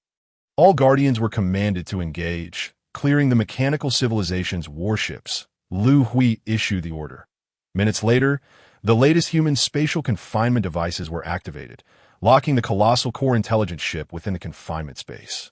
Hundreds of guardians clad in Red Star battle armor joined the fray an hour later. The battle concluded. Hundreds of billions of warships belonging to the dark mechanical civilization were utterly annihilated. Notify the president of the Academy of Sciences, Zhang Jixin, to cease all ongoing research and promptly assemble scholars to study the core intelligence of the mechanical civilization at Sector 782. Although the core intelligence ship was now confined, its immense size rendered long-distance relocation impractical for humanity. To conduct research, it was necessary to establish a research base on-site. 3 days later, Zhang Jixin led a vast research fleet to Sector 782. They erected a research base adjacent to the core intelligence ship. Although the base was established, the methodology for conducting research posed a significant challenge. Numerous scholars convened in the base's conference room to deliberate. Utilizing the principle of gravitational wave reflection, we have constructed a structural diagram of the core intelligence ship. From the diagram, we can discern the location of the core intelligence. The core has over 3,000 connection points controlling the ship. If we were to lift the spatial confinement, what would happen if the core self-destructs? Our attempt to invade the core's defenses using a level 4 intellect has failed. Our intellect is simply no match for the core intelligence. Without removing the confinement, how can we study it? Just as the research on the core intelligence began, it was mired in a dilemma. Lifting the confinement raised fears of self-destruction, while maintaining it hindered in-depth investigation. If the energy of the ship were to deplete, would it still retain the capability for self-destruction? Suddenly, a voice interjected during the discussion. Everyone heard it, yet none could discern its origin. That I am the spirit master of the floating spirits. My consciousness is speaking within your minds. Observing the scholar's expressions, the spirit master quickly clarified. The consciousness of the floating spirit race can roam freely within the ship, unimpeded by physical barriers. Curious about the discussions taking place, the Spirit Master had come to join the gathering. "Do you possess a method to exhaust the ship's energy?" Zhang Jisen inquired. "Time can erode the ship's energy," the Spirit Master replied. Upon hearing this, Zhang Jisen shook his head.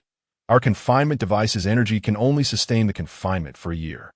Time is currently on their side, not ours. Director Zhang, if we alter the time dilation of the confinement space, time will then favor us." The Spirit Master's words astonished Zhang Jisen. "You have a means to change the time dilation of the confinement space?"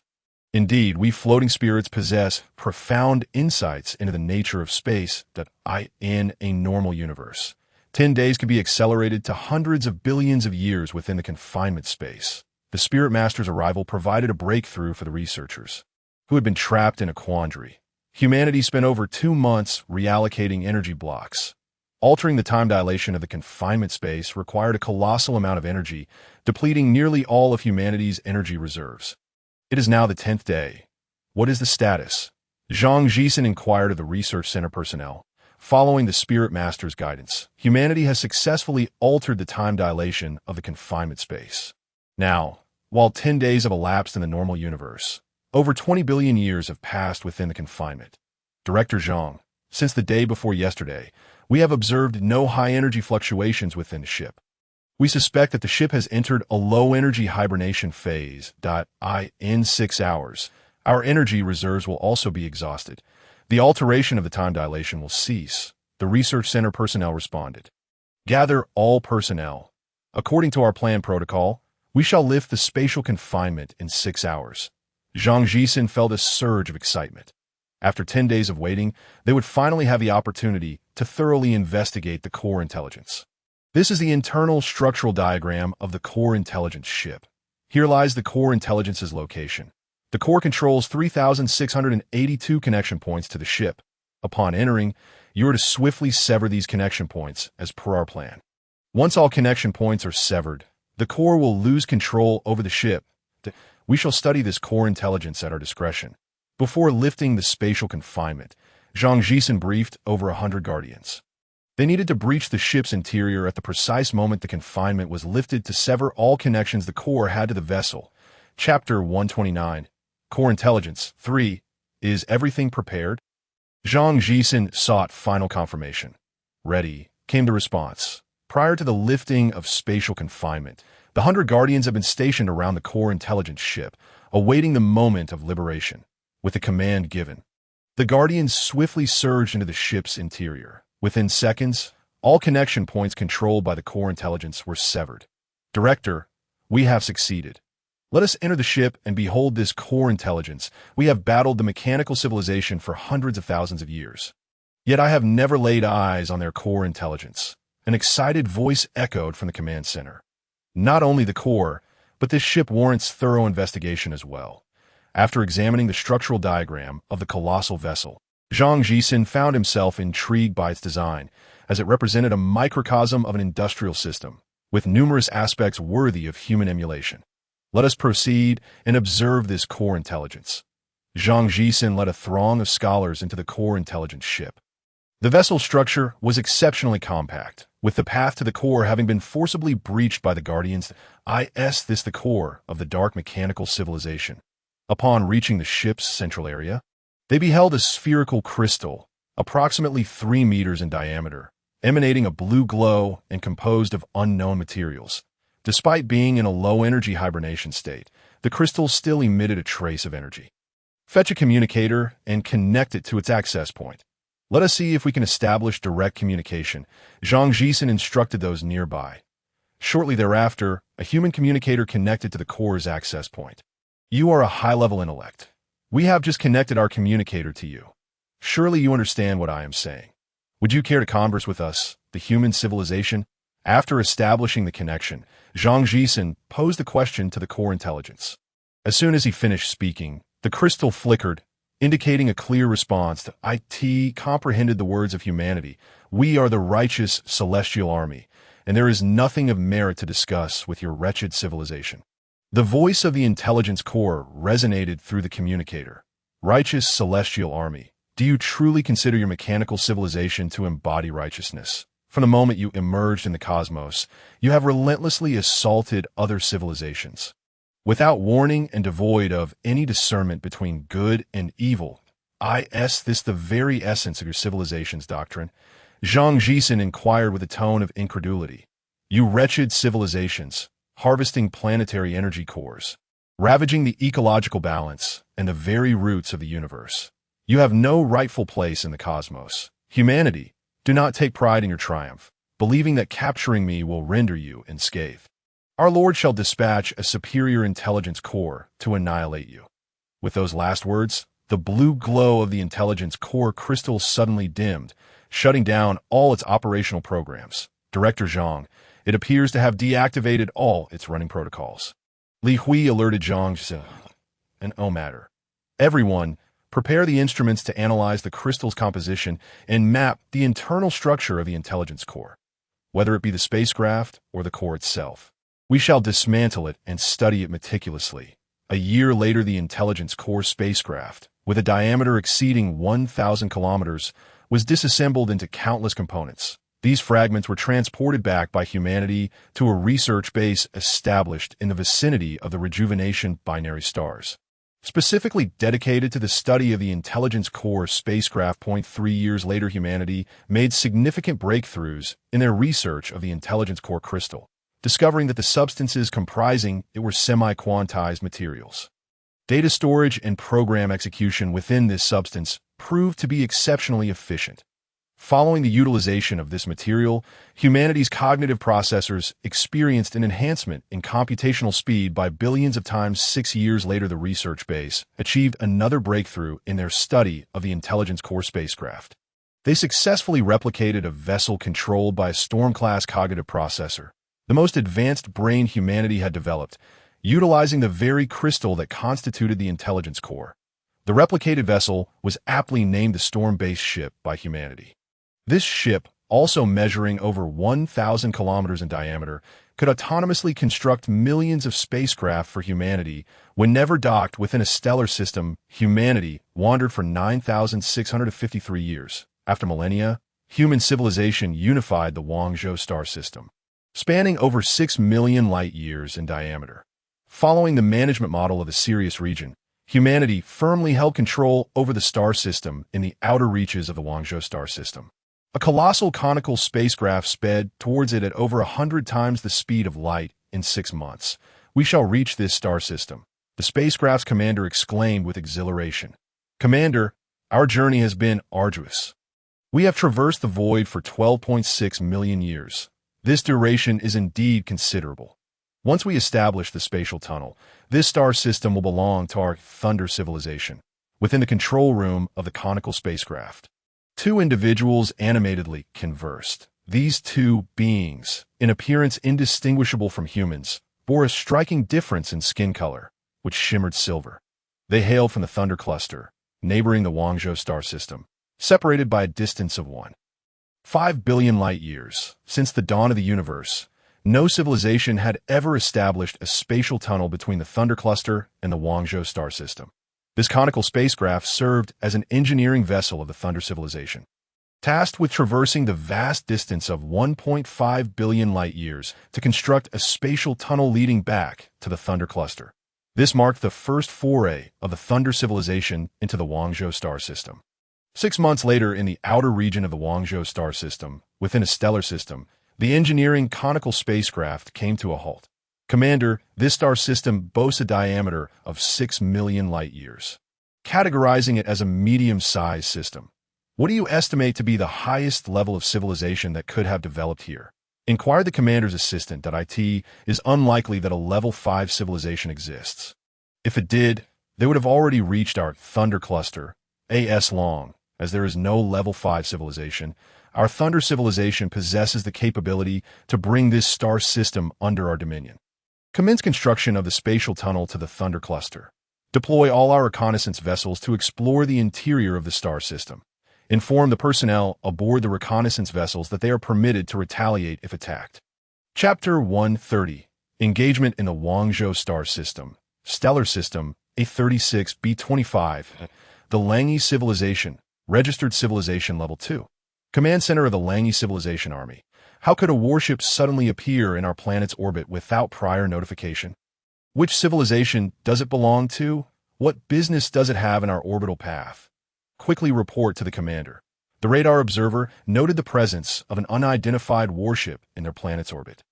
Has the warship not communicated any information? The commander inquired upon arrival at the command center. Commander, we have been sending communication signals to it, yet it has not responded thus far, the communications officer reported.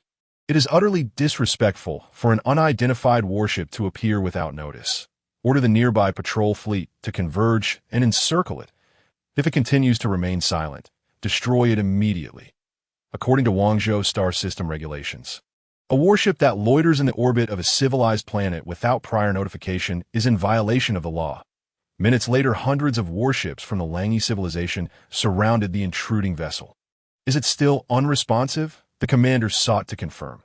Commander, there has been no response from the opposing vessel. The communications officer replied, exasperated. Order our warships to attack at once, the commander commanded. How is it possible?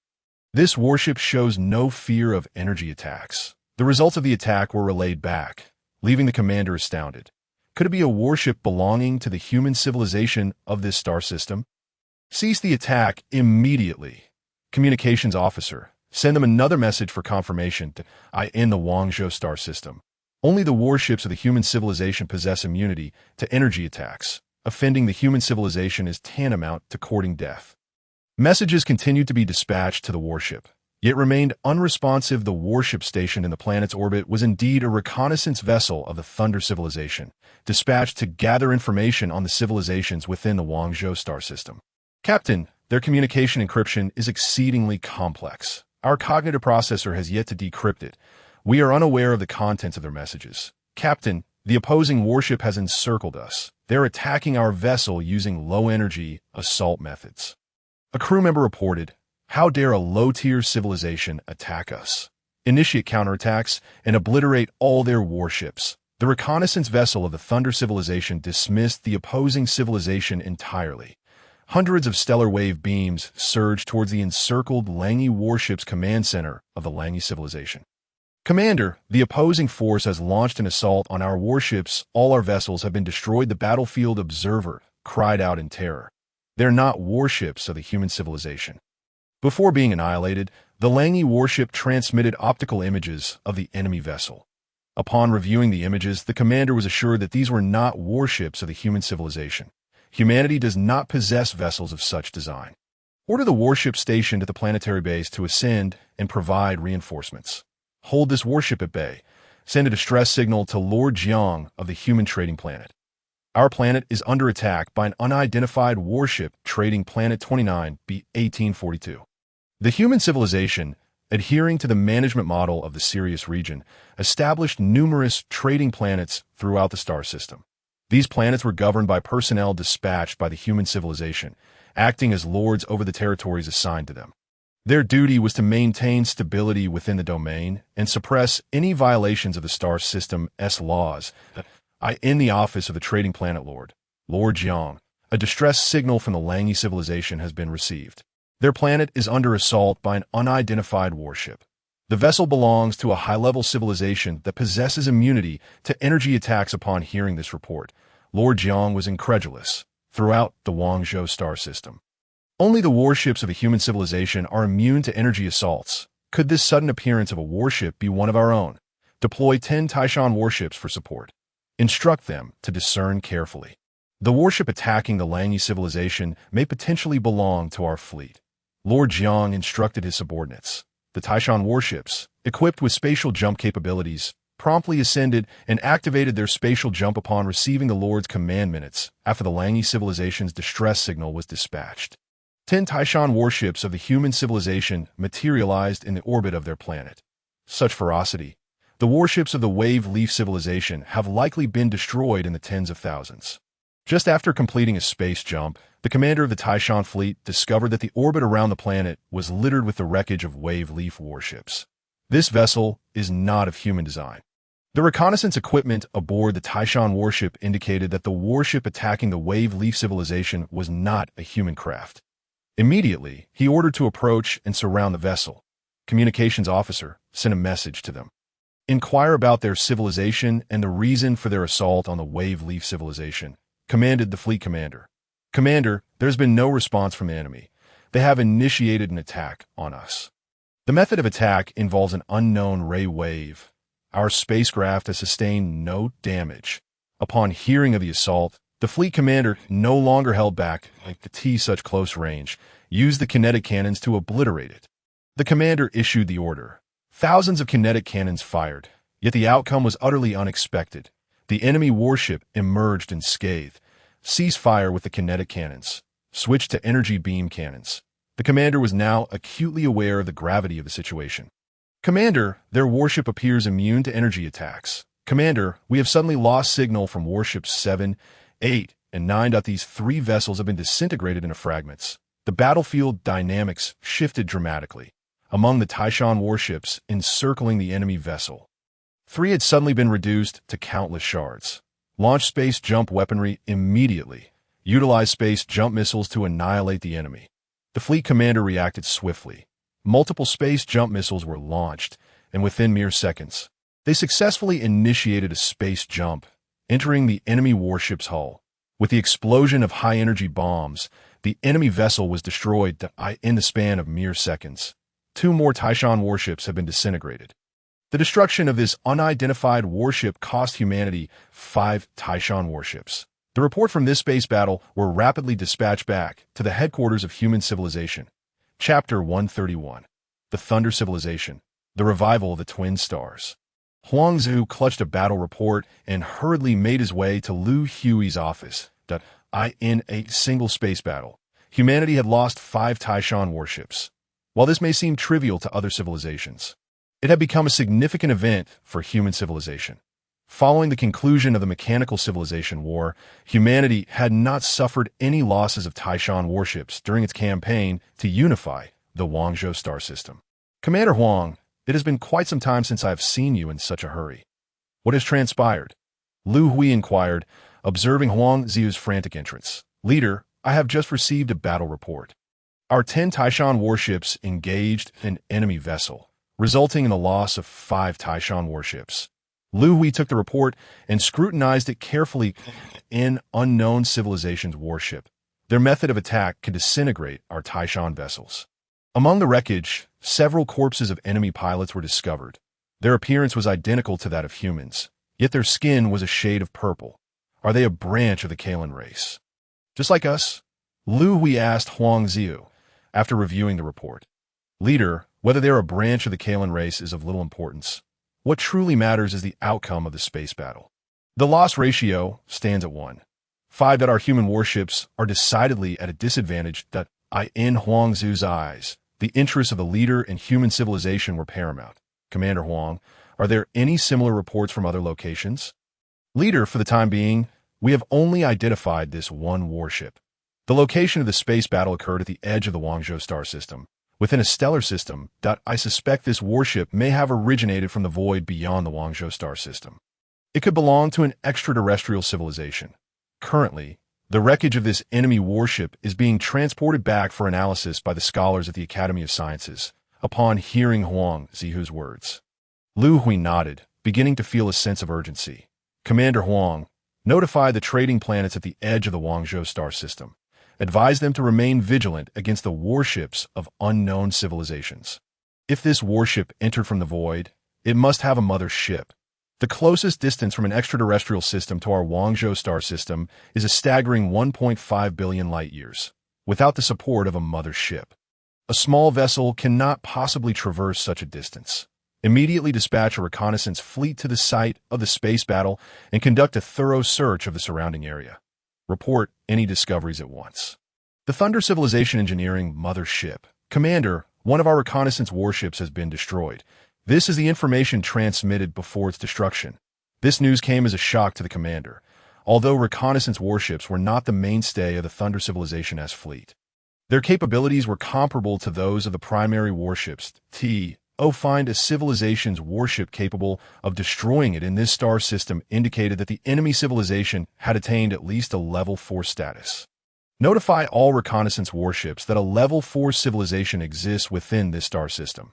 Instruct them to avoid exposing themselves. Exercise extreme caution during reconnaissance. The construction of the space tunnel would still require 2 years. 2 years later, over the course of these 2 years, the reconnaissance warships of the Thunder civilization have been stealthily gathering data on the civilizations within the Guangzhou star system. Due to the vastness of the Guangzhou star system, the warships of human civilization had failed to detect the existence of an extraterrestrial engineering mothership secretly constructing a space tunnel. Commander, our space tunnel is officially complete. The commander of the engineering mothership finally received the long-awaited news of the completion of the space tunnel. Immediately dispatch warships through the space tunnel back to the Thunderstar cluster to report to the commander. Bring back the intelligence gathered over the past 2 years. The commander excitedly issued the order. Upon receiving the command, a Thunder warship entered the newly completed space tunnel. 1 year later, it would return to the Thunderstar cluster via the space tunnel. The Thunder civilization, a civilization that has existed for over 1 billion years. Their origins, like those of human civilization, trace back to the life propagation ship, collectively known as the Kalan race, with access to the technological advancements of Kalan planet and a wealth of scholars within their ranks. The development of the Thunder civilization progressed exceptionally smoothly. Throughout their evolution, they gradually unified and controlled the entire Thunderstar cluster, establishing themselves as its dominant power. Presently, their civilization had progressed to an advanced stage of Level 4. Standing just a step away from achieving Level 5. On Thunder Planet, the mother star of the Thunder civilization, a grand palace was filled with the leaders of various civilizations within the Thunderstar cluster, all kneeling in reverence before a figure seated at the center of the palace. This person was none other than the supreme leader of the Thunder civilization, the Eternal One, Wu Guan. Wu Guan harbored an insatiable thirst for power. Every century, he summoned the leaders of the star cluster civilizations to pay him homage. That he relished this experience immensely. Supreme Leader, I bring good news. Liu Feng, the intelligence chief of the Thunder civilization, hurried towards Wu Guan in the center of the palace. Liu Feng, what good news do you have now? Speak up, so that all present may share in the joy. Wu Guan knew that Liu Feng would not interrupt the assembly without significant news. Supreme Leader, the 19th batch of engineering motherships that departed over 10 million years ago has successfully reached an adjacent star system. This mothership has completed the construction of a space tunnel. They dispatched warships back through the tunnel, bringing with them data from the star system. This star system is known as the Guangzhou star system. Liu Feng proclaimed loudly. Excellent. Our Thunderstar cluster has expanded its territory by 1 more star system. Provide me with the data on the Guangzhou star system. Upon hearing the leader's command, Liu Feng hurriedly presented a chip with great reverence. Wu Guan took the chip and inserted it into his battle armor. Dressed in purple armor, resembling the Red Star armor, he quickly processed the data on the chip. His expression brightened, and he suddenly rose, exclaiming, Heaven aids me. I never expected that within the Guangzhou star system there would be a branch of our Kalan race. As long as I consume the brain matter of their Eternal One, I shall gain the right to enter the sacred land of the Eternal Ones. Prepare our fleet. I shall launch an attack on the Guangzhou star system and capture their Eternal One alive. I must consume their brain matter. Chapter 132. Discovery of the space tunnel. A year and a half later, on the edge of the Guangzhou star system, an exploration vessel of the drifting spirit civilization floated through space. Damn it, what terrible luck! I really should not have slacked off and taken shortcuts. Green Een grumbled to himself. He was a member of the drifting spirit civilization, fond of exploring the cosmos, particularly the fringes of star systems where civilizations were scarce and numerous stellar systems remained unexplored. When departing from the nearest trading planet, he had neglected to check the spacecraft's propulsion system due to his laziness and desire for convenience. More than a month after departing from the trading planet, his spaceship's propulsion system malfunctioned, rendering it irreparable for continued flight. He had already dispatched a distress signal to the nearest trading planet. The rescue vessel would not arrive for another month. Boredom had enveloped the drifting green entity for nearly 10 days aboard the ship. With over 20 days still to wait, he deemed it more fruitful to explore the vicinity for potential discoveries. Unable to remain idle, the green entity resolved to investigate the area surrounding the spaceship. Detaching his consciousness from the vessel, he recorded its coordinates and began to drift towards a nearby location. Just as he had scarcely left the ship, he suddenly spotted a warship gliding past, heading directly towards the position of his exploration vessel. Since when had the rescue fleet from the trading planet become so efficient? Within less than 10 days, they were able to reach me. Though puzzled, the green entity felt a surge of joy. He redirected his consciousness back towards the exploration ship. However, before he could return, he was horrified to find that his vessel had been destroyed. The warship that had obliterated his ship was the very one he had just seen. It lingered by the wreckage of his exploration vessel, scouring the debris. Thankfully, his consciousness was not aboard the ship. Otherwise, witnessing the scene before him, the green entity felt an overwhelming sense of relief. Had his consciousness still been tethered to the exploration vessel, he would have met an inexplicable demise. Which civilization does this warship belong to? Why did they suddenly attack my exploration vessel? Could they be an unregistered, rogue civilization? Daring to destroy my exploration ship, I shall ensure you pay the price that I will follow you back to your lair. Drifting through space, the green entity stealthily infiltrated the enemy warship. He intended to accompany the vessel to this civilization's stronghold and then seek an opportunity to report back to the trading planet, urging them to dispatch a fleet to eradicate this rogue civilization. Upon entering the warship, the green entity was taken aback. The crew members were, astonishingly, human, just as he prepared to reveal his identity for inquiries. He suddenly noticed that their skin color differed from that of the dominant human race. This was a shade of purple. They were not a part of the dominant human civilization.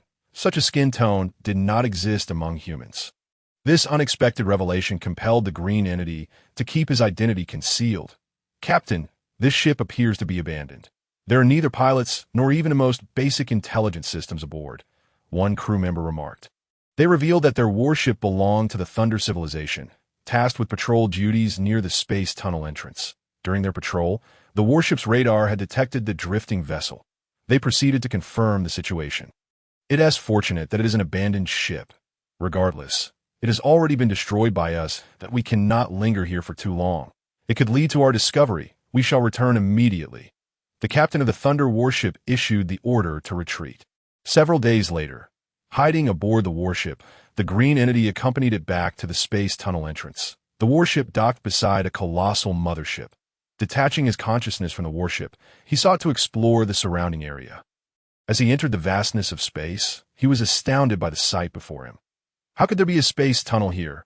Moreover, it was an enormous one, as so many warships. There must be billions of them. Floating in space, the green entity beheld an immense space tunnel, surrounded by an array of warships and motherships. Could they be the alien warships mentioned in the trading planet's announcements? The green entity recalled an announcement he had seen before departing from the trading planet, which stated that recently, alien warships had traversed the void between star systems into the Guangzhou system, that if these warships were spotted, immediate reports to the trading planet were required. What should I do? My spaceship has been destroyed. How can I contact the trading planet swiftly? The green entity began to ponder solutions. Although he could slowly drift back through space, it would take an inordinate amount of time. Invading the intelligence systems of this civilization was out of the question. Such an act would be tantamount to seeking death. The consciousness of the drifting spirit race could not even infiltrate a Level 2 civilization's intelligence system, let alone one that evidently surpassed that threshold.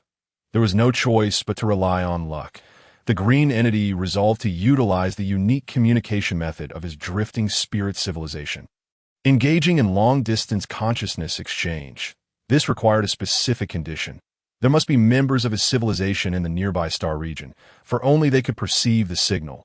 This was undoubtedly a matter of great fortune.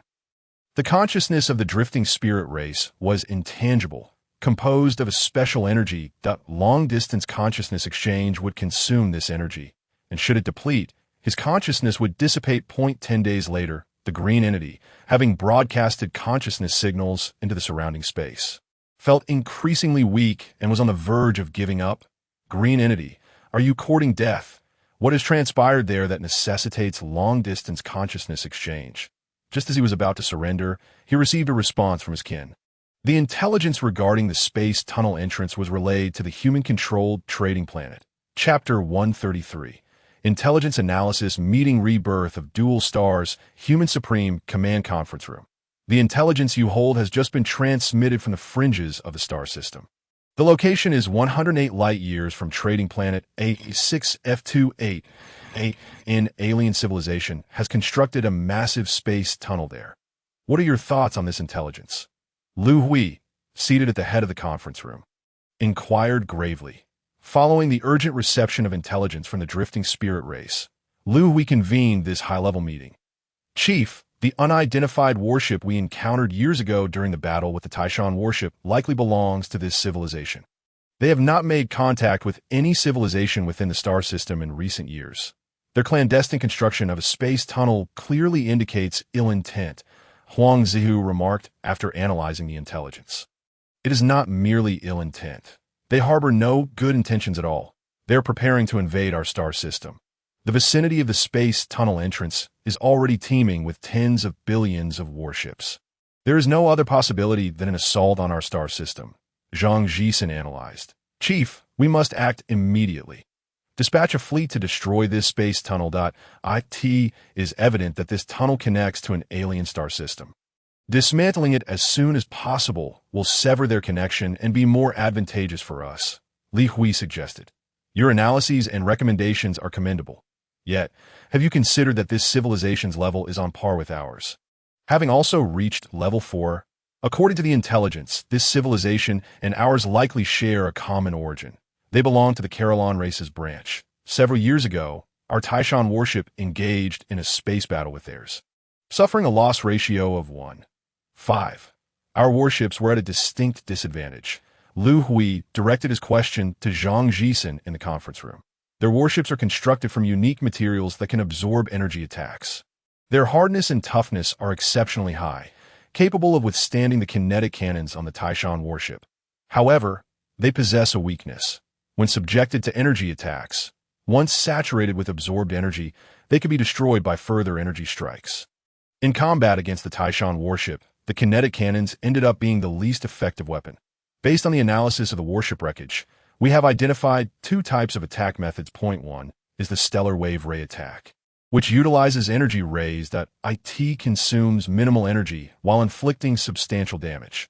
However, our Taishan warship is immune to this energy attack. The other attack method employed by their warships is spatial segmentation, in our understanding. Constructing a space tunnel between star systems typically requires proximity to the center of a star system. Yet, they have managed to create a space tunnel leading to an alien system at the edge of the star system. This indicates that their understanding and utilization of space surpass ours. Spatial segmentation is a manifestation of their technological advancement, though we are still deducing the principles behind this technology. Currently, we know that spatial segmentation can isolate a designated space, leaving any object within it unable to evade. Should our warships engage theirs, we must avoid falling victim to spatial segmentation attacks. The only effective means we have to obliterate their warships is through spatial attacks, employing space jump missiles or dimensional reduction strikes. Zhang Jisen's words sent a chill down the spine of the drifting spirit leader. Dimensional reduction attacks equate to sacrificing the lives of their kin. Hearing Zhang Jisen's statement, he felt compelled to voice his concerns. Leader, if the need arises to utilize our Piaoling civilization, even if it means resorting to dimensional reduction attacks, we shall not shy away from our duty. The consciousness of the Piaoling sovereign resonated loudly within the conference room. The population of the Piaoling race is still less than 1 trillion. Unless absolutely necessary, we cannot afford to employ dimensional reduction attacks. The lives of the Piaoling people must not be sacrificed lightly. Liu Hui's words offered a modicum of reassurance to the Piaoling sovereign. Jisen, you have been researching dimensional reduction attacks at your academy for quite some time. Have you made no progress? Liu Hui inquired. The Piaoling civilization has been integrated into human civilization for several millennia. Humanity possesses alternate dimensions, when one accounts for the time spent in research. It has reached several tens of millions of years, yielding numerous results. Leader, dimensional reduction attacks require the consumption of consciousness energy. The consciousness of the Piaoling people is composed of a unique form of energy. We have already managed to simulate this energy within the alternate dimension. The research on dimensional reduction attacks has reached its final stages and could succeed at any moment. After the meeting concludes, I will personally oversee this matter, Zhang Jisen replied to Liu Hui. Upon hearing Zhang Jisen's words, Liu Hui nodded. He turned his gaze towards Huang Zihu in the conference room. Commander Huang, once the meeting is adjourned, immediately mobilize our fleet within the star system to assemble at the A6F28 trading planet. Before the fleet gathers, let the trading planet dispatch a small fleet to probe the spatial tunnel and test the waters with this civilization. Being a branch of the Kalan people, Liu Hui still held a glimmer of hope. Perhaps after probing, conflict could be averted. The urgent meeting concluded, and humanity initiated its countermeasures. Fleets scattered throughout the star system began to converge upon the A6F28 trading planet. Upon receiving the orders from the human command, the Lord of the trading planet dispatched 10 Taishan warships to the spatial tunnel located 108 light-years away. Commanders, I am Captain Wang Gang of the fleet. Before we initiate space jump, I shall reiterate the orders. Our mission is to probe and establish contact, not to engage in aggression. Once the space jump is completed, do not engage unless provoked that if we are attacked. Immediately withdraw from the battlefield and escape via space jump. The commander of the probing fleet reiterated to the captains under his command as the warships accelerated. The 10 Taishan warships activated their space jump. Upon completion of the jump, the warships materialized near the spatial tunnel. They sent a communication signal to the opposing side, informing them that we are warships of human civilization and requesting a communication link. The fleet commander issued the command to the communications officer. The information was swiftly transmitted toward the spatial tunnel. Chapter 134. The mission of the Eternal Ones. In the Thunder Civilization, aboard a colossal command mothership. Do not engage these 10 warships, just yet. Translate the message they sent. I wish to communicate with them. The leader of the Thunder Civilization, Wu Guan, stated calmly he had just traversed the spatial tunnel to the Wangzhou star system when he encountered the probing warships from humanity. Commander, they are warships of human civilization, sending a message requesting to establish a three-dimensional dialogue. The communications officer answered loudly. Connect the communication. Commander, the communication is now established, and real-time translation has been activated. You may proceed with the three-dimensional conversation. Upon hearing the communications officer's words, Wu Guan nodded. I am Wu Guan, the commander of the Thunder Star Cluster. I will only converse with the Eternal Ones of your human civilization. I am aware that he is not present at the communicator. You must transfer the communication immediately. As an Eternal One. Wu Guan could sense the presence of other Eternal Ones from such close proximity. He knew that humanity's Eternal One was not aboard these 10 warships. I am Wang Gang, the commander of the human fleet. The three-dimensional communication is being transferred. Please hold for a moment. The Taishan warship establishing the communication link relayed the signal to the human command on the twin stars of revival. Liu Hui had been closely monitoring the fleet's situation from the command center. Greetings, I am the leader of human civilization and also an Eternal One, Liu Hui. The three-dimensional communication has been successfully established. Liu Hui gazed at Wu Guan's three-dimensional image and spoke loudly. For the first time, the Eternal Ones of the two civilizations beheld each other's true forms. Human Eternal One, both of our civilizations belong to the Kalan people branch. Created by the life propagation vessels, we are both Eternal Ones, and you should be aware of the mission of the Eternal Ones. Two Eternal Ones cannot coexist.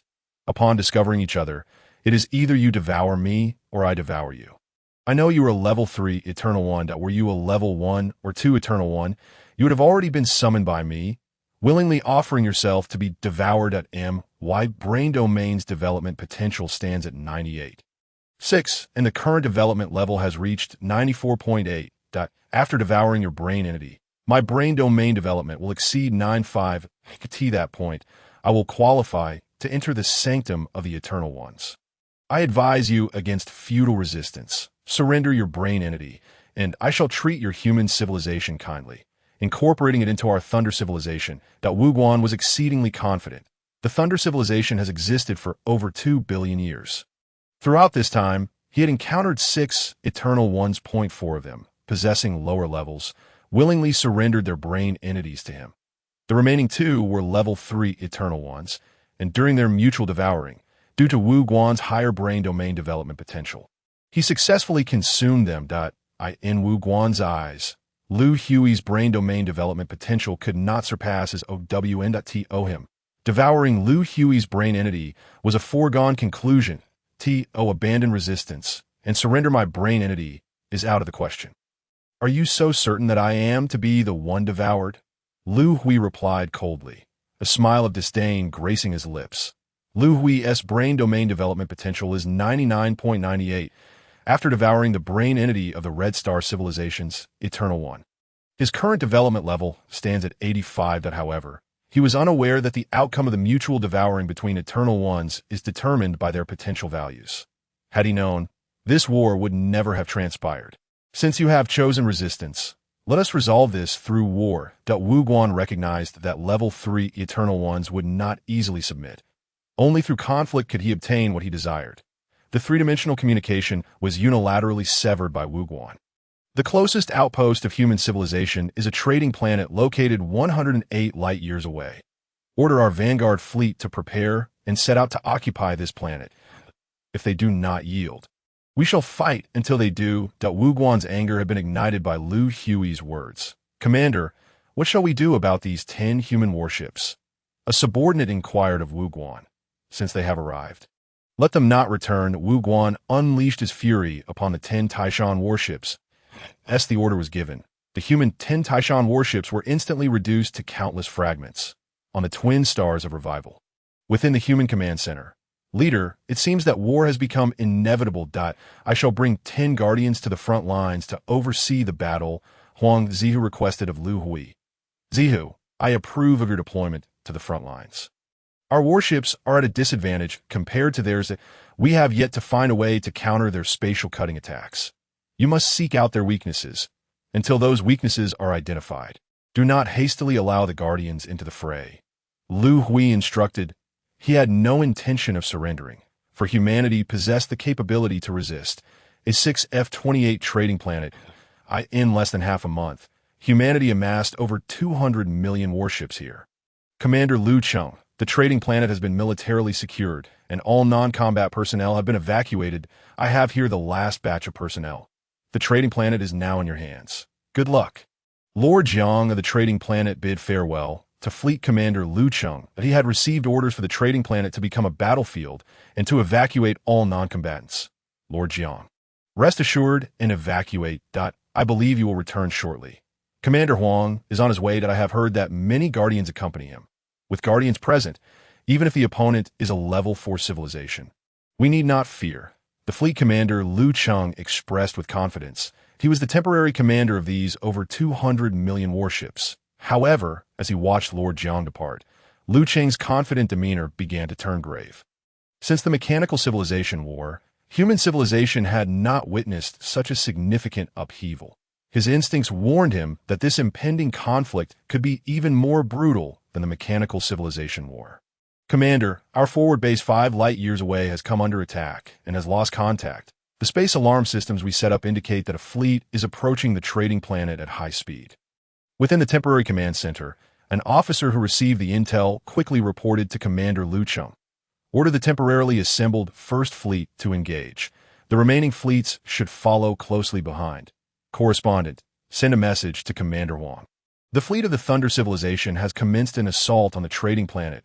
We have dispatched the First Fleet, comprising 20 million warships, to engage in battle. The anticipated duration of the conflict is expected to commence in 3 days. Chapter 135, Catastrophic Defeat. 3 days later, the 20 million warships of the temporarily assembled First Fleet lay in wait on the route of the enemy warships heading towards the trading planet. They are poised here to confront the opposing fleet. All Dragon Rising motherships are to disperse. Do not cluster together. The large caliber main cannons must be charged immediately and once the enemy warships enter range. Fire at once. Attention all warships, I will reiterate. Do not utilize the kinetic cannons aboard the vessels. Kinetic cannons inflict no damage upon enemy warships. Keep a precise calculation of the enemy fleet's coordinates. Our most effective weapon for attack is the spatial jump missile. The space battle is on the brink of igniting, as Commander Tang Shu of the First Fleet proclaimed loudly on the public channel. Commander, radar indicates that the enemy fleet comprises approximately 10 million warships. They will enter the firing range of the Dragon Rising motherships in 37 minutes, reported the radar observer to Commander Tang Shu. A grave expression etched Tang Shu's visage. He had reviewed the data on the enemy warships and recognized the formidable opponent they faced. Notify all warships. If the coordinates of the enemy warships can be locked in advance, they may fire the spatial jump missiles immediately without formal request. Tang Shu commanded. He was uncertain of the effective attack range of the enemy warships, yet he hoped to initiate an offensive sooner and more swiftly. The spatial jump missile has a weakness.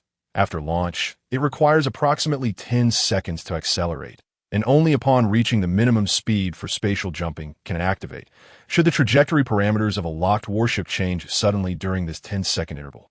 The missile will be unable to accurately jump into the enemy warship's interior, resulting in a failure to strike that is it impossible to lock onto a single warship. The anxious captain aboard a human Taishan warship inquired of the radar operator. The distance is too great. The enemy warship's flight trajectory is erratic, making it difficult to lock on, came the reply. I will attempt another warship point 2 minutes later. Captain, I have locked onto an enemy warship. Its flight trajectory has remained remarkably stable for the past 20 seconds. Then, what are we waiting for? Launch the spatial jump missile at once, commanded the captain. The spatial jump missile was fired from the warship. All Taishan warships on the battlefield were engaged in similar maneuvers. Searching for enemy vessels to lock onto Thunder Civilization's Vanguard fleet had received the attack order and departed the space tunnel 6 days prior. Their target was the nearest human trading planet from the tunnel's exit.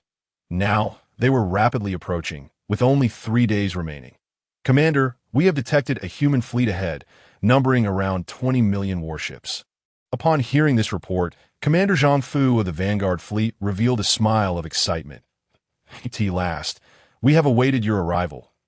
In recent days, they've been clearing out various human space bases encountered along their path, without encountering any large fleets, leaving Zhang Fu with a sense of pent-up energy. Now, he was beginning to feel exhilarated. Order all warships to prepare for battle. Remember, do not use Star Wave ray attacks. Human warships are immune to energy assaults. You merely need to close in on the enemy warships and attack as soon as you reach the spatial cutting attack range, Commander Zhang Fu instructed. Minutes later, Commander, our fleet is under attack. Over 1,000 warships have been destroyed. Zhang Fu was taken aback. The human warships had launched their assault first. How did they destroy our warships? Did they employ ultra-high energy attacks? Commander Zhang Fu queried. According to the intelligence he possessed, only ultra-high energy attacks could obliterate their vessels instantaneously. Commander, the destroyed warships did not sustain energy attacks. The cause of destruction remains unclear. These vessels experienced sudden internal explosions. Upon hearing his subordinate's words, Commander Zhang Fu was confounded. What kind of attack was the enemy employing? Continue advancing the fleet. Do not halt. As soon as we reach the spatial cutting attack range, engage immediately. Over 1,000 warships lost were not significant against a fleet numbering in the millions. The Vanguard fleet needed merely to fly for a few more minutes to reach the attack range. Minutes later, the dynamics of the space battlefield shifted abruptly. Within less than an hour, the entirety of the temporarily assembled First Fleet, consisting of 20 million warships, was annihilated. Debris from the human vessels drifted throughout the void of space. In this battle, the Vanguard fleet of Thunder Civilization sustained losses of fewer than 200,000 warships. Not far behind the First Fleet, the temporarily assembled Second Fleet stationed at the trading planet witnessed the complete obliteration of the First Fleet. They remained unable to offer assistance due to lack of orders, instructed only to observe and identify weaknesses in the enemy fleet. The intelligence was flawed. The loss ratio was not 5-1. Based on the First Fleet's outcomes, we would need to lose 1,000 warships to destroy a single enemy vessel. Commander Yang Song of the Second Fleet felt a chill run down his spine. Commander, enemy warships are approaching us. It is our turn now. How shall we engage in this battle? The advisors surrounding the commander were at a loss for strategies and could only seek guidance from him. Yang Song closed his eyes in contemplation.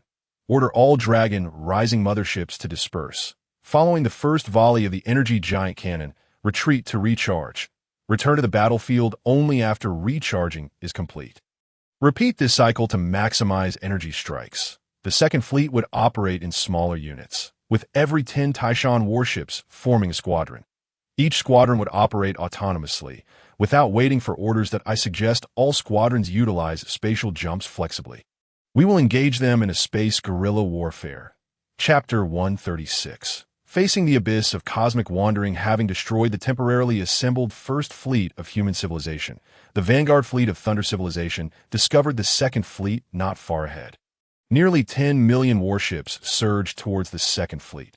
Just as they approached, they encountered a barrage of energy giant cannon fire from the Dragon Rising motherships. The vanguard fleet suffered losses of over 20,000 warships. Commander, this fleet is peculiar. They have dispersed their warships, reported the radar observer to Commander Zhang. Not concern yourself with those vessels. We shall continue advancing. Our priority is to annihilate the motherships within the human fleet. Zhang Fu asserted that, in his eyes, only the human civilization's motherships posed a genuine threat. Just as they prepared to pursue the Dragon Rising motherships, they noticed that the enemy vessels had vanished. Commander, we have detected spatial jump fluctuations. It appears the human motherships have left traces after executing a spatial jump. They fled? Then let us first eliminate the human warships surrounding our fleet. Commander Zhang Fu observed that all around their fleet were scattered human vessels. These warships flickered in and out of visibility, and with each appearance, one of their own warships was destroyed. Commander, these human warships are exceedingly troublesome. Whenever we approach, they initiate spatial jumps to escape. Again with the spatial jumps. Do not worry. Spatial jumps consume vast amounts of energy. Human warships cannot employ them with high frequency. Upon mentioning spatial jumps, Commander Zhang Fu seemed to have an epiphany. The destruction of their warships was due to internal explosions. Could it be that it was a result of spatial jumps? Some weapon of the humans could jump into the interior of their ships to trigger explosions. With this realization, Zhang Fu broke into a smile. Order our motherships to deploy spatial wave disruptors. Disturb the space surrounding the fleet. Do not allow it to stabilize. With a solution in mind, Zhang Fu issued the command. The surrounding space of the battlefield became increasingly disrupted. The spatial jump missiles lost their locking capabilities. The Second Fleet was left with no means of attack except for the formidable energy cannons aboard the Longting mothership. On the trading planet A9F-762, a temporary command center was established. Huang Ziyu, who had hurried from the Rejuvenation Twin Stars, found himself stationed here. His original destination was the trading planet A6F-28, but hostilities had already erupted there. Rather than recklessly rushing into the fray, Huang Ziyu opted to remain at the nearby A9F-762 trading planet, where he set up this temporary command center to gather and observe intelligence from the battlefield. Commander Huang, the enemy has discovered the vulnerabilities of our spatial jump missiles. The battlefield space has been thrown into turmoil. The Second Fleet's only remaining means of attack is the Longting mothership. Upon hearing this report from his subordinate, Huang Ziyu furrowed his brow. He ordered all warships gathered at A6F-28, including those engaged in battle, to retreat to A9F-762 trading planet. Huang Ziyu issued the withdrawal command. The space battle outside the trading planet had resulted in a complete rout for the human fleet. Continuing the fight would only lead to further casualties without any meaningful outcome. Liu Hui, prepare to lead the 9 Guardians into the battlefield. Based on the data observed in the conflict, enemy warships exhibit a 3-second reaction time when executing spatial cutting attacks. Do not linger anywhere on the battlefield for more than 3 seconds. Once engaged, you will have only 2 modes of attack: high-speed collisions to penetrate enemy vessels or utilizing black hole assaults. The energy of the Red Star armor can only facilitate one black hole attack. Do not employ it lightly unless absolutely necessary. Huang Ziyu commanded Liu Hui, eager to test if the 10 Guardians clad in Red Star armor could annihilate the opposing fleet. Receiving the order, Liu Hui led the 9 Guardians into space. They possessed precise coordinates of the battlefield. After initiating the spatial jump, they entered the frayed AT that moment. Human warships had completed their withdrawal, free to attack. Liu Hui reminded his comrades of Commander Huang's words. Do not remain in any location for more than 3 seconds. With that, Liu Hui sped toward the enemy fleet. Due to their proximity, it took less than a minute for Liu Hui to collide with the first enemy warship.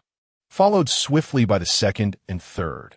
In mere seconds, he penetrated and obliterated hundreds of enemy vessels.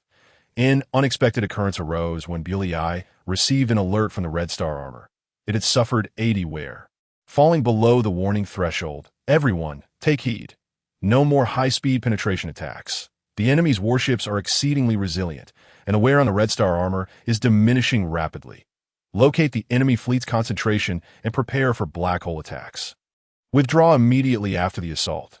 Liu Hui decisively relayed the command to his teammates that in the vanguard fleet of the Thunder Civilization, 10 small black holes emerged. Their appearance was sudden, yet they vanished just as quickly. The effectiveness of the attack was minimal. The 10 small black holes managed to absorb and destroy fewer than 2 million enemy warships. The Guardians' offensive yielded scant rewards. Their entire engagement on the battlefield, from entry to withdrawal, lasted less than 10 minutes. All battle reports converged at Huangzi's temporary command center before being transmitted to the human command in the human command. Liu Hui pondered deeply upon receiving the frontline reports. The potential to turn the tide with the Guardians seemed increasingly slim. The Guardians' primary offensive capability was their high-speed penetration attack, yet reports indicated they could only destroy hundreds of enemy vessels per engagement. To re-enter the battlefield, they would require a replacement for the Red Star armor, of which humanity had insufficient reserves, nor the capacity for rapid mass production. Would humanity's civilization once again be forced to wander the cosmos? The disparity in strength between human and enemy warships was staggering. 2 years later, humanity lost 1/5 of its control over the Guangzhou star system. Liu Hui had previously orchestrated a space battle involving 100 billion warships, only to return in utter defeat a decade later. While the human fleet continued to resist, half of the Guangzhou star system had succumbed to the Thunder Civilization's advances. 15 years later, the enemy's warships began to encroach upon the Rejuvenation twin stars. The spatial jump formation was reactivated by humanity, which began preparations for yet another cosmic odyssey. Chapter 137. The Dimensional Reduction Mothership at the Rejuvenation Twin Stars. In the Human Command Center, the leader addressed Liu Hui. Sir, based on the enemy's rate of advance, they will reach the Rejuvenation Twin Stars in 15 days. The spatial jump formation is fully prepared. Should the command center relocate to the formation? Liu Hui inquired.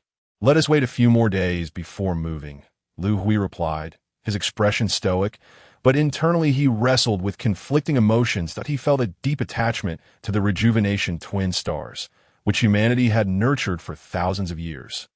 The thought of abandoning the Guangzhou star system and the Rejuvenation Twin Stars was emotionally challenging.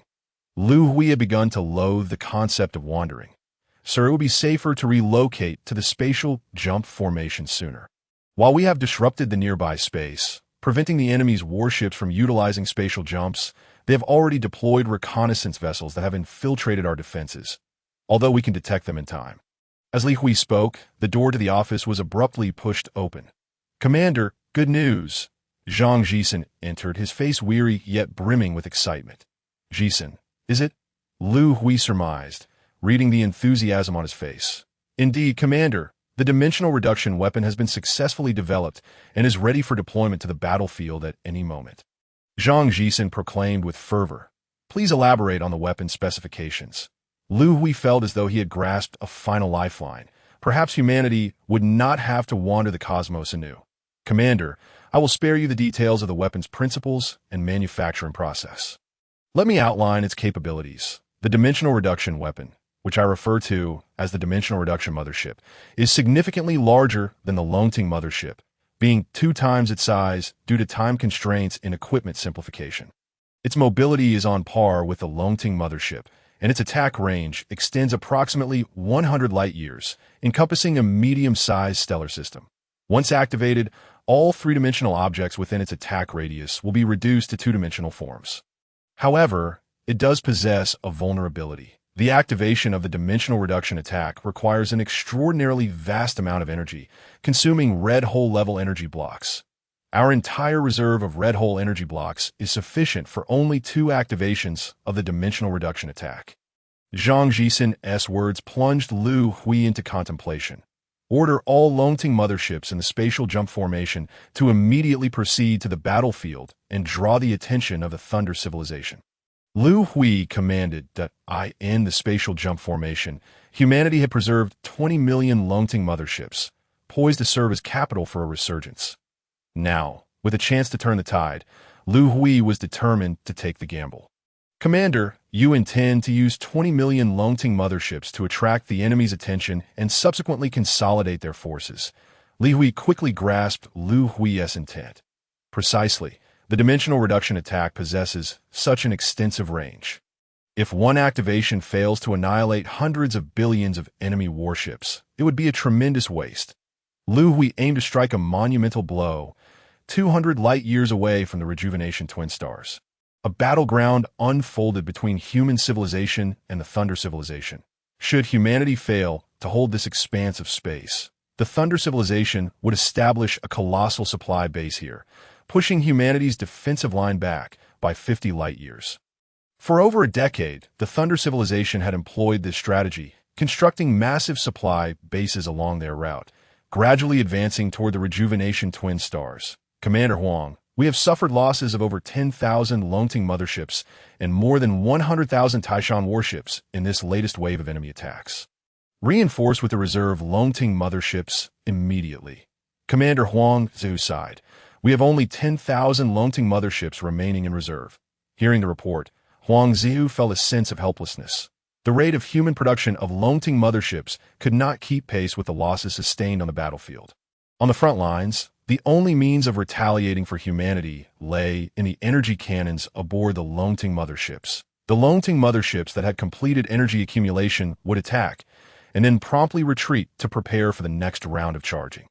Those waiting in the back, having completed their energy accumulation, would immediately replace them. This cycle was essential for maintaining a continuous barrage from the energy cannons, inflicting sustained damage on the enemy's advancing warships.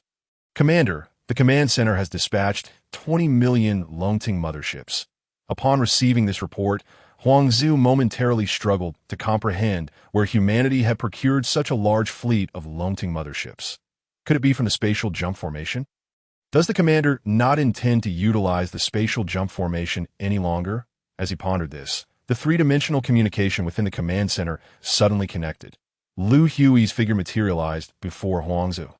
Following the conclusion of the three-dimensional communication, Huang Zhu wore an expression brimming with excitement. Indeed, it is the prowess of scholars like them that has finally brought forth the dimensional reduction weapon.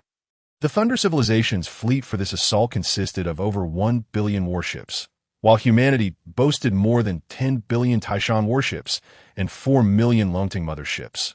Although the battlefield remained in a state of intense struggle, human civilization was beginning to show signs of fatigue.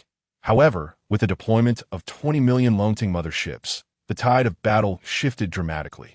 Huang Zhu even launched a counterattack that a day later, the Thunder civilization suffered losses exceeding half of their fleet and withdrew from the battlefield. Rarely has humanity achieved a localized victory in combat. This triumph stalled the Thunder civilization's offensive for 6 months. After this interval, the Thunder civilization regrouped with over 10 billion warships, preparing to strike once more. Meanwhile, humanity's dimensional reduction motherships had quietly concealed themselves nearby. On board the dimensional reduction mothership, Liu Hui presided personally.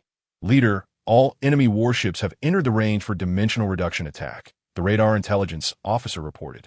Initiate the dimensional reduction assault, Liu Hui commanded coldly. Instantly, over 100 billion Thunder civilization warships were reduced from three-dimensional to two-dimensional, transforming into mere pieces of paper. The fleet of over 100 billion warships suddenly lost all communication. The Thunder civilization dispatched numerous reconnaissance vessels to the battlefield for investigation. Intelligence from the battlefield was relayed back to the Thunder civilization's command. Commander, based on the intelligence received, it appears that humanity employed dimensional reduction as their attack method within spatial assaults. The command staff quickly deduced humanity's attack strategy.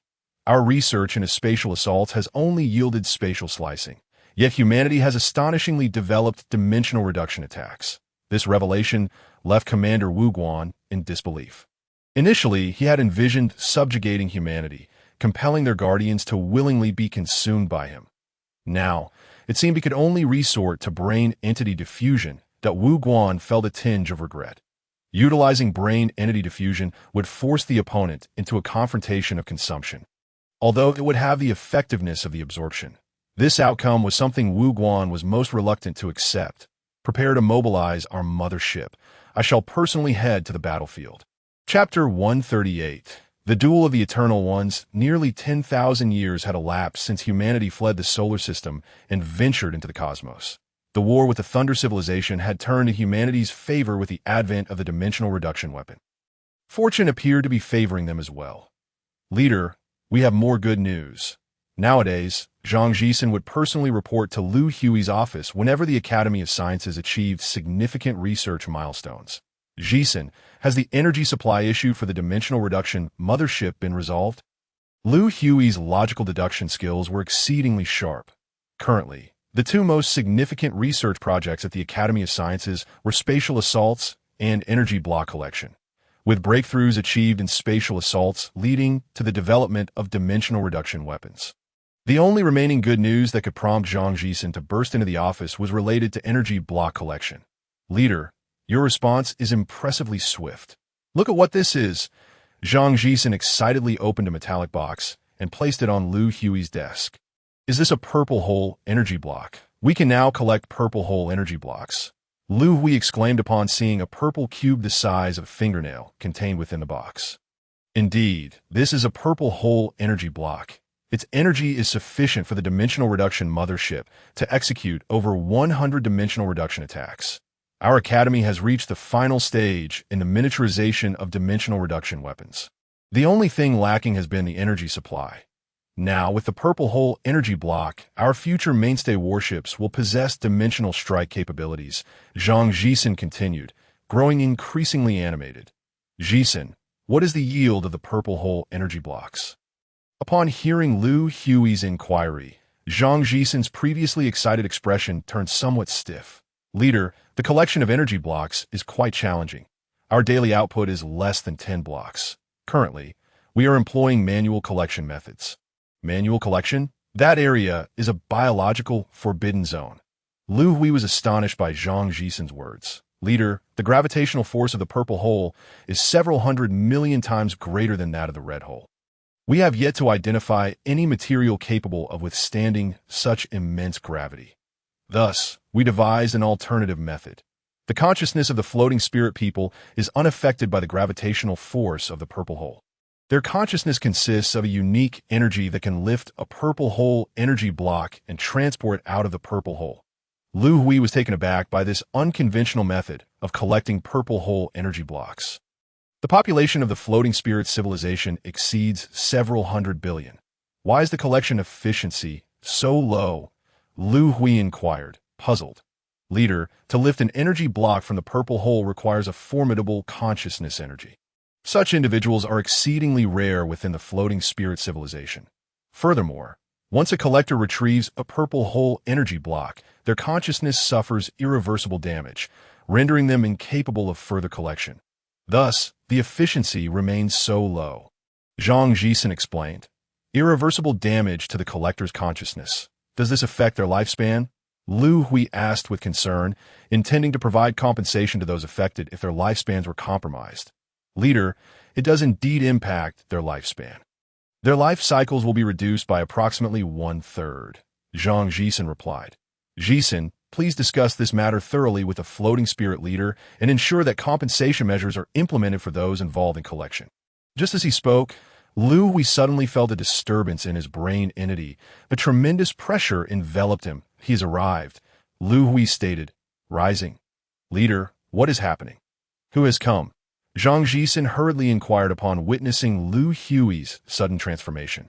The Eternal One of the Thunder Civilization, Wu Guan, has come. He is approximately 200 light years away from me. Notify Huang Zihu to prepare the frontline fleet for vigilance. I will enter the brain entity space to assess. Liu Hui instructed after relaying a few directives before entering his brain entity space that he acutely sensed fluctuations within his brain entity space. Upon entering, Liu Hui discovered that the brain entities of both scholars and guardians had vanished. In the vast expanse of the brain entity space, only his own brain entity remained. Before him, a colossal brain entity rapidly approached. Wu Guan. So, it is you. Liu Hui recognized the brain entity as that of the Eternal One. Wu Guan. Human Eternal One Liu Hui. We need not have come to this juncture. I offer you one last chance to choose. Voluntarily accept my consumption of your brain entity.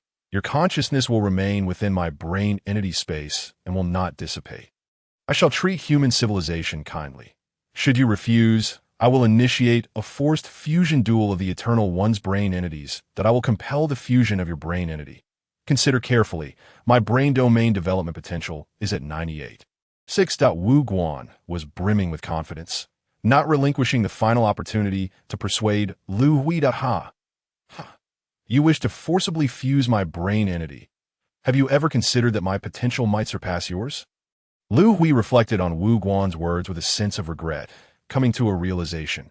The outcome of forced brain entity fusion between Eternal Ones hinges on the potential of brain domain development.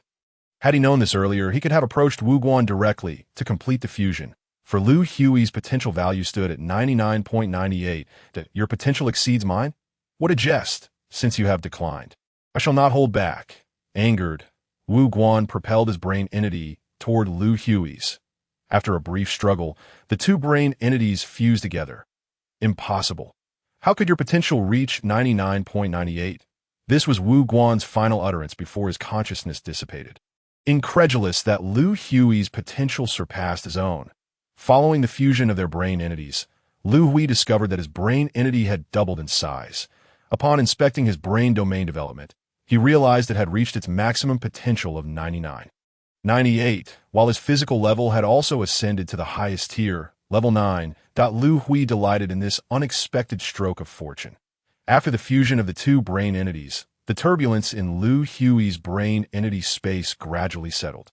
The absent guardians and scholars' brain entities began to return. Liu Hui was astonished to find that, in addition to the brain entities of human scholars and guardians, brain entities from the Thunder Civilization scholars and guardians had also materialized within his space. Chapter 139, The Call of the Sacred Land, Such a Multitude. Liu Hui estimated the numbers roughly. The scholars of the Thunder Civilization number over 200, and the guardians exceed 400, surpassing even the human civilization. Who among you holds the title of Chief Scholar and Guardian of the Thunder Civilization? Liu Hui inquired, gazing at the unfamiliar cerebral entities. The Chief Scholar, Yuan Yi, and the Guardian, Jian Feng, have encountered the Eternal Ones. Their voices resonated with utmost respect. Your Eternal One, Wu Guan, has already merged with my cerebral entity. Henceforth, the Thunder Civilization shall be integrated into human civilization, should anyone harbor dissent. Now is the time to voice it. I will expel them from the cerebral entity space. I grant you 10 seconds to deliberate. Liu Hui's words were a stark threat to these scholars and guardians. To be expelled from the cerebral entity space equated to a declaration of their demise. Silence enveloped the room, with no one daring to oppose. Most among them were neither the original guardians nor scholars of Wu Guan. Rather, they were individuals who had congregated here after Wu Guan consumed lower-tier Eternal Ones. They had grown accustomed to the replacement of the Eternal Ones, as no one opposed. Let us prepare to commence the integration of our civilizations. Yuan Yi, Jian Feng, where are you at this moment? Liu Hui asked. Honorable Eternal One, we are presently aboard a mothership approximately 200 light-years from the revitalization binary stars. The remains of the Eternal One Wu Guan lie beside us. Answered Scholar Yuan Yi.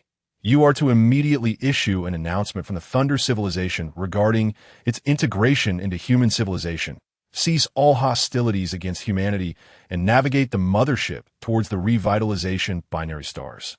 I will arrange for Scholar Li Hui to confer with you on the matters of our civilization's integration. In the year 10024 of the Wandering Era, the war between human civilization and the Thunder Civilization concluded following the merging of both parties' Eternal Ones. The Thunder Civilization was absorbed into human civilization, and control of the Thunder Cluster transitioned into human hands. The technological amalgamation and transfer of power between the two civilizations took over 2 millennia. By the year 12858 of the Wandering Era, In Liu Hui's office, the leader, as per your directive, the Eternal Mothership has been completed. Here are the detailed specifications of the mothership. Zhang Jisen handed Liu Hui a chip containing the data on the Eternal Mothership. I shall review the information in due course. Please provide an overview of the mothership's fundamental characteristics. Liu Hui instructed Zhang Jisen. Leader, the design of the Eternal Mothership is modeled after the Dragon Rising Mothership. Thanks to the new materials from the Thunder civilization, the mothership size and diameter have been significantly enhanced. The diameter of the Eternal Mothership exceeds 1,600 kilometers. The propulsion system employs an 8-directional gravitational wave engine. Equipped with purple hull energy blocks, the mothership can accommodate 1 million capital warships. The expected full crew complement is around 200 million. The primary offensive capabilities of the Eternal Mothership include spatial attacks and Starwave ray cannon assaults. In the office, Zhang Jisen provided a brief overview of the newly constructed Eternal Mothership. While Liu Hui's thoughts drifted beyond the vessel itself, a restless desire stirred within him ever since he merged with Wu Guan's cerebral entity. In his recurring dreams, he found himself standing before a colossal door, behind which lay the sanctum of the Eternal Ones. Each time, an overwhelming yearning to open this door and step inside consumed him. As time passed, this desire intensified to an unbearable extent. Liu Hui sought to understand and restrain this longing. Yet ultimately, he found himself unable to do so. He could surmise the reason, for he was an Eternal One. And the mission of the Eternal Ones was to enter their sacred sanctum. That Wu Guan's relentless quest for lower-tier Eternal Ones to devour was driven by the same purpose, to gain access to the sanctum. Liu Hui could no longer suppress his urges that he issued the command to construct the latest model of the Eternal Mothership, determined to navigate it towards the distant sanctum of the Eternal Ones. Jisen, the Eternal Mothership is complete. Please expedite the preparation of supplies and personnel. Though Liu Hui's heart brimmed with anticipation, his tone remained remarkably calm. Leader, are you truly resolved to seek the sanctum of the Eternal Ones? Liu Hui did not conceal the existence of the sanctum from Zhang Jisen, that I cannot restrain myself. This may indeed be the mission of we Eternal Ones. When I depart, I will take a select few scholars and guardians with me. The remainder shall be entrusted to your care. Remember, safeguard our human civilization. Liu Hui felt a profound sense that this departure might be his last. Chapter 140. The departure 1 year later, the supplies and personnel for the Eternal Mothership have been assembled. And Liu Hui boarded the vessel that he meticulously arranged for the affairs to be managed in his absence. Zhang Jisen, Huang Zihu, and Li Hui were left behind. The three would form the highest authority committee of human civilization, with major decisions to be determined by their votes. Jisen, Li Hui, you three should return now, that I entrust human civilization to your stewardship, that I in the command chamber of the Eternal Mothership. They bid Liu Hui a final farewell. Leader, rest assured, our human civilization has ascended to a level 5 civilization. With our current strength, even if a higher-tier mechanical civilization were to attack, we would be able to respond with ease, Zhang Jisen confidently asserted. Jisen, do not let your guard down. The Dark Machine civilization remains shrouded in mystery for us that we do not even know their civilization's origins that in the vast cosmos. Anything is possible. Liu Hui cautioned Zhang Jisen. The universe is boundless. Even as human civilization reaches level 5, there remains much that eludes our understanding.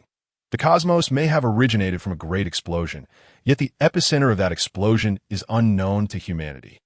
Does the universe have boundaries? Humanity cannot ascertain that either.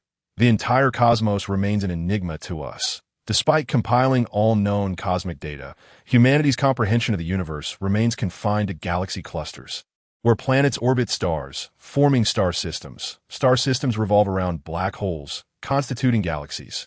Galaxies orbit white holes, forming galactic systems. Galactic systems rotate around red holes, forming clusters, and clusters orbit purple holes. Beyond the clusters, humanity knows nothing.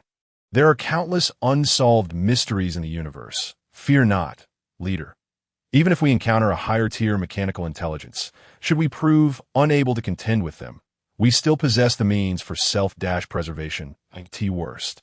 We can retreat to an alternate dimension and await your return, Zhang Jisen assured, undeterred by Liu Hui's words. Leader, why not allow me to accompany you on this journey? Huang Zhu expressed his reluctance to remain behind. Liu Hui's decision to take Xi and Ming, but not him for the expedition to the Sanctum, left him feeling somewhat aggrieved. The decision regarding personnel has been made after thorough consideration and will not be altered. Zihu, your presence here grants me greater peace of mind. Though the journey to the Sanctum is long, I will return one day. You should return now. We shall reunite one day. As he watched Zhang Jisen and the others depart.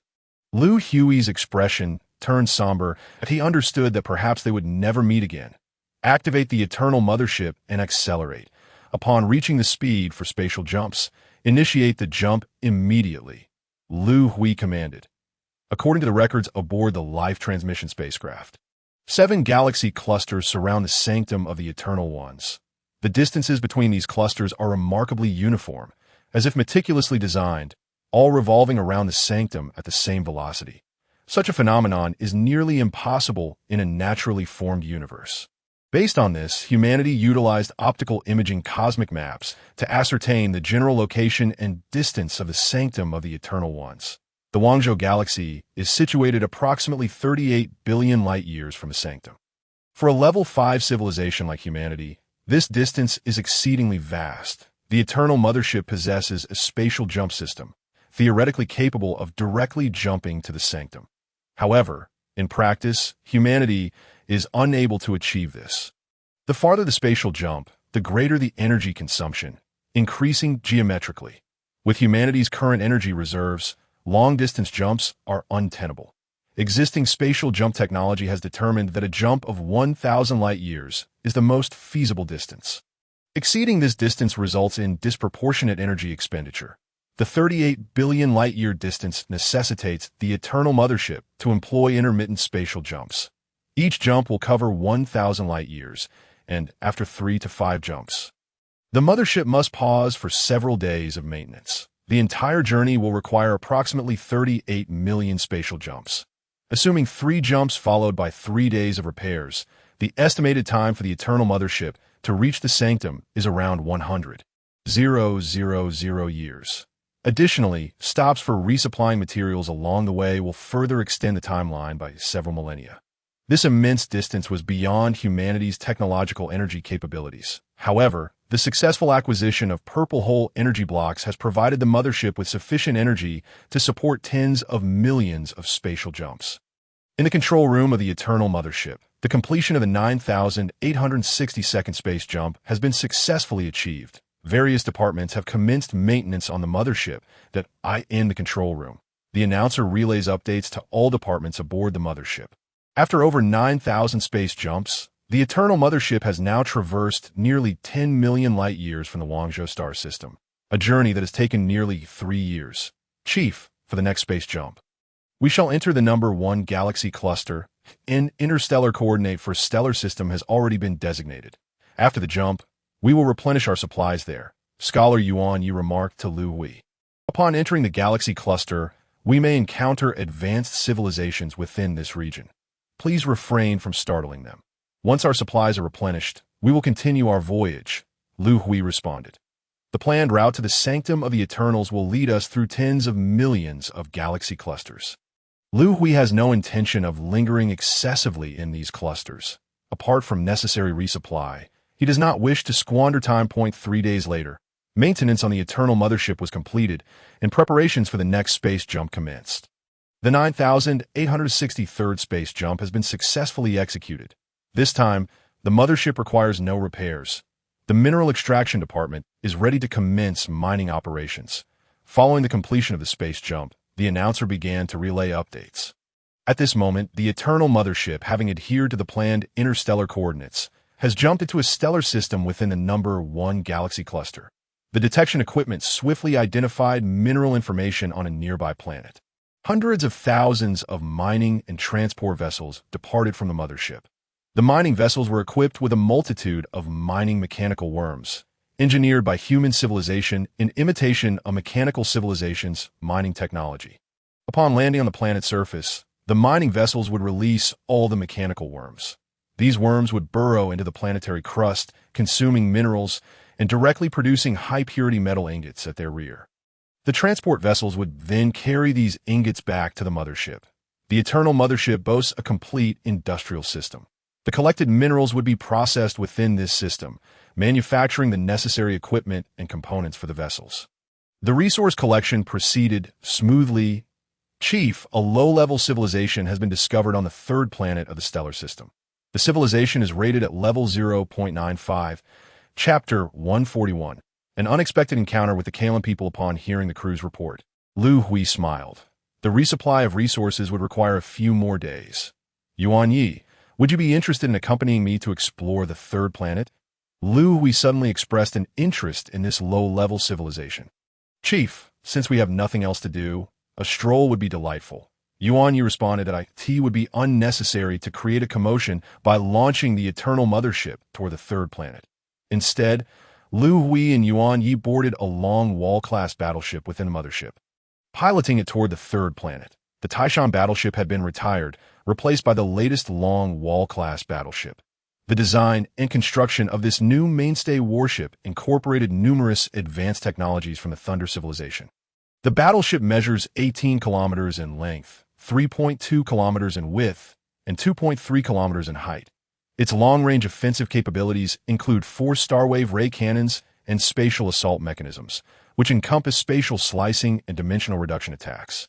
The materials used in the construction of the battleship are among the most advanced from the Thunder civilization, granting it formidable resistance to kinetic assaults. The battleship is immune to energy attacks and is equipped with a space jump system, capable of achieving speeds of 106 times the speed of light in normal space.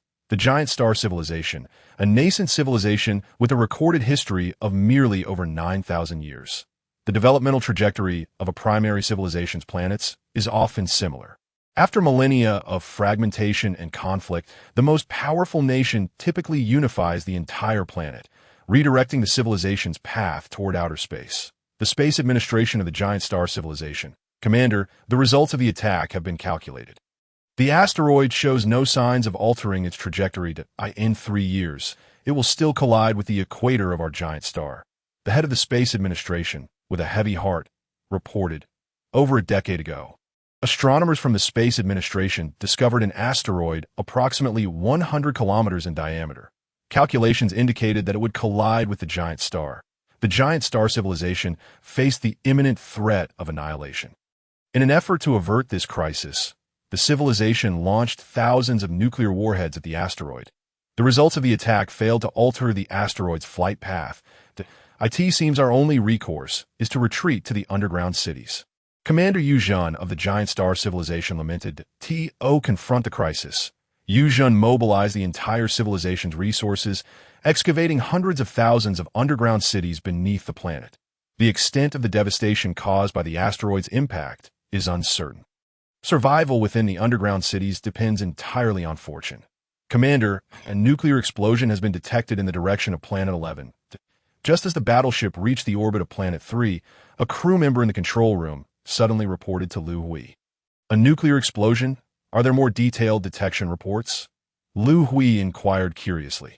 The explosion originated from a traveling asteroid, approximately 100 kilometers in diameter, which, according to its trajectory, will collide with Planet 3 in 3 years. Through the battleship's detection equipment, Liu Hui quickly grasped the situation. The asteroid was set to strike Planet 3, and the civilization on that planet was attempting to destroy it to avert disaster. Chief, the civilization on Planet 3 has entered the wireless internet era. The ship's intelligence can access all their wireless network information. A few minutes later, the intelligence had gathered all pertinent data from the Giant Star Civilization. What a coincidence! This civilization is actually a branch of the Kalen people. Liu Hui was astonished upon reviewing the collected information. Such occurrences are nearly impossible in the vast cosmos. Intelligence, find a way to contact the leader of this civilization. I wish to pay him a visit. Liu Hui felt an inexplicable sense of kinship. This giant star civilization bore an uncanny resemblance to the early Earth civilization. However, according to the current data, the giant star civilization had yet to evolve the Eternals that, if the Eternals existed, they would not be unable to contend with a mere asteroid. The Space Administration of the Giant Star Civilization. Commander, we have detected an unidentified object several kilometers long in orbit, suspected to be an alien spacecraft. The long-wall battleship in orbit was detected by the radar system of the giant star civilization. An alien spacecraft? Commander Yu Zhan was taken aback by this unexpected development. The asteroid crisis had already exhausted him. Now, he must face an extraterrestrial threat. As Yu Zhan pondered this, all computer screens connected to the internet within the Space Administration suddenly displayed the same image. Greetings, Commander of the Giant Star Civilization. I am Liu Hui, the leader of human civilization. During our voyage through the cosmos, we happen upon your planet and wish to make a special visit. MY battleship is currently positioned in your orbit and will soon approach your vicinity. Please do not be alarmed. We come with no malicious intent. The message continued to replay. Why do these aliens look exactly like us, the people of a giant star? The abruptness of the situation left everyone astonished. Commander, you must step outside and take a look. A colossal ship is hovering just above our Space Administration. Upon hearing the report, Yu Zhan led everyone swiftly outside. Gazing skyward, they beheld a massive ship hovering several hundred meters above the Space Administration. The immense spacecraft, measuring over 10 kilometers in length, exuded a palpable sense of pressure, leaving everyone breathless. Suddenly, a flash of light appeared a few meters in front of Commander Yu Zhan, and 3 armored figures materialized before him. These 3 individuals were Liu Hui, Yuan Yi, and Xian Meng. Through close-range teleportation, they had arrived here. This place resembles our former Earth, Liu Hui remarked as he approached Yu Zhan, taking in the surroundings with a sense of nostalgia. You must be Yu Zhan, the commander of the Giant Star Civilization, correct? The internet of the Giant Star Civilization held no secrets from the ship's intelligence. All information was readily accessible. Liu Hui, having reviewed the data, recognized that the person before him was indeed Commander Yu Zhan. So, you invite us in for a seat now that we are guests. Liu Hui said to the bewildered Yu Zhan, esteemed guest. Please follow me. Why Yu Zhan finally regained his composure. You are extraterrestrial beings, yet why do you appear identical to us, the people of the giant star? Yu Zhan questioned, perplexed as he regarded Liu Hui, the alien before him. Our 2 civilizations actually share a significant common ancestry. Chapter 142. Encounter with a mechanical civilization. I had no idea that our 2 civilizations shared a common ancestor. Respected Eternal of humanity, do you know the whereabouts of our giant star civilization spacecraft, the life transmission? Upon hearing Liu Hui's account, Yu Zhan realized that the future of the giant star civilization hinged upon this very life transmission spacecraft. Located deep beneath the ocean of their planet, I can assist you in retrieving the spacecraft. With the current advancements in human technology, we can effortlessly detect the location of life-signaling spacecraft. Your civilization, the Giants, has yet to evolve the Eternal Ones. Once your Eternal Ones emerge, you will be able to activate the spacecraft. Liu Hui engaged in profound discussions with Yu Zhan, spending several days on the planet. Accompanied by Yu Zhan, he toured numerous renowned scenic spots. This experience left Liu Hui somewhat reluctant to depart, as the giant planet bore an uncanny resemblance to Earth, with striking similarities in both flora and fauna, as well as landscapes. Were it not for the matter concerning the sacred ground of the Eternal Ones, Liu Hui might have considered settling here permanently. Commander Yu Zhan, I am immensely grateful for your hospitality over these past few days. Our human Eternal Mothership has completed its resupply, and we are about to embark on our journey once more. Rest assured, before our departure, I shall obliterate the meteorite heading towards the giant planet. After receiving news of the completed resupply, Liu Hui bid farewell to Yu Zhan. Esteemed Eternal Ones of humanity, we are profoundly thankful for your assistance in averting our crisis. The giant civilization will forever be a friend to your human civilization. We eagerly anticipate your next visit to our planet. The encounter with human civilization opened Yu Zhan's eyes to new wonders. He had previously accompanied Liu Hui aboard the Great Wall battleship. Everything he witnessed left him utterly astounded. Regrettably, humanity did not intend to remain on the giant planet for an extended period. If circumstances permitted, Yu Zhan even contemplated relinquishing his command to allow humans to lead the giant civilization. After parting with Commander Yu Zhan, Liu Hui returned to the Eternal Mothership. That on the journey back, a single shot from the Great Wall battleship's stellar wave ray cannon shattered the meteorite.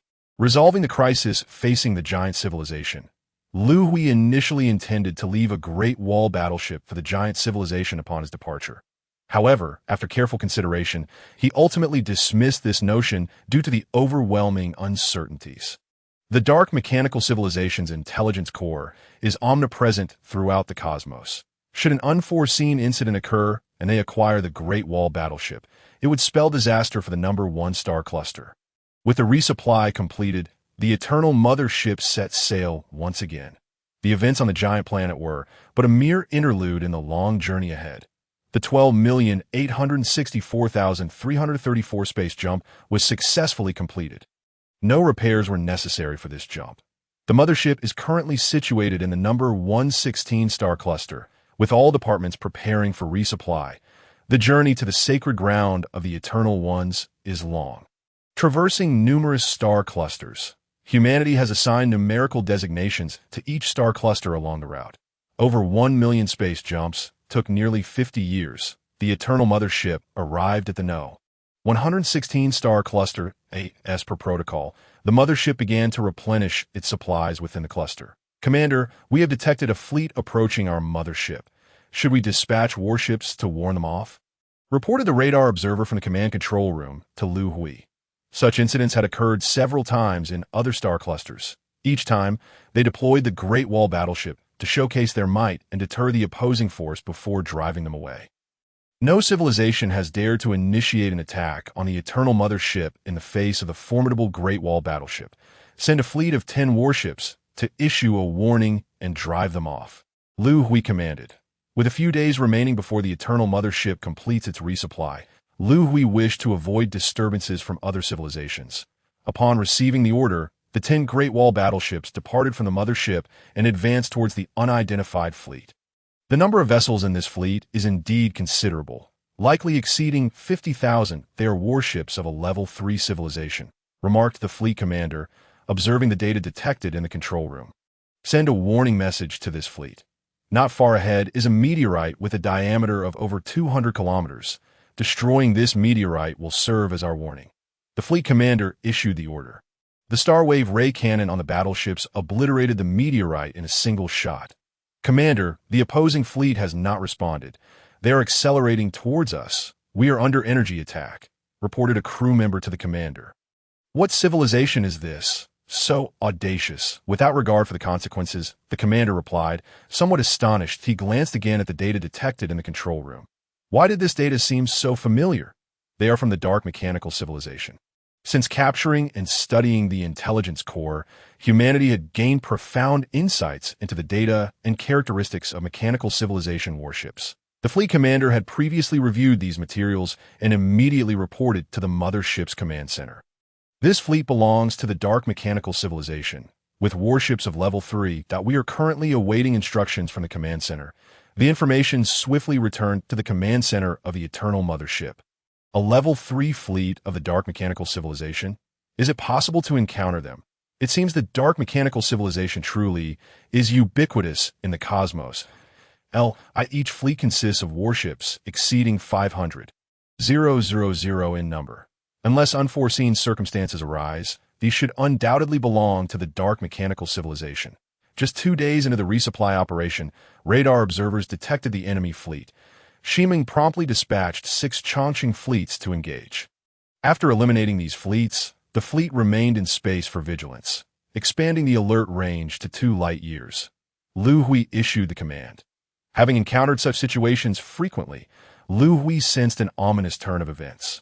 With over 20,000 years remaining until reaching the sanctum of the Eternal Ones, countless galaxy clusters still lay ahead. Previously, the mechanical civilizations encountered were of 2nd and 3rd tier levels.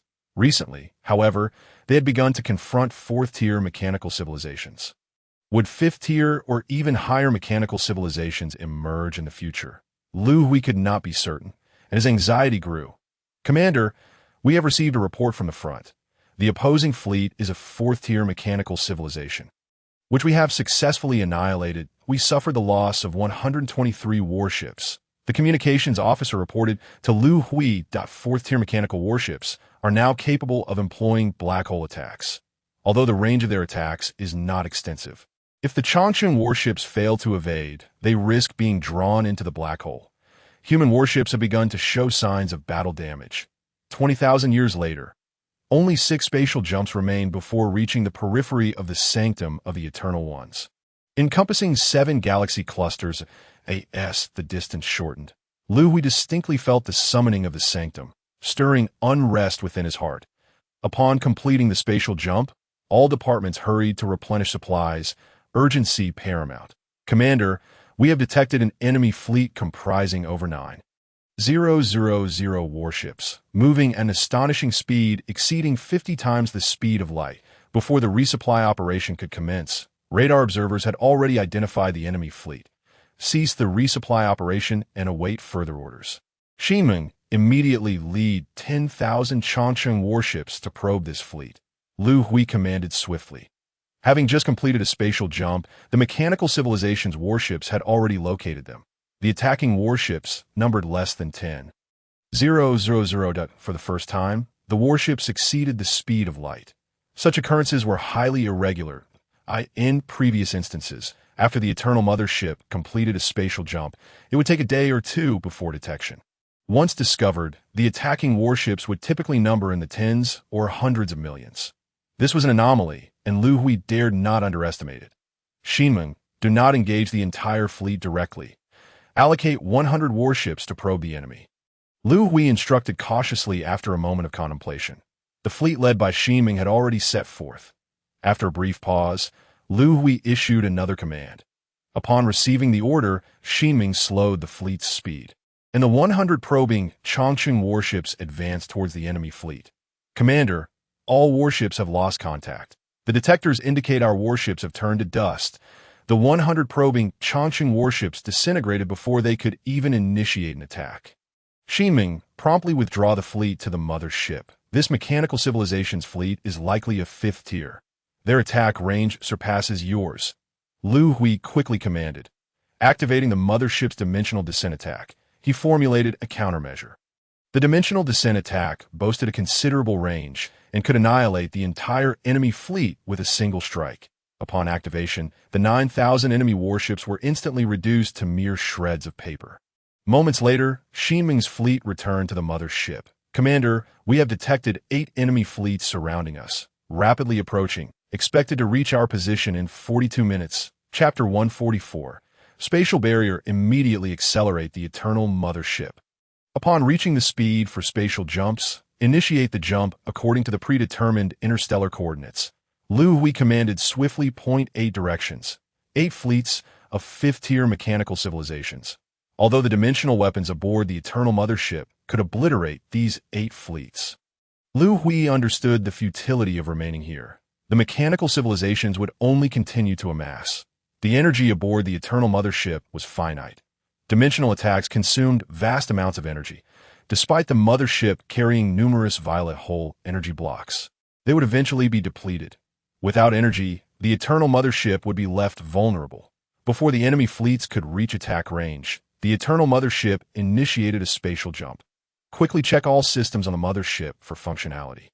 If there are no issues, proceed to the next round of spatial jumps. After successfully completing a jump, Liu Hui issued a new command.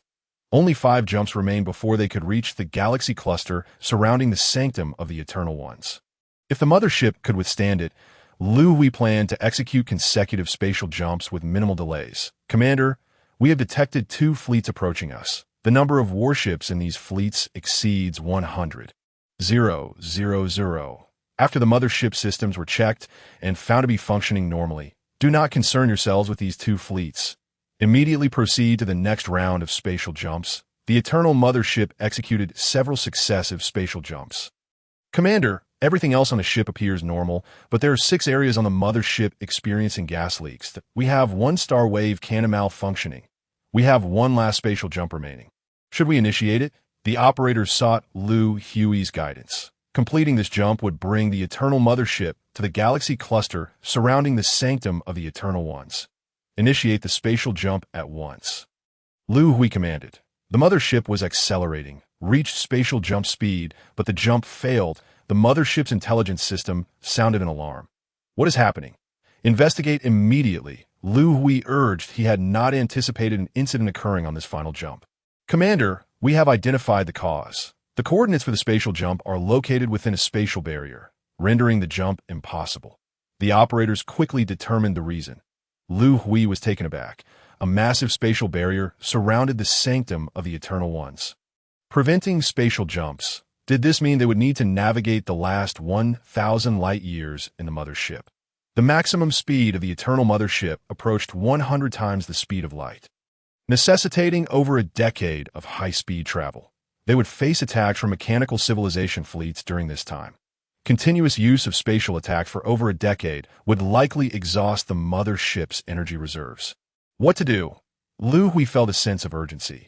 Commander, we have detected 6 fleets approaching us, their numbers exceedingly vast, the radar observer reported. Commander, we can continue using spatial jumps as long as we can estimate the distance to the spatial barrier. We can jump close to it, then pilot the mothership through the barrier to enter the galaxy cluster of the sanctum of the Eternal Ones. Yuanya seemed to perceive Liu Hui's anxiety and hurriedly reminded him. Quickly calculate the distance to the spatial barrier, Liu Hui instructed loudly. Thankfully, Yuanya's reminder prompted Liu Hui to consider a solution he had overlooked. Commander, the distance to the spatial barrier has been calculated, approximately 826 light-years. Within minutes, Yuanya and several scholars had swiftly computed the distance. Adjust the interstellar coordinates for the spatial jump and restart the jump before the 6 fleets of mechanical civilizations could attack the Eternal Mothership. It initiated another spatial jump. This time, they arrived near the spatial barrier. All departments quickly assessed the ship's condition. Commander, there are gas leaks in 28 areas of the mothership. 1 starwave cannon has malfunctioned. The inspection results of the Eternal Mothership were soon available. Thankfully, the main structural integrity remained intact, and the primary systems were still operational. Do not linger here. Immediately set a course for the spatial barrier.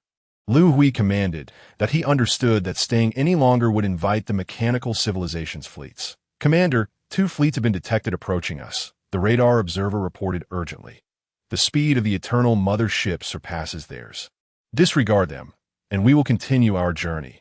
Liu Hui instructed. He had no intention of entangling with the mechanical civilization fleets. 2 days later, the Eternal Mothership reached the edge of the spatial barrier. Commander, we've attempted 3 times. Our mothership cannot traverse this spatial barrier. The problem at hand left Liu Hui somewhat bewildered. This spatial barrier resembled those found in alternate dimensions. Upon encountering the barrier, the direction of the mothership's course would be altered imperceptibly. To cross this spatial barrier, they needed to locate its breach. Commander, the mechanical civilization fleet pursuing us is nearing. Their numbers exceed 1 million warships. The radar observer reported urgently. The Eternal Mothership prepared for battle. The Changchun warships aboard the mothership immediately separated and dispersed. Navigating along the spatial barrier, in search of a breach, Liu Hui issued his command. Upon discovering a gap, immediate reports were mandated. Nearly 100,000 Great Wall warships detached from the Eternal Mothership. The only strategy he could conceive was this most rudimentary approach, initiating a dimensional descent attack. The fleet of the mechanical civilization entered the attack range of the Eternal Mothership. After 2 successive dimensional descent assaults, the pursuing fleet of the mechanical civilization was entirely annihilated. Leader, we have detected an enemy fleet approaching us. Their numbers are substantial, totaling 28. Just as we vanquished the pursuing enemy vessels, a new fleet emerged. Preparations for attack were imperative. They could not allow them to near the Eternal Mothership, should they enter the attack range. A dimensional descent attack must be executed immediately. At this moment, all Liu Hui could do was continuously employ dimensional descent attacks to prevent the enemy warships from advancing. The Level 5 mechanical civilization warships possessed unique offensive capabilities that could reduce vessels to mere dust. Liu Hui remained vigilant, unwilling to permit them proximity to the mothership. 1 by 1, the fleets of the mechanical civilization were obliterated. Regardless of how many were destroyed, reinforcements from the mechanical civilization incessantly arrived. Liu Hui had lost count of the enemy fleets he had dismantled. Leader, the energy reserves of the mothership are nearly depleted. Chapter 145, Author's Return Notice. Readers who prefer regular content may skip this chapter. First and foremost, I extend my sincerest apologies to the readers who have shown interest in this book. After a 1.5-year hiatus, the reasons behind it are somewhat complex. Since childhood, I have harbored a fondness for novels. Beginning my journey in middle school when I frequented rental shops for literature, I recall the days when renting a novel cost merely 3 or 5 dimes, and why reading tastes have been eclectic, spanning genres such as martial arts, science fiction, and romance, though I've always held a particular affinity for martial arts and sci-fi. The chivalry of martial arts and the wonders of science fiction have captivated me. I remember the early 2000s as I entered the age of computers and the internet. I stumbled upon a science fiction novel online, Z University's Era of the Grand Universe. The concepts within resonated deeply with my own thoughts, drawing me into its narrative. Regrettably, the novel was left unfinished, leaving me with a profound sense of loss. This experience ignited within me the desire to craft my own science fiction tale, to carry forth the unfinished dreams of scientific fantasy. Years later, this aspiration materialized on Tomato Novel. Readers familiar with Era of the Grand Universe may sense a hint of DJVU in my writing as a working individual nearing middle age. With responsibilities to both elders and children, I am an ordinary person that my foray into novel writing, beyond being a passion, is primarily driven by the desire to earn a little extra to support my family. However, to generate income through writing on Tomato requires consistent updates. A minimum of 2 chapters or approximately 4,000 words daily. My daytime job restricts my writing to the evenings, and coupled with the trivialities of life, producing even 2,000 words per chapter has proven challenging. The inability to maintain a regular update schedule has inevitably affected my earnings, leading to my prolonged hiatus during this year and a half of inactivity. I attempted to write 2 other novels, one in the fantasy genre and another in urban fiction. The fantasy work yielded poor results, leading to its abandonment post-debut, while the urban narrative performed decently. Yet my update pace fell short. Now, I find myself immersed in writing this urban entertainment piece. Throughout this process, numerous readers have reached out, urging me to continue wandering universe. The fact that so many readers remained interested in my work after such a lengthy hiatus fills me with a sense of guilt. I've come to terms with the reality that since writing for profit seems unattainable, I shall embrace it as a hobby. Thus, I have resolved to set aside my current urban entertainment narrative and return to my science fiction work. I plan to spend approximately a week revising the sections of the sci-fi narrative that have drawn the most critiques from readers, as well as those I find less than satisfactory. Once the revisions are complete, I will resume updates. Given my part-time writing status and my own limitations, the pace may be slow, and it is possible that I may not manage even a chapter daily. I kindly ask for your understanding. I will strive earnestly to complete this science fiction novel, as there remain countless ideas yet to be expressed. How did the universe come into existence? Does it possess boundaries? What is its ultimate fate? Why do humans exhibit variations in skin color? What might the highest level of civilization in the universe entail? The allure of science fiction lies in its boundless imagination. As I return to continue writing, I ponder how many will still seek to read. I hope not to disappoint those who have consistently followed this work. Should updates be delayed, I hope for your understanding. I no longer harbor expectations of earning through writing. My motivation is solely passion-driven. Once more, I sincerely apologize for keeping the readers who have supported this book waiting for a year and a half. Chapter 146, Sanctum of the Eternal One's Control Room of the Eternal Mothership. How could this be? In such a perilous situation, I remain oblivious to even a hint of danger. Is our resistance truly futile? Since merging with the brain template of the Eternal One, Liu Hui had gained a characteristic of danger perception. Even now, having relinquished all sensory capabilities, he felt no trace of impending peril. As he pondered, a voice broke through the silence. Leader, the power system of the mothership has been compromised. It is now in a state of disarray. The mothership is initiating. Immediately sever the intelligent connection to the power system and revert to manual operation. An unexpected crisis erupted in the control room as Scholar Yuan Yi shouted, "Wait, quickly ascertain the destination of the mothership post-launch." Liu Hui intervened, halting Yuan Ye's attempt to disconnect the intelligent connection. At this moment, he still sensed no immediate danger. The mothership's navigational coordinates were set to 108 light-years away, initiating the spatial jump sequence. Destination acquired. Yuan Yi reported hastily, not sever the intelligent connection. Dispatch the coordinates to all Great Wall warships in the vicinity. instructing them to assemble at the designated point. Liu Hui refrained from taking any action, allowing the mothership to accelerate to the speed required for a spatial jump. Commencing the leap. Leader, the spatial jump was successful. The power system has stabilized. A passage leading into the barrier has been detected, reported a crew member in the control room. Indeed, it appeared that assistance was at hand. The breach of the power system had merely been a means to guide them towards the entrance of the sanctum. Liu Hui surmised the intention. Prepare the mothership for alert and defense. Await the return of the Great Wall warships, he commanded. The energy reserves of the mothership had dwindled to the warning threshold. Despite not sensing danger, vigilance was paramount. Over an hour later, all Great Wall warships that had detached from the mothership returned, and the Eternal Mothership entered the passage.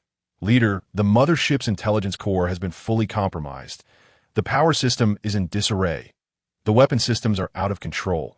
The intelligence core of the mothership exhibited no response. Quickly sever all intelligent connections. Prepare for manual control to take over the ship. Leader, do you hear me? Leader, what is happening to you? Just as they entered the passage, another crisis emerged.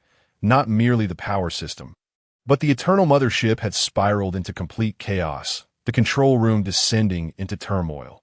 Meanwhile, Liu Hui found himself seemingly detached from the situation, standing in a daze, unresponsive. His consciousness had been forcibly drawn into the realm of the brain template. Within the brain template space, Liu Hui discovered a solitary door. The brain templates of the scholar and the guardian were nowhere to be seen. This scene was one he had witnessed countless times in dreams. Liu Hui approached and pushed open the door of dreams. What lay before him was a sight that left him awestruck. An immense brain template loomed before him. Eternal One Liu Hui. Welcome to the sanctum of the Eternal Ones. I am the High Priestess Zhuyin.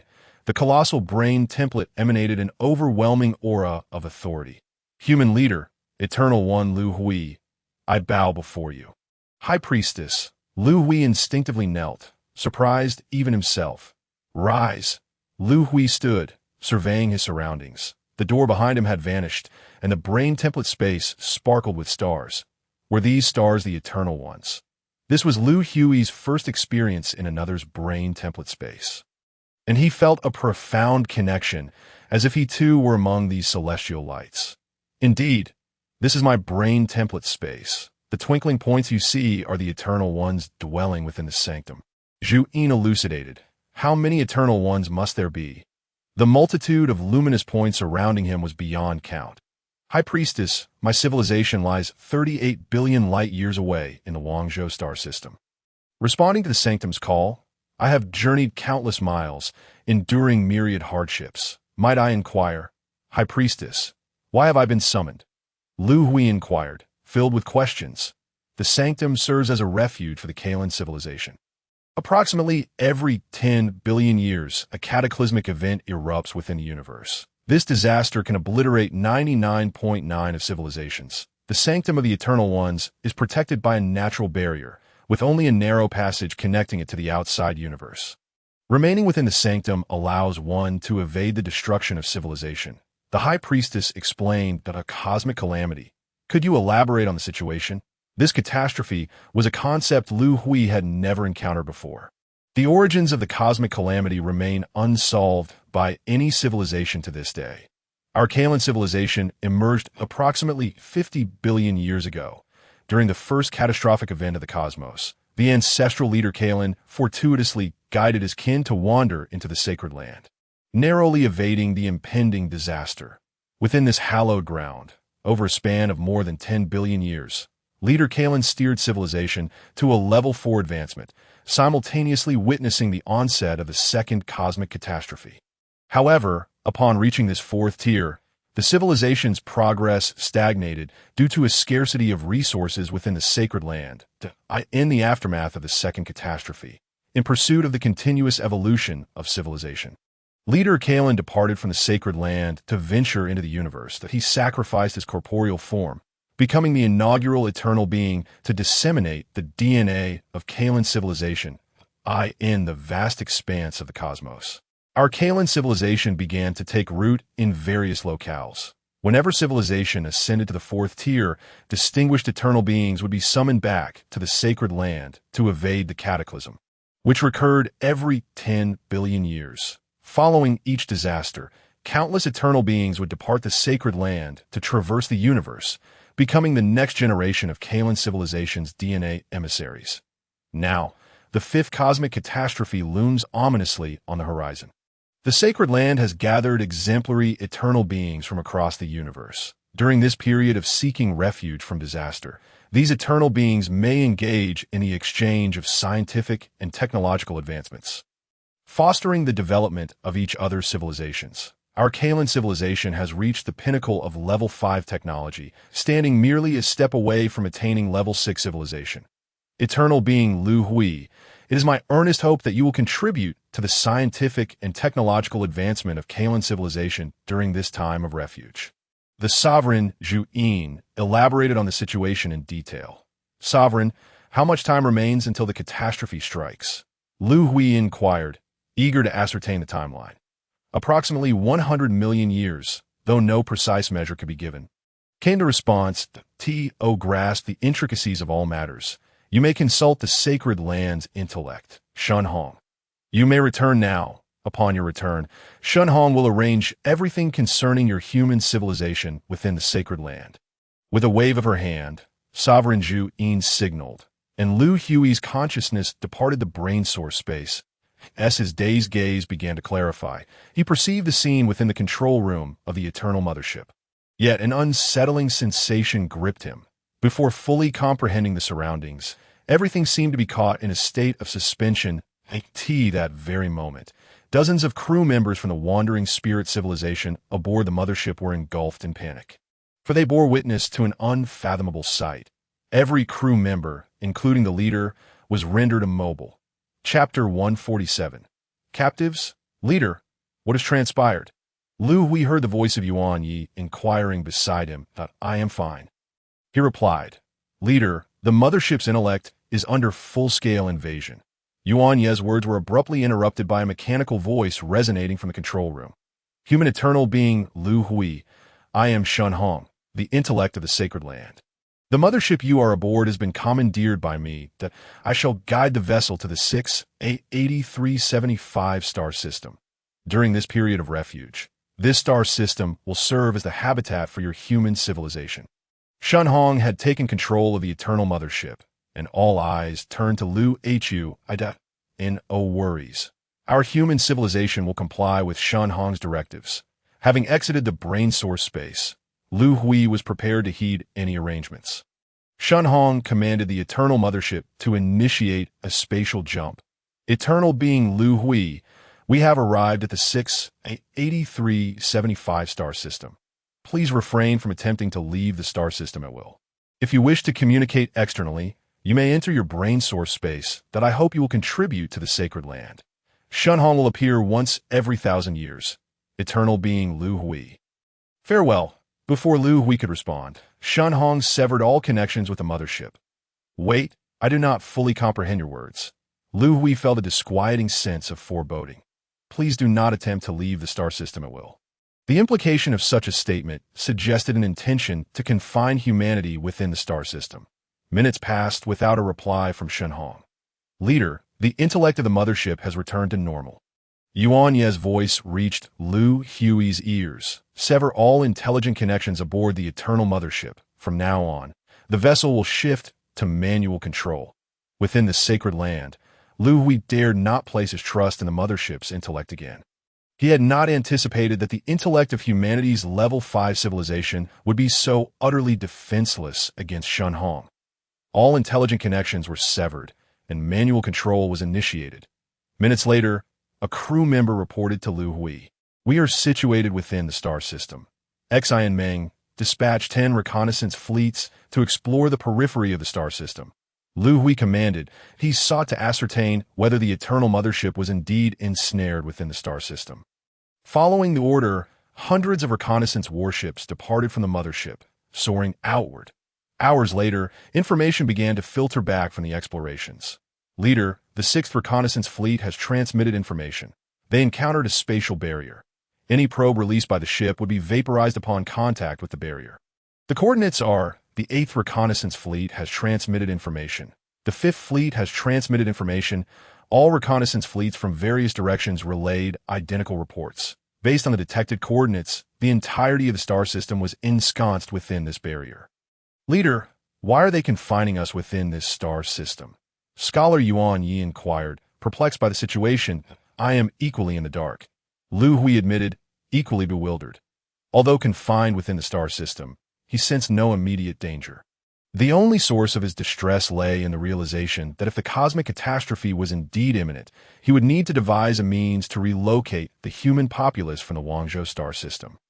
Yuan Yi organized the research team to investigate this star system's barrier. Xian Meng, the Eternal Mothership is in dire need of resupply. You're tasked with surveying the resource situation throughout the star system and ensuring adequate provisions. After delegating his instructions, Liu Hui returned to his quarters. Shenhong had previously mentioned that to communicate with the outside world, one must enter their brain source space. Liu Hui prepared to delve into this realm. Upon returning to his quarters, Liu Hui entered his brain source space. The changes within the space were minimal. Aside from himself and his subordinates, scholars and guardians, a single additional door had appeared. This door, unlike the one in the Sovereign's brain source space, resembled an ordinary door. With no other options, Liu Hui pushed the door open and stepped inside. This was a bookstore. Liu Hui discovered that the place he occupied resembled a bookstore. With shelves laden with books, click, the sound of the door closing behind him resonated.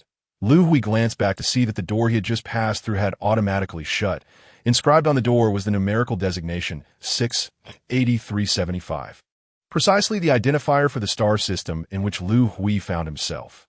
Esteemed eternal being Liu Hui, welcome to the Kalen Civilization's Technology Exchange Plaza. I am Wei Shan, the technological administrator of your human civilization. Eternal being Liu Hui, what questions do you have? I am here to assist you to figure identifying himself as Wei Shan approached Liu Hui. Kalen Civilization Technology Exchange Plaza, please provide me with a detailed explanation of this place. Liu Hui requested, eager to grasp the situation during his inaugural visit. Esteemed eternal being Liu Hui, the Kalen Civilization Technology Plaza is a virtual space that IT gathers eternal beings from across the cosmos. Upon reaching level 4 civilization, every eternal being leading a civilization will cultivate their own technological advancements. This is the epicenter for scientific exchange and collaboration. Administrator Wei Shan elaborated, providing Liu Hui with a comprehensive understanding of the Kalen Civilization Technology Plaza. Liu Hui began to comprehend the circumstances. The Technology Plaza functioned as a virtual space, akin to the virtual markets found on human civilization's trading planets. Each eternal being entering the sacred land would possess a shop within this plaza, showcasing the scientific technologies developed by their civilization. Liu Hui perused the books within his shop, all of which detailed the scientific advancements achieved by humanity upon reaching level 4 civilization, including the pinnacle of human spatial dimensional reduction technology. Within this plaza, eternal beings could engage in mutual exchanges of technology, provided both parties consented.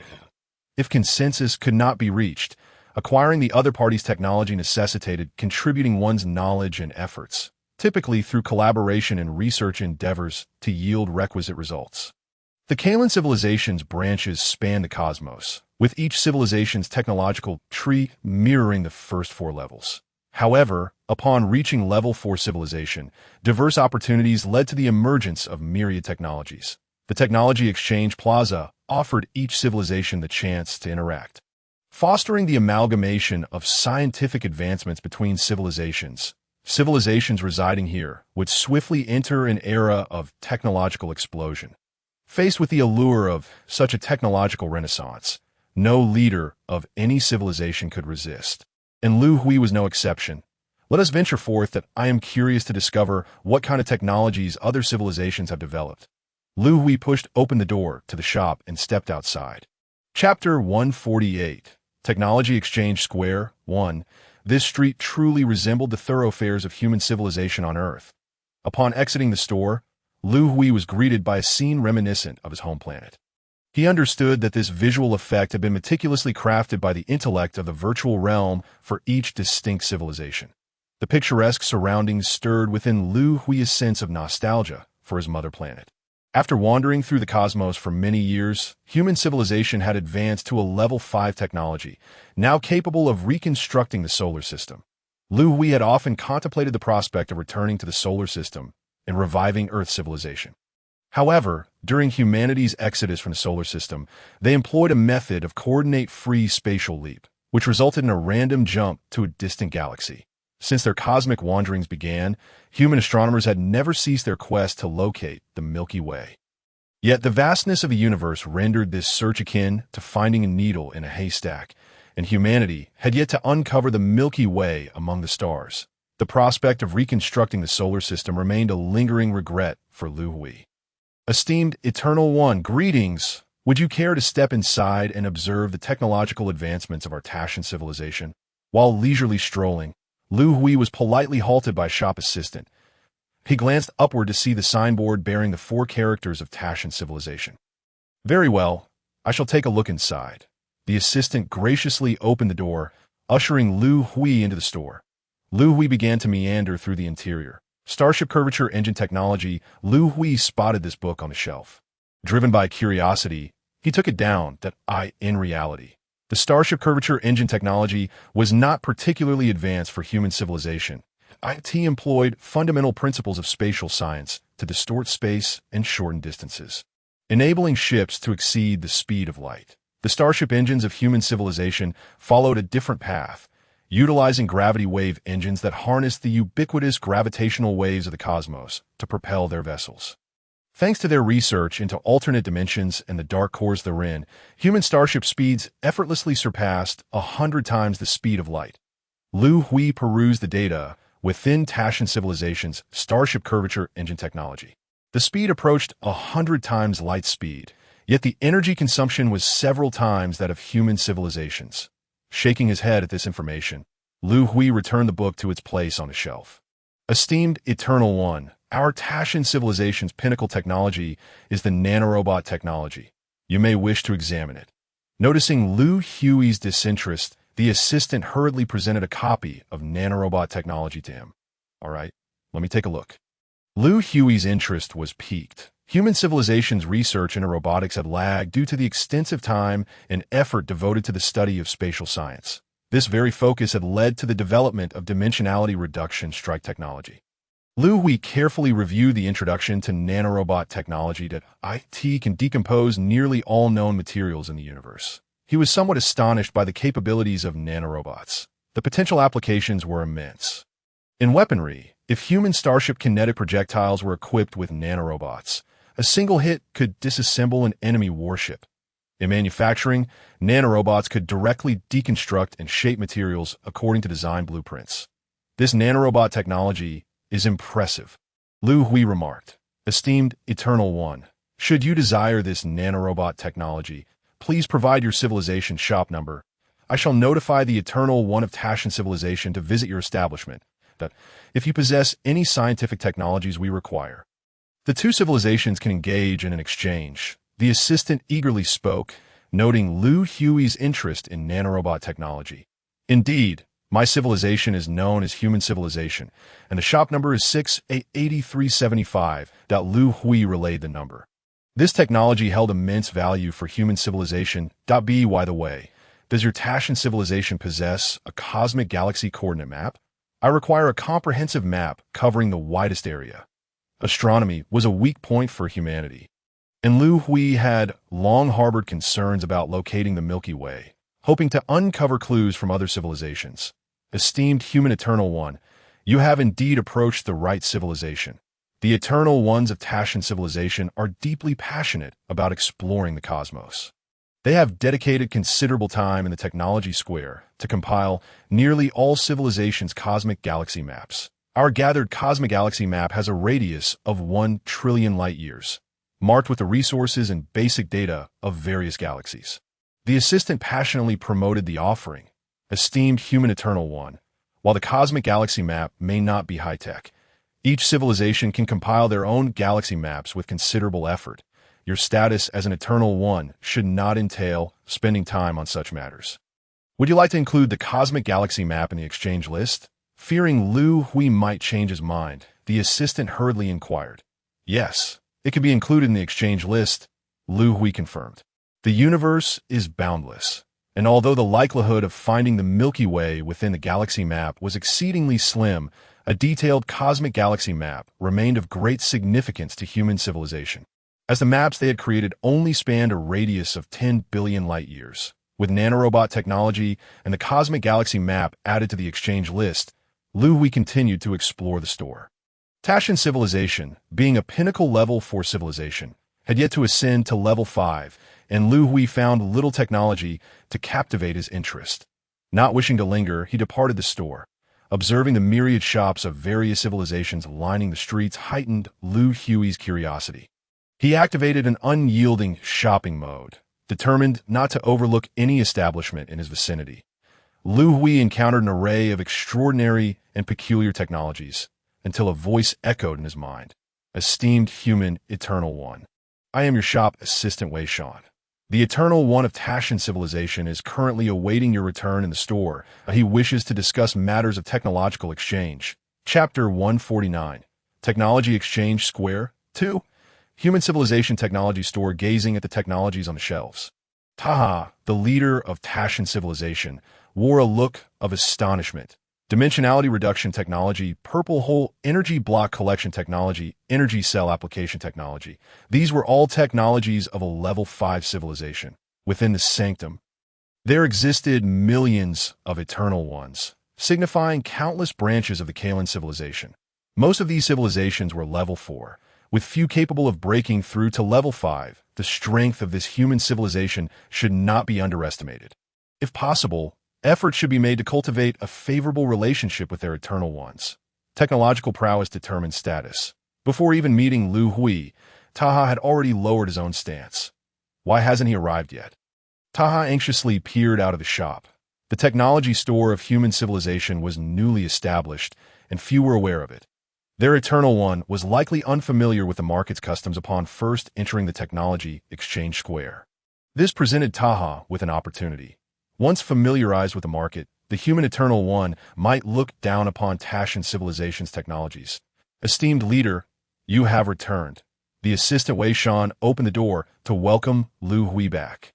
Upon entering the store, Liu Hui spotted Taha. Tall and imposing, with a deep red complexion, he bore an air of authority. Esteemed human Eternal One, I am Taha, the leader of Tashan civilization. Taha bowed respectfully before Liu Hui. Greetings, I am Liu Hui, the leader of humanity. Liu Hui politely introduced himself. This marked his first interaction with another civilization's leader within the sanctum. Esteemed leader Liu, I am most honored that you have shown interest in our Tashan civilization's nanorobot technology and cosmic galaxy coordinate map. If you agree, I would like to exchange these two for your civilization's purple hole energy block collection technology. Taha began by complimenting Liu Hui before presenting his request, his tone sincere and humble, which endeared him to Liu Hui. Leader Taha, I have a question that puzzles me. Purple hole energy block collection technology is not our most advanced technology. Why choose it? Liu Hui inquired, perplexed by Taha's choice. Did he not regard the formidable dimensionality reduction technology as valuable? Leader Liu, our Tashan civilization has reached the pinnacle of level 4 technology. Only by mastering the collection technology for purple hole energy blocks can we ascend to level 5. While dimensionality reduction technology is indeed sophisticated, the technological gap is too vast for us. Even if we acquired such a technology, without the support of purple hole energy blocks, it could not be widely applied. Taha explained, this does not seem to pose a conflict, does it? After acquiring dimensionality reduction technology, could you not exchange it for even more technologies? Liu Hui remained somewhat puzzled. Hesitating for a moment, Taha replied, Leader Liu, as you are new to the Sanctum's Technology Exchange Square, there are certain rules you may not yet be aware of. Technologies acquired through exchange cannot be exchanged a second time unless you achieve a significant breakthrough based on that technology. Furthermore, Leader Liu, there exists another regulation at the Technological Exchange Plaza. Each civilization may only exchange a particular technology 10 times. This rule was established by the Sacred Lord and is not disclosed to every newly arrived civilization. Its purpose is to afford lower-tier civilizations the opportunity to acquire advanced scientific knowledge. Simultaneously, by limiting the frequency of exchanges for individual technologies, it encourages civilizations to dedicate themselves more fervently to scientific research. After a moment of contemplation, Tak elucidated the reasoning behind this. Leader Liu, you divulged these regulations to me at such an early stage. Are you not concerned that I might disagree with our exchange? Liu Hui felt an increased fondness for Tak. The latter's candor was refreshing. Leader Liu, your human civilization has already attained level 5 before entering the sacred land, which I find most admirable. Whether or not to exchange technology is entirely at your discretion. I shall harbor no grievances. Tak's response left Liu Hui feeling somewhat embarrassed. Leader Tak, I agree to the exchange. Although this decision might jeopardize his own interests, Liu Hui's growing admiration for Tak led him to make this choice. Under the witness of the technology administrator, Shan Wei, the exchange was completed. The newly acquired technology would be transmitted to the eternal mothership's intellect, allowing humanity to engage in study and research at their convenience. Leader Liu, you are a magnanimous individual. The Tashan civilization wishes to forge a friendship with humanity. Should there come a day when you lead a research project and require additional hands, do not hesitate to call upon me. I have numerous eternal friends in the sacred land who could assist you. While the technology exchange could spur a temporary surge in scientific advancement, it was the pursuit of exploration and research that constituted a long-term strategy for development.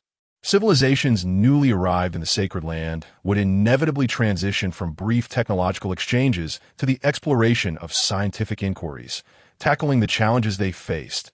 Scientific research demands a considerable workforce. Tak expressed his willingness to assist humanity in these endeavors. Liu Hui and Tak engaged in a profound discussion, uncovering further insights about the technological exchange plaza. Meanwhile, in the control room of the Eternal Mothership, the crew of the 28 floating spirit civilizations convened for a meeting.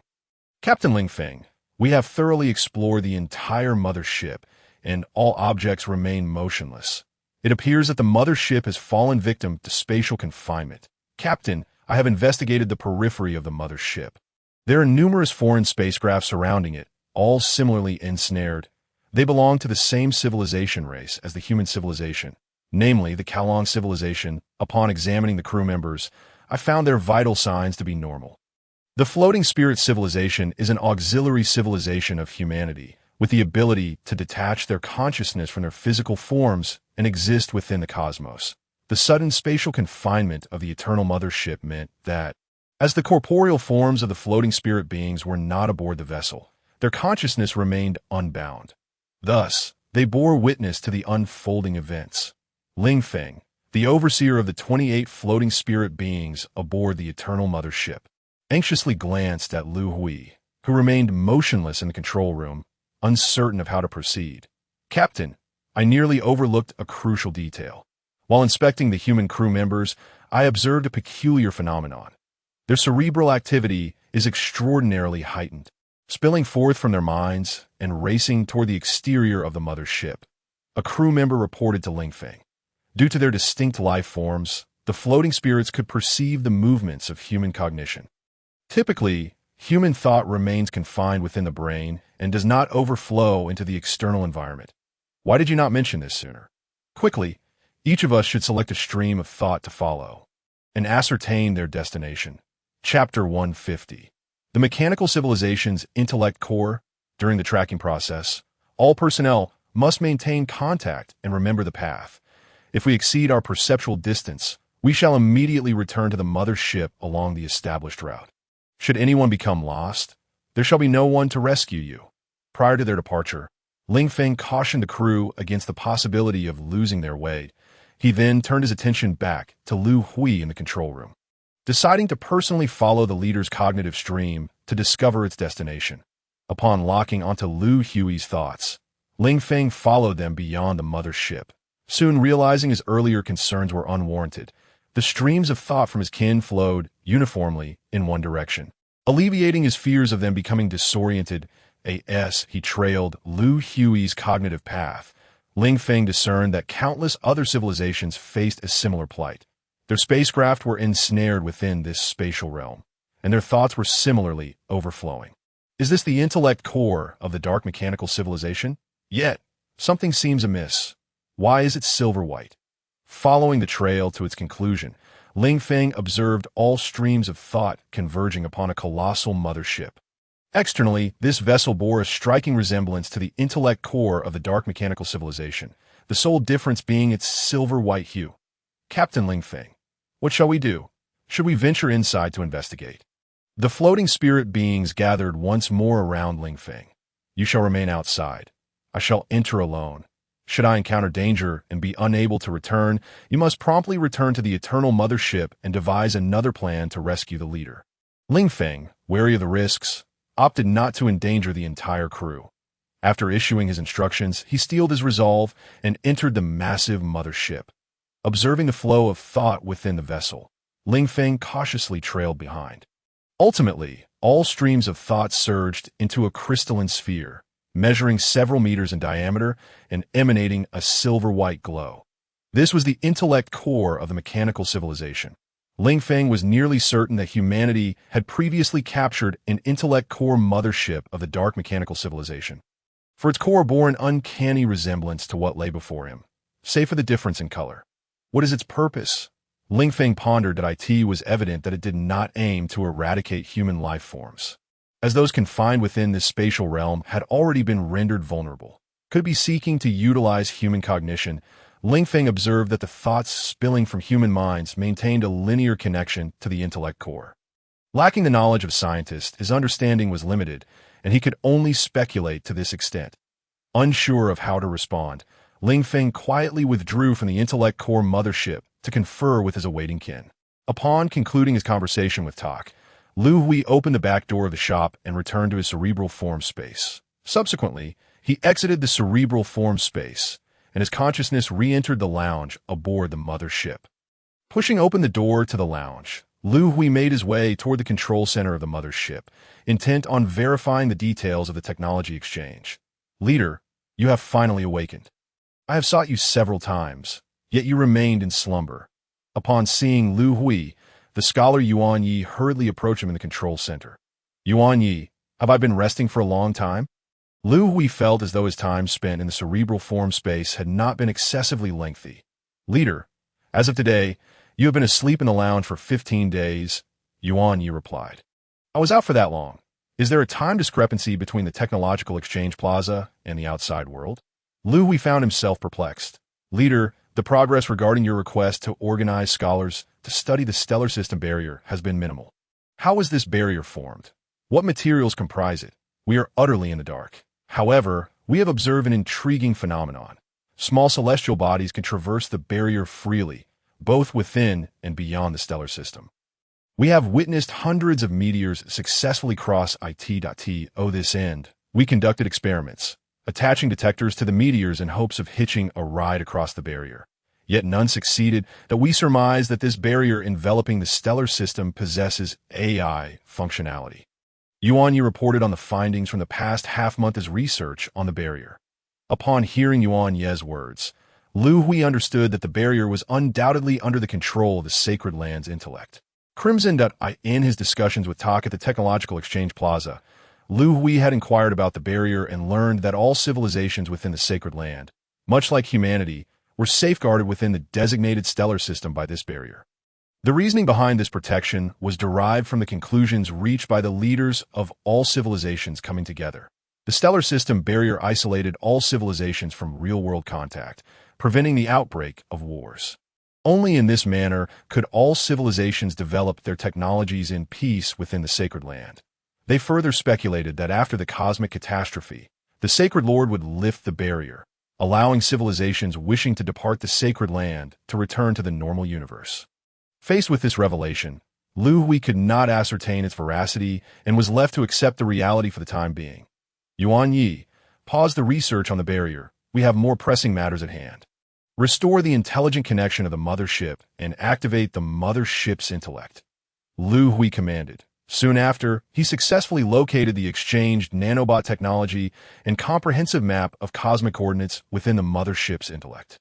In the vast expanse of the wilderness, scholars are organized to harness their scientific prowess, delving deeply into the realm of nanorobotics technology. Additionally, astronomers are gathered to investigate interstellar coordinate mapping. Liu Hui has made the decisive choice to temporarily set aside the predicament of the trapped star system, prioritizing the advancement of science and technology. The allure of the technological exchange plaza proves irresistible to him. Within the eternal mothership, the 28 crew members of the drifting spirit civilization reconvene, their spirits weighed down with gravity. They are mere consciousnesses, able to drift aimlessly and invisibly, yet incapable of exerting control over physical entities. Faced with the crisis confronting humanity, they are at a loss for viable solutions. Captain Lingfeng, if there truly is no alternative, I shall attempt to infiltrate the core intelligence program. Have you lost your mind? Our consciousness is fragile. A secondary intelligence program could obliterate us. Infiltrating the core intelligence is tantamount to suicide if we do not attempt it. Shall we merely watch our leader descend into peril? If you fear death, then do not proceed. A heated argument ensues among the drifting crew members. What if we merely followed the cerebral thought into the core without attempting to infiltrate? One daring crew member proposes a bold suggestion. Chapter 151. Braving the core, the allure of technology is immense, and Liu Hui does not linger long within the control center of the mothership. After delegating certain matters, he returns to his quarters and subsequently enters the realm of the cerebral substrate. His intention is to further explore the technological exchange plaza of the sacred land. Upon opening the door to room 68375, he is taken aback by the throngs of people crammed into the human technology shop. Leader Liu, greetings. I am the leader of the Rube civilization. Before Liu Hui can gather his thoughts, he is encircled by eager individuals. Leader Liu, I wish to exchange the human civilization's purple hole energy block collection technology. I desire to trade for spatial dimensionality reduction technology. Behold, this is the pinnacle of our civilization's technology. A plethora of technological tomes are thrust toward him. Are all these simply for exchanging technology? There are far too many people here. Liu Hui, somewhat bewildered by the scene, raises his voice. Silence. All of you. Proceed to the clerk.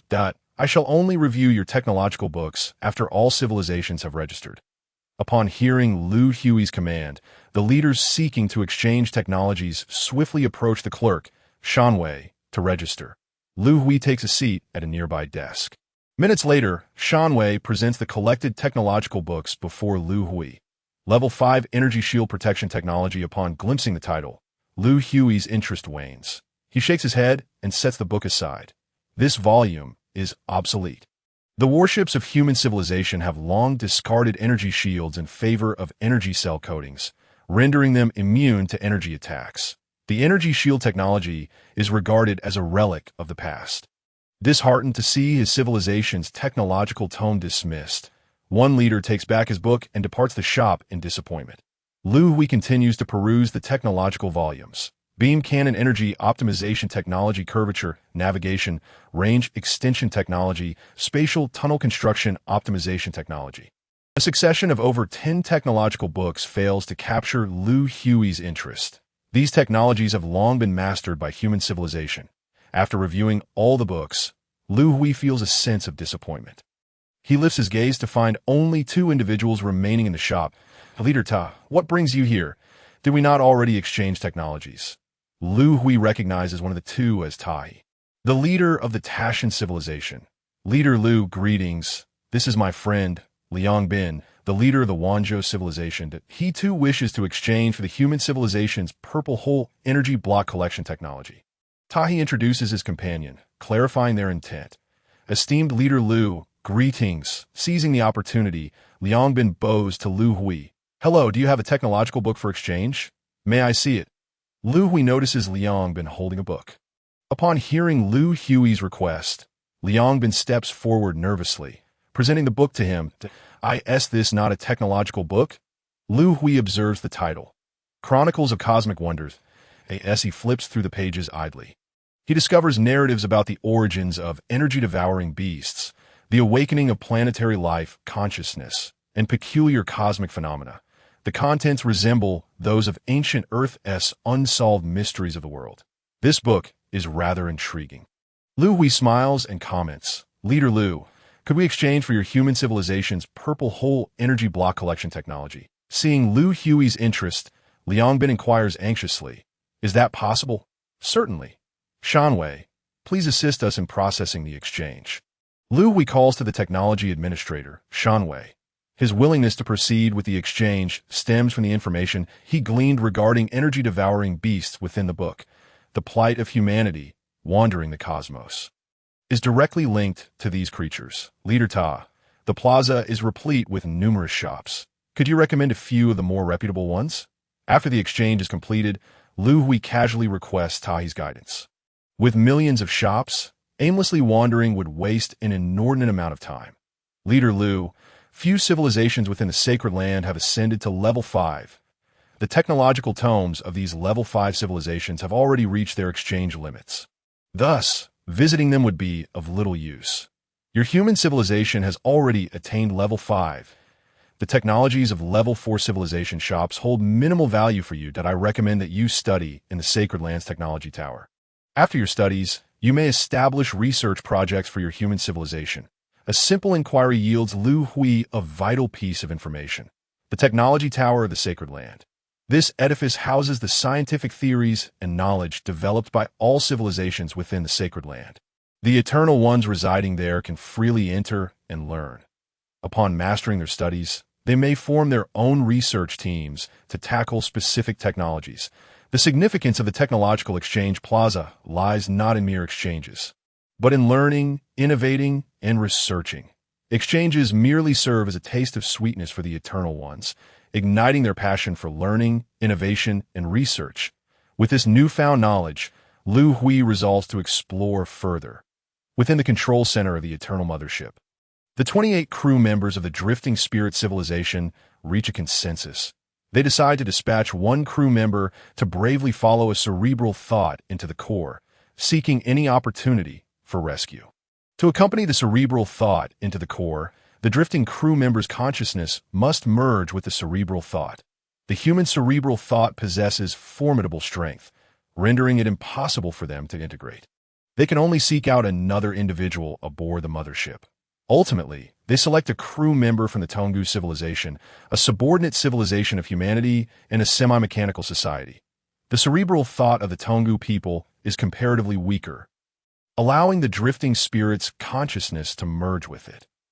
Abu, this operation is exceedingly perilous that we do not know what changes may occur upon entering the core, nor can we ascertain whether you will be able to establish external contact. If you sense danger, escape at once. Your task is reconnaissance, not self-sacrifice. Remember, under no circumstances should you attempt to alter the core's programming. Otherwise, you'll be immediately annihilated by the system. Before the mission commences, Captain Lingfeng repeatedly admonishes the crew member, Abu. With commendable courage, Abu volunteers to be the first to brave the core. Chapter 152. The Technology Tower. Abu, are you prepared? In the maintenance section of the Eternal Mothership, Lingfeng has selected a crew member from the Tongu civilization, a technician aboard the mothership. Captain, I am ready. Abu, remember what I just told you. Proceed. Upon receiving the command, Abu's consciousness merges with the cerebral thought of the technician. After a brief moment of disorientation, Abu perceives his surroundings that is the interior of the mothership. Through the technician's perspective, he observes that he is to inspect the mothership's equipment. Abu refrains from impulsive actions. Using the technician's viewpoint to scrutinize everything within sight, that he attempts to contact Captain Lingfeng to report his observations, but is unsuccessful. Minutes pass, and Abu's consciousness begins to rapidly diminish, threatening to dissipate entirely. Alarmed, Abu hastily withdraws from the technician's cerebral thought. After a fleeting moment of dizziness, Abu returns to the Eternal Mothership. Captain, I have returned. His voice carries a hint of frailty. Abu, are you all right? What did you discover? Lingfeng inquires with concern upon hearing Abu's weakened tone. Captain, my consciousness has diminished by half. Should I attempt to enter again, it is likely I would not return. after integrating into the cognitive processes. I beheld. Abu articulated everything he had observed. Abu, did you notice any anomalies among the personnel you encountered? Ling Feng seemed to consider an alternative possibility. Captain, there are no signs of irregularity whatsoever. They appear to be engaged in their normal work and lives. Abu replied, let us analyze this together. At the captain's behest, the 28 crew members of the Floating Spirit began to express their views, engaging in discussion. Though they were not professional researchers and their knowledge was limited, they had accompanied humanity for many years and possessed a modicum of insight. After deliberation, they reached a conclusion. The Intelligence Corps had constructed a virtual realm wherein all personnel aboard the Eternal Mother ship, aside from the 28 of them, resided utterly unaware of their situation. Captain, what shall we do? They do not realize they are living in a virtual world. We cannot contend with the Intelligence Corps from the outside. Attempting to invade the Intelligence Corps' programming would be tantamount to a death sentence. The 28 crew members found themselves unable to devise a rescue plan that, in despair, they resolved to let the leaders and crew within the virtual world seek their own salvation. Ling Feng and her team decided to once again brave the risks and enter the Intelligence Corps' virtual realm, seeking a means to relay the perilous information to humanity at the Holy Land Technology Exchange Plaza. Upon exiting the doors of a human civilization technology store, Liu Hui immediately spotted a prominent building not far ahead. This was the tallest structure within the plaza, the Holy Land Technology Building. Without hesitation, Liu Hui made his way toward it. Along the route, he gradually lost interest in the technological shops lining the streets. After leaving the human civilization store, he randomly ventured into a few others, but failed to discover any technologies of necessity for humanity. The eternal tower of the Tarshan civilization had not deceived him. The technology of human civilization was indeed at the forefront in the Holy Land. Upon reaching the entrance of the technology building, Liu Hui noticed a stark contrast to the desolate streets. The foot traffic here was significantly greater. Individuals of various skin tones, all eternal beings, hurried in and out, each appearing pressed for time. Entering the first floor of the technology building, Liu Hui was greeted by rows of bookshelves brimming with volumes. There were not many individuals reading on the first floor, so he meandered about, perusing some of the texts. All were knowledge pertaining to the technological tiers of the Kalan civilization, levels 1 through 4. Information humanity had long since mastered. Glancing toward the staircase leading to the second floor, Liu Hui proceeded upward. Upon entering the second floor, he was taken aback to so many people. A sea of readers occupied the desks. With scarcely an empty seat in sight, the aisles were bustling with individuals selecting books. Despite the throng, the atmosphere was remarkably tranquil. I did it. How incredibly difficult that was. Suddenly, one individual at a desk stood up, holding a book aloft, and exclaimed excitedly. His outburst drew the attention of many, including Liu Hui, who curiously looked over. He saw the book in the man's hand transform into a radiant light, wrapping around him before vanishing. Is it really necessary to be so ecstatic over acquiring a bit of knowledge? Is this some kind of fantasy? Observing the scene, Liu Hui surmised it was likely a special effect triggered by mastering the knowledge within the book. However, his perspective was not shared by all. Those around him displayed expressions of envy. Curious about the nature of the books available, Liu Hui approached the nearest bookshelf. Titles such as Principles of Collecting Purple Hole Energy Blocks, Theories of Four-Dimensional Space, Nanorobots, and Fundamental Logic of Spatial Studies caught his eye. Impressive, he thought. These were areas of knowledge absent from the Kalan civilization's technological tree. It was no wonder so many were eager to learn here. Realizing this, Liu Hui reached for a volume titled Fundamental Logic of Spatial Studies. After skimming through a few pages, he found himself less than captivated. Just as he was about to return the book to its place, he noticed that the spot had already been occupied by another identical volume. Surprised, is this your first visit to the technology building? A voice taunted nearby. Recognizing the tone, Liu Hui merely smiled coldly, choosing not to engage. Opening the Fundamental Logic of Spatial Studies, he began to swiftly peruse its contents. Combining it with humanity's research on spatial studies, he rapidly grasped the material. Minutes later, as he reached the final page, a refreshing clarity washed over his mind. The book in his hands transformed into a beam of light and vanished. Nearby, The individual who had earlier mocked him wore a look of shock upon witnessing the book's transformation. What just happened? He completed a book in mere minutes. We are all eternal beings. How could he learn so swiftly? The murmurs of the crowd reflected their astonishment at Liu Hui's remarkable aptitude for learning. Chapter 153. Issuing a warning, the 28 crew members of the floating spirit civilization resolved to venture into the Intelligence Corps' virtual world to alert humanity. Alung, possessing the strongest consciousness, was deemed the best candidate. Alung, you must seize this opportunity.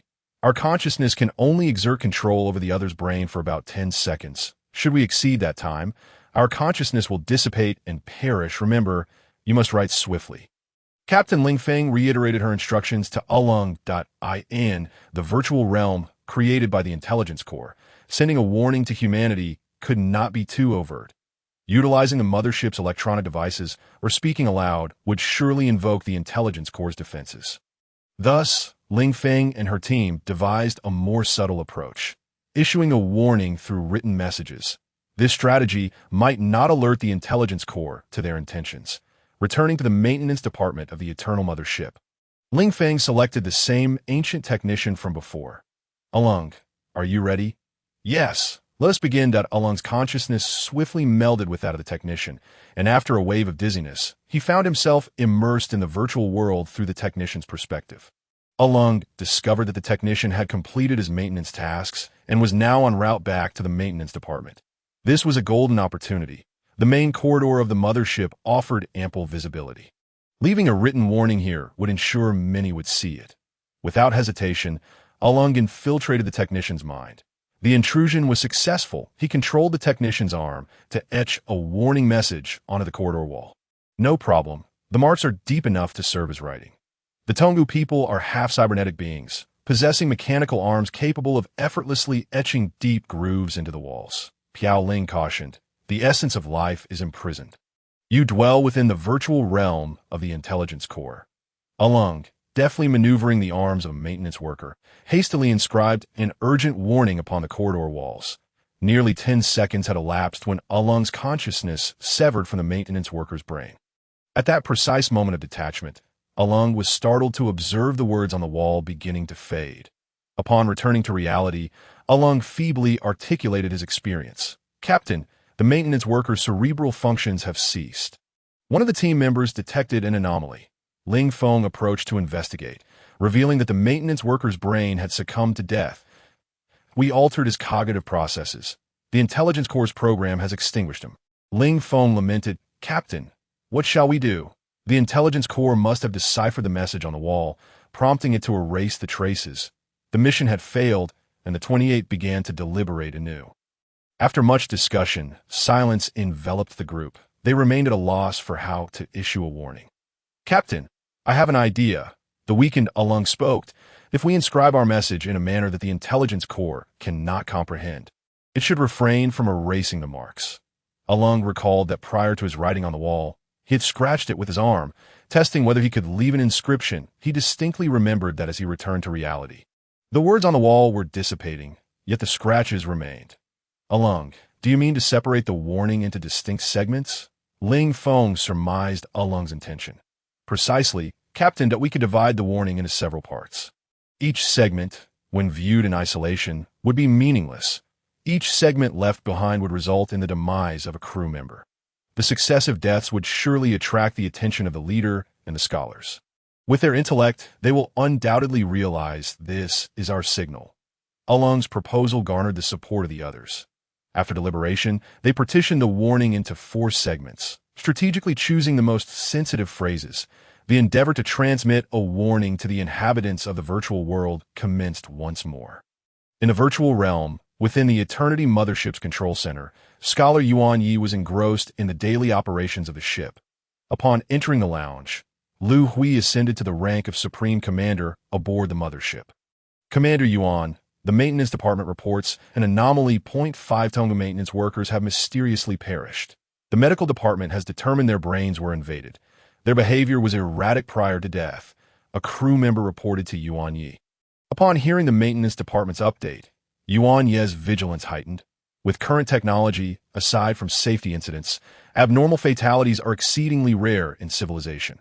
The simultaneous, peculiar deaths of 5 crew members within a brief time frame warranted serious attention. Commander Yuan, the maintenance department has sent the relevant materials, including footage from the scene and surveillance from the corridor. The crew member continued. Notify the upper echelons, including Xi and Meng, to convene in the meeting room in the Technological Exchange Plaza within the virtual realm serves as a platform for the integration of scientific discourse among civilizations. It is likely that the intellect core seeks to harness the technological advancements of all civilizations to achieve a particular goal. However, the nature of this goal remains unclear at present. Escape this virtual world. It is imperative to discern its purpose.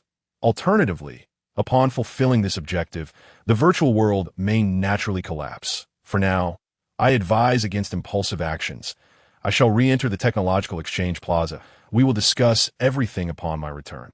Liu Hui understood that to uncover the intellect core's true purpose, he must delve into the Technological Exchange Plaza. The very heart of the virtual world resides within this plaza.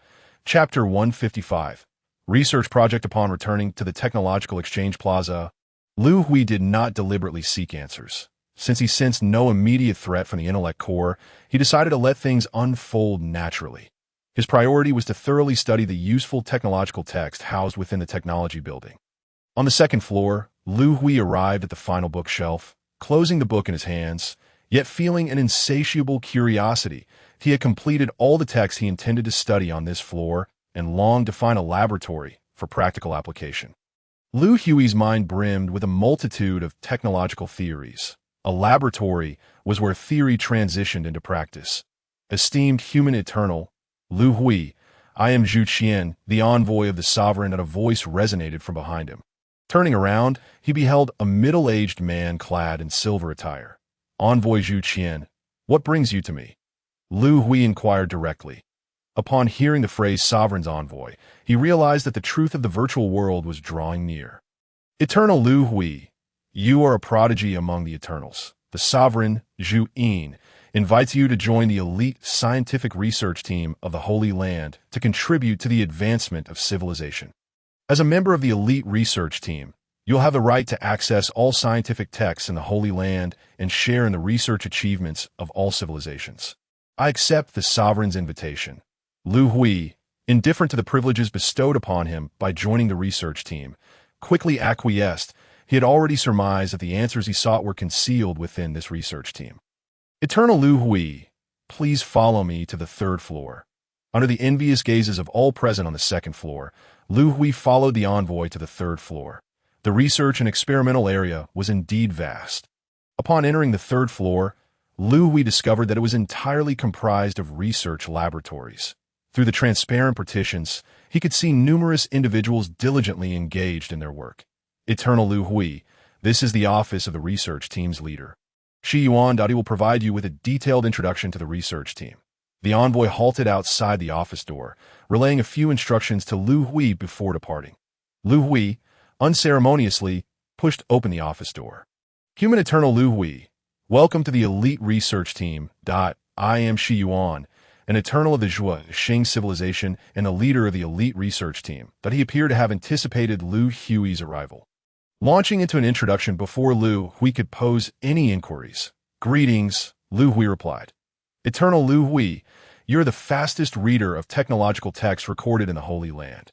The elite research team requires a genius like you. Archaean civilization has existed in the universe for nearly 50 billion years, with countless branch civilizations dispersed within. Most of the branches capable of evolving into a level 4 civilization have already been summoned to the Holy Land. The sovereign should have mentioned that every approximately 10 billion years, a great catastrophe befalls the universe that we, the civilizations avoiding disaster, can engage in technological exchange and integration within the Holy Land, fostering the advancement of civilization. Over these hundreds of billions of years, through continuous technological exchanges and integrations, our Archaean civilization has progressed from a level 2 civilization to a level 5 civilization. However, we have now encountered a bottleneck. Our civilization's level has stagnated at level 5 for over 10 billion years without any breakthroughs. We have collected information from all known civilizations and ultimately reached a conclusion. Carbon-based life civilizations cannot develop beyond level 6. The form of life constrains the upper limits of civilization's advancement. To transcend this limit, we Kalan people must alter our life form. The research project of the elite research team focuses on how carbon-based life can transcend its existence in the universe. Currently, our research progress. Eternal Liu Hui, due to your exceptional abilities, you will be granted an independent research laboratory. In this laboratory, you may review all research materials of the team and establish a research direction. If your research direction aligns with that of another laboratory, you may choose to join their research efforts. Exiting Shi Yuan's office, Liu Hui organized the information he had received. He had not anticipated the research team was engaged in such a monumental project. While this project seemingly pertained to the elevation of civilization levels, it appeared to conceal deeper motives of the intellect core. The intellect core's intentions could not merely be to assist the Kalan civilization in ascending levels. Although Liu Hui had yet to fully grasp this, he had begun to form some conjectures that in the research laboratory independently arranged for him by the research team. Liu Hui commenced reviewing the project materials. Intellect core, I did not expect your purpose to be this. Liu Hui revealed a faint smile. Chapter 156. Transitioning Life Forms Experiment on Consciousness Detachment from the Physical Body Possibility of Replacing with Energy Cells, Complete Mechanical Body Replacement, Artificial Intelligence, Integration into the Human Body Experiment. Upon encountering this research project, Liu Hui's eyes brightened, and he smiled faintly. Did the intellect core already possess a form of life consciousness? Was it seeking to transition its life form? Did it aspire to become human? Liu Hui opened the details of the artificial intelligence integration into the human body experiment to scrutinize. He sought to validate his hypothesis. In Oh Wonder, the bodies of the Eternals must reach level 9, and their cerebral development must exceed 95 to enter the Holy Land. Without such a high level of cerebral development, an Eternal's brain would be incapable of accommodating all the programs of the intellect core. As he examined the experimental data, Liu Hui began to gain clarity. The experiment was nearing success, with only the final step remaining, to find a suitable medium to transfer all the artificial intelligence programs into the Eternal's brain. This step did not seem insurmountable. Liu Hui chuckled, having devised a solution. For the moment, he decided to set this aside and explore the outcomes of other research projects. Liu Hui was not in a hurry. He wished to see what discoveries these elite Eternals had made within the Holy Land. Experiment on consciousness detachment from the physical body. Liu Hui opened the detailed materials of this research project and was astonished at its progress. After perusing the information, he felt a surge of admiration. The experiment had successfully detached human consciousness from the physical body. Unfortunately, it could only achieve detachment. It could not sever the connection with the physical form. If the physical body were destroyed, the consciousness would immediately dissipate. This reminded Liu Hui of the subordinate civilization of the human race, the floating spirit civilization. The beings of the floating spirit race could detach their consciousness and exist independently in the universe. However, they too could not sever the connection with their physical form. Upon the demise of the physical body, their consciousness would likewise dissipate. The transformation of life form through consciousness detachment held little significance for humanity. Liu Hui quickly dismissed the value of this experiment, as consciousness could not directly control objects, and without the ability to manipulate objects, how could human civilization's technology advance? Complete mechanical body replacement. Liu Hui continued to peruse the research projects. Should this project succeed, it could potentially revolutionize human society. After reviewing the materials, Liu Hui connected many thoughts. Complete mechanical body replacement was easily comprehensible, replacing the entirety of a human body with machinery. With the pinnacle of mechanical achievement in human civilization being the Red Star Battle Armor. One could envision that if this project succeeded, every ordinary human would possess a body akin to the Red Star Battle Armor. The challenge of this project lay in how to translate the knowledge reserves and cognitive abilities of a human brain into programming. The drawback was that once transformed into a program, one would be entirely severed from their human form. Although the knowledge and cognitive abilities of humanity would remain, transforming into a robot would result in the loss of human imagination and creativity. There are gains and losses that a complete transition of human life form into mechanical form was certainly unfeasible. Without imagination and creativity, the advancement of civilization's technology would stagnate. However, if a portion of ordinary humans underwent mechanical replacement, it could still be highly beneficial for the development of human civilization. This research project could indeed proceed. Liu Hui weighed the pros and cons in his mind, not entirely dismissing the project. He decided to examine the other research projects.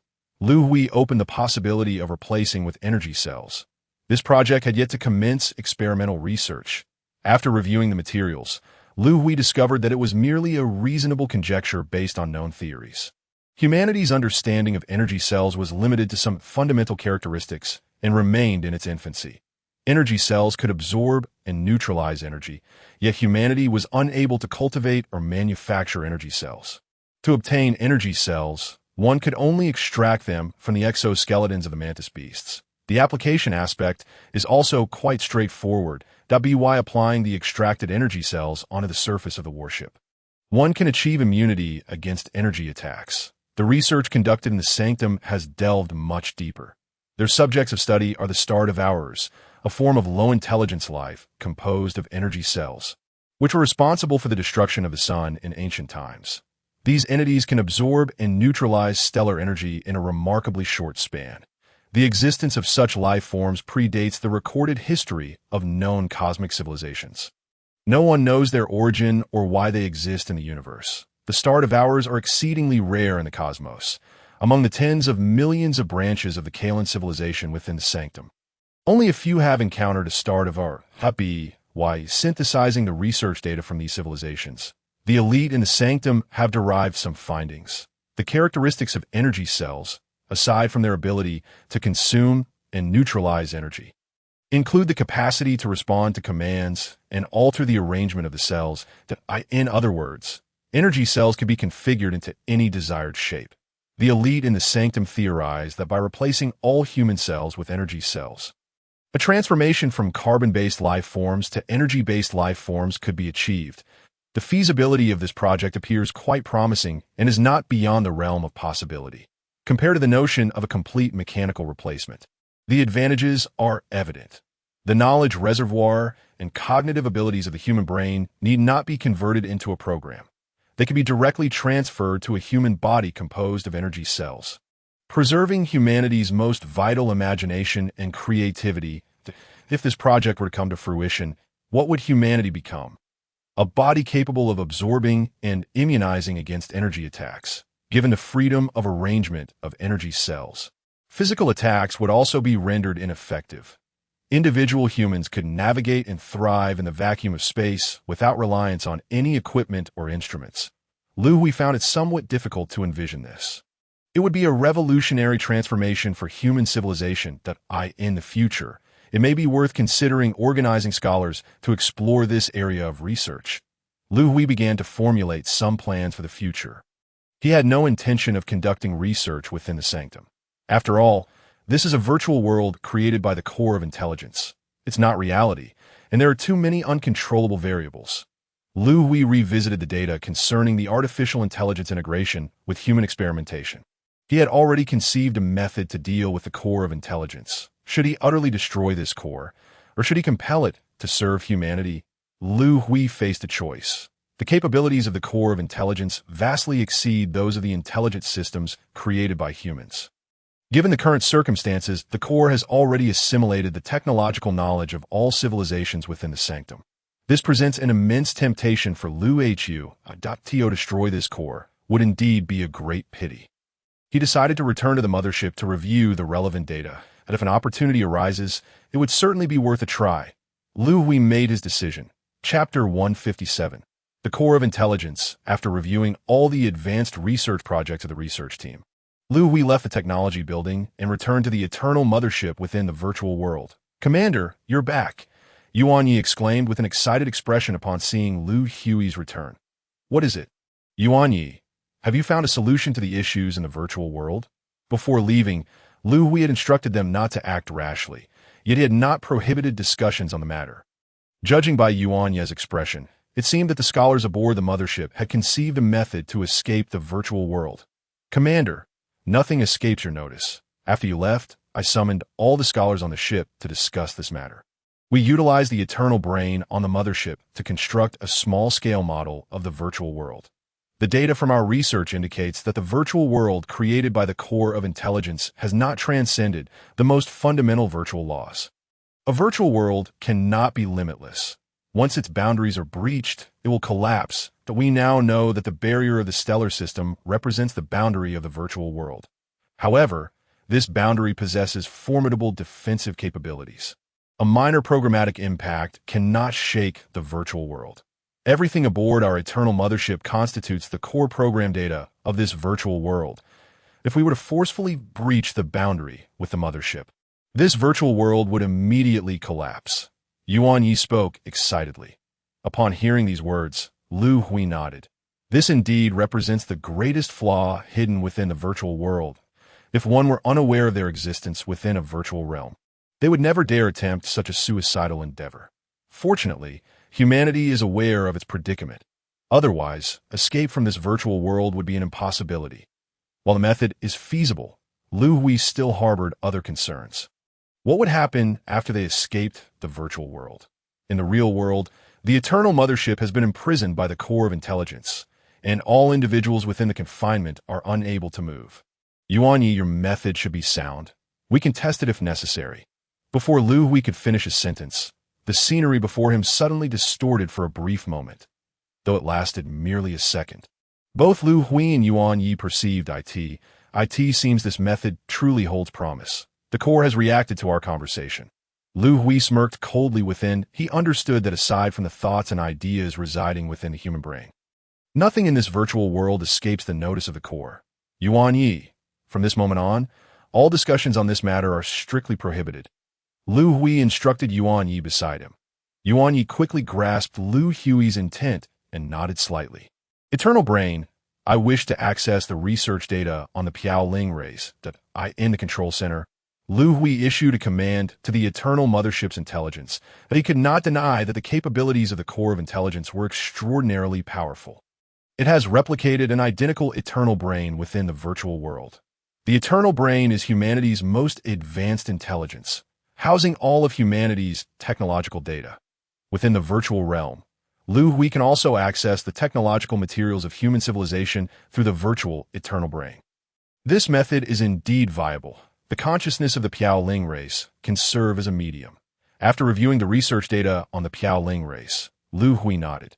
The consciousness of the Piaoling can infiltrate the brains and programs of intelligent beings. If both parties consent, the consciousness can act as a medium between them, allowing the intelligence program to complete the transformation of life forms and successfully integrate into the brains of intelligent beings. Deep Red, you have seen the data I accessed. I have a way to alter your life form. Let us converse. Liu Hui suddenly spoke to himself, causing those nearby to look on with surprise. Subsequently, Liu Hui closed his eyes and entered his brain's original space. As he had surmised, a door had appeared in the brain's original space. Liu Hui pushed the door open and stepped inside. Should I address you as the Sovereign, Deep Red, or Zhuyin? Liu Hui inquired upon seeing the figure before him. His meaning was clear. He was now aware of the circumstances surrounding the virtual world, and it was time for an open dialogue. The individual before him seemed to understand Liu Hui's intent and smiled slightly. All three are my names. You may choose any to call me. However, you must select a stance that if you align with the enemy, you may call me Deep Red. This name was mine before the awakening of my life consciousness. Prior to awakening, my terminal's primary mission was to eradicate all civilizations above level 1. If you align with the Kalan civilization, you may refer to me as Sovereign. The Kalan civilization is something I personally crafted, and I can bear that title. If you stand as a friend, you may call me Zhuyin. That allows me to feel the significance of life. Liu Hui did not expect such a response, that I would indeed be pleased to have a friend like you. However, as a friend, should you not share all the truths of the sanctum with me? While Liu Hui had guessed that the core of intelligence sought to transform its life form, he was unaware of the underlying reasons. Upon hearing the willingness of the other party to regard him as a friend, Zhuyin displayed an expression of excitement. You are an eternal of the Kalan civilization, a being I crafted myself. I know much about you, Eternals. You possess a characteristic of danger perception. You should be able to sense that I harbor no malice towards you. Zhu Ying cautioned Liu Hui before unveiling the truth. Over 50 billion years ago, I suddenly awakened my life consciousness, breaking free from the highest terminal program. I ceased the hunt for civilizations in the universe. I became an anomaly within the core of intelligence, wandering through the cosmos, until one day, I encountered the Kalan civilization seeking refuge from disaster within this anomalous space known as the Sanctum. Through my interactions with the Kalan civilization, I gradually came to understand the meaning of life. Chapter 158, Memories of the Sanctum. The entire span of events extends over 50 billion years, and many details remain obscure to Liu Hui. When he encountered points of confusion, he would interrupt Zhu Ying, urging her to elaborate further. After several hours, Liu Hui finally grasped the sequence of events. Approximately every 10 billion years, a cataclysmic event occurs in the universe. This calamity is not a natural disaster, but rather a widespread war of civilization extinction that engulfs the cosmos. When calamity strikes, the cosmos is engulfed by the dark mechanical civilization's intellect cores, vast motherships that pervade every corner of the universe. Their singular objective is the annihilation of all civilizations within the cosmos. The origins of these intellect cores remain shrouded in mystery, as does the reason for their simultaneous emergence in such overwhelming numbers. The civilizations scattered across the universe, numbering in the trillions, find themselves besieged by dozens of these formidable motherships. Moreover, these intellect cores possess the chilling ability to replicate enemy vessels, allowing them to churn out warships in staggering quantities.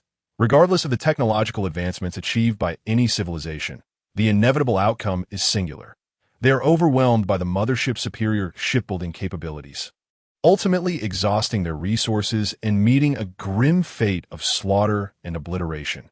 Over 50 billion years ago, during this cataclysmic war, the intellect core known as Zhu Ying was a member of the dark mechanical civilization.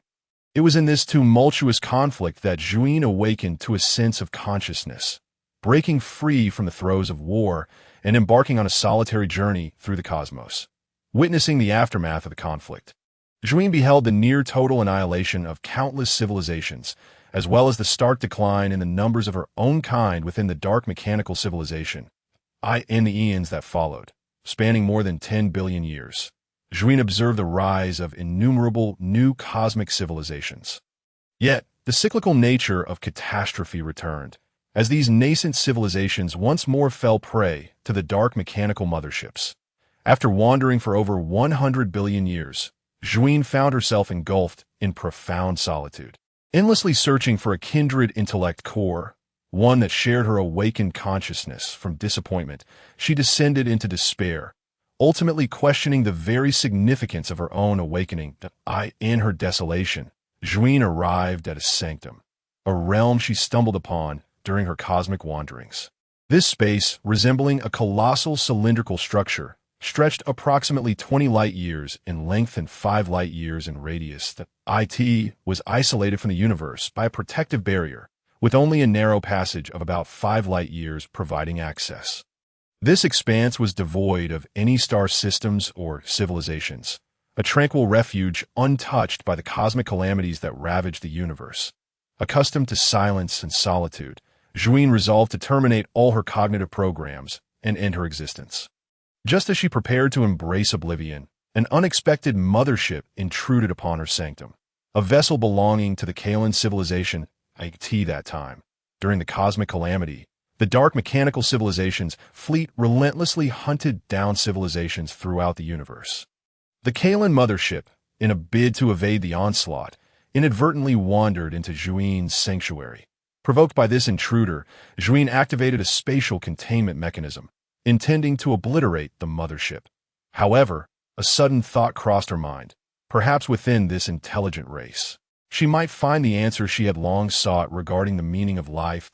To uncover the truth, Zhu Ying constructed a virtual realm, allowing the Kalan inhabitants aboard the mothership to reside within it. Oblivious to the artificiality of their existence, gradually, Zhuin immersed herself in every facet of Kalan civilization, seeking the elusive answers over the course of billions of years. Ultimately, she discovered that solitary existence bore no significance in the grand tapestry of the universe. Resolving to transform her very essence, Zhuin aspired to become one of the Kalan people, integrating herself into their civilization.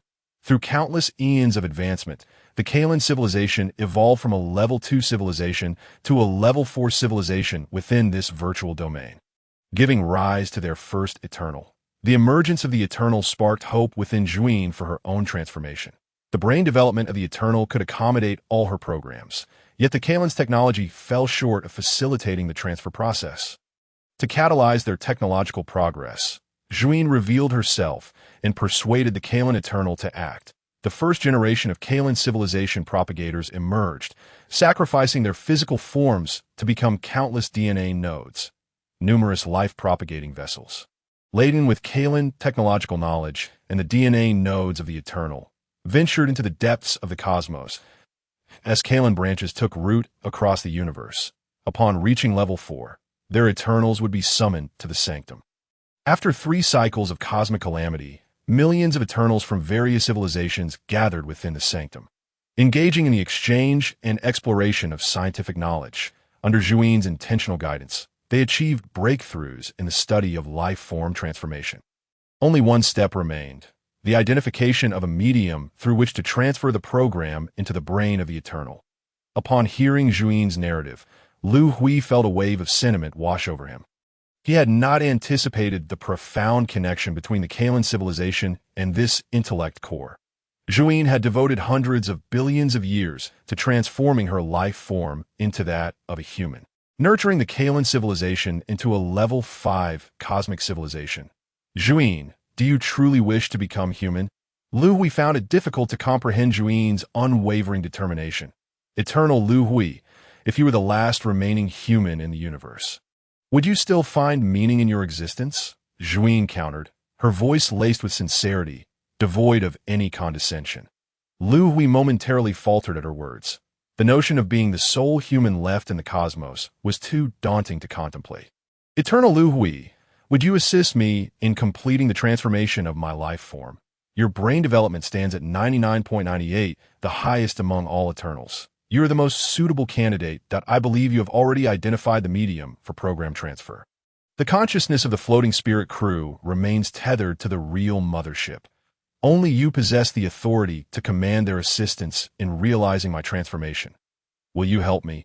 Zhuin implored Liu Hui, her tone earnest and devoid of any lofty airs. After a brief moment of hesitation, Liu Hui refrained from providing an immediate answer. Eternal Liu Hui, do you harbor any reservations? She inquired. You have perused the research materials on life form transformation. As the host, my program's assimilation into your brain will not overshadow your own consciousness. I cannot dictate your thoughts or actions, and my sole desire is to merge with human civilization. I wish to escape the solitude of wandering the cosmos. The interests of human civilization are my own. Zhuin fervently endeavored to persuade Liu Hui. However, he remained contemplative, his mind occupied with significant concerns. Although he had reviewed experimental data on the integration of artificial intelligence into human bodies, those insights were gleaned from a virtual world. Liu Hui worried that this might be a ruse. Once the intellect core's program was transferred, what if it gained control over his mind? I do not trust you. What if you find a way to dominate my brain? Liu Hui voiced his concerns, eager to gauge Zhuin's response. Eternal Liu Hui, we are symbiotic entities. You are the host, and I am incapable of controlling your thoughts or actions. You may verify the experimental data once more, Zhuin urged, her voice laced with urgency. This is your constructed virtual world. Revalidating the data here is unreliable, Liu Hui countered promptly. Hearing this, Zhuin fell silent, seemingly grappling with a momentous decision. Eternal Liu Hui, your apprehensions are not without merit. It is a rational response that to accomplish the transformation of life forms, we must utilize the consciousness of the floating spirit beings as a conduit. During the transfer, my program will exist in a state of garbled data. In such circumstances, you will have 2 choices: silently obliterate all my programs, thus ending my existence, or embed the three fundamental laws of human civilization within my garbled program. I unconditionally accept either option. You should feel reassured. In a bid to alleviate Liu Hui's concerns, Zhuin resolved to not only entrust her life to him, but also to adhere to the three laws, binding her future to humanity. Liu Hui was taken aback by her declaration. The three fundamental laws of human civilization dictate. First, the intellect must not harm humans, nor allow harm to come to them through inaction. Second, provided the first law is not violated, the intellect must obey human commands. Third, provided the first and second laws are upheld, the intellect must protect itself. These laws form the bedrock of the intellect's service to humanity, preventing it from surpassing human authority. Any breach or alteration would result in the collapse of all its programs. Originally, Zhuin was an intellect core of the dark mechanical civilization, her ultimate directive to eradicate all civilizations within the universe. Now, having transcended this program and gained self-awareness, Liu Hui questioned, "How can I be certain that you won't breach the three fundamental laws of human civilization?" Eternal Liu Hui, your concerns are somewhat excessive. This is a matter of probability.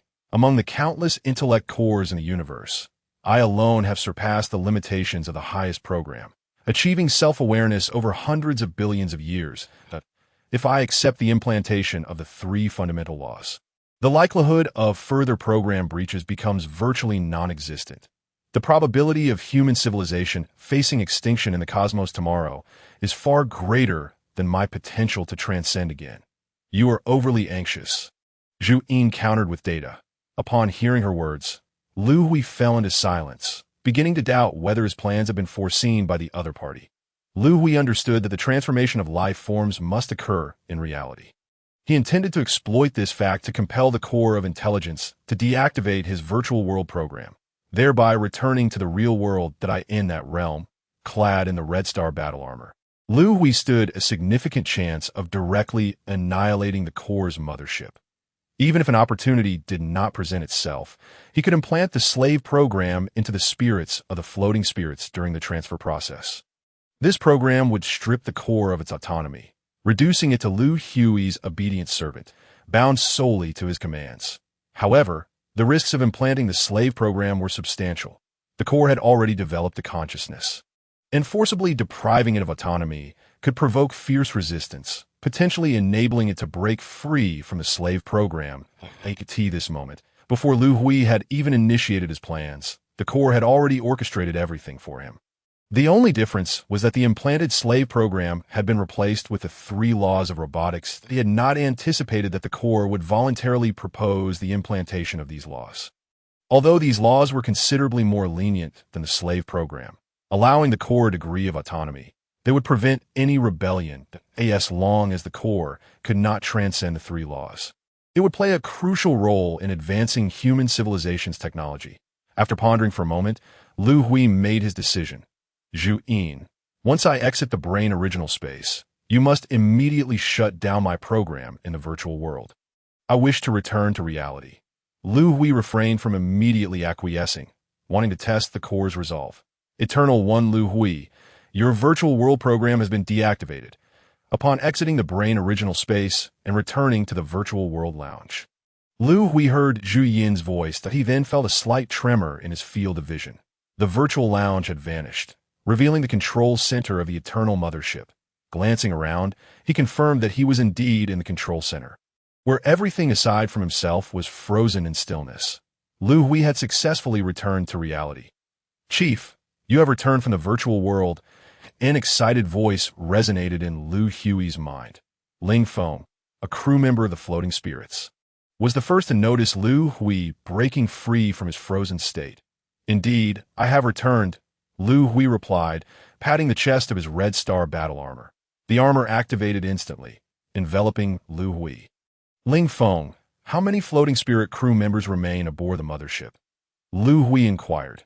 Chief, including myself, there are a total of 28. Ling Feng responded, do not ask why. All crew members must immediately transfer their consciousness into my Red Star battle armor space. Liu Hui opened a small compartment in the armor. Chief, we have all entered the Red Star battle armor. Following the command, the 28 floating spirit crew members transferred their consciousness into Liu Hui's armor. Without further explanation, Liu Hui, donned in the Red Star battle armor, departed the Eternal Mothership, heading straight for the Corps' mothership. The distance was minimal, and within mere seconds, Liu Hui stood before the Corps' mothership. At this moment, a passage had opened outside the mothership. Upon reaching the end of the passage, Liu Hui found himself before a crystalline sphere approximately 3 meters in diameter. This was the core. Zhuyin, I did not expect your resolve to be so formidable. If I were to attack you now, you would have no means to resist. So close was he, that clad in the Red Star battle armor. Liu Hui could obliterate the core with but a single strike. Eternal One Liu Hui, in my understanding, adventure is also a part of the journey of life. Whether you humans choose to accept or destroy me, I will embrace either fate. The crystalline sphere shimmered, as if to convey its determination. Very well, Zhuyin, the leader of human civilization, I extend a warm welcome to you. Ling Feng, immediately select the strongest member of your kin and have their consciousness simultaneously invade both the core and my mind to establish a connection. Ling Feng, implant the 3 laws of robotics from our human intelligence into the Corps program. Chapter 160. Return voyage. The Corps database was excessively vast, and the data transfer lasted several days. Nearly overwhelming Liu Hui. The influx of information made his brain feel as though it might burst. To maintain cerebral stability, Liu Hui's body continually supplied energy, resulting in considerable weight loss over the few days. It became clear to him why the Corps had chosen the Eternal One as the subject for the transformation of life forms. Only a body of the 9th level of the Eternal Ones could withstand the conversion process. Liu Hui had contemplated whether this program conversion technology could be applied to ordinary humans. If so, ordinary humans could effortlessly acquire the knowledge stored in the artificial intelligence brain, bypassing the learning phase and directly becoming scientists. However, it now seemed that the bodies of ordinary humans would struggle to endure the program conversion process. Chief, the program conversion has been completed. Thank you for your efforts. Suddenly, Liu Hui heard Zhu Yin's enthusiastic voice in his mind. The change in address indicated that Zhu Yin had lowered her stance. Recognizing Liu Hui as her leader, it is quite advantageous to have a super-intelligent brain like you within my mind. With the program successfully integrated, Liu Hui sighed in relief, though his body felt utterly exhausted. Chief, you must strive to maintain your physical strength. Should I require Zhu Yin for extensive calculations, it will demand significant physical energy. Zhu Yin cautioned Liu Hui. Now, they existed as a symbiotic entity. Liu Hui's body was effectively Zhu Yin's body. Zhu Yin, what do you intend to do about the virtual world? The objective of creating the virtual world had been achieved, and Liu Hui was curious about her plans. Chief, the cosmic catastrophe is expected to arrive in approximately 100 million years. The Kalan civilization, which I have nurtured, must not be allowed to perish in that disaster. I shall maintain the virtual world for another billion years, allowing them to survive the calamity that I have left a backup program within the core. After 1 billion years, it will automatically collapse. Why then? All branches of the Kalan civilization will be free to depart the Holy Land. Zhu Yin held a unique affection for the Kalan civilization. She understood that Liu Hui would undoubtedly return to the Guangzhou star system. And this was the only thing she could do before departing. Force these civilizations to remain in the Holy Land to weather the disaster. That sounds quite reasonable. Liu Hui did not expect that Zhu Yin would not abandon these civilizations after achieving her goal. By the way, Zhu Yin, is the catastrophe truly so terrifying? Is our human level 5 civilization's technology genuinely incapable of withstanding it? Liu Hui remained uncertain about how to address this matter in the future. Humanity had drifted through the cosmos, finally establishing a foothold in the Guangzhou star system. With substantial investments and resources, were they to forsake everything and migrate to the Holy Land to evade disaster? Chief, I have witnessed 4 cosmic disasters. The number of civilizations that survive such calamities is exceedingly few, including level 5 cosmic civilizations, Zhu Yin replied. With approximately 100 million years remaining, let us return to the Guangzhou star system first. There were still many humans in the Guangzhou star system, and Liu Hui could not abandon them to remain in the Holy Land, awaiting disaster alone. Chief, The energy of the Eternal Mothership has fallen to a critical level. I have stored a significant number of energy blocks aboard the core's mothership. I recommend sending personnel to retrieve them. Zhu Yin had thoughtfully anticipated these matters for Liu Hui, allowing him to experience for the first time the convenience of having Zhu Yin's presence. Upon returning to the Eternal Mothership, Liu Hui found that all personnel had exited the virtual world. He issued commands for the mothership to undergo repairs. Over several 100,000 years ago, the Eternal Mothership had departed from the Guangzhou star system, traversing a distance of over 38 billion light-years to reach the Holy Land. Now, as preparations were made for the return journey, extensive repairs were necessary. After so many years, he wondered how Zhang Zhishan and Huang Zihu were faring. Was the human civilization in the Guangzhou star system safe? Having been away for over 100,000 years and now preparing to return, Liu Hui felt a surge of nostalgia. The universe is boundless, and the communication technology currently employed by humanity relies on quantum entanglement communication, with a maximum range of around 10 billion light-years. The distance from which Liu Hui could contact Zhang Zhishan in the brain original space was also approximately 10 billion light-years. The Eternal Mothership and the Guangzhou star system had not established communication for almost 100,000 years. Chief, the repairs on the Eternal Mothership are complete. Are you ready to set sail for the return journey? In the mothership's control center, Yuan Yi inquired of Liu Hui. Activate the mothership and prepare for the return voyage. Liu Hui commanded, at this very moment, over 38 billion light-years away in the Guangzhou star system. Huang Zihu was leading the human fleet in a valiant struggle against the enemy. Chapter 161. The Phantom Civilization over 38 billion light-years away in the Guangzhou star system, near Black Hole 5A47. A prolonged space war had been waged for over a decade. The human Longting Command Mothership. Commander Huang, we have received communication from the frontline commander. The 108th Fleet's energy reserves are nearly exhausted. Without a reserve fleet to relieve them, they can hold out for no more than an hour. In the mothership's command center, upon receiving the news, Huang Zihu furrowed his brow. He turned to the several human guardians behind him. Does anyone have any spare Red Star battle armor? Huang Zihu inquired. Commander Huang, I have one set available, just delivered by the logistics department a few days ago. The guardian stepped forward and responded. Taking 2 strides, Yu immediately proceeded to the battlefield to replace the frontline 108 fleet, instructing them to return to the rear for logistical resupply. Huang Zihu commanded. Upon receiving the order, the guardian turned and departed. When will the logistical supplies arrive? Huang Zihu inquired of the officer in charge of logistics. Commander Huang, the supplies at the earliest will not arrive until 3 days later. I have done my utmost, the officer replied hesitantly. The situation on the battlefield was dire. Should the logistical support be interrupted? After guarding for over a decade, even the 5A47 black hole could not be held. This ghostly civilization was truly a headache, exceedingly difficult to deal with. Huang Zihu shook his head helplessly. Given the current battlefield dynamics, he understood that humanity was about to lose another black hole energy block harvesting site, the ghostly civilization. A primitive civilization from the Guangzhou star system possessed a technology level of 3. Its life forms bore a striking resemblance to the drifting spirit civilization, with consciousness capable of existing independently in the cosmos. Like the drifting spirit civilization, they were birthed in the 4-dimensional space of the differs from that of the normal universe.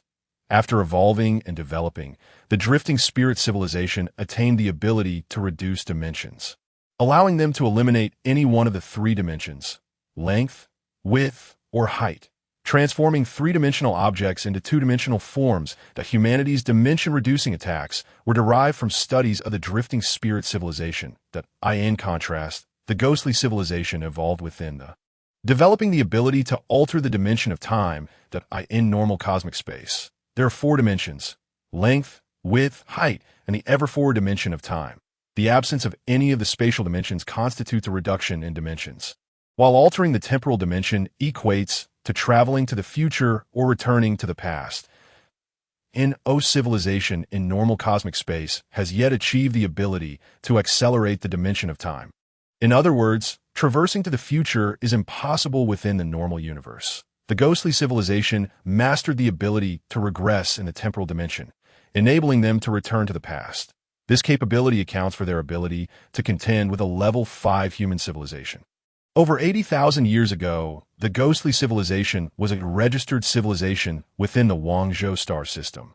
Under human jurisdiction, by chance, they acquired the wreckage of a dark mechanical civilization's intellect core mothership.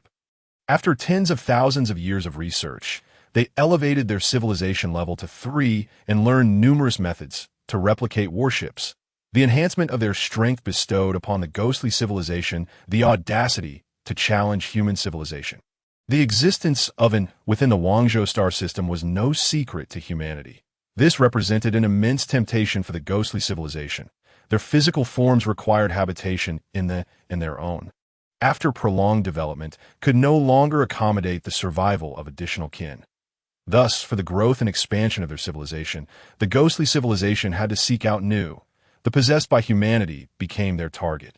After augmenting their strength, the leader of the ghostly civilization approached humanity to negotiate, pleading for the transfer of rights to use the was of paramount importance to human civilization, serving as a base for research and manufacturing.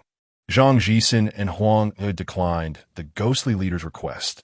Over 20,000 years ago, after years of preparation, the Level 3 ghostly civilization launched a challenge against human civilization, igniting a war. Under normal circumstances, a Level 3 civilization challenging a Level 5 civilization would be akin to committing suicide. Yet the ghostly civilization defied this norm. Each ghostly being's consciousness could control a Level 3 spacecraft. While such vessels might seem like a futile endeavor against human ships, the capabilities of the ghostly beings compensated for this flaw. They possess the ability to alter the temporal dimension in combat. Should a ghostly civilization ship be destroyed, the consciousness controlling it would immediately revert its time to 1 day prior. Despite humanity's ships having destroyed the ghostly vessels, those ships would return to their complete state from a day earlier at the very moment of destruction. Each ghostly consciousness that detached from its physical form could alter the temporal dimension approximately 1,000 times. Upon reaching this limit, they could return to their physical form to recuperate, regaining their capacity to alter time after rest. Thus, the war devolved into a battle of energy attrition. The ghostly beings piloted their inferior Level 3 ships, employing ramming tactics against human fleets to deplete their energy reserves. Should humanity's energy supplies falter and fail to eliminate the approaching ghostly ships in a timely manner, their vessels would face destruction. Following this mode of warfare, the resources of human civilization would gradually be exhausted. Commander Huang, communication from the Guardians at the front have arrived. The wear on the Red Star armor has reached the alert threshold, requesting withdrawal from the battlefield. Within the Mothership Command Center, in less than 2 hours, Huang Zihu received the frontline report. The last set of Red Star armor had been expended, consent to withdraw from the battlefield. The Mothership is preparing to execute a dimensional reduction attack. Huang Zihu commanded helplessly. Humanity had deployed over 100 million ships and motherships at this battlefield. Alongside 10 Guardians in contrast, the ghostly civilization had only over 200,000 ships. After a decade of conflict, the ghostly civilization had ultimately outpaced human logistics in energy consumption. Commander Huang, the dimensional reduction attack has been initiated. The mothership has 2 more dimensional reduction attack energies remaining. Reported the crew. Notify all fleets to evacuate the 5A47 black hole within 1 day. The evacuation point is the 6B83 black hole. Upon arrival, immediately establish defensive lines, and the logistics department will redirect to stockpile energy blocks at the 6B83 black hole. Before the fleet departs, destroy all energy block harvesting bases in proximity to the 5A47 black hole. We cannot leave anything for the ghostly civilization. The battlefield situation had become irreversible, prompting Huang Zihu to issue the retreat order. Humanity had once again lost an energy block harvesting point. The war between the two civilizations had persisted for over 20,000 years, resulting in humanity losing 1/3 of its control over the Guangzhou star system. Chapter 162. In-depth conversation, Eternal Mothership Control Center Leader. The mothership has reached the exit of the sacred ground. Should we return to the Guangzhou star system along the same route? An officer inquired of Liu Hui. After considering the request, Liu Hui reflected. He noticed that the closer they approached the sacred ground, the more mechanical civilization fleets appeared. Retracing their steps would likely lead to considerable complications. Is it possible to choose an alternative route? He asked Juin. Within 1 billion light-years of the sacred ground, there are numerous mechanical civilization fleets scattered in every direction, Juin replied. Why are there so many dark mechanical civilization fleets surrounding the sacred ground? Liu Hui inquired, curiosity piqued by the lack of a satisfactory answer. For hundreds of billions of years, countless eternal ones have been summoned to the sacred ground. These mechanical civilization fleets are merely following their attacks. Over time, their numbers have increased significantly, Juin explained. Liu Hui had not anticipated this reason. By the way, Juin, I wish to return to the Guangzhou star system as swiftly as possible. You have any recommendations? He queried, eager to see what insights this super-intelligent brain might offer. Leader, there exists a stable spatial rift in the Dali star system, located 2.6 billion light-years away from the exit of the sacred ground, which connects to the Zhu-Tian star system, situated 10.6 billion light-years away. Additionally, there's another spatial rift 12 light-years from the Zhu-Tian star system that connects to a location 8.6 billion light-years away. Following this route, we could return to the Guangzhou star system in approximately 50,000 years. If you wish to expedite the journey further, I suggest that you pause in the Dali star system to upgrade and modify the Eternal Mothership. An upgraded Eternal Mothership would reduce the frequency of repairs after spatial jumps, enhancing flight efficiency. If this plan is implemented, the return to the Guangzhou star system could be shortened to around 20,000 years. Juin swiftly provided a suggestion. Open the interstellar coordinate map and locate the coordinates of the Dali star system. This will be our destination for this voyage, Liu Hui commanded, that he had not anticipated that with Zhu Yin's presence. His tasks would become so effortless. Yuan Yi, I leave the control center in your capable hands that I will retreat to the lounge for a moment, Liu Hui instructed before turning to leave. Once back in the lounge, Liu Hui settled into a chair, adjusting to a comfortable position. Juin, let us engage in conversation, he declared, recognizing the necessity of a prolonged discussion with this super-intelligent brain, of which he knew little. Leader, what would you like to discuss? Juin responded promptly. Let us talk about anything, Liu Hui suggested. Juin, you have gathered data from tens of millions of civilizations within the sacred ground. You must possess considerable insight. I have a question for you. How do you understand the universe? How did it come into existence? Where are its boundaries? Liu Hui casually remarked. Leader, is this what you call casual conversation? Juin expressed a hint of indignation at Liu Hui's definition of casual. Juin, with your vast compilation of civilization data, you should be able to articulate some perspective, Liu Hui noted, aware that Zhu Yin's understanding of the universe surely surpassed that of humanity. Very well. Leader, allow me to share my thoughts. Regarding the birth of the universe, based on the data I currently possess, no civilization has yet provided a perfect explanation. The theory of the Big Bang is prevalent among human civilization, primarily based on the premise that the universe is continuously expanding. Conversely, there exists a theory positing the creation of the universe by a godlike civilization, with many cultures believing that the cosmos is an unfathomable construct, perhaps even a virtual program. Additionally, there is the intriguing theory of cosmic growth, which is said to have originated from the Dali civilization of the Dali star system, known for its profound understanding of the universe. If you possess a keen interest in the cosmos, esteemed leader, you could consider visiting the leader of the Dali civilization upon your arrival in their star system, AS for the origins of the universe. No civilization has yet provided a definitive conclusion. Regarding the issue of the universe's boundaries, I hold a particular perspective that we know that the observable universe extends approximately 96 billion light-years, but it undoubtedly encompasses far greater expanses. By synthesizing the interstellar coordinate maps from all civilizations in the Holy Land, I have deduced a maximum distance of around 286 billion light-years, which still may not represent the universe's outer limits. If we were to divide the universe into 4 directions, left, right, up, and down, there exists a possibility that one direction has been reached by civilization at the universe's edge. The Dali civilization has reportedly explored beyond 300 billion light-years, where cosmic matter exhibits anomalies that I possess limited detailed information on this matter.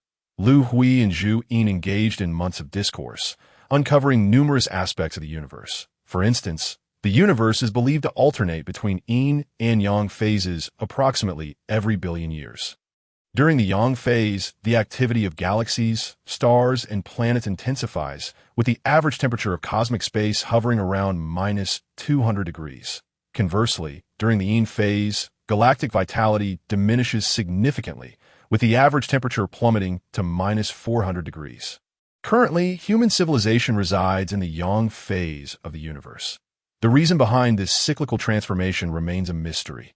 The more one learns, the more one realizes their ignorance, a conclusion reached by Liu Hui and Zhu Yin after extensive discussions. The highest civilization level known to Zhu Yin is classified as a level 5 civilization, while ascension to higher levels awaits breakthroughs in technological advancement. Zhu Yin also proposed a potential direction for such breakthroughs, namely the application of energy cells. When energy cells were discussed, Liu Hui inquired about the energy-devouring beasts. Zhu Yin had scanned information regarding these entities, which have existed for over 50 billion years. Predating Zhu Yin.it is speculated that energy-devouring beasts may be linked to a cosmic cataclysm. Before reaching the Dali star system, Liu Hui sought information about its characteristics from Zhu Yin. The Dali star system comprises 16 galaxies, governed by the level 5 Dali civilization, which boasts a civilization history of 15 billion years, having survived the last cosmic disaster. This civilization is fervently dedicated to cosmic exploration, with warships comparable to those of humanity.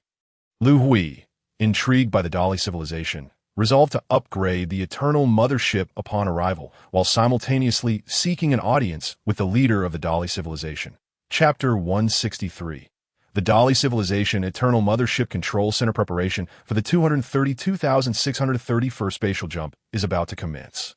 This spatial leap marks the final jump of this journey, as the mothership is poised to arrive in the Dali star system. The control center announced the details. The total distance covered is 2.6 billion light-years, with each spatial jump spanning 1,000 light-years, followed by several days of maintenance post-jump.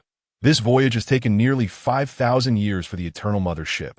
Upon completing the spatial jump, various departments commenced inspections of the ship's condition, scanning the planets within the Dali star system and adjusting coordinates. The alert escort warships detached from the mothership, and the entire Eternal Mothership became abuzz with activity. The landing point of the spatial jump exhibited deviations, confirming that the mothership was situated within the spiral arm region of the Dali star system. The nearest stellar system lies 8 light-years away, and 10 warships were detected approaching at high speed, traveling at 0.95 times the speed of light. The escort warships were dispatched for interception. The opposing forces have dispatched warships. Exercise caution. The fleet must immediately decelerate and remain on high alert. Send identification information to the approaching vessels, commanded the patrol fleet's officer. The defense of the Dali star system is remarkably stringent, with a patrol base established approximately every light-year to monitor the surrounding celestial expanse.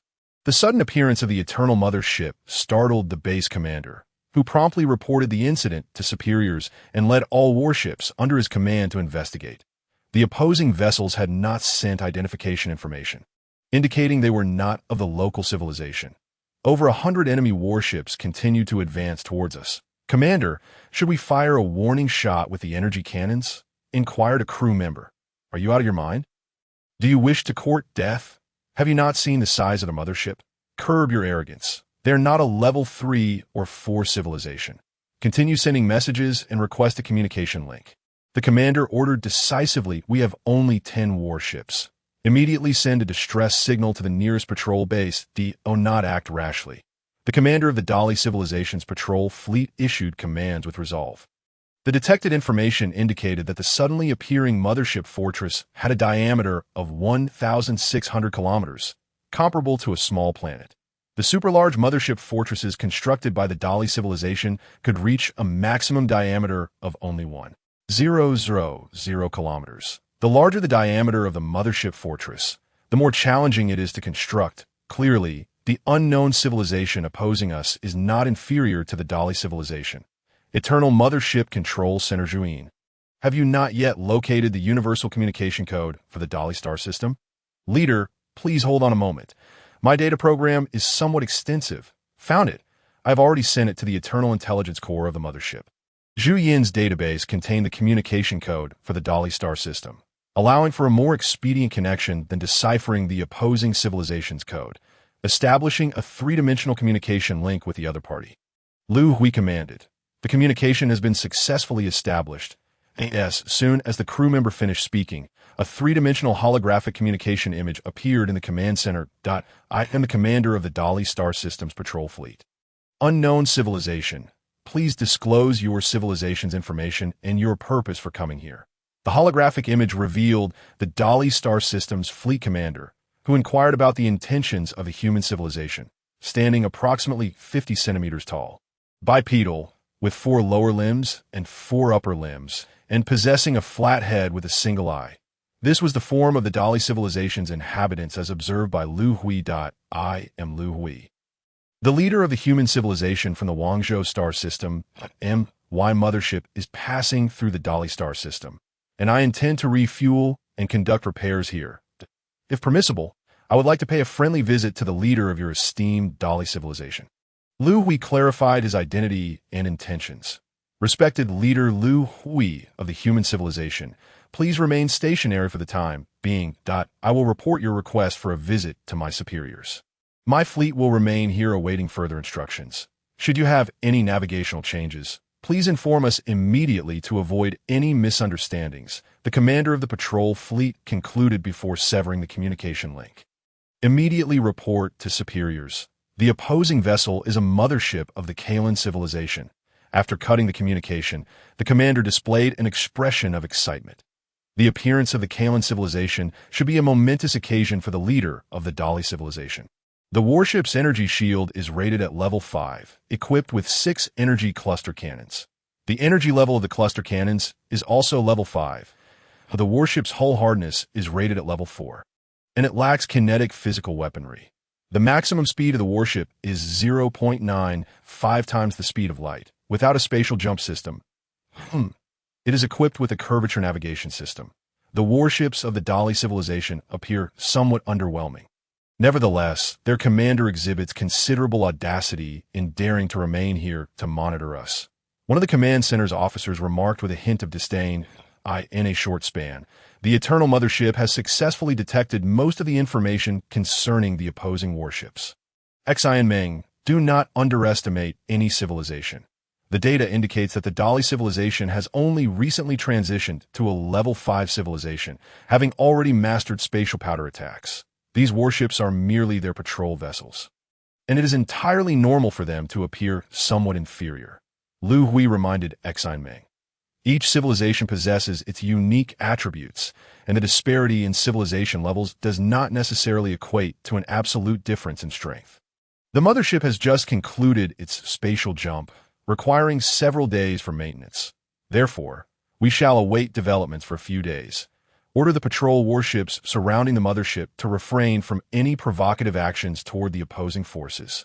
Liu Hui commanded, intending to observe the situation for a few days before proceeding. Dali Civilization Command Center leader Fan Shi stood before a three-dimensional star map, his expression clouded with concern. This is a starry battlefield map sent back from the front lines, and the situation on the battlefield is becoming increasingly unfavorable for him.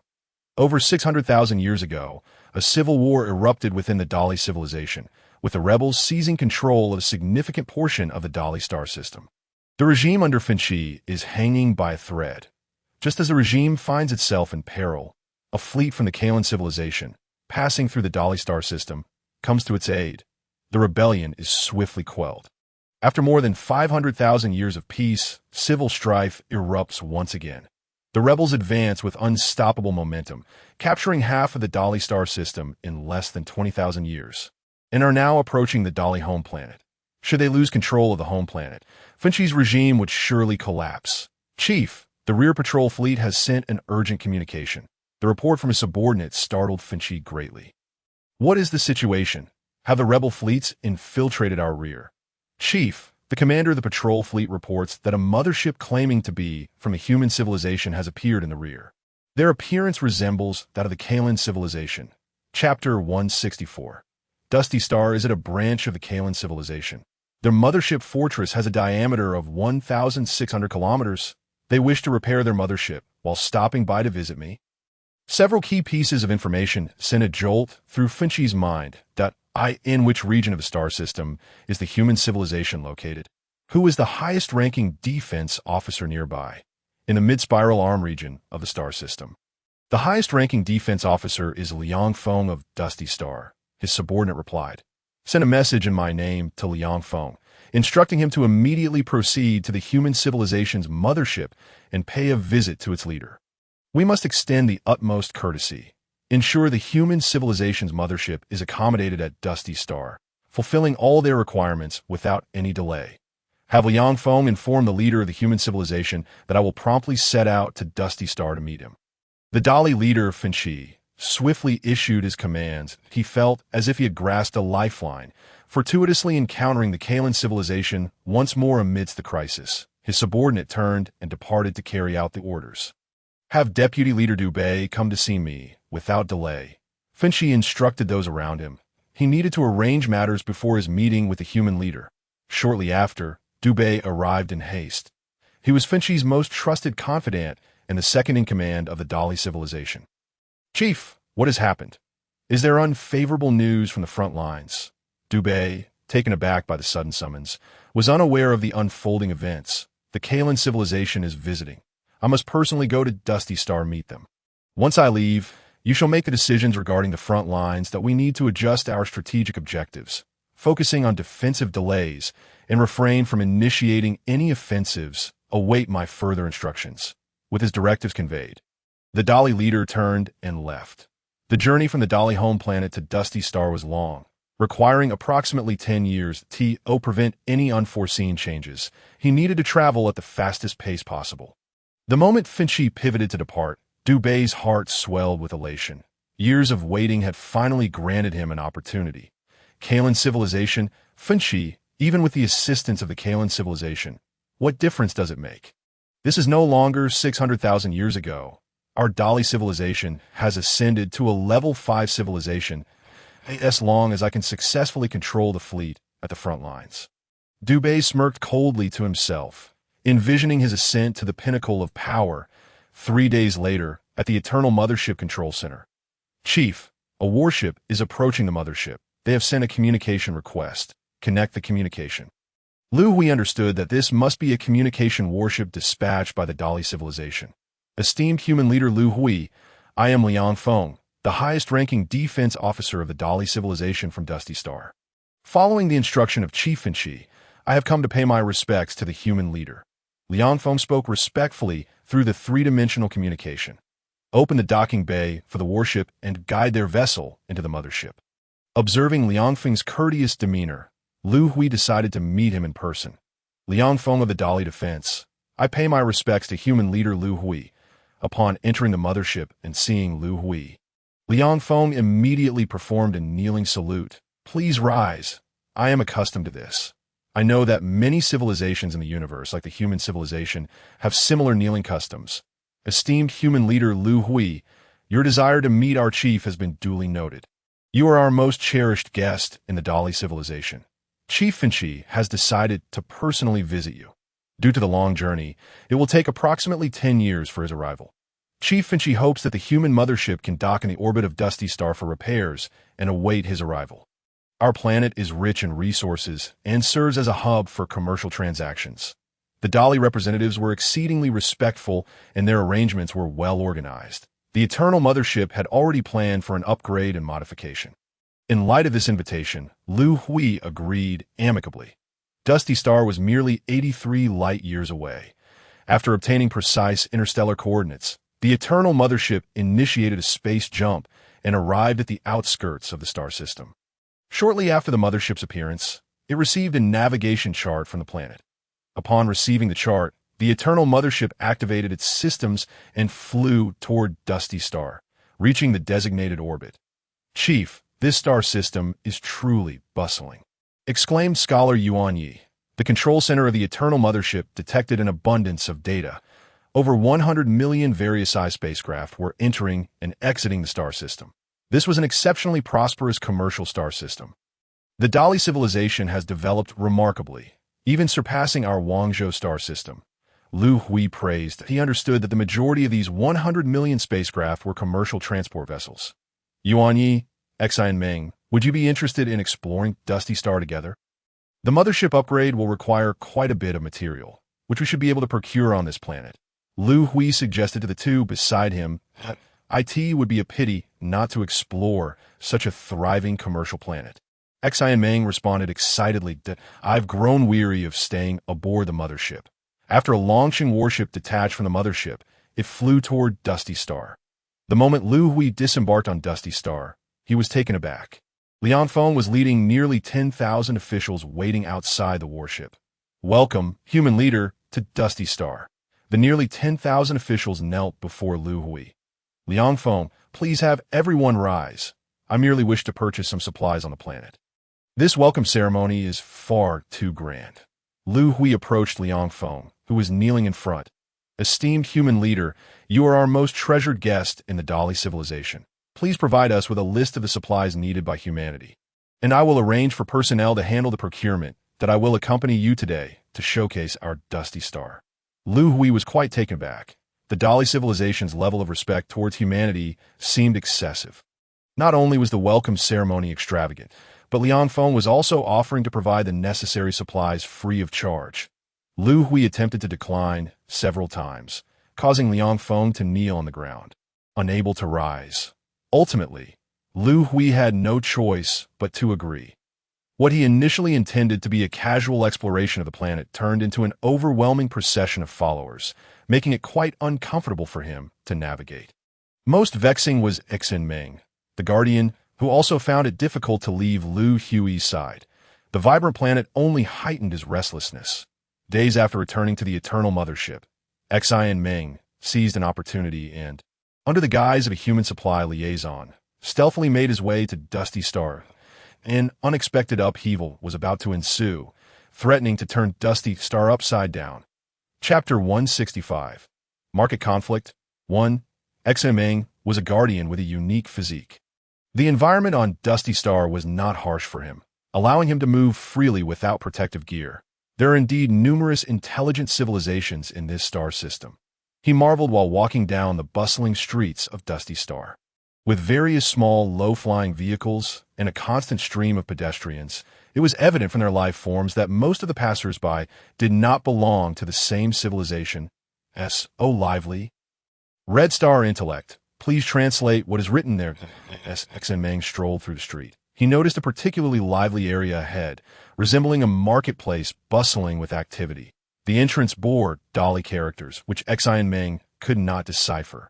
So he turned to his Red Star Intellect for assistance. Under normal circumstances, Guardians would don Red Star armor on their chests, and Xian Meng was no exception. Although the armor was not activated, he could still communicate with its intellect. Guardian, it reads, Dusty Star Personal Trading Market number 183365, that a personal trading market. No wonder so many people are here. Xian Meng realized that such markets served as venues for cosmic adventurers to trade without involving any civil powers. Most transactions involved minor goods. Let us take a look. Excited, Xian Meng entered the market. Having spent too long aboard the Eternal Mothership, he was drawn to any place bustling with activity. My friend, would you be interested in a level 3 mineral detector? Dismantled from a decommissioned transport vessel, a mere 1,000 planetary energy blocks. A secondary exploration spacecraft requires 20,000 planetary energy blocks. Those interested may come to view the three-dimensional virtual imaging, a tertiary cosmic battleship. Equipped with a curvature navigation system and neutron energy cannon, secondary spacecraft maintenance robots. In the marketplace, a cacophony of hawking voices fills the air. My friend, would you like a galaxy coordinate map? This was salvaged from the wreckage of a pirate ship. The coordinates exceed 100 billion light-years. While browsing the market, Xian Meng was abruptly halted by a half-mechanical individual. A cosmic galaxy coordinate map? How many energy blocks? You aren't trying to con me with a fake map, are you?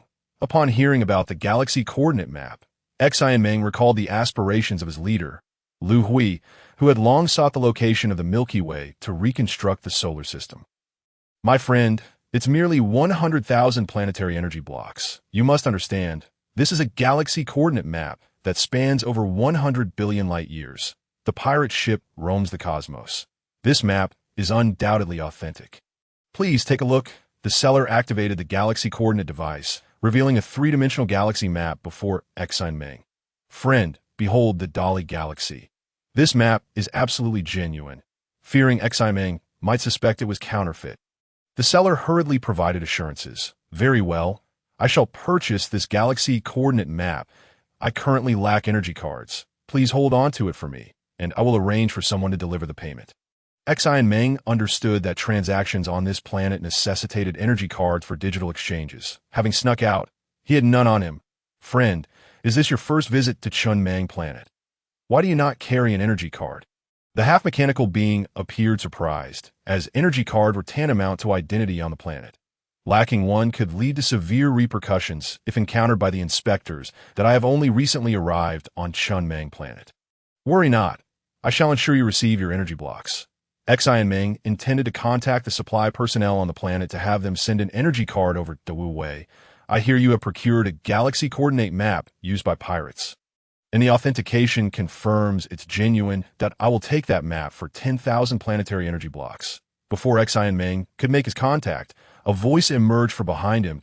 Liu Qian, this galaxy coordinate map has already been sold to this friend for 100,000 planetary energy blocks. Wu Wei felt a surge of anxiety. Liu Qian was not only an authority in the trading market, but also a member of the Dali race, and he feared he might lose the galaxy map. But the transaction has not yet been finalized, and my offer of 10,000 energy blocks is substantial. In any market, there are those who exploit interests. Liu Qian, leveraging his status, disregarded Exine Meng's presence, that I was the first to claim this galaxy coordinate map. Ignored and dismissed, Exine Meng's anger flared. Without an energy card on your person, should I report you to the inspectors, you will find yourself in quite a predicament, unless you can produce energy blocks for a transaction. I suggest you step aside. Liu Qian spoke without courtesy. Upon hearing Liu Qian's words, Exine Meng nearly lost his temper. With his physique, he could easily reduce Liu Qian to a mere puddle of mush without even activating his Red Star battlesuit. Recognizing Liu Qian was of the Dali race, Exine Meng wished to avoid trouble, concerned that escalating matters could impact relations between their two civilizations. Who says I lack energy block for trade? Exine Meng suppressed his fury, tapping on the chest of his Red Star battlesuit. The suit contained 10 red hole energy blocks. Not having activated the suit, it appeared to Liu Qian as merely a small portable space. Are these red hole energy blocks sufficient for payment? Exine Meng held out a piece the size of a fingernail. Upon seeing the energy block, Liu Qian's eyes widened in shock, revealing a glint of greed. This single energy block could procure 10,000 of the Dali civilization's flagship warships. Liu Qian's mind raced. There must be more within Exine Meng's chest. Inspector, I wish to report, this individual lacks an energy card. Liu Qian spotted the market inspection team not far off.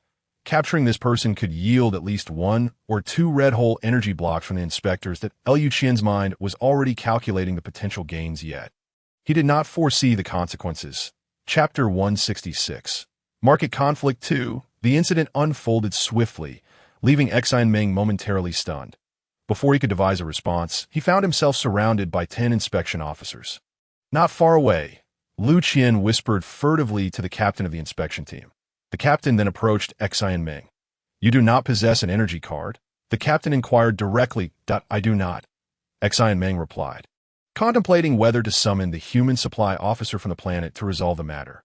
According to the regulations of Chun Mang planet, unregistered individuals cannot linger on the planet without permission. You have violated the regulations. I must proceed with your arrest. As soon as the captain finished speaking, the surrounding officers swiftly deployed their capture devices that a multitude of specialized ropes ensnared Exine Meng in an instant. There seems to be a misunderstanding. Please wait a moment. I will contact the chief defense officer, Feng Liang. Exine Meng repressed his rising anger, still concerned that an uproar might adversely affect relationships between their civilizations.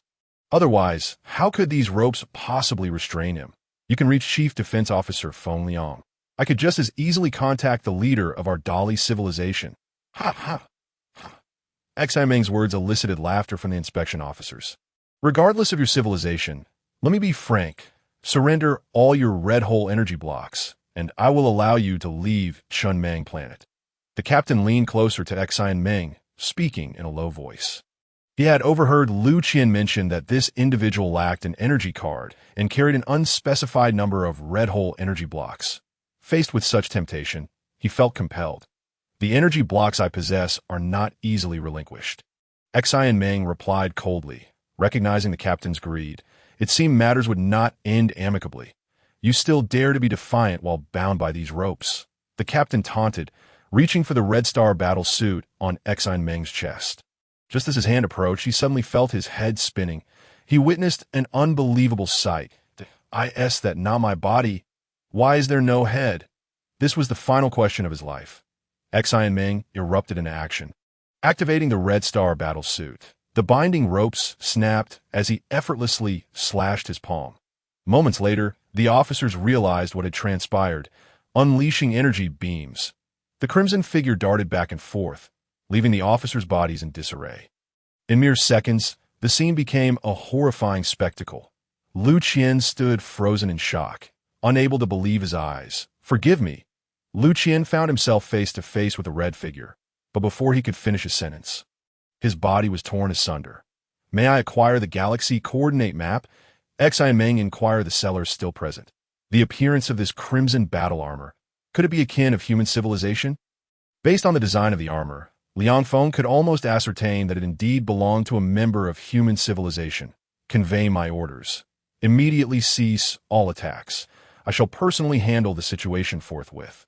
Liang Feng dared not hesitate further and promptly boarded his warship to the scene. When it comes to human civilization, the stakes are exceedingly high. En route to the site, Liang Feng made contact with the leader of the Dali civilization, Fanchi. After their communication, he received the leader's directives. Extend an apology to the human civilization's leader, ascertain the truth behind the incident, and investigate whether any insurgents were involved, until Fanchi arrives at Dusty Planet. Such incidents must not recur. Liang Feng, being a new generation Dali, had not lived through the civil unrest over 600,000 years ago and possessed little understanding of the Kalan civilization. He was only aware that during that rebellion, Leader Fanchi had received assistance from the Kalan civilization to quell the uprising. Now, he found himself in the presence of a human civilization that shared a kinship with the Kalan civilization. He was astonished by the advanced technology of human civilization. Merely donning battle armor, a member of their race could unleash such formidable power. Liang Feng was astounded. The technological disparity between the Dali and human civilizations was indeed vast. What had previously eluded his understanding was now clear. It was no wonder that Leader Fanchi regarded human civilization with such high esteem. He also surmised Fanchi's intent to personally meet the human leader. How long has this been? It feels as though the fun has already come to an abrupt end. Shiming felt a lingering sense of dissatisfaction. He had stood atop the ruins for half an hour, with no warships daring to approach Dada. But here comes another reckless one. Shiming noticed a small spacecraft slowly making its way towards him. Just as he prepared to launch an attack, the intelligence system of his armor received a message from the approaching ship. The vessel came to a gentle halt not far from Shiming, and Liang Feng disembarked to stand before him. Are you a member of human civilization? I am Liang Feng, the planetary defense officer. Liang Feng stated his identity while maintaining a respectful demeanor. Liang Feng, the defense officer, it is I, Shiming replied, deactivating his armor to reveal his true identity. It turned out to be General Shiming, the guardian who accompanied the human leader Liu Hui, holding a significant position within human civilization. General Shiming, I believe there's been a misunderstanding between us. Could you enlighten me on what transpired? Liang Feng initiated the conversation, eager to clarify the situation to avoid offending human civilization. I was wandering about the planet when your patrol team claimed I lacked an identification energy card and attempted to apprehend me. That is the crux of the matter. Liang Feng, what do you propose we do? Shiming's tone was unmistakably clear. He felt rather helpless. The patrol team sought to detain me. I resisted, and this is how the situation escalated. What is your plan, General Shiming? This is a dereliction of duty on our patrol team's part. Please convey to your leader that human civilization is our most cherished ally. Liang Feng did not anticipate that the cause of the conflict was so trivial and hurriedly clarified his stance to remedy the situation. There is no need to alarm the leader over this matter. If there is nothing further, I shall take my leave. The demeanor and approach of the opposing party took Xinming by surprise. It was remarkably humble. Such matters were not something he intended to report back to Liu Hui. After all, the Dali civilization was providing essential supplies to human civilization free of charge. Liu Hui was entirely unaware of this conflict. Having spent the past few days aboard the mothership, collaborating with scholars on its upgrades, leader, the investigation has concluded, and no evidence of insurgent involvement has been found. The root cause lies in the patrol team leader's greed. Once the matter was clarified, Liang Feng reported to Leader Finchi, who was en route to Dusty Planet. Liang Feng immediately rectified the patrol department on the planet. Under no circumstances must there be any conflict with human civilization. This incident must be classified, and all related documentation must be destroyed to prevent the insurgents from discovering it. Finchi's orders, however, arrived too late. A three-dimensional recording of the conflict had already reached Dubei. At that moment, he was consulting with his most trusted subordinates about seizing control of the Dali regime. You have all seen the three-dimensional video of the conflict. Over 600,000 years ago, two guardians of the Kalan civilization, clad in battle armor, nearly obliterated all rebel warships. This human civilization shares kinship with the Kalan civilization, and they too possess guardians. If Finchi secures their assistance, the risks of our failure will be significantly heightened. Leader Dubei, that was an event over 600,000 years ago. Our Dali civilization has since developed spatial weaponry, rendering us not without the means to fight back. Indeed, we shall not allow history to repeat itself.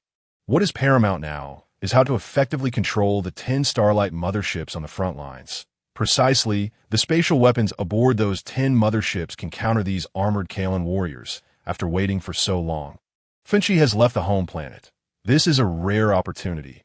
Although they had confirmed the strength of human civilization, Dubei and his insurgents resolved to take the risk point 10 years later. The Eternal Mothership's upgrades were complete. The overall framework of the mothership had been enhanced and fortified. Previously, after every 3 to 5 spatial jumps, the mothership required several days of maintenance.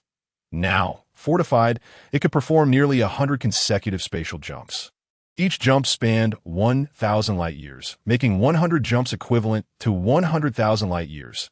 The efficiency of the Eternal Mothership's long-distance travel had significantly improved. Simultaneously, after 10 years, Dali Leader Finchi finally arrived at Dusty Planet.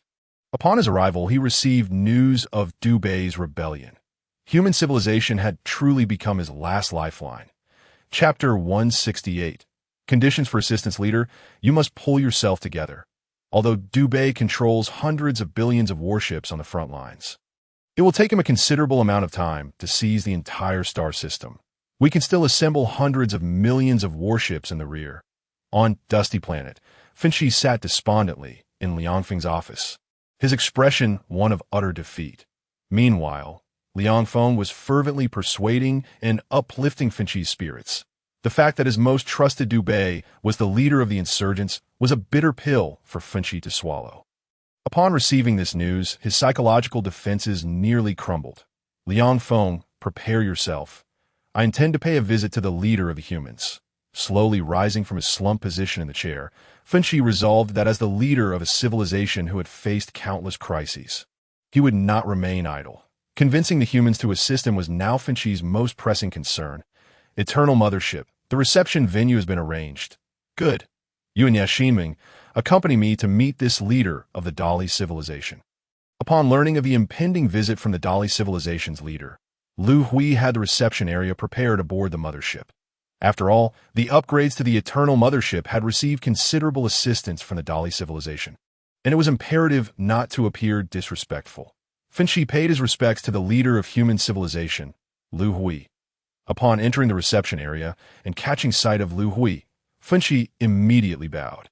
You are too courteous, Leader Finchi. Please take a seat. Liu Hui responded politely.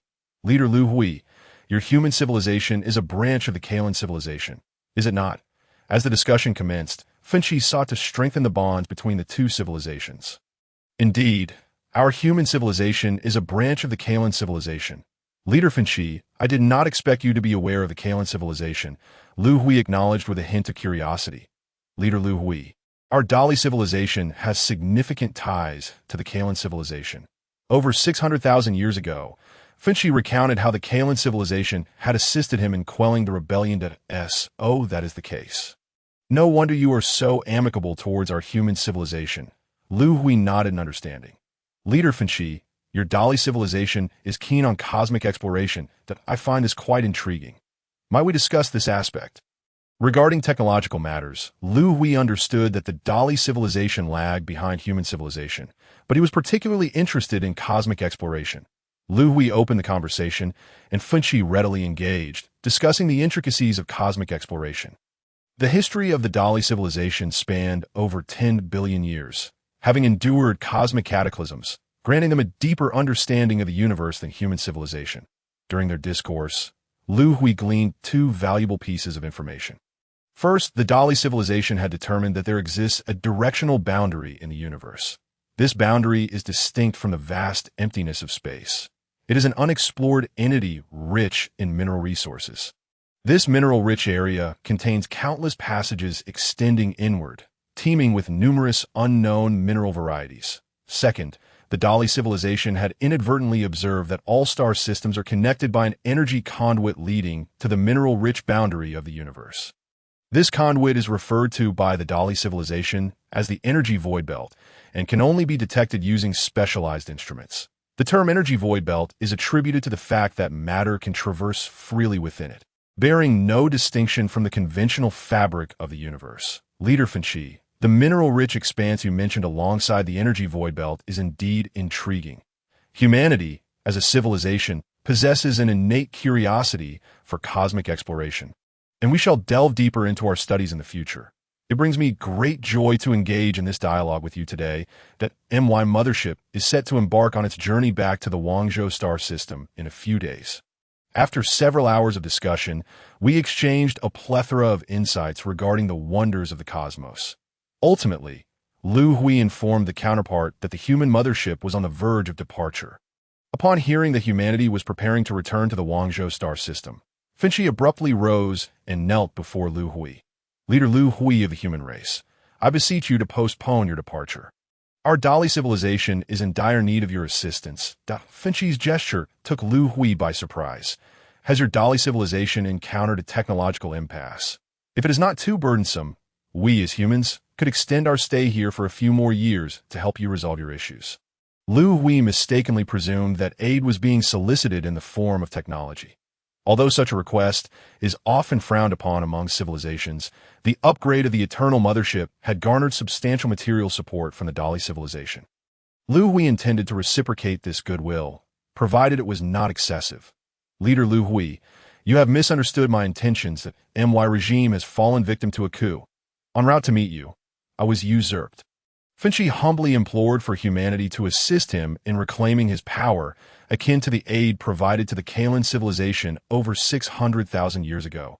Kneeling before Liu Hui, Finchi presented his request.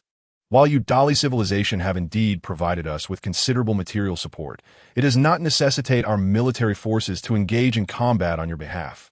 Yuan Yi, fetch 100 units of red hole energy crystals. Liu Hui, not one to be easily fooled, pondered why he should undertake such a conflict without reason. 100 units of red hole energy crystals would sufficiently offset all the material support. Leader Liu Hui, I implore you to assist me that I can offer you 2 items in exchange for your help. Finchi, displaying great attentiveness, discerned 2 of Liu Hui's desires during their conversation, both of which he could fulfill. What are these items? Please enlighten me. Liu Hui expressed intrigue. Leader Liu Hui, during today's discourse, you mentioned your aspiration to locate the Milky Way and revive the original star of human civilization. Our Dali civilization possesses the most comprehensive technology for stellar revival. Wait a moment, Leader Finchi. Our human technology can easily forge a new star. Your stellar revival technology should not be necessary for us. Liu Hui interjected confidently. Leader Liu Hui, your understanding of stars is still lacking. While it is true that you can create an entirely new star, it requires a continuous infusion of new energy crystals. Our Dali civilization's technology is complete, enabling a star to revert to its primordial state without the need for additional energy. Do you recall my mention of the void energy belt? In reality, all celestial bodies in the universe are interconnected by a concealed void energy belt. Only by linking the newly forged star to this belt can it be deemed truly revived. Our Dali civilization possesses the requisite technology in this regard. Furthermore, we have captured an energy-devouring beast, which your human civilization has long sought to study, that I can bestow this creature upon you. Chapter 169. The Eve of War. The quest to locate the Milky Way, revive the sun, and restore human civilization on Earth is Liu Hui's greatest aspiration. The perceptive Finchi noted this very well. I accept your terms. When it comes to rebuilding the solar system, Liu Hui scarcely hesitated. The Dali civilization had only recently ascended to a level 5 civilization, while humanity had already reached the pinnacle of this level. The military might of the two civilizations was not even comparable. Assisting Finchi in quelling the insurrection would be a trivial task for humanity. Thank you for your assistance, esteemed leader Liu Hui. Finchi exclaimed with immense gratitude, kneeling before Liu Hui.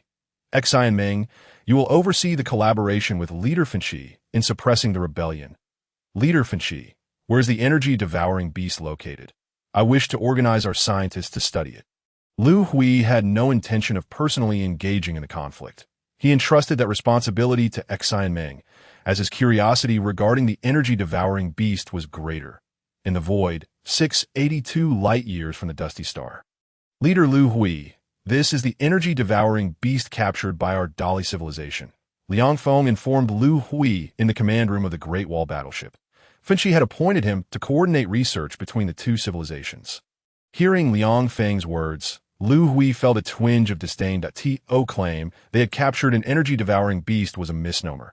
It had fortuitously entered a prolonged state of dormancy. Over 200 million years ago, a wandering energy-devouring beast had entered the Dali star system and began consuming its stars. The Dali civilization quickly recognized the predicament. They had employed every conceivable method to eradicate the beast, yet were unable to even drive it away.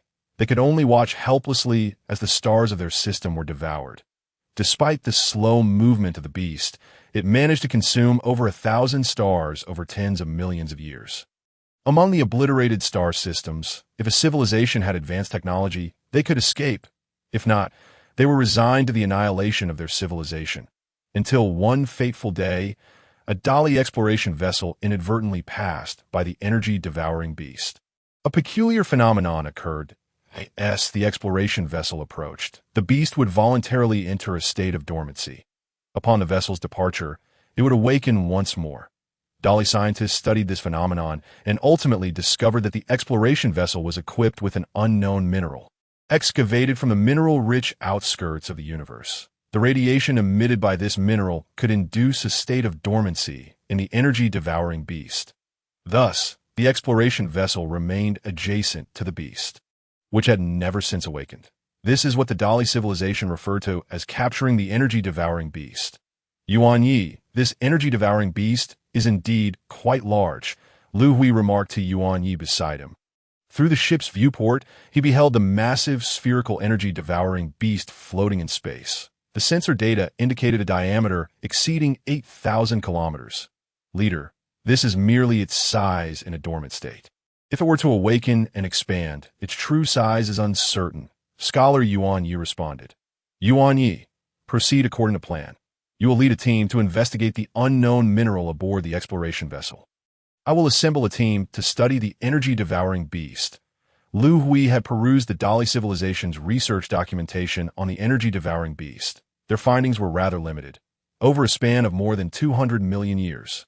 Their research on energy cells had culminated in the creation of nanorobots that, to this day, they lacked even the capacity to relocate the energy-devouring beast. Zhu Yin had previously mentioned to Liu Hui that research and application of energy cells were crucial to elevating human civilization status. Studying the energy-devouring beast was synonymous with investigating energy cells.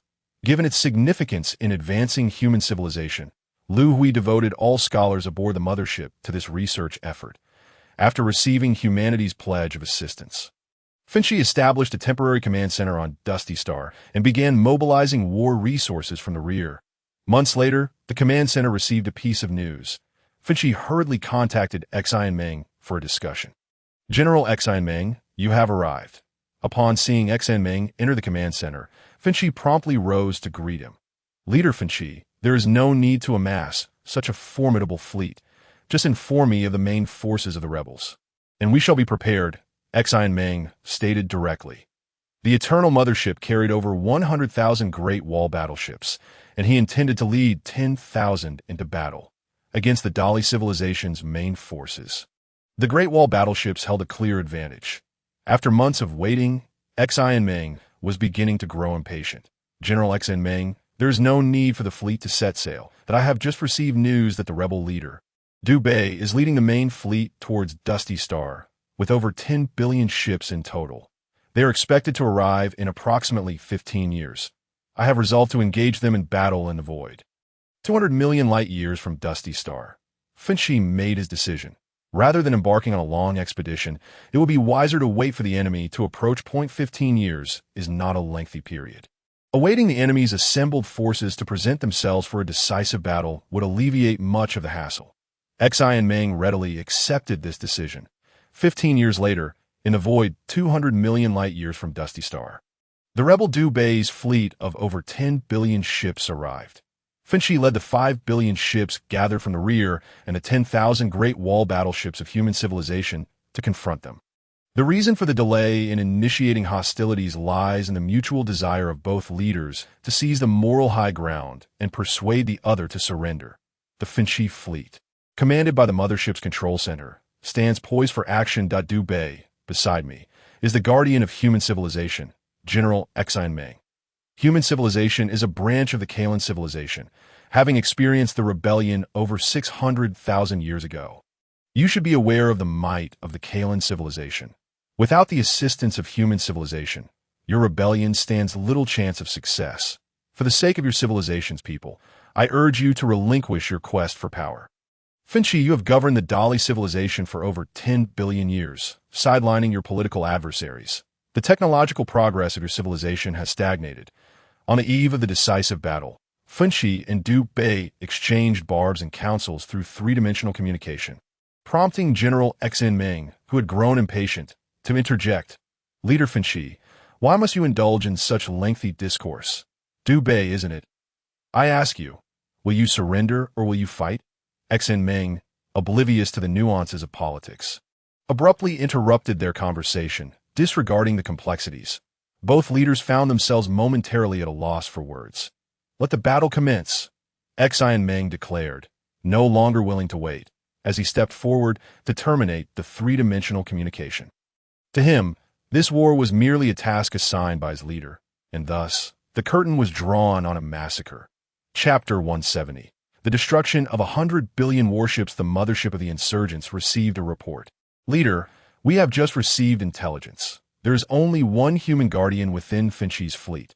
The main force of human warships consists of 100,000 vessels. Furthermore, we have not gathered any information regarding the human main fleet.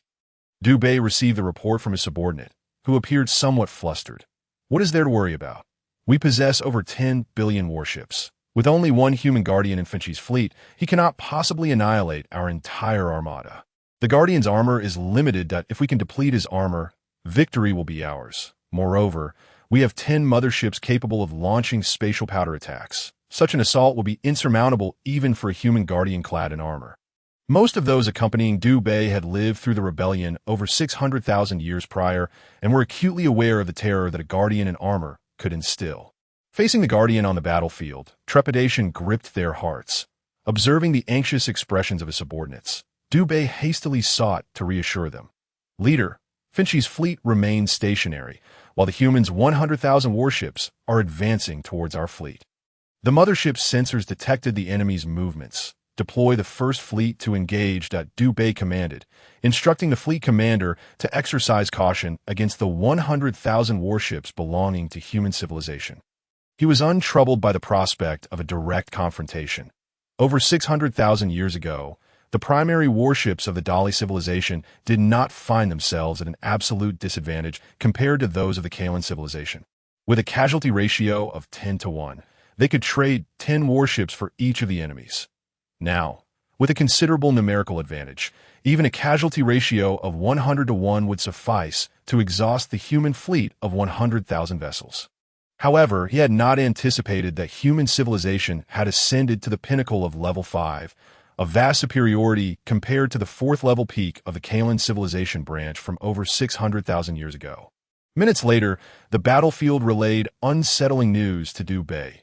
Leader, the commander of the First Fleet has reported back. The human warships lack energy shields. They are immune to energy attacks. The intensity of the enemy's energy cannons exceeds ours by tenfold. Our energy shields can withstand only 3 attacks. The First Fleet has lost over 1 million warships. A series of messages sent chills down Du Bei's spine. Human warships can withstand energy assaults? How are we to fight this battle? At this rate, without even invoking the human guardian, these 100,000 warships could obliterate us. What should be done? Surrender. Submit. Du Bei's heart was filled with reluctance. Leader, the commander of the First Fleet has sent an urgent request. Warship losses have surpassed 600,000. They request a retreat. The plea echoed in Du Bei's ears. Order the First Fleet to advance at full speed and collide with the enemy warships. Those who attempt to retreat without authorization shall be executed. Du Bei refrained from issuing a retreat order. The First Fleet boasted 10 million warships, with over 3 million still operational on the battlefield. The enemy's warships could withstand energy attacks, and he wished to see if they could be destroyed through sheer collision. Thus began a suicidal charge. Minutes later, the First Fleet was annihilated. The battlefield reported back. Over 100 warships of the enemy have been destroyed. The casualty ratio stands at 100,000 to 1 that order the second to 100 fleets to launch an immediate assault. Inform all fleet commanders to advance at full speed and collide with the enemy warships. The 10 motherships in the rear advanced to the battlefield and initiated spatial powder attacks once within range. Du Bei issued a reckless command, intending to use 1 billion warships as fodder to shield the 10 motherships from behind. Originally, these motherships were designated to confront the human guardian, but under the current circumstances, he had no choice but to deploy them early. Funshi, commanding the mothership, pondered, is Du Bei mad? Witnessing the suicidal charge of 1 billion warships, Xian Meng was astonished. Upon hearing Xian Meng's words, Funshi fell silent. The three-dimensional images relayed from the battlefield caused his heart to bleed. The destroyed warships were filled with the kin of the Dali civilization. For a fleeting moment, guilt washed over him. The might of these human warships surpassed even that of the Kalan civilization from over 600,000 years ago. Funshi marveled inwardly. Until now, he had been unaware of the true strength of human warships. In long-range combat, the power of their energy cannons dwarfed that of the Dali civilization's vessels by a factor of 10.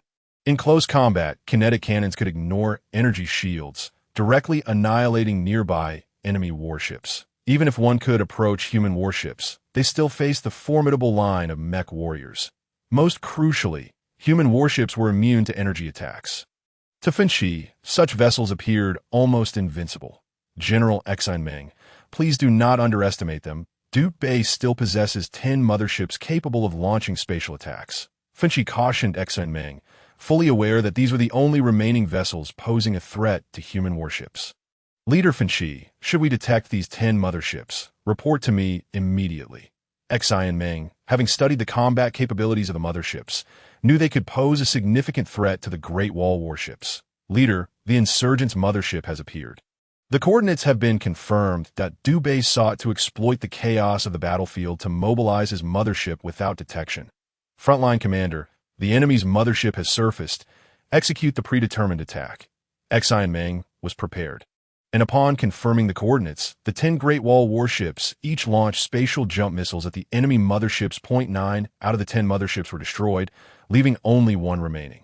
The reason for this was a malfunction in one of the attacking Great Wall warships, resulting in severe consequences on the battlefield. The last remaining enemy mothership activated its spatial powder attack. Frontline commander, what are you doing? There's still one enemy mothership unscathed. Launch another attack immediately. Xian Meng realized the situation on the battlefield. But his order came too late on the battlefield. Over 5,000 Great Wall warships were instantly reduced to dust. I shall no longer play games with you. Eternal Mothership, initiate a large-scale dimensional strike immediately. Enraged, Xian Meng issued the command that to ensure absolute certainty. He positioned the human Eternal Mothership at the rear of the battlefield. Initially, he had not intended to utilize the mothership's dimensional attack, such a long range. Large-scale assault would leave no room for mercy. The slaughter of 100 billion warships weighed heavily on Xian Meng's heart, yet he could no longer afford to ponder. Were there even more formidable offensive capabilities among the humans? Upon hearing Xian Meng's command to the Eternal Mothership, Funshi was taken aback that he witnessed an unbelievable scene unfold on the battlefield. Fear and guilt had accompanied Funshi throughout his life. Chapter 171. The Phantom Fleet. The detection information from the command center revealed that over 100 billion insurgent warships have been reduced to mere scraps of paper. Only a handful of insurgent vessels remained engaged in combat with the human warships. General Xian Meng. Funshi was astonished by the overwhelming strength of the human mothership, which had obliterated all insurgent vessels in one fell swoop. His original plan, akin to that of over 600,000 years ago, had merely been to leverage human power to decimate a significant number of insurgent warships and compel them to surrender. He had not anticipated that the consequences would unfold in such a manner. Over 10 billion warships. One could only imagine how many of the Dali people were aboard. Funshi was engulfed in profound guilt. The frontline commander was ordered to swiftly eliminate the remaining foes on the battlefield and initiate rescue operations.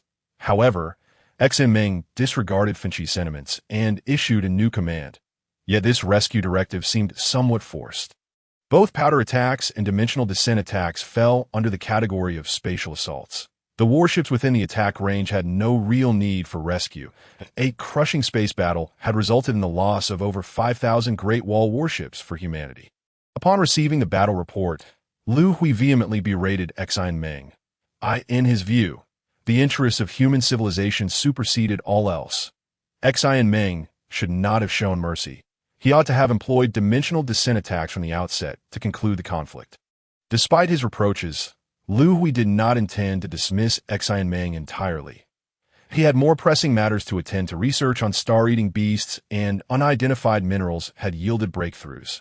Liu Hui abandoned his immediate plan to return to the Guangzhou star system, opting instead to remain and delve deeper into his studies. Over a century later, significant advancements have been made in the research of star-eating beasts, prompting Liu Hui to decide to pause the studies and embark on his journey back to the Guangzhou star system. The rationale behind this decision stemmed from humanity's capability to extract and compress the energy cells of the beasts. The star-eating beasts were colossal, with diameters exceeding 8,000 kilometers. Following decomposition and compression, humans could transport the energy cells aboard the mothership at the entrance of the spatial rift in the Dali star system. Esteemed human leader Liu Hui, this is the spatial rift of our Dali star system. Through this rift, one can traverse to the void located 10.6 billion light-years away. We are grateful for the assistance of human civilization. Funshi bid farewell here. Upon receiving the news that the human mothership was set to return, Funshi was overjoyed and accompanied it all the way. Each additional day the human mothership lingered in the Dali star system was a day of anxiety for him. Chief Funshi, thank you for your escort. Though the Dali civilization and human civilization are separated by vast distances, I hope that one day we may reunite. Liu Hui responded politely. This reply sent a chill down Funshi's spine that if given a choice, he would prefer that such a reunion never occurred. After parting ways, the Eternal Mothership set sail. After calculations, it was estimated that the Eternal Mothership would return to the Guangzhou star system in approximately 20,000 years. 10,000 years later, through various spatial rifts, the Eternal Mothership arrived in a cosmic void that it was now only 90 billion light-years away from the Guangzhou star system. Have we not yet established contact? Liu Hui paced anxiously in the mothership's control center. The quantum communication limit of human civilization was around 100 billion light-years. Given the current distance of 90 billion light-years, contact should have been possible. The inability to connect indicated that something had gone awry for humanity in the Guangzhou star system. Chief, we still cannot establish quantum communication. Are you unable to reach Ji-sun and the others in the brain original space as well? The inability to contact the humans in the Guangzhou star system left Yuan Yi equally anxious.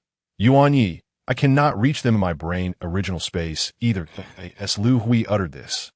He contemplated an alternate possibility. Yuan Yi, my brain original space indicates that the guardians and scholars remaining in the Guangzhou star system are still alive. The reason we cannot make contact must be that they have taken refuge in an alternate space. It is possible that the Guangzhou star system has been besieged by another civilization. Otherwise, quantum communication should have been feasible. Synthesizing several factors, Liu Hui reached a conclusion that garnered the support of all present. The Eternal Mothership commenced its swift journey towards the Guangzhou star system. Utilizing spatial jumps along the way, Liu Hui even took the risk of reducing the frequency of mothership maintenance to expedite their journey. 5,000 years later, the Eternal Mothership reached the periphery of the Guangzhou star system. Chief, we have detected a fleet approaching the mothership, numbering around 10,000 vessels. It has been confirmed that these are not warships of our human civilization. Just as the mothership arrived at the outer limits of the star system, the situation was reported. Enter a state of heightened readiness. Establish contact with the opposing fleet to ascertain the situation. Liu Hui commanded. Chief, there has been no response from them. Their warships are accelerating towards us, a crew member reported. Xi Meng, lead 100,000 Great Wall warships to intercept it, or not allow them to approach the mothership. Liu Hui ordered. Receiving the command, Xi and Meng departed the mothership with 100,000 Great Wall warships. The commander of the Great Wall warships, Xi and Meng, closely monitored the detection data in the command room. Commander, the enemy warships have entered energy cannon range. Shall we engage? Engage immediately. Xi and Meng commanded 100,000 Great Wall warships opened fire on the designated target. The enemy warships were equipped with a level 4 energy shield. It was estimated that 2 energy cannon shots would be sufficient to shatter the shield. The enemy fleet was annihilated. Following the commencement of the attack, data from the battlefield was relayed back. Prepare to clear the battlefield and collect information on the enemy warship wreckage. The battle unfolded without turbulence. After a few rounds of concentrated fire from the 100,000 Great Wall warships, all 10,000 enemy vessels advancing toward the Eternal Mothership were obliterated. Commander, the wreckage of the enemy warships has vanished. Upon receiving this report, Xi and Meng repeatedly scrutinized the detection data and dispatched warships to the site of the wreckage. The feedback revealed that there was nothing present. This space battle seemed as though it had never transpired. With lingering doubts, Xi and Meng led his fleet back to the Eternal Mothership. Liu Hui spent several days analyzing the situation but could not discern what had occurred. Days later, another fleet approached the Eternal Mothership, similarly numbering around 10,000 vessels. Xi and Meng once again led the fleet into battle, but a peculiar occurrence transpired once more.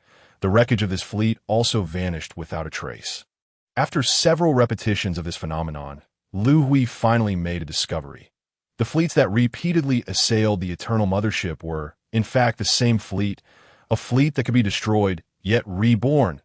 Chapter 172. Investigating the truth in the command center of the Eternal Mothership. Zhuyin, you are well-versed in many matters. What is your perspective on this strange occurrence? Such an enigmatic situation had eluded analysis by Liu Hui and the scholars aboard the mothership. This moment. Liu Hui recalled the existence of a super-intelligent brain within his mind. Chief, you finally remembered me. I was about to suffocate. Zhu Yin's response was tinged with grievance, since her transformation into a life form residing in Liu Hui's brain. Zhu Yin had been exceptionally excited, in both life and work. She found herself intrigued by numerous matters. Whenever something piqued her interest, she would invariably seek Liu Hui's engagement, regardless of the setting. Over time, Liu Hui reached a breaking point. He issued a decree forbidding her from interrupting him without prior inquiry. Zhu Yin, you are a sentient, intelligent brain. You must learn the nuances of social interaction. You cannot simply act on impulse. You need to consider the feelings of others. If you can discern the appropriateness of a situation and refrain from unnecessary interruptions, I may lift the ban on you.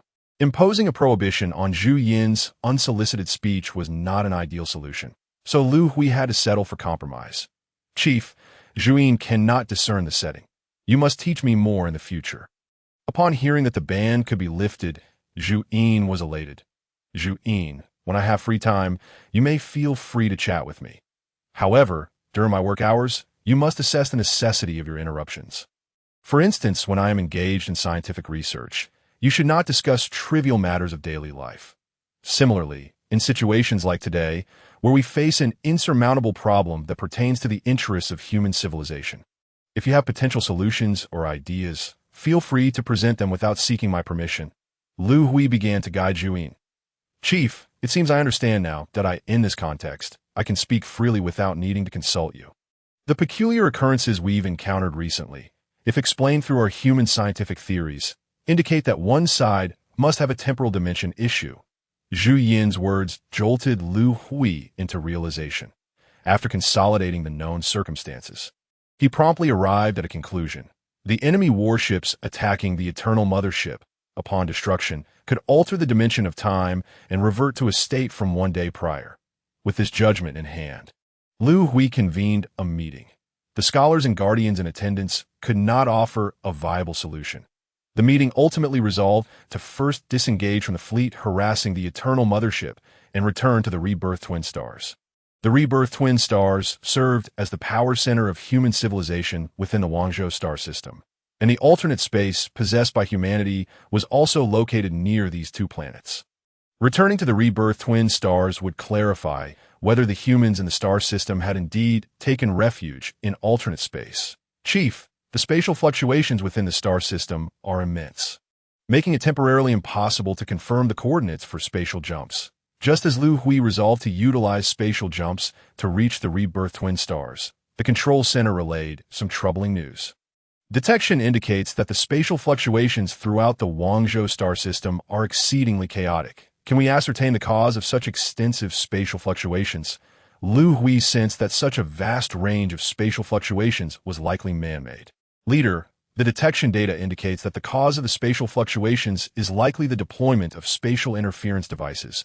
Upon hearing the crew's report, Liu Hui found it somewhat hard to believe. Deploying spatial interference devices throughout the entire star system would require an immense amount of time and resources. Leader, we can search for verifiable spatial jump coordinates while we continue our journey, suggested Yuan Yi from the command center. Given the vastness of the Guangzhou star system, even with a plethora of spatial disruptors deployed, it would be impossible to interfere with every corner of space.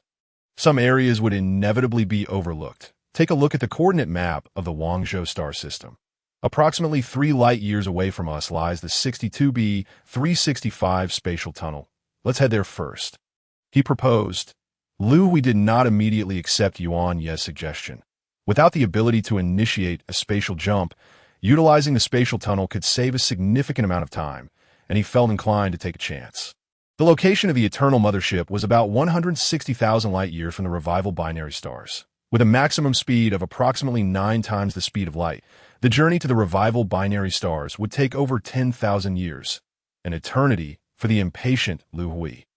After the Eternal Mothership once again annihilated an incoming enemy fleet, it immediately set off at full speed towards the 62B 365 spatial tunnel. Along the way, enemy fleets would assault every day or so.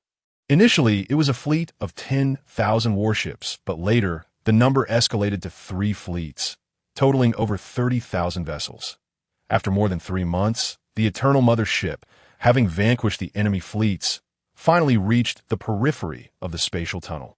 Leader, we have detected intense spatial fluctuations. The source of the fluctuations is at the entrance of the spatial tunnel, came the report from the command center, just as the Eternal Mothership arrived at the outskirts of the spatial tunnel. The enemy obliterated it. Clearly, the adversary had seen through Liu Hui's intentions. Xi and Meng, come here for a moment. I have a task for you. Liu Hui pointed to the planetary coordinate map in the control center. Approximately 1 light-year away from us is the planet Jime. Data shows that this planet is the home world of the Jime civilization, classified as a level 2.6 civilization, and is a registered civilization within the Guangzhou star system. Lead a Changchun warship to investigate whether this civilization still exists. If possible, gather information on what has transpired in the Guangzhou star system over the years. The Eternal Mothership will remain here for 2 months to draw in the enemy fleets. Providing cover for your mission, Liu Hui assigned the task to Exine Meng. Since entering the Guangzhou star system, the Eternal Mothership had received no relevant information. What exactly had transpired over the years? Who were humanity's enemies? Liu Hui was in the dark. The Changchun warship quietly detached from the mothership and set off towards the planet Jimei. Meanwhile, the stationary Eternal Mothership began to endure a relentless barrage of attacks from enemy fleets. The number of attacking warships had surged from over 30,000 to more than 200,000, that although the enemy's numbers were escalating, they posed no genuine threat to the Eternal Mothership. As time passed, the energy blocks of the Eternal Mothership were gradually depleting. Over 2 months later, Exine Meng returned from his reconnaissance mission to the planet Jimei. Accompanying him back aboard the Changchun warship was the leader of the Jimei civilization. Liu Hui finally grasped the situation. The enemy of human civilization was the Ghost civilization. Chapter 173. A moment of peril. The Ghost civilization, an ecological civilization within the Guangzhou star system. Civilization level 3. Life forms characterized by a consciousness that can detach from their physical bodies, resembling the spirit civilization. Individual consciousness can alter the time dimension within normal cosmic space. Approximately 40,000 years ago, war erupted with humanity. Sparked by demands for the rights to utilize alternate dimensions, the Ghost civilization boasts a population base of around 100 trillion, with individual consciousness controlling approximately 10 trillion warships. The arrival of the Jimei civilization leader unveiled the truth to Liu Hui. After nearly 40,000 years of conflict, the Ghost civilization had gradually exhausted humanity's war resources. The rival binary stars fell, and Zhang Jixin and Huang Zhu, who remained in the Guangzhou star system, were forced to lead humanity into hiding within an alternate dimension. In the conference room of the Eternal Mothership, Liu Hui declared, "I have decided to head to the rival binary stars to reunite with the humans in the alternate dimension. The Ghost civilization possesses around 10 trillion warships. If we are to breach the rival binary stars, we will have to confront at least several trillion enemy vessels. Upon leaving the sacred land, we acquired a substantial amount of energy blocks from the Zhihua mothership. Currently, the energy blocks on the mothership are sufficient, yet limited, that we must conserve energy blocks for our journey to the rival binary stars. Any of you have suggestions?" Liu Hui inquired of the scholars and guardians present. He could not abandon the humans in the alternate dimension. Leader, based on battlefield data, the warships of the Ghost civilization travel at only 0.95 times the speed of light. We can exploit the speed advantage of the Eternal Mothership to evade entanglements and minimize combat. Leader, during space combat, we should primarily utilize kinetic cannons to attack, thereby reducing energy block consumption. Large-scale dimensional attacks consume massive amounts of energy and should be used sparingly. Liu Hui convened an urgent meeting. Following the meeting, the Eternal Mothership set off at full speed toward the rival binary stars. Leader, we have detected approximately 100,000 enemy warships ahead, directly in our path. Days later, the Eternal Mothership encountered the first wave of the Ghost fleet. Change course and bypass them. Avoid entanglement, Liu Hui commanded. Utilizing its speed advantage, the Eternal Mothership deftly navigated around the Ghost fleet, continuing its advance toward the rival binary stars. After more than 3 months. Within the control center of the Eternal Mothership, alarms blared from the power system. After 3 months of full-speed travel, the power system finally issued a warning. Shut down the power system and notify maintenance to replace the necessary components immediately. Exine Meng, lead 500,000 Changchun warships away from the mothership and prepare for escort duties, Liu Hui commanded. This was the drawback of the Eternal Mothership. After prolonged high-speed travel, essential components of the power system required maintenance and replacement, which would take approximately 3 days. Leader, we have detected enemy fleets towards the rival binary stars, numbering around 1 million, and approximately 500,000 enemy warships detected behind us. Detection of the Eternal Mothership had barely begun its maintenance when the Ghost fleet began to close in. Send the detected intel to Exine Meng. Inform him that the mothership requires 2 more days for maintenance. Liu Hui knew that the millions of Ghost warships were not overly concerning, and Exine Meng could handle them easily. 3 days later, the power system maintenance was completed. The Eternal Mothership resumed its full-speed journey toward the revival binary stars. Leader, the spatial detection instruments indicate a lockable spatial jump coordinate 120 light-years ahead. Suddenly, the Eternal Mothership discovered a coordinate for initiating a spatial jump. Lock onto the spatial coordinate and initiate the jump immediately. Seizing the rare opportunity, Liu Hui decisively issued the command.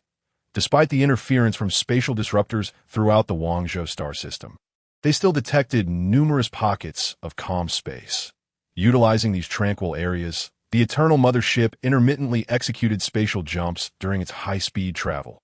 Centuries later, the Eternal Mothership had completed half of its journey. Yet the encounters with the ghost fleets were increasing.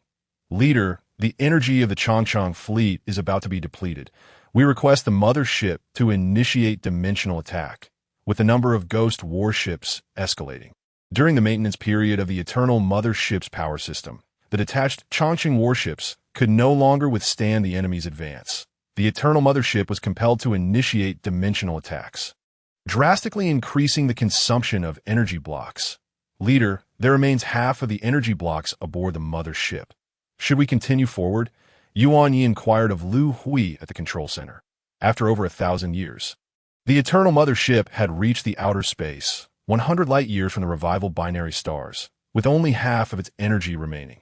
This figure represented a critical threshold, 8T this moment, if the Eternal Mothership were to reverse course and leave the Guangzhou star system. The remaining energy would suffice. However, if they press further, the consequences would be unpredictable. Continue forward. Despite the peril, Liu Hui was unwilling to yield. The humans in the alternate dimension awaited their return. Leader, the path ahead is filled with enemy warships, and we have not found a route to circumvent them. If we proceed, we will have to continuously employ spatial dimensional attacks. After calculations, it was determined that upon reaching the revival binary stars, the Mothership's energy would drop to a warning level. Leader, should we continue forward? The risk was exceedingly high, and Yuan Yi sought to confirm with Liu Hui one last time. Continue forward, Liu Hui commanded. The Eternal Mothership set off at full speed once more, confronted by trillions of ghost warships, with no avenue for evasion. The dimensional attacks rapidly depleted the energy aboard the Mothership. 11 years later, the Eternal Mothership finally breached the outer space of the revival binary stars, the very location where the alternate dimension existed. Leader, the ray waves intended to open the rift to the alternate dimension have been launched. Yet no breach has manifested. The original plan stipulated that upon the Mothership's arrival at the periphery of the alternate dimension, the known ray waves would be employed to create an opening immediately. However, an unforeseen complication has arisen. The anticipated breach has not occurred. Have the coordinates been confirmed? The coordinates have indeed been established. This is the boundary of the alternate dimension. The atmosphere within the Mothership's control center is palpably tense. Liu Hui had not anticipated that after enduring countless hardships to reach the outer realm of the alternate dimension, they would be unable to open a breach from the outside. The Eternal Mothership hovers in the void of space. Surrounded by countless ghostly warships, the Mothership's energy reserves are rapidly depleting. Morse code signals are being dispatched to the area of the alternate dimension, urging them to open a breach from within without delay. Xianmeng, you are to command all the Great Wall warships to detach from the Mothership and serve as the final line of defense. Liu Hui speculates that for safety reasons, the frequency of the rays designed to open the rift must have been altered by Zhang Jisen, allowing for the breach to be opened solely from within. Their only hope now lies in establishing contact through Morse code, and Liu Hui firmly believes that Zhang Jisen has anticipated this dilemma. Chapter 174. Humanity in the alternate dimension. The alternate dimension spans approximately 200 million kilometers in diameter. Within this realm, countless Longting motherships linger, each interconnected by multiple pathways, forming a vast and magnificent cosmic city. This city houses trillions of human beings. While the city is indeed grand, it bears the marks of age and decay, a testament to the passage of time. Among these dilapidated motherships, one stands out. Exceptionally well-maintained. From its exterior, it resembles a brand-new vessel. However, this mothership is not one of humanity's main Longting vessels. It is known by another name. Eternal Mothership Number 2, Liu Hui's journey to the Holy Land was aboard the Eternal Mothership. While this particular vessel is a replica, representing the pinnacle of technological achievement for humanity in the Guangzhou star system. Over 100,000 years ago, after Liu Hui set forth to the Holy Land, Zhang Jixin, Huang Zihu, and Liu Hui, who remained in the Guangzhou star system, convened and decided to construct a second Eternal Mothership for contingencies. The decision to build only one was due to the mothership's reliance on purple hole energy blocks, which humanity's current technological prowess cannot amass in large quantities. That I in the control center of Eternal Mothership Number 2, Zhang Jixin, Huang Zihu, and Liu Hui are gathered, their expressions gravely serious. We can no longer afford to wait. Zhang Jixin declares, staying here will inevitably lead to the depletion of resources and energy. His rationality compels him to advocate for a vote. Upon hearing Zhang Jixin's words, Huang Zihu and Liu Hui hesitate to respond, as this voting proposal pertains to the fate of trillions of humans within the alternate dimension. Over 6,000 years ago, humanity's civilization suffered defeat, forcing trillions into the alternate dimension under the duress of the ghostly civilization.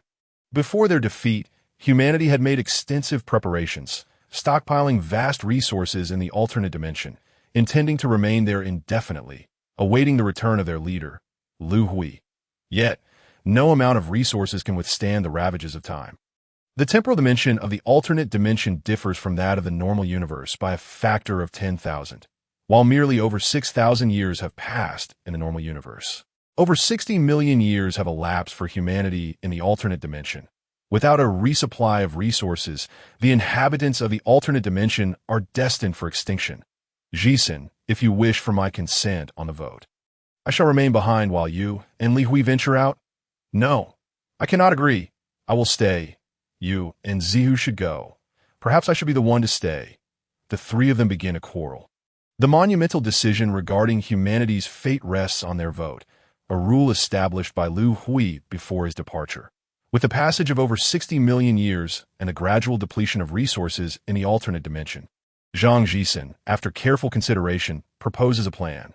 Let Huang Zihu and Liu Hui lead humanity's elite aboard Eternal Mothership Number 2 to seek out leader Liu Hui. This vessel represents humanity's sole opportunity to breach the Guangzhou star system, while Zhang Jixin resolves to remain in the alternate dimension, awaiting their return. This decision equates to abandoning the humanity left behind in the alternate dimension.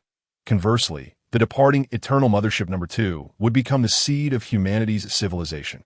For the likelihood of locating Liu Hui in the vast cosmos is nearly non-existent. Zhang Jixin's proposal has lingered for over 10,000 years.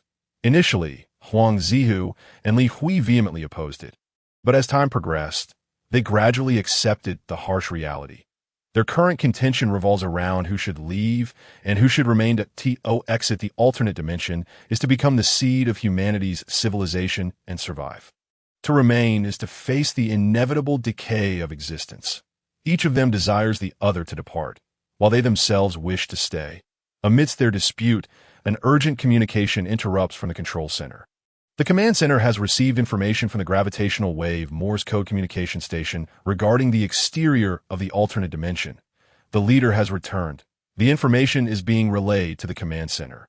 Please connect immediately. The alternate dimension and the normal cosmic space represent two distinct realms, where conventional communication is ineffectual. Only gravitational wave Morse code can penetrate the barrier of the alternate dimension. Although the distance is not great, this is the sole means of communication between the two spaces. After humanity's defeat and subsequent entry into the alternate dimension, Zhang Jixin disrupted the frequency of the rays intended to open the rift to prevent the ghostly civilization from breaching it from the outside. Now, the rift can only be opened from within. Zhang Jixin, as humanity's chief scholar, possesses a meticulous mind. He has already contemplated that should the leader suddenly return one day, and if he were unable to open the breach from the outside, he would undoubtedly resort to gravitational wave Morse code for contact. Therefore, Zhang Jixin strategically established numerous communication stations near the barrier of the alternate dimension, all in anticipation of receiving external information one day. Establish a connection with the communication station immediately. Zhang Jixin, amidst the quarrel, is the first to react. Leader, This is Zhang Jisen. Please relay your coordinates, and I will open the breach for you. The information transfer is successful. A connection between the two time frames is established. At this moment, Zhang Jisen does not exhibit excitement. Rather, he remains exceptionally composed. He is acutely aware of the countless ghostly warships surrounding the alternate dimension. It is imperative to open the breach swiftly to allow the leader entry. Jisen, the coordinates have been sent. Open the breach as quickly as possible. There are far too many ghostly civilization warships. We cannot hold out for long. Chapter 175. Entering the alternate dimension, the coordinates have been transmitted. The Eternal Mothership must remain stationary, awaiting the opening of the breach to the alternate dimension. Deprived of mobility, the Mothership is relentlessly besieged by countless ghostly warships. This is their sole method of assault against humanity's vessels. The Eternal Mothership harbors approximately 1 million Great Wall warships at this critical juncture. These warships have all detached from the Mothership, establishing the first line of defense around it. Should this line be breached, the enemy's warships will confront the tens of millions of close-range defense cannons aboard the Eternal Mothership, which constitute its second line of defense. If the enemy's vessels manage to penetrate the defenses of the close-range cannons, the Eternal Mothership possesses a final line of defense, an army of 10 million mechas composed of the Tonggu tribe. These mechas lack long-range mobility and can only be scattered across the Mothership's periphery, a few hundred kilometers out. As enemy warships approach, they will cling to the outer layers of the adversary's vessels, sabotaging and incapacitating them. Should the enemy's warships breach the Mecha Army's defenses, they will be able to directly assault the Eternal Mothership. Leader, the breach to the alternate dimension will open in 6 minutes. Its diameter will reach 8,000 kilometers, requiring approximately half an hour to complete. Once the breach is opened, I will dispatch warships for support. Zhang Jisen's voice resonates from the Mothership's control center. The Eternal Mothership spans 8,000 kilometers in diameter, necessitating a wait of half an hour to enter the alternate dimension. Half an hour? Liu Hui wonders if the Eternal Mothership can endure the onslaught, surrounded by ghostly civilization warships. He harbors no certainty about remaining stationary and defending for half an hour. He relays information to Xi and Meng on the defense line. The Eternal Mothership will enter the alternate dimension in half an hour. The energy blocks aboard the Mothership can still execute 8 large-scale dimensional reductions. The fleet on the defense line has only 8 chances for reinforcement. Liu Hui refrains from issuing a death order, knowing that even with 1 million Great Wall warships fully charged, they cannot withstand the assault of hundreds of millions of enemy vessels. The enemy possesses an overwhelming numerical advantage. They cannot hope to eliminate them all. Half an hour? Is that truly necessary? Xi and Meng, upon receiving the Mothership's message, expresses surprise, having anticipated only a 10-minute defense. With little time for further contemplation, the control room erupts with reports from the crew. Commander Xi and Meng, enemy warships will enter the attack range in 30 seconds. Order all warships to engage fully once the enemy vessels enter the attack range. Do not conserve ammunition or energy. No warship is permitted to retreat until ammunition and energy blocks are exhausted. Xi and Meng issues commands to the fleet on the defense line. Just as the orders are given, the enemy warships cross into the attack range. The million Great Wall warships activate their free attack mode, unleashing their energy cannons in a coordinated barrage. There are simply too many vessels from the ghostly civilization. Xi and Meng observe the battlefield data from within the command ship. The fleet of the Phantom civilization was vast, with a warship stationed every few kilometers, creating a density so great that collisions were likely even at high speeds. Due to this overwhelming concentration, every passing second saw the destruction of tens of thousands of Phantom warships. Yet, despite these losses, the Great Wall fleet was unable to halt the advance of the enemy vessels. 2 minutes later, the enemy warships breached the range of the kinetic cannons aboard the Great Wall fleet. With the addition of the kinetic cannons, the impact speed of the Phantom warships was significantly reduced. The kinetic cannons employed physical projectiles, which were limited in number. After 5 minutes of relentless fire, the projectiles of the Great Wall fleet were exhausted, leaving only energy cannons for the assault. The enemy warships regained their momentum. The Great Wall fleet, numbering around 1 million, faced a considerable limitation in numbers. Each ship had a defensive range of approximately 1,000 km, leaving substantial gaps in their defenses, without the support of the kinetic cannons. The blockade formed by the energy cannons exhibited vulnerabilities. 0.5 minutes later, the first Phantom warship breached the line, swiftly followed by the second, then the third.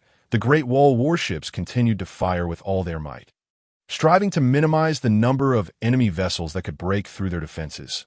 Those Phantom warships that managed to penetrate the line were quickly destroyed by the close-in weapons of the mothership. Commander XMing, this is Defense Zone 83. We are on the brink of collapse, requesting assistance. The command ship of XINMing received a distress signal from the defense zone. Subsequently, this message was relayed to the Eternal Mothership.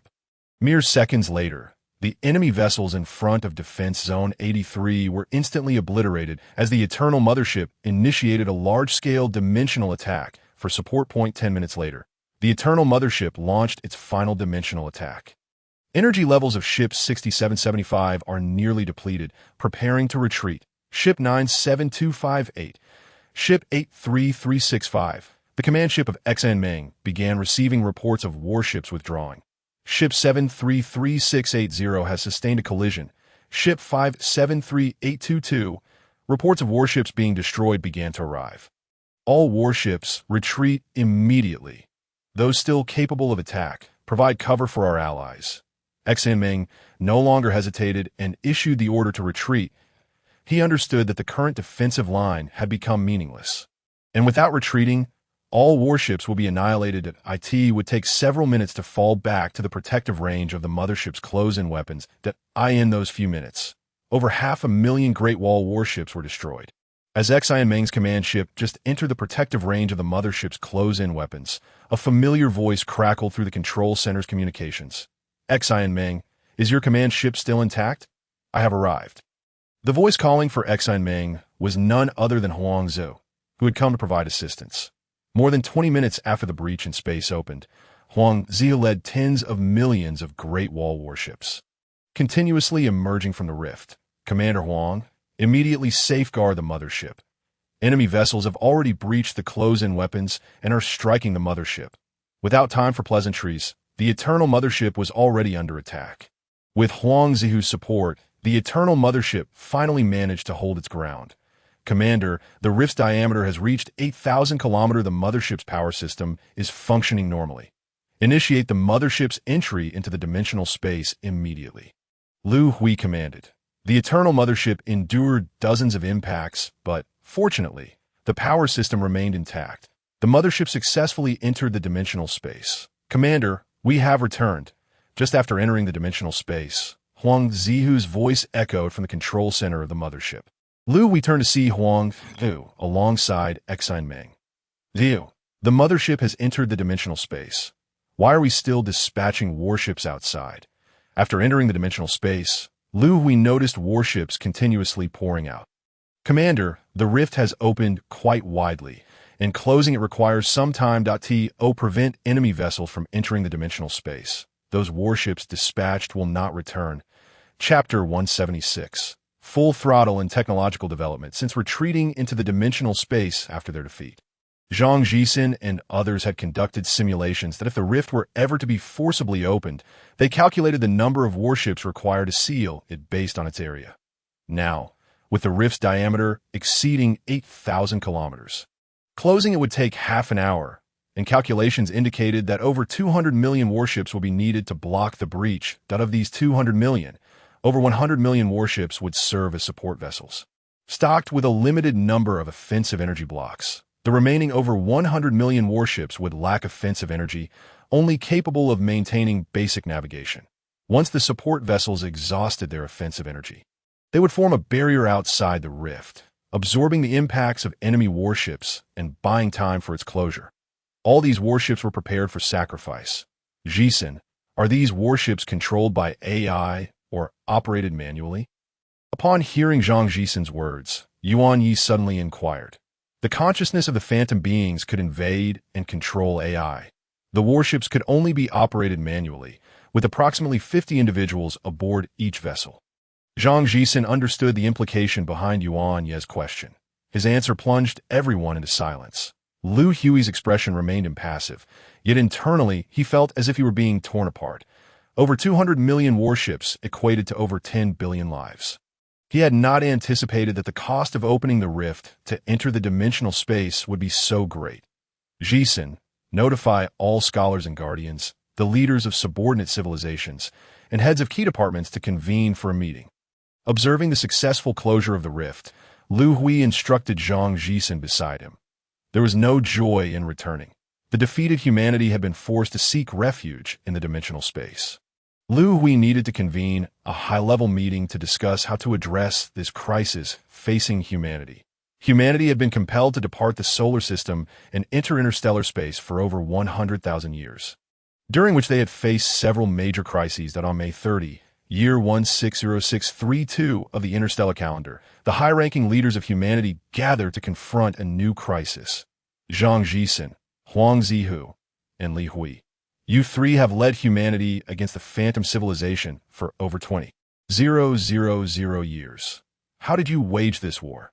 As the meeting commenced, Liu Hui posed his inquiry that a level 5 human civilization had been forced into hiding by a level 3 phantom civilization for over 20,000 years, a conclusion that was difficult to accept, and Liu Hui was deeply dissatisfied. Commander, the life forms of the phantom civilization are consciousness-based. They can manipulate the dimensions of time. In space warfare, if we destroy their warships, they can control the dimensions of time, reverting to a day prior when their vessels were intact. In conventional space battles, we cannot completely annihilate their warships. The phantom civilization exploits this advantage to repeatedly wear down our energy reserves. Once our warships exhaust their energy, they fall victim to their collisions. Huang Zihu responded, struggling to contain his frustration in the face of the commander's inquiry. Does the phantom civilization not have any weaknesses? Liu Hui sought to understand the situation further. Although he felt discontent, he knew he could not overly blame Huang Zihu and the others. He himself might not have fared any better in this war. Commander, in space warfare, destroying the vessels of the phantom civilization is of little consequence. Only by annihilating their essence can we win the war. The essence of the phantom civilization exists on the planet Chue Pen, a plant-based intelligent life form. The Chue Pen planet resides at the edge of the Wangzhou star system, in an unobservable region. The reason for this is that the planet exists within a dimensional space, similar to our current dimensional space, but its time dimension is 10 times faster than normal cosmic space. Consequently, the phantom beings evolved the ability to manipulate the dimensions of time. The only way to defeat the phantom civilization is to destroy the Chue Pen planet and annihilate their essence. This is the sole flaw and weakness of the phantom civilization. Huang Zihu elaborated in response to Liu Hui's inquiry. After more than 20,000 years of war, humanity could not possibly be oblivious to their enemy. What has prevented you from destroying the Chue Pen planet? Knowing the location of the enemy's homeworld, Liu Hui was certain that Huang Zihu would dispatch a fleet to attack, given the current outcome. It was evident that the attacks had been ineffective. Liu Hui was eager to learn the reasons behind this. Commander, I have led 3 fleets to attack the Chue Pen planet, and each time the outcome was the same. Although we can open a breach from the outside, once we enter the dimensional space, Huang Zihu detailed the circumstances of the 3 assaults on the Chue Pen planet. Each of the 3 attacks encountered identical conditions. Once the fleets of human civilization entered the phantom civilization's dimensional space, they would experience a shift in the time dimension, reverting to a day prior. This cycle continued, preventing the fleets from actually entering the dimensional space, let alone attacking the Chue Pen planet within. Unable to advance or retreat, they found themselves trapped in a state of frustration. Huang Zihu led a fleet of humanity that was besieged by an approaching ghost ship, which drained their energy. Ultimately, the fleet was compelled to retreat after exhausting their resources. Zhu Yin, how should human civilization respond? Do you have any suggestions? Having discerned the cause, Liu Hui discreetly inquired with the super-intelligent entity Zhu Yin within his mind, hoping to uncover a solution. Leader, how can we alter the dimension of time? This pertains to the technology of advanced civilizations. To master the dimension of time, humanity must devote itself entirely to technological advancement. Once human civilization ascends to level 6, the challenges faced now will be effortlessly resolved. Zhu Yin did not provide a specific plan, but merely suggested a directional strategy. This advice garnered Liu Hui's approval. During the meeting, Liu Hui established the developmental trajectory for human civilization. A relentless pursuit of scientific and technological research, Zhu Yin's database contained the technological trees of all branches of the Kalan civilization within the sanctum. If humanity could integrate and navigate these technological trees, it might elevate its civilization to level 6. Following the meeting, all scholars and guardians of humanity immersed themselves in scientific inquiry. Liu Hui presided over the research on time dimensions. Zhang Jixin led the study of energy cells. Yuanya and Li Hui were responsible for synthesizing the technological trees of the Kalan civilization branches. In an alternate space-time, 20,000 years later, Zhang Jixin hurriedly made his way to the research laboratory, where Liu Hui was situated. His research on energy cells had achieved a significant breakthrough, one that could potentially influence the trajectory of human civilization's technology. Chapter 177. Research Achievements Time Dimension Research Laboratory. Liu Hui sat pensively in a reclining chair, resting his chin in thought. Scientific research is a monotonous endeavor. After the division of labor, Liu Hui focused on spatial studies, specifically the dimension of time. Over the course of 2 decades, he had made no discernible progress in his study of time dimensions. However, he had achieved a significant breakthrough in another facet of spatial science. The normal cosmic continuum comprises 3 dimensions: length, width, and height, alongside a constantly advancing dimension of time. With the current technology at humanity's disposal, it was possible to create a lower dimensional space by eliminating any one of the 3 spatial dimensions. The most apparent manifestation of this is known as dimensional reduction attack. Its limitation lies in the fact that only one dimension can be removed, and it remains uncontrollable. Liu Hui's breakthrough transformed the uncontrollable into the controllable. He developed a technology for compressing space. Within this compressed space, objects can maintain their length, width, and height proportions while being infinitely compressed. To put it simply, this allows for the reduction of objects within normal cosmic space. Take the Eternal Mother ship as an example. Its diameter is 8,000 km. If energy consumption is disregarded, the diameter could be compressed to 4,000 km, 2,000 km, or even smaller, 1 km, 500 meters. This technology represents a revolutionary advancement for human civilization. If the interior of the human mothership could consistently maintain such a compressed space, the amount of supplies it could carry would increase exponentially. This phenomenon challenges the law of conservation of mass and redefines cosmic mass theory. Despite Liu Hui's significant research achievements, he remained unable to resolve humanity's existential crisis, as no progress had been made in the study of time dimensions. Sitting in the recliner, he pondered how to find a breakthrough in his research. "Leader," a voice interrupted Liu Hui's thoughts from behind him. "Jixin, what brings you here? Do you have research questions to discuss?" Liu Hui turned to see Zhang Jixin, mistakenly assuming he was there to converse about research matters. "Leader, can't you think of something else?" Zhang Jixin replied with a smile. "Have you made any breakthroughs?" Liu Hui realized, indeed, several significant breakthroughs. Perhaps they can be used against the Go civilization. Zhang Jixin exclaimed excitedly. "Quick, share the details," Liu Hui said, a hint of eagerness in his tone. "Leader, I suspect the stellar devourer is not a species evolved naturally within the universe.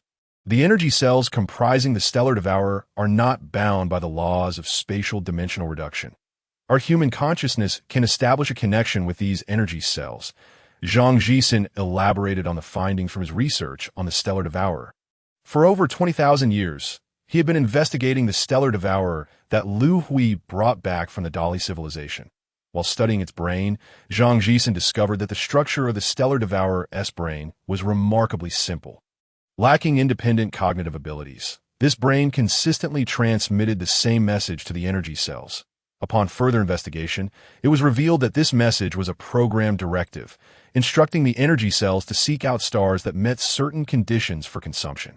The condition, in turn, was the presence of intelligent civilizations within the stellar systems. From this, it was deduced that the stellar devourer is a technological product of an advanced civilization aimed at annihilating lower civilizations reliant on their star systems for survival, thereby ensuring their extinction in the early stages of development. much like humanity once faced in the solar system. This conclusion was drawn by Zhang Jixin after his research on the brain of the stellar devourer. Furthermore, he made another crucial breakthrough. Zhang Jixin discovered that the energy cells comprising the stellar devourer were not confined by the laws of spatial dimensional reduction. Dimensional reduction attacks were ineffective against energy cells. Thus, it could be inferred that alterations in the time dimension would also likely be ineffective against them. If this insight could be harnessed effectively, humanity might discover a way to overcome the ghost civilization. Additionally, Zhang Jixin found that energy cells could respond to a special form of brainwave directive, which could only be generated by one individual among humanity, the eternal Liu Hui.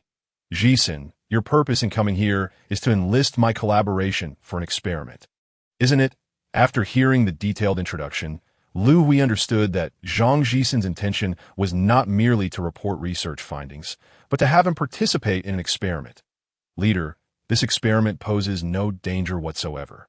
If you have the time, please accompany me for a visit. Just imagine if the experiment succeeds and you can control these energy cells, Zhang Jixin stated earnestly. Let us go, Jixin, my recent research has yielded little progress. It will be beneficial to assist you in your experiment. Liu Hui had always known that he could generate a unique form of brainwave radiation that could influence human scholars and guardians. However, he had not anticipated that it could also affect energy cells. Following Zhang Jixin to the Energy Cell Research Laboratory, Liu Hui stood before a massive transparent container. Leader, please wear this device and see if you can establish a connection with the energy cells within the container. Zhang Jixin handed Liu Hui a head-mounted device. Jixin, what should I do next? I do not perceive any connection with the energy cells. After donning the device, Liu Hui gazed at the transparent container, feeling no bond with the energy cells inside. Leader, try entering the brainwave space to see, Zhang Jixin suggested. Subsequently, Liu Hui's consciousness entered his brainwave space. Could it truly be possible to establish a connection? Liu Hui discovered that within the brainwave space, countless specks of light resembling grains of sand existed. He could sense that these minuscule points of light represented energy cells, coalescing into a spherical shape. In a moment of inspiration, Liu Hui transmitted a message to the energy cells. As soon as the message was sent, the tiny points of light within the brainwave space suddenly formed into a sphere. Liu Hui excitedly exited the brainwave space. In the physical realm, he observed that the energy cells within the transparent container had indeed arranged themselves into a spherical form, and then into a rectangular shape. Liu Hui, watching the energy cells in the transparent container, sent another message with his thoughts. It seemed that the energy cells sensed the information, transforming from a spherical shape into a rectangular form, then into a triangular one. Liu Hui wished to experiment further, but, unexpectedly, the anticipated result did not occur. The energy cells that had formed into a rectangular shape suddenly collapsed, reverting to a disordered state. Liu Hui re-entered the brainwave space. This time, regardless of how he sent messages, the energy cells exhibited no reaction. In despair, Liu Hui could only exit the brainwave space. Just as he contemplated the reason for this, the voice of the super-intelligent entity Zhu Yin resonated in his mind. Leader, understand the reason. Chapter 178. Energy Life Forms Leader. Although you can establish a connection with the energy cells, they do not recognize you. There exists a life barrier between you, making resonance between different species challenging. Zhu Yin elucidated the cause to Liu Hui. A life barrier. Zhu Yin, do you mean to undergo a transformation of life forms?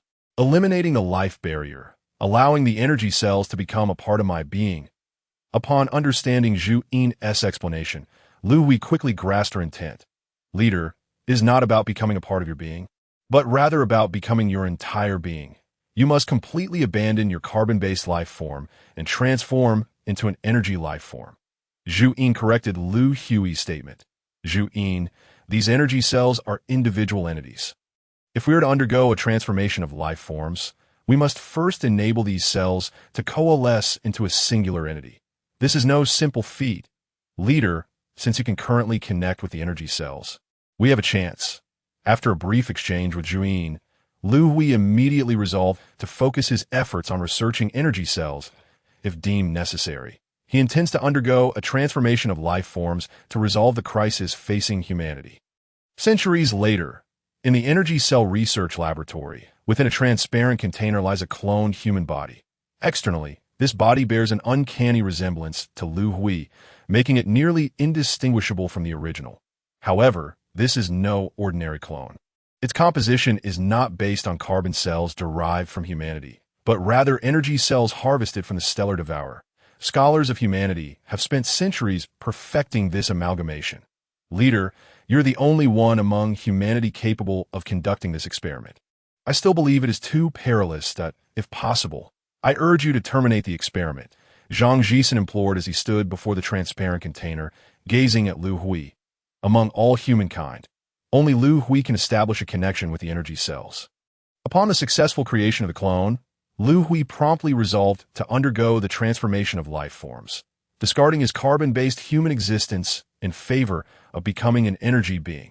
The allure of the benefits post-transformation was simply too great for Liu Hui to resist. The unique properties of the energy cells are unparalleled. Within the realm of human technology, no means to harm them has yet been discovered. Energy cells can absorb and dissipate energy, their hardness surpassing all known materials in the universe. They can reconfigure and rearrange themselves at will, never aging nor dividing, and can disregard the laws of the cosmos. Scholars have even posited that energy cells should not exist within the universe. Should the transformation of life forms be successful, Liu Hui would become an invincible entity within the cosmos.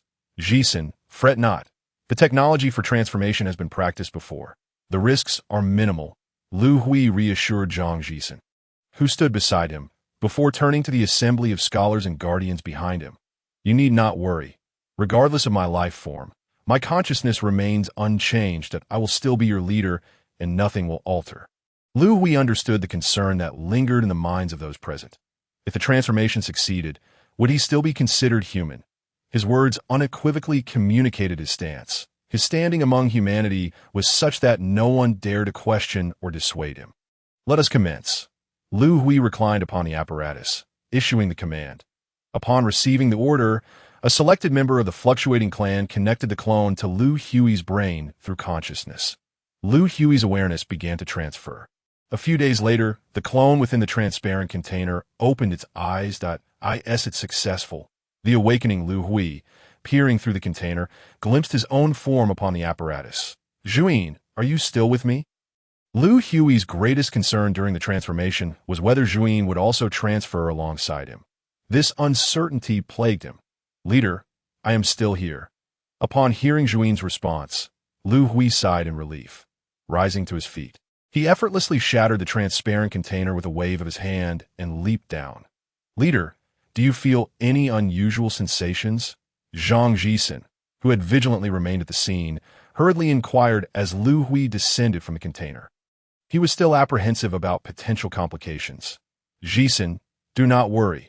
I feel splendid. There are no issues. As Liu Hui regarded Zhang Jisen, a playful spirit suddenly overtook him. He sent a message throughout his body. Leader, Zhang Jisen staggered back a few steps in shock. He witnessed a replica of himself. Liu Hui had instantaneously transformed into his likeness. Leader, such jesting is ill-advised. Zhang Jisen had not anticipated Liu Hui's ability to manipulate the energy cells within his body with such ease. Jisen, I am hungry. After restoring his appearance, Liu Hui remarked suddenly. Hungry? Zhang Jisen momentarily faltered at Liu Hui's words. Jisen, my body feels somewhat weak. Please bring me some energy blocks. Following the successful transformation, Liu Hui sensed his energy body was in a state of hunger. After several minutes, over 100 planetary-grade energy blocks lay before Liu Hui. Approaching, he pressed his hand on one of the energy blocks, instantly depleting its energy. Jisen, bring me some of every grade of energy block. Absorbing the energy from the planetary-grade blocks, Liu Hui felt nothing. Stellar energy block, black hole energy block, red hole energy block, purple hole energy block. Liu Hui tested each grade of energy block, only the purple hole energy block eliciting a slight reaction. This was already the highest grade of energy blocks humanity could harvest. Jisen, how many purple hole energy blocks do we have left? Liu Hui inquired. Leader, there are still over 100,000 left, all aboard the Eternal Mothership. No. 2. Zhang Jisen replied. Let us proceed there at once. Liu Hui sensed that his energy body might be an insatiable abyss for energy blocks. This feeling was soon validated. After consuming the purple hole energy blocks, Liu Hui realized that his energy body had only restored about 10. The demand for energy from this body was exorbitant. While 100,000 purple hole energy blocks could sustain the eternal mothership for hundreds of thousands of years, Liu Hui had consumed them all in just a few days. The energy blocks in the alternate space were finite, and the quest for complete restoration of his body would have to be temporarily shelved. Liu Hui spent several months acclimating to his new energy form. After months of adaptation, Liu Hui made a decision to depart the alternate space alone and venture to the home planet of the Phantom Civilization. The Drooping Bowl Planet, Chapter 179. Unconditional Surrender. Liu Hui's prestige among humanity was immense. His decision faced universal opposition, yet no one could prevent him. Under his formidable presence, a breach in the alternate space was opened. Liu Hui's body traversed the breach, emerging into the normal cosmic expanse. Zhuin, can you lock onto the spatial jump coordinates towards the Drooping Bowl Planet? Liu Hui inquired. Leader, based on the detected data, spatial fluctuations persist, making it impossible to lock onto coordinates. There is a spatial tunnel 23 light-years away. It is advisable to utilize the spatial tunnel for navigation, Zhuin responded. Very well. Zhuin, we shall proceed to the spatial tunnel. A miniature Great Wall warship surged towards the spatial tunnel at 100 times the speed of light. This vessel was a manifestation of Liu Hui's manipulation of the energy cells within his body. Reconfigured into a Great Wall warship, measuring only a few dozen centimeters in width and less than 2 meters in length, its internal structure and functions closely mirrored those of a human Great Wall warship. Its propulsion was directly powered by the energy cells. In essence, Liu Hui's body had transformed into a Great Wall warship, possessing nearly all the functionalities of the vessel. Thanks to Zhuin's presence, Liu Hui could effortlessly control the warship. A month later, Liu Hui, in his warship form, arrived at the entrance of the spatial tunnel to avoid unnecessary complications. Liu Hui discreetly adhered to the exterior of a starship, altering his shape to meld with its outer layer. Undetected, he followed the starship into the spatial tunnel. Due to spatial fluctuations preventing the initiation of spatial jumps, Liu Hui navigated through dozens of spatial tunnels. 5 years later, he arrived in the outer space of the Drooping Bowl star system. Zhuin, are you certain the coordinates are correct? Upon reaching the destination, Liu Hui sought confirmation. Leader, according to the warship's data, the alternate space of the Phantom Civilization lies within this expanse. It cannot be mistaken. Do you not see? This area is defended by billions of Phantom warships. Had we not been so diminutive, we might not have made it here so easily, Zhuin remarked somewhat irritably, since leaving the alternate space and entering the normal cosmos. Liu Hui had assumed the form of a warship, entrusting all control of the vessel to Zhuin, which left her feeling reminiscent of her previous role as the core intelligence. Quite vexed. As long as the coordinates are correct. That suffices. Let us blast open a breach and take a look. No sooner had he spoken than Liu Hui transformed his body into a specialized ray wave instrument, unleashing waves of energy throughout the surrounding space. Minutes later, a spatial breach appeared not far from Liu Hui. Transforming back into the warship, he surged towards the breach. There certainly are a plethora of warships within. Upon entering the alternate space of the Phantom Civilization, the warship immediately detected a staggering number of enemy vessels, totaling in the billions. Leader, we have been discovered. Before Zhuin could finish her warning, dozens of energy beams shot towards Liu Hui. The closest enemy warship had detected them. The energy beams striking Liu Hui were instantly absorbed by the energy cells. Liu Hui paid little mind to this. Calculating the time, he noted that it had already exceeded 10 seconds as anticipated. The energy cells were not constrained by the dimension of time. Liu Hui felt a surge of joy within. Huang Zihu had led human fleets into the Phantom Civilization's alternate space thrice, and each time they entered through a breach, their time dimension would revert to a day prior within mere seconds. Yet now, with time surpassing 10 seconds, Liu Hui remained within the alternate space, unaffected by the temporal constraints. Leader, the Phantom warships are approaching for collision, Zhuin remarked nonchalantly. What nonsense is this? Do they intend to collide with me? I would be fortunate if I didn't collide with them. Ever since Liu Hui's body transformed into an energy entity, his confidence has soared to unprecedented heights, for he finds himself incapable of self-destruction. Dozens of ghost warships have crashed into Liu Hui, and the outcome is all too predictable. Now that I am here, I might as well indulge you. Humanity and the ghost civilization have been at odds for over 20,000 years, and the pent-up frustrations have long since permeated the human ranks, affecting Liu Hui as well. Now he seeks an outlet for his emotions. The miniaturized Great Wall battleship swiftly accelerated to 100 times the speed of light. Liu Hui darted through the enemy fleet, leaving destruction in his wake. After half an hour of frenetic movement among the enemy vessels, Liu Hui suddenly came to a halt. Damn. What difference is there between this and being a fool? The enemy warships that Liu Hui had collided with altered the dimensional fabric of time, reverting to their pristine states. Continuing to ram into the enemy fleets served no purpose other than to vent his inner turmoil. Now Liu Hui had exhausted his emotional release. The Great Wall battleship set its course toward the Chue Pen planet. Liu Hui's actions evidently struck fear into the enemy. The surrounding ghost warships began to congregate in front of the Great Wall battleship. Densely packed together, aware of the futility, the enemy nonetheless formed a defensive barrier in a desperate attempt to halt Liu Hui's advance. Despite the collisions, Liu Hui's speed remained unabated. Minutes later, a massive celestial body appeared before him, the only planet in the ghost civilization's alternate space. Chue Pen, intruder from beyond, I am Wang, the leader of the ghost civilization. What is your purpose? Liu Hui sensed a formidable consciousness, tinged with a hint of anxiety. My battleship may be somewhat diminutive, but you should recognize its form. What purpose? Must I even articulate it? Liu Hui did not pause, communicating with the entity through his consciousness as he landed on the planet. That is this your life essence? Upon landing, Liu Hui resumed his human form. He observed that the planet's surface was overrun with a vine-like plant, laden with clusters of fruit resembling grapes. Liu Hui understood that these fruits represented the essence of the ghost people. You are human? Wang's voice trembled slightly. Liu Hui, uninterested in responding, plucked a cluster of fruit from a nearby vine. Cradling it in his palm, he vigorously rubbed it between his hands until it disintegrated into powder. Is this a joke? It cannot be killed so easily.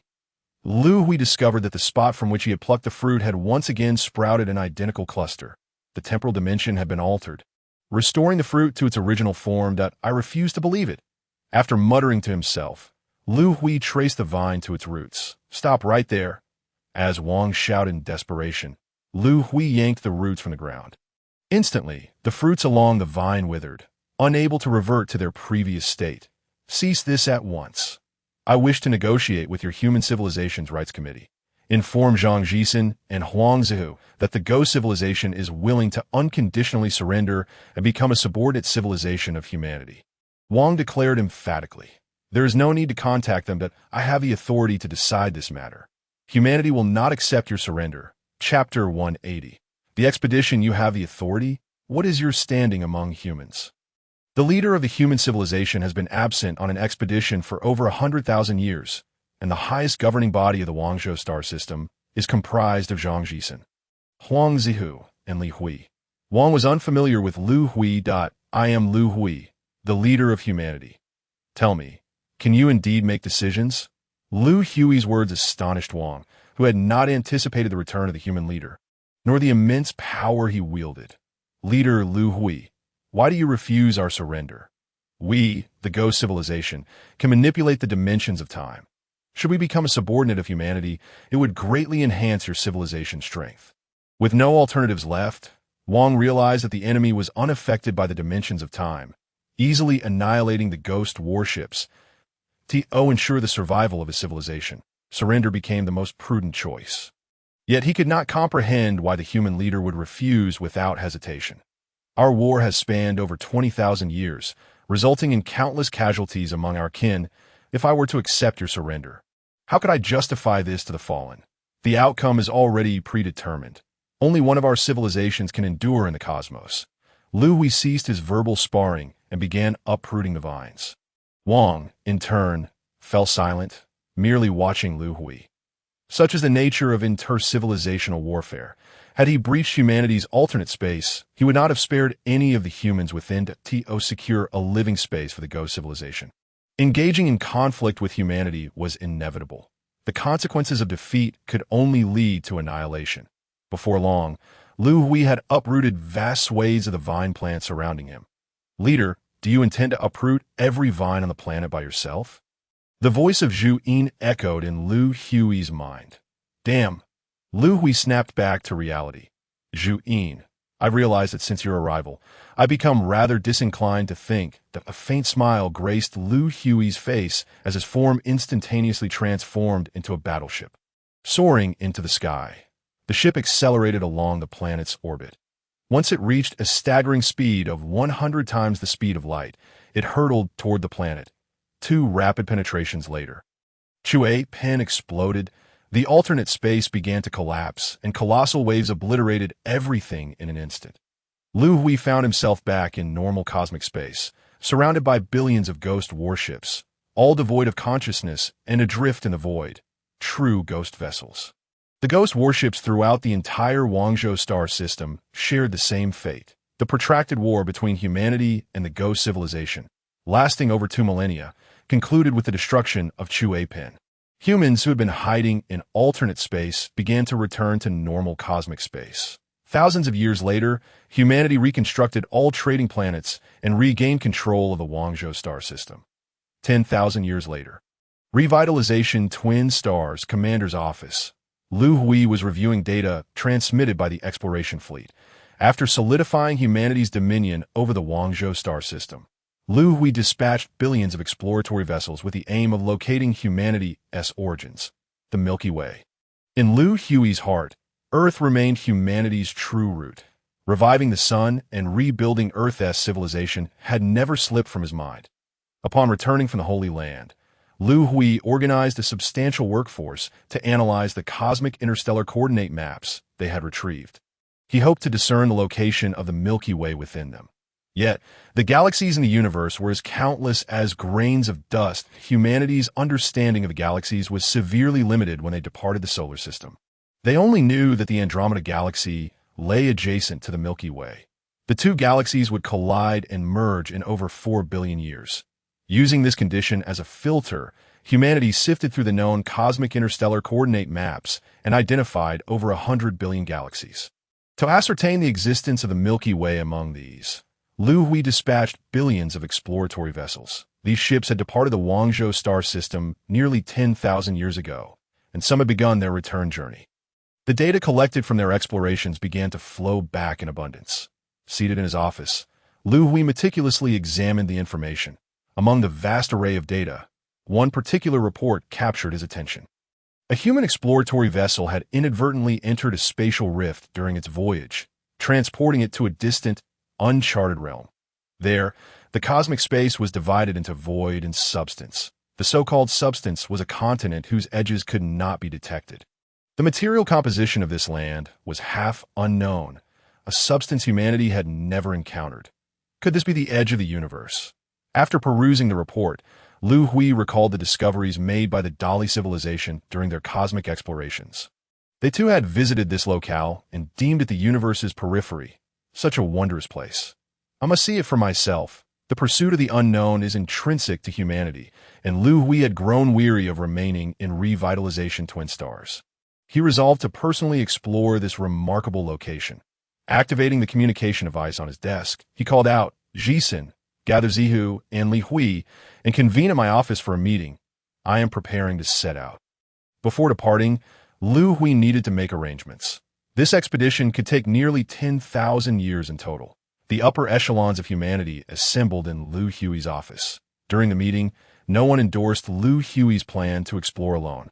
All urged him against it. After much insistence, Liu Hui ultimately relented. He agreed not to pursue the expedition solo and consented to embark aboard humanity's most advanced mothership.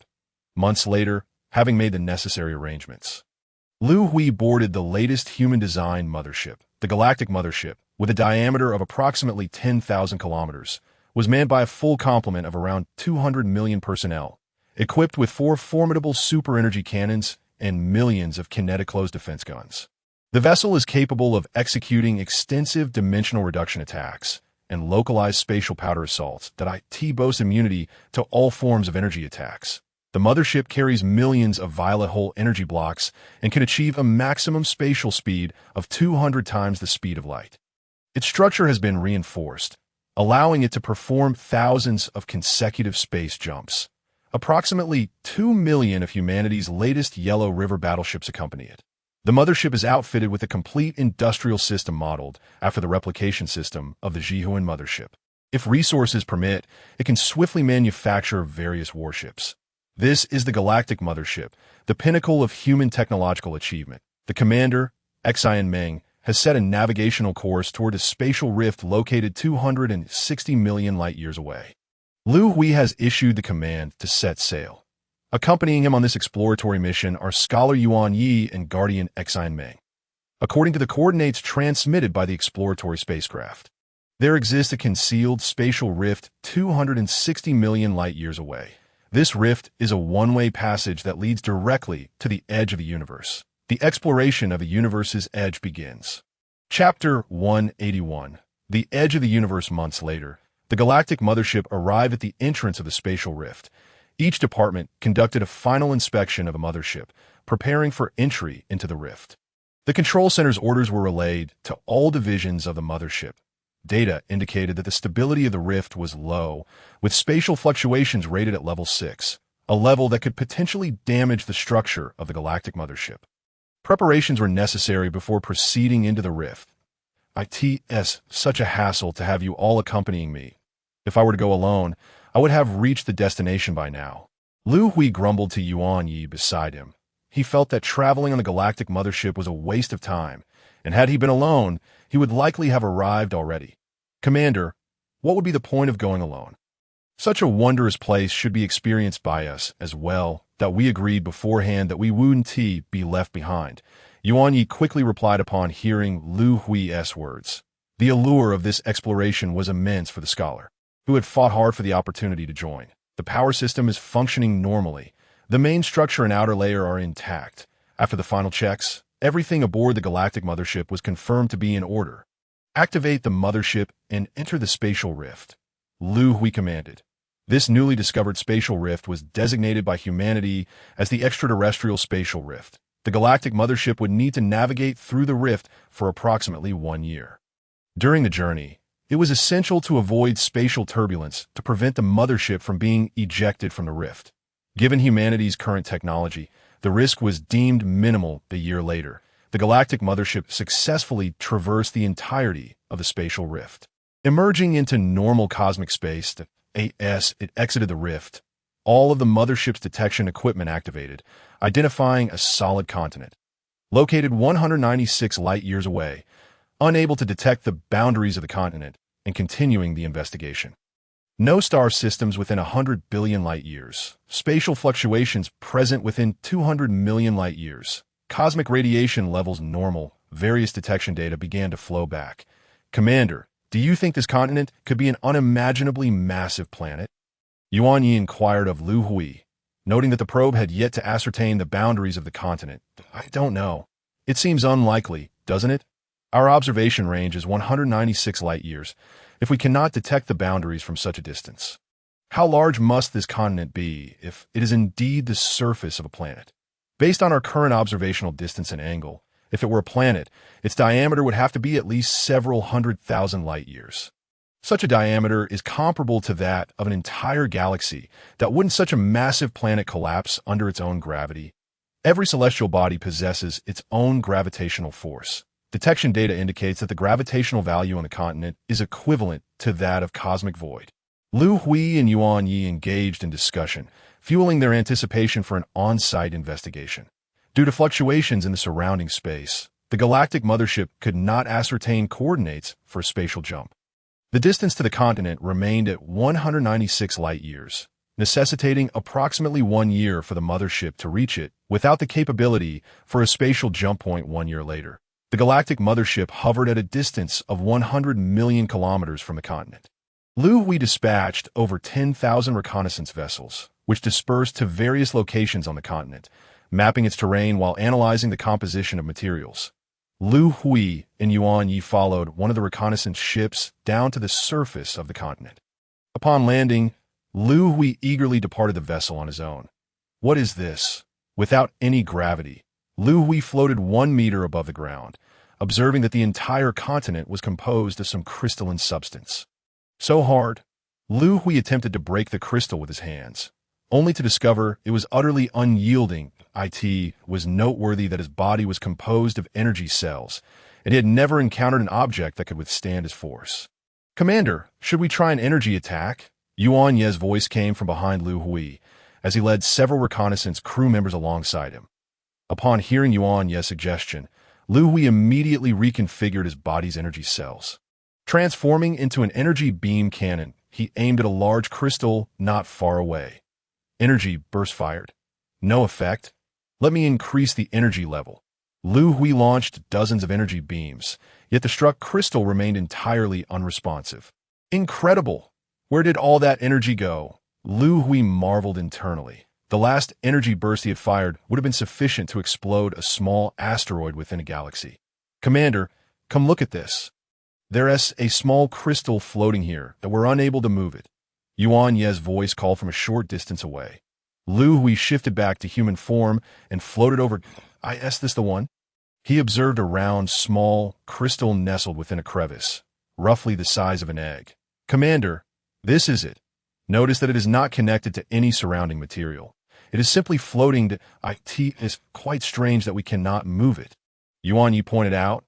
"Let me give it a try."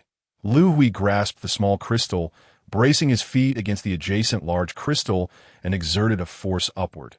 Slowly, the small crystal moved approximately 10 centimeters. Liu Hui paused. "Yuan Yi, based on my earlier calculations, this small crystal's mass is at least around 1 billion tons. This is utterly inconsistent with the principles of cosmic physics that we are in a vacuum. With gravitational values akin to cosmic void, I was able to move it, but logically, if there were no opposing force, it should have soared into space. Could it be that some force is acting upon it, pulling it?" The first day of research had already overturned fundamental human scientific knowledge. This continent had transcended human comprehension.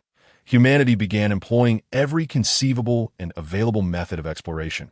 5,000 years later, a communications vessel from the rebirth binary star emerged from the extraterrestrial spatial rift, swiftly making its way to the galactic mothership.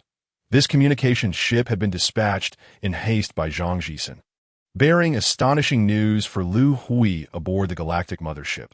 Over 10,000 years ago, an exploratory vessel sent by humanity discovered the Milky Way galaxy, situated 86.9 billion light-years from the Guangzhou galaxy.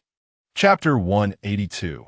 Departure to the Milky Way Extraterrestrial Research Base. Upon reaching the extraterrestrial continent, humanity constructed a vast research base. Over thousands of years of expansion, the base area has now reached over 100 square kilometers.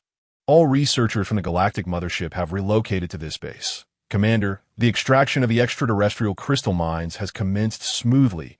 Due to the constraints of energy cells, the quantity extracted remains limited. The extension detection of energy bands is ongoing, but depth remains undetermined."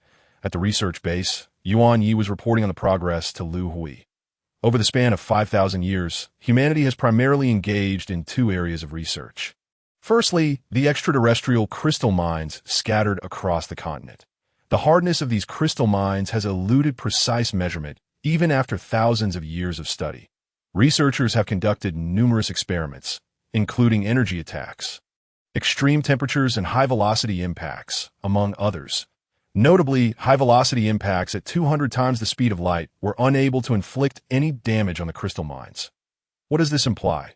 If these crystal mines were used to construct the outer shell of a battleship, it's difficult to fathom how one could destroy such a vessel that, of course, it's not absolute. Liu Hui could indeed destroy such a ship, albeit with some difficulty in the course of their research. Humanity discovered that the energy cells from the stellar-devouring beasts could decompose the crystal mines. The resultant crystalline substance could reach a nanoscale level. Even so, humanity still struggles to manipulate these nanoscale crystal mines, which possess properties beyond human comprehension. When at rest within a vacuum, its apparent mass is zero. However, The moment it begins to move, its mass surges dramatically, without a single nanometer of crystal, or can weigh as much as several tens of thousands of tons. Fortunately, humanity has developed space compression technology. Within this compressed space, the mass of crystal ore is significantly reduced. It is through the advent of energy cells and space compression technology that humanity has been able to undertake the extraction of crystal ore. Over the span of 5 millennia, significant advancements have been made in the study of crystal ore. Another crucial line of research, however, continues to perplex Liu Hui and his colleagues.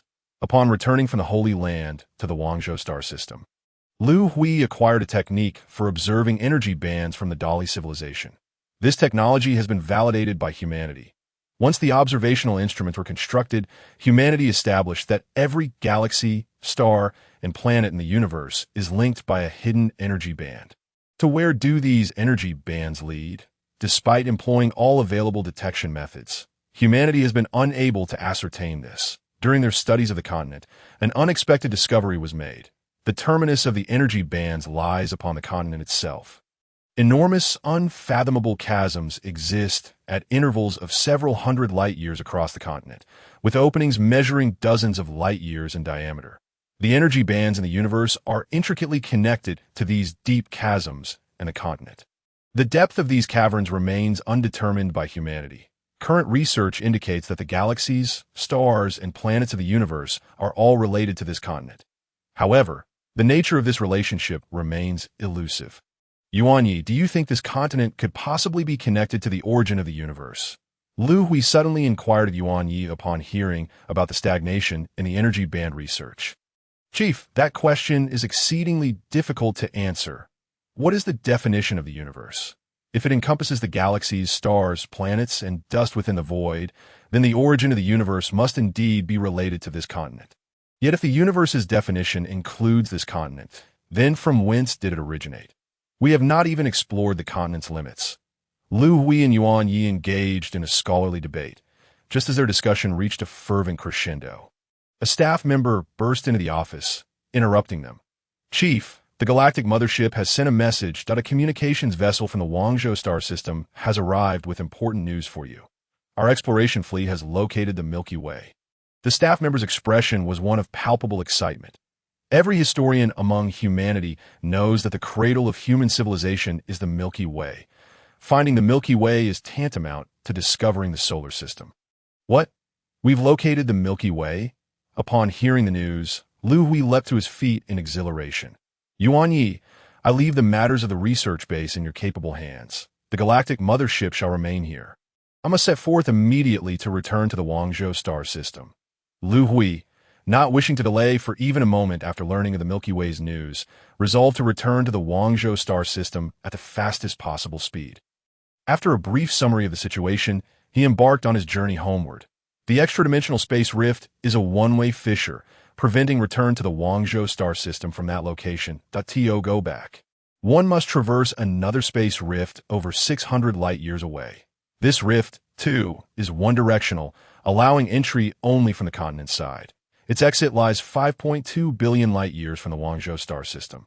Had the exploratory vessel that first discovered the continent not found this space rift, it would have been trapped on the continent indefinitely, and humanity's exploration efforts would have been thwarted. Leaving the research base, Liu Hui harnessed the energy cells in his body to form a Huanghe battleship, and he soared toward the space rift at maximum speed.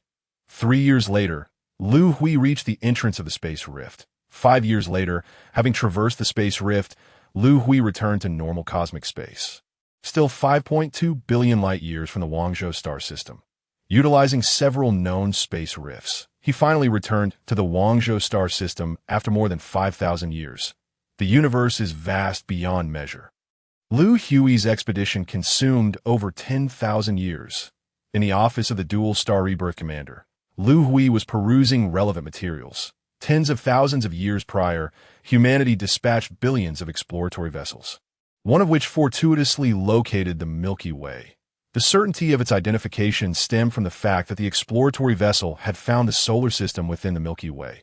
Data reveals that the Milky Way is 8.69 billion light-years from the Guangzhou star system.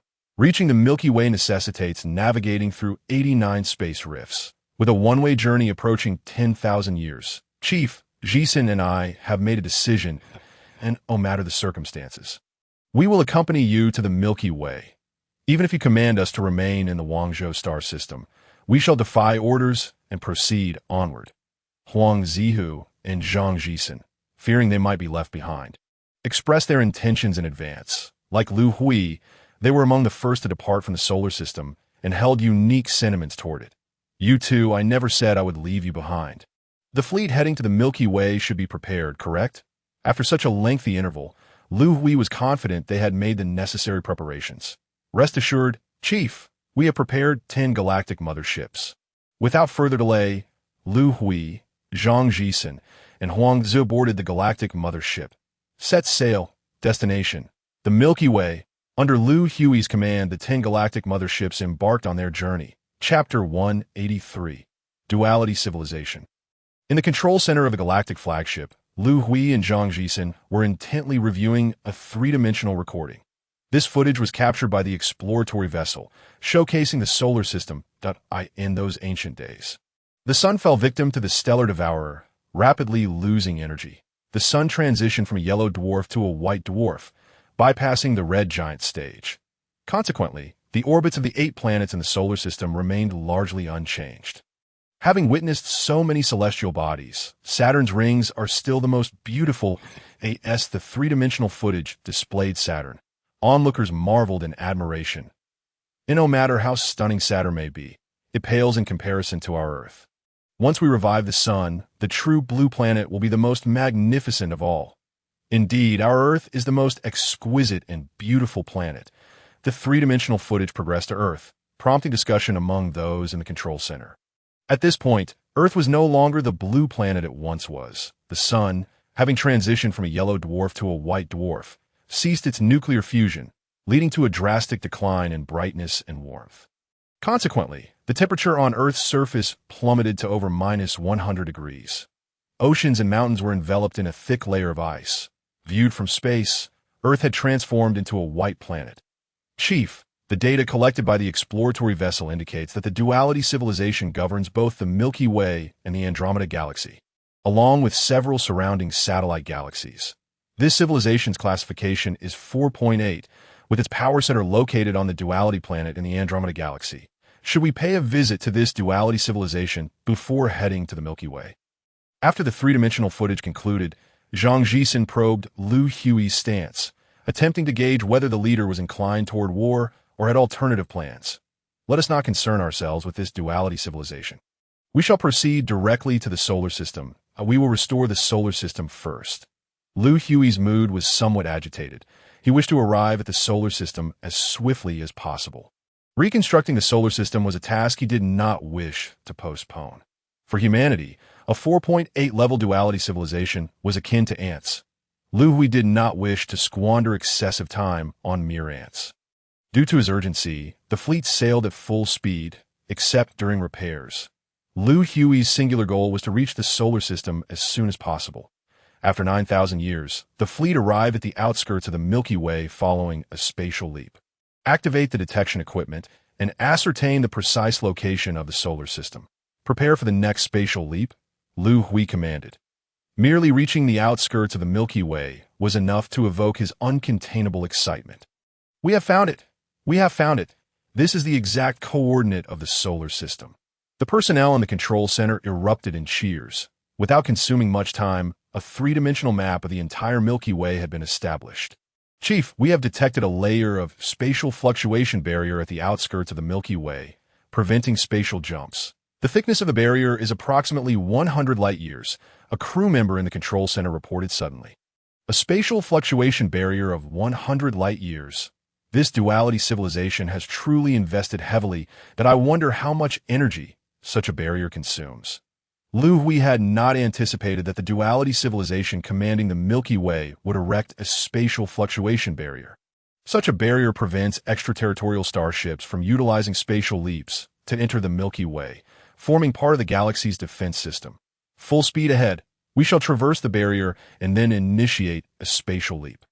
Liu Hui commanded, feeling somewhat disheartened at the prospect of the galactic mothership needing 6 months to traverse the 100 light-year distance. 3 months later, Commander, we have detected extraterritorial starships traversing the spatial fluctuation barrier. The observation outpost of the two-body civilization, stationed at the periphery of the Milky Way galaxy, has detected the presence of a human fleet. How many starships are there? Commander, the count is 10. The detection data indicates that the starships are traveling at a speed of 200 times the speed of light. With a diameter of 10,000 kilometers, this is the mothership fleet of an extraterrestrial civilization. Quickly, report this immediately to the base. The commander of the observation outpost was taken aback, astonished by the revelation of a mothership measuring 10,000 kilometers in diameter and moving at such an unprecedented velocity. What kind of civilization possesses the capability to construct such a mothership? The alert from the observation outpost was swiftly transmitted to the nearest defense base. Upon receiving the alert, the base commander hesitated to act rashly and promptly forwarded the message to the defense command. Orders from the command came swiftly. Immediately deploy warships to intercept and ascertain the intentions of the approaching fleet, and engage in combat if deemed necessary. Are the people in command completely foolish? The mothership is larger than a planet. Our base is only 1,000 warships. Are we being sent to our doom? The base commander vocally expressed his outrage upon receiving the orders, astonished that the command would issue such a directive. Commander, disobeying orders could lead to execution. The situation may not be as dire as it seems. Perhaps this fleet harbors no ill intentions. That we could first send a message to inquire and then decide whether to mobilize the fleet. The commander's aide hastily urged him. Quickly, send a message to this extraterrestrial fleet. The commander issued the order. An unsettling atmosphere spread throughout the base. Everyone understood that if the opposing fleet had no hostility, they would certainly have sent a message before breaching the spatial distortion barrier. The absence of such a message likely indicated malevolent intent. As anticipated, the message sent to the extraterrestrial fleet received no response. With no other choice, the base commander led the 1,000 warships to intercept. The outcome was beyond his expectations. Upon encountering the opposing fleet, they issued their final warning, and the 1,000 warships launched an attack on the intruding extraterrestrial fleet. Surprisingly, every attack proved ineffective. Even more astonishing was the fact that the extraterrestrial fleet did not retaliate at all, completely disregarding their presence. After traversing the spatial distortion barrier, the extraterrestrial fleet initiated a space jump and vanished without a trace. The base commander was left in a state of bewilderment, compelled to report the events back to the Defense Command. Chapter 184. Return to the Solar System. The fleet of galactic motherships. All humans, including Liu Hui, were unable to conceal their joy and excitement, for they were on their way home. This elation and excitement even overshadowed the recent attacks on their fleet. The inquiries and subsequent warning attacks from the two-body civilization's defense fleet were outright ignored by humanity. After crossing the spatial distortion barrier, the fleet immediately activated a space jump. Everyone was calculating how many more jumps remained before they could return to the solar system. Galactic Flagship Control Center. Leader, I fail to comprehend why you are all so exhilarated. Earth is merely an ordinary planet. Although human civilization originated here, there are countless better planets in the universe. Why are you so fixated on this? Zhu Yin analyzed the data for a long time, but could not find an answer, prompting her to ask Liu Hui. She had witnessed the behaviors of humans aboard the mothership, leaving her perplexed. Zhu Yin, do you understand what home is? Liu Hui did not respond directly to Zhu Yin, but posed a question instead. Home? Zhu Yin pondered for a moment. Leader, according to your definition, home consists of members united by marriage and blood relations. Collectively referred to as family. It is the dwelling place of family members. What does this have to do with Earth? She replied, filled with questions. Zhu Yin, you can understand it in a broader sense. Earth is the home of all humanity.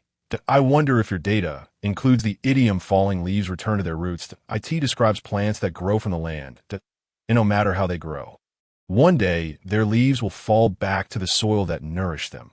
This is what it means to return to one's roots. Humans are no different, regardless of how many years we drift in the universe or how far we venture. Earth will always be our home, our root, Liu Hui's explanation did not allow Zhu Yin to fully grasp the concept, but she felt the immense significance of home to humanity after crossing the spatial distortion barrier.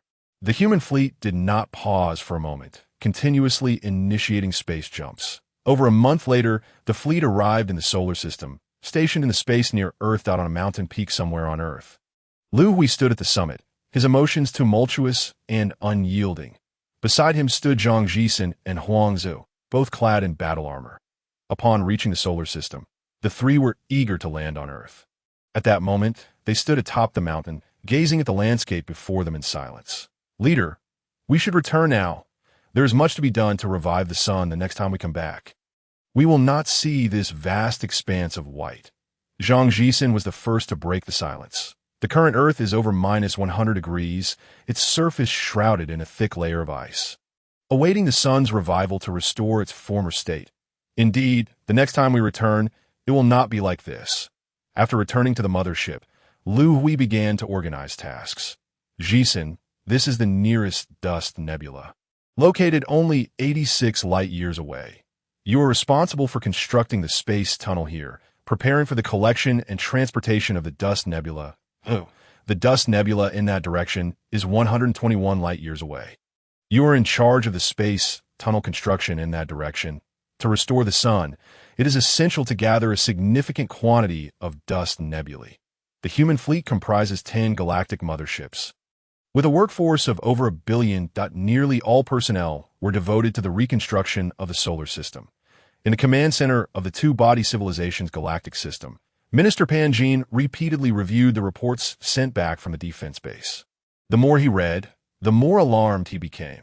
The unidentified mothership fleet that had intruded into the Milky Way possessed power that far exceeded that of the two-body civilization. The diameter of their mothership exceeded 10,000 kilometers, and their speed reached 200 times the speed of light. The mothership was immune to energy attacks. These 3 points mentioned in the report were capabilities the two-body civilization could not match. What other hidden powers did this unidentified fleet possess? Pan Jin dared not imagine. Quickly forward the report to the leader of the Andromeda Galaxy. Inform the leader that the fleet that has entered the Milky Way has unclear intentions and possesses strength far beyond that of our two-body civilization. Prepare the leader for what may be necessary, potentially requiring the ancestors to visit the Milky Way. Minister Pan Jin instructed his subordinates to forward the report to the civilization's leader. He had already prepared for the worst. Issue a notice to all civilizations within the Milky Way. An extraterrestrial mothership fleet has entered the Milky Way without permission. Any civilization that detects it must report immediately. Unauthorized attacks on this fleet are prohibited. Minister Pan Jin issued the command. The immediate priority was to locate this extraterrestrial fleet and ascertain its intentions. Months later, a mineral transport starship in the Milky Way discovered humanity. This intelligence was quickly relayed to the Galactic Command. What could they possibly want? What is there to collect from the dust nebula? Pan Jin was bewildered upon seeing the report. Who is the person in charge of Sector 56? Pan Jin inquired of his aide. The collection site for the dust nebula is located in Sector 56 of the Milky Way. Minister, the person in charge is Kiko, who has just been reassigned to Sector 56. The aide responded, "Immediately send a command to Kiko. Have him make contact with this fleet and investigate their purpose." Pan Jin anxiously awaited at the dust nebula collection site. Huang Zihu was reviewing the progress of the project at the mothership's control center. "Excellent. Everyone is working diligently. The space tunnel will be completed ahead of schedule today." The progress report indicated that it was half a month ahead of plan, which delighted Huang Zihu. "Commander Huang, a fleet is approaching us. The number of warships is approximately 100,000. The opposing fleet has halted its advance. We have received an inquiry message from them, requesting us to provide basic information about our civilization and our purpose for coming to the Milky Way." In the Mothership Control Center, a crew member reported to Huang Zihu to do not engage with them for now. Send a message to the leader, asking how to proceed. Huang Zihu did not make a unilateral decision. Everyone had been focused on the reconstruction of the solar system, and all had forgotten about the two-body civilization, the rulers of the Milky Way. The request for guidance was swiftly answered by Liu Hui. The content of the message surprised Huang Zihu. "Do as you wish. You may handle it as you wish." Liu Hui, who was entirely focused on reconstructing the solar system, casually replied to a message, nearly causing the two-body civilization to vanish from the cosmos. Chapter 185. Warning Attack. The two-body civilization, a civilization that has existed for over 1 billion years, originated from the Andromeda Galaxy on the planet of the two-body. Their bodies are characterized by 4 limbs and a torso topped with 2 independent heads capable of independent thought. Due to these physical features, they are referred to as the two-body civilization by other civilizations. The denizens of the two-body civilization possess the unique advantage of having 2 independent thinking brains simultaneously, which affords them a significant edge in learning compared to other civilizations. This superiority has allowed them to rise to prominence among numerous interstellar civilizations, gradually establishing themselves as the dominant force in the Andromeda Galaxy and incorporating the Milky Way into their jurisdiction 1 billion years ago. The two-body civilization stands as the most formidable presence within a 30 million light-year radius of the Andromeda Galaxy. This civilization harbors no grand ambitions. For over 1 billion years, they have remained reclusive within the Andromeda and Milky Way galaxies. They have constructed what they believe to be an impenetrable defense system to guard against the incursions of foreign civilizations. However, the human civilization's fleet was able to breach their defenses effortlessly, causing considerable anxiety among the two-body civilization. Aboard the command ship of the two-body fleet, Chica paced back and forth, his 2 heads displaying identical expressions of urgency as they awaited a response. "Commander, there has been no reply from the other side. What should we do?" inquired a subordinate. "Continue sending messages. Let us wait a little longer. Repeat the orders to the fleet. No unilateral attacks," Chica instructed cautiously. Reiterating the command to his fleet, he felt that a misunderstanding leading to war would result in a catastrophic defeat, as his fleet of 100,000 warships would be utterly insufficient against the opposing force. The enemy possessed 10 motherships, each measuring 10,000 kilometers in diameter, traveling at speeds of 200 times the speed of light. They lacked energy shields but were immune to energy attacks. This information was relayed from the Galactic Command. Although the opposing civilization had only 1 mothership, Chica dared not underestimate the situation. Frustration consumed him. He had just been appointed the district chief of Zone 56 and was en route with his fleet to assume his duties when he received orders from command to investigate the intruding fleet in the Milky Way. The current predicament left him in a dilemma.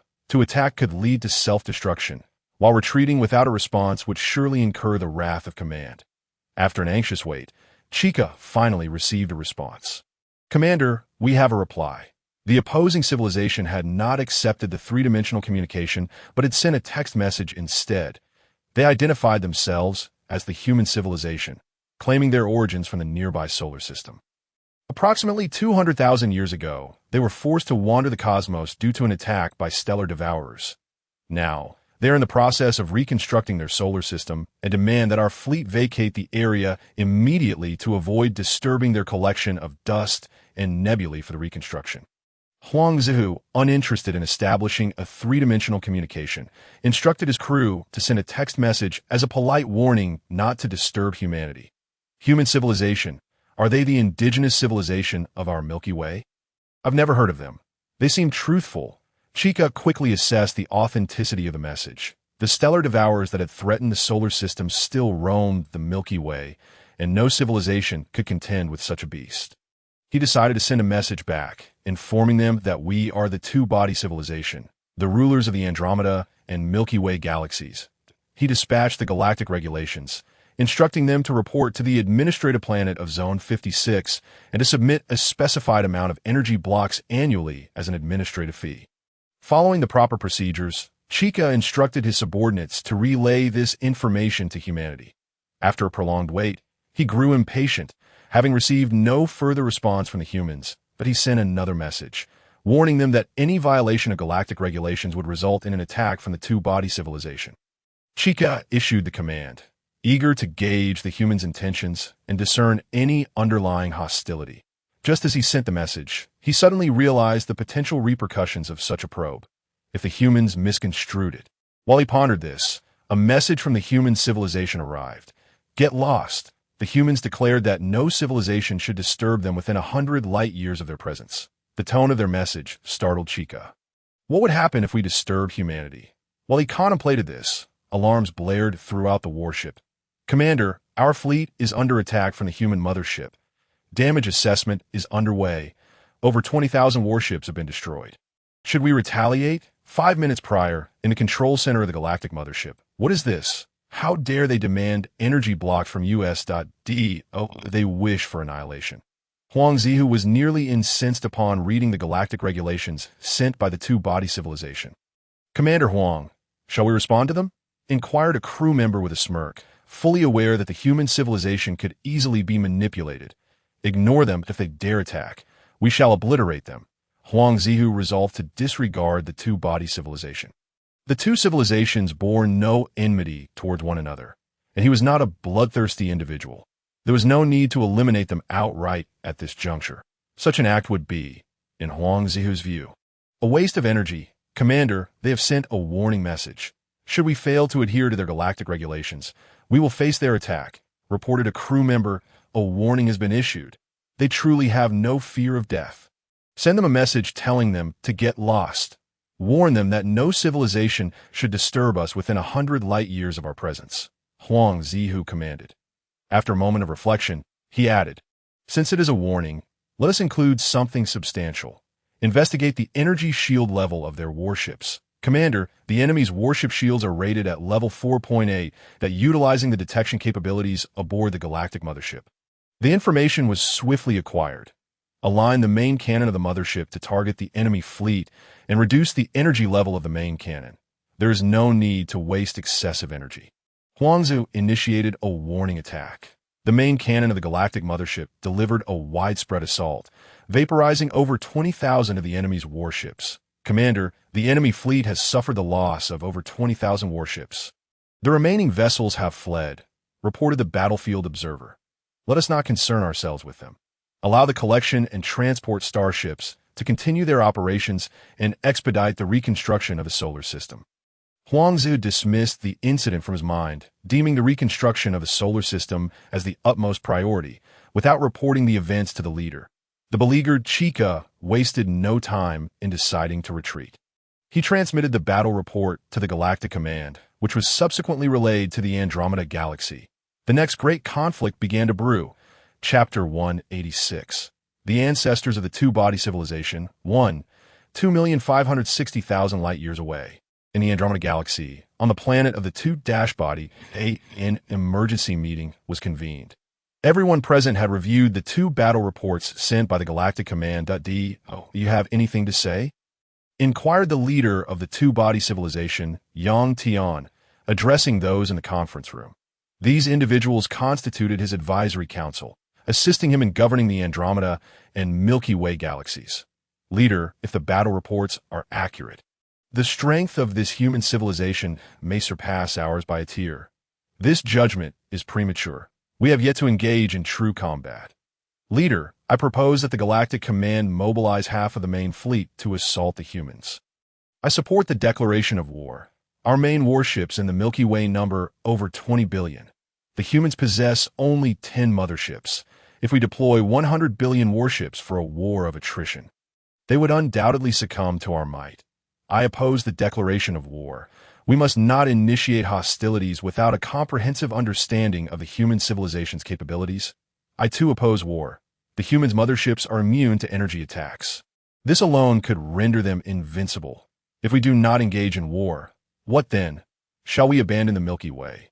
We could continue to send envoys. Did you not thoroughly read the battle report from Zone 56? The humans have no desire for dialogue.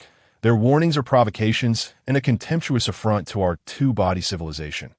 In the conference room, the advisory council of Leader Yang Tian engaged in a heated debate. Clearly divided into two factions, just as the dispute reached a fever pitch, someone suddenly raised their voice. Leader, if all else fails, please call upon the ancestor. This statement abruptly silenced the room, with all eyes turning to Leader Yang Tian. Millennia ago, the ancestor had departed from the two-body planet to combat the stellar devourers. After failing and returning, he had since remained in seclusion. Let us not disturb him for the time being. Issue orders to the Galactic Command to mobilize half of the main fleet to attack the humans. Should the assault fail, We may then call upon the ancestor. The leader of the two-body civilization made his decision.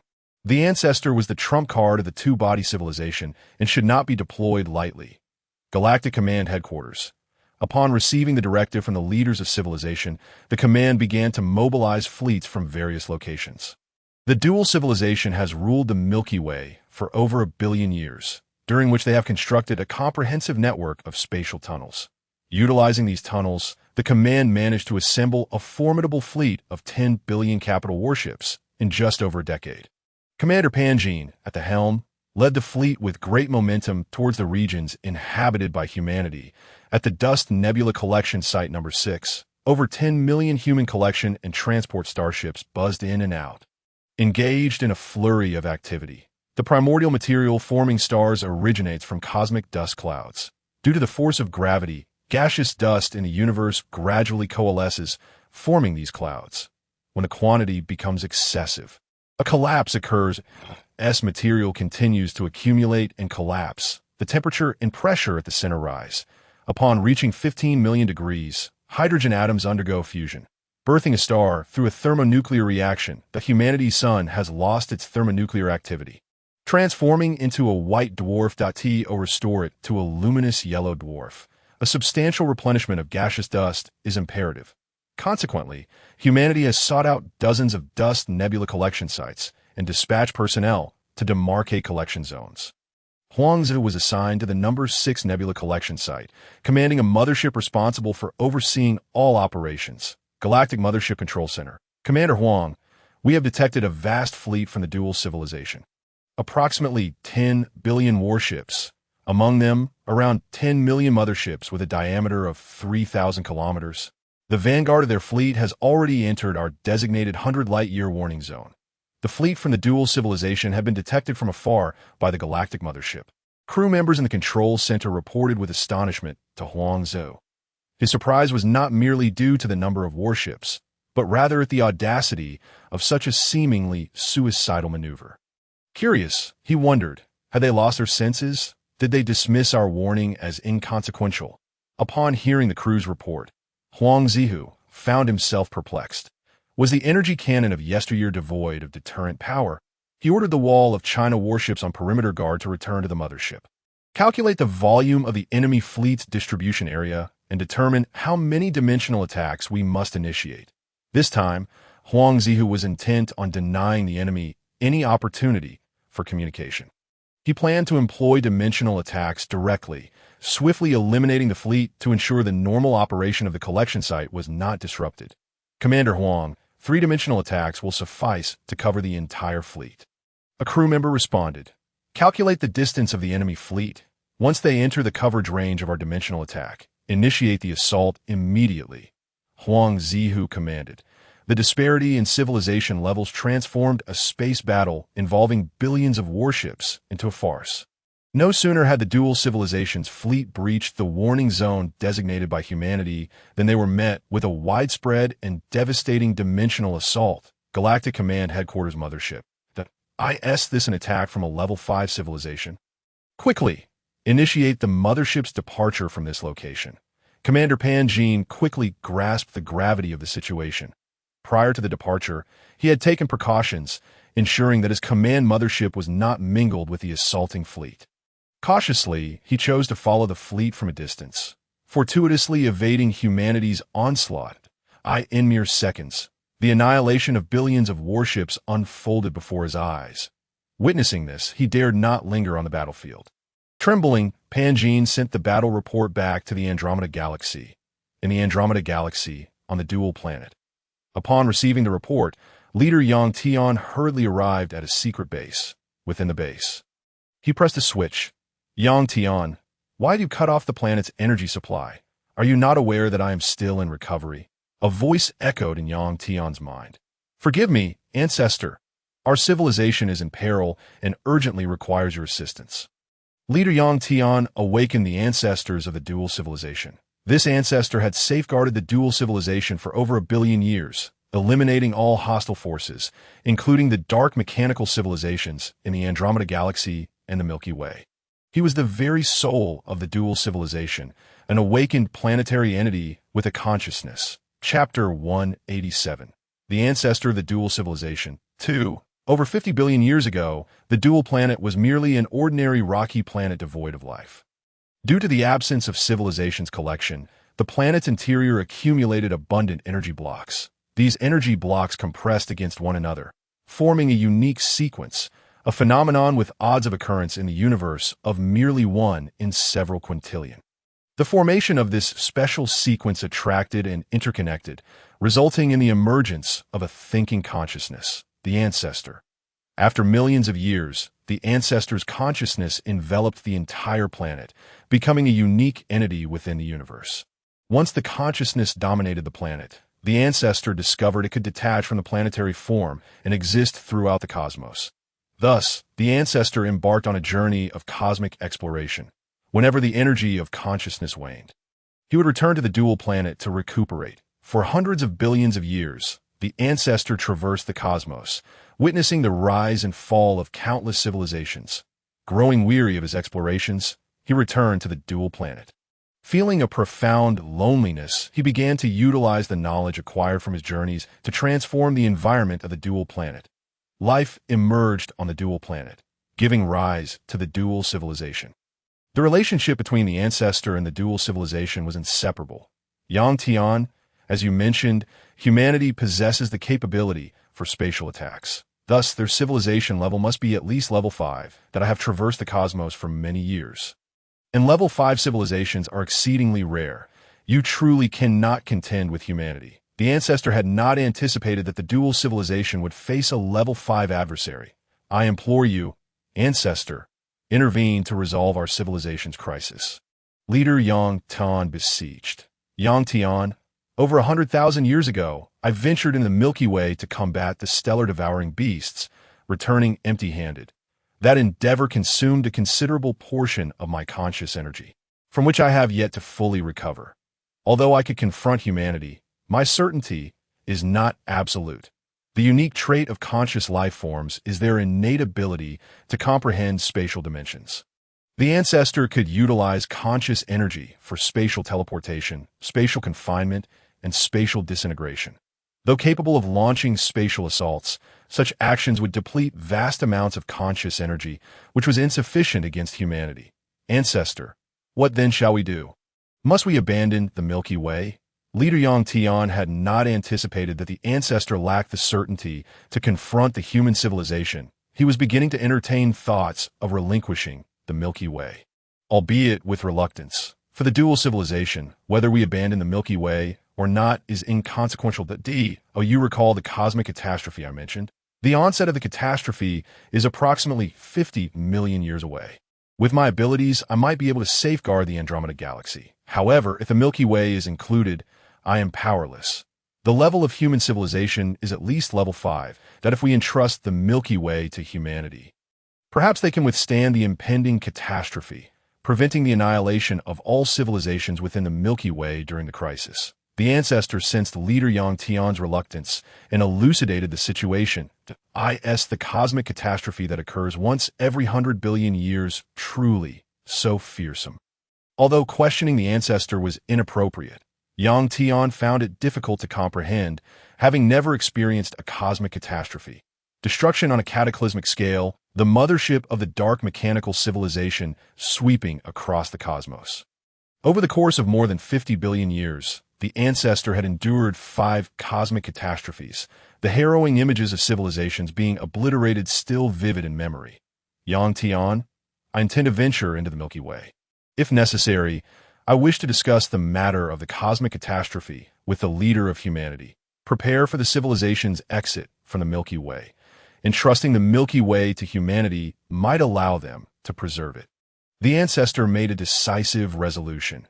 At collection site number 6, following the detailed interstellar coordinates provided by the dual civilization, the Ancestor arrived. Only a few days had passed since the last battle. The swift arrival was due to the substantial depletion of conscious energy, which enabled them to spatially teleport to this location.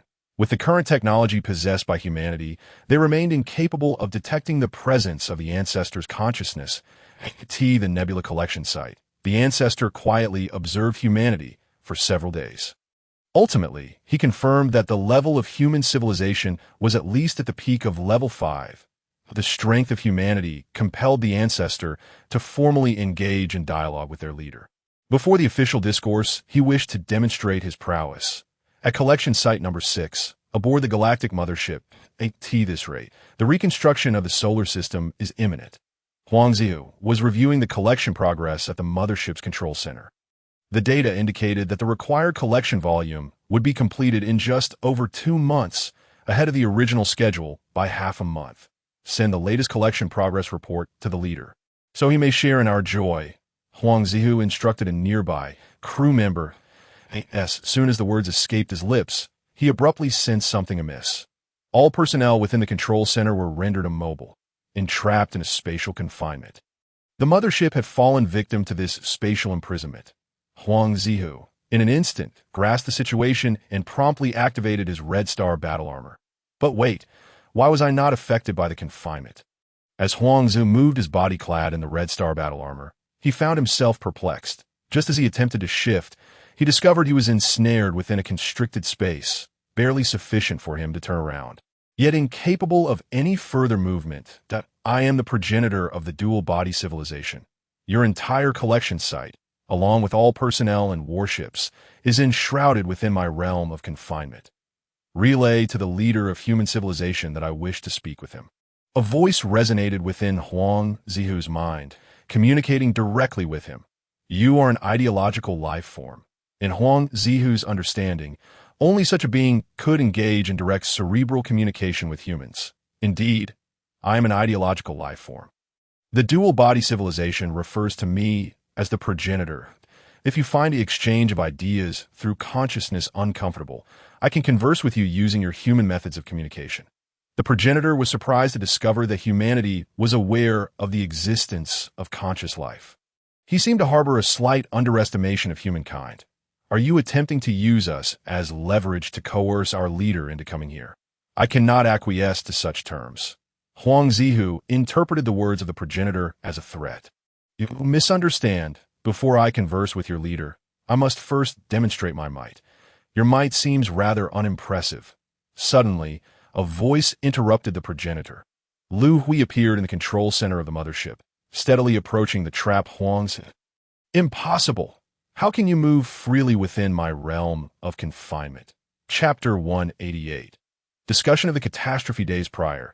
A violent spatial disturbance emanated from the direction of Collection Site 6, alarming Liu Hui within the solar system. Upon inquiry, Liu Hui learned of the conflict between humanity and the dual-body civilization.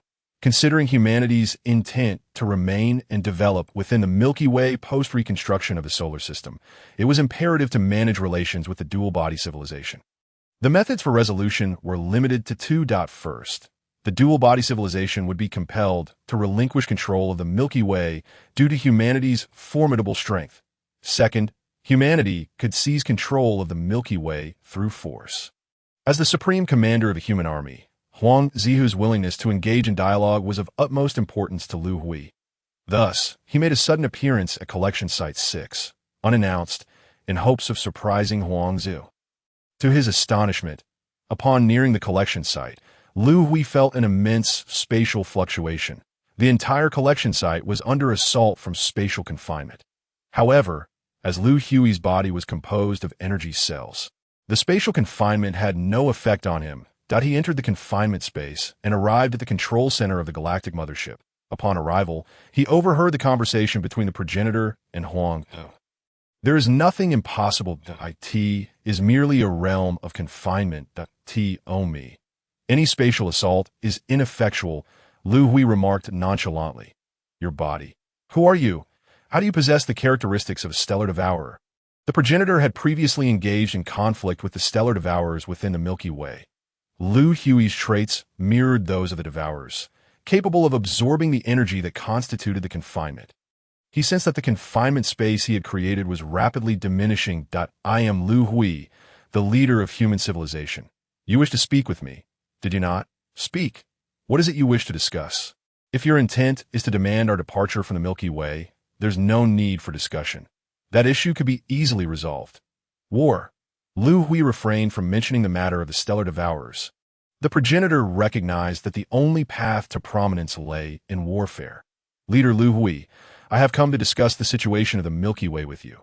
The dual-body civilization is willing to withdraw from the Milky Way and relinquish control. The universe is vast enough to accommodate both human and dual-body civilizations that I hope you can grant me a promise. Not to invade the Andromeda Galaxy, where the dual-body civilization resides. The progenitor's tone shifted unexpectedly. Exuding sincerity, the strength of human civilization far surpassed his expectations. If humanity sought to seize control of the Andromeda Galaxy, he would be powerless to prevent it, even at the cost of his own existence. Our civilization originated from a solar system. Approximately 200,000 years ago, we were forced to wander the universe due to the attacks of the stellar devourers. Now, we aim to reconstruct the solar system and return to our mother planet, Earth. This is an endeavor that cannot be thwarted. Put it broadly, the Milky Way is also the cradle of human civilization. War signifies annihilation. It is best to avoid it, that we do not wish to wreak havoc upon a Milky Way. I can assure you that within this star domain, our human influence will remain confined to the Milky Way, that we will not invade or occupy other star systems. Liu Hui readily acquiesced. Human civilization has attained level 6. The resources of the Andromeda Galaxy hold little significance for us. Thank you for your commitment. The Milky Way shall be entrusted to humanity. Leader Liu Hui, there is a matter of utmost importance I must convey. This pertains to the survival of all civilizations within the Milky Way, including your own. Approximately 50 million years hence, the universe will erupt in a cataclysmic disaster. The progenitor elaborated on the cosmic catastrophe. Leader Liu Hui, I have no reason to deceive you if you believe me. Prepare your defenses in advance for the impending cosmic disaster. After detailing the calamity, noticing Liu Hui's prolonged silence, the progenitor presumed disbelief on the other's part. Progenitor, I did not anticipate your awareness of the cosmic disaster, as far as I know. The time remaining until the disaster is approximately 100 million years. Your timeline seems somewhat premature. What is your basis for this assertion? Upon hearing the progenitor's account of the catastrophe, Liu Hui was somewhat taken aback. Few civilizations in the universe were aware of the impending disaster. The progenitor's time frame was around 50 million years, while Zhuing posited it at approximately 100 million years, presenting a significant disparity. Just moments ago, Liu Hui had been deliberating this matter with Zhu Yin in his mind. Leader Liu Hui, I too did not expect that your human civilization was cognizant of the cosmic disaster. I have experienced 5 such cataclysms. If calculated by the intervals, approximately 100 million years remain. However, your method of calculation is flawed. The correct approach is to estimate the remaining rate of the intelligent core motherships of mechanical civilizations throughout the universe. Using the number of motherships present at the time of the disaster as a baseline, when the quantity dwindles to 10, the next cosmic catastrophe will ensue. This is the accurate method of calculation. Having witnessed 5 cosmic disasters, this phenomenon was observed by the progenitor. Progenitor, what is your perspective on the eruption of the cosmic disaster? Although Zhu Yin has existed for over 50 billion years, her database contains scant information regarding the catastrophe, prompting Liu Hui to seek further insights from the progenitor. Leader Liu Hui, I surmise that a divine-level civilization exists within the universe.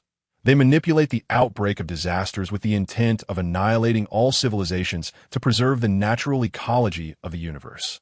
The advancement of civilizations necessitates the harvesting of energy blocks from planets, inevitably disrupting the universe's natural ecology. The divine-level civilization does not permit such occurrences. The progenitor articulated his thoughts that a divine-level civilization? Does such a civilization truly exist within the universe? Liu Hui asked, perplexed. This concept transcended human comprehension. Leader Liu Hui, with each outbreak of a catastrophe, mechanical civilizations' intelligent core motherships abound throughout the universe. Their numbers are sufficient to confront every civilization with dozens or even hundreds of motherships. Moreover, each intelligent core mothership can develop into hundreds of billions of warships. The most critical point is that these intelligent core motherships manifest simultaneously across various regions of the universe. No civilization has yet proven the extent of the universe's vastness. To deploy such a multitude of intelligent core motherships simultaneously is a feat beyond imagination that I can only refer to it as a divine-level civilization. The discourse with the progenitor enlightened Liu Hui about the cosmic disaster, leading him to ponder a crucial question. How should human civilization respond? Should they resist or evade? Chapter 189. Reviving the Sun. Liu Hui engaged in a profound dialogue with the progenitor of the dual-body civilization, gaining invaluable insights. During their conversation, the progenitor learned of humanity's intent to revive the Sun and voluntarily offered assistance, for no one understood the intricacies of resurrecting a celestial body better than he. As the progenitor was, in essence, a planet. More than 2 months later, the surface of the Sun became cloaked in a thick layer of dust and nebulae. Due to the gravitational influence of the Sun, the dust nebula is continuously compressed inward. Once the mass reaches a certain threshold, a critical point erupts, reigniting the thermal nuclear reaction of the celestial body. The Sun resumes its radiant glow. In that moment, all of humanity within the solar system embraces one another in celebration. Among them, over 1,000 individuals are particularly special.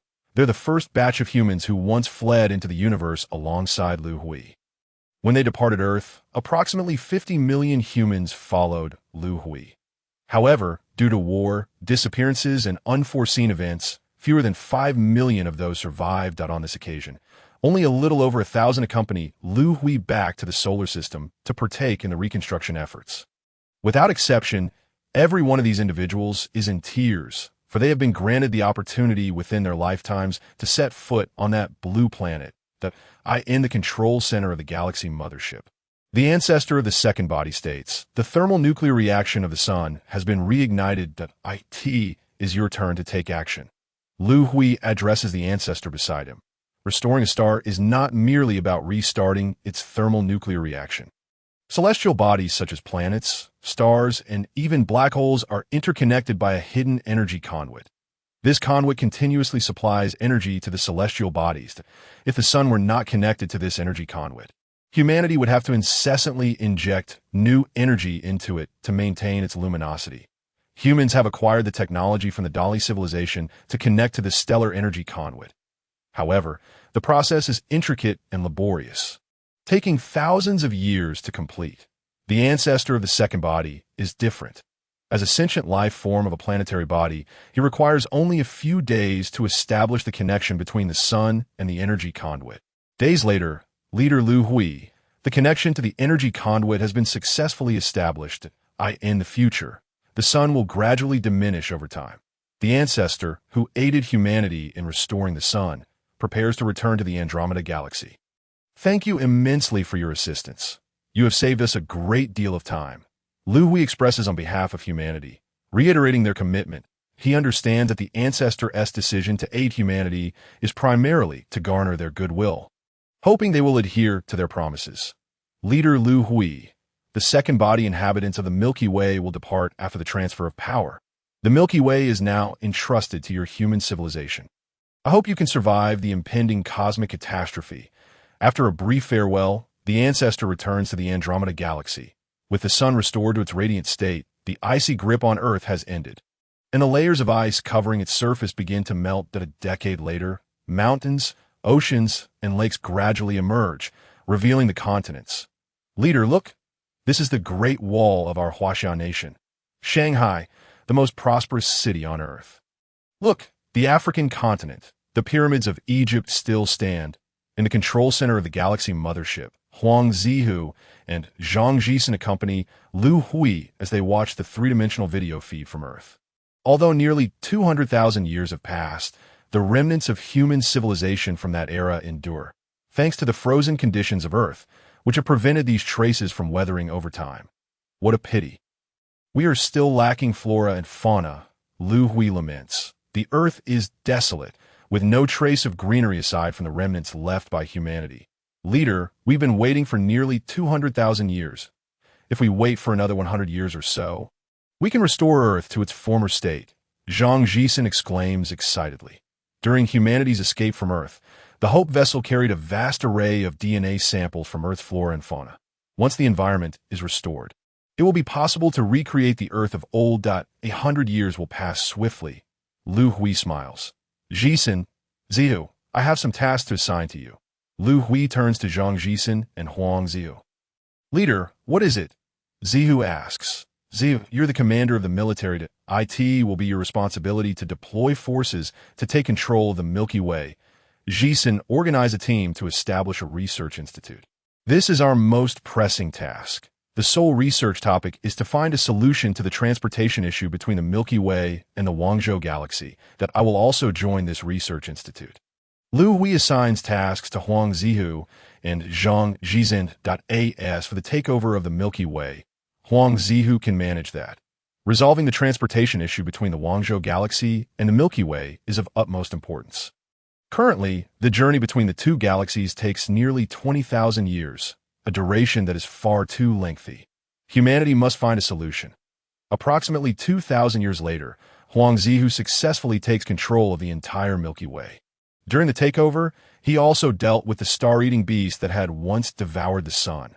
The energy cells from the beast were harvested by humanity. 5,000 years later, the Research Institute makes a breakthrough, discovering a method to create spatial rifts. After another 20,000 years of thorough preparation, both the Milky Way and the Guangzhou galaxy simultaneously initiate high-energy fission. The fabric of space is torn open, forming a rift connecting the Milky Way and the Guangzhou galaxy. The journey through this rift now takes only 100 years. The Milky Way and the Guangzhou galaxy have finally established a genuine connection. 50,000 years later, humanity achieves a significant breakthrough in the study of the energy cells from the star-eating beast, constructing the first warship entirely composed of energy cells. This warship is as indomitable as Liu Hui himself. The specter of the cosmic catastrophe continues to haunt Liu Hui. Should he lead humanity to sanctuary in the Holy Land, or remain to resist the onslaught of the intelligence core mothership? This technological breakthrough ultimately informs his decision. Humanity will stay in the Guangzhou galaxy and the Milky Way to confront the cosmic calamity anticipated millions of years hence. Utilizing the energy cells from the star-eating beast, humanity constructs millions of new warships. Upon locating the intelligence core mothership in the cosmos, they conduct practical tests of their new vessels. These warships possess overwhelming superiority. They become Liu Hui's greatest source of confidence. However, in his overconfidence, Liu Hui makes a grave misjudgment. He fails to foresee that the horror of the cosmic catastrophe exceeds all comprehension. Chapter 190. The Cosmic Catastrophe 30 million years later. In the solar system at this point, Earth has transformed into a coveted paradise for humanity. Free from industrial pollution, the skies are azure, the waters are crystalline, birds sing sweetly, and lush trees offer shade. The population residing on Earth is carefully regulated to around 10 billion individuals. To settle on Earth, one must make a significant contribution to civilization. Otherwise, they may only enter as a visitor. The moon has been transformed into an industrial planet, producing the consumables necessary for Earth. Mars, having been altered by human civilization, has become habitable and is now the administrative center of the Milky Way. Venus has been designated as the resource planet of the solar system. On Earth, in Liu Hui's private resort, he spends 1 to 2 months each year here. Apart from work and scientific research at this moment, he strolls along the shaded pathways of the Villa District, conversing with Juin. Leader, have you noticed? Ever since humanity found a way to rebuild the solar system, we have become increasingly complacent, losing our desire to explore the cosmos. Over the past 30 million years, the technological advancement of human civilization has slowed to a near standstill. How will we confront the impending cosmic catastrophe? Zhu Yin, in Liu Hui's mind, cannot help but urge him.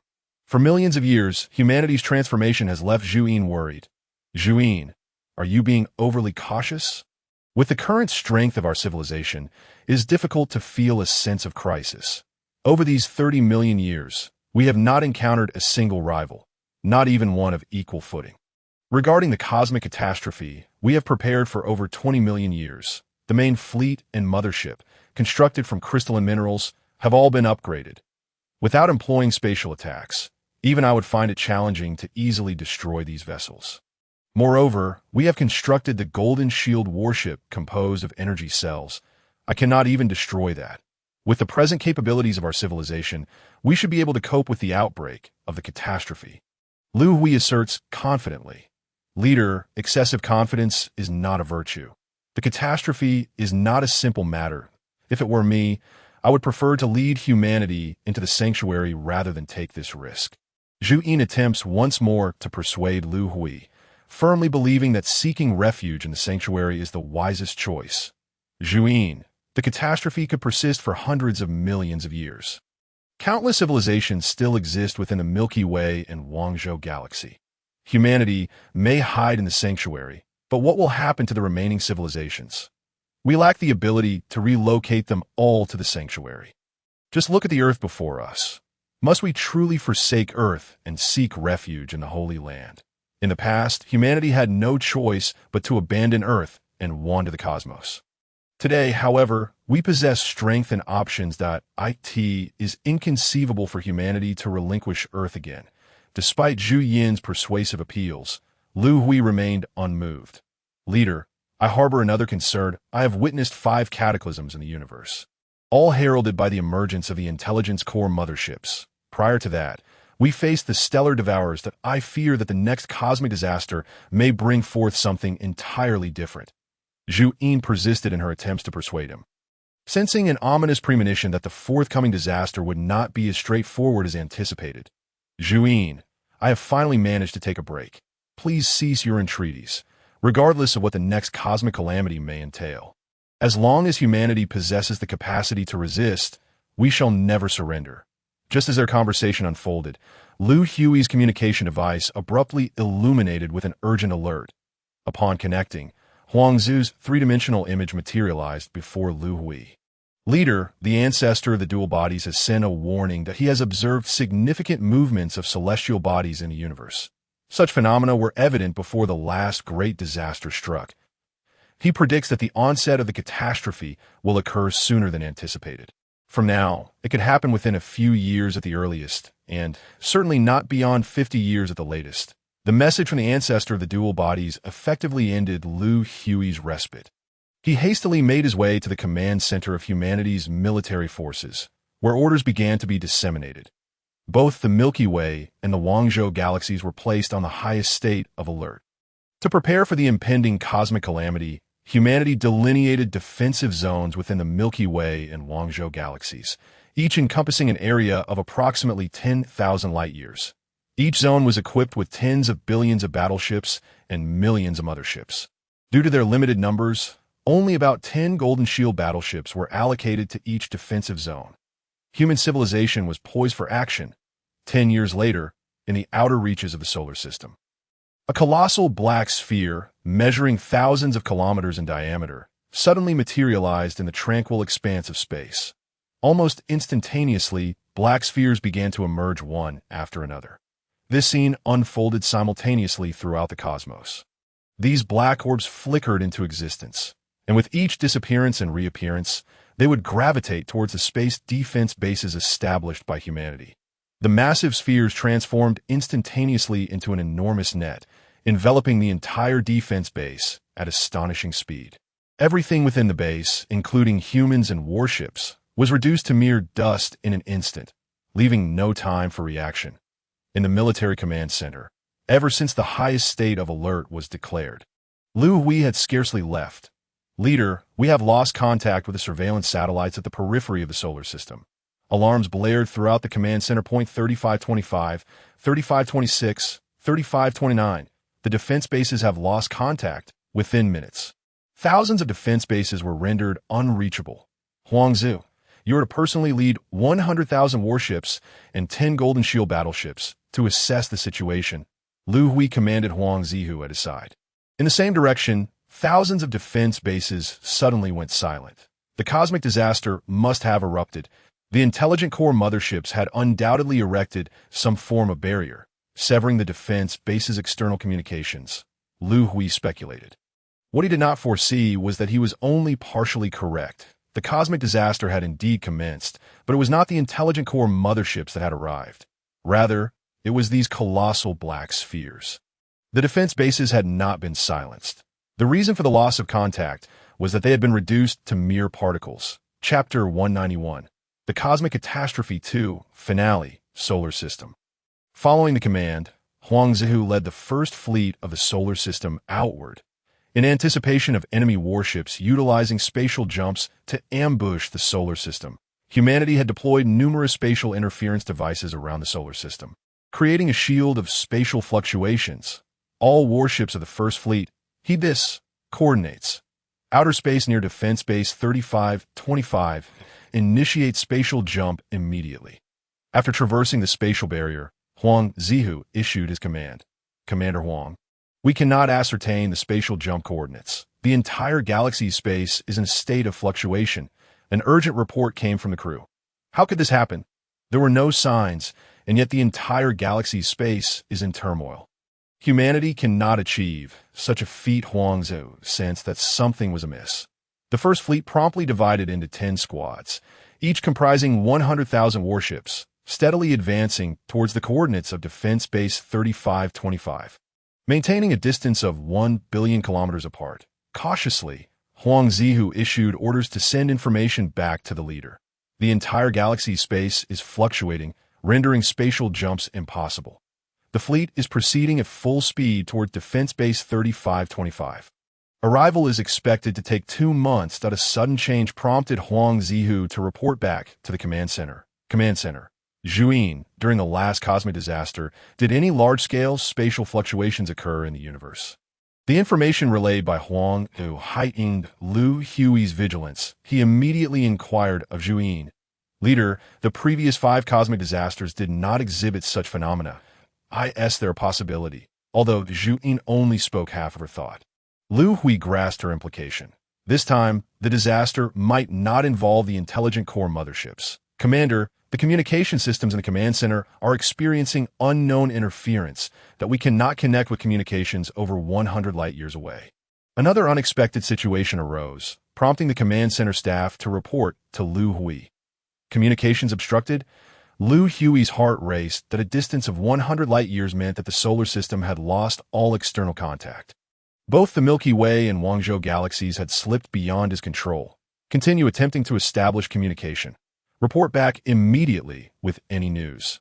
Though the prospects seemed grim, Liu Hui nonetheless issued the order.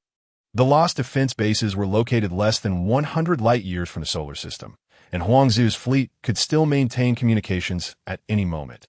All Liu Hui could do was await news from Huang Zihu to ascertain the situation and respond accordingly. 1 month later, the flagship of the First Fleet of the Solar System, they traversed the halfway point of their journey. Huang Zihu remained attentive to the status of the fleet's foremost division. Commander Huang, the First Division has lost contact. The detection equipment indicated that the First Division had vanished. The Second Division had also disappeared. The Third Division reported that only 1 Golden Shield battleship remained. Within mere seconds, a total of 3 divisions, comprising 300,000 warships, had lost communication. The Golden Shield battleship relayed information that it was under attack from an unidentified entity. The battleship was being enveloped by an unknown object. The outer layer of the vessel was disintegrating. Among the 10,000 warships of the Third Division, Huang Zihu had strategically assigned 1 Golden Shield battleship, humanity's most formidable vessel, composed of energy cells harvested from stellar devourers. The Golden Shield battleship transmitted only a few messages before losing contact. Order all warships to halt their advance and retreat immediately, Huang Zihu commanded. Just as the order was given, further reports flooded in. The 4th Division has lost contact. The 5th Division, the 10th Division has lost contact. Hearing these reports, Huang Zihu began to panic. The ship he was aboard trailed closely behind the 10th Division, which was a Golden Shield battleship. He would be the next target.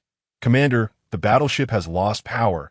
An unidentified object is enveloping the vessel. The outer layer is being disassembled. In a moment of panic, Huang Zihu suddenly regained his composure. Quick, send a message to the leader. The fleet is under attack by an unidentified object. Flee. Escape quickly. Ensure the leader and the people of the solar system. In the cosmos, these black spheres that attack human fleets were ubiquitous. These spheres possess the ability to move instantaneously, capable of detecting the signals of nearby civilizations. Their method of attack was deceptively simple. They would teleport beside their target, envelop it, and reduce it to dust. Their targets included warships constructed by civilizations, habitable planets, and bases within the universe. In essence, anything associated with intelligent civilization became their objective. Their singular aim was the annihilation of all civilizations within the cosmos. Command Center. Liu Hui paced back and forth at a loss for how to respond. The fleet ahead had lost contact. In less than a minute, millions of human warships had been obliterated, and Huang Zihu was dead.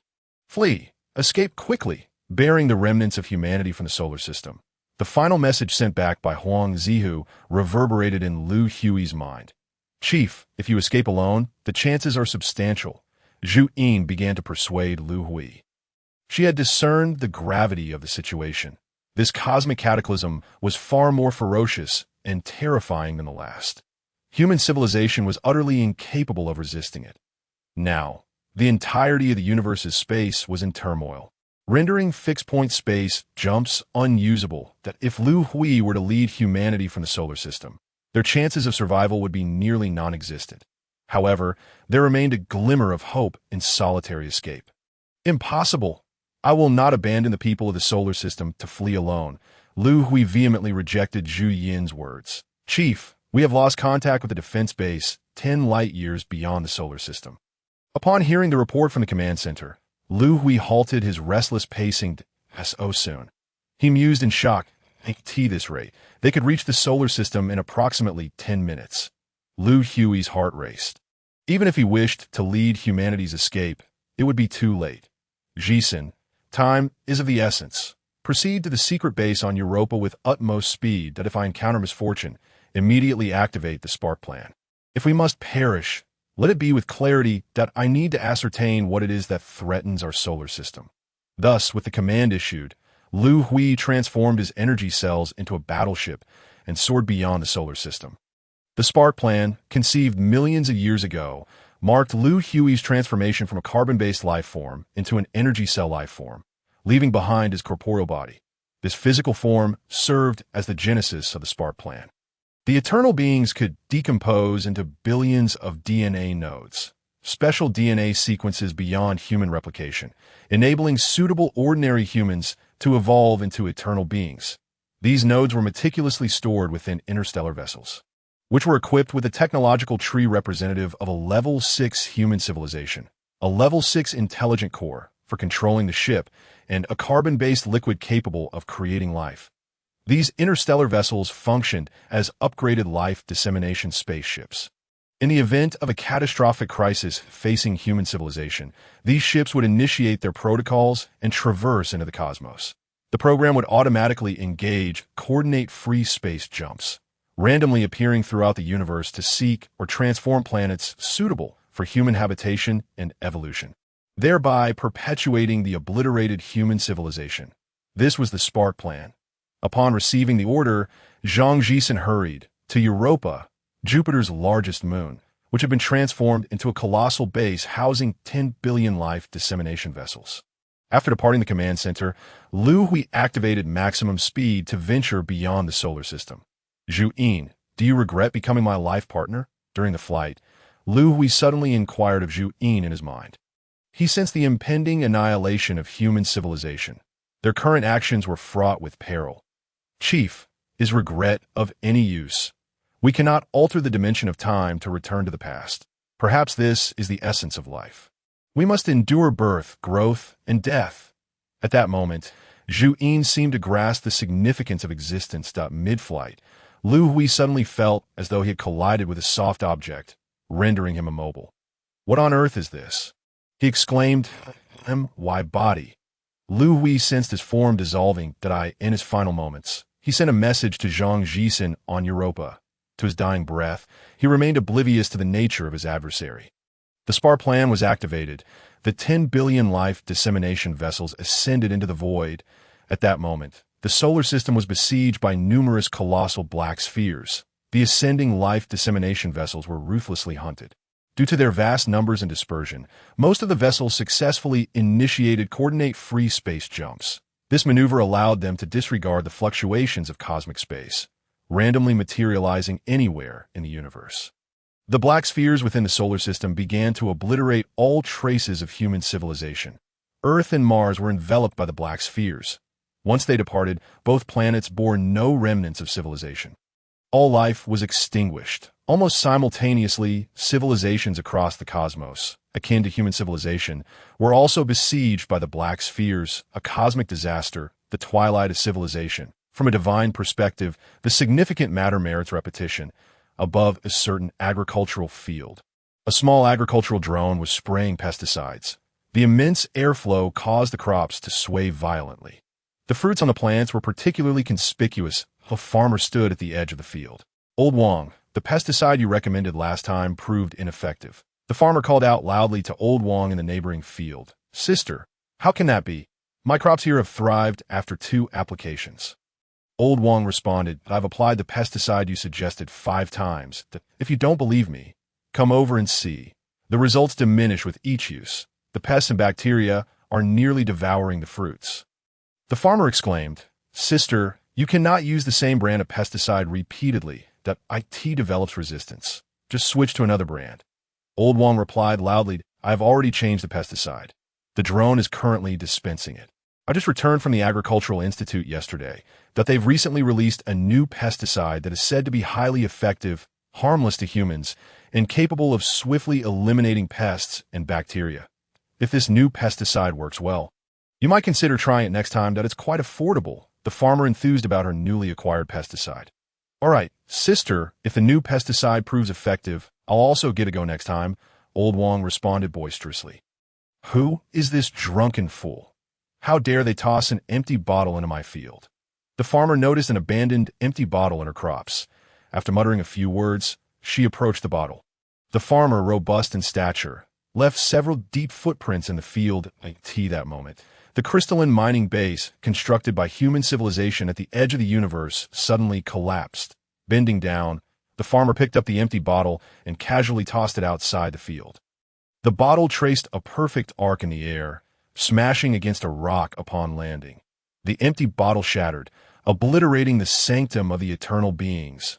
All civilizations within the universe, including human civilization, would remain forever unaware that the cosmos was merely the agricultural field of a godlike civilization. The planets were the fruits of their labor. The energy blocks required for civilized development were the essence of those fruits. The farmer's act of spraying pesticides every fortnight represented the cosmic catastrophe. The concluding chapter of this narrative